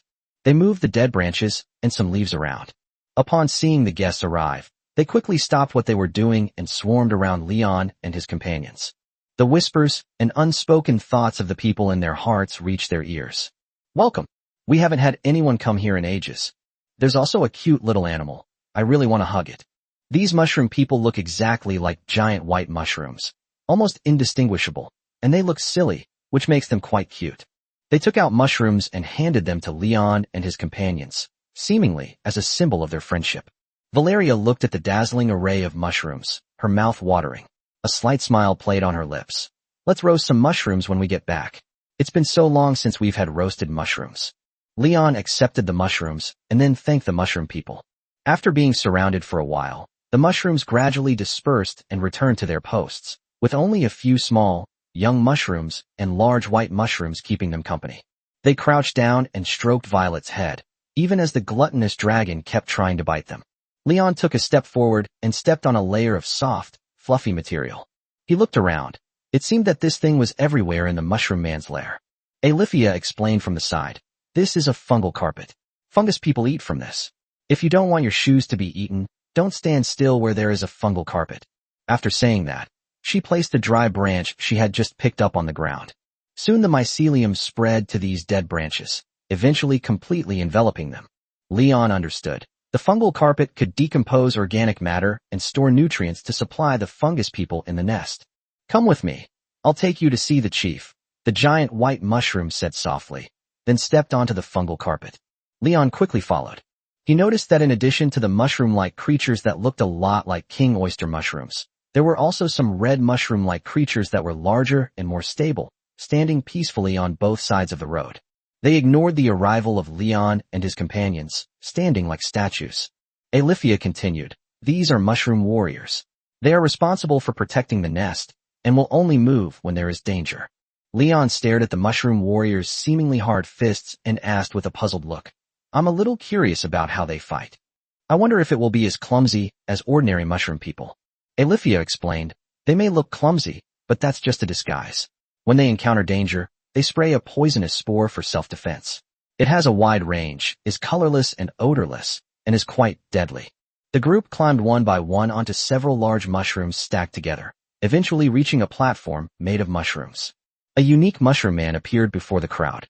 He was a burly man, nearly 4 meters tall, and his body was covered with many yellow, transparent crystals. These crystals were polished to a very sharp point, looking almost like blades. This must be the leader of the fungus people. Leon walked around and looked around, but didn't see a second fungus person of the same type. Seeing that Leon and the others were deliberately keeping their distance, it took a few steps back and lowered its body, as if to indicate that it posed no threat. Immediately afterwards, a broken male voice reached Leon's ears. "Don't be afraid, I won't hurt you. We haven't had any customers for a long time." Chapter 163 Snow Leopard, "You're being naughty." Valeria nudged Leon in the waist and whispered, "Leon, look at the jewels on it. They're so beautiful."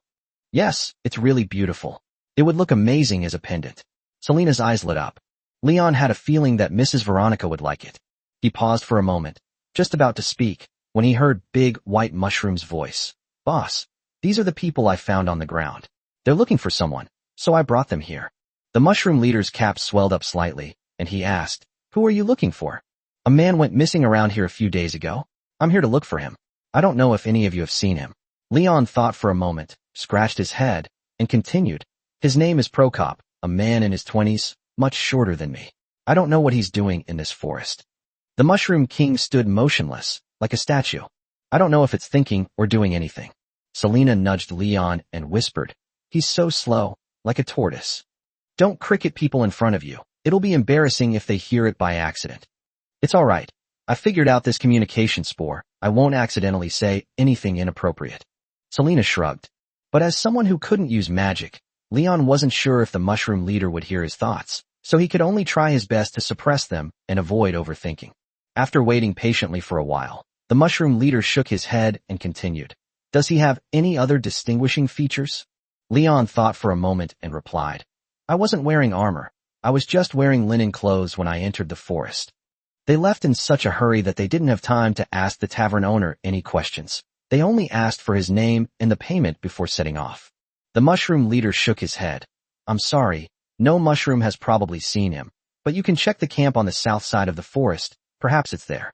"The campsite south of the forest?" "Yes, a group of human soldiers recently came to the forest. They live in the north of the forest." The mushroom leader suddenly spat out a swarm of spores. After inhaling it, a blurry image immediately appeared in Leon's mind. It was a group of soldiers in black armor drinking around a campfire.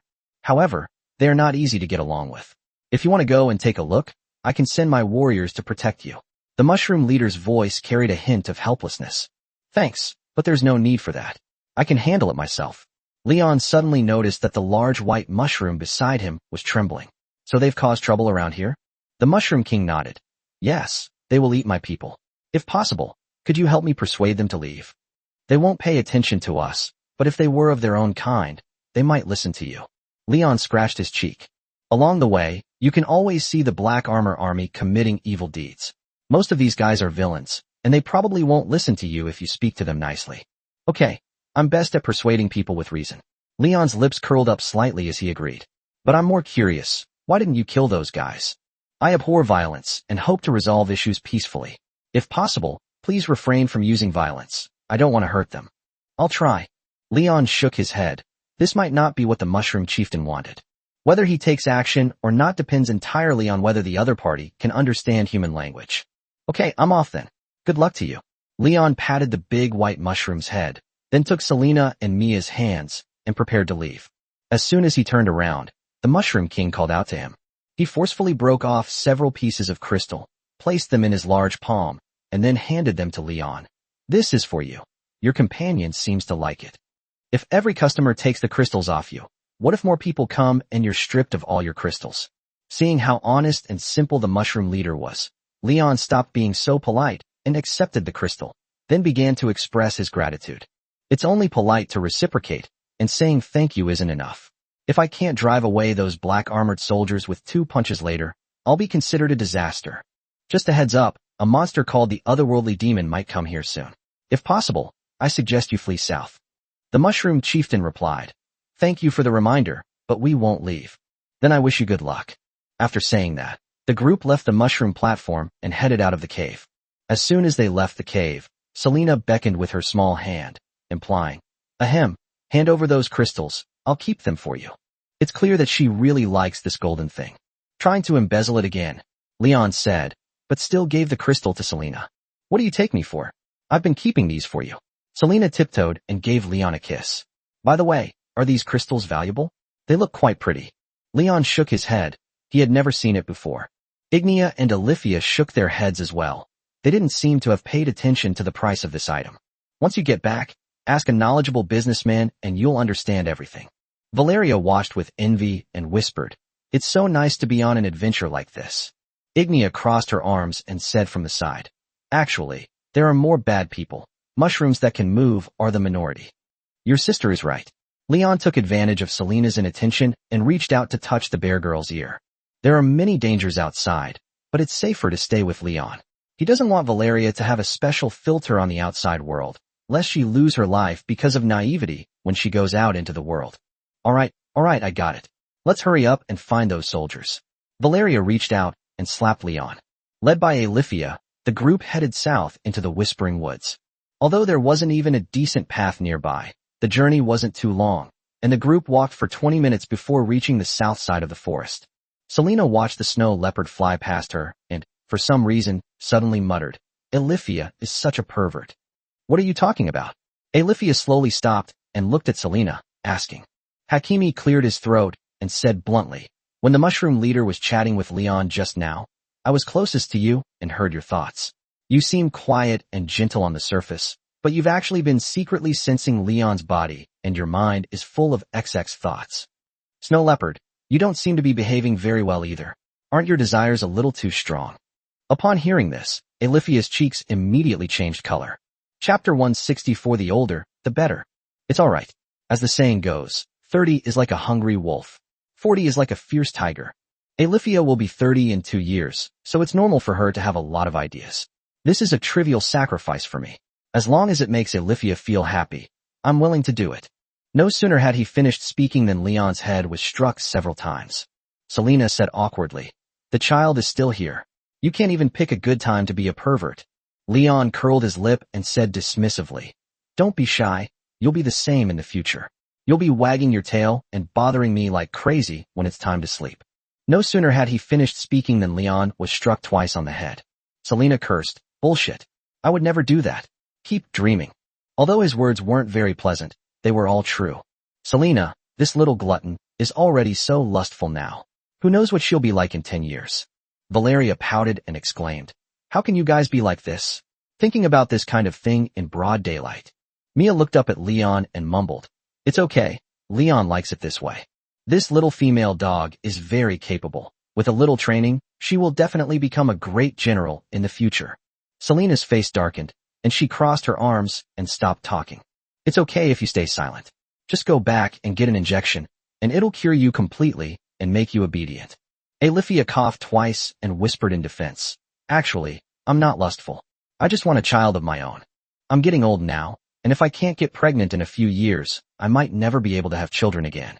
Sister Camille said that if you can't have children by the age of 35, you may never be able to. She kept her head down and looked worried. There is still debate about whether she is sassy or not, but Leon is 100% certain that she does have anxiety about her age. Leon had just casually mentioned it, and now it had reignited her anxiety. "It's all right. The doctors in my hometown are quite knowledgeable about this kind of thing. The vast majority of women are still fertile before the age of 48, not to mention you beast-like people with your perfect physical mechanisms. You could probably still give birth at 80. Valeria listened to their conversation, picked up Mia, and muttered, "You guys are terrifying. I'm out of here." Alifia shook her head. "No, we beastmen have a shorter reproductive age than humans and are not as prolific." Leon was slightly taken aback, then looked at Selena to confirm. Hakimi sighed and then nodded. "Yes, my mother said the same thing. Although we age slowly, we can't have children after a certain age, which is different from you humans." Alifia lowered her head, gently fiddling with her fingers, and continued, "And I'm afraid that in a few years, when I'm older, you won't like me anymore." Leon's eyes widened. What nonsense is this guy spouting? Women are like fine wine. The older they get, the more fragrant and mellow they become. Besides, Mrs. Veronica is over 40 years old, but isn't she just like a 20-year-old girl? Leon was not worried about this at all. "Don't worry about that. Age is not an obstacle to our love. I just love you like a ripe fruit, soft and sweet as soon as you bite into it." Selena rolled her eyes and covered her ears with her scalp. "I can't listen to this anymore. I feel a bit nauseous." Leon lowered his voice, pointed to Selena beside him, and took the opportunity to quietly disparage her. "She's too immature. not sweet enough, and even a bit sour. The usually serious Ignia smiled inexplicably when she heard Leon say that. The next second, Selena jumped onto Leon's head like a zombie. My ears are just closed. I'm not deaf. Saying that to my face is a bit too much. Valeria walked over, punched Leon twice, and asked suspiciously, Brother-in-law, weren't we here for an adventure? How come you two started flirting like this? Just hearing those words gives me goosebumps. Alifia's cheeks flushed, and she squeezed her thighs together shyly, saying, If you like it, then it seems we really are a good match. Leon coughed twice. We've indeed gone a little off topic. Let's end this conversation. Selena let out a long sigh of relief and climbed off Leon's head. Finally, that wretched Alifia, her mind is full of nonsense. Then, she raised an eyebrow at Leon, giving him a meaningful threat. When we get back, you'll have to explain what you just said in detail, or else. Leon suddenly felt a chill.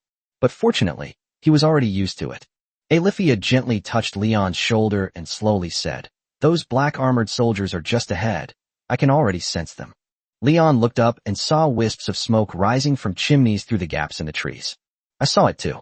Alifia pressed her body against hers and whispered, Then let's finish this quest quickly and get back to Red Serpent Castle before curfew. Why are you in such a hurry? I'm planning to spend the night in the woods tonight, Valeria asked, puzzled. This bear girl is still too innocent. As for Alifia, she just swallowed hard and didn't say anything. Clearly, if Leon could get back earlier today, he would inevitably face a fierce battle. The group continued walking a short distance forward.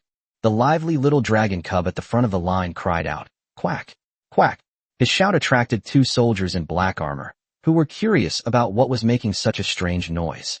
Upon seeing Leon, a tall and imposing stranger, they were immediately startled and drew their curved knives from their waists. Who the hell are you? The leader of the black-armored soldiers stared wide-eyed, his eyes bloodshot. Seeing their panicked expressions, Leon was taken aback for a moment, then immediately realized. Who else could it be? Of course, they're here to catch deserters. Red Serpent Fortress is located deep within Taitotuga. Most of the black-armored soldiers who appear here are deserters. Otherwise, they would have no reason to hide in this desolate place. As for the punishment of deserters, they were a group of criminals, and if they were caught while trying to escape, they would almost certainly be put to death. Seeing their increasingly panicked expressions and the slight trembling of their hands holding the knives, Leon's suspicions were further confirmed. But I'm in a good mood now. I just want to ask you if you've seen a young man named Prokop. He went missing here a while ago. If you have any information about him, I might let you off the hook. Another soldier in black armor cursed. Damn it. Who the hell believes your nonsense? If you get caught, you'll be hanged. You're all alone. Do you think we're afraid of you? Just then, Selena and Ignia poked their heads out from behind the tree. Who said there was only one person? Are you pretending we don't exist? Valeria and Mia also emerged from behind the bushes, the bear girl carrying a hammer without saying a word. Alifia floated over like a ghost. Chapter 165, He fell asleep. The two soldiers in black armor were so frightened that they took a step back. Although Leon's companions were all women, Ignia and Valeria were much taller than average and did not appear to be friendly. Ignia's expressionless face looked like she was angry, while Valeria had a dark, grimy face. Leon hoisted the Oathbreaker onto his shoulder and casually glanced at the two of them. Can't you talk properly? If not, I'll take action. Alifia pleaded from the side. Please don't attack me. I don't want you to get hurt. Perhaps seeing that they were all commoners without even a decent suit of armor, the two black-armored soldiers exchanged a glance, raised their swords, and slashed at Leon from one behind. Looking at the gleaming blade, Leon felt helpless. He pinched the blade between his forefingers and said softly, I don't want to kill anyone. Why are you forcing me? It's just a matter of opening your mouth. Wouldn't it be better if we could communicate harmoniously? The two black-armored soldiers were terrified. They tried their best to push the blade, but the gleaming blade could not move forward an inch. They realized something, and before they could speak, a blur flashed by, and their necks were snapped. Valeria dodged the falling corpses, hiding behind Ignia like a startled cat. She looked at Leon, not daring to utter a sound. What? You're scared? You're such a big guy, it's a waste. Mia is fine. Leon turned around and glanced at the little dog girl. Mia walked towards Serena and took her hand, her face showing no fear whatsoever. Actually, when Mia first met Ignia, she was afraid when she saw him killing people, but after killing so many bandits along the way, she gradually became less afraid. Brother-in-law, you crushed them like chicks. Leon shrugged and said nonchalantly. They attacked first, so this is self-defense. I'll never make you angry again, Valeria said, looking distressed. She was clearly frightened. Look at what you're saying. I'm not the kind of person who kills innocent people indiscriminately. I'm still very kind to good people. Leon bent down, picked up the little dragon cub, and continued walking towards the direction where the smoke was rising. Selena glanced at the corpse as she passed by and muttered, Don't be fooled by their deaths. They were actually pretty lucky. At least they have a complete body. The first time I saw Leon kill someone, I didn't even have time to react before he smashed the person's head apart with 2 punches, splattering brains everywhere. Seeing Valeria's face turn pale and then purple, Selena swallowed the rest of her sentence and waved her hand. I won't say any more, lest I scare you. Ignia patted Valeria's head. If you plan to go on adventures like me in the future, you'll probably encounter things like this often. You'll get used to it after a while. I suddenly feel like Mom was right to leave me at home, Valeria muttered softly, no longer daring to speak loudly. You guys stay here for now, I'll be right back. Leon didn't want to frighten Valeria, so he decided to handle it himself. He weaved through the grass, casually destroying several hidden traps, and finally reached the outskirts of the deserters' camp. As soon as he got close, he smelled a unique and delicious aroma, and his stomach immediately growled. Leon has only eaten half a piece of bread since this morning. He didn't feel anything before, but now that he smells this fragrance, he's starting to feel it. The greedy little dragon was getting restless. It raised its head and sniffed around. If Leon hadn't been holding its legs, it would have run away in a flash. At the same time, a man's voice came from the camp. Go check on what those 2 idiots, Yannick and Magi, are doing. They haven't come back after all this time. Have they died out there? It's me again. Another impatient and dissatisfied male voice came from behind. I didn't consult you. I'm the boss. I do what I say. Leon left the bushes and swaggered toward the camp. A bald man standing and a soldier cooking by the campfire spotted Leon immediately, and the moment they saw the stranger, they drew their knives. Who are you? Hearing the noise, the black-armored soldiers who were gambling together turned around to look at Leon, the stranger, and then quickly stood up. Their expressions didn't seem very friendly. Leon didn't bother to answer them, and simply looked around the camp. He saw a young man in his early 20s tied to a tree with ropes. He had many wounds on his face and his head was drooping, as if he was dizzy. There was a fungus pupa on the ground. Its torso and arms were pinned down by a dagger, and most of its 2 legs had been eaten away. Leon looked at the churning iron pot, and could vaguely see some milky white stuff cooking inside, which looked like part of the mushroom man's body. Are you deaf? I'm asking you a question. The bald man pointed the knife at Leon's nose, his tone becoming increasingly impatient. I'm just an ordinary person, unarmed and lost in the forest. Leon walked to the tree, placed his hand in front of the young man, and tested it. Is this guy called Prokop? He's not dead. He's still breathing. What's it to you? I took on a job, which is to find a young man named Prokop in this forest. If I'm not mistaken, this should be him, right? Leon continued to examine the young man tied to the tree and slowly asked, What did he do to you? The black-armored soldiers exchanged smiles, but did not answer Leon. Leon shrugged indifferently and continued, It's fine if you don't want to talk about it. Just pack up and go somewhere else. Don't wander around this forest. The bald man smiled, his 2 small mustaches twitched, and then he raised his knife and slashed at the target. Leon deliberately took the blow to his neck and remained silent with a cold smile. He suddenly grabbed the bald man by the neck and shoved his face into the pot. The creature struggled violently, splashing around in the soup. Leon glanced coldly at the black-armored soldiers around him and said expressionlessly, There's no room left in the pot. If you don't hurry up and get out, I'll shove your heads into his ass. Several soldiers in black armor picked up their equipment and fled without looking back. Seeing that the deserter leader had stopped moving, Leon picked him up and tossed him aside, then shook the mushroom soup off his hands. He bent down and pulled the dagger out of the mushroom man's body, which allowed him to sit up with difficulty. It sprayed out several spores, and Leon soon heard its voice. Thank you for helping me. I thought I was going to die. Just a quick thing. Leon waved his hand, glancing at his mutilated thigh.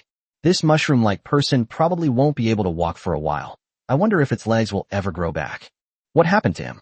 The kind mushroom man pointed to the bald, black-armored soldier lying on the ground and asked Leon. Even in his condition, he still has the mind to care about other living beings. Leon shrugged. It's nothing. He's eaten and wants to sleep for a while. He'll leave on his own in a couple of days. Chapter 166 Wanna Be with the Mushroom Person. Leon carried the unconscious man back. Valeria sized him up and slowly said, "This is Prokop? He looks younger than you, with thin arms and legs." "I don't know yet. I'll ask him when he wakes up," Leon replied without looking up. Before he could even put the person down, Alifia eagerly moved closer. She prayed to the goddess, who quickly released a warm and gentle green light that healed the unconscious man. After a while, he finally reacted, opening his eyes and looking at Leon somewhat blankly, before finally managing to say with difficulty, "Water." His lips were cracked and covered with dense scabs, showing that he must have suffered a lot these past few days. Selena used magic to conjure a cup, poured in some water, and handed it over. This guy drank too fast and choked, coughing violently. After resting for a while, he seemed to have regained some energy. Leon gave him half a piece of bread and then asked, "Are you Prokop?" He nodded and took small bites of bread, but he was too weak to eat any more. "That's good. My employers are your parents. They're very worried about you. What are you doing here all by yourself? If you're unlucky enough to run into a ghoul, you'll be in real trouble." "I encountered it, but I dealt with the guy." Prokop pointed to a bloody claw mark on his arm and continued, "I was lucky. I chopped it in the head with an axe and then burned it to death with fire magic." Leon looked it over. "This guy looks like he's only a teenager, but I didn't expect him to be so capable. Ghouls are deadly creatures. If they were to enter a village, many people would die. They are agile and deadly, making them terrifying killers for ordinary people." A thought flashed through Leon's mind, but he quickly realized he was overthinking it. Leon helped Prokop up, gesturing for him to sit up, then turned to look at the mushroom man with the missing leg. The mushroom-like creature was in a daze, motionless, seemingly lost in thought. Leon relayed his thoughts. "Does your leg hurt?" A little girl's voice quickly came through. "It's just a little inconvenient. I'm so sorry to trouble you. I thought I was going to die." Leon waved his hand. "This mushroom has said that sentence twice already." Prokop coughed twice and muttered to himself behind Leon. "They are not my parents. I am a child they picked up. A few days ago, they made a deal with a coal dealer to sell me to him to work as a laborer for the rest of my life, so they could make money. That's why I escaped." Ignia shook her head and said softly, "I was also picked up by my mother, but she was very kind to me." Although he knew she didn't mean it, her words seemed like rubbing salt into a wound for Prokop. Prokop shook his head. "Then you are indeed lucky. In this world, it is good enough to have food to eat. I gave them the money I had saved over the years, and then ran away. I didn't want to work like a slave until I died." Leon scratched his head. No wonder the tavern owner said his family hadn't given him much commission. "I thought the old couple were struggling financially, and 40 silver coins was their limit. Turns out they weren't worried at all. If they could find it, they would. If not, so be it." Leon replied casually. "To be precise, I didn't actually meet your parents. They found a tavern owner to act as a matchmaker, and I work for that owner." "So you fled here?" "There are a lot of monsters around, and it seems like no mercenaries want to come here." "Yes, there are some monsters, but I came here for the mushroom people. When I was a child, I got lost in this forest because I was playing. Luckily, I met the mushroom people. They were a kind bunch, and I wanted to stay with them. As soon as I entered the forest and killed those ghouls, I encountered those soldiers. They beat me up while I was out of magic, sparing my life for a ransom. I told them nobody cared about me, but they didn't believe me and just kept me tied up." Leon shrugged. "He certainly sounds like an unlucky guy." Valeria crouched down beside him, hugging her knees, and asked Leon, "What do we do next? Send him back or leave him here?" "What do you think?" Leon countered. The bear-like girl scratched her head and muttered, "If that's the truth, then he's really pitiful." Prokop continued from the side, "That's the truth." Leon looked at Selena beside him. "Hakimi is his personal lie detector." Their eyes met briefly. Then she began chanting a spell and nodded a few seconds later. Seeing this, Leon picked up the mushroom man and said to Prokop, "Let's go. I'll take you to the mushroom man's lair and see if their leader will take you in." The group turned back along the same route. Prokop was still very weak and walked unsteadily. As Leon walked past the two corpses, the mushroom man behind him suddenly spat out a swarm of spores and asked, "Were they sleeping too?" "Yes, those two accidentally twisted their necks.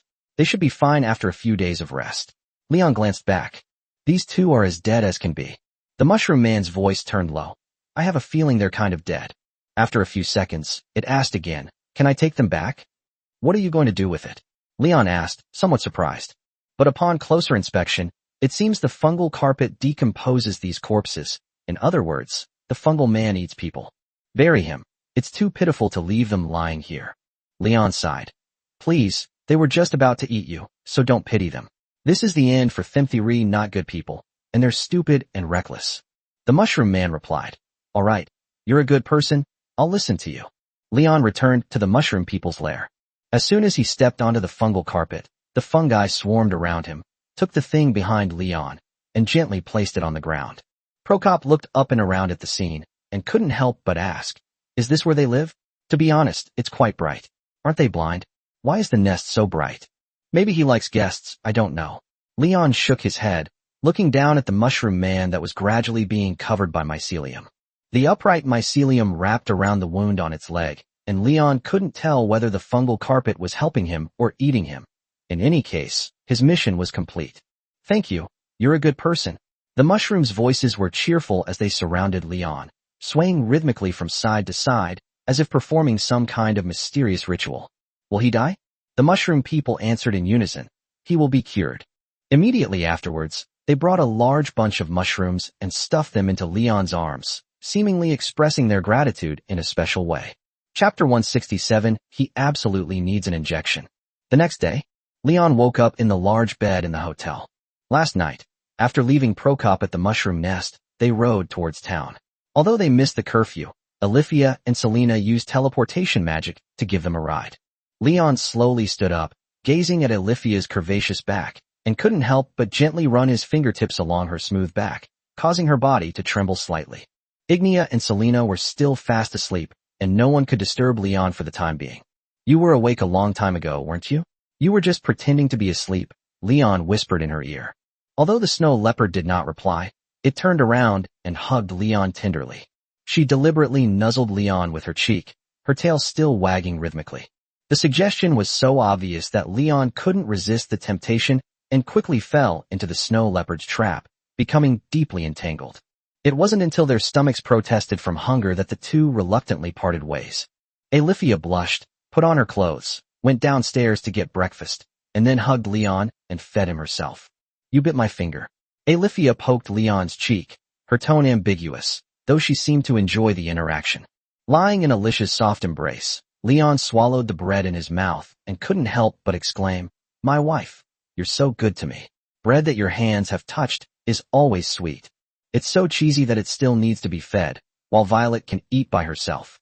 Alifia stroked Leon's cheek, then lowered her head and kissed Leon's forehead. Who told her she didn't have a wife? Leon hugged Alifia and kissed her. She was soft and yielding. She would fall over with the slightest push. Leon began to hint, thank you for your help. I'll give you a massage later. Upon hearing this, Alifia's cheeks flushed again.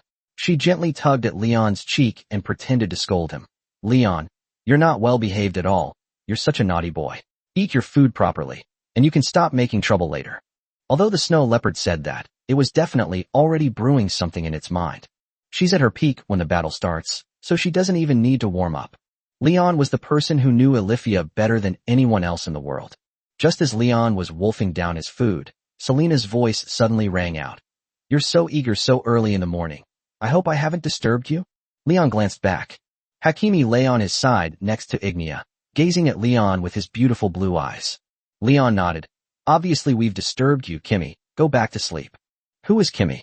Can you please stop giving me such weird names? My name is Selena. Kimmy puffed out his cheeks, making his round face look exceptionally cute. Leon waved his hand. You don't understand. It's a term of endearment. You're kidding me again. Selena pounced on Leon and bit him on the neck. Alifia handed her the wooden bowl, as the industrious snow leopard had just taken everyone's breakfast upstairs. After breakfast, Leon wanted to flirt with the snow leopard and relax a bit. A knock on the door completely disrupted his plans. Judging from the frequency and force of the knocking, the person knocking is probably in a hurry to be reincarnated, so it's probably that bastard Teresa. Alifia got up and opened the door, and sure enough, it was this guy standing in the doorway. Leon placed the bowl on the bedside table and asked her, what are you doing? Knocking on our door so early in the morning. Is it still early? It'll be noon soon. Teresa peeked into the bed and saw that Ignia was still asleep, so she deliberately lowered her voice. Are we going to continue our journey today? Or are we planning to rest for another day? Leon turned to look out the window, pondered for a moment, and then said, let's get going. There's nothing fun to do here anyway. Okay, then I'll have Lena and the others pack up. We weren't in town yesterday. Did you cause any trouble? Leon looked her up and down. There were no new injuries on his face, so he probably hadn't been in a fight. Teresa crossed her arms, her tone tinged with helplessness. Nonsense. I'm not a child. It's not like I'll cause trouble if you're not around. I haven't even asked you yet. You came back so late yesterday with Valeria and Mia. Where did you go? There's a grove of trees on the west side of the city with some fun mushroom people, Leon replied, then teased her. It's a shame you didn't come. They gave us a ton of mushrooms. I'm planning to grill them for lunch. Teresa pursed her lips and replied directly. While I'm not interested in monsters, I am very interested in food. Leon glanced at her and casually scolded. You little glutton. Teresa didn't retort. She was just about to turn and leave when she seemed to remember something and turned back, knocking on the door. By the way, the otherworldly demons are attacking. Leon was slightly taken aback, and Selena and Alifia beside him also perked up their ears, listening intently to every word Teresa said. Seeing that she didn't seem to intend to continue, Selena complained. Don't just say half of what you meant. Where were you? Teresa seemed to be doing it on purpose, a slight smile playing on her lips. Valoan. I found this out this morning when I was selling things with Rena. Leon shrugged. Valoan, that's all right. We're at least 800 kilometers away from the border of Valoan, so we don't need to worry for now. When Selena heard Leon say that, she couldn't help but remind him. They wiped out for Sild in just 1 month. You should run as far away as possible. The group was chatting enthusiastically when Ignia, who had just been fast asleep, was woken up. She stretched and sat up quickly, looking at everyone with a blank expression.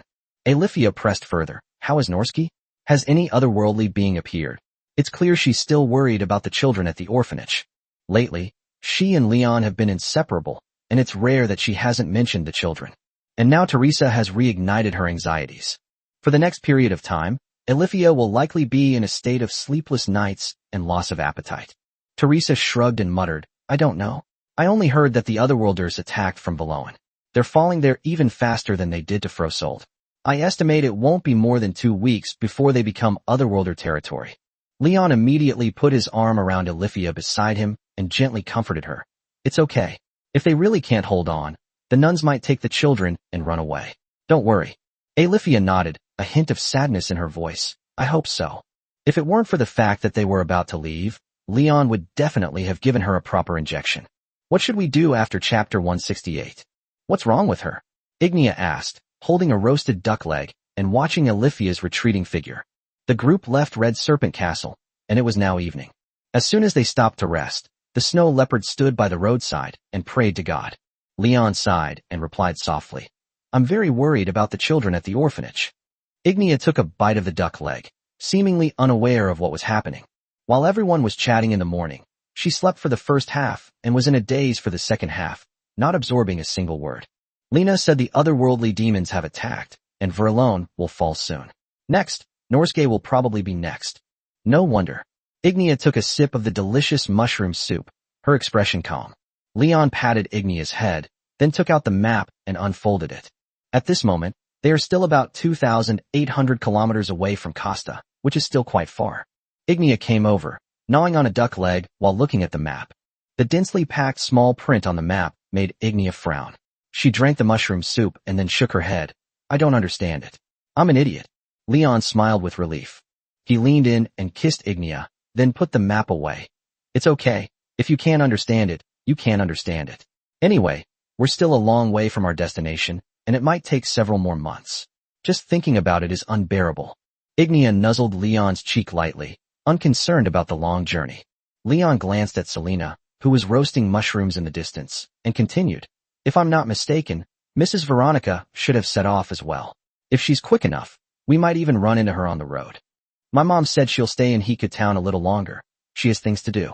She'll only run away when the alien demons reach the outskirts of the city. Leon was slightly taken aback, his eyes widening. That's the limit?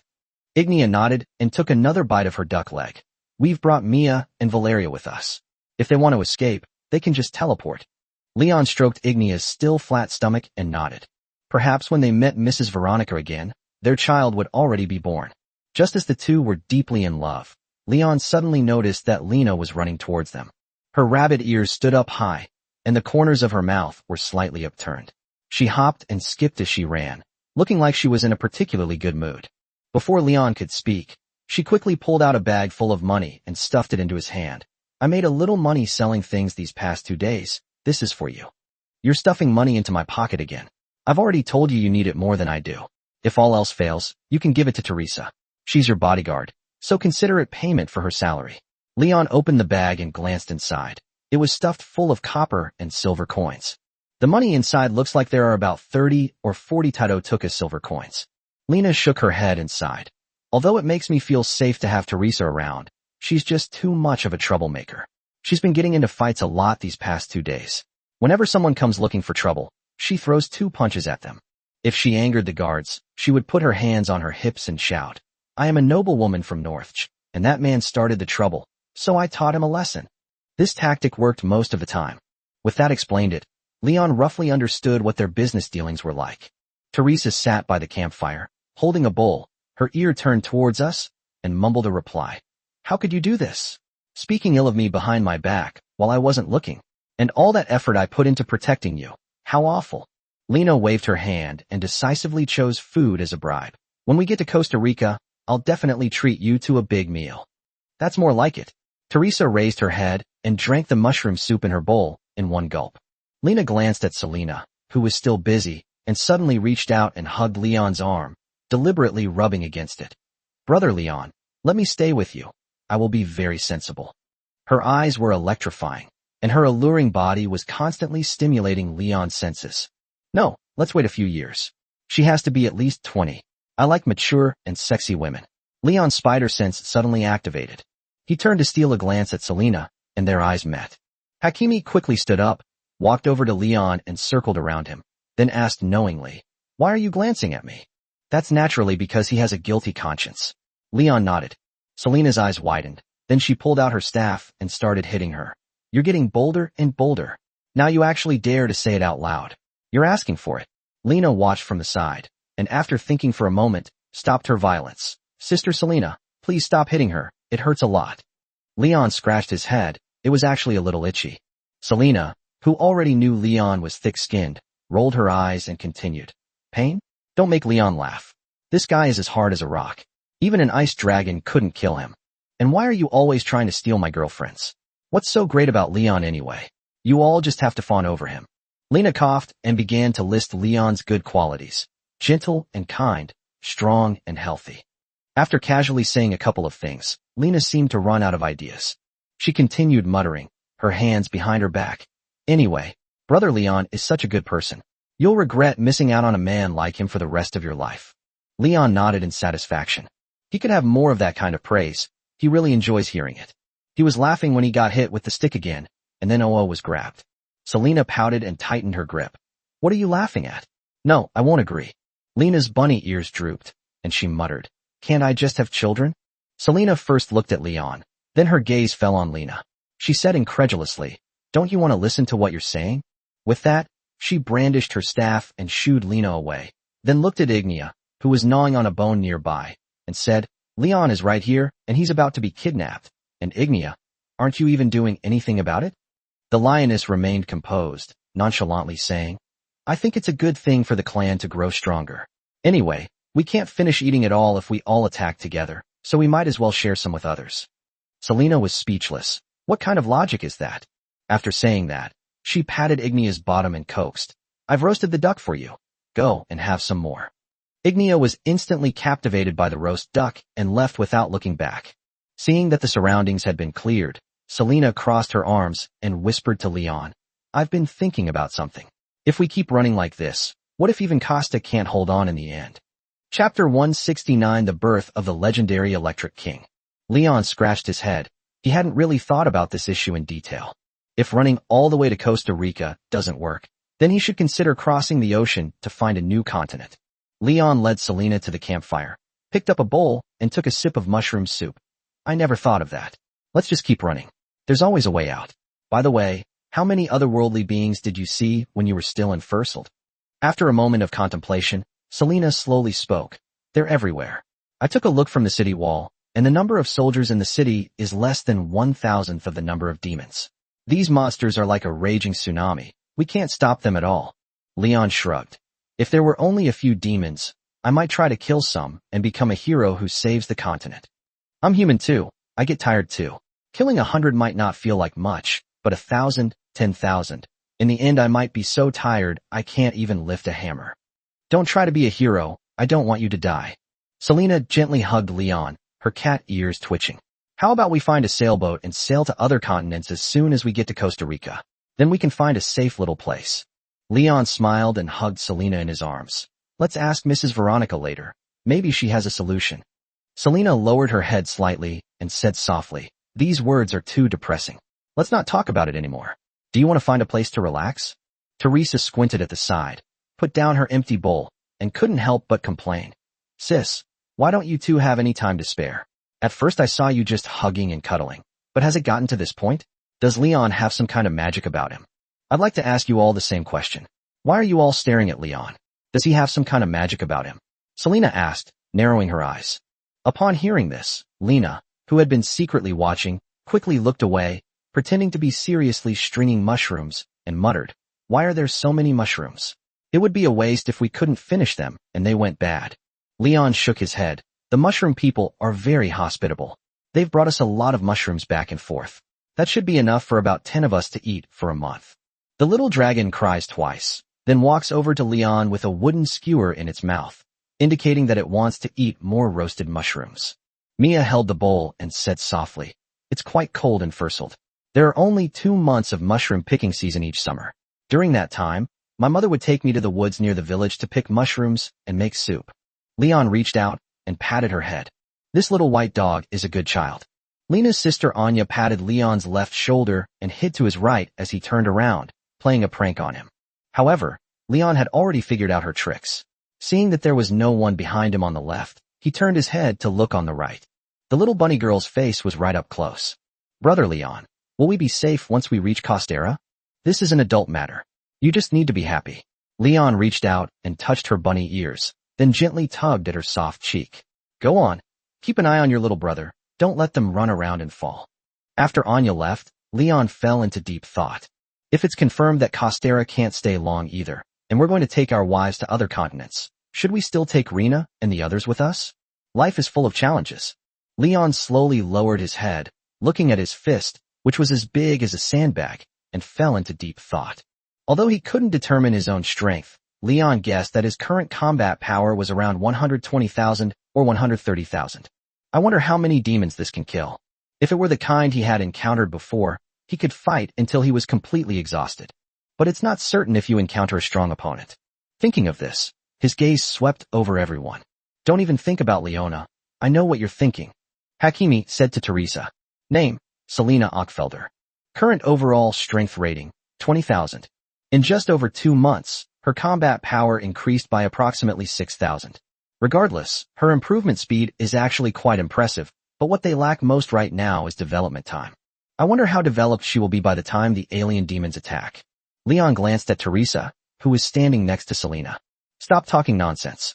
I don't like Leon at all. Although he is indeed more and more handsome the more I look at him, he always bullies me. For that reason alone, I will not become his wife, much less have 3 children with him. Name, Teresa Bush Naritas. Current overall strength rating, 18,000. That wretched, insolent gluttonous cat is already lucky to be a security captain. Her combat power has actually decreased instead of increased. It seems that she has been too lazy lately and has been too busy playing to train. Leon looked at Ignia, the lioness sitting opposite him, intently devouring meat. Name, Ignia.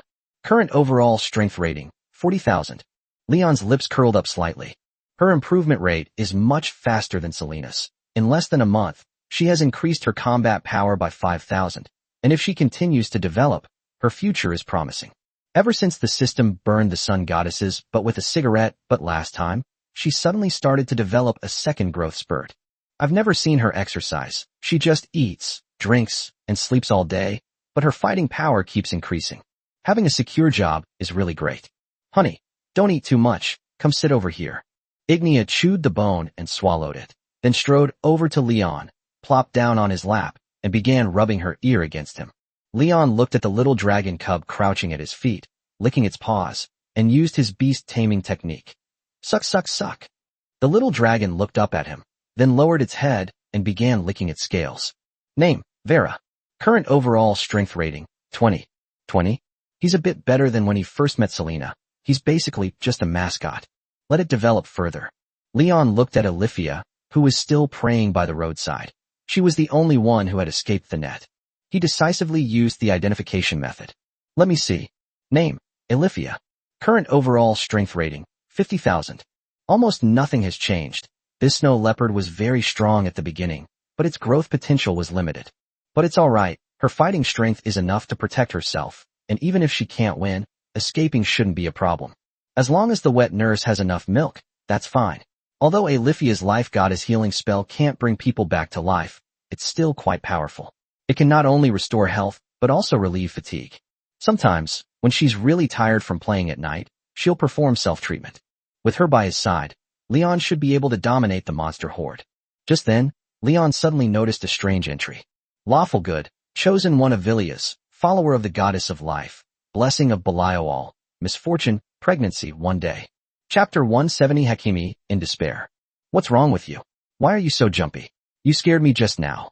Selena first punched Leon twice, then casually played with Leon's bell. Teresa stole a glance, then pouted, too embarrassed to say anything. Leon allowed Selena to do as she pleased without resisting. He was deeply moved.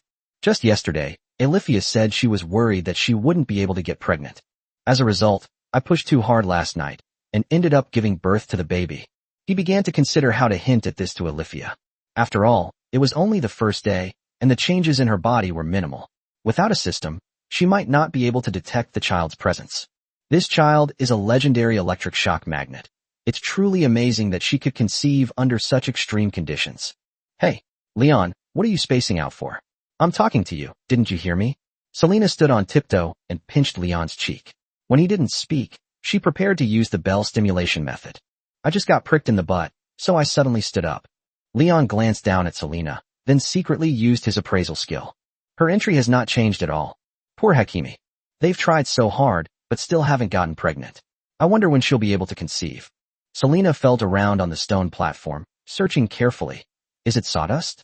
There's nothing there. How strange. Teresa volunteered. I know. He definitely deserves a beating. I can beat him up for you. Selena pursed her lips, seeing right through her true thoughts.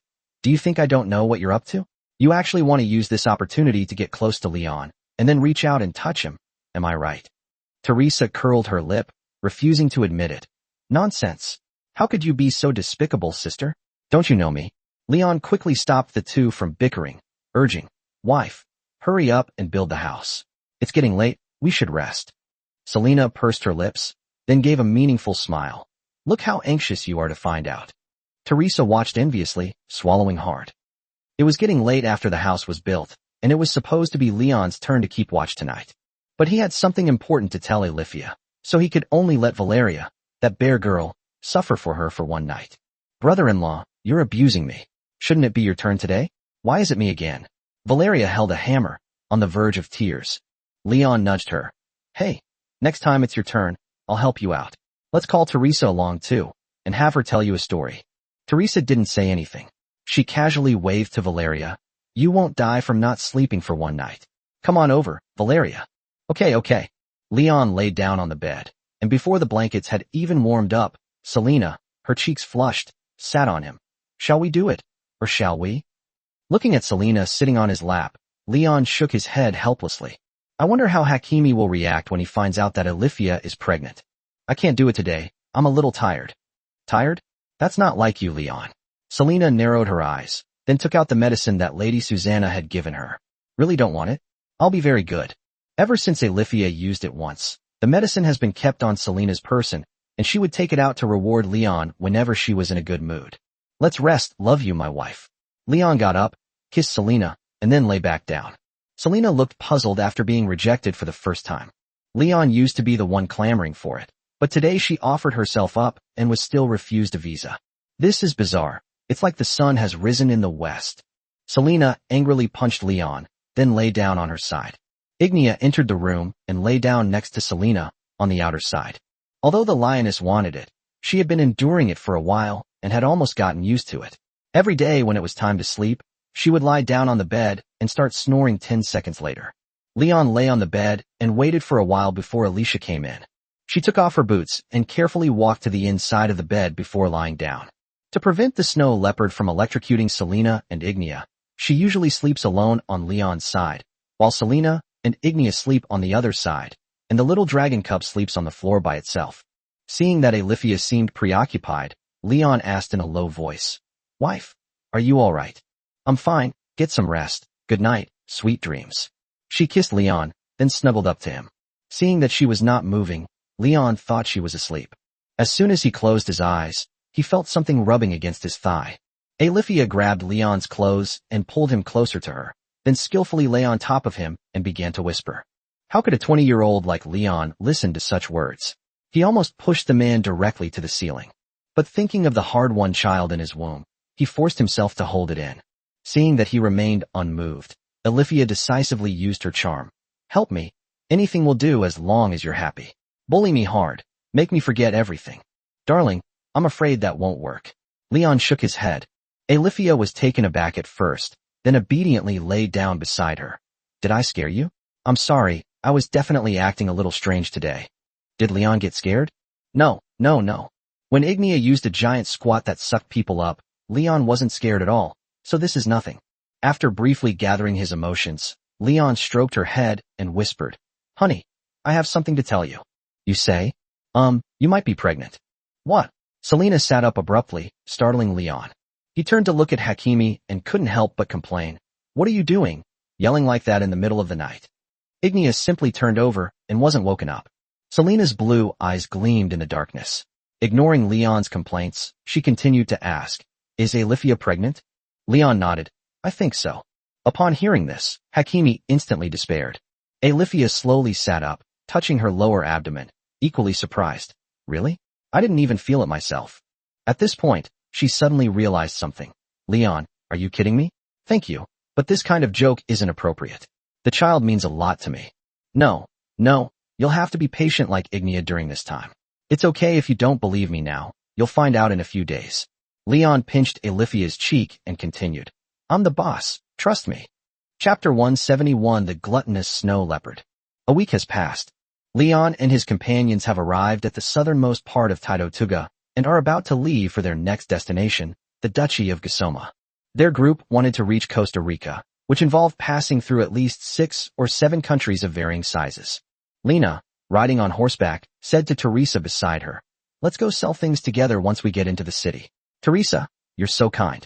"Of course, you're only finding out now," Teresa said seriously. Leon shook his head at the two of them and then said, "We don't plan to stay in Gisoma for long, and we don't recommend that you sell things here. Lady Veronica said in her letter that they speak Gisoma here, and you two won't understand what they're saying." Lena and Teresa looked at each other. Then the big rabbit girl said, "We can use hand gestures." Leon shook his head, denying the idea. No, we're unfamiliar with this place, and the security here is terrible, so let's not mess around. Anyway, it's a small place, only about 200 kilometers from south to north. It'll only take a few days to get there." Lena's bunny ears drooped down, and she said somewhat dejectedly, "Okay, Leon, I'll listen to you." Selena watched the two silently, her eyes narrowed. After meeting her gaze, she took out her staff and tapped Leon on the head. "What are you looking at me for? You wretched dog, Leon. You're so pretty, but can't we even look?" Selena twitched her ears, and her tail immediately wagged. "Tisich, you're all talk. I'll reward you handsomely when we rest later." Ever since she found out that Alifia was pregnant, Selena would drag Leon out for intense workouts whenever she had free time. But this little glutton was far too weak, and soon began to beg for mercy, making it impossible for Leon to enjoy himself to the fullest. As for Ignia and Alifia, they were both in a period of repression and unable to launch an attack on Leon, so they could only keep holding back. Ignia is alright. She goes to bed early and can't be woken up. Selena and Leon's games generally don't hold her attention. But Alifia suffered terribly. She couldn't do anything related to playing games, and she curled up to the side every day, covering her ears and trying her best to sleep. Although Leon and Selena try to avoid her, they are sometimes still woken up. At this moment, Alifia was flying beside Leon, her ear turned towards him, eavesdropping on their conversation. Leon glanced at her and asked softly, "How is Snow Leopard? Is he all right today?" "Yes, I can feel the baby's presence. I am indeed pregnant." Alifia's cheeks flushed slightly, and a smile appeared on her face. Finally, something good has happened. Although the northern continent was at war with the otherworldly demons, She gradually smiled more often after learning that she was pregnant.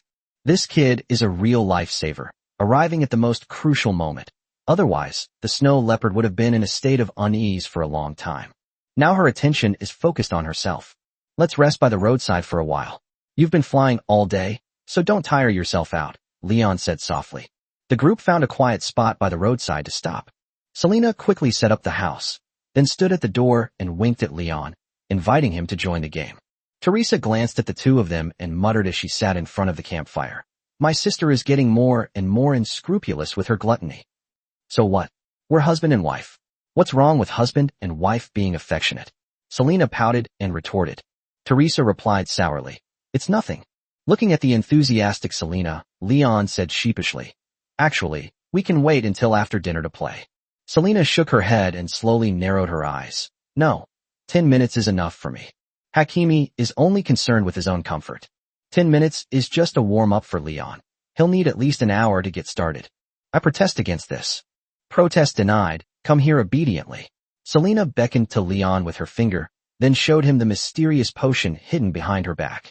Just then, Alifia floated over, hugged him from behind, and whispered, We need to talk. Selena pursed her lips when she saw this, because she felt that she probably wouldn't be able to eat anytime soon. Leon turned and kissed the snow leopard's little face, asking in confusion, What do you want to talk about? Alifia whispered mysteriously in his ear, Let's talk about something private. After saying that, she took Leon's hand, stepped aside from Selena, and went into the room. She made Leon sit on the bed, while she herself stood stiffly in front of him, looking as awkward as a child who had done something wrong. What's wrong? Just tell me. Leon looked puzzled, then reached out and poked the snow leopard's soft belly. After a brief moment of gathering her emotions, Alifia slowly said, I want that one too. Seeing her say that, Selena breathed a sigh of relief and patted Alifia's bottom with her staff. What do you want? Think more about the baby. The most important thing for you right now is to be patient. Just hold on for another 3 months. Selena, I really can't take it anymore. Hearing your voices every day and not being able to dig a well is just too painful.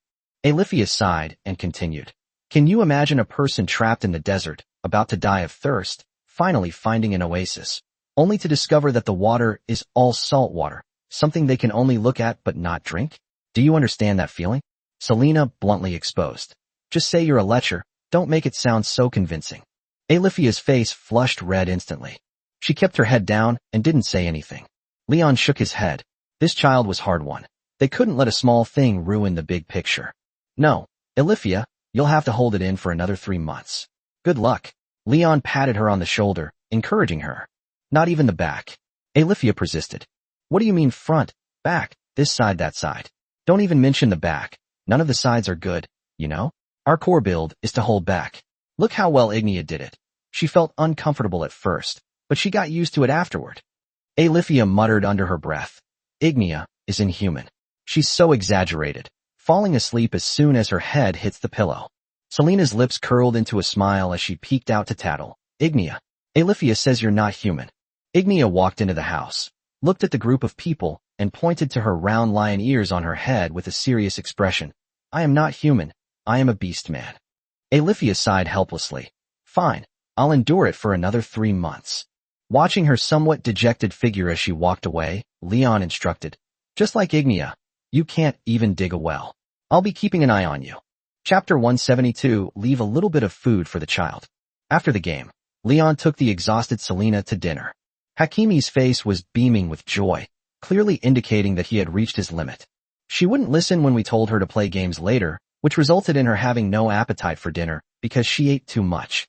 She could only stare blankly and smile at the roasted mushrooms in her hand. As for Alifia, the snow leopard, after finishing her dinner, she began to pray towards the nearby forest, trying to distract herself in this way. Her mind was constantly torn between faith and desire. It's only been a week, and she can still barely suppress the raging beast within her. When the flood actually came, Leon really didn't know how to treat her. Thinking of this, Leon slowly put down the bowl, then kissed Selena and Ignia beside him in turn, preparing to attend to his own business.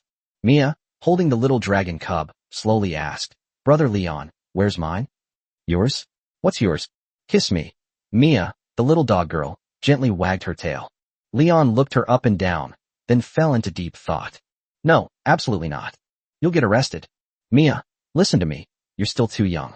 Children your age can only be patted on the head, understand? Leon quickly rubbed her head. Mia pouted. This was clearly not the outcome she wanted. This child knows so much at such a young age. I wonder who taught him to be so bad. Mia continued. I won't give up. Leon shook his head helplessly, carried the oath breaker to an open space, then took off his shirt, rolled it up, and threw it aside. Although winter has passed, the border between Taitotuga and Gisoma is still technically in the north and remains somewhat chilly, with nighttime temperatures around a few degrees Celsius. Leon exhaled a breath of hot air, then assumed a fighting stance, briefly gathered his strength, and suddenly swung his fist. Buzz! The buzzing sound of the oath breaker as it brushed against the air echoed around them. The strong wind blew away the surrounding soil, and the birch trees directly in front swayed gently, occasionally letting a few scattered leaves fall. That's right, Leon is working out. Since transmigrating to this world, Leon has hardly exercised. He strengthens himself entirely through his fighting spirit. But Mrs. Veronica said that physical training alone could improve his control over battle aura, and now that the alien demons were attacking, he had to become stronger. However, ordinary exercise methods no longer work for him. He needs to use more extreme methods to see results. 100 times, 1,000 times, 10,000 times. Leon swung the hammer numbly, faster and faster. When one hand went numb, he would switch to the other, without stopping for a moment, until he was drenched in sweat. He looked at the sharply defined muscles on his arms and nodded in satisfaction. The training has been completed with 50,000 swings in each hand, and the weight of the oathbreaker is close to 100 pounds. This level of training should be sufficient. But training only the arms and not the legs won't work, so Leon stretched his legs and then took off his shoes and put them aside, since he didn't want to change his shoes every day. The next training session is high knees, 1,000 times per second, for 10 minutes. A series of rapid tapping sounds echoed through the woods, and tiny pebbles bounced slightly around Leon. At first, Leon didn't feel anything, but as he danced, he suddenly noticed a wisp of blue smoke rising around him, and his skin felt slightly hot. He gradually stopped moving and then reached for his pants. Because of the excessive friction, the underwear seems to have torn. It seems I'll have to go naked if I want to exercise in the future, otherwise this kind of fuss is such a waste of clothes. Just as he was deep in thought, he suddenly heard a sound. Quack! Quack! Leon turned around and saw a group of animal-eared girls hiding behind the house, peeking at him. Leading the group were Teresa and Rena, followed by Mia and Valeria. As for Selena and Ignia, they were also watching with great interest. Upon being discovered, they scattered and returned to their seats around the campfire to chat. The little dragon cub came running over excitedly and gently hugged Leon's leg, quacking, quack, quack. What's wrong, little one? What are you yelling about? Violet stuck out her tongue excitedly and then licked Leon's muscles haphazardly. As a result, a small hand picked it up and casually tossed it onto the open ground nearby. Selena muttered, Leon's covered in sweat, and you're still licking him? You stupid dragon. The little dragon squinted its eyes, then smacked its lips with relish, as if savoring the moment. Leon sized up Violet. Don't let the fact that this little dragon cub has an intelligence level of only 1 and seems a bit silly fool you. It's actually quite clever. Selena took a damp towel and carefully wiped Leon's body. You're all sweaty. Wipe yourself off first, then take a shower later. Teresa and Lena are getting increasingly brazen. Now they're openly spying on you while you work out. From now on, remember to put your clothes on properly. I'm a stingy person and don't want anyone to see your muscles. Leon's eyes widened, and he couldn't help but exclaim, Are you kidding me? I can't even look. You're being too possessive of your food. It's not like I let any birds out. If you don't want people to see it, it's simple. Just build a semi-enclosed area, and no one will be able to see it. Selena pouted. In short, it won't work. I'll feel uncomfortable if other people watch me exercise. These women all have their eyes on you, and they'll take advantage of you and leave you with nothing. No sooner had she finished speaking than Lena complained from the side. You can't finish it all yourself. Why don't you share it with others? You're so stingy. Leon had no idea where this giant rabbit girl came from. He hadn't noticed her at all. Selena put her hands on her hips and said confidently, No means no. Lena pouted. Selena is so mean. Such a stingy person. After saying that, she angrily walked towards the camp. Selena chuckled lewdly, then casually stroked Leon's body with her small hand. Look at those poor birch trees. They finally sprouted some green leaves in the spring, but after you messed them up, not a single leaf was left. Leon looked ahead at the birch trees and found that they were indeed bare. They will grow back in 2 months, so it doesn't really have any impact. Just then, Ignia walked over, carrying her axe, her tail swaying gently behind her. Leon, I want to train with you too. You? Leon sized up Ignia. This lioness's body was already quite muscular. Any more training, and she'd become a monster of muscles. Never mind, you're pregnant. Leave the baby some soft meat. Chapter 173, Friendly Forest People. The next morning, everyone set off early. Ahead of the group was a swift-flowing river, about 30 or 40 meters wide. Once they crossed this river, they would reach the ancient Soma kingdom. Selena and Alifia teleported the children to the other side of the river one by one. Leon and Ignia took a short run up and leaped to the other side of the river. Valeria stood on the riverbank, gazing at the opposite bank, and then suddenly said, "Actually, I think I could jump this distance too." Leon glanced at her, then quickly pulled her away. "Don't even try. We'll have to fish you out if you jump into the river." Valeria rolled her eyes, punched Leon twice, and angrily began to badmouth Leon to Ignia. "Sis, brother-in-law is always putting me down." Ignia replied without hesitation, "I think he's right." "Nonsense." Valeria, on the verge of tears, started muttering to Ignia. Leon picked up the little dragon cub and climbed back onto the cow. Selena tapped Leon's thigh with her staff and asked, "Leon the dog, is your leg all right?" Although Leon was exhausted last night, he recovered so quickly that he didn't feel the soreness he had expected after a good night's sleep, so he doesn't know if this kind of exercise is actually effective. He shrugged and answered honestly, "I don't feel anything. Maybe the intensity isn't enough. I'm going to increase the intensity of my workout tonight." Teresa suddenly asked, "Can I join?" Proper exercise can make a person's figure more beautiful. Upon hearing this, Selena narrowed her eyes slightly, then resolutely guarded her food. "Go away, you can practice by the campfire." Teresa's eyes widened, and her fluffy animal ears twitched. "Wow. Sis, don't be so stingy, okay? We can't even exercise together." Selena crossed her arms and instantly saw through her. "Do you think I'm stupid? I'm a woman too. Do you think I don't know what you're up to? You just want to take advantage of Leon." Hakimi's surveillance was so tight, so meticulous, that the other women had no way to get past him. Leon looked at these young, beautiful, and energetic girls and secretly felt sorry for them. They just want a handsome husband. What's wrong with that? Seeing Leon grinning to himself, Selena swung her staff at him and said, "What's so funny? Tell me."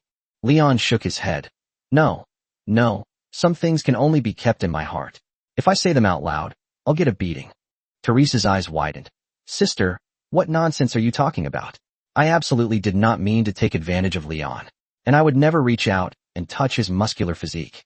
Selena shrugged. "I didn't say anything." "You didn't say anything, but your meaning was written all over your face."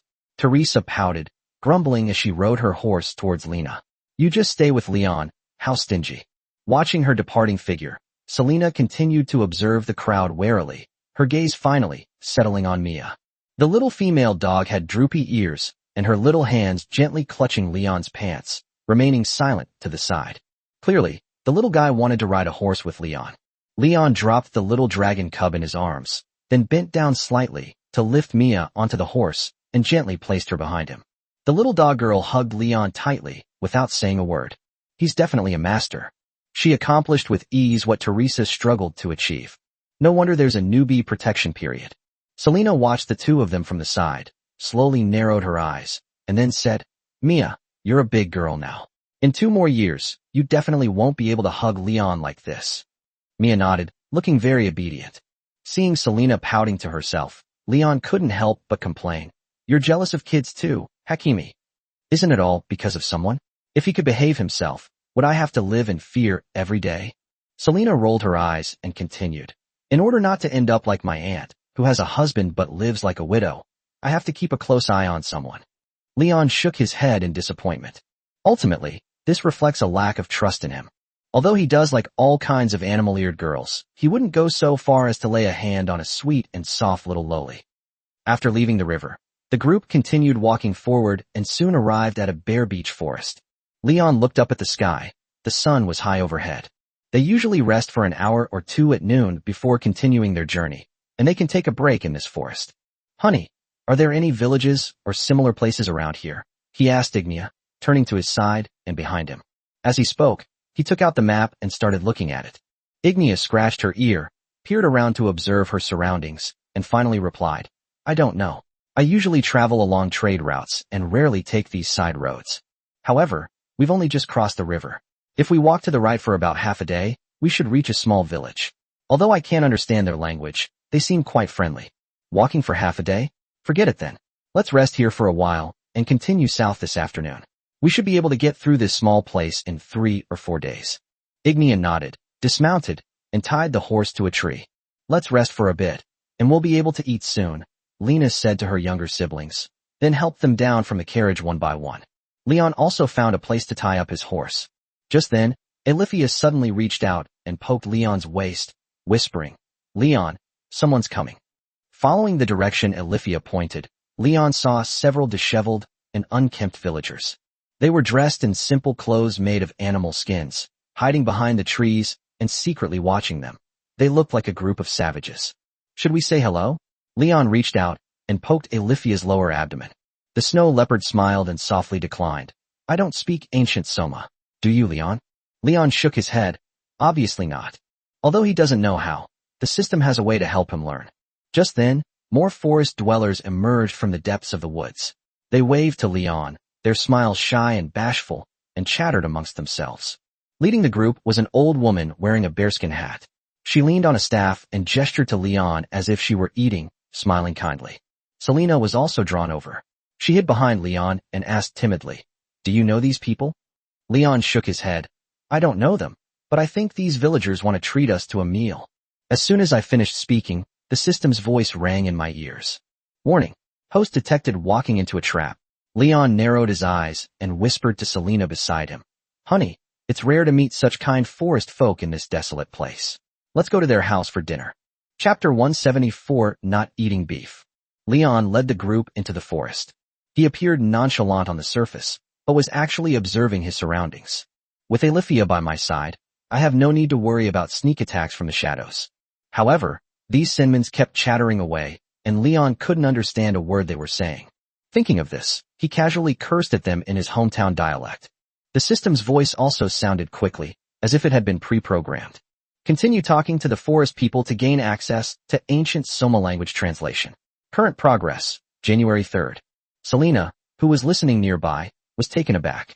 She then nudged Leon beside her and said, What were you babbling about? I didn't hear you. Leon leaned close to her ear and whispered, It's what it means in our hometown dialect. Selena narrowed her eyes, casually patted Leon's groin, and complained, Why are you swearing? Leon looked around and replied with a smile, Because they're not good people. Really? Upon hearing this, Selena immediately slowed down and pulled Mia and Lena's sister Anya to her side. They're not good people. Why are you going with them? I'm curious about what they're planning to do. I'll protect you, don't worry. Leon reached out and touched her cat ears. What do these forest dwellers want to do? Murder and robbery? Kidnapping and extortion? Their group was mostly women. Although Ignia and Valeria were as strong as oxen, they were still frequently targeted by thieves along the way. After all, there were more robbers than rats in this era. Leon casually uttered a couple more words in Tibetan, and the system's voice sounded again. Old Soma translation permissions have been obtained. The function is now automatically enabled. In an instant, a vast amount of knowledge flooded into Leon's mind, and the ancient Soma language that had just sounded awkward suddenly became clear.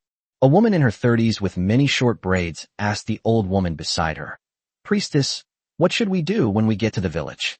Shoot them in the dark? Poison them? Or just have the men chop them down with axes? Save, shut your mouth. We've talked about this many times. If they can understand us, we'll be exposed. I won't mind cutting out your tongue and offering it to him. The old woman patted her shoulder, her smile still warm and kind. Oh, look at them. They all have filthy beast ears. They're just like those guys. They're from the north. Besides, he wouldn't like this tongue of mine. It's better to keep it in my mouth than to cut it off. The old woman glanced at her, still smiling. These guys are really good actors. If it weren't for being able to understand what they were saying and having system reminders, Leon might have thought they were just having a casual chat. Furthermore, daring to slander animal-eared girls is an even greater crime. They're doomed. After walking for a while, Anya gently tugged at Leon's clothes and asked softly, Brother Leon, how much longer do we have to walk? I'm a little tired. You used to sell wine outside the city every day, and you're tired after walking just a few steps? You're bragging. Leon reached out and stroked her fluffy rabbit ears. Anya lowered her head slightly, her little tail twitching behind her, as if she was enjoying being touched. Leon urged, "Go, let your sister hold you." Anya nodded, ran to Lena's side, and took her hand. After walking a little further, Leon finally saw the villages built by the forest dwellers in the forest. There didn't seem to be many people. Only a handful of households were clustered together. When the old woman returned with her entourage, the men smiled and walked towards them, pretending to be enthusiastic as they led the way. Then they took the opportunity to ask, "What do you need to do?" "I'd like to make some preparations." The old woman replied with a smile. "If you poison that man, 3 or 4 people wouldn't be able to hold him down. Be careful of that blind woman in white. She has an unpleasant smell and seems to be a false god, making her the perfect sacrifice. Find an opportunity to take down those 2 tall and strong women. The rest are just useless women and children, who can be killed as sacrifices." "Okay, I'll go prepare." Soon, 2 cute girls with painted faces ran towards everyone, carrying steaming hot ceramic bowls. They smelled a strange fragrance even before they got close to Leon. Ignia swallowed hard. "It smells so good. I'm a little hungry. I'm going to eat a few more skewers of mushrooms later." Leon glanced at her.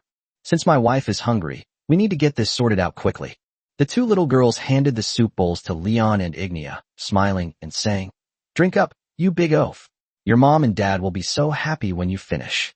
Leon nodded and accepted the 2 bowls of soup. The thick, green soup looked like it was covered with a layer of moss, and it didn't look very appealing, but the aroma was incredibly enticing.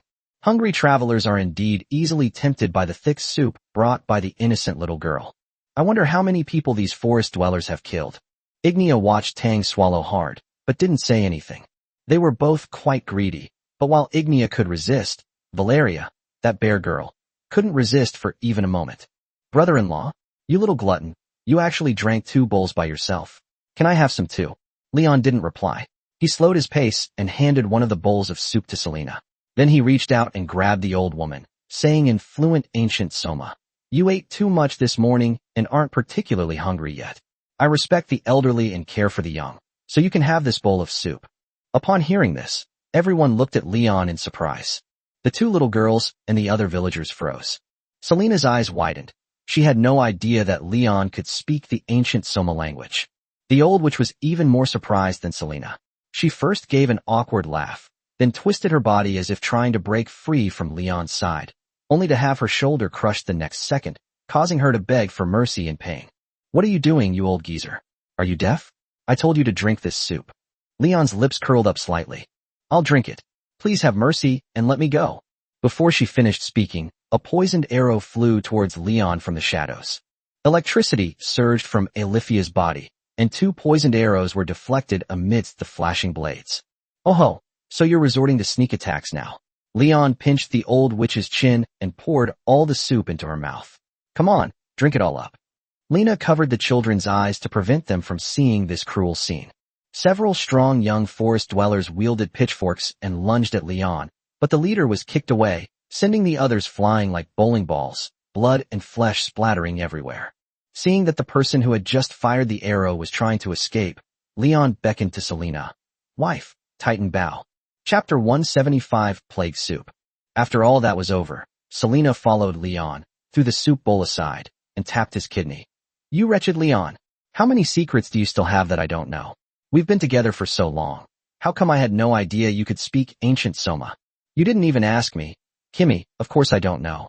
Leon caught the adamantine arrow that Selena had pulled back, then shook off the blood on it. Leon's archery talent seems to be quite good.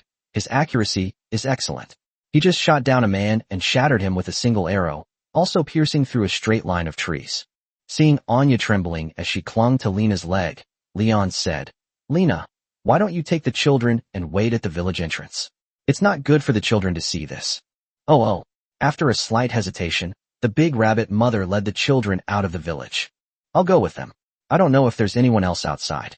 It'll be safer this way." Ignia followed. "Teresa, Valeria, come with me." Valeria nodded and quickly followed. The bear girl was too terrified to speak when she saw the corpses scattered all over the ground.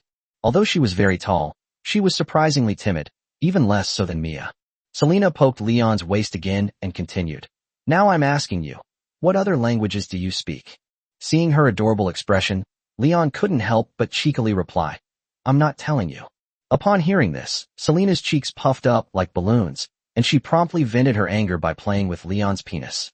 Seeing that he had successfully angered her, Leon smiled with satisfaction. Just then, Selena seemed to notice something. Her eyes were fixed on the old woman's corpse on the ground. After Leon poured the poisoned soup into her mouth, the old woman choked on the ground for a while before dying.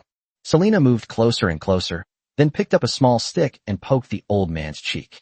Upon being stimulated, her skin quickly cracked, and several white maggots, along with foul-smelling pus, emerged from her body. Then the cracks gradually spread to the entire body, and a pool of corpse fluid flowed out. Leon picked up Selena and moved aside, his brows furrowing at the disgusting sight. However, only this corpse was like this. The other forest dwellers' corpses were all normal, perhaps due to drinking that bowl of green soup. Aletheia said softly, stay a little further away from the corpses. These forest people worship the plague god and the lord of rot, Viglo. It would be troublesome if they were to contract the disease. Upon hearing this, Leon immediately covered Selena's nose. After all, Hakimi is incredibly delicate. She easily catches a cold from even a slight breeze, given her past experience with illness. A golden holy fire ignited in Aletheia's hand. I must purify their corpses. I cannot allow this filth to remain here. After saying that, she lit the old woman's corpse, from which maggots were crawling out, and the sacred fire quickly burned it to ashes. Leon continued, there should be some kind of altar around here, right? I just heard them say that they're going to offer children as sacrifices to evil gods. Are these evil gods all smelting broth? Aletheia nodded, her voice filled with anger.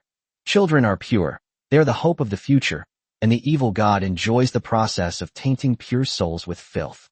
The altar of the plague god is underground. I'll go purify it later. Is everything all right? Leon glanced at Aletheia's lower abdomen and asked softly. This snow leopard is pregnant, so we have to be a little careful. Aletheia shook her head. It's all right. He will protect me from corruption. Okay, then wait for me for a moment. Leon walked quickly to the village entrance and placed Selena, whom he was carrying, next to Ignia and the others. Stay where you are. I'll be back in a bit. Why didn't you take me with you? Selena asked Leon, arms crossed. To avoid you getting sick, you should stay here. Leon reached out and touched Selena's cat ears, then turned and left. Leon followed Alicia into a thatched hut and then opened the wooden door to a hidden passage in the corner. The moment he opened the door, Leon was hit by a nauseating stench. The last time I smelled this foul odor was in Baron Lucas's dungeon. This is a tunnel that can accommodate 2 or 3 people walking side by side. Aletheia began to pray, and her body gradually radiated holy light, purifying the surrounding foul miasma. The underground altar wasn't located deep, it was just 4 or 5 meters ahead. Aletheia suddenly drew the dawn sword. There are living things inside the altar, be careful. Leon nodded, raised his arms slightly, and kicked the heavy wooden door open with a sudden thud. An even stronger stench hit him, and all sorts of flies buzzed around his ears. Aletheia was electrified, swatting at the flies around her like an electric swatter, making a crackling sound. A 2-meter-tall statue came into Leon's view. He was broad-shouldered and thick-waisted, looking like a lecherous man covered in sores, with a long, thin tongue hanging from his mouth and countless maggots in his hollow eye sockets. There is a huge pit in front of the statue, like a pot buried underground, simmering some kind of dark green soup. Besides flies, the soup was also covered with rotting corpses, most of which were beastmen. Most of them were refugees who had fled from Norski. They were spotted by this group of Sun people when they arrived in this area, and then met with misfortune. What bad luck. After finally escaping from the north to get here, this is the end result. Are there any living creatures around here? I only see swarms of flies. Aletheia pointed her sword at the pot of plague soup and said softly, yes, it's in there. As soon as he finished speaking, a fat, festering hand slowly emerged from the thick soup and pushed away the rotting corpses floating around it. Then Leon saw its head. Even though he had seen many grand occasions, his stomach was churning uncontrollably. This was a giant, rotting corpse, which had clearly been soaking in thick soup for some time, and was even more swollen and horrifying than the corpses we had encountered before. Aletheia was clearly the pregnant woman, but Leon felt nauseous. I suddenly felt completely nauseous. Aletheia explained, this is a body raised by these cultists. If an evil god is to appear in the world in the future, it will descend into the world through this body. I have seen the same thing before. With that, Alifia chanted a spell and set the giant's rotting head ablaze. She then waved her hand, and the sacred flame immediately spread in all directions. Okay, let's go up. Leon nodded, and as he turned around, he saw the shattered statue of the otherworldly demon god behind the collapsed wooden door. Chapter 176, Unless I See It. How did it go? Selena asked Leon when he returned. After saying that, she leaned closer to smell it, then quickly covered her nose. My God, my nose is completely deaf. What's that smell on you? Even Mia, who always liked to be close to Leon, didn't dare to get any closer. The little dragon ran toward Leon as usual, but stopped quickly as soon as it got close and covered its nose with its claws. There's a small altar at the bottom of the village, filled with all sorts of rotting corpses. I'm so sick of them. It's a good thing you didn't go down there, or you would have thrown up yesterday's bread. Selena looked bitter and said pitifully, Okay, let's walk back a bit, and I'll give you a bath later. Leon nodded, walked back about 100 meters, and then set up camp on the spot. He had just gone downstairs, and his mind was filled with those images. He definitely wouldn't be able to eat anything for a while, so he sat in the bathtub, ready to wash his body thoroughly. Seeing Selena pouring hot water, Leon continued, Just now at the altar at the bottom of the village, I saw the statue of the demon god again. What was that guy's name again? I think it was something like Nah. Lady Veronica said the demon's name is Nager, and these evil gods have colluded again. I'll write her a letter later. As she spoke, Selena poured some lavender vinegar into Leon and Alifia's bathtubs, as this stuff has antibacterial and disinfecting properties. Mrs. Veronica? What are you two talking about? You write letters every day. Leon rubbed his arms and asked casually. We didn't talk much, just reported on what I saw and heard on the road. Mrs. Veronica will pay me. Selena reached out and touched Leon's shoulder, then quickly pulled her hand back. This water is so hot. Leon, are you a pig? You're not afraid of getting burned at all. It's all right, Leon shrugged. Selena took out her staff and tapped Leon on the head, then bent down to pick up the clothes on the ground. I'm going to wash your clothes. Wash them well. I'll call you for dinner later. Thank you, honey.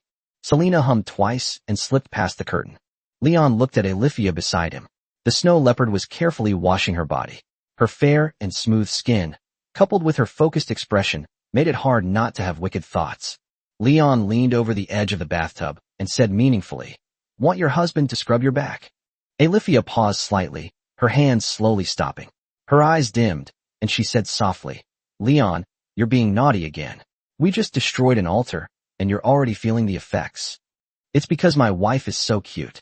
Alifia thought for a moment, then gently shook her head. Let's not. If you make me react, I'll feel terrible. Now that we're pregnant, we can't do that anymore. It's really hard to control the evil thoughts in my heart. What do you mean by evil thoughts? You're my wife, and you have such a handsome husband, so it's perfectly normal to have such thoughts. Leon shrugged. Forget it. I'd better behave myself, lest I develop any bad thoughts later. It's too painful to keep them to myself. Alifia gently wiped her body with a towel, a blush already appearing on her face. Just then, the curtain separating the camp was gently blown open by the wind. Leon saw a pair of fluffy cat ears with a tuft of black fur fluttering in the wind. It's that savage cat Teresa again. She must think she's hidden herself very well. Leon pretended not to know she was there, and then bent down to wash himself.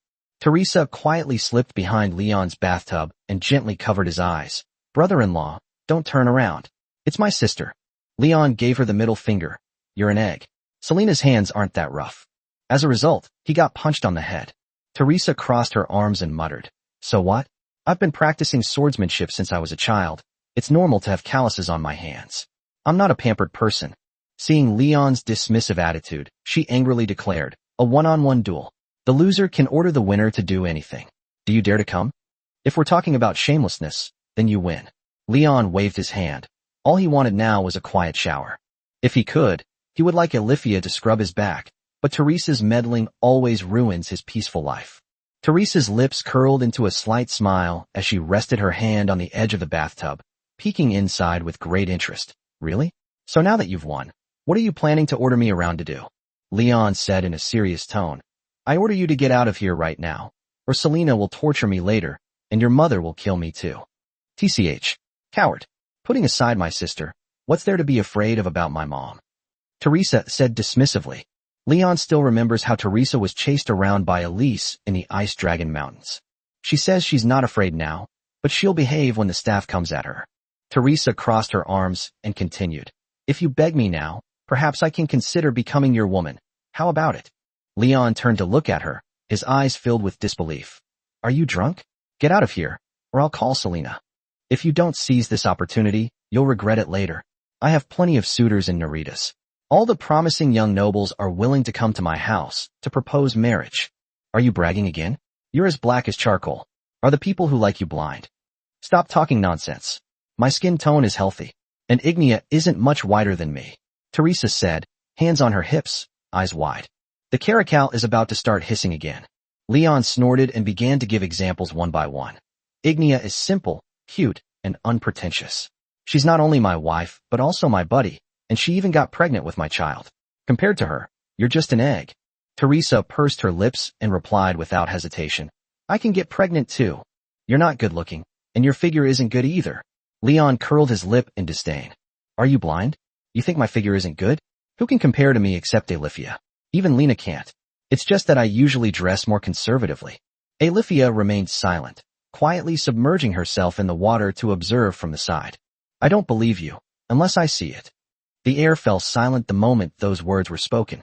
Teresa was taken aback at first, then her face turned red. Dream on. I almost fell for it. My sister was right, you cunning bastard. Leon shrugged. You won't even let me see it. You're testing me with this? You deserve to be all alone. Teresa perked up her ears in anger, yanked open the curtain, and strode outside. I'm telling my sister right now. You just wait. Chapter 177, Am I Beautiful? Night. After their lunch break, the group continued south until evening, eventually setting up camp in a sparse grove of trees. Selena sat by the campfire, looking up at the sky, still waiting for Mrs. Veronica's reply. Just then, Alifia, holding a letter between two fingers, patted Selena on the shoulder with it. The letter is here. Lady Veronica took it to the back of the woods. Selena accepted the letter, thanked her, and then opened and read it. Seeing Leon watching from the side, she handed over another letter. This is from my friend Ignia. You can read it to her. Upon hearing this, Ignia, sitting opposite, immediately perked up her ears. She downed the mushroom soup in one gulp, then strode over to Leon and asked expectantly, Who sent it? Leon opened the envelope, glanced at it, and replied, It's Sasha. Let me read it to you. Ignia nodded, her tail swaying gently behind her. In short, the letter said that Sasha greeted Ignia, and that the villagers had settled down in a small village south of Singust.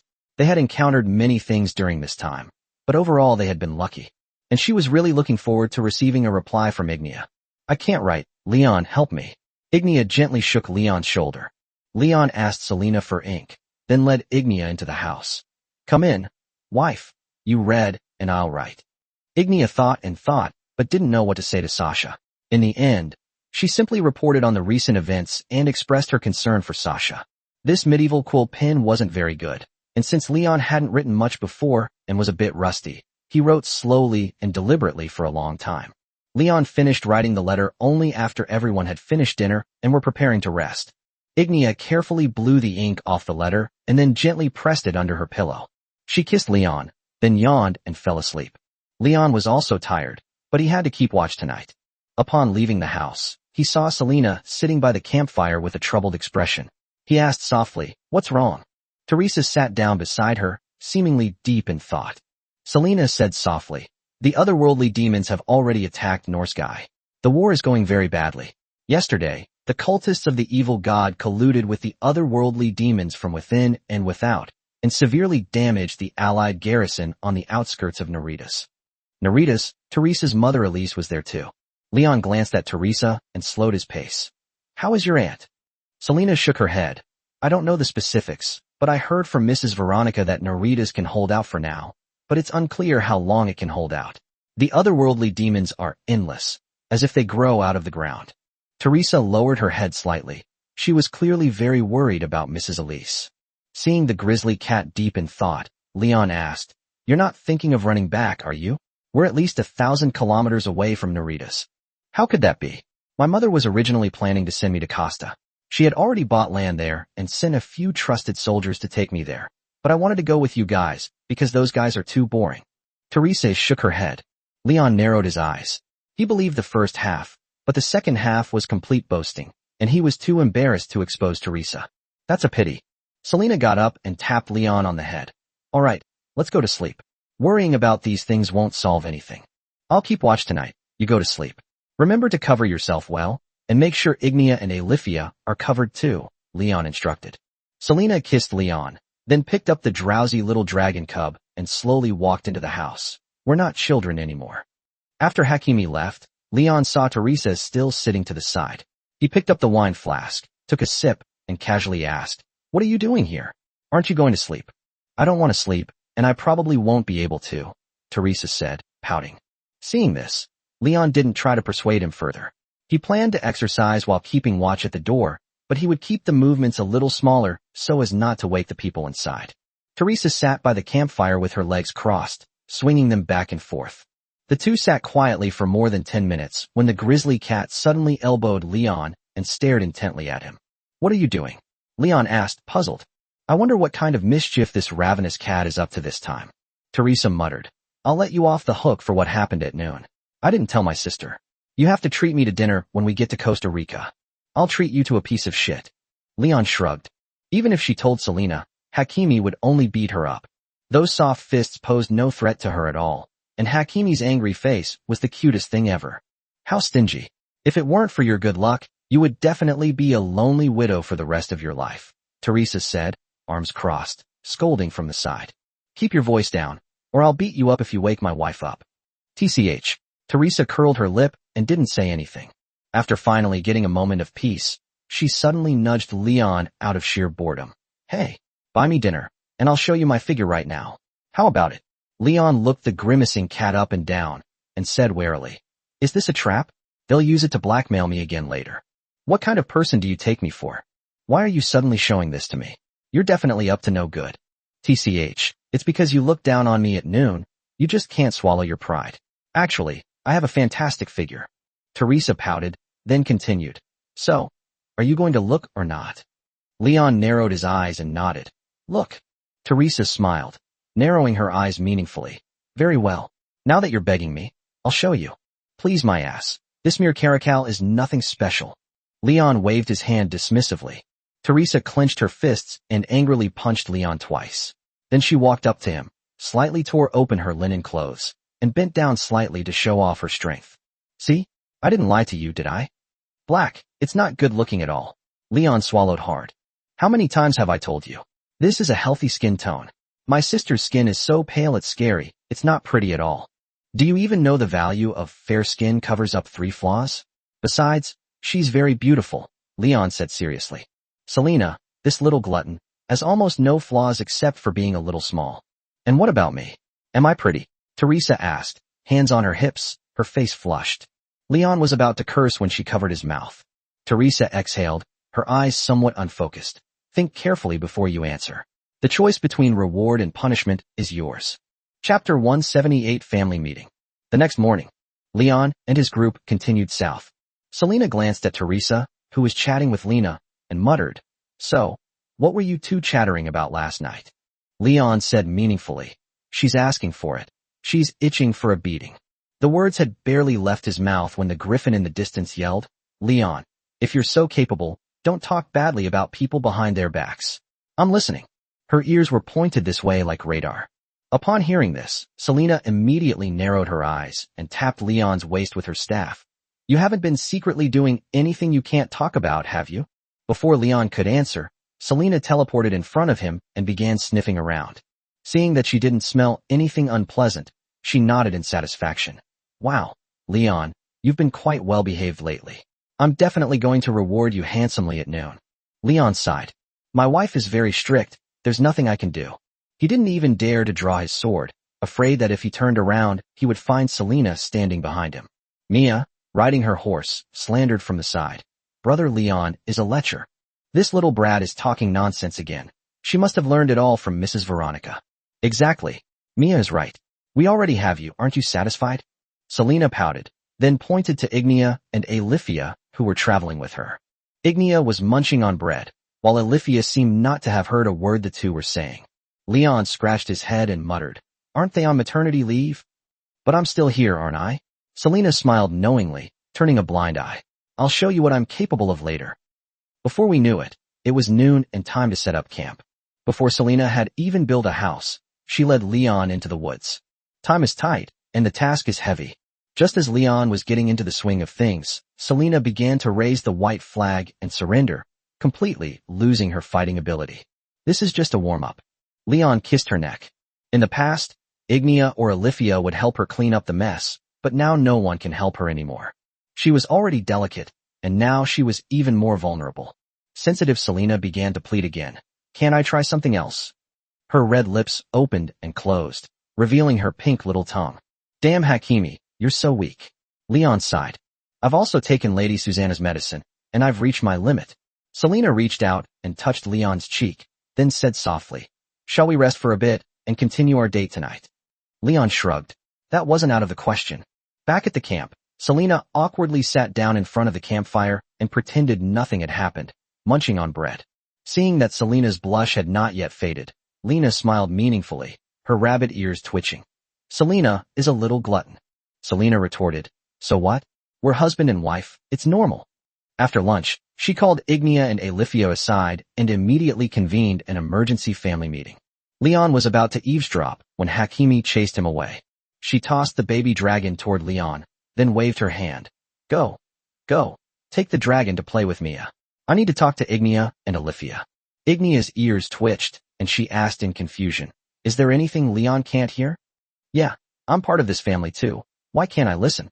Leon pouted and said matter-of-factly, I'm the boss, what I say goes, and I get to listen. Selena was at her wit's end. She muttered, fine, you dog Leon. Leon sat down next to Selena, gently put his arm around her shoulder, and kissed her.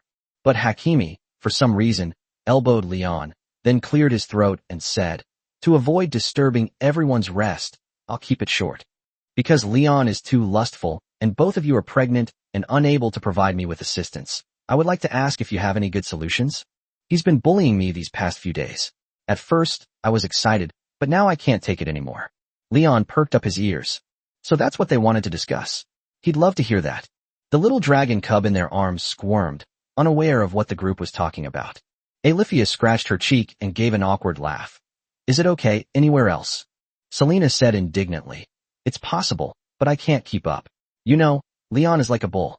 Probably only someone of Ignia's size can handle him. Leon shook his head. You can't pretend to be something you're not. That's wrong. Selena's ears turned into airplane ears. She took out her staff and hit Leon a few times before saying, you can only listen in, but you're not allowed to interrupt.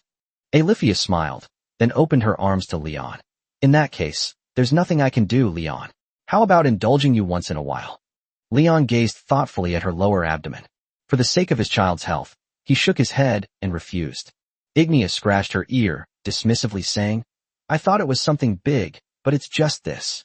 Find a city, and when I mail the letter, I can have Leon go find women in the alleys. There are plenty of beautiful women with great figures. Leon will like them very much. Upon hearing this, Leon and Selena shook their heads in unison. Damn it, Ignia, how do you, a woman, know so much? Sasha and Els told me that men like places like this. Ignia replied seriously. I'm an exception. Leon declined the offer. He was still young. Although the prostitutes in those alleyways were very tempting, Leon was a virtuous man and had absolutely no interest in such places. Ignia's tail swayed gently behind her. In that case, let Valeria help. She's about my size. Selena's eyes widened. Ignia, don't you want to listen to what you're saying? You're not old enough yet. Don't mess around. But you've been waiting almost 2 months now. If Leon can just be patient for another month or so, you can help me. Yes. Ignia nodded. And you, Alifia? Do you have any thoughts? Selena raised an eyebrow slightly. Alifia twitched her ears, her large, long tail swaying gently behind her. Erlina and Teresa can come too. I don't mind. Selena sighed, leaning dejectedly against Leon's chest, muttering, Teresa? Annie will kill me. Sob, sob, sob. Never mind. Leon, you go ahead. I'll pretend I'm blind. Chapter 179, The First Day of Taming the Caracal. That evening, after everyone finished dinner, they all went about their own business at the camp. Looking at Teresa sitting directly opposite him. I don't know if it was because she had been suppressing her feelings for a long time or what, but suddenly, she seemed to have become more attractive. Just then, the system's voice suddenly rang in Leon's ears. No way? You're not even going to let this go. This system rarely appears on its own like it does now, except when Leon actively calls it. Leon shrugged, a slight smile playing on his lips, and thought to himself, the Catgirl Encyclopedia Project. Restart. The system seemed to have nothing to say. In short, it fell completely silent. Seeing that no one was around the campfire, Selena glanced at Teresa, who was busy maintaining the ice dragon Fong, and then suddenly said, Teresa, do you like Leon? You've been flirting with him lately, and always bothering him. Upon hearing this, Teresa paused in her actions, then quickly glanced at Selena before straightening up abruptly and saying seriously, Leon? I have no interest in him. That guy bullies and makes things difficult for me all the time. Just looking at him annoys me. Really? Selena raised an eyebrow at Teresa. Since you've put it that way, then forget it. I'm suddenly feeling sleepy. I need to take a nap. After saying that, she slowly got up and walked towards the house, taking the little dragon boy who was watching the battle with her. Teresa watched Selena's retreating figure, pursed her lips at Leon, and then replied smugly, What? Never seen a beautiful woman before. Leon looked her up and down and continued to criticize. She's as black as a lump of charcoal, and she still has the nerve to call herself a beauty? TCH. Teresa put down the ice dragon's Fong, put her hands on her hips, and looked at Leon. She then glanced at Rena, who was washing clothes, and then at Mia and Valeria, who were kicking stones. Seeing that no one was watching her, she cleared her throat and said, Leon, one-on-one. Another one-on-one fight? Are you a masochist? Always looking for a beating. Leon raised an eyebrow at Teresa and shook his head helplessly. Hurry up, the winner gets to order the loser to do 3 things. Do you dare to do it? No way. Leon had absolutely no interest in the caracal cat that liked to hiss at any moment. Leon actually preferred the fair-skinned Lena to the security captain. However, there was a force binding him in the dark, preventing him from attacking Lena, the big rabbit girl. Teresa has a good figure, with long legs, a slim waist, and a full bottom, but she's just too annoying. Coward. Teresa circled behind Leon and tightly gripped his neck. If you don't fight, I'll strangle you. Her rabbit kept gently rubbing against Leon's back. That's interesting. It seems unreasonable, but is it actually a deliberate attempt to get close? 2 orders, is that enough? Hurry up, you don't have anything else to do right now. Play with me. Leon grabbed her wrist, easily pried the hand off her neck, then twisted it behind her back, pinning her down. Teresa screamed in pain. I give up. I give up. Seeing her say that, Leon finally let go of her hand. Teresa rubbed her wrist and said softly, Damn it. You actually won. You can order me to do 2 things now. Anything. I can take a beating. Looking at the smug-looking cat, Leon smiled knowingly. Okay, squat down and bark like a dog 100 times, right here. Teresa's cheeks flushed slightly. She looked around, then glared at Leon. Go to hell. I knew you couldn't take a joke. I didn't. Anything too outrageous is unacceptable. You can't just tell me to kill myself and I'll do it, can you? Teresa pouted. Leon raised an eyebrow and asked, Then what do you mean by not going too far? Teresa muttered under her breath. For example, making me take off a piece of clothing or something. As she spoke, she seemed a little annoyed, reached out and tapped Leon on the head, muttering, I've changed my mind. That doesn't count. As expected, I knew you'd change your mind. Leon shrugged. Teresa glared at Leon, her face full of resentment. She squatted down in front of Leon, barking a few times, then quickly stood up. Are you satisfied now? 100 sounds that fast. Teresa punched Leon, her ears twitching slightly. We'll talk about it later. Just then, Lena finished washing the clothes. After hanging up the clothes, she looked at the 2 of them and asked in confusion, What are you doing? Teresa retorted, Exercise. I haven't exercised much lately, and my body has become weak. Lena narrowed her eyes, a hint of suspicion in her gaze. All right, I'll go rest now. Don't forget your sister if anything good happens. Don't worry. After Lena left, Teresa glared at Leon again, then said angrily, It's all your fault. You made me get misunderstood. So what's the last thing? Leon's lips curled up slightly as he stared at the tuft of black hair on her ear and said meaningfully, Come here, let this king touch your ear. He had actually wanted to touch the caracal's ears for a long time, but Selena was too strict with him. Now that the restrictions have been relaxed, Leon has finally found a suitable opportunity. What's so interesting about touching ears? Teresa asked, her face full of confusion. Never mind that. Looking at the short tail behind Teresa, Leon realized that he had probably wasted a chance to touch the tail. Teresa pouted, gently sat down next to Leon, and obediently bowed her head to him. Go ahead and touch me, just for a little while. The caracal's ears are covered with white, downy fur inside. while the back of its ears are covered with short, jet black fur, which feels quite nice to the touch. Especially those two little tufts of clever hair. Every time Leon tried to grab them, the sensitive Teresa would twitch her ears and quickly dodge away. Ugh, you're so annoying. Stop pulling my ear hair. I hate that feeling. Leon didn't care about any of that.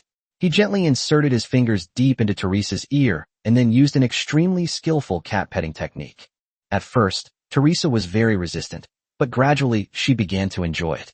Later, her face flushed and her breathing became rapid. Her tail swayed from side to side behind her. Who touches their ear like that? Your fingers are so nimble. How was it? Not bad, right? Teresa kept her head down and didn't speak. She seemed to be pushing herself to her limits. Leon grinned wickedly and increased the speed of his hand slightly. Wait. Leon.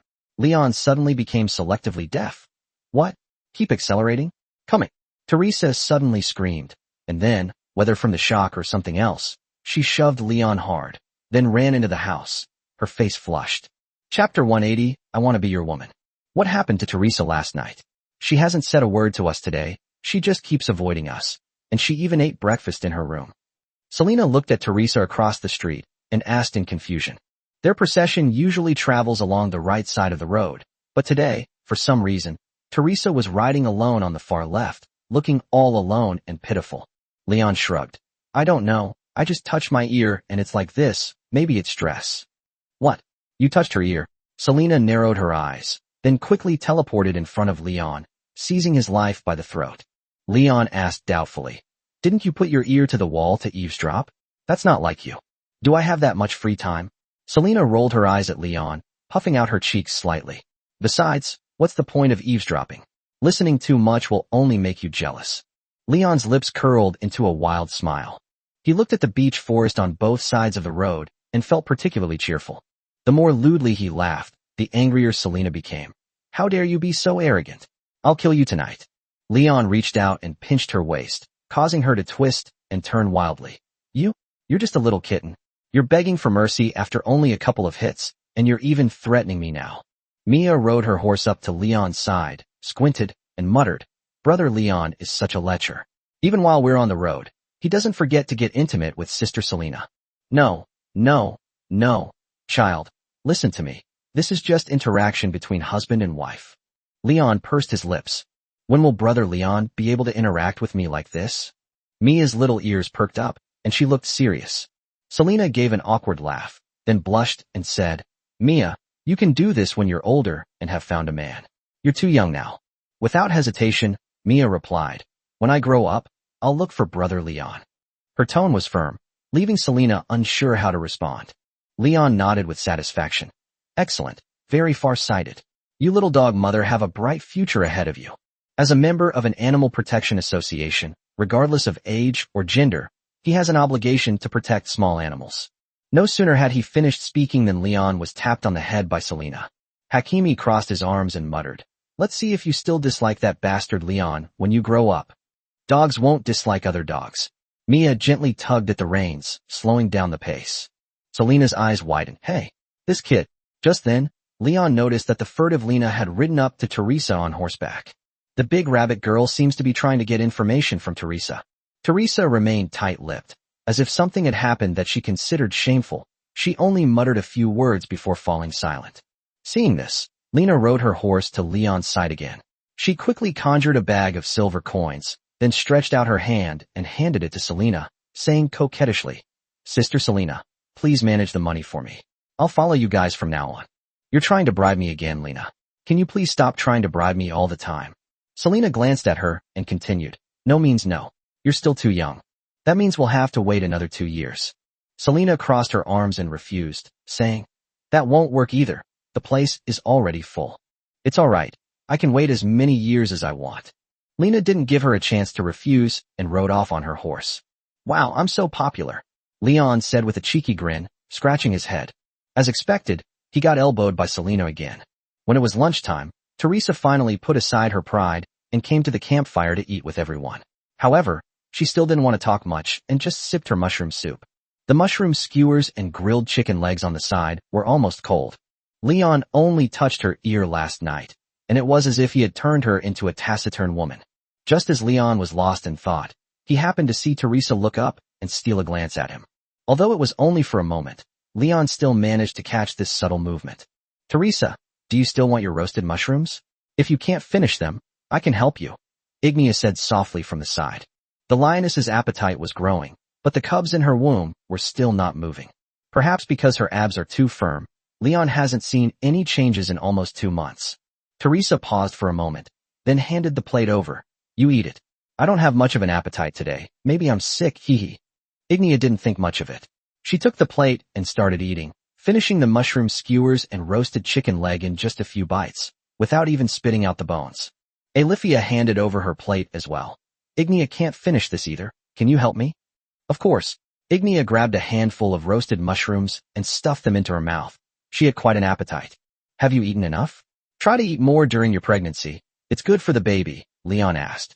Alifia nodded. Yes, I'm full. She and Ignia are two extremes. One was so hungry he wanted to burst, while the other had developed a tiny, bird-like stomach.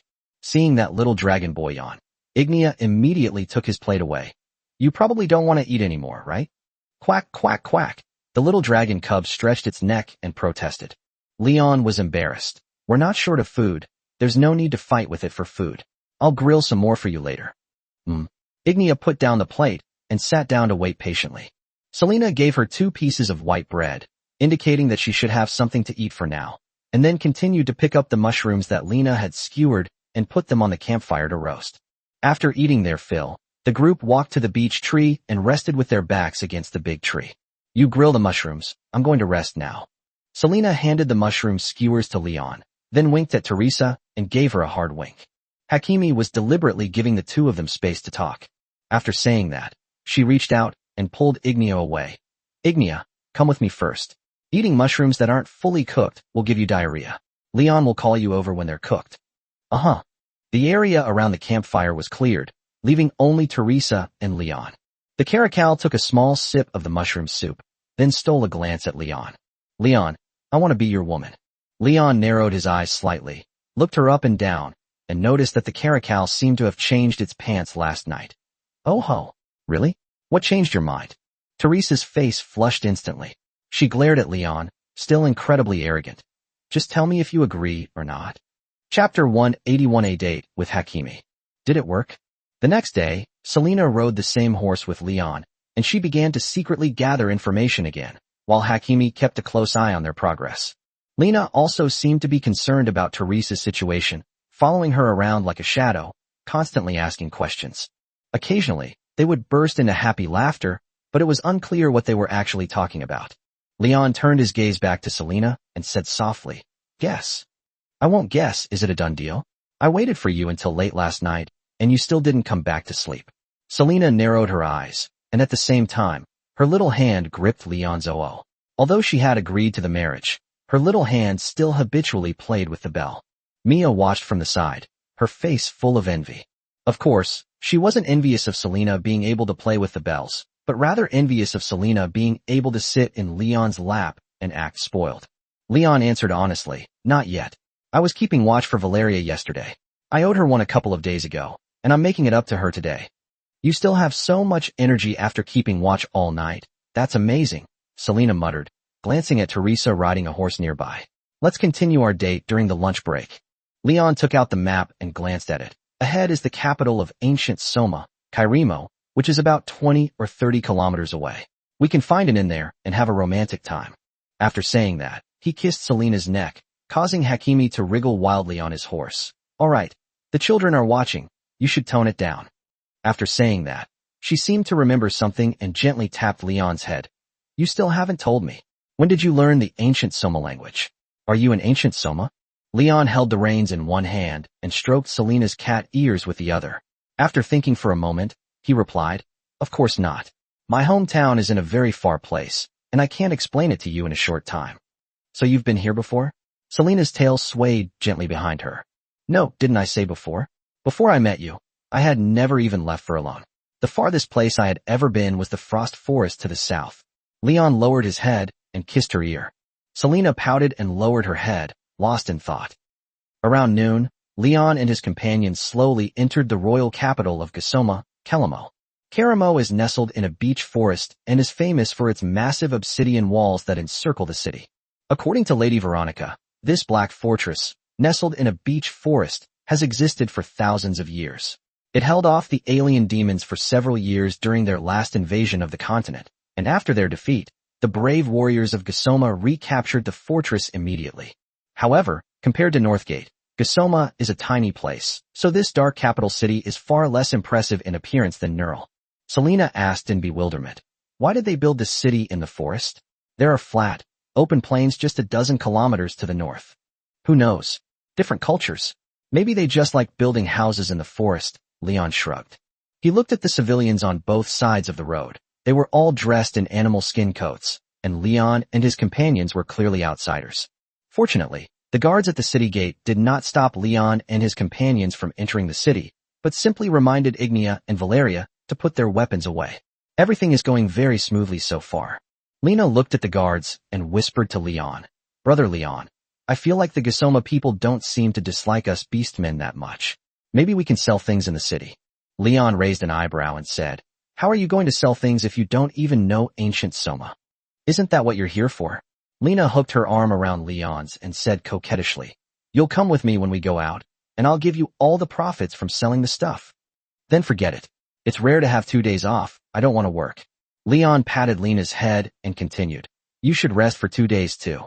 Look at Anya. She looks so tired from sitting in the carriage. Selena stared intently at their every move. Seeing Lena becoming increasingly intimate with Leon, she widened her eyes and quickly separated the two of them with her body, muttering, Lena, you're not ready. Let's talk about it later. Lena chuckled and replied, Leon and I are just ordinary friends. Sister Selena, you're being too sensitive. Selena pouted and muttered, Here we go again. Do you think Ignia is some kind of idiot? This is non-negotiable. We'll talk about it again in 2 years. Lena wanted to cry, but had no tears. Her little tricks were far too naive to the cunning and shrewd Selena. Leon and his group stayed at a tavern that looked rather grand. Leon and Selena share a room. Lena and her family share a room, and Valeria, Mia, and the little dragon live together. As for Ignia and Alifia, for their convenience, Leon also rented a comfortable large room for the two of them separately. Now they need to exercise restraint, so they should avoid any temptation as much as possible. In short, Leon should try to avoid them when he's on a date with Selena. As soon as Selena entered the room, she began to look around. She first touched the sheets, then leaned closer to inspect them carefully. They're fairly clean. After saying that, she took out a bed sheet from her storage space and spread it on the bed. Watching her busy figure, Leon couldn't help but tease her. You're changing even though it's clean. We still prefer to use our own. After Selena spread out the sheets, she jumped onto the bed and sprang up. This bed is quite soft. Selena smiled slightly, then took out Lady Susanna's medicine and beckoned to Leon, inviting him to join the game. When do we leave here? The day after tomorrow, at least a day of rest at the hotel.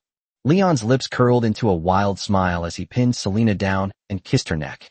Don't rush, let me close the window first, Selena mumbled, her face flushed. Although she said that, she didn't loosen her grip on Leon's arms at all. This is the 3rd floor, and no one else can see it anyway. You little glutton, take this. Leon lowered his head slightly. Selena suggested, How about we have a drink? We have plenty of time. Let's take it slow, like we did before. As soon as she finished speaking, Leon heard some strange noises. Click-clack. Leon turned to look at the source of the sound and saw Teresa, that bastard, trying to climb through the window. She knocked the support pole off and hit her head with a wooden board. Even though she was stuck, her mouth remained arrogant. Leon, come out and fight me one-on-one. Chapter 182 Cat Training Master. It took Leon quite a while to finally rescue the grizzly cat. The window was only about 2 heads wide. She managed to stick her arms and head in with great difficulty, but the pair of huge rabbits were firmly stuck outside. Pulling or pushing wouldn't work, so Leon finally had to remove the wooden planks from the window to let the grizzly cat into the room. Are you out of your mind? There's a door here. Why do you have to go through the window? Leon asked, puzzled, then peeked out the window. Teresa isn't a warrior who uses aura, so falling from that height would definitely hurt her. None of your business. I just want to go through the window. The caracal twitched its ears and said matter-of-factly, You still haven't answered my question from last night. Do you agree or not? If you're a man, give me an answer quickly so I can give up. Selena sat on the edge of the bed, gazing at the two of them, lost in thought. After a brief hesitation, she got up and walked towards the door. You guys chat. I'm going to find Ignia and the others, sob. Teresa, be nicer to Leon. The door was closed, and Selena slipped out. Teresa blushed slightly, still waiting for Leon's reply. Well, that depends on your performance, Leon said, raising an eyebrow meaningfully. Teresa's eyes widened. Huh? What do you mean by watching my performance? If it works, it works. If it doesn't, it doesn't. What do you mean by watching my performance? She's an impatient person, and a little fire is already burning in her head. Leon repeated, it means it depends on your performance. Teresa narrowed her eyes, her arms suddenly bursting into flames, and then she threw a punch at Leon. Leon sidestepped, grabbed her arm, twisted it, and easily subdued her, pinning her to the ground. You ambushed me? You savage cat. You deserve a beating. TCH. If you're so capable, let me go? Do you dare to fight me fair and square one-on-one? The loser can grant the winner 3 requests. Again, Leon applied a little force, causing Teresa to beg for mercy in pain. This caracal is always so cheeky. It must have never been beaten as a child. Leon will do his part to give Ms. Elise a complete childhood. I was wrong. Let me go? I'll never be arrogant again. Leon smiled slightly and slowly released her. After getting up from the ground, Teresa rubbed her wrist, which had been gripped so hard, and complained, You went too far, bullying the weak. Then she shouted, One-on-one. Like before, do you dare? This is truly a case of forgetting the pain once the wound has healed. Leon shrugged and continued, Your bed is really boring, like children playing house, so boring that it's utterly uninteresting. Damn it, then say one. Teresa's eyes widened, her ears flipped back, transforming her into a round-headed old woman. Leon's lips curled slightly. Whoever loses becomes the other's slave. How about that? For 10 consecutive days, they will strictly follow all orders without being able to resist or talk back. Teresa was slightly taken aback, staring at Leon without daring to utter a sound. This bet was indeed a heavy one for her. Leon's lips curled up slightly, and he decisively used reverse psychology. Scared now? I knew you wouldn't dare. When Teresa heard him say that, she put her hands on her hips and straightened her back. So what if I'm a slave? What's there to be afraid of? Really? I don't believe you. Teresa said confidently. I swear on my honor that if I lose, I will strictly abide by the agreement. Is that all right? Good, that's fine. No sooner had she finished speaking than Teresa struck first, like a mad cat, pouncing on Leon once more. This time, Leon didn't subdue her directly. Instead, he dodged left and right for a while before finally capturing her and pinning her to the ground again. Ouch! Ouch! I give up. Teresa begged for mercy. Leon stood up again. Teresa sat on the ground and rubbed her wrists, still seemingly unconvinced. Damn it. You actually won. It seems I have to be your slave for 10 days. During this time, I can't resist any of your orders, and I can only accept even the most despicable things with tears in my eyes. Is that so? Who are you trying to impress with that sour face? Slave Teresa, listen to my command. Now kneel down in front of me and bark like a dog 100 times, then call me master. Teresa swallowed hard, forcing a smile, and muttered, I, Teresa, am a man of my word. You wicked dog. Oh ho, you dare to breathe on me? Let's move on to the second stage. Leon pointed to the medicine Selena had left by the bedside and continued. Now, apply this medicine evenly all over your body. Teresa had just squatted down when she quickly stood up again. Staring at Mrs. Susanna's medicine, she asked in confusion, What is this? Slaves have no right to know. Do as I command. Teresa glared fiercely at Leon, then slowly picked up the medicine, uncorked it, and held it to her nose to sniff carefully before frowning. It smells awful. It's completely like medicine. After saying that, she glanced at Leon and muttered, Turn around. Don't look. If the heavenly gang is overthrown, can a slave still command his master? Teresa pursed her lips and could only pour the potion onto her hand in front of Leon, then slowly slip her hand inside her clothes. Soon, she felt a surge of heat, as if a fire had broken out in her abdomen. What is this? It feels so bad, Leon. You should call me master, Leon corrected, quietly admiring Teresa's figure. She seemed a little shy, reluctant to take off any of her clothes, and Leon could only vaguely see her outline. Owner. Leon pulled out a bundle of rope and threw it next to her. Go. Tie yourself up. Whether she genuinely didn't understand or was unwilling, Teresa glanced at it and, panting, refused, I can't. Useless caracal. I have to do it myself. Leon picked up the rope and walked towards Teresa, quickly tying the cat up like a crab. Within minutes, Teresa, unable to move, blushed deeply. This is so embarrassing. When are you going to let me go? Embarrassing? The most embarrassing part is yet to come. Let go? You definitely can't let go anytime soon. Teresa swallowed hard. Her breathing became more rapid, and her gaze became unfocused. If she waits a little longer, she will experience the true power of this medicine. What kind of medicine is that? My head hurts so much, and my body feels so hot and burning. Seeing how uncomfortable she was, Leon suddenly realized that he might have applied too much medicine. However, recalling Teresa's usual unruly nature, this was the perfect opportunity to completely tame her. Leon locked the door and closed the window tightly, then walked up to her. You'll find out soon enough, Teresa. Given the many evils you've committed, I'm going to punish you severely. After saying that, Leon took out a cat toy from his storage space. Chapter 183 Little Feral Cat. Easily handled.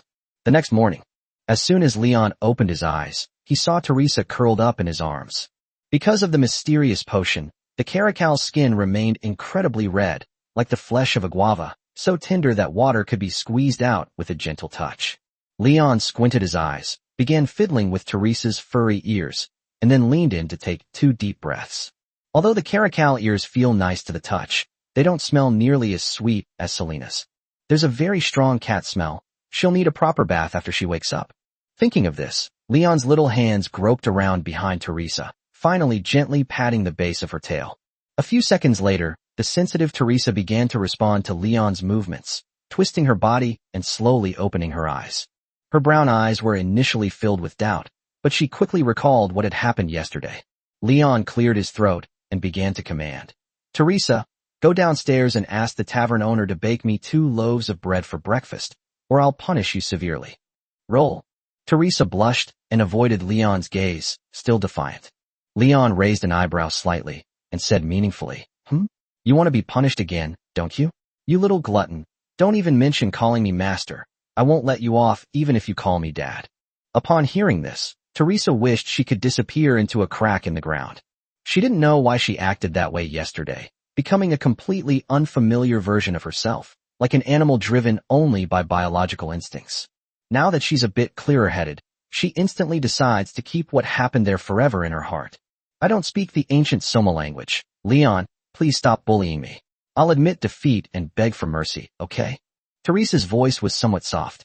It seems she has indeed given in. Little caracal. Easy to handle. Leon smiled meaningfully, his small hand sliding around Teresa's waist. There are still 9 days left, yet you dare to call me by my name. Have you forgotten your current status?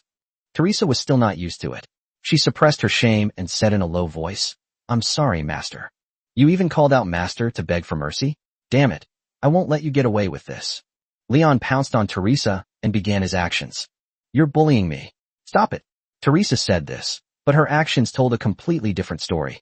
You could tell she was still very excited. Just as the two were playing and joking around, a piercing clicking sound suddenly came from the window. As soon as Leon turned around, he saw Selena push open the window and go into the room. She was much more agile than Beatrice and wasn't stuck in the window. After landing, she first patted the dust off her clothes, then muttered, Leon the dog, hurry up and go downstairs to buy us something to eat. It's okay if I'm hungry, but it's not good if Ignia and Alifia get hungry. They're pregnant, so they can't be playing around, understand? Seeing that the game was interrupted, Leon immediately lost interest. He hasn't eaten a single grain of rice since yesterday noon because he's been playing, so it would be great if he could go eat now. When Teresa saw Selena arrive, she remained shyly huddled in the corner, not daring to utter a word. How was it, Teresa? The pigs squealed all night yesterday, and Alifia and I were so sick of it our ears were practically calloused. Teresa didn't dare to say a word. She quickly covered her face with the blanket and mumbled, You misheard. That wasn't me at all. Selena continued her pursuit. What? You were also bewitched by evil spirits like Alifia? Or were you possessed back then? Shouting something like, I will only ever be used by my master. Thankfully the Gisoma people can understand you. Otherwise it would have been too embarrassing. Upon hearing this, Teresa completely deflated and remained motionless in the corner. Leon coughed twice, then commanded, Teresa, I order you to suppress your shame, quickly get dressed, and come downstairs to serve me my meal. Teresa reluctantly replied, Yes, master. She wrapped herself in the blanket, picked up the clothes scattered around, carefully put them on, and then began to drink water. After the brutal battle, she was parched and severely dehydrated, and urgently needed to replenish her fluids. Selena squinted at Leon beside her. Seeing him laughing so happily, he grabbed his wrist and asked with a sidelong glance, "How about it? Happy now?" Leon shrugged. "SOSO. This stinky slut isn't even as good as my Kimmy." It started begging for mercy after just a couple of moves, saying all sorts of things just to feel better later. No sooner had she said that than Teresa picked up a pillow and threw it at Leon, then walked out the door, her face flushed. Leon said with satisfaction, "She's shy. That's how that stinky cat is." Selena narrowed her eyes, then pinched Leon hard on the cheek and said angrily, "It's my turn today." Leon led everyone downstairs. He sat down in a corner of the tavern and ordered a table full of meat, ready to have a good meal. Teresa sat timidly to the side, seemingly not having much of an appetite. She ate only a little bit, then spent the rest of the time looking down and grinning foolishly. Leon coughed twice, then she raised her head and rolled her eyes haughtily. Although she was very reluctant, she still carefully tore the meat apart and then personally fed Leon. Alifia sighed, because she usually did this job. Ignia didn't seem to care much about this. She kept her head down and ate her meat heartily, looking quite happy. Meanwhile, Lena, sitting at another table, squinted and kept glancing at Teresa, her ears also darting over. After everyone had almost finished eating, she finally couldn't resist and sat down next to Teresa. Teresa usually enjoys chatting with Lena, but this time she was too shy to speak. Lena coughed twice, then bluntly said, Was that you calling out last night? The voice sounded like yours, but it didn't sound like yours either." Upon hearing this, everyone looked up at Teresa. The Caracal's face turned even redder. She glanced at Lena and argued, "It sounds like the noise is coming from next door. Mia and I can't sleep because of it." Mia looked up at her, pouted, and didn't say anything. "Next door? Wait a minute." Lena's bunny ears drooped down, and she muttered, "You're kidding, right? I remember there were only 3 large rooms on the 3rd floor, so where did this next room come from?" Teresa stopped talking and continued feeding Leon meat, pretending to be very busy. Lena instantly realized something. She suddenly stood up, poked Leon's shoulder with her finger, then put her hands behind her back and muttered, "Brother Leon, I like you too. When is it my turn?" Chapter 184, I was here first. After finishing breakfast, Leon went upstairs. The enthusiastic Lena was really hard for him to handle. This big rabbit girl seems to have reached the age where she wants a man. She keeps pestering Leon and acting coquettishly, her eyes practically drooling. "Leon the dog, what's wrong with you? Why are you so popular with young girls?" Selena stood in front of Leon with her hands on her hips and questioned him seriously. Ignia and Alifia walked into the room sideways. Before Leon could answer, his lifeline was firmly grasped. "What can I do? I'm just too handsome," Leon said, tossing his hair, which made Selena grit her teeth in anger. She sat on the edge of the bed, gently swinging her legs. Sigh. "I don't know how I'll explain myself to my aunt when I see her again. I hope she won't beat me up." "They probably won't beat you up, but I'm not sure about Teresa." Leon looked up at the ceiling. He could already picture Ms. Elise beating Teresa. When beastmen discipline children, they don't seem to use weapons. They usually just clench their fists and give them a good beating. Selena leaned back, and suddenly she seemed to feel that she touched something. Looking back, she frowned and exclaimed, "Damn it! Why is half the bed wet? Did you pee on it?" Upon hearing this, Ignia, who was sitting on the bed, suddenly stood up, looking at the bed while touching her pants. Leon said hesitantly, "Wife, you know what I mean. Damn it, Teresa is so bad. She's not even as good as me." Selena tidied up the sheets and then changed to a new one. Before the battle began, she turned to Ignia and Alifia, who had come with her, and asked, "I'm going to teach Leon a lesson. Would you two like to leave for a bit? Otherwise, your stomachs will start churning again." Ignia shrugged. "You guys have fun. I'll just sit here for a bit. Then I'll go find Valeria and Mia to play with." Alifia blushed and nodded, agreeing. "Yes, you guys have fun. I'll just sit here for a while." It's not that I don't trust the snow leopard. However, based on Leon's understanding of her, he probably wouldn't be able to tolerate the snow leopard at all. I'm afraid that while she's playing, she'll insist on joining in. "Are you sure?" "Well, I can sense your every move from my room anyway, so I might as well stay closer." Ignia chimed in. "It's boring in the room. There's nothing fun in just sleeping. I'm not familiar with this place, and there's nowhere to go." Leon looked at Ignia, reached out and rubbed her ear, then asked in confusion, "Haven't you been here before?" Ignia patted her round belly. "I've been here before, but I don't go into the city. I can't understand their chatter." In that case, Leon walked towards Selena, then gently pounced on her, sniffing her repeatedly. Hee, Kimmy smells so good. TSK tisk TSK. Leon had just finished sucking when he was hit hard on the head. Selena grabbed Leon's cheek forcefully and then demanded, "Tell me the truth. Who's better, me or Teresa?" "In which aspect?" Selena deliberately opened her collar a little, showing off her reasonably well-proportioned rabbit, and asked in return, "What do you think?" Leon closed his eyes and drifted into a brief recollection. Just as I was about to speak, CC was grabbed. Selena threatened, "Think it over before you speak." Without hesitation, Leon replied, "Of course it's you. Who could resist a sweet and soft little white kitten?" Hearing the satisfactory reply, Selena pouted and let go of her hand. "Fine. Since you were somewhat sincere, take the reward." Just then, there was a knock on the door. Leon lightly lifted Selena's chin, saying meaningfully, "I'll teach you a lesson later, Hakimi." He got up and opened the door, and saw Teresa standing timidly in the doorway. Mia and Lena followed behind, standing on tiptoe to peer into the house. The caracal first glanced up at Leon, then greeted him with a hey. Her cheeks were still rosy, and at this rate, they would likely remain so for several more days. Selena usually only applies a little, but this grizzly cat applied it almost all over its body yesterday. "How did you get here? I thought Lena had taken you away for questioning." Leon put his hands on his hips and looked the shy little lemur up and down. After a day of education, she seemed to have calmed down a lot. Teresa said with a look of shame, "The interrogation is over. Now I'm going to serve my master." Upon hearing this, Mia and Lena immediately perked up their ears. These two beast girls are currently studying. Leon glanced back at Selena, who was lying on her side on the bed with a somewhat lewd expression on her face. He shook his head. "No, I need to teach that little glutton Selena a lesson first." Teresa pursed her lips and stood motionless at the door, seemingly with no intention of leaving. "What's wrong?" Teresa cleared her throat and said, "But there are still 9 days left." Upon hearing this, Leon suddenly understood. It turns out this caracal is also a super gluttonous cat. Leon glanced back at Selena. Hakimi sighed first, then beckoned with his finger. "Fine, let Teresa in. It'll be a good opportunity for her to see how loving we are."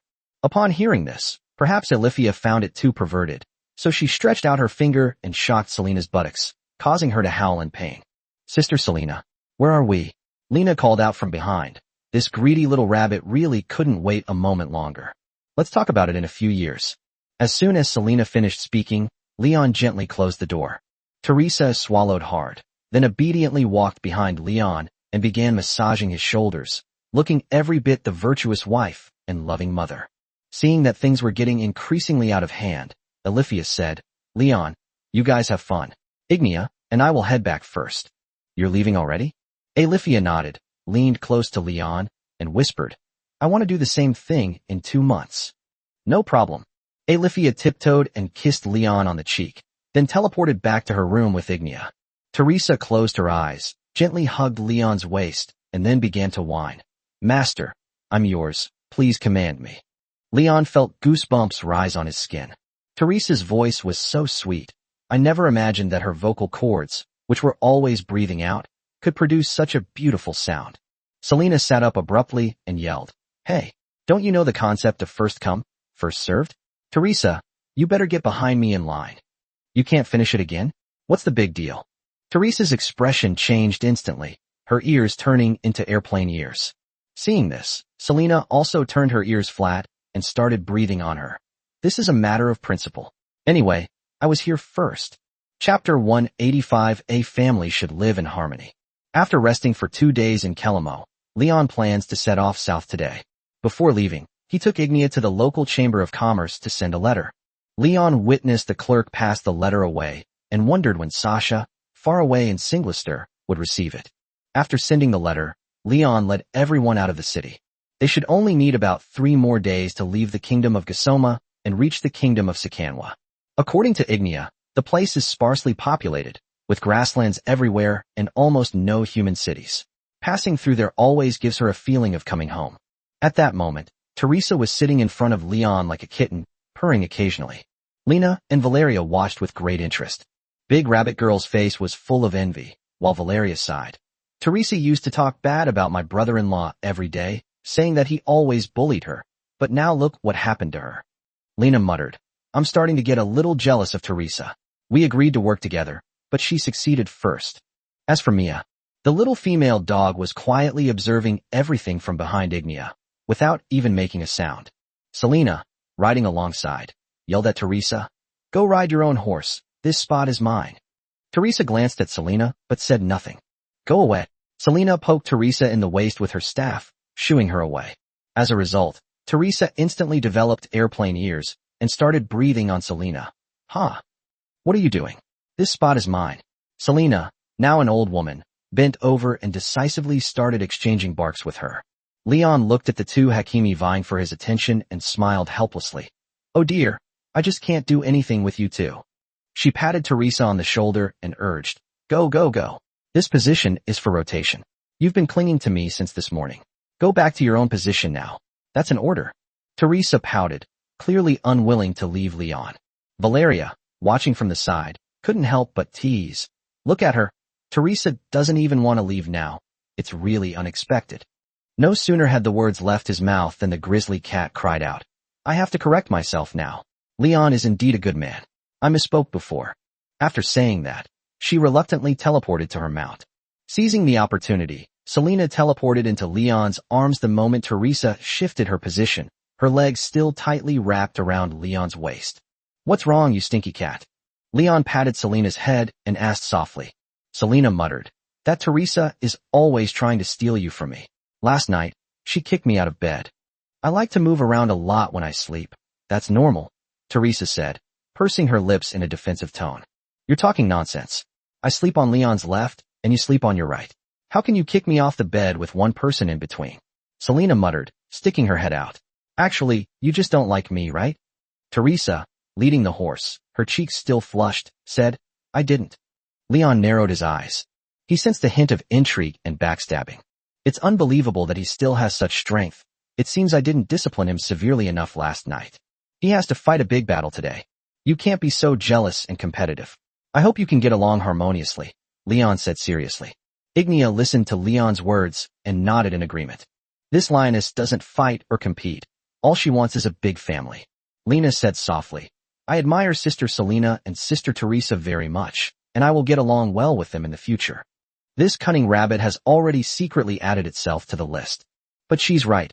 A family should live in harmony. Did you hear that, Teresa?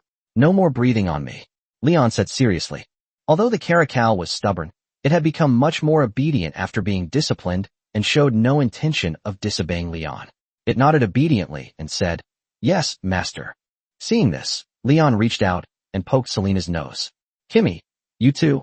From now on you're not allowed to breathe on family members. Fine, I'll reluctantly listen to you.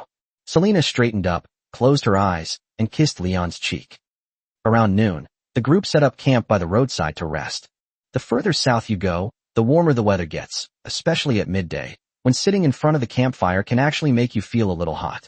Selena took off a piece of clothing and put it into her storage space. Now we don't need to wear such heavy clothes. Otherwise we'll be covered in sweat, and it will be a hassle to wash them. Leon also took off the wool sweater he was wearing and handed it to Selena beside him. Honey, have you ever worn a sundress before?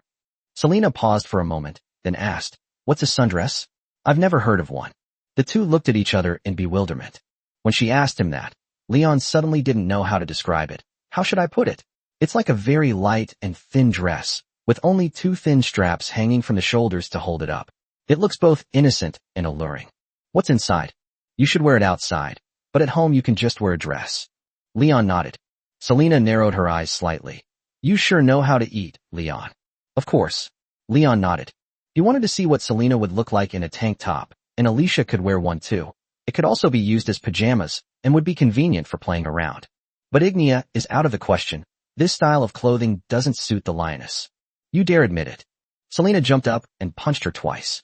Just then, the little dragon hopped over to Leon and pointed to its mouth with its paw. Quack, quack. It was obvious that it was hungry. Leon took out a piece of white bread and stuffed it into its mouth. Wait, we'll start roasting the meat later. Selena hugged her knees, gazing thoughtfully at the little dragon in front of her. Leon, don't you feel that Violet is getting bigger and bigger? Now when she stands up, she's a little shorter than me. Really? I didn't really notice. Leon grabbed Violet's paw and then gently lifted her up. The little dragon cub is carrying a piece of white bread, mimicking Leon's movements. He's definitely getting taller. When he looks up, he reaches Leon's abdomen. He's probably around 1.4 meters tall. It's only 2 months old now. In a few more months, it might not be able to hide anymore, Selena said, looking at the silly-looking dragon cub. After all, the bigger it is, the more attention it attracts. Leon nodded, reaching out to poke its white belly. Yeah, I wonder if Violet can turn into a dragon girl. Chapter 186, Mrs. Veronica's Letter. In the blink of an eye, Leon and his party have entered the kingdom of Sikanwa. This place is practically a wasteland. There isn't even a decent dirt road. Selena unfolded the map, glanced at it briefly, and then muttered, "Are you kidding me? This kingdom only has 2 cities? That's incredibly poor." Leon leaned on Selena's shoulder, his eyes fixed on the map. This kingdom is neither very large nor very small. Its territory appears to be about half the size of Nazgii, roughly 500,000 square kilometers. Yet there are only 2 places on the map that can be considered cities. One is in the east, near a place called the Lake of Death Whispers, and the other is the capital of the kingdom of Sikanwa, at the foot of the Dragontail Mountains. There were no cities along the route that Leon and his companions had to take. Looks like we won't be able to sell anything again, right? Lena whispered from the side. Leon nodded. It would take at least 6 or 7 days to cross the kingdom of Sikanwa, during which time he definitely wouldn't be able to sell anything. Igneous said, although there are relatively few cities here, there are many savage tribes in the forest. You can try trading with them, but I can't understand their language. They chatter like the ancient Soma. Savages. Lena raised an eyebrow, her interest piqued. Ignea nodded. Yes, they all barter. Upon hearing this, Lena deflated again. What she needed was real money. That sounds too troublesome.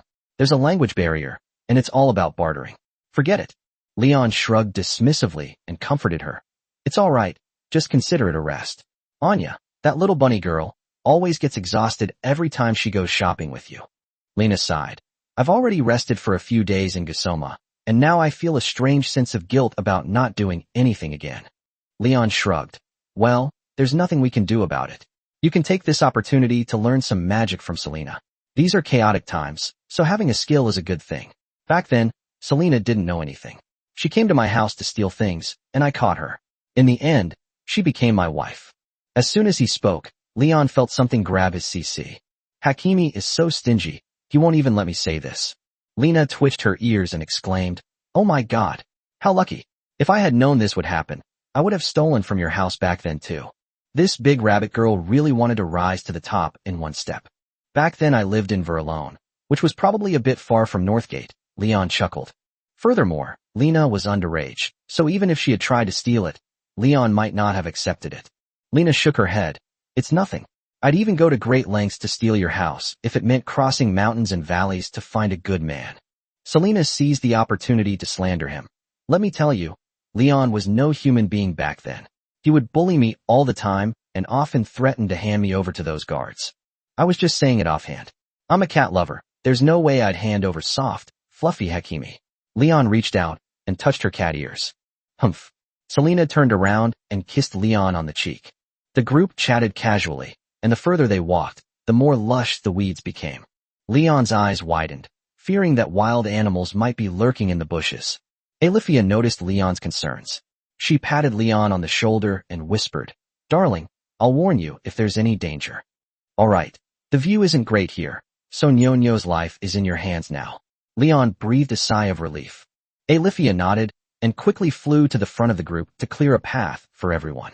Leon glanced back at Ignea, who was staring blankly, and asked, Wife, where exactly is the grassland where you grew up? Is it far from here? Ignea glanced at Leon, then lowered her head to think. It seems quite far.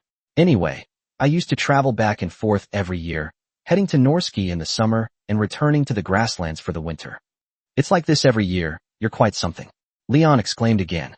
What's the name of that place? I might be able to find it on a map. Ignea shook her head blankly. I don't know. Selena smiled, then teleported behind Ignea and gently tapped her head. Silly Ignea, so cute. The moment Selena left, Teresa, the savage cat, teleported in front of Leon. She had been eyeing this position for a long time, and now she finally had her chance. Leon had 5 days left on her slave contract, but the caracal was becoming increasingly clingy. Whenever she had the chance, she would make love to Leon a few times. She was focused on enjoying herself and was much bolder than Selena. Leon stroked her cat ears and continued asking Ignia behind him, "Does Lady Veronica know?" "No." Leon was even more puzzled. "Didn't she tell you the name of that grassland?" Ignia shook her head again. "No, Mom said that place doesn't have a name." Leon touched his cheek, finding Ignia, the lioness, increasingly endearingly clumsy. "Have you been traveling all over the country on foot for so many years?" A hint of sadness flashed in Ignia's eyes. "No, I used to have a pony, but that bastard Lucas killed it." No wonder she hated Baron Lucas so much, another reason added. The group chatted as they walked. As night fell, the group built houses on a clearing overgrown with weeds and began to rest. Selena looked up at the starry sky, a letter in her hand. "Sigh, this godforsaken place. There's not even a decent landmark. I want to write to Mrs. Veronica, but I don't even know how to get her to reply." Aliphius said from the side, "Let her teleport over with a candle. Even if the distance is a bit far, it's dark now, so maybe you can see it." Leon patted the snow leopard on the shoulder, then pulled her into his arms and savored her. "There are only dry weeds around here.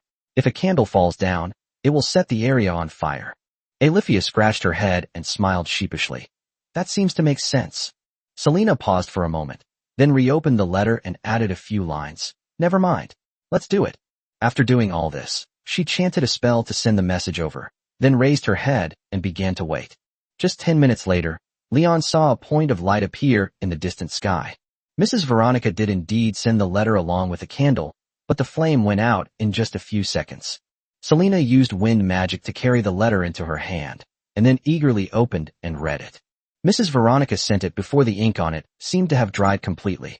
Selena looked at the letter for a while, then suddenly folded it up and stole a glance at Teresa, who was doing laundry. Chapter 187. What is our relationship now? What's wrong with you? Sneaking around and peeking at Teresa. Got a new taste. Leon reached out and poked Selena's cheek, speaking softly. Every time Hakimi glanced at the letter, he would steal a look back at Teresa, a habit he had maintained ever since he received the letter. Selena shifted her position on Leon's lap and then lowered her voice, saying, "Lady Veronica said that Noritas fell this morning. The Otherworlders have already taken over Griffin Castle, and the remaining soldiers are retreating towards the capital." Upon hearing this, Leon also turned around to peek at Teresa, but the caracal was busy drying the washed clothes and hadn't noticed what was happening. Leon coughed twice, leaned closer to Selena, and whispered, "How is Ms. Elise?" Selena shook her head, her brows furrowed. "That's the crux of the problem. After the city fell this morning, my aunt led the remaining defenders to cover the rear, and then disappeared without a trace." Leon was stunned for a moment, then muttered to himself, "It's over."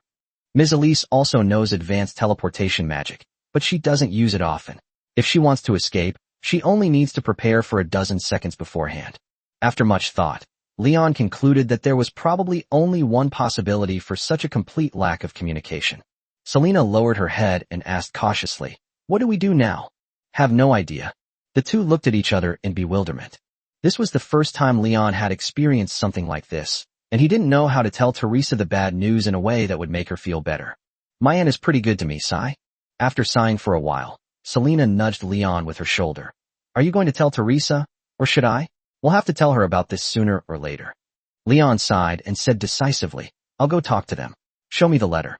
He had barely taken the letter a few seconds before someone sat down next to him. Teresa naturally hooked her arms around Leon's neck, then clasped her hands together and said coquettishly, "Master, I've finished washing your clothes. Can you reward me tonight?" Leon shook his head. "Let's put this on hold for now." Seeing him reading the letter, Teresa leaned closer and asked, "How is it? What did Aunt Veronica say? Is the war going well?" "The caracal has hit the nail on the head." Leon coughed twice. He sat up straight, his expression becoming serious. "Teresa, I have something to tell you now." Upon hearing this, Teresa immediately sensed something was amiss. Her gaze lingered briefly on Selena's face before shifting to Leon's eyes. "Why are you suddenly so serious? Has something happened?" After a few seconds of hesitation, Leon spoke. "That Teresa, Noritas fell this morning, and Ms. Elise has also disappeared." Teresa's expression froze, then she burst out laughing. "Impossible. What nonsense are you talking about? When I left, There were 200,000 allied troops, 3,000 high-level magic swordsmen, 500 elite mages, and 10 holy mages stationed in Naritas. How long has it been since the start of the war? Only a week. Even if the alien demons are strong, it would take them at least several months to fight an army of this size. Under normal circumstances, it could last for 1 or 2 years. How could they be defeated in just 1 week? And my mom is amazing. She's almost there, just a hair's breadth away from becoming a saintly master. She just keeps it all hidden. If she wanted to escape, she definitely could. How could she possibly die? Selena comforted her, saying, Auntie is missing.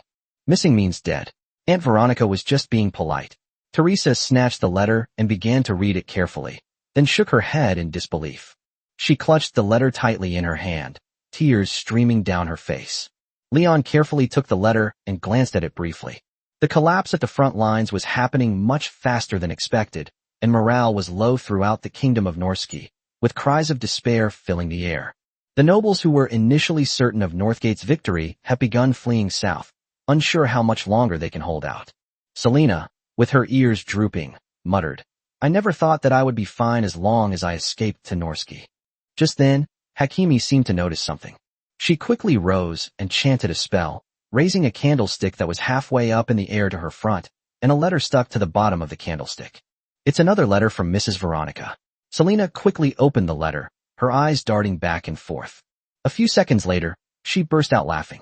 Leon's eyes widened, wondering what had made her so happy. What's wrong? Did you find Lady Elise? Selena said to Teresa. We found her. We were delayed on the way, so she didn't have time to contact Lady Veronica. Although she was injured, she is now safe and recuperating in Light City. Your father is also fine. He is still alive. Leon breathed a sigh of relief. Light speed resurrection. This is a good thing. That old bastard dad should have died long ago. Teresa cried tears of joy. She rubbed her eyes hard and continued. But it's good that mom is still alive. My only worry is her. Leon reached out and touched Teresa's ear. Just then, Ignia and Olivia, who had heard the commotion, also came over. They asked one after the other, did the letter mention anything about the situation in the capital?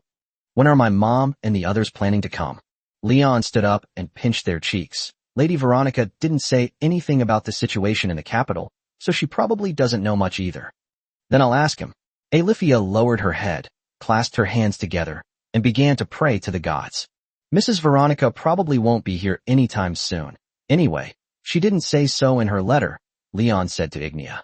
The lioness rubbed Selena's ear. Selena, could you ask for me next time you write a letter? No problem. Hakimi nodded.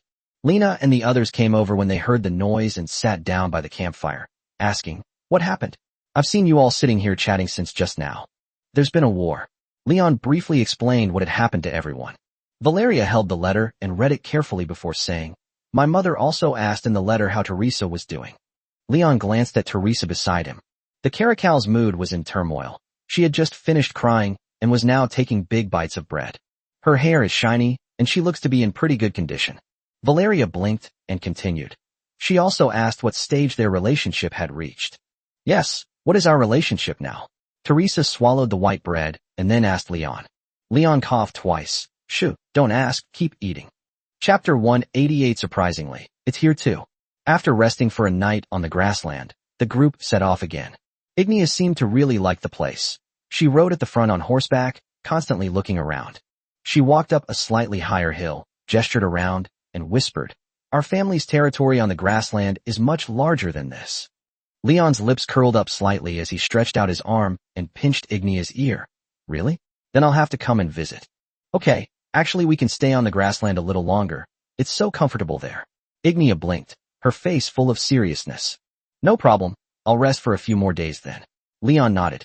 Now that the otherworldly demons have invaded, it's anyone's guess how long they'll stay in Costa. If the grasslands are also taken over by the demons, then Ignia will most likely never be able to return to the grasslands. Let her play for a few more days while we can. Just then, Selena teleported into Leon's arms, purring incessantly. Leon rubbed Hakimi's ear and leaned down to kiss her forehead. As soon as she moved her lips away, Selena asked softly, so what is your relationship with Teresa now? Upon hearing this, Teresa, standing behind the two, immediately pricked up her ears and began desperately eavesdropping on Leon's reply. Leon tapped her forehead. Ask again. From last night until this morning, Hakimi kept asking Leon questions. She seemed to want an answer, even more than Teresa. Selena pursed her lips and said meaningfully, "Of course. Next time I write to Mrs. Veronica, I will definitely make things very clear." Imagining Ms. Elise's angry expression, Leon scratched his chin. "This is a bit difficult." After a moment's thought, he said, "Then of course they are my slaves. There are 4 days left on the contract." As soon as he finished speaking, Leon felt someone appear behind him. Teresa leaped and mounted the horse's rump. Nyo looked back at the 3 people riding on its back and let out a mournful cry. Normally, Leon alone is heavy enough, but with Selena added, it can barely manage. Now that there's another Teresa, it feels like its hooves are about to give way. "I'm not going to be a slave anymore. I want to be your wife," Teresa muttered, hugging Leon tightly around the waist. "And you've seen what I looked like, so you have to treat me well from now on." Leon smiled knowingly. "We'll see how you perform, you stinky cat." Teresa whispered, "I will try my best to be a good wife and bear your children." Leon still prefers her rebellious self from back then. That arrogant demeanor is still memorable to this day. Valeria shook her head and complained, "Sigh. Teresa used to talk bad about my brother-in-law to me, and look at what she's become now." Lena, standing to the side, expressed her understanding. "It's normal. It's hard not to fall in love with such a handsome man, and Leon is especially strong. Once you've been with him, it's easy to become addicted." Teresa was adored for quite some time then, and was probably already hopelessly infatuated. Upon hearing this, Teresa blushed deeply, but she did not refute it, because Lena was indeed right. Selena poked Leon's waist and said seriously, "Think it over, or your auntie will skin you alive." Leon scratched his head and smiled meaningfully. It's all right. Ms. Elise shouldn't be able to beat me. Let's just say I'm in love with Teresa, and maybe I'll have a baby in a few months." All right. Selena nodded gently and raised her little hand to punch Leon twice. Teresa muttered, "If you want to have a baby, you'd better work harder and bully me more. That ravenous cat is so greedy. I must find some time to teach her a lesson." Upon hearing Teresa's words, Selena immediately became alert. She tilted her head back and threatened Leon. "If anyone gets there before me, I'll beat you up." It's unlikely. If that's the case, then Selena's luck is really bad. There's no entry for her being infertile, so there must be some minor issue somewhere. The way you're saying that makes it sound like I would deliberately withhold it from you. Selena pouted slightly. "Who knows what you're up to? You're not exactly honest, are you?" Hakimi is Hakimi. Even his sarcastic and weird demeanor is so cute, making you want to bully him. "Oh," the horse cried out in distress, for it could no longer bear the weight of 3 people. Leon, along with Selena and Teresa, weighs at least 400 pounds. Leon shooed the grizzly cat behind him. "Go away, Teresa. Go back to your horse and don't stick to me for now." Teresa nodded and obediently left behind Leon. Before leaving, she said to Selena, "Sit a little longer. It will be my turn soon." Okay, look at you being so stingy." Mia, riding her horse, boldly asked from the side, "Sister Selena, when will it be my turn? This little dog girl has a bright future. At such a young age, she's already trying to carve out a place for herself." Selena looked her up and down, her gaze lingering on her flat chest. "In a few more years." Mia pouted, "That's not what I meant." Just as the group was chatting idly, Alifia, who was scouting ahead beside Leon, suddenly stopped and shouted, "There's something ahead." Leon dismounted, picked up the little dragon cub and tossed it to Ignia, while also pulling out the Oathbreaker. A lion, or a tiger, or a hyena. If they really are these ferocious beasts, Leon will definitely give them a good beating. Before he transmigrated, he didn't dare to touch these guys at the zoo, but now that he has the protection of Battle Chi, he has to satisfy his urge to touch them at least a little. Alifia's ears twitched. It looks like an otherworldly being. Otherworldly demons? Leon was slightly taken aback. They are currently located in the kingdom of Sakanwa, more than 1,600 kilometers away from the front line, and even more than 108,000 miles away from the Northern Sea, the homeland of the otherworldly demons. How did these things get here? Are you sure? How many are there in total? Alifia nodded. 5. Although these guys look the same as us, their body structures are completely different. I can tell. Okay, you protect everyone. I'll deal with them. No sooner had he finished speaking than several disheveled, dark-skinned savages emerged from the bushes. They were dressed in animal skins, looking very much like the local natives that Ignia had described to him. They were gesticulating wildly, looking just like a few monkeys, and Leon couldn't understand a word they were saying. They're putting on quite a show. Leon bent down to pick up a stone, veins bulging on his arm, and after a brief moment of gathering his strength, he hurled it at them. Chapter 189. Wild men come to our door. After the flesh and blood exploded, the demon, with only half of its body remaining, slowly collapsed to the ground, with many tentacles extending from its mutilated body. The remaining 4 demons stopped what they were doing. Their expressions were cold, and they didn't hesitate at all. They hid in the dense grass and shot stalagmites at the group.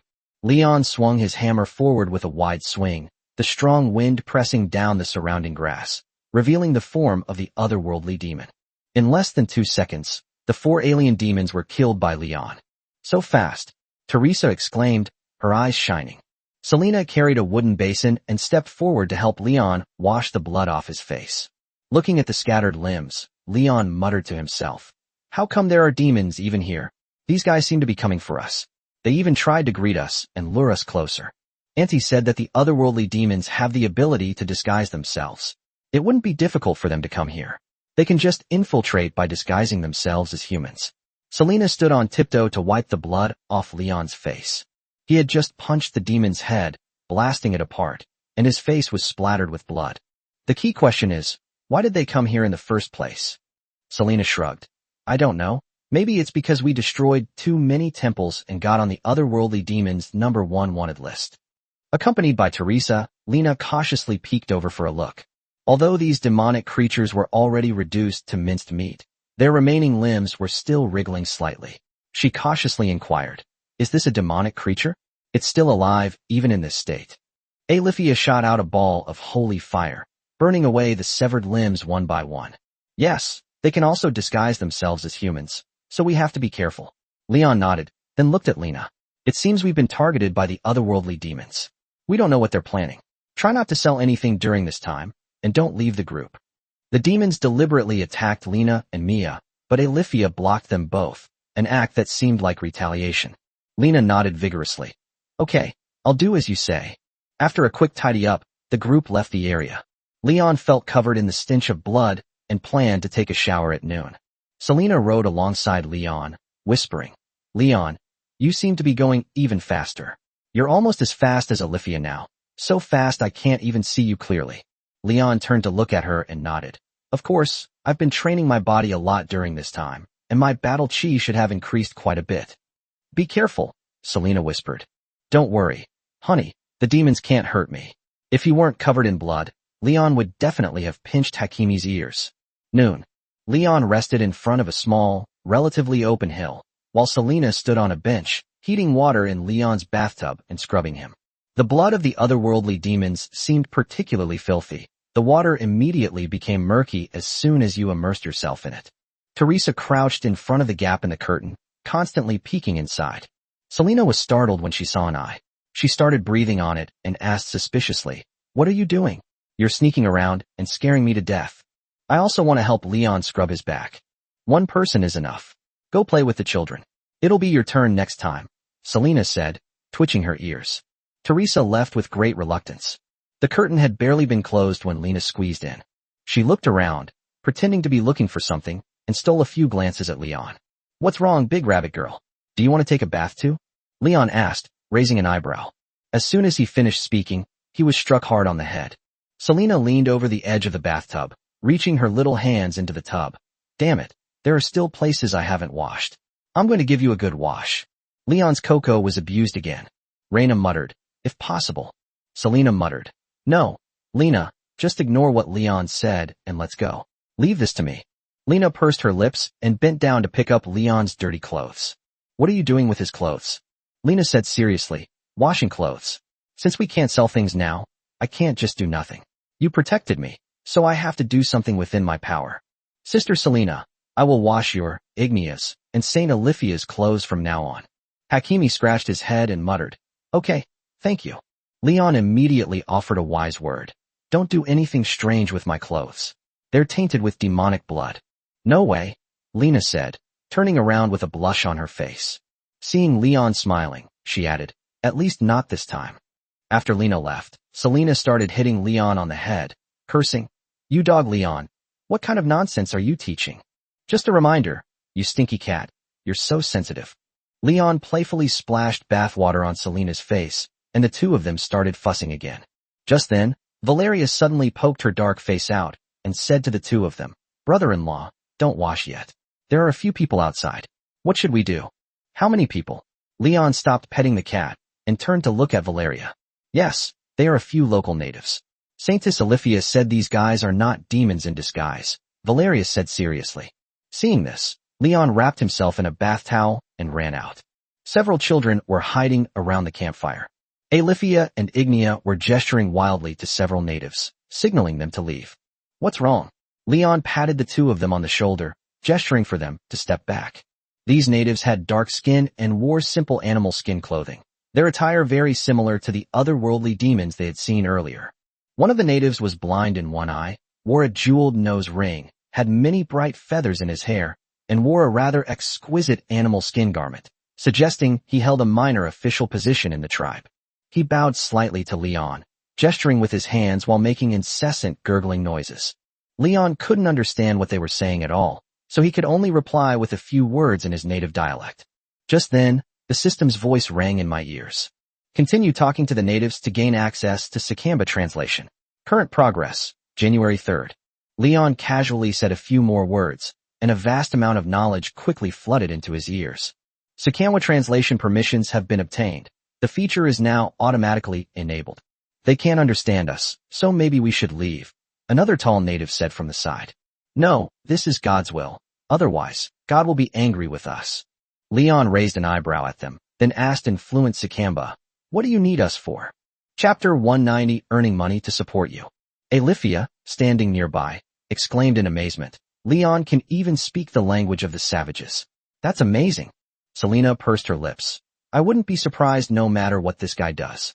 Upon seeing that Leon could understand their language, the natives spontaneously began to kneel and pray to him, saying, "God's bless us. God's bless us." This completely stumped Leon. He coughed twice and waved his hand. "Get up, everyone. If you have something to say, just say it. If not, leave. We'll rest here for a while, and then go. Honorable Chosen One, I am a chieftain.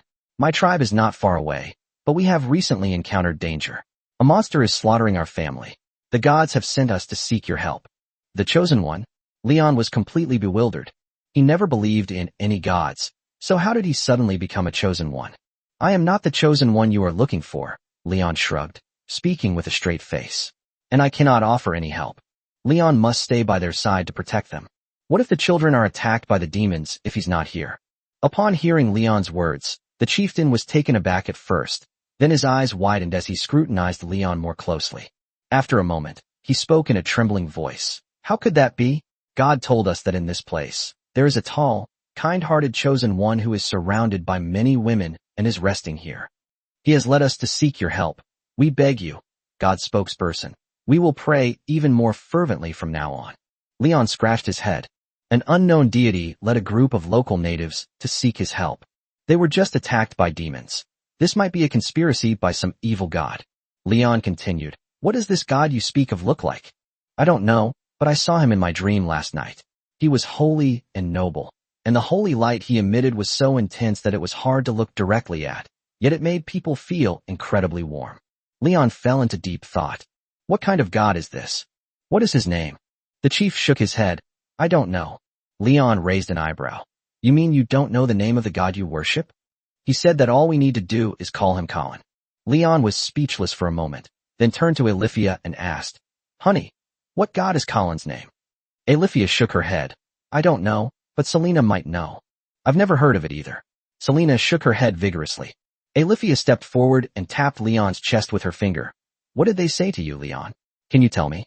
Leon replied, "These natives think I'm the chosen one of some god. They've encountered a monster and need my help to solve it."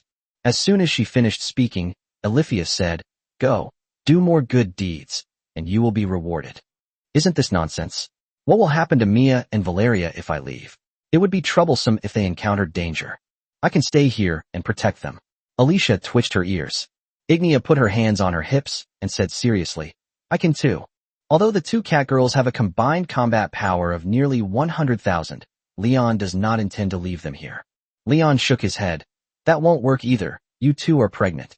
Ignia pointed to her still flat stomach and said seriously, but I'm not completely unable to move yet. Alifia whispered from the side. In that case, take us with you. We can take care of ourselves. Leon looked at Selena beside him and saw her scratching her head, so he asked, What do you think, honey? Selena shrugged. I'll listen to you. Just as Leon was struggling with his decision, a voice rang in his ear. Go ahead. You might find something unexpected. It's always good to travel around. Damn system, you're that Colin guy, aren't you? Leon cursed inwardly. If the natives come knocking on your door, it's 100% inextricably linked to this system. It wasn't me. It's you. Tell me, what are you up to? Secret that. Damn it. I'll burn your butt with a cigarette if I get the chance. Leon turned to look at Lena and the others, and then said, Let's skip the lunch break today and go with these natives to take a look. The chief couldn't understand what Leon and the others were saying, and a hint of confusion appeared in his eyes. Leon sighed. This life is a mess. Not only am I being chased around by the demons, but I also have to deal with a whole bunch of strange things. We'll help you. What kind of monster is it? Tell me about it. Leon raised an eyebrow at the chief. The chief knelt before Leon for a long time before raising his head. That's an evil crocodile. Not only is he incredibly strong, but he also uses a kind of sorcery that can turn us into stone. Leon turned to look at the group and asked, Are there any monsters that look like crocodiles and have the ability to petrify people? Selena and Ignia looked at each other and shook their heads. Alifia said, This chieftain is probably referring to the petrifying lizard, right? These monsters are huge, covered in hard scales, and have the ability to petrify others with their eyes. They are quite troublesome. I've heard that these monsters are plentiful in the south of the mainland, and less so in the north. When I was 15 or 16, one suddenly appeared near Lingwang City, and the royal guards had to go out of the city to deal with it. I heard several people died in the process.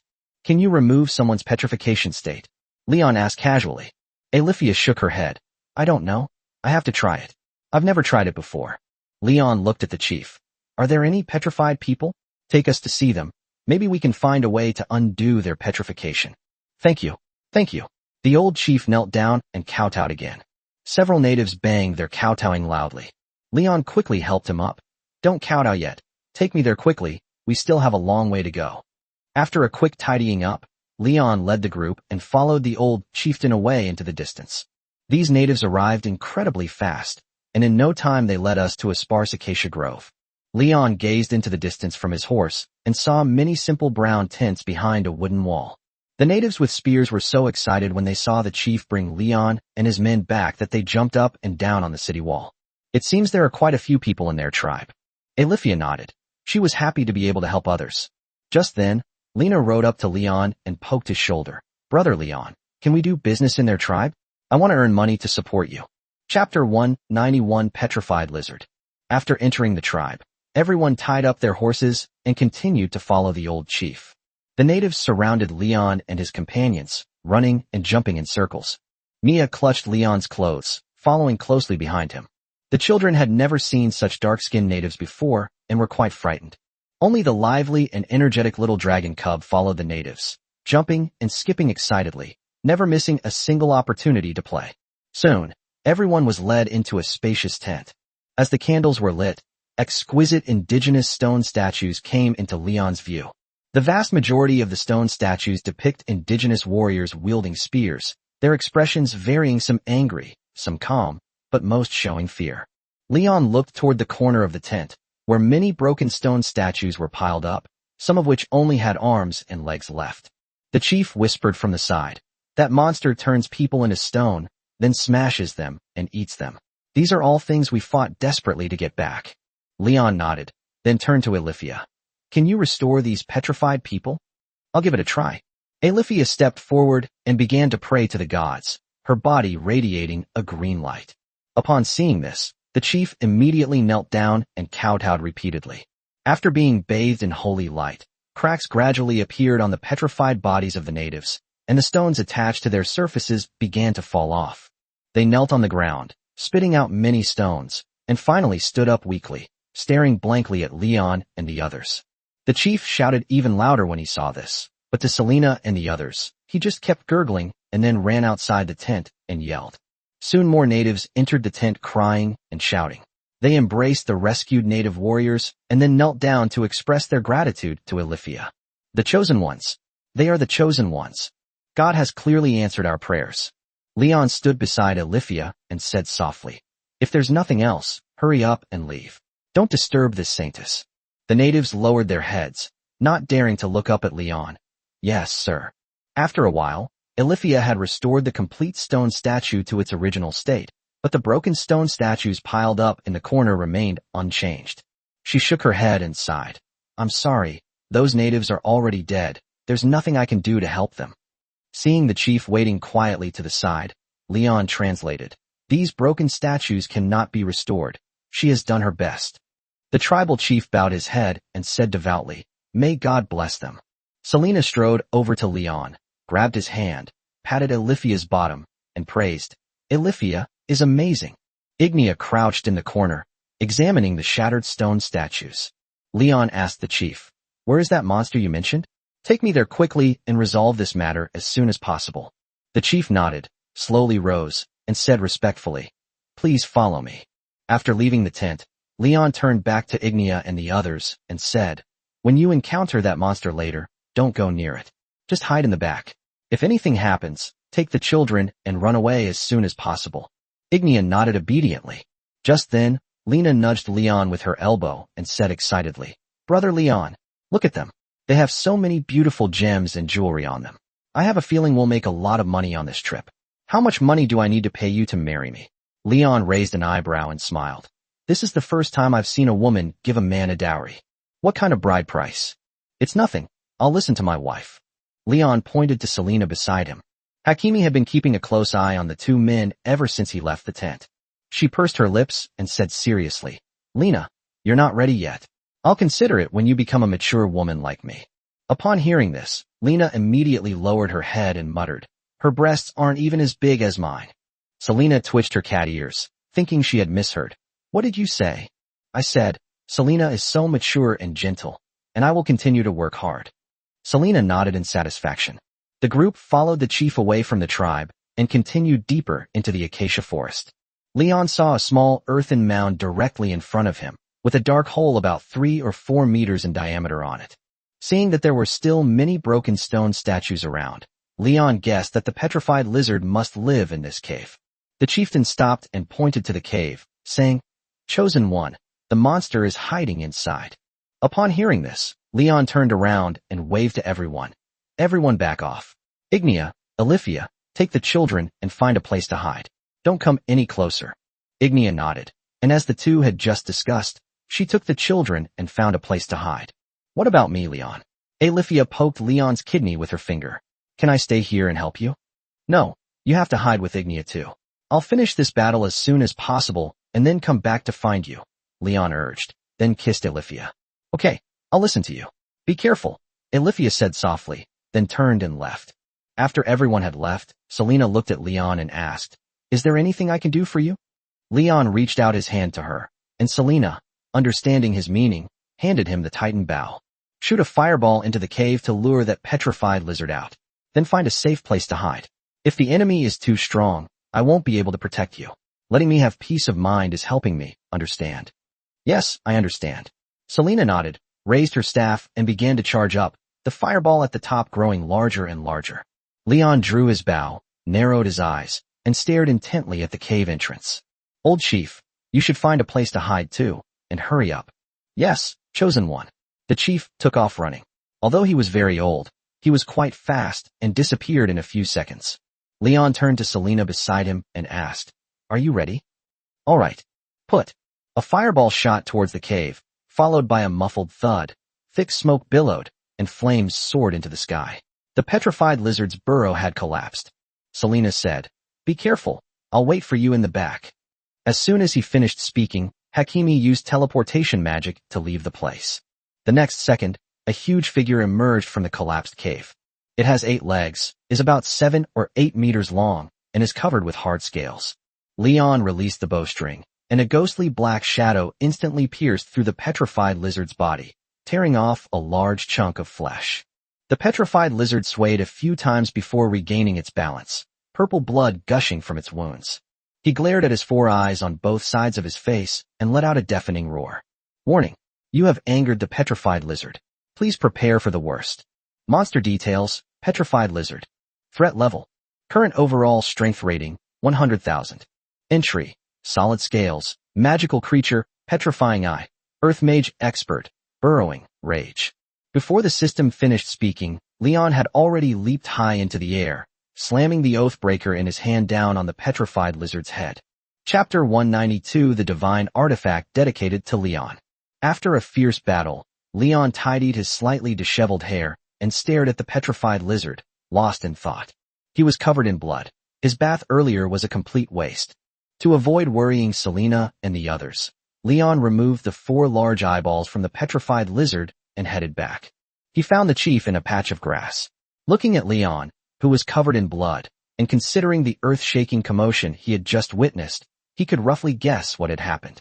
The Chosen One, that monster is already dead, killed in 2 hammer blows. I thought it would be particularly difficult to deal with. Leon wiped his face. You weren't petrified. Thank goodness. Petrification? What petrification? Leon scratched his head and began to examine his body. He had indeed been glared at by the petrified lizard, but he didn't feel any discomfort. Leon seized the opportunity to catch the petrified lizard's brains during its recovery animation and smashed them out with a single blow. It seems that the training over this period of time has been quite effective. Leon feels that his strength has increased somewhat. He put his hands on his hips, looked around, and then asked, "Let's not talk about that now. Where are my wives?" The old chief pointed behind him. At the same time, Selena and Ignia also peeked out from the bushes one by one. Hakimi blinked, puzzled, and asked, "Resolved?" "Yes, it stopped moving after 2 hammer blows. Give me a bath when we get back to the tribe. I smell of blood." Leon nodded and then yawned. Ignia tiptoed and glanced a few times toward the cave, then asked, "Aren't we going to go inside and take a look? Maybe there are eggs." "An egg?" Leon glanced at the still hopping little dragon cub and narrowed his eyes slightly. "It can't be that coincidental, can it? Finding an egg again." Alethea shook her head. "There are no eggs. I just sensed it. There are only some stones that the petrified lizards haven't finished eating underground. There are no eggs. However, this monster's skin seems to fetch a good price. I'll go and skin it. Let me handle this. You all wait here. Kimmy, come with me." Leon waved to the chief. Leon went back and cut off the petrified lizard's skin for Selena to keep. The chieftain, seeing the lizard's flesh so red and tempting, asked Leon, "Your Excellency, Chosen One, would you mind if I let my people eat this monster?" Leon glanced back at the skinned petrified lizard and asked doubtfully, "Can this thing be eaten? I hope it doesn't cause any problems. We can give it a try." Leon waved his hand. "Then do whatever you want with it." Afterwards, Leon led everyone back to the tribe. The chief rallied his people to devour the petrified lizard's carcass. Soon after, Leon saw the tribe carrying large and small pieces of meat back into the village. They even brought back the petrified lizard's bones. The chief said the bone could be used to forge a useful weapon. Selena looked at the natives dancing around the campfire and poked Leon in the waist. "Ask the chief if we can rest here for the night." Leon relayed her words to the equally excited chief. He nodded vigorously. "Chosen One, you can stay here as long as you wish. It is our honor." Leon shook his head. "Then we don't need to leave tomorrow. The otherworldly demons are attacking. If possible, you should also head south in a while." The chief nodded. Selena hurriedly asked, "Did she agree?" "Yes, let's rest for the night. I'm a bit tired anyway." "Okay, I'll run you a bath right away." Selena waved to Lena and Alethea, who were standing nearby, and called them over to help build the house. Just then, the chieftain suddenly said respectfully, "Honorable Chosen One, please come with me. I would like to invite you to participate in our trial." "What trial?" Leon looked back at the stone, sat down, and asked in confusion. "We have a weapon passed down through generations. Every member of our tribe must try to use it when they come of age, but so far no one has been able to unleash its power. God told us that when the catastrophe sweeps across the continent, a brave warrior will come to the tribe and use this weapon to save us. Chosen One, please follow me." Leon looked puzzled. He greeted Ignia and then followed the chief toward a huge circular tent. Inside are several stone steps built from rocks, and on both sides are several rough stone statues of savages. At the top of the steps was a simple little altar. On the altar was a stone platform, on which lay a dagger that shimmered with a strange luster. Even before getting close to Leon, he sensed a strange power. His mind instantly calmed down, and his thoughts became clearer than ever before. "What's this?" the chieftain said softly. "It is a symbol of our courage, and now I wish to offer this weapon to you. Your Excellency, the Chosen One.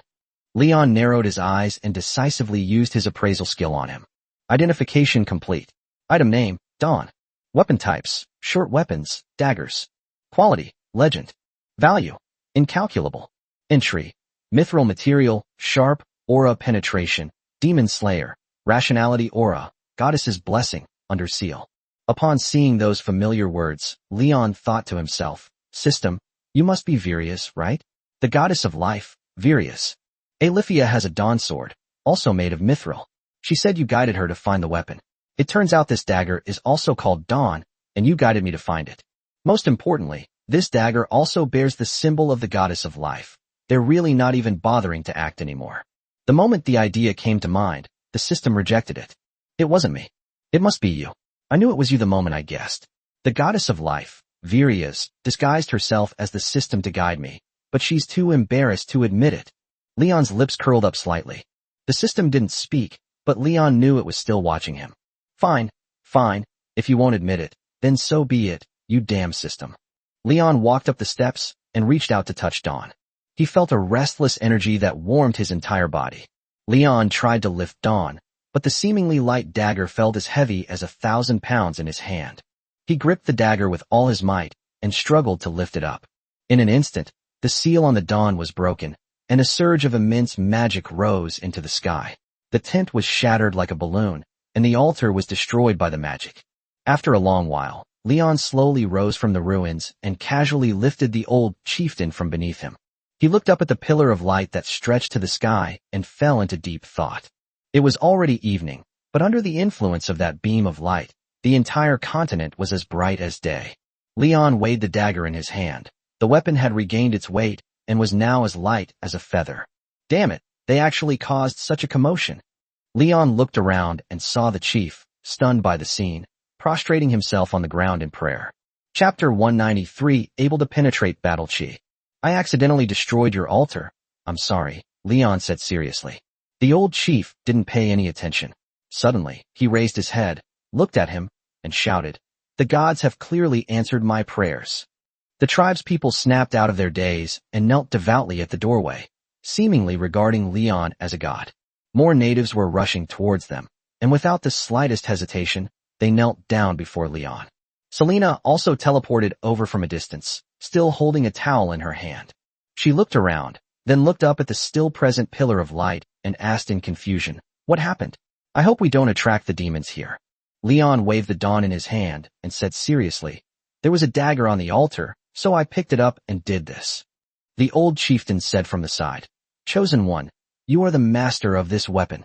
Keep it forever. Really? You're handing over the artifacts that your family has kept for generations to me? Are you sure? Leon was a little embarrassed, but he was actually very tempted. The chief nodded vigorously, as if he had accomplished some kind of mission. This is its purpose. Seeing this, Leon stopped refusing and quickly put the dagger into his storage space. I'm so sorry, but thank you anyway. After saying that, he asked Selena to help rebuild an altar with magic, and then asked Alifia for a statue of the goddess of life to place on it.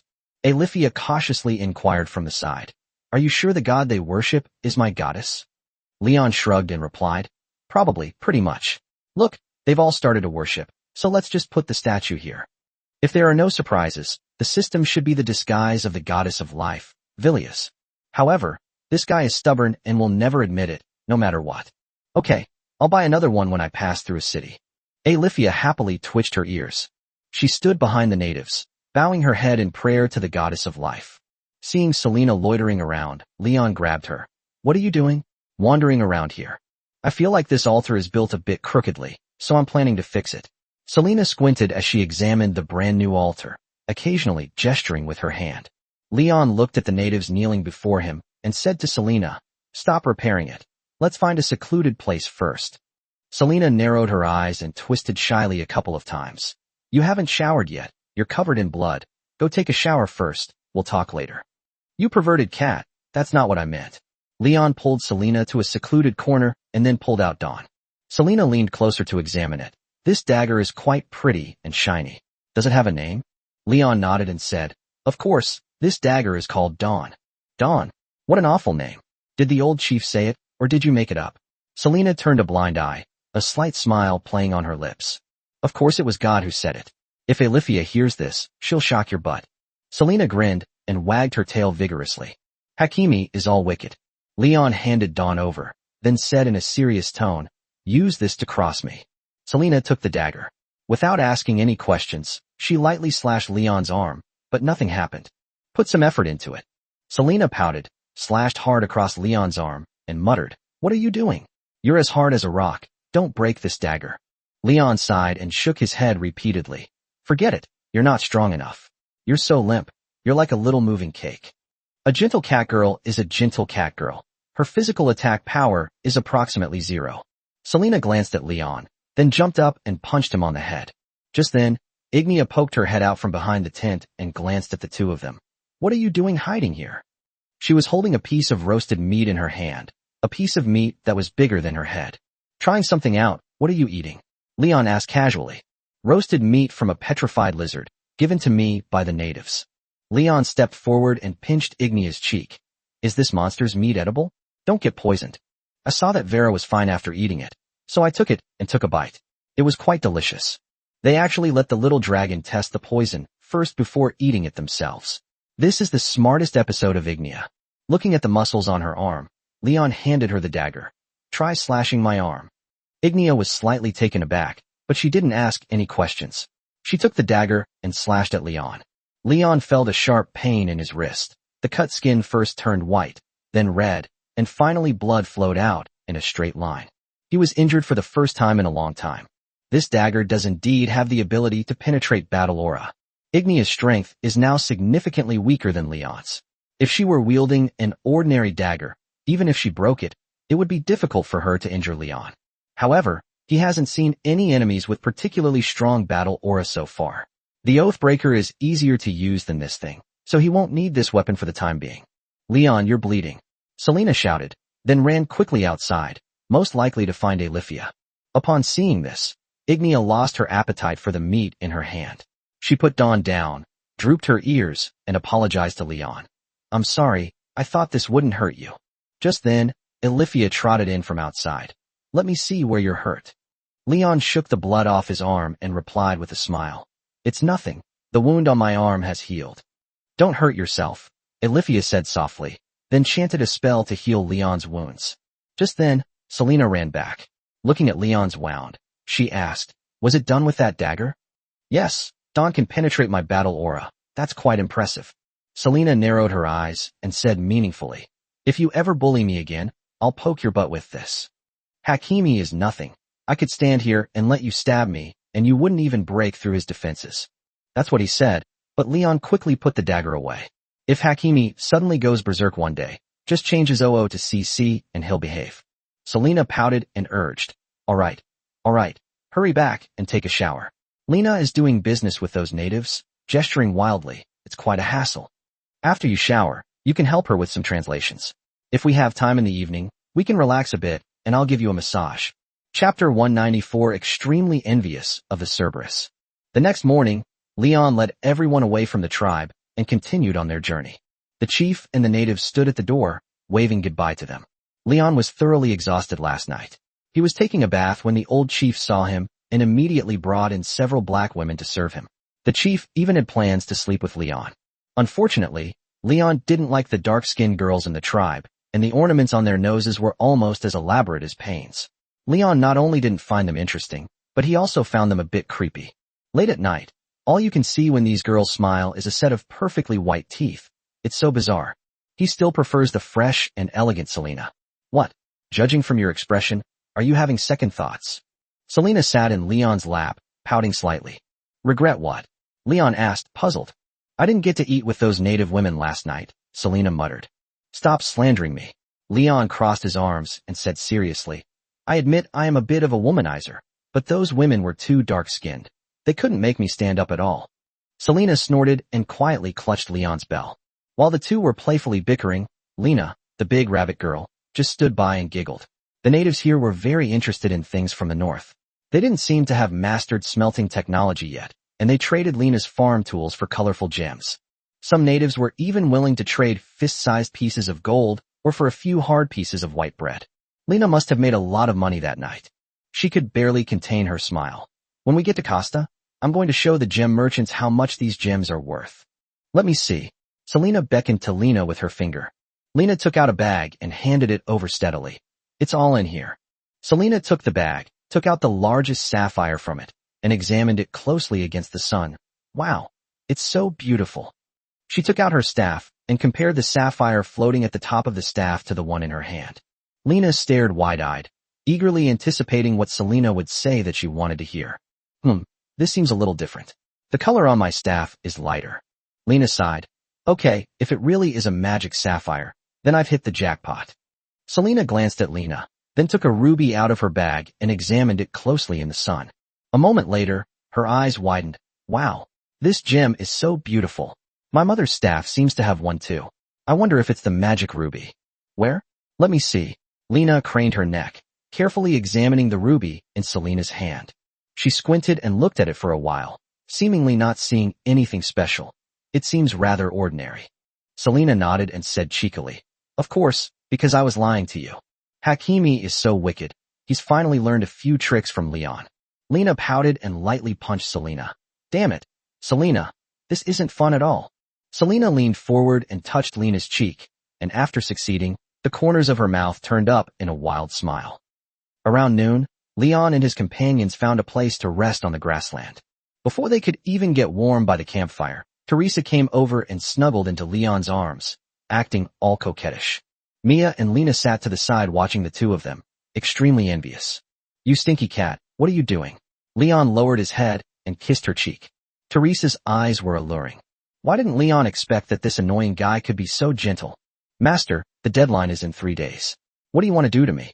Should we do it sooner rather than later? Leon smiled without saying a word. He knew what Teresa wanted to say.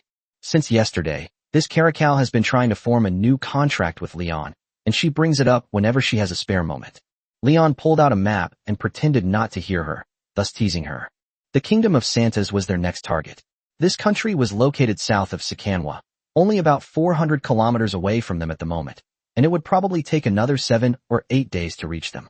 Although the place is not large, judging from the number of towns scattered on the map, it seems to be quite prosperous. I've heard that the people of this country worship the goddess of life, Virius. I imagine Alifia will have a very happy time here. Just as Leon was thinking, Teresa blocked his view and said in a coquettish tone, Say something. You mean Leon, don't bully me. Selena chimed in sarcastically. Teresa is so cute, like a little baby. She wasn't like this before. Teresa wasn't going to back down at all. She retorted directly, Of course, Leon is mine now. We'll have a baby in a couple of days, and then you'll be the only one in the family who isn't pregnant. Seeing the tension between the two Hakimi growing stronger, Leon decisively separated them. Speak. What's your proposal? Teresa coughed twice, then said in a serious tone, Do you dare to fight me one-on-one again? Oh ho, want to play with unlimited renewals? Leon rolled up the map. Teresa shook her head. Let's make a big bet. If you win, I'll be your wife. But if I win, you'll have to be my husband, okay? Do you dare? Upon hearing this, Lena and Mia immediately began whispering among themselves. Although I couldn't hear what they were saying, it probably wasn't anything nice. Leon glanced at Selena and, seeing that she didn't stop him, nodded meaningfully. You little glutton, you're quite greedy. Either way, it's not bad for her. This caracal is quite formidable. He coughed twice and shook his head.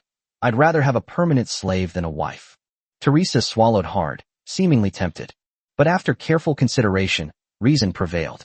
She shook her head vigorously, grabbed Leon's collar, and whispered, Tool still listen to you from now on. It'll just be how we address each other now. Then will you still call me master? Teresa nodded emphatically. When we're alone, you'll always be my master. All right, I'll reluctantly accept this challenge. When's the one-on-one? Teresa slowly got up, took 2 steps, then tripped over her own feet and accidentally fell on Leon. She playfully punched Leon's chest. Damn it. You're so amazing. You win this contest, and I'm your wife now. These words were met with a chorus of boos from those around him. Teresa looked at Lena and Mia, striking a victorious pose. The way you verbally condemn my behavior is actually something you greatly envy. Chapter 195 I'm going to teach her a lesson later. A week has passed in the blink of an eye. Leon has left the vast grasslands of the Kingdom of Sikanwa and entered the borders of the Holy Kingdom of Saints. Not far ahead lies a border city called Icelian. Leon looked down at the map and muttered to himself. Iseria sounds like a person's name. Alifia flew to Leon's side and whispered. Iseria is one of his 12 saintesses, and that's how the people here like to name their city. The 12 holy maidens? Are you one of them? Will I ever live to see a city called Alifia? Alifia smiled and gently pinched Leon's cheek. What are you thinking about? The 12 saintesses are descendants of gods and belong to the demigods. I am merely a saintly woman of mortal origin. There is a fundamental difference. What about Thranville, whom you mentioned before? Is she a mortal or a demigod? When Alifia named the little dragon cub, she mentioned that this was her favorite saintess and apparently the first saintess. You still remember? Alifia slowed down slightly, picked up the little dragon cub, stroked its chubby paws, and said, she was also a mortal saintess, but she was much more powerful than me. Leon looked at the towering mountain peak on the left side of the road and continued. It is said that the cathedrals here are all built on the mountain. As a saint of the Church of the Goddess of Life, don't you really plan to go and visit it? Alifia shook her head. Although we all believe in the same God, we still have some minor differences. It is said that the people here think that we in the north are not orthodox enough. For example, Thranville, whom we just mentioned, was just an ordinary mortal saintess in their world, but in the north she was a heroine. So, to avoid causing trouble, let's just forget about it. Snow Leopard is a devout believer. It is said that there is the largest church of the Goddess of Life in the entire continent here. She must have taken a look and whispered something to the Goddess of Life. Thinking of this, Leon asked the system in his mind. As the Goddess of Life herself, where do you consider the orthodox path? The system remained silent. Ever since Leon figured out his identity, this guy has often ignored read messages, which is extremely impolite. If I ever get the chance, I'll definitely burn her, but with a cigarette butt. Just as Leon thought the system wouldn't answer, a voice appeared in his ear. The Holy Kingdom has the largest number of believers, with millions praying to me every day, yet the power they offer is small. So you've finally admitted to being the Goddess of Life, which means the people here aren't very devout, right? The system went silent, and she started playing the read but not reply trick again. Leon poked Alifia's butt and said in a serious tone, I asked around for you, and the people here aren't exactly orthodox. They're not even as good as you guys. Alifia smiled, then reached out and touched Leon's cheek, saying affectionately, it's not good to lie. You don't even believe in him. So how can you hear him speaking? You're so naughty. Leon is the worst. He's always messing with people. Selena sat in Leon's lap and gave him 2 elbows. I learned it from you. Lena nodded in agreement, having been teased by Selena quite a few times. This kitten appears to be a magical pearl, but it is actually a demonic pill. You're talking nonsense. You're much worse than me. Selena pouted and muttered. Anyway, I learned all of this from you. Seeing Ignia counting on her fingers, Leon casually asked, what are you doing? Counting the days. Is it about 20 more days before the baby in my belly stabilizes? Ignia blinked, puzzled. Leon was taken aback at first, then looked down at Selena in his arms, who was equally surprised. The two looked into each other's eyes. This lioness is incredible. Everyone says pregnancy makes you stupid for 3 years. But this girl defied the odds and suddenly became intelligent. Leon nodded. Yes, there are still 23 days left. You can do more than just addition and subtraction within 10 now. You're so smart, baby. If they weren't a bit far apart, Leon would have loved to lean in and kiss her. So, we can do it in 23 days? Ignia blinked, a hint of anticipation in her voice. So that's how it is. That little glutton, lioness, was still thinking about it. That's true in theory, but in these situations, it's best to be patient. Leon nodded. Ignia pursed her lips and didn't say anything, and Leon couldn't figure out what she was thinking. Valeria shook her head. It's been more than a month now, and I miss my mother a little. I wonder when I'll be able to see her again. Over the past week, Selena has been writing to Mrs. Veronica whenever she has a spare moment. The otherworldly demons have pushed the battle lines to the outskirts of Neural. Leon thinks that Northgate won't last much longer. Perhaps in another month or 2, they will be able to meet Lady Veronica in Costera. Selena said, Rivermouth Town is relatively safe for now.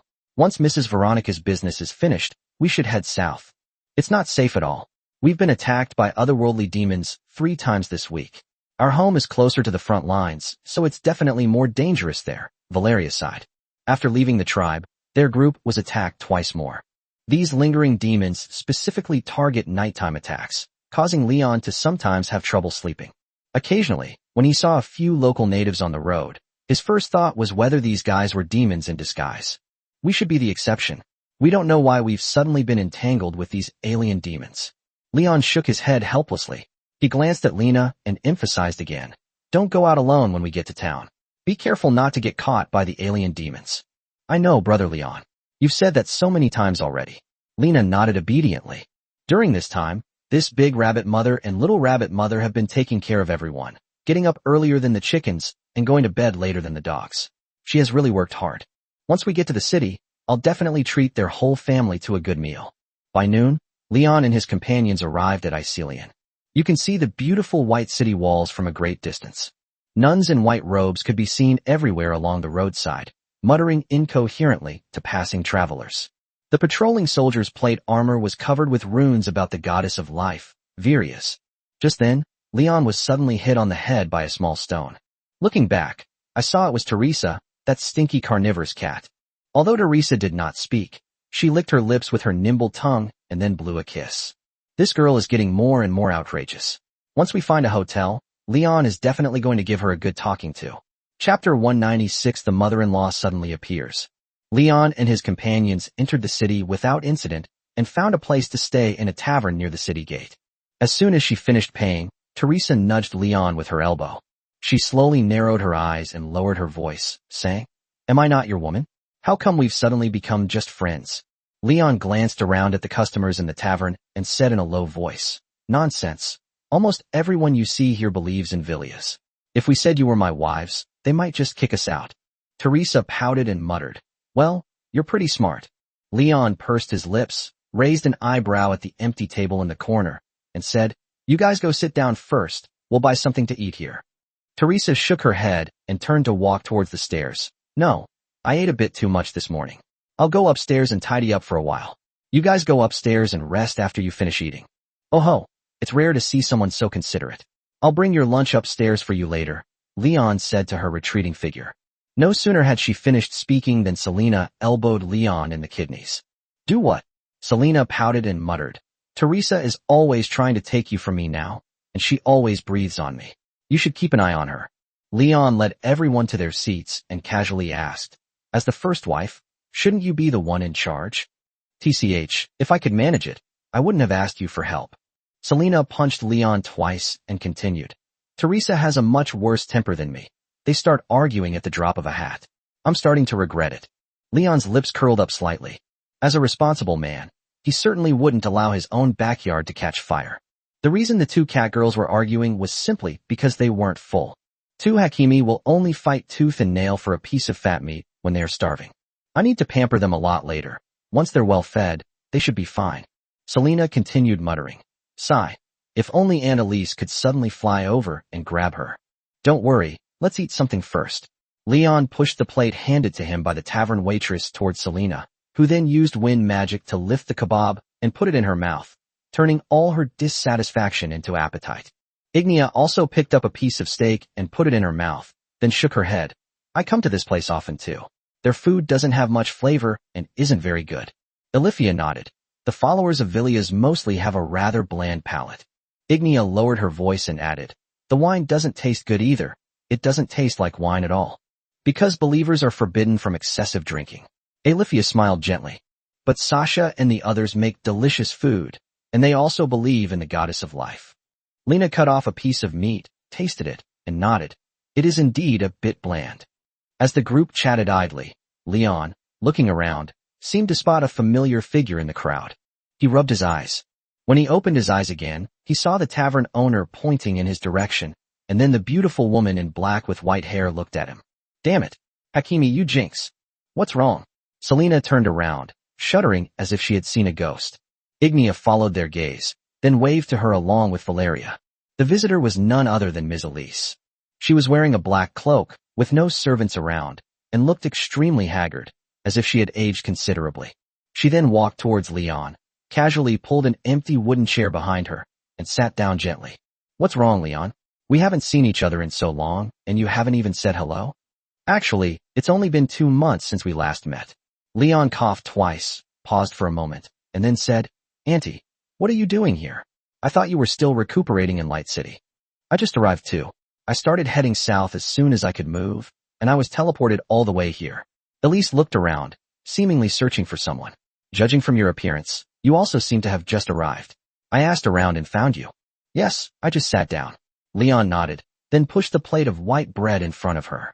Would you like something to eat? Mrs. Elise shook her head. I'm not hungry. I'm more concerned about where Teresa is. Her.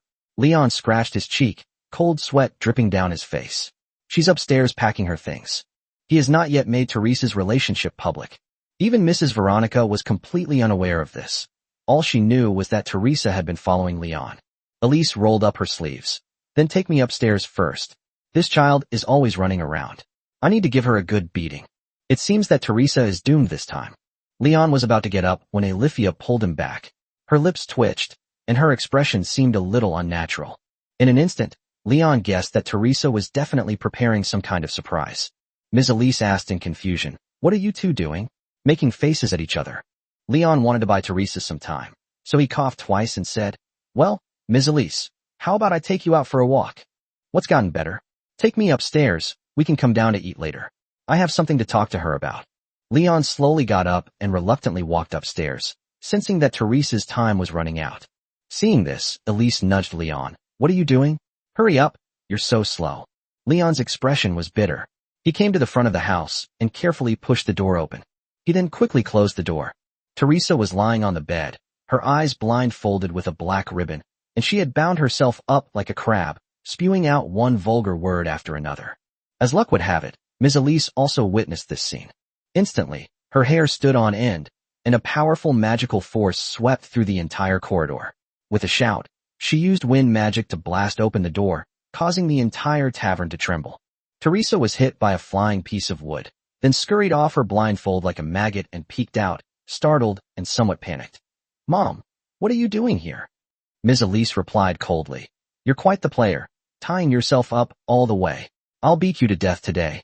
Leon realized that if he didn't stop Elise, Teresa would probably be dead today.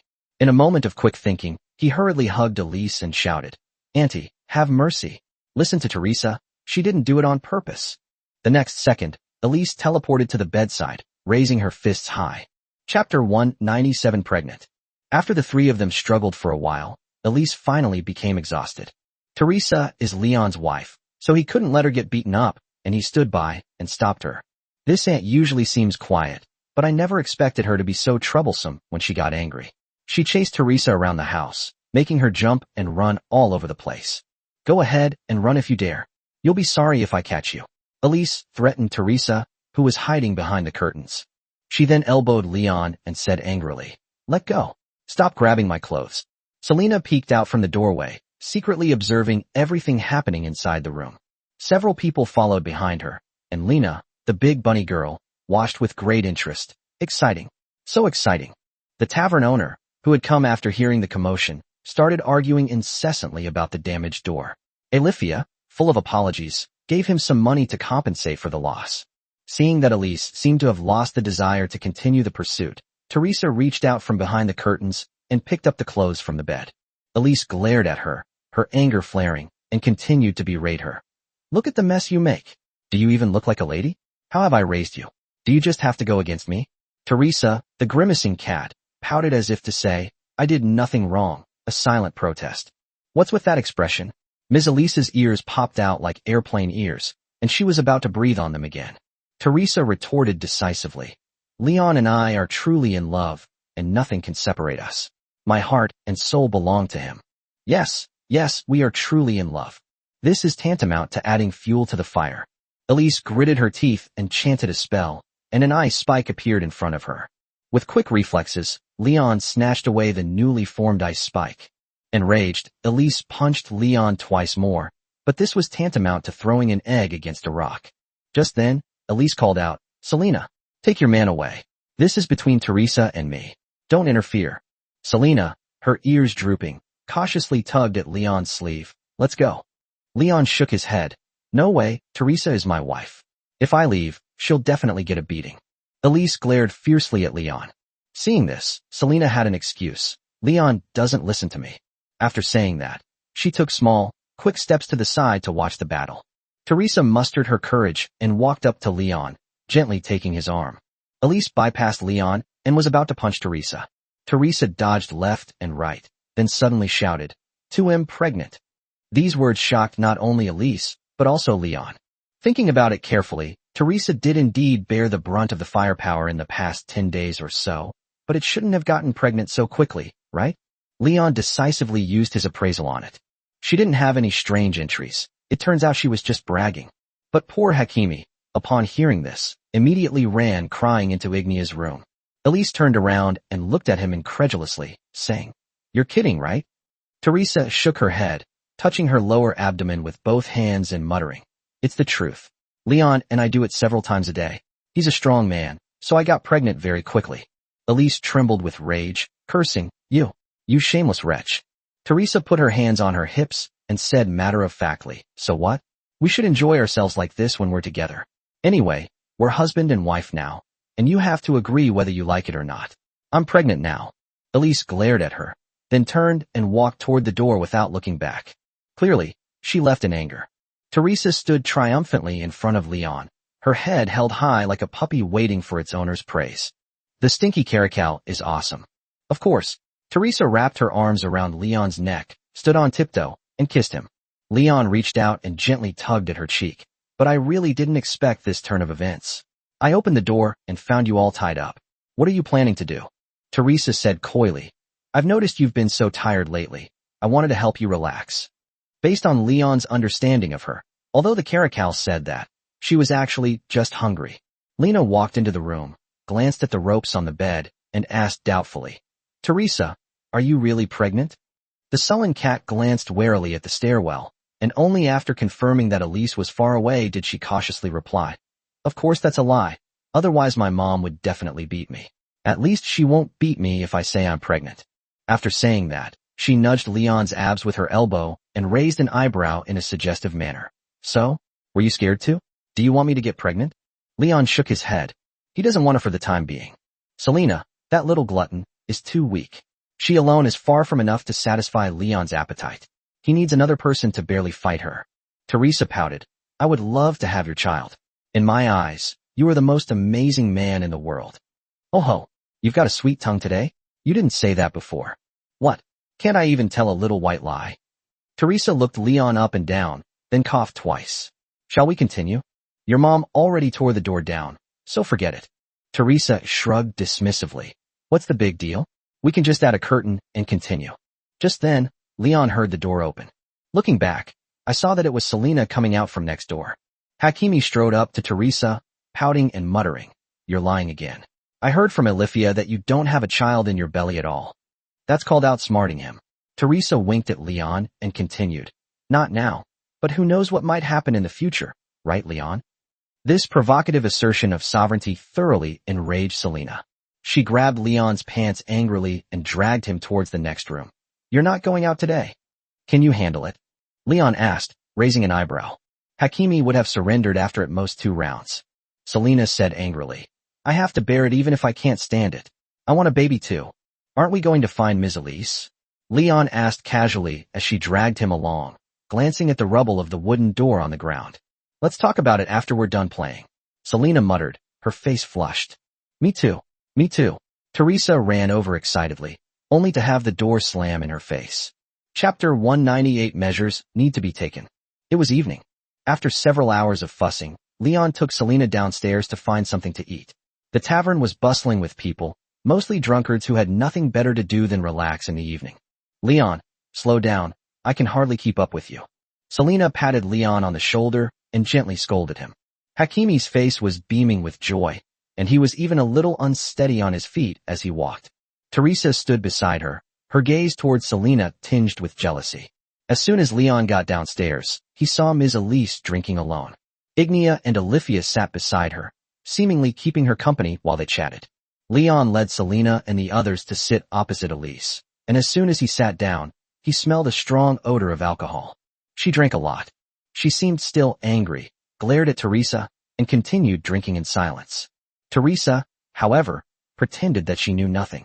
Leon coughed twice, then slowly said, "Ms. Elise, don't be angry. I will take good care of Teresa from now on. Although she's a bit annoying, she's quite charming after spending time with her." Teresa nodded and gently took Leon's arm. This stinky ravenous cat is like a lump of rice cake. The more you hit it, the stickier it gets. TCH, I don't believe it. With so many women, someone will always be neglected. Not to mention 10 years. In 2 years, that idiot Teresa will come crying to me. Elise downed the liquor in one gulp. Normally, noble ladies wouldn't drink this kind of liquor. Leon shook his head and said seriously, "Impossible. I'm a cat lover. I usually love playing games with kittens." Teresa nodded and shrugged dismissively. "Mom, you're overthinking it. Maybe an ordinary man would act that way, but he's Leon, as strong as a bull. Even 10 of me couldn't beat him." Elise shouted, "Shut up. It's unbelievable that you would say such offensive things." However, her voice wasn't as sharp as it had been a few hours earlier. Leon could tell that most of her anger had dissipated. Before he could speak, Elise asked, "Since things have come to this, what are your plans for the future?" Leon pulled Teresa into his arms and said, "We'll stay in Costa Rica for a while, and then we'll make other plans." Elise remained silent. She took out a bottle of strong liquor from her storage space and poured herself 2 more glasses. After taking a sip, she shook her head. To be honest, even Costera might not be able to withstand the attack of the otherworldly demons. Our warriors are dying every moment, while the endless demons covering the mountains and plains weigh us down with every volley of magic. You won't understand that feeling if you haven't been on the battlefield. I commanded 1,000 soldiers, and half of them died on the first day of the war. In addition, there are many troublesome individuals among the demons. Like you, they are adept at using battle aura and are difficult to detect with magic. Every night, they swarm out to infiltrate our camp and launch attacks. After the Legion collapsed, I was attacked while fleeing. I was stabbed in the chest and abdomen, but neither hit a vital organ. Otherwise, you wouldn't be seeing me today." Hearing this, Teresa was slightly taken aback, her gaze sweeping over Iris. "Aunt Veronica said you've been missing for a while." Lady Elise replied expressionlessly, "I teleported with my servants to a forest west of Neural. I fainted due to mana depletion and blood loss, and only awoke from my coma in the evening." At this point, she looked at Leon again and said, "If things don't go as planned when we get to Costera, I hope you can take Teresa and Selena to other continents to escape the alien demons." Leon scratched his head and replied, "I do intend to." "That's good. You must take precautions to avoid fainting after you give birth. Having another child at this time is not a wise choice for you." "What measures?" Leon was slightly taken aback. Could it be that there are still baby sterilization devices in this world? Elise glanced at Alifia beside her and said softly, "She should know." Alifia was taken aback at first, then gave an awkward laugh. "It's a forbidden magic that can prevent someone from getting pregnant. I can't do that." Leon was dumbfounded. There was even a magic method to eliminate infants. Elise looked at Selena and said, "I'll teach you the spell tomorrow." Selena pursed her lips. She is the woman who wants children the most right now. Unfortunately, she wasn't very lucky and couldn't get pregnant. Elise slowly stood up and said to Teresa, "You, come upstairs with me, we need to talk." Teresa was taken aback at first, then hid behind Leon. "Don't you dare whip me as soon as the door closes." "I won't hit you." Teresa pouted and brought up old grievances. "You said the same thing when we were kids, and then you'd beat me up the moment you caught me." Elise shrugged indifferently and downed another glass of strong liquor. "Whatever. I still have time. I came to the south this time just to see you. The kingdom must have a lot of things to do, right? Who's taking care of the refugees in our territory?" "Father." Elise nodded. "Yes, that useless thing disappeared as soon as the war started, leaving me alone in Naritas and running off to the capital. He should be in charge now, but if he doesn't, then I won't either. Tomorrow I'll go to the market to buy a horse, and I'll travel with you for the time being. I'll make further plans once we reach Costa Rica." Leon squinted at Elise beside him. Their family seemed to have a slightly complicated history. With that, Ms. Elise finished her last glass of wine, got up, and went upstairs. Leon nudged Teresa beside him and exclaimed, "And he drinks too much? This alcohol smells so strong it's pungent." Teresa didn't speak. She was thinking with her head down. "What's wrong? My mom is actually going to travel with us for a while. Doesn't that mean our affair is going to be exposed? So what if she's found out? Just tell her the truth. Do you think she can force us to separate?" Leon reached out and ruffled Teresa's hair. "No, we need to work even harder." Selena quickly stood up and used her body to separate the two of them. "No, Leon is mine tonight. You go sleep in the same room as Lena or Valeria. How can you be so selfish? You've already had your fun and you still want more? That was you. Now it's my turn." Teresa turned into airplane ears and started breathing on Selena. Leon shook his head helplessly and quickly separated the two little gluttons. Don't fight over it. Everyone gets a share. Chapter 199, We Must Be Prepared. The next day, Leon had just woken up from Selena's arms when he saw Alifia sitting at the head of the bed. He slowly got up and looked around, only to find that Teresa, with whom he had fought fiercely the day before, was nowhere to be seen. Ignia was snoring with her face to the wall, her tail wagging behind her. Leon yawned, gently stroking Selena's fluffy cat ears, and casually asked Alifia, "Where did that stinky, grisly cat go?" "Ms. Elise took her away this morning, while you were still sleeping," Alifia replied softly, turning to look at Leon with a gentle smile on her face. "They were taken away?" Leon stroked his chin, lost in thought. It was probably captured and tortured. What a pitiful caracal. Thinking of this, he skipped over Selena, gently hugged Alifia from behind, and pulled her into his arms, kneading her repeatedly. "Have you had breakfast? Do you want me to give you a massage? Stop messing around. You're trying to tease me again." A blush appeared on Alifia's face. She rested her head on Leon's shoulder, tilted her head back slightly, and whispered in her ear, "Let's talk about it in a couple of months. I've been holding back for so long. What's a little longer?" Alifia said this, but her cheeks were slightly flushed. "Wow, you've grown up," Leon said with a touch of sadness. "Giving birth is such a hassle. Even the snow leopard is getting a bit restless." After giving birth to this baby, Leon plans to control the number of children she has in the future and absolutely cannot have children all at once like this. Alifia pleaded in Leon's arms. "All right, Leon, stop being naughty. Don't touch my tail anymore." "Do you like it? Seeing you squirming around. You must be feeling quite comfortable, right?" Leon narrowed his eyes slightly and buried his face in her snow-white short hair, inhaling its fragrance. "It smells so good." The snow leopard's tail was big and bushy, and it felt especially comfortable to touch. Alifia replied sweetly, "Let me massage your shoulders and help you sit up straight." "Stop it, it tickles." "Leon, you're so naughty." Just as the two were flirting, the door was gently pushed open. Teresa has returned with Iris. She was not missing any limbs, and there were no bruises on her face, so she did not appear to have been beaten. Teresa walked up to Leon, glanced at Selena, who was still sleeping, and said, "I think the door to the next room is fixed. We should be able to go back to sleep soon, darling." Her tone was very gentle. 2 months ago, Leon would never have imagined that this caracal would have this form. "Probably, I'll ask the boss for a key later," Leon said, while gently kissing Alicia in his arms. Elise followed him into the house, casually pulled up a chair, and sat down. Seeing Leon still groping Alifia, she remarked, "You're pretty shameless. This doesn't seem to bother you at all."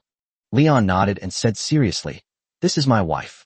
Our love has been certified by the goddess of life. Our love is legitimate and reasonable." Elise smiled helplessly. Just then, Teresa sat down next to Leon, nudged his leg, and said in a serious tone, "What about me, Leon? Shouldn't it be my turn?" Without waiting for Leon to speak, she closed her eyes and kissed him, stealing his soul. Ms. Elise watched from the side, her brows furrowed. "There's no need to deliberately show off in front of me, is there? I was at your age too." Teresa smiled and nestled gently into Leon's arms, continuing to act coquettishly until she accidentally touched Alifia's hand and screamed in shock. Elise's lips twitched, then she gently shook her head. "Listen, I don't object to you two being together. I just hope you can be happy and not end up like me, understand?" Teresa nodded. "Don't worry. I have excellent taste in men." "Hee, I was more confident than you back then." Elise carefully sized up the two of them. Leon hugged Teresa tightly and said very seriously, "I will treat Teresa well." Elise glanced at Selena, who was still fast asleep, and shook her head helplessly. Lena woke up too, and she and Valeria peeked into the house from the doorway. The lively little dragon ran straight into the room, wagged its tail, croaked twice, and began begging for food from Leon. Elise turned around and saw Lena's unfamiliar face. She rested her chin on her hand and casually asked, "Who is this? I don't think I've seen her before. Is this your next target?" Upon hearing this, Lena immediately pulled her head back, leaving only her rabbit ears to eavesdrop. Seeing this, Elise smiled and said, "Don't mind it. I was just joking." Lena poked her head out again, blinked, and whispered, "I don't mind. Becoming Leon's woman is my lifelong dream." Upon hearing this, Elise's expression froze. She glanced at Leon, her face filled with deep helplessness. "I shouldn't have spoken up." At this point, she continued, "I'm really curious, what exactly is it about Leon that attracts you?" Gentle Leon is a gentle and considerate man.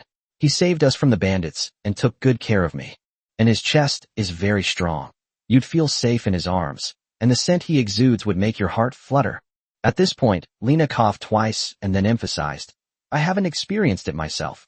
Teresa told me all of this. Elise shook her head with a worried look, as if she had aged several years. Finally, she turned her gaze to Valeria. And you? Don't tell me you like Leon too. The bear-like girl shook her head. Me? I don't like it. I'm just here for the fun, but Mia likes it. Elise's eyes widened. Mia? That child. Leon, you should be hanged. The group was talking quite loudly, so Ignia rolled over and covered her head with a pillow. Leon tossed his hair, bent down and picked up the little dragon cub. I can't help it. I'm just too charming. Even the child likes me. Selena scratched her cheek and slowly opened her eyes. Seeing everyone chatting in the room, she slowly sat up, still covered by the blanket. What happened? It was just a casual chat. You all go about your business. I'm going to wander around somewhere else. Elise got up and walked towards the door. Lena glanced at her, then chased after her. Seeing this, Valeria gently closed the door. Teresa took out a cold bread from her storage space and said while munching on it, All right, my mother is gone, and no one can bother us for a while. Can we start the war now? Leon shook his head, looked at Selena who had just woken up, and said softly, Wife, why don't you use the infant dissolving magic on Teresa first, just in case? Chapter 200 Lena's Bribe. Why won't you let me have children? I'm warning you. Keep that magic away from me. Teresa, her hair standing on end, was breathing heavily on Selena, who was closing in on her. This is Leon's order. Shoo, keep your voice down. It'll be troublesome if your aunt finds out you're lying. Selena had a meaningful smile on her face. Now, whenever she sees Teresa and Leon playing games, she will come over and use forbidden magic to help Teresa eliminate the infant spirit at the end of the game. Teresa crashed into the wall, with nowhere left to retreat. Why don't you use it on yourself? Who said I didn't use it on myself? I listen to Leon, I do whatever he says, and I would never give myself special treatment. Selena patted her chest and assured him. After finishing his lunch, Leon noticed their constant commotion and peeked inside. After spending 2 days in Icelian, they continued south. Costera was still 1,600 kilometers away from where they were, and if all went well, they would reach it in a little over a month. Of course, Ms. Elise is now also heading south with their group. What are you two doing? Leon asked, puzzled. Upon hearing this, Teresa leaped over Selena's head and ran straight towards Leon. Darling, that Selena is trying to harm our child. Our precious child. Our future. Leon waved his hand and shook his head. No. I made her do it. Why? Don't you want to have my child? Teresa blinked and pouted slightly. She's being coquettish. Leon shook his head. Because your mother is right, having children is not a good option for us right now. Let's talk about it again after things settle down. Seeing Selena grinning and gloating, Leon said to her, Don't laugh, you're the same. We're not going to have children for now. At this point, Leon used his appraisal on the two of them again. He breathed a sigh of relief after confirming that there were no strange entries in the status bar. Selena was taken aback at first, then began to argue irrationally. It's not fair. Why can Ignia and Elifia do it, but I can't? Because they got pregnant before I even realized it. Leon shook his head helplessly and continued. And I thought that if I escaped to Costa Rica, everything would be fine, but now it seems that's not the case. Selena sighed, and then drooped her ears. Leon knew what was making her sad. The demons destroyed her family, and now she's being forced to flee south, unable to even have children. He reached out and gently hugged Hakimi. It's okay. There will always be opportunities in the future. We will have 100 or 80 children, until you don't want to have any more. Really? Selena pouted slightly, her little eyes looking rather cute. Of course it's true. I never lie. Don't you know me? Leon picked up the two cat girls beside him and gave each of them a kiss. Just then, Elizabeth and Lena passed by the three of them, glancing at them casually. Kissing each other in broad daylight. Can't you wait until night? There are children in the camp. This won't work, that won't work. Why bother with so many things? Right, Lena? Leon put his hands on his hips and raised an eyebrow at the big rabbit girl. Lena nodded in agreement. Yes, when my parents were still alive when I was little, they did the same thing. Elise rolled her eyes and said nothing more. She built a stone platform next to her, placed Lena's gems on the platform, and then took out a transparent crystal ball from her storage space, examining the gems carefully, as if using a magnifying glass. Lena stood with her hands behind her back, bending over, watching expectantly from the side. Leon, along with Teresa and Selena, joined them. The two catgirls were constantly making subtle moves behind Leon's back, secretly competing with each other, but overall Selena had a slight edge. Elise glanced up at the three of them and waved her hand dismissively. "Go away. You're blocking the sun." Leon shifted his position and casually asked, "What are you doing?" Elise examined the gem closely without even looking up. "Isn't this obvious enough?" Lena asked me to help her take a look at the gem. As soon as she finished speaking, she picked up the largest ruby and handed it to Lena. Then she picked out a few more gems and stuffed them into her hand. "These are all ordinary gems, only good for decoration. They're worth some money. In Northgate, they'd be worth about 20 gold coins, but I don't know about them here." Lena chuckled as she carefully put away the gemstone, her rabbit ears bobbing with laughter. Elise picked out some more gems, then put them away and handed them to Lena. "These are gems that are sensitive to magic. They can be used to make magical ornaments, and they are quite valuable." At this point, she deliberately pointed to the sapphire that Selena had been playing with. "This is a Sakanwa blue crystal. Although it looks ordinary, it is exceptionally sensitive to magic and can enhance the power of water magic. This gem is very rare, and one this big is even rarer." Lena's eyes widened, and she rubbed her hands together like a fly. "About how much is it worth?" Mrs. Elise shrugged. "In Northgate, it's worth at least 100 gold coins, but I don't know the exact price. You'll need to find a more professional to appraise it. Although I've seen a lot of jewelry, I'm still just a layman." "Oh my god, 100 gold coins." Lena jumped up and down excitedly. "What about the other gems?" "As for the other gems, although they are all magical gems, they are too small and fragmented to be worth much money. They should only be worth about 50 gold coins in total." Elise glanced at her and emphasized, "This is just an estimate. I can find a jeweler to appraise them for you when we get to Costera." "Hee 50 gold coins is a lot. I wouldn't have dared to dream of it before."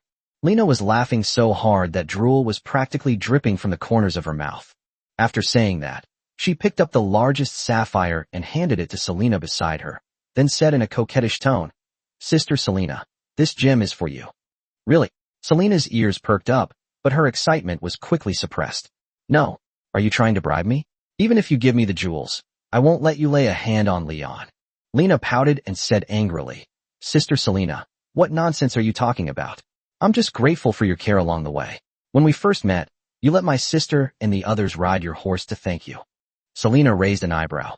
"It's nothing. Are you sure this gem really wasn't intended as a bribe?"